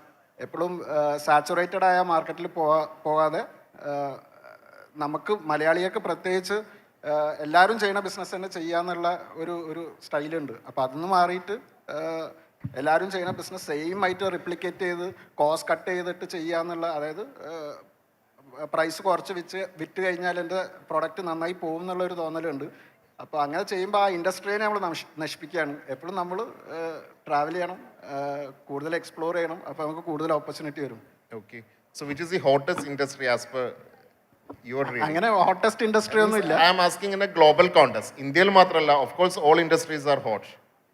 ഫുഡും ഹെൽത്തും എല്ലാ കാലത്തും നിലനിൽക്കുന്ന ഒരു ഇൻഡസ്ട്രിയാണ്. ഫുഡ് ഇൻഡസ്ട്രി ആണെങ്കിലും ഹെൽത്ത് ആണെങ്കിലും. പക്ഷേ നമ്മൾ ഗ്ലോബൽ ഹെൽത്ത് ഇൻഡസ്ട്രീസ്, ഗ്ലോബലി ഉള്ള ഹെൽത്ത് റിലേറ്റഡ് ആയിട്ടുള്ള മീൻസ് ബിസിനസ്സുകൾ എന്താ അതിനുണ്ട്? അതിൻ്റെ ഒരു post Covid health industry it's doing good, നന്നായിട്ട് പോകുന്നുണ്ട് പോസ്റ്റ് കോവിഡ്. പക്ഷേ അതിലും അപ്ഡേഷനും ടെക്നോളജിയും ഒന്നും യൂസ് ചെയ്തിട്ടില്ലെങ്കിൽ അതൊരിക്കലും ഒരു ബിസിനസ്സും സസ്റ്റെയിൻ ചെയ്യില്ല. പ്രത്യേകിച്ച് ഇപ്പോഴത്തെ കാലത്ത് നമുക്ക് നെക്സ്റ്റ് 10 ഇയേഴ്സിൽ എന്താണ് വരാൻ പോകണമെന്ന് അറിയില്ല. നെക്സ്റ്റ് 10 ഇയേഴ്സ് പോട്ടെ, 5 ഇയേഴ്സിൽ എന്താ വരാൻ പോകണമെന്ന് അറിയില്ല. അപ്പോൾ എപ്പോഴും അപ്ഡേറ്റഡ് ആയിട്ടിരിക്കണം. അതുകൊണ്ടാണ് ഞാൻ ഡൈവേഴ്സിഫൈ ചെയ്യണതും. കാരണം എല്ലാ എഗ്സും ഒരു ബാസ്ക്കറ്റിൽ ഇടരുതെന്ന് വിചാരിച്ചിട്ടാണ് ഡൈവേഴ്സിഫൈയും ചെയ്യണത്. കാരണം ചില ഇൻഡസ്ട്രി ഓബ്സലീറ്റ് ആവും. ഇപ്പോൾ പണ്ടുള്ള പല കമ്പനികളും ഓബ്സലീറ്റ് ആയിട്ടുണ്ട്. ഇപ്പോൾ പണ്ട് ഞാനൊരു STD ബൂത്ത് നടത്തിയ ആളാണെങ്കിൽ അത് 100 STD ബൂത്ത് ഉണ്ടെങ്കിലും ഇപ്പോൾ ഓബ്സലീറ്റ് ആയി. അപ്പോൾ എപ്പോഴും ഇൻഡസ്ട്രി കൂടുതൽ ഇൻഡസ്ട്രിയിലേക്ക് പോകുന്നത് if you can focus in all business without effecting, നിങ്ങൾക്ക് എക്സ്പാൻഡ് ചെയ്യാൻ പറ്റുമെങ്കിൽ അത് നല്ലതാണ്, വെർട്ടിക്കലിയും ഹൊറിസോണ്ടലിയും. Okay, thank you. ഹിലർക്കം, നിങ്ങൾ ഫാസ്റ്റ് ബിസിനസ് ലൈൻ അല്ലെങ്കിൽ ഒരു ദുബായ് ബേസ് ചെയ്തിട്ട് മിഡിൽ ഈസ്റ്റ് ബേസ് ചെയ്തിട്ടുള്ള ഒരു ബിസിനസ് ഫെസിലിറ്റേറ്റിംഗ് സപ്പോർട്ട് കൊടുക്കുന്ന ഒരു കമ്പനിയാണുള്ളത്. So day to day you are seeing a lot of entrepreneurs, especially the entrepreneurs from India, especially the entrepreneurs from Kerala, ഈ മലയാളികളായിട്ടുള്ള ഓണ്ടർപ്രണേഴ്സും. So what is your experience? എന്താണ് അവരെക്കുറിച്ച് പറയാനുള്ളത്, അല്ലെങ്കിൽ അവർക്കുള്ളൊരു advice? Daily, I think many clients will be coming to you for their supports. So on one side, നിങ്ങൾ fast business line എന്ന് പറയുന്നത് ദുബായ് പോലുള്ള ഒരു ഗ്ലോബൽ ഹബ്ബിൽ വളരെ എസ്റ്റാബ്ലിഷ്ഡ് ആയിട്ട് സെറ്റ് ചെയ്തിട്ടുണ്ട്. And parallelly you are trying to help the other entrepreneurs also to set their own businesses. So what is your experience? പക്ഷേ actually നമ്മളൊരു പുതിയ ബിസിനസ് സ്റ്റാർട്ട് ചെയ്യുമ്പോൾ അതിനെക്കുറിച്ച് കൃത്യമായിട്ട് നമ്മളൊരു സ്റ്റഡി നടത്തണം. അതുപോലെ തന്നെ നിങ്ങൾക്ക് എക്സ്പീരിയൻസ് ആയിട്ടുള്ള ഒരു എന്ത് ബിസിനസ്സാണോ നിങ്ങൾ ചെയ്യുന്നത് ആ ഒരു ബിസിനസ് തന്നെ സ്റ്റാർട്ട് ചെയ്യാൻ വേണ്ടി ശ്രമിക്കണം. അല്ലെങ്കിൽ ഒരു ദുബായിൽ വന്ന് ജോലി ചെയ്ത് കുറച്ച് പൈസ ഉണ്ടാക്കി ആ പൈസ കൊണ്ട് എന്തെങ്കിലും ബിസിനസ് സ്റ്റാർട്ട് ചെയ്യുക എന്നുള്ള ഒരു മെൻറ്റാലിറ്റിയാണ് നമ്മൾക്ക് ആദ്യം ഉണ്ടായിരുന്നത്. പക്ഷെ ഞാൻ പലപ്പോഴും വീഡിയോ ഒക്കെ ചെയ്യാറുള്ള ആളാണ്, എൻ്റെ വീഡിയോകളിലൊക്കെ പറയാറുള്ളതാണ്, എപ്പോഴും നമ്മൾ ഇൻവെസ്റ്റ്മെൻറ്റ് ചെയ്യുമ്പോൾ നമ്മളൊരു 10,000 ദിർഹംസ് ആണ് ഒരു ബിസിനസ്സിന് ഇൻവെസ്റ്റ് ചെയ്യുന്നതെങ്കിൽ തീർച്ചയായിട്ടും അടുത്ത 6 മാസത്തേക്കുള്ള എക്സ്പെൻസിനുള്ള പൈസ നമ്മുടെ അടുത്ത് കാണണം. 10,000 ദിർഹംസുമായിട്ട് ഇൻവെസ്റ്റ് ചെയ്യുമ്പോൾ ഒരിക്കലും 9,000 കൊണ്ട് അത് സ്റ്റാർട്ട് ചെയ്യരുത്. അതിന് അടുത്ത 6 മന്ത്സ് റൺ ചെയ്യാനുള്ള ഒരു എമൗണ്ട് നമ്മുടെ കയ്യിൽ ഉണ്ടാവണം, അല്ലെങ്കിൽ അത് ചെറിയ പ്രശ്നങ്ങളിലേക്ക് പോകും. വേറെ ഒരു വളരെ ട്രേഡിംഗ് ഒക്കെ ചെയ്യുന്നവരാണെങ്കിൽ ട്രേഡിംഗ് ഒക്കെ ഭയങ്കര കോമ്പറ്റീറ്റീവ് മാർക്കറ്റാണ് ഓൾ GCCയിൽ. പ്രൊഫഷണൽ ലൈസൻസ് സർവീസ് നമ്മുടെ തുടങ്ങാൻ ചിലപ്പോൾ ഒരുപാട് ആളുകൾ നമ്മുടെ അടുത്തേക്ക് വരുന്നുണ്ടാവും, എസ്പെഷ്യലി മലയാളീസ് ആണെങ്കിൽ ഇന്ത്യൻസ് ഒക്കെ ആണെങ്കിൽ. So do you have any idea regarding what is the growth of those companies? പല കമ്പനീസും ഒരു പക്ഷേ അൺഫോർച്ചുനേറ്റ്ലി പൂട്ടിപ്പോകുന്നുണ്ടായിരിക്കാം. ഒരു ഗ്ലോബൽ സ്റ്റാൻഡേർഡിലേക്ക് വരുമ്പോൾ, ഒരു ഇന്ത്യൻ കോൺടെസ്റ്റ് വിട്ട് ഒരു ഗ്ലോബൽ സ്റ്റാൻഡേർഡിലേക്ക് വരുമ്പോൾ സ്കെയിലപ്പ് ചെയ്യാൻ പറ്റാതെ ക്ലോസ് ചെയ്ത് പോകുന്നുണ്ട്. അതിൻ്റെയൊക്കെ ഒരു മേജർ റീസൺ എന്താണ്? അല്ലെങ്കിൽ പൊതുവേ ആ ഒരു റേഷ്യോ എന്താണ്? മെജോറിറ്റി ഓഫ് ആളുകളും അവിടെ പിടിച്ചു നിൽക്കാൻ പറ്റാതെ ക്ലോസ് ആവുന്നുണ്ടോ, അതല്ല മെജോറിറ്റി ഓഫ് ആളുകളും ബൂം ചെയ്ത് പോകുന്നുണ്ടോ? നിങ്ങളുടെ റീഡിങ് എന്താണ്?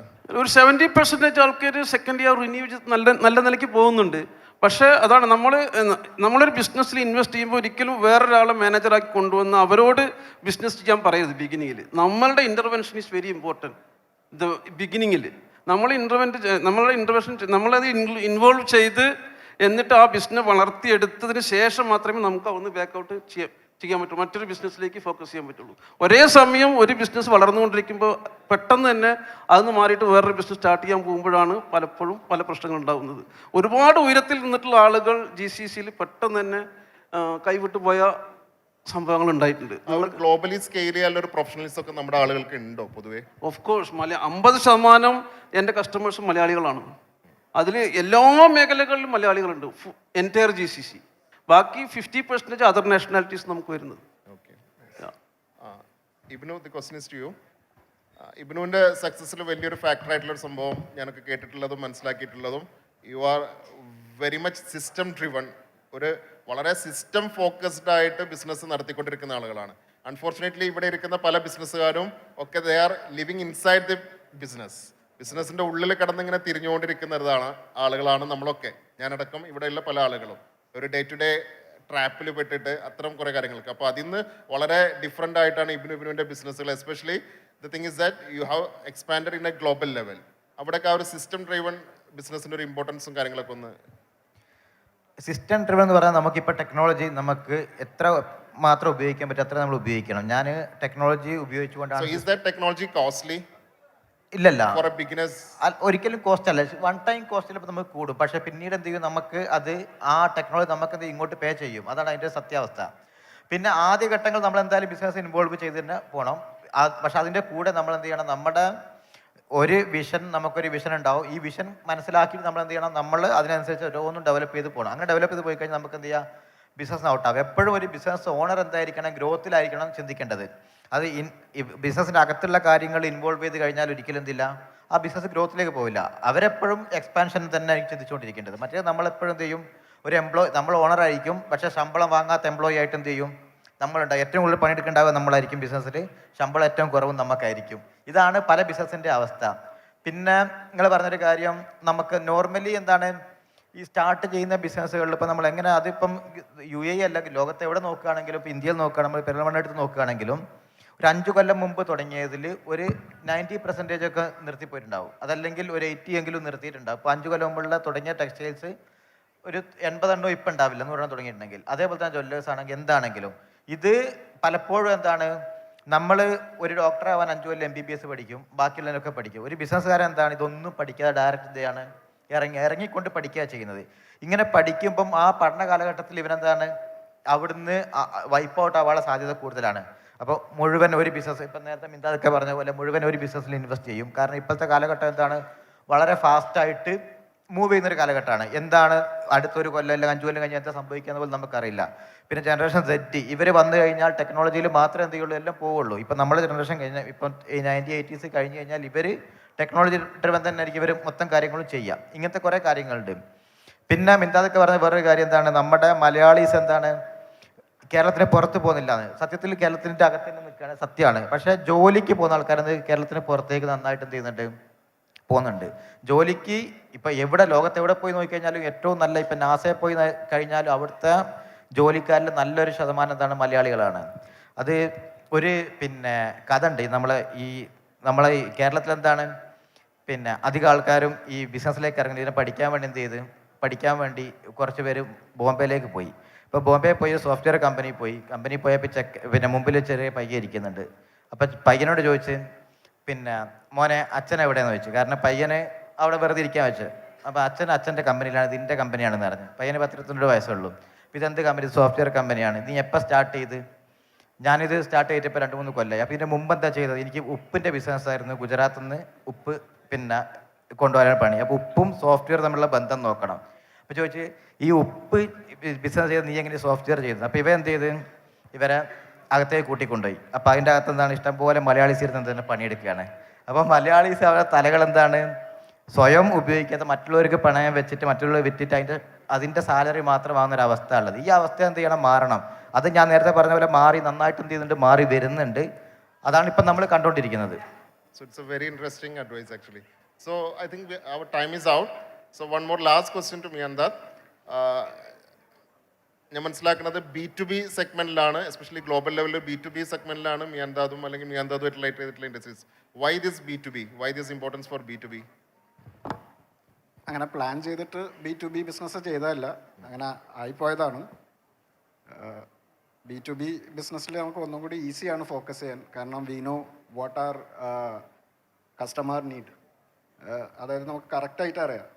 B2C ആകുമ്പോൾ audience will be big. Targeted audience വലുതാകുമ്പോൾ തന്നെ ഓരോരുത്തർക്കും ഓരോരോ ബിഹേവിയറലായിരിക്കും. B2C ബിസിനസ്സിൽ നമുക്ക് നമ്മളെ കസ്റ്റമേഴ്സിനെ മാത്രം ആൻസറബിൾ അല്ല. B2C ബിസിനസ്സിനെ പറ്റി എല്ലാവരും അഭിപ്രായം പറയും. ഈവൻ നോൺ യൂസേഴ്സും അഭിപ്രായം പറയും B2C ബിസിനസ്സിന്. അപ്പോൾ എപ്പോഴും B2C is A tougher business. B2B നമുക്ക് കറക്റ്റായിട്ട് അറിയാൻ പറ്റും എന്താ നമ്മളെ കസ്റ്റമറിന് വേണ്ടത് എന്നുള്ളത്. Okay, thank you. So actually വളരെ കുറഞ്ഞ സമയമാണ്, but they have given us some quick openings. വളരെ ക്വിക്ക്ലി ഉള്ള കുറച്ച് ഇൻസൈറ്റ്സും കാര്യങ്ങളൊക്കെ തന്നിട്ടുണ്ട്. Anyway these 3 persons in my view they are perfect examples for a global scaling up. ഒരു ഗ്ലോബൽ ലെവലിൽ നമ്മുടെ മിനിമൽ റിസോഴ്സുകളും മിനിമൽ ബാക്ക്ഗ്രൗണ്ടുകളൊക്കെ വെച്ചിട്ട് ഗ്ലോബലി സ്കെയിൽ ചെയ്യുന്നതിന് പെർഫെക്റ്റ് എക്സാമ്പിൾസ് ആയിട്ടുള്ള 3 പേരാണ് ഇപ്പോൾ നമ്മുടെ മുന്നിൽ ഇരിക്കുന്നത്. So there are lots of other entrepreneurs also like dum. നമ്മളെപ്പോലുള്ള ആളുകൾ ഇത്തരം ആളുകളെ കുറിച്ച് കൂടുതൽ സെർച്ച് ചെയ്യുക, കൂടുതൽ പഠിക്കുക. And the global scaling up, ഇപ്പോൾ നേരത്തെ ഇബിനൊക്കെ പറഞ്ഞ പോലെ ഒരു ഗ്ലോബലിൽ തന്നെ സ്റ്റാർട്ട് ചെയ്തിട്ട് ഗ്ലോബൽ ലെവലിൽ തന്നെ സ്റ്റാർട്ട് ചെയ്തിട്ട് റിവേഴ്സ്ലി വരാൻ വരെ പോസിബിൾ ആണ്. ഡെഫിനറ്റ്ലി 100% പോസിബിൾ ആണെന്നുള്ള ലിവിങ് എക്സാമ്പിൾസ് ആണ് ഇവിടെ ഇരിക്കുന്നത്. So do we have time for any questions? Actually, we are running out of time. It will be really appreciated if you could just conclude with this. Okay. So if you are having any questions, you can contact these people, okay? I hope you will be over here even after the discussion for some time, so that if the crowd would want to interact. That will be fine. All right. So thank you so much. It was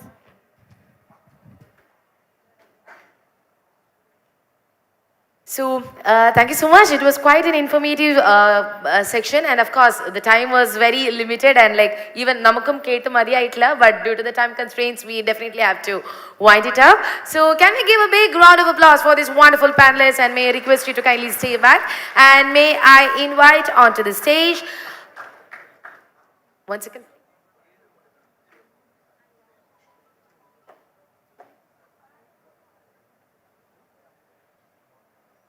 May now invite may I humbly request the presence of our Honorable MLA Najib Kandabaram sir onto the stage to kindly hand over a token of love and appreciation to Mr. Ibn Jala. And thank you so much, Mr. Ibn Jala, for all the wonderful stories that you have brought to the table. It was very interesting and very engaging. And of course, ഈ ഒരു സമയത്ത് അദ്ദേഹം പറഞ്ഞ ഒരു കാര്യം കൂടെ I would like to repeat again: grow beyond the limitations. നിങ്ങൾക്ക് മേലിൽ വയ്ക്കുന്ന നിങ്ങളുടെ തന്നെയുള്ള പരിമിതികൾക്ക് മുകളിലായി നമുക്ക് വളരാം, നമുക്ക് ഉയരാം.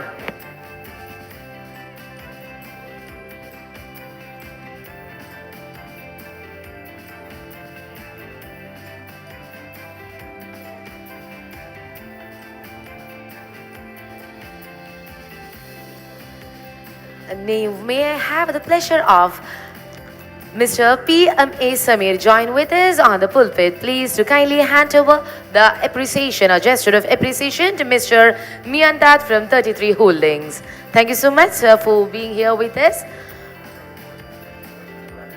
And at this time, Mr. Miandat, sir, thank you so much for all the wonderful conversations that you have brought to the table, especially developing the especially investing in the developing countries as the best choice and quoting that the hottest industry for a global scaling would always be food and health. Thank you so much.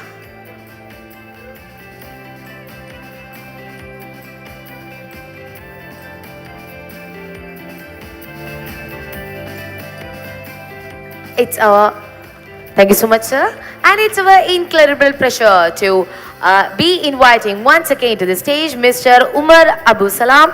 Can we kindly have you onto the stage again? And once again, announcement to make at this point. Exclusive session naale ravile 9 manikku ee venue il vechu nadakkunnadaayirikkum. So if you would want to ask any more questions to him, you are free to come, please. And thank you so much.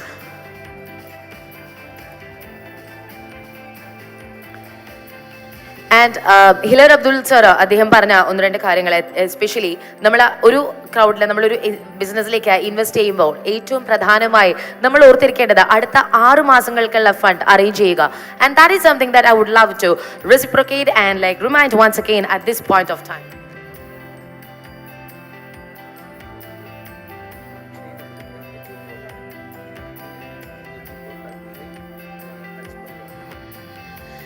And now may I humbly request the presence of Mr. Akshay from EduPod to kindly join with us on the stage. It's an incredible joy to have you here with us. And he shall be handing over the gesture of appreciation, respect and reverence to a wonderful moderator, Mr.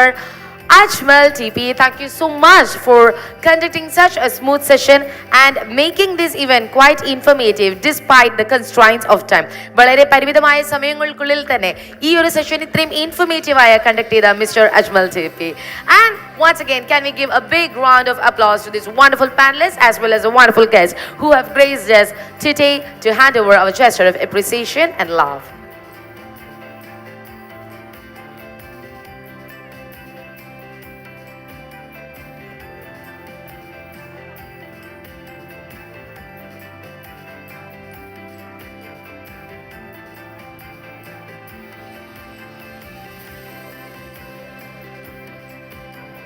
Thank you so much. Now may I humbly request all of you to kindly listen back to your seats. It was an incredible speech.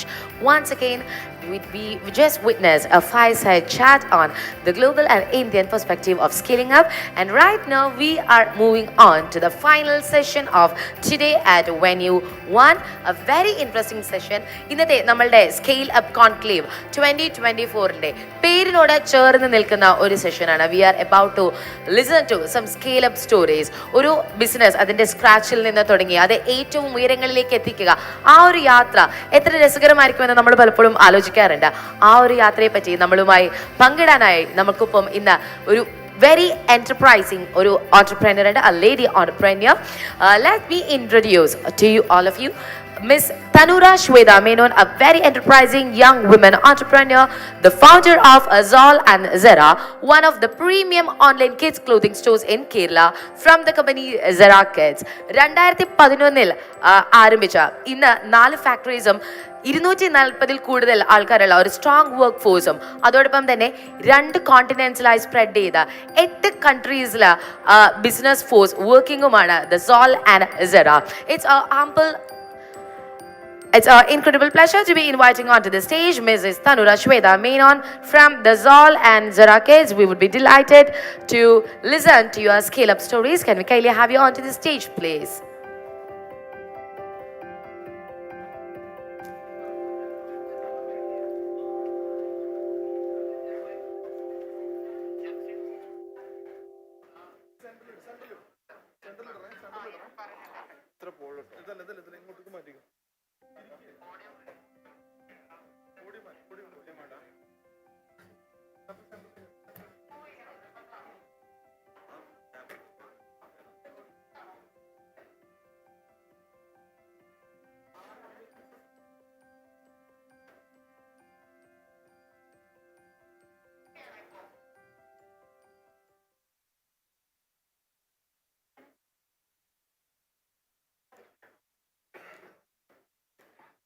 And once again, ladies and gentlemen, joining with us, we now have the founder of Sol and Zara, the premium online kids clothing stores in Kerala, that have been on inception since 2011.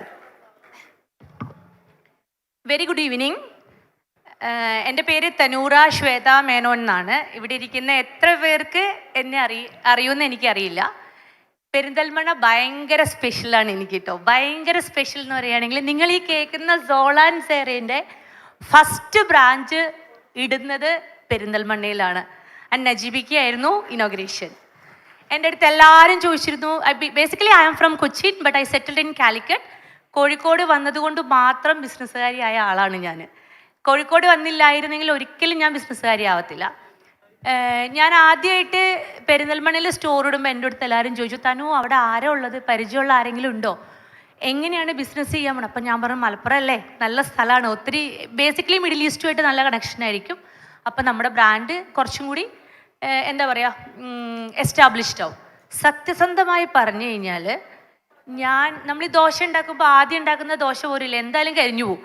അതുപോലെ പോയ ഒരു മനുഷ്യൻ അറിയരുത് എന്ന് വിചാരിച്ചിട്ടാണ് ഞാൻ പെരിന്തൽമണ്ണയിൽ വന്നിട്ട് സ്റ്റോർ ഇട്ടത്.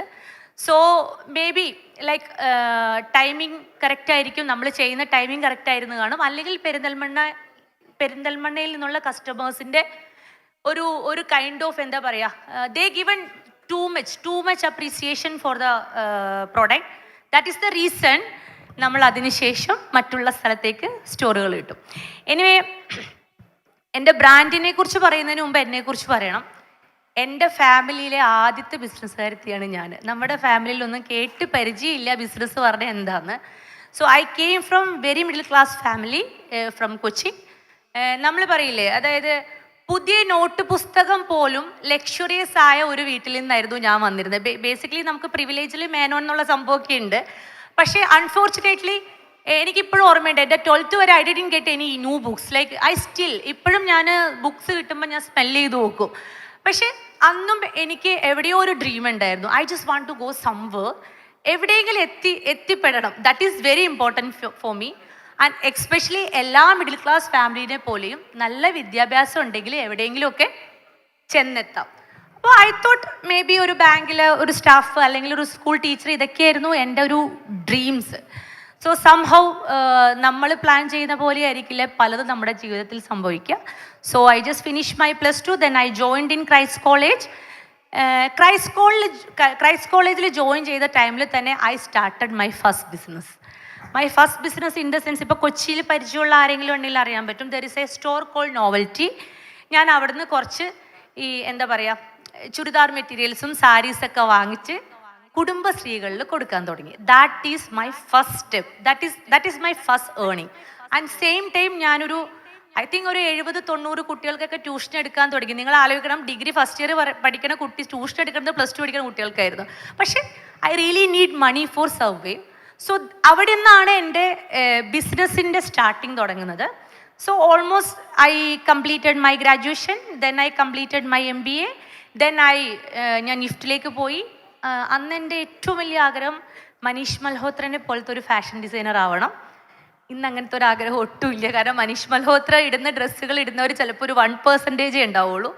Now my dream is different because എനിക്ക് ആ ഒരു നിഫ്റ്റിൽ പോയി കഴിഞ്ഞ് വന്നതിന് ശേഷം I thought okay let me open one boutique. So I started A boutique. നിങ്ങളിപ്പോൾ കേൾക്കുന്ന തനൂറ ശ്വേത മേനോനിലെ തനൂറ എന്ന് പറയുന്നത് എൻ്റെ ആദ്യത്തെ ബൊട്ടിക്കാണ്. ഈവൻ ശ്വേത മേനോൻ എന്നുള്ള പേര് എന്നെ വിളിക്കുന്നത് എൻ്റെ ചാർട്ടേഡ് അക്കൗണ്ടും എൻ്റെ കമ്പനി സെക്രട്ടറിയും എൻ്റെ അച്ഛനും അമ്മയും മാത്രമാണ്. എൻ്റെ അറിവിൽ എല്ലാവരും എന്നെ തനു എന്നാണ് വിളിക്കുന്നത്. And I love that name also, it's so close to my heart. So I started my boutique Tanura. Like I came to Calicut, I started my boutique Tanura and it was like നന്നായിട്ട് പോയിക്കൊണ്ടിരുന്നു. അപ്പോഴേക്ക് എന്ത് സംഭവിച്ചു വെച്ച് കഴിഞ്ഞാൽ, ഞാൻ Calicut boutique തുടങ്ങുന്ന സമയത്ത് ആകെ 3-4 ബൊട്ടിക്കുള്ളൂ. ഒരു ഏകദേശം 6 മാസം കഴിഞ്ഞപ്പോഴേക്കും ജാഫർ ഖാൻ കോളനിയിൽ കംപ്ലീറ്റ് ബൊട്ടിക്സ്. അപ്പോൾ എനിക്ക് മനസ്സിലായി I just want to change my area. Then I started kids വെയറിൻ്റെ മാനുഫാക്ചറിങ് സ്റ്റാർട്ട് ചെയ്തു. ആദ്യം നമുക്കുണ്ടായിരുന്ന യൂണിറ്റിൽ 10 പേരേ ഉള്ളൂ.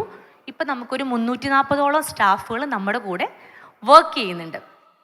So then I started exporting exporting തുടങ്ങി, എക്സ്പോർട്ട് സ്റ്റാർട്ട് ചെയ്തു. ഓൾമോസ്റ്റ് ഒരു 7-8 കൺട്രിയിലേക്ക് എക്സ്പോർട്ട് ചെയ്തു തുടങ്ങി. അപ്പോഴൊന്നും നമുക്കൊരു ബ്രാൻഡിനെ കുറിച്ചൊരു തോട്ട് പ്രോസസ്സ് ഇല്ല കേട്ടോ. ബിക്കോസ് ബേസിക്കലി ഞാൻ ഒരിക്കലും ഒരു ബ്രാൻഡ് സ്റ്റാർട്ട് ചെയ്യുന്ന വിചാരിച്ചിട്ടില്ല. നമ്മൾ പ്രൊഡക്റ്റ് സ്റ്റിച്ച് ചെയ്യുന്നു, വേറെ നാട്ടുകാർ അത് വാങ്ങുന്നു, നമുക്ക് പൈസ കിട്ടുന്നു. സോ എൻ്റെ ആദ്യത്തെ aim I need to be financially secured ആകുക എന്നുള്ളതാണ്. ഇവിടെ ഇരിക്കുന്ന എല്ലാ സ്ത്രീകളോടും ഞാൻ ആദ്യം പറയുന്നത്, ഒരു സ്ത്രീ എപ്പോഴും ഫിനാൻഷ്യലി സെക്യൂർഡ് ആവുക. That is the biggest advice I need to give to you. So ഞാൻ വൺസ് ഐ സെറ്റിൽ, അപ്പോൾ എനിക്ക് തോന്നി ഈവൻ മദർ കെയറിനൊക്കെ ഞാൻ ഡ്രസ്സ് ചെയ്ത് കൊടുക്കുന്നുണ്ട്, അപ്പോൾ പിന്നെ എനിക്ക് എന്തുകൊണ്ടൊരു ബ്രാൻഡ് സ്റ്റാർട്ട് ചെയ്തുകൂടാ. അങ്ങനെയാണ് സേറ കിഡ് എന്ന് പറയുന്ന ഒരു ബ്രാൻഡ്. എക്സ്പെഷ്യലി കറക്റ്റ് എൻ്റെ തോട്ട് വന്ന ടൈമിലാണ് കോവിഡ് വന്നത്. കോവിഡ് വന്ന ടൈമിൽ ലോജിസ്റ്റിക് എല്ലാം ക്ലോസ് ആയി, ഇങ്ങോട്ടേക്ക് പൈസ വരുന്നില്ല, അങ്ങോട്ടേക്ക് പോക്ക് മാത്രമേ ഉള്ളൂ. സോ എനിക്കിത് നിർബന്ധമായി, നാട്ടിൽ നമ്മൾക്ക് എന്തെങ്കിലും ചെയ്യണം, നാട്ടിൽ നിന്ന് ഒരു ഇൻകം നമുക്ക് ജനറേറ്റ് ചെയ്യാൻ കഴിയണം. So I started Sera kid. Sera കിഡിൻ്റെ തുടക്കവേളയിൽ ഈ ഇരിക്കുന്ന അഫ്താബ കിഡ്, ഞങ്ങൾ കോവിഡിൽ ഇരുന്നിട്ട് ഭയങ്കരമായിട്ട് കോഫി കഴിക്കുക, ചായ കുടിക്കുക, ഫ്ലാറ്റിൽ മീറ്റ് ചെയ്യുക, ബ്രാൻഡ് ക്രിയേറ്റ് ചെയ്യണം. അപ്പോൾ I call him Aftu, is one of my very close friend. So he use to ask me, എന്താ തനു നിങ്ങളുടെ പ്ലാൻ? ഞാൻ പറഞ്ഞു, ഒരു പ്ലാനും ഇല്ല, അത് തന്നെയാണ് plan. I just want to create a brand. ഇത് മാത്രമേ എൻ്റെ തലയിൽ വരുന്നുള്ളൂ. അങ്ങനെയാണ് പെരിന്തൽമണ്ണയിൽ ഫസ്റ്റ് സ്റ്റോർ എന്നൊരു പ്രോപ്പർ കോൺസെപ്റ്റ് കൊണ്ടുവരും. അപ്പം ഞാൻ അഫ്തുവിനോട് ചോദിച്ചു, അഫ്തു നിനക്ക് പെരിന്തൽമണ്ണ അറിയോടാ? എനിക്കറിയാം, ഞാനിവിടെ ഉണ്ടായിരുന്നു. ദെൻ എനിക്കിവിടെ ആകെ അറിയുന്ന ശ്രീരാമകൃഷ്ണ സാറാണ്. ദെൻ പിന്നെ വേറെ ആരെയും എനിക്കറിയില്ല. ബട്ട് നൗ ഐ നോ നജീബിക്ക. നജീബ് ഇസ് ലൈക്ക് നമ്മുടെ ഒരു ഫാമിലി മെമ്പറെ പോലെയാണ്. So I started Sera kid എന്നുള്ള പേരിൽ നമ്മൾ റീറ്റെയിൽ സ്റ്റോർ സ്റ്റാർട്ട് ചെയ്യുന്നു. അവിടെ നിന്നാണ് നമുക്ക് പ്രശ്നങ്ങൾ വരുന്നത്. സേറ കിഡ് എന്നുള്ള പേര് നമ്മൾ ട്രേഡ് മാർക്കിന് ഇട്ടപ്പോൾ സാറ നമുക്ക് ഓപ്പോണൻ്റ് ആയിട്ട് വന്നു. ഐ ഫീൽ സാധാരണ എൻ്റെ കൺസൾട്ടൻറ്റ്, നമ്മുടെ ചാർട്ടേഡ് അക്കൗണ്ട്, ഈവൻ എൻ്റെ സ്റ്റാഫുകളൊക്കെ ചോദിച്ചു, Thanu just forget that name, Sera എന്നുള്ള പേര് മാറ്റ്, വേറെ എന്തെങ്കിലും. ഞാൻ പറഞ്ഞു, no no no, that is into my mind. Because 2014 ഞാൻ ഫസ്റ്റ് ടൈം ദുബായ് പോകുന്നത്. എൻ്റെ ലൈഫിൽ ഞാൻ ആദ്യമായിട്ട് വാങ്ങിച്ച ബ്രാൻഡ് സാറയാണ്. 130 ദിർഹത്തിന് ഞാനൊരു ക്ലോത്ത് വാങ്ങിച്ചു, എൻ്റെ മകൾക്കൊരു ഡ്രസ്സ് വാങ്ങിച്ചു. So Zara is well connected with my heart. അപ്പം ഞാൻ പറഞ്ഞു, ഇല്ല. അപ്പോൾ chartered account, even my CA told me, you are going to spend so much money on the brand, just simply നിങ്ങൾ എന്ത് ചെയ്യൂ, ബ്രാൻഡിൻ്റെ പേര് മാറ്റൂ. ഞാൻ പറഞ്ഞു, നോ, ലൈക്ക് സാറ വന്ന് I thought okay, I feel so proud. At least വേൾഡിലെ നമ്പർ 1 ക്ലോത്തിങ് ബ്രാൻഡാണ് നമുക്ക് ഓപ്പോസിറ്റായിട്ട് വന്നിരിക്കുന്നത്. ഞാൻ പറഞ്ഞു, അതിൽ തന്നെ അങ്ങോട്ട് പോവാം. അപ്പോഴും താൽക്കാലികമായിട്ടൊരു പേര് മാറ്റണം എന്നൊരു ഇത് വന്നു, ഒപ്പീനിയൻ വന്നു. സോ നമ്മൾ കുറേ കൺസൾട്ടൻസിനൊക്കെ കൊടുത്തു, അതായത് ഒരു പുതിയ പേര് കണ്ടെത്താൻ വേണ്ടിയിട്ട്. Even Aftu also came with lot of names, lot of people, I think 3-4 team അല്ലേ, അത്ര പേർക്ക് നമ്മൾ കൊടുത്തു ഒരു ബ്രാൻഡ് നെയിം വേറെ വേണം പറയാൻ വേണ്ടിയിട്ട്. ഫോർച്ചുനേറ്റ്ലി ഓർ അൺഫോർച്ചുനേറ്റ്ലി കൊണ്ടുവന്ന ബ്രാൻഡ്സ് ഒക്കെ ഭയങ്കര kiddish name, like kids, zoo, those kind. I don't want, see എൻ്റെ പ്രൊഡക്റ്റ് ചിലപ്പോൾ കുട്ടികളുടെ ഡ്രസ്സായിരിക്കും, but it's not a miniature brand, it's a real strong brand, solid brand ആയിരിക്കും. So I need a solid name. അങ്ങനെ ഞാനിങ്ങനെ കുത്തിയിരുന്ന് മറ്റേ നെറ്റൊക്കെ എടുത്ത് നോക്കി. So I got Sol. അപ്പം സോൾ, സേറ എനിക്ക് വേണം, അതെനിക്ക് നിർബന്ധമാണ്. ഞാൻ എപ്പോഴും എൻ്റെ അടുത്ത് വരുന്ന എല്ലാവരോടും പറയുന്ന, വേറൊരാൾ നമ്മുടെ ഒപ്പീനിയൻ മാറ്റാൻ നമ്മൾ ഒരിക്കലും അനുവദിക്കരുത്. വാട്ട് യുവർ ഹാർട്ട് സീസ്, ലൈക്ക് എന്താണോ ഹൃദയം പറയണത്, ഹൃദയത്തിനോട് മാത്രം നമ്മൾ എന്ത് ചെയ്യുക, കൺവിൻസ് ചെയ്താൽ മതി. So I put in my mind, സേറ ഞാൻ മാറ്റൂല, ദാറ്റ് ഈസ് 100%. സേറയുടെ മുമ്പിലോ പുറകിലോ ഞാൻ എന്തെങ്കിലും മാറ്റും. അങ്ങനെയാണ് ഈ ബ്രാൻഡ് ക്രിയേറ്റ് ആയത്, like a Sol and Zera. Sol is like it's a Hebrew word basically. Sol means it's a seed. Zera is like, എന്താ പറയുക, ഉയരത്തിൽ പറക്കുന്നത്, something like that. So we started the first store here and we got huge response from the Perinthalmanna people. അപ്പം ഞാൻ വിചാരിച്ചു, എന്നാൽ ശരി നോക്കാം, കുഴപ്പമില്ല, അത്യാവശ്യം സെയിലായി വരുന്നുണ്ട്. സോ ഇതിൽ ഏറ്റവും വലിയ എനിക്ക് കിട്ടിയ ഒരു വെല്ലുവിളി എന്താണെന്ന് വെച്ചാൽ, ഞാൻ അതുവരെ കസ്റ്റമേഴ്സിൻ്റെ നീഡ്സ് അറിഞ്ഞിരുന്നില്ല. ബിക്കോസ് നമ്മൾ മാനുഫാക്ചർ ചെയ്യുന്നു, എക്സ്പോർട്ട് ചെയ്യുന്നു, 40 ദിവസം 50 ദിവസം കഴിയുമ്പോൾ നമുക്ക് പൈസ വരും. സോ ആ സാധനം അവിടെ വിറ്റ് പോകുന്നുണ്ടോ, അത് കാട്ടി പോകുന്നുണ്ടോ, അതെവിടെ പോകുന്നതോ, I really don't know about anything about the sale part. So നമ്മൾ സ്റ്റോർ സ്റ്റാർട്ട് ചെയ്തപ്പോഴാണ് കസ്റ്റമർ എന്താണെന്ന് മനസ്സിലായത്. നമ്മൾ അതുവരെയും കൊടുത്തിട്ടിരുന്ന പല പ്രൊഡക്റ്റും കസ്റ്റമറിന് ഇഷ്ടമല്ല. കസ്റ്റമറിൻ്റെ ഇഷ്ടങ്ങൾക്കനുസരിച്ചൊരു പ്രൊഡക്റ്റ് ചെയ്യാനാണ് എല്ലാ ബ്രാൻഡും ശ്രമിക്കുന്നത്. So I think okay 60% I am going to with customers expectation, 40 is by. That is ഞാൻ നേരത്തെ പറഞ്ഞ പോലെ കുറച്ച് തന്നെ ഇഷ്ടമുള്ളതുകൊണ്ടായിരിക്കും. I really want what I really need. അങ്ങനെ I start like that. From that point എനിക്ക് ഇപ്പോഴും ഓർമ്മയുണ്ട്, നമ്മുടെ ഫസ്റ്റ് സ്റ്റോറിൻ്റെ ബ്രോഷർ ഡിസൈൻ ചെയ്യാണ്. എക്സ്പ്രസോ ആയിരുന്നു ഡിസൈൻ ചെയ്ത്. എക്സ്പ്രസോ ഡിസൈൻ ചെയ്തപ്പോൾ ഞാൻ അഫ്താബിൻ്റെ അടുത്ത് നമ്മുടെ മീറ്റിങ്ങിൽ പറഞ്ഞു, അഫ്തു വെറുതെ അങ്ങോട്ട് എഴുതിക്കും, ഒരു 200 സ്റ്റോർ എന്നൊക്കെ കൊടുത്തോളാൻ പറഞ്ഞു. C there is nothing in my mind. There is my thing is like Malayali ഉള്ളിടത്ത് സ്റ്റോർ ഇടാം, പക്ഷേ 200 എന്നൊക്കെ ഏതായാലും ബ്രോഷർ നമ്മൾ എന്തായാലും പൈസ കൊടുത്ത് പ്രിന്റ് ചെയ്യുന്നതാണ്. Let it go like 200 stores. And you know something, നമ്മൾ പറയില്ലേ, നമ്മുടെ നാട്ടിലൊക്കെ പറയും ഗുളികൻ ഇരിക്കുക എന്ന് പറയും നാക്കിൽ, അതുപോലെ. സോ വി സ്റ്റാർട്ടഡ്, നമ്മൾ ബ്രോഷറൊക്കെ വെച്ച് സ്റ്റോർ ചെയ്തു, ദെൻ കാലിക്കറ്റ് ചെയ്തു, ട്രിവാൻഡ്രം ചെയ്തു. One day, I got an opportunity from Reliance. I met a person, his name is Aditya. So he is the CEO of Reliance Mall. Reliance Mall almost 41 malls ഉണ്ട്.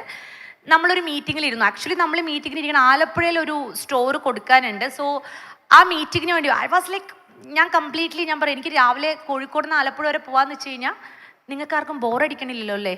Are you sure? Okay. So because when I'm talk about my brand, no, I'm highly talkative. That's I'm asking, okay? So ഞാൻ ആലപ്പിക്ക് പോയി. ആലപ്പുഴയ്ക്ക് പോകുന്ന സമയത്ത് എനിക്ക് തീരെ പോകാൻ താല്പര്യമില്ല, പക്ഷേ എനിക്ക് റെക്കമെൻഡ് ചെയ്ത ആളെ എനിക്ക് റെസ്പെക്റ്റ് ഉണ്ട്. ഞാൻ ആലപ്പിയിൽ പോയിരുന്നു. അപ്പോൾ ഈ സിഒനെ കണ്ടപ്പോൾ തന്നെ he is like A rock star. അപ്പം തന്നെ എനിക്ക് ഐ മീൻ ടോട്ടലി നമുക്കൊരാളെ ഞാൻ ഭയങ്കര ജഡ്ജ്മെൻറ്റാന്ന് വിചാരിക്കുന്നത്. Somehow I was not getting thing. We just started talking and I just showed my stores, photos and the products and everything. അപ്പോൾ മൂപ്പർ എന്നോട് ചോദിച്ചൊരു ചോദ്യമുണ്ട്, തന്നു the brand started your father? I said no. Then he started your brand, maybe your husband. I said no. Your brother? No. Then who started the brand? I said myself, yeah. I feel little bit insult basically. അതായത് എന്നെ കണ്ടിട്ടാണോ എന്തോ ഈ ഒരു ബ്രാൻഡൊന്നും കൊണ്ടുവരാനുള്ള ഒരാളില്ല എന്നൊരു സാധനം. I said myself. അപ്പോൾ കുറച്ച് നേരം എന്നെ നോക്കി. Then we had a chat for, നമ്മളൊരു 10 മിനിറ്റ് മീറ്റിങ്ങിനാണ് വന്നത്. We had 4 hours chat. Then we like ഞാൻ കൊച്ചിയൊക്കെ അദ്ദേഹത്തെ കൊണ്ടേ കാണിച്ചു കൊടുത്തു. ദെൻ എനിക്കൊരു പിറ്റേ ദിവസം ഒരു മെയിൽ വന്നു, Thanu why don't you start stores in our malls? We own almost 41 malls ഉണ്ട് നമുക്ക്. You can select. I was like wondering, അതായത് അങ്ങർക്ക് ഭ്രാന്തായതാണോ അതോ കേട്ടിട്ട് എനിക്ക് ഭ്രാന്തായതാണോ? I was totally because you know that Reliance എനിക്കിപ്പോഴും ഓർമ്മയുണ്ട് 1990 2000 നമ്മൾ റിലയൻസിൻ്റെ മൊബൈൽ, അപ്പോൾ അങ്ങനെ അംബാനി ഇങ്ങനെ ഇരിക്കുന്ന ഫോട്ടോ ഉണ്ടല്ലോ ദോസ് ടൈം. സോ എൻ്റെ മൈൻഡിൽ അതാണല്ലോ അംബാനി. അപ്പോൾ ഐ വാസ് റിലയൻസ്. അപ്പം ഞാൻ എൻ്റെ കൂടെയുള്ള അതായത് നമ്മളിഷ്ടമുള്ള, നമ്മൾ വളരണം എന്ന് ആഗ്രഹിക്കുന്ന കുറച്ച് ഫ്രണ്ട്സ് ഉണ്ടല്ലോ, അവരോടൊക്കെ ഞാൻ പറഞ്ഞു ഇങ്ങനെ ഒരു. അപ്പോൾ എല്ലാവരും നോക്കി, സീരിയസ്ലി ആരും എനിക്ക് പോസിറ്റീവായിട്ട് റെസ്പോണ്ട് ചെയ്യുന്നില്ല. I took A decision. അപ്പോൾ അതുവരെ എൻ്റെ ബിസിനസ് മലയാളി ഉള്ളോടത്ത് ബിസിനസ് ചെയ്യുക, മലയാളിയുടെ ഒരു ബ്രാൻഡ്, ഇതാണ് കേട്ടോ എൻ്റെ concept. I started in Salem mall. Salem മോളിൽ നമുക്ക് ഗ്രൗണ്ട് ഫ്ലോറിൽ ഡെക്കാത്തലോൺ, അഡിഡാസ് പോലത്തെ ബ്രാൻഡിൻ്റെ കൂടെ നമുക്ക് പൊസിഷനിങ് കിട്ടി. ആൻഡ് സിൻസിയർലി നമ്മൾ ബിസിനസ് ചെയ്യുന്ന സമയത്ത് നമുക്കൊരു പോയിന്റ് കിട്ടും. ഒരു പോയിന്റിൽ നമ്മൾ ഗ്രാബ് ചെയ്യാൻ പഠിക്കണം. ഗ്രാബ് ചെയ്തില്ലേ, ബിക്കോസ് ഓപ്പർച്യൂണിറ്റി എപ്പോഴും ഉണ്ടാവത്തില്ല. സോ ഐ വാസ് തിങ്കിങ്, ഞാനിപ്പോൾ റിലയൻസ് എടുത്തു കഴിഞ്ഞാൽ എൻ്റെ ടൈം വേസ്റ്റ് ആവുമോ? ബിക്കോസ് ഐ മീൻ ഞാൻ സെൽഫായിട്ട് ഞാൻ പ്രിപ്പയർ ആവണമല്ലോ, അതിനുശേഷമാണല്ലോ നമ്മൾ സ്റ്റോഴ്സ് എടുക്കുന്നത്. ഐ തിങ്ക് ഞാൻ വന്ന ദൂരത്തിൻ്റെ അത്രയും ഇനി അങ്ങോട്ടേക്ക് പോവാൻ. So let me take this risk. I took that risk. I started in Salem mall. അത് കഴിഞ്ഞ് we perform very well. Okay, I mean ഇതല്ല ഏറ്റവും വലിയ ഓപ്പർച്യൂണിറ്റി. മോളിൽ കിട്ടാന്നുള്ളല്ല, നോ റേറ്റ്. ഐ ഗോട്ട് എന്താണോ ടേൺ ഓവറിൻ്റെ 10% റിലയൻസിന് കൊടുത്താൽ മതി. പൊതുവേ റിലയൻസ് ക്യൂസ് അതർ ബ്രാൻഡ്. അപ്പോൾ I was like oh my god, the 10 no rent nothing. Infrastructure എല്ലാം നമ്മൾ മേക്ക് ചെയ്യണം, പ്രൊഡക്റ്റ് നമ്മൾ മേക്ക് ചെയ്യണം. We will get minimum 600 to 1500 stores കിട്ടും. I thought okay let me take this, ഈ ഓപ്പർച്യൂണിറ്റി എടുക്കുക. Then I take the opportunity and we well perform Salem mall. Then they came to me again. അവർ ചോദിച്ചു, തനു അടുത്ത store എവിടെയാണ് ചെയ്യേണ്ടത് ചോദിച്ചു. I said give me Gujarat. അപ്പോൾ എൻ്റെ അടുത്ത് ചോദിച്ചു, ഗുജറാത്തോ? How you are going to perform in Gujarat? അപ്പം ഞാൻ പറഞ്ഞു, എന്താ അദാനിക്കും അംബാനിക്കും മാത്രം കേരളത്തിൽ വന്നത്, let me go there and start my business. So I know എത്ര പേര് ഇവിടെ കേട്ടിട്ടുണ്ടെന്ന് അറിയില്ല, ഗുജറാത്തിൽ ഒരു ബിസിനസ് സക്സസ് ആയി കഴിഞ്ഞാൽ ഇന്ത്യയിൽ എവിടെയും സക്സസ് ആവാൻ എളുപ്പമാണ്. Because Gujarati peoples are, you heard about ഗുജുന, they are like highly intellectual people and highly, അവർ ഉണ്ണണതും ഉറങ്ങണതും ഒക്കെ എന്തിലാണെന്നറിയോ, മറ്റേ ബിസിനസ്സിലാണ്. So we started our store in Rajkot and that also perform well. സോ എനിക്ക് തോന്നുന്നു എൻ്റെ ഡ്രീമിൽ പോലും എനിക്കിപ്പോഴും ഞാൻ ചെയ്തുകൊണ്ടിരിക്കുന്ന കാര്യങ്ങളെക്കുറിച്ച് ആലോചിക്കുമ്പോൾ I still feel like that I am a kid basically. കാരണം നമ്മുടെ ഡ്രീമിലുള്ള പല കാര്യങ്ങളും അല്ല നമുക്ക് കിട്ടിയിട്ടുള്ളത്. What I learn from my entire life. ഇപ്പോൾ ഇപ്പോൾ ഇതിനു മുമ്പ് I think I forget that person name, but he was saying about he know only Malayalam. അപ്പോൾ എനിക്ക് ഇപ്പോഴും ഓർമ്മയുണ്ട്, എൻ്റെ +1 +2 സമയത്ത് കഴിഞ്ഞിട്ട് I was going for a job and that is the first interview ഞാൻ എൻ്റർ ചെയ്ത ഫസ്റ്റ് ഇൻ്റർവ്യൂ ആയിരുന്നു. ആ ഇൻ്റർവ്യൂവിൽ അവരെന്നെ എടുത്തില്ല. അവരെൻ്റെ അടുത്ത് പറഞ്ഞു, you don't present well, you don't know the language, അപ്പോൾ നമുക്ക് എടുക്കാൻ പറ്റില്ല എന്ന് പറഞ്ഞു. സോ ഐ ഫീൽ അൽഹംദുലില്ലാ അന്ന് എടുക്കാതിരുന്നത്. അതുകൊണ്ടായിരിക്കും we did A business. Anyway, so this is my brand story. We just tied up with Reliance now. We just tied with Threads. We just tied with like Centro. And the same time we are going to open in Bahrain with the ex-minister there. And the same time Maldives with the ex-immigration minister, Mr. Anwar.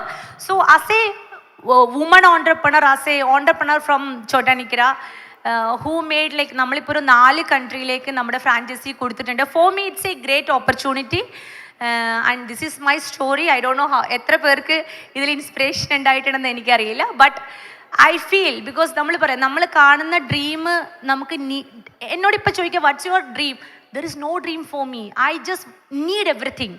എൻ്റെ ഡ്രീമിൽ കണ്ടതെല്ലാം തന്നെ എനിക്ക് വേണം. That is my biggest dream. Okay. Anyway, thank you so much. Really thank you so much for everyone who listens me. Thank you. Like they say, you should always be greedy in your dreams. And thank you so much. Such an enterprising talk. And we just loved it. Sherikim Samayuka Kainditam. Excuse me, can we stay back, please? Yeah. We were just enjoying the conversation quite a lot.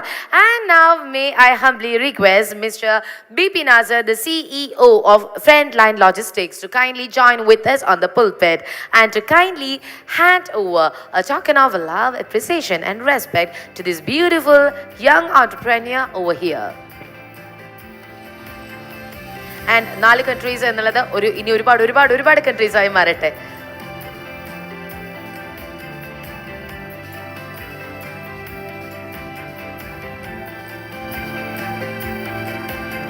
Come on everyone, let's give a round of applause to it.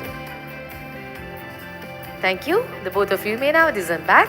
And with that, we are concluding the sessions for the first day of the ScaleUp Conclave 2024. ScaleUp Conclave 2024-ന്റെ ഈ ആദ്യത്തെ ദിവസത്തെ sessions നമ്മളിതാ ഇവിടെ wind up ചെയ്യുകയാണ്.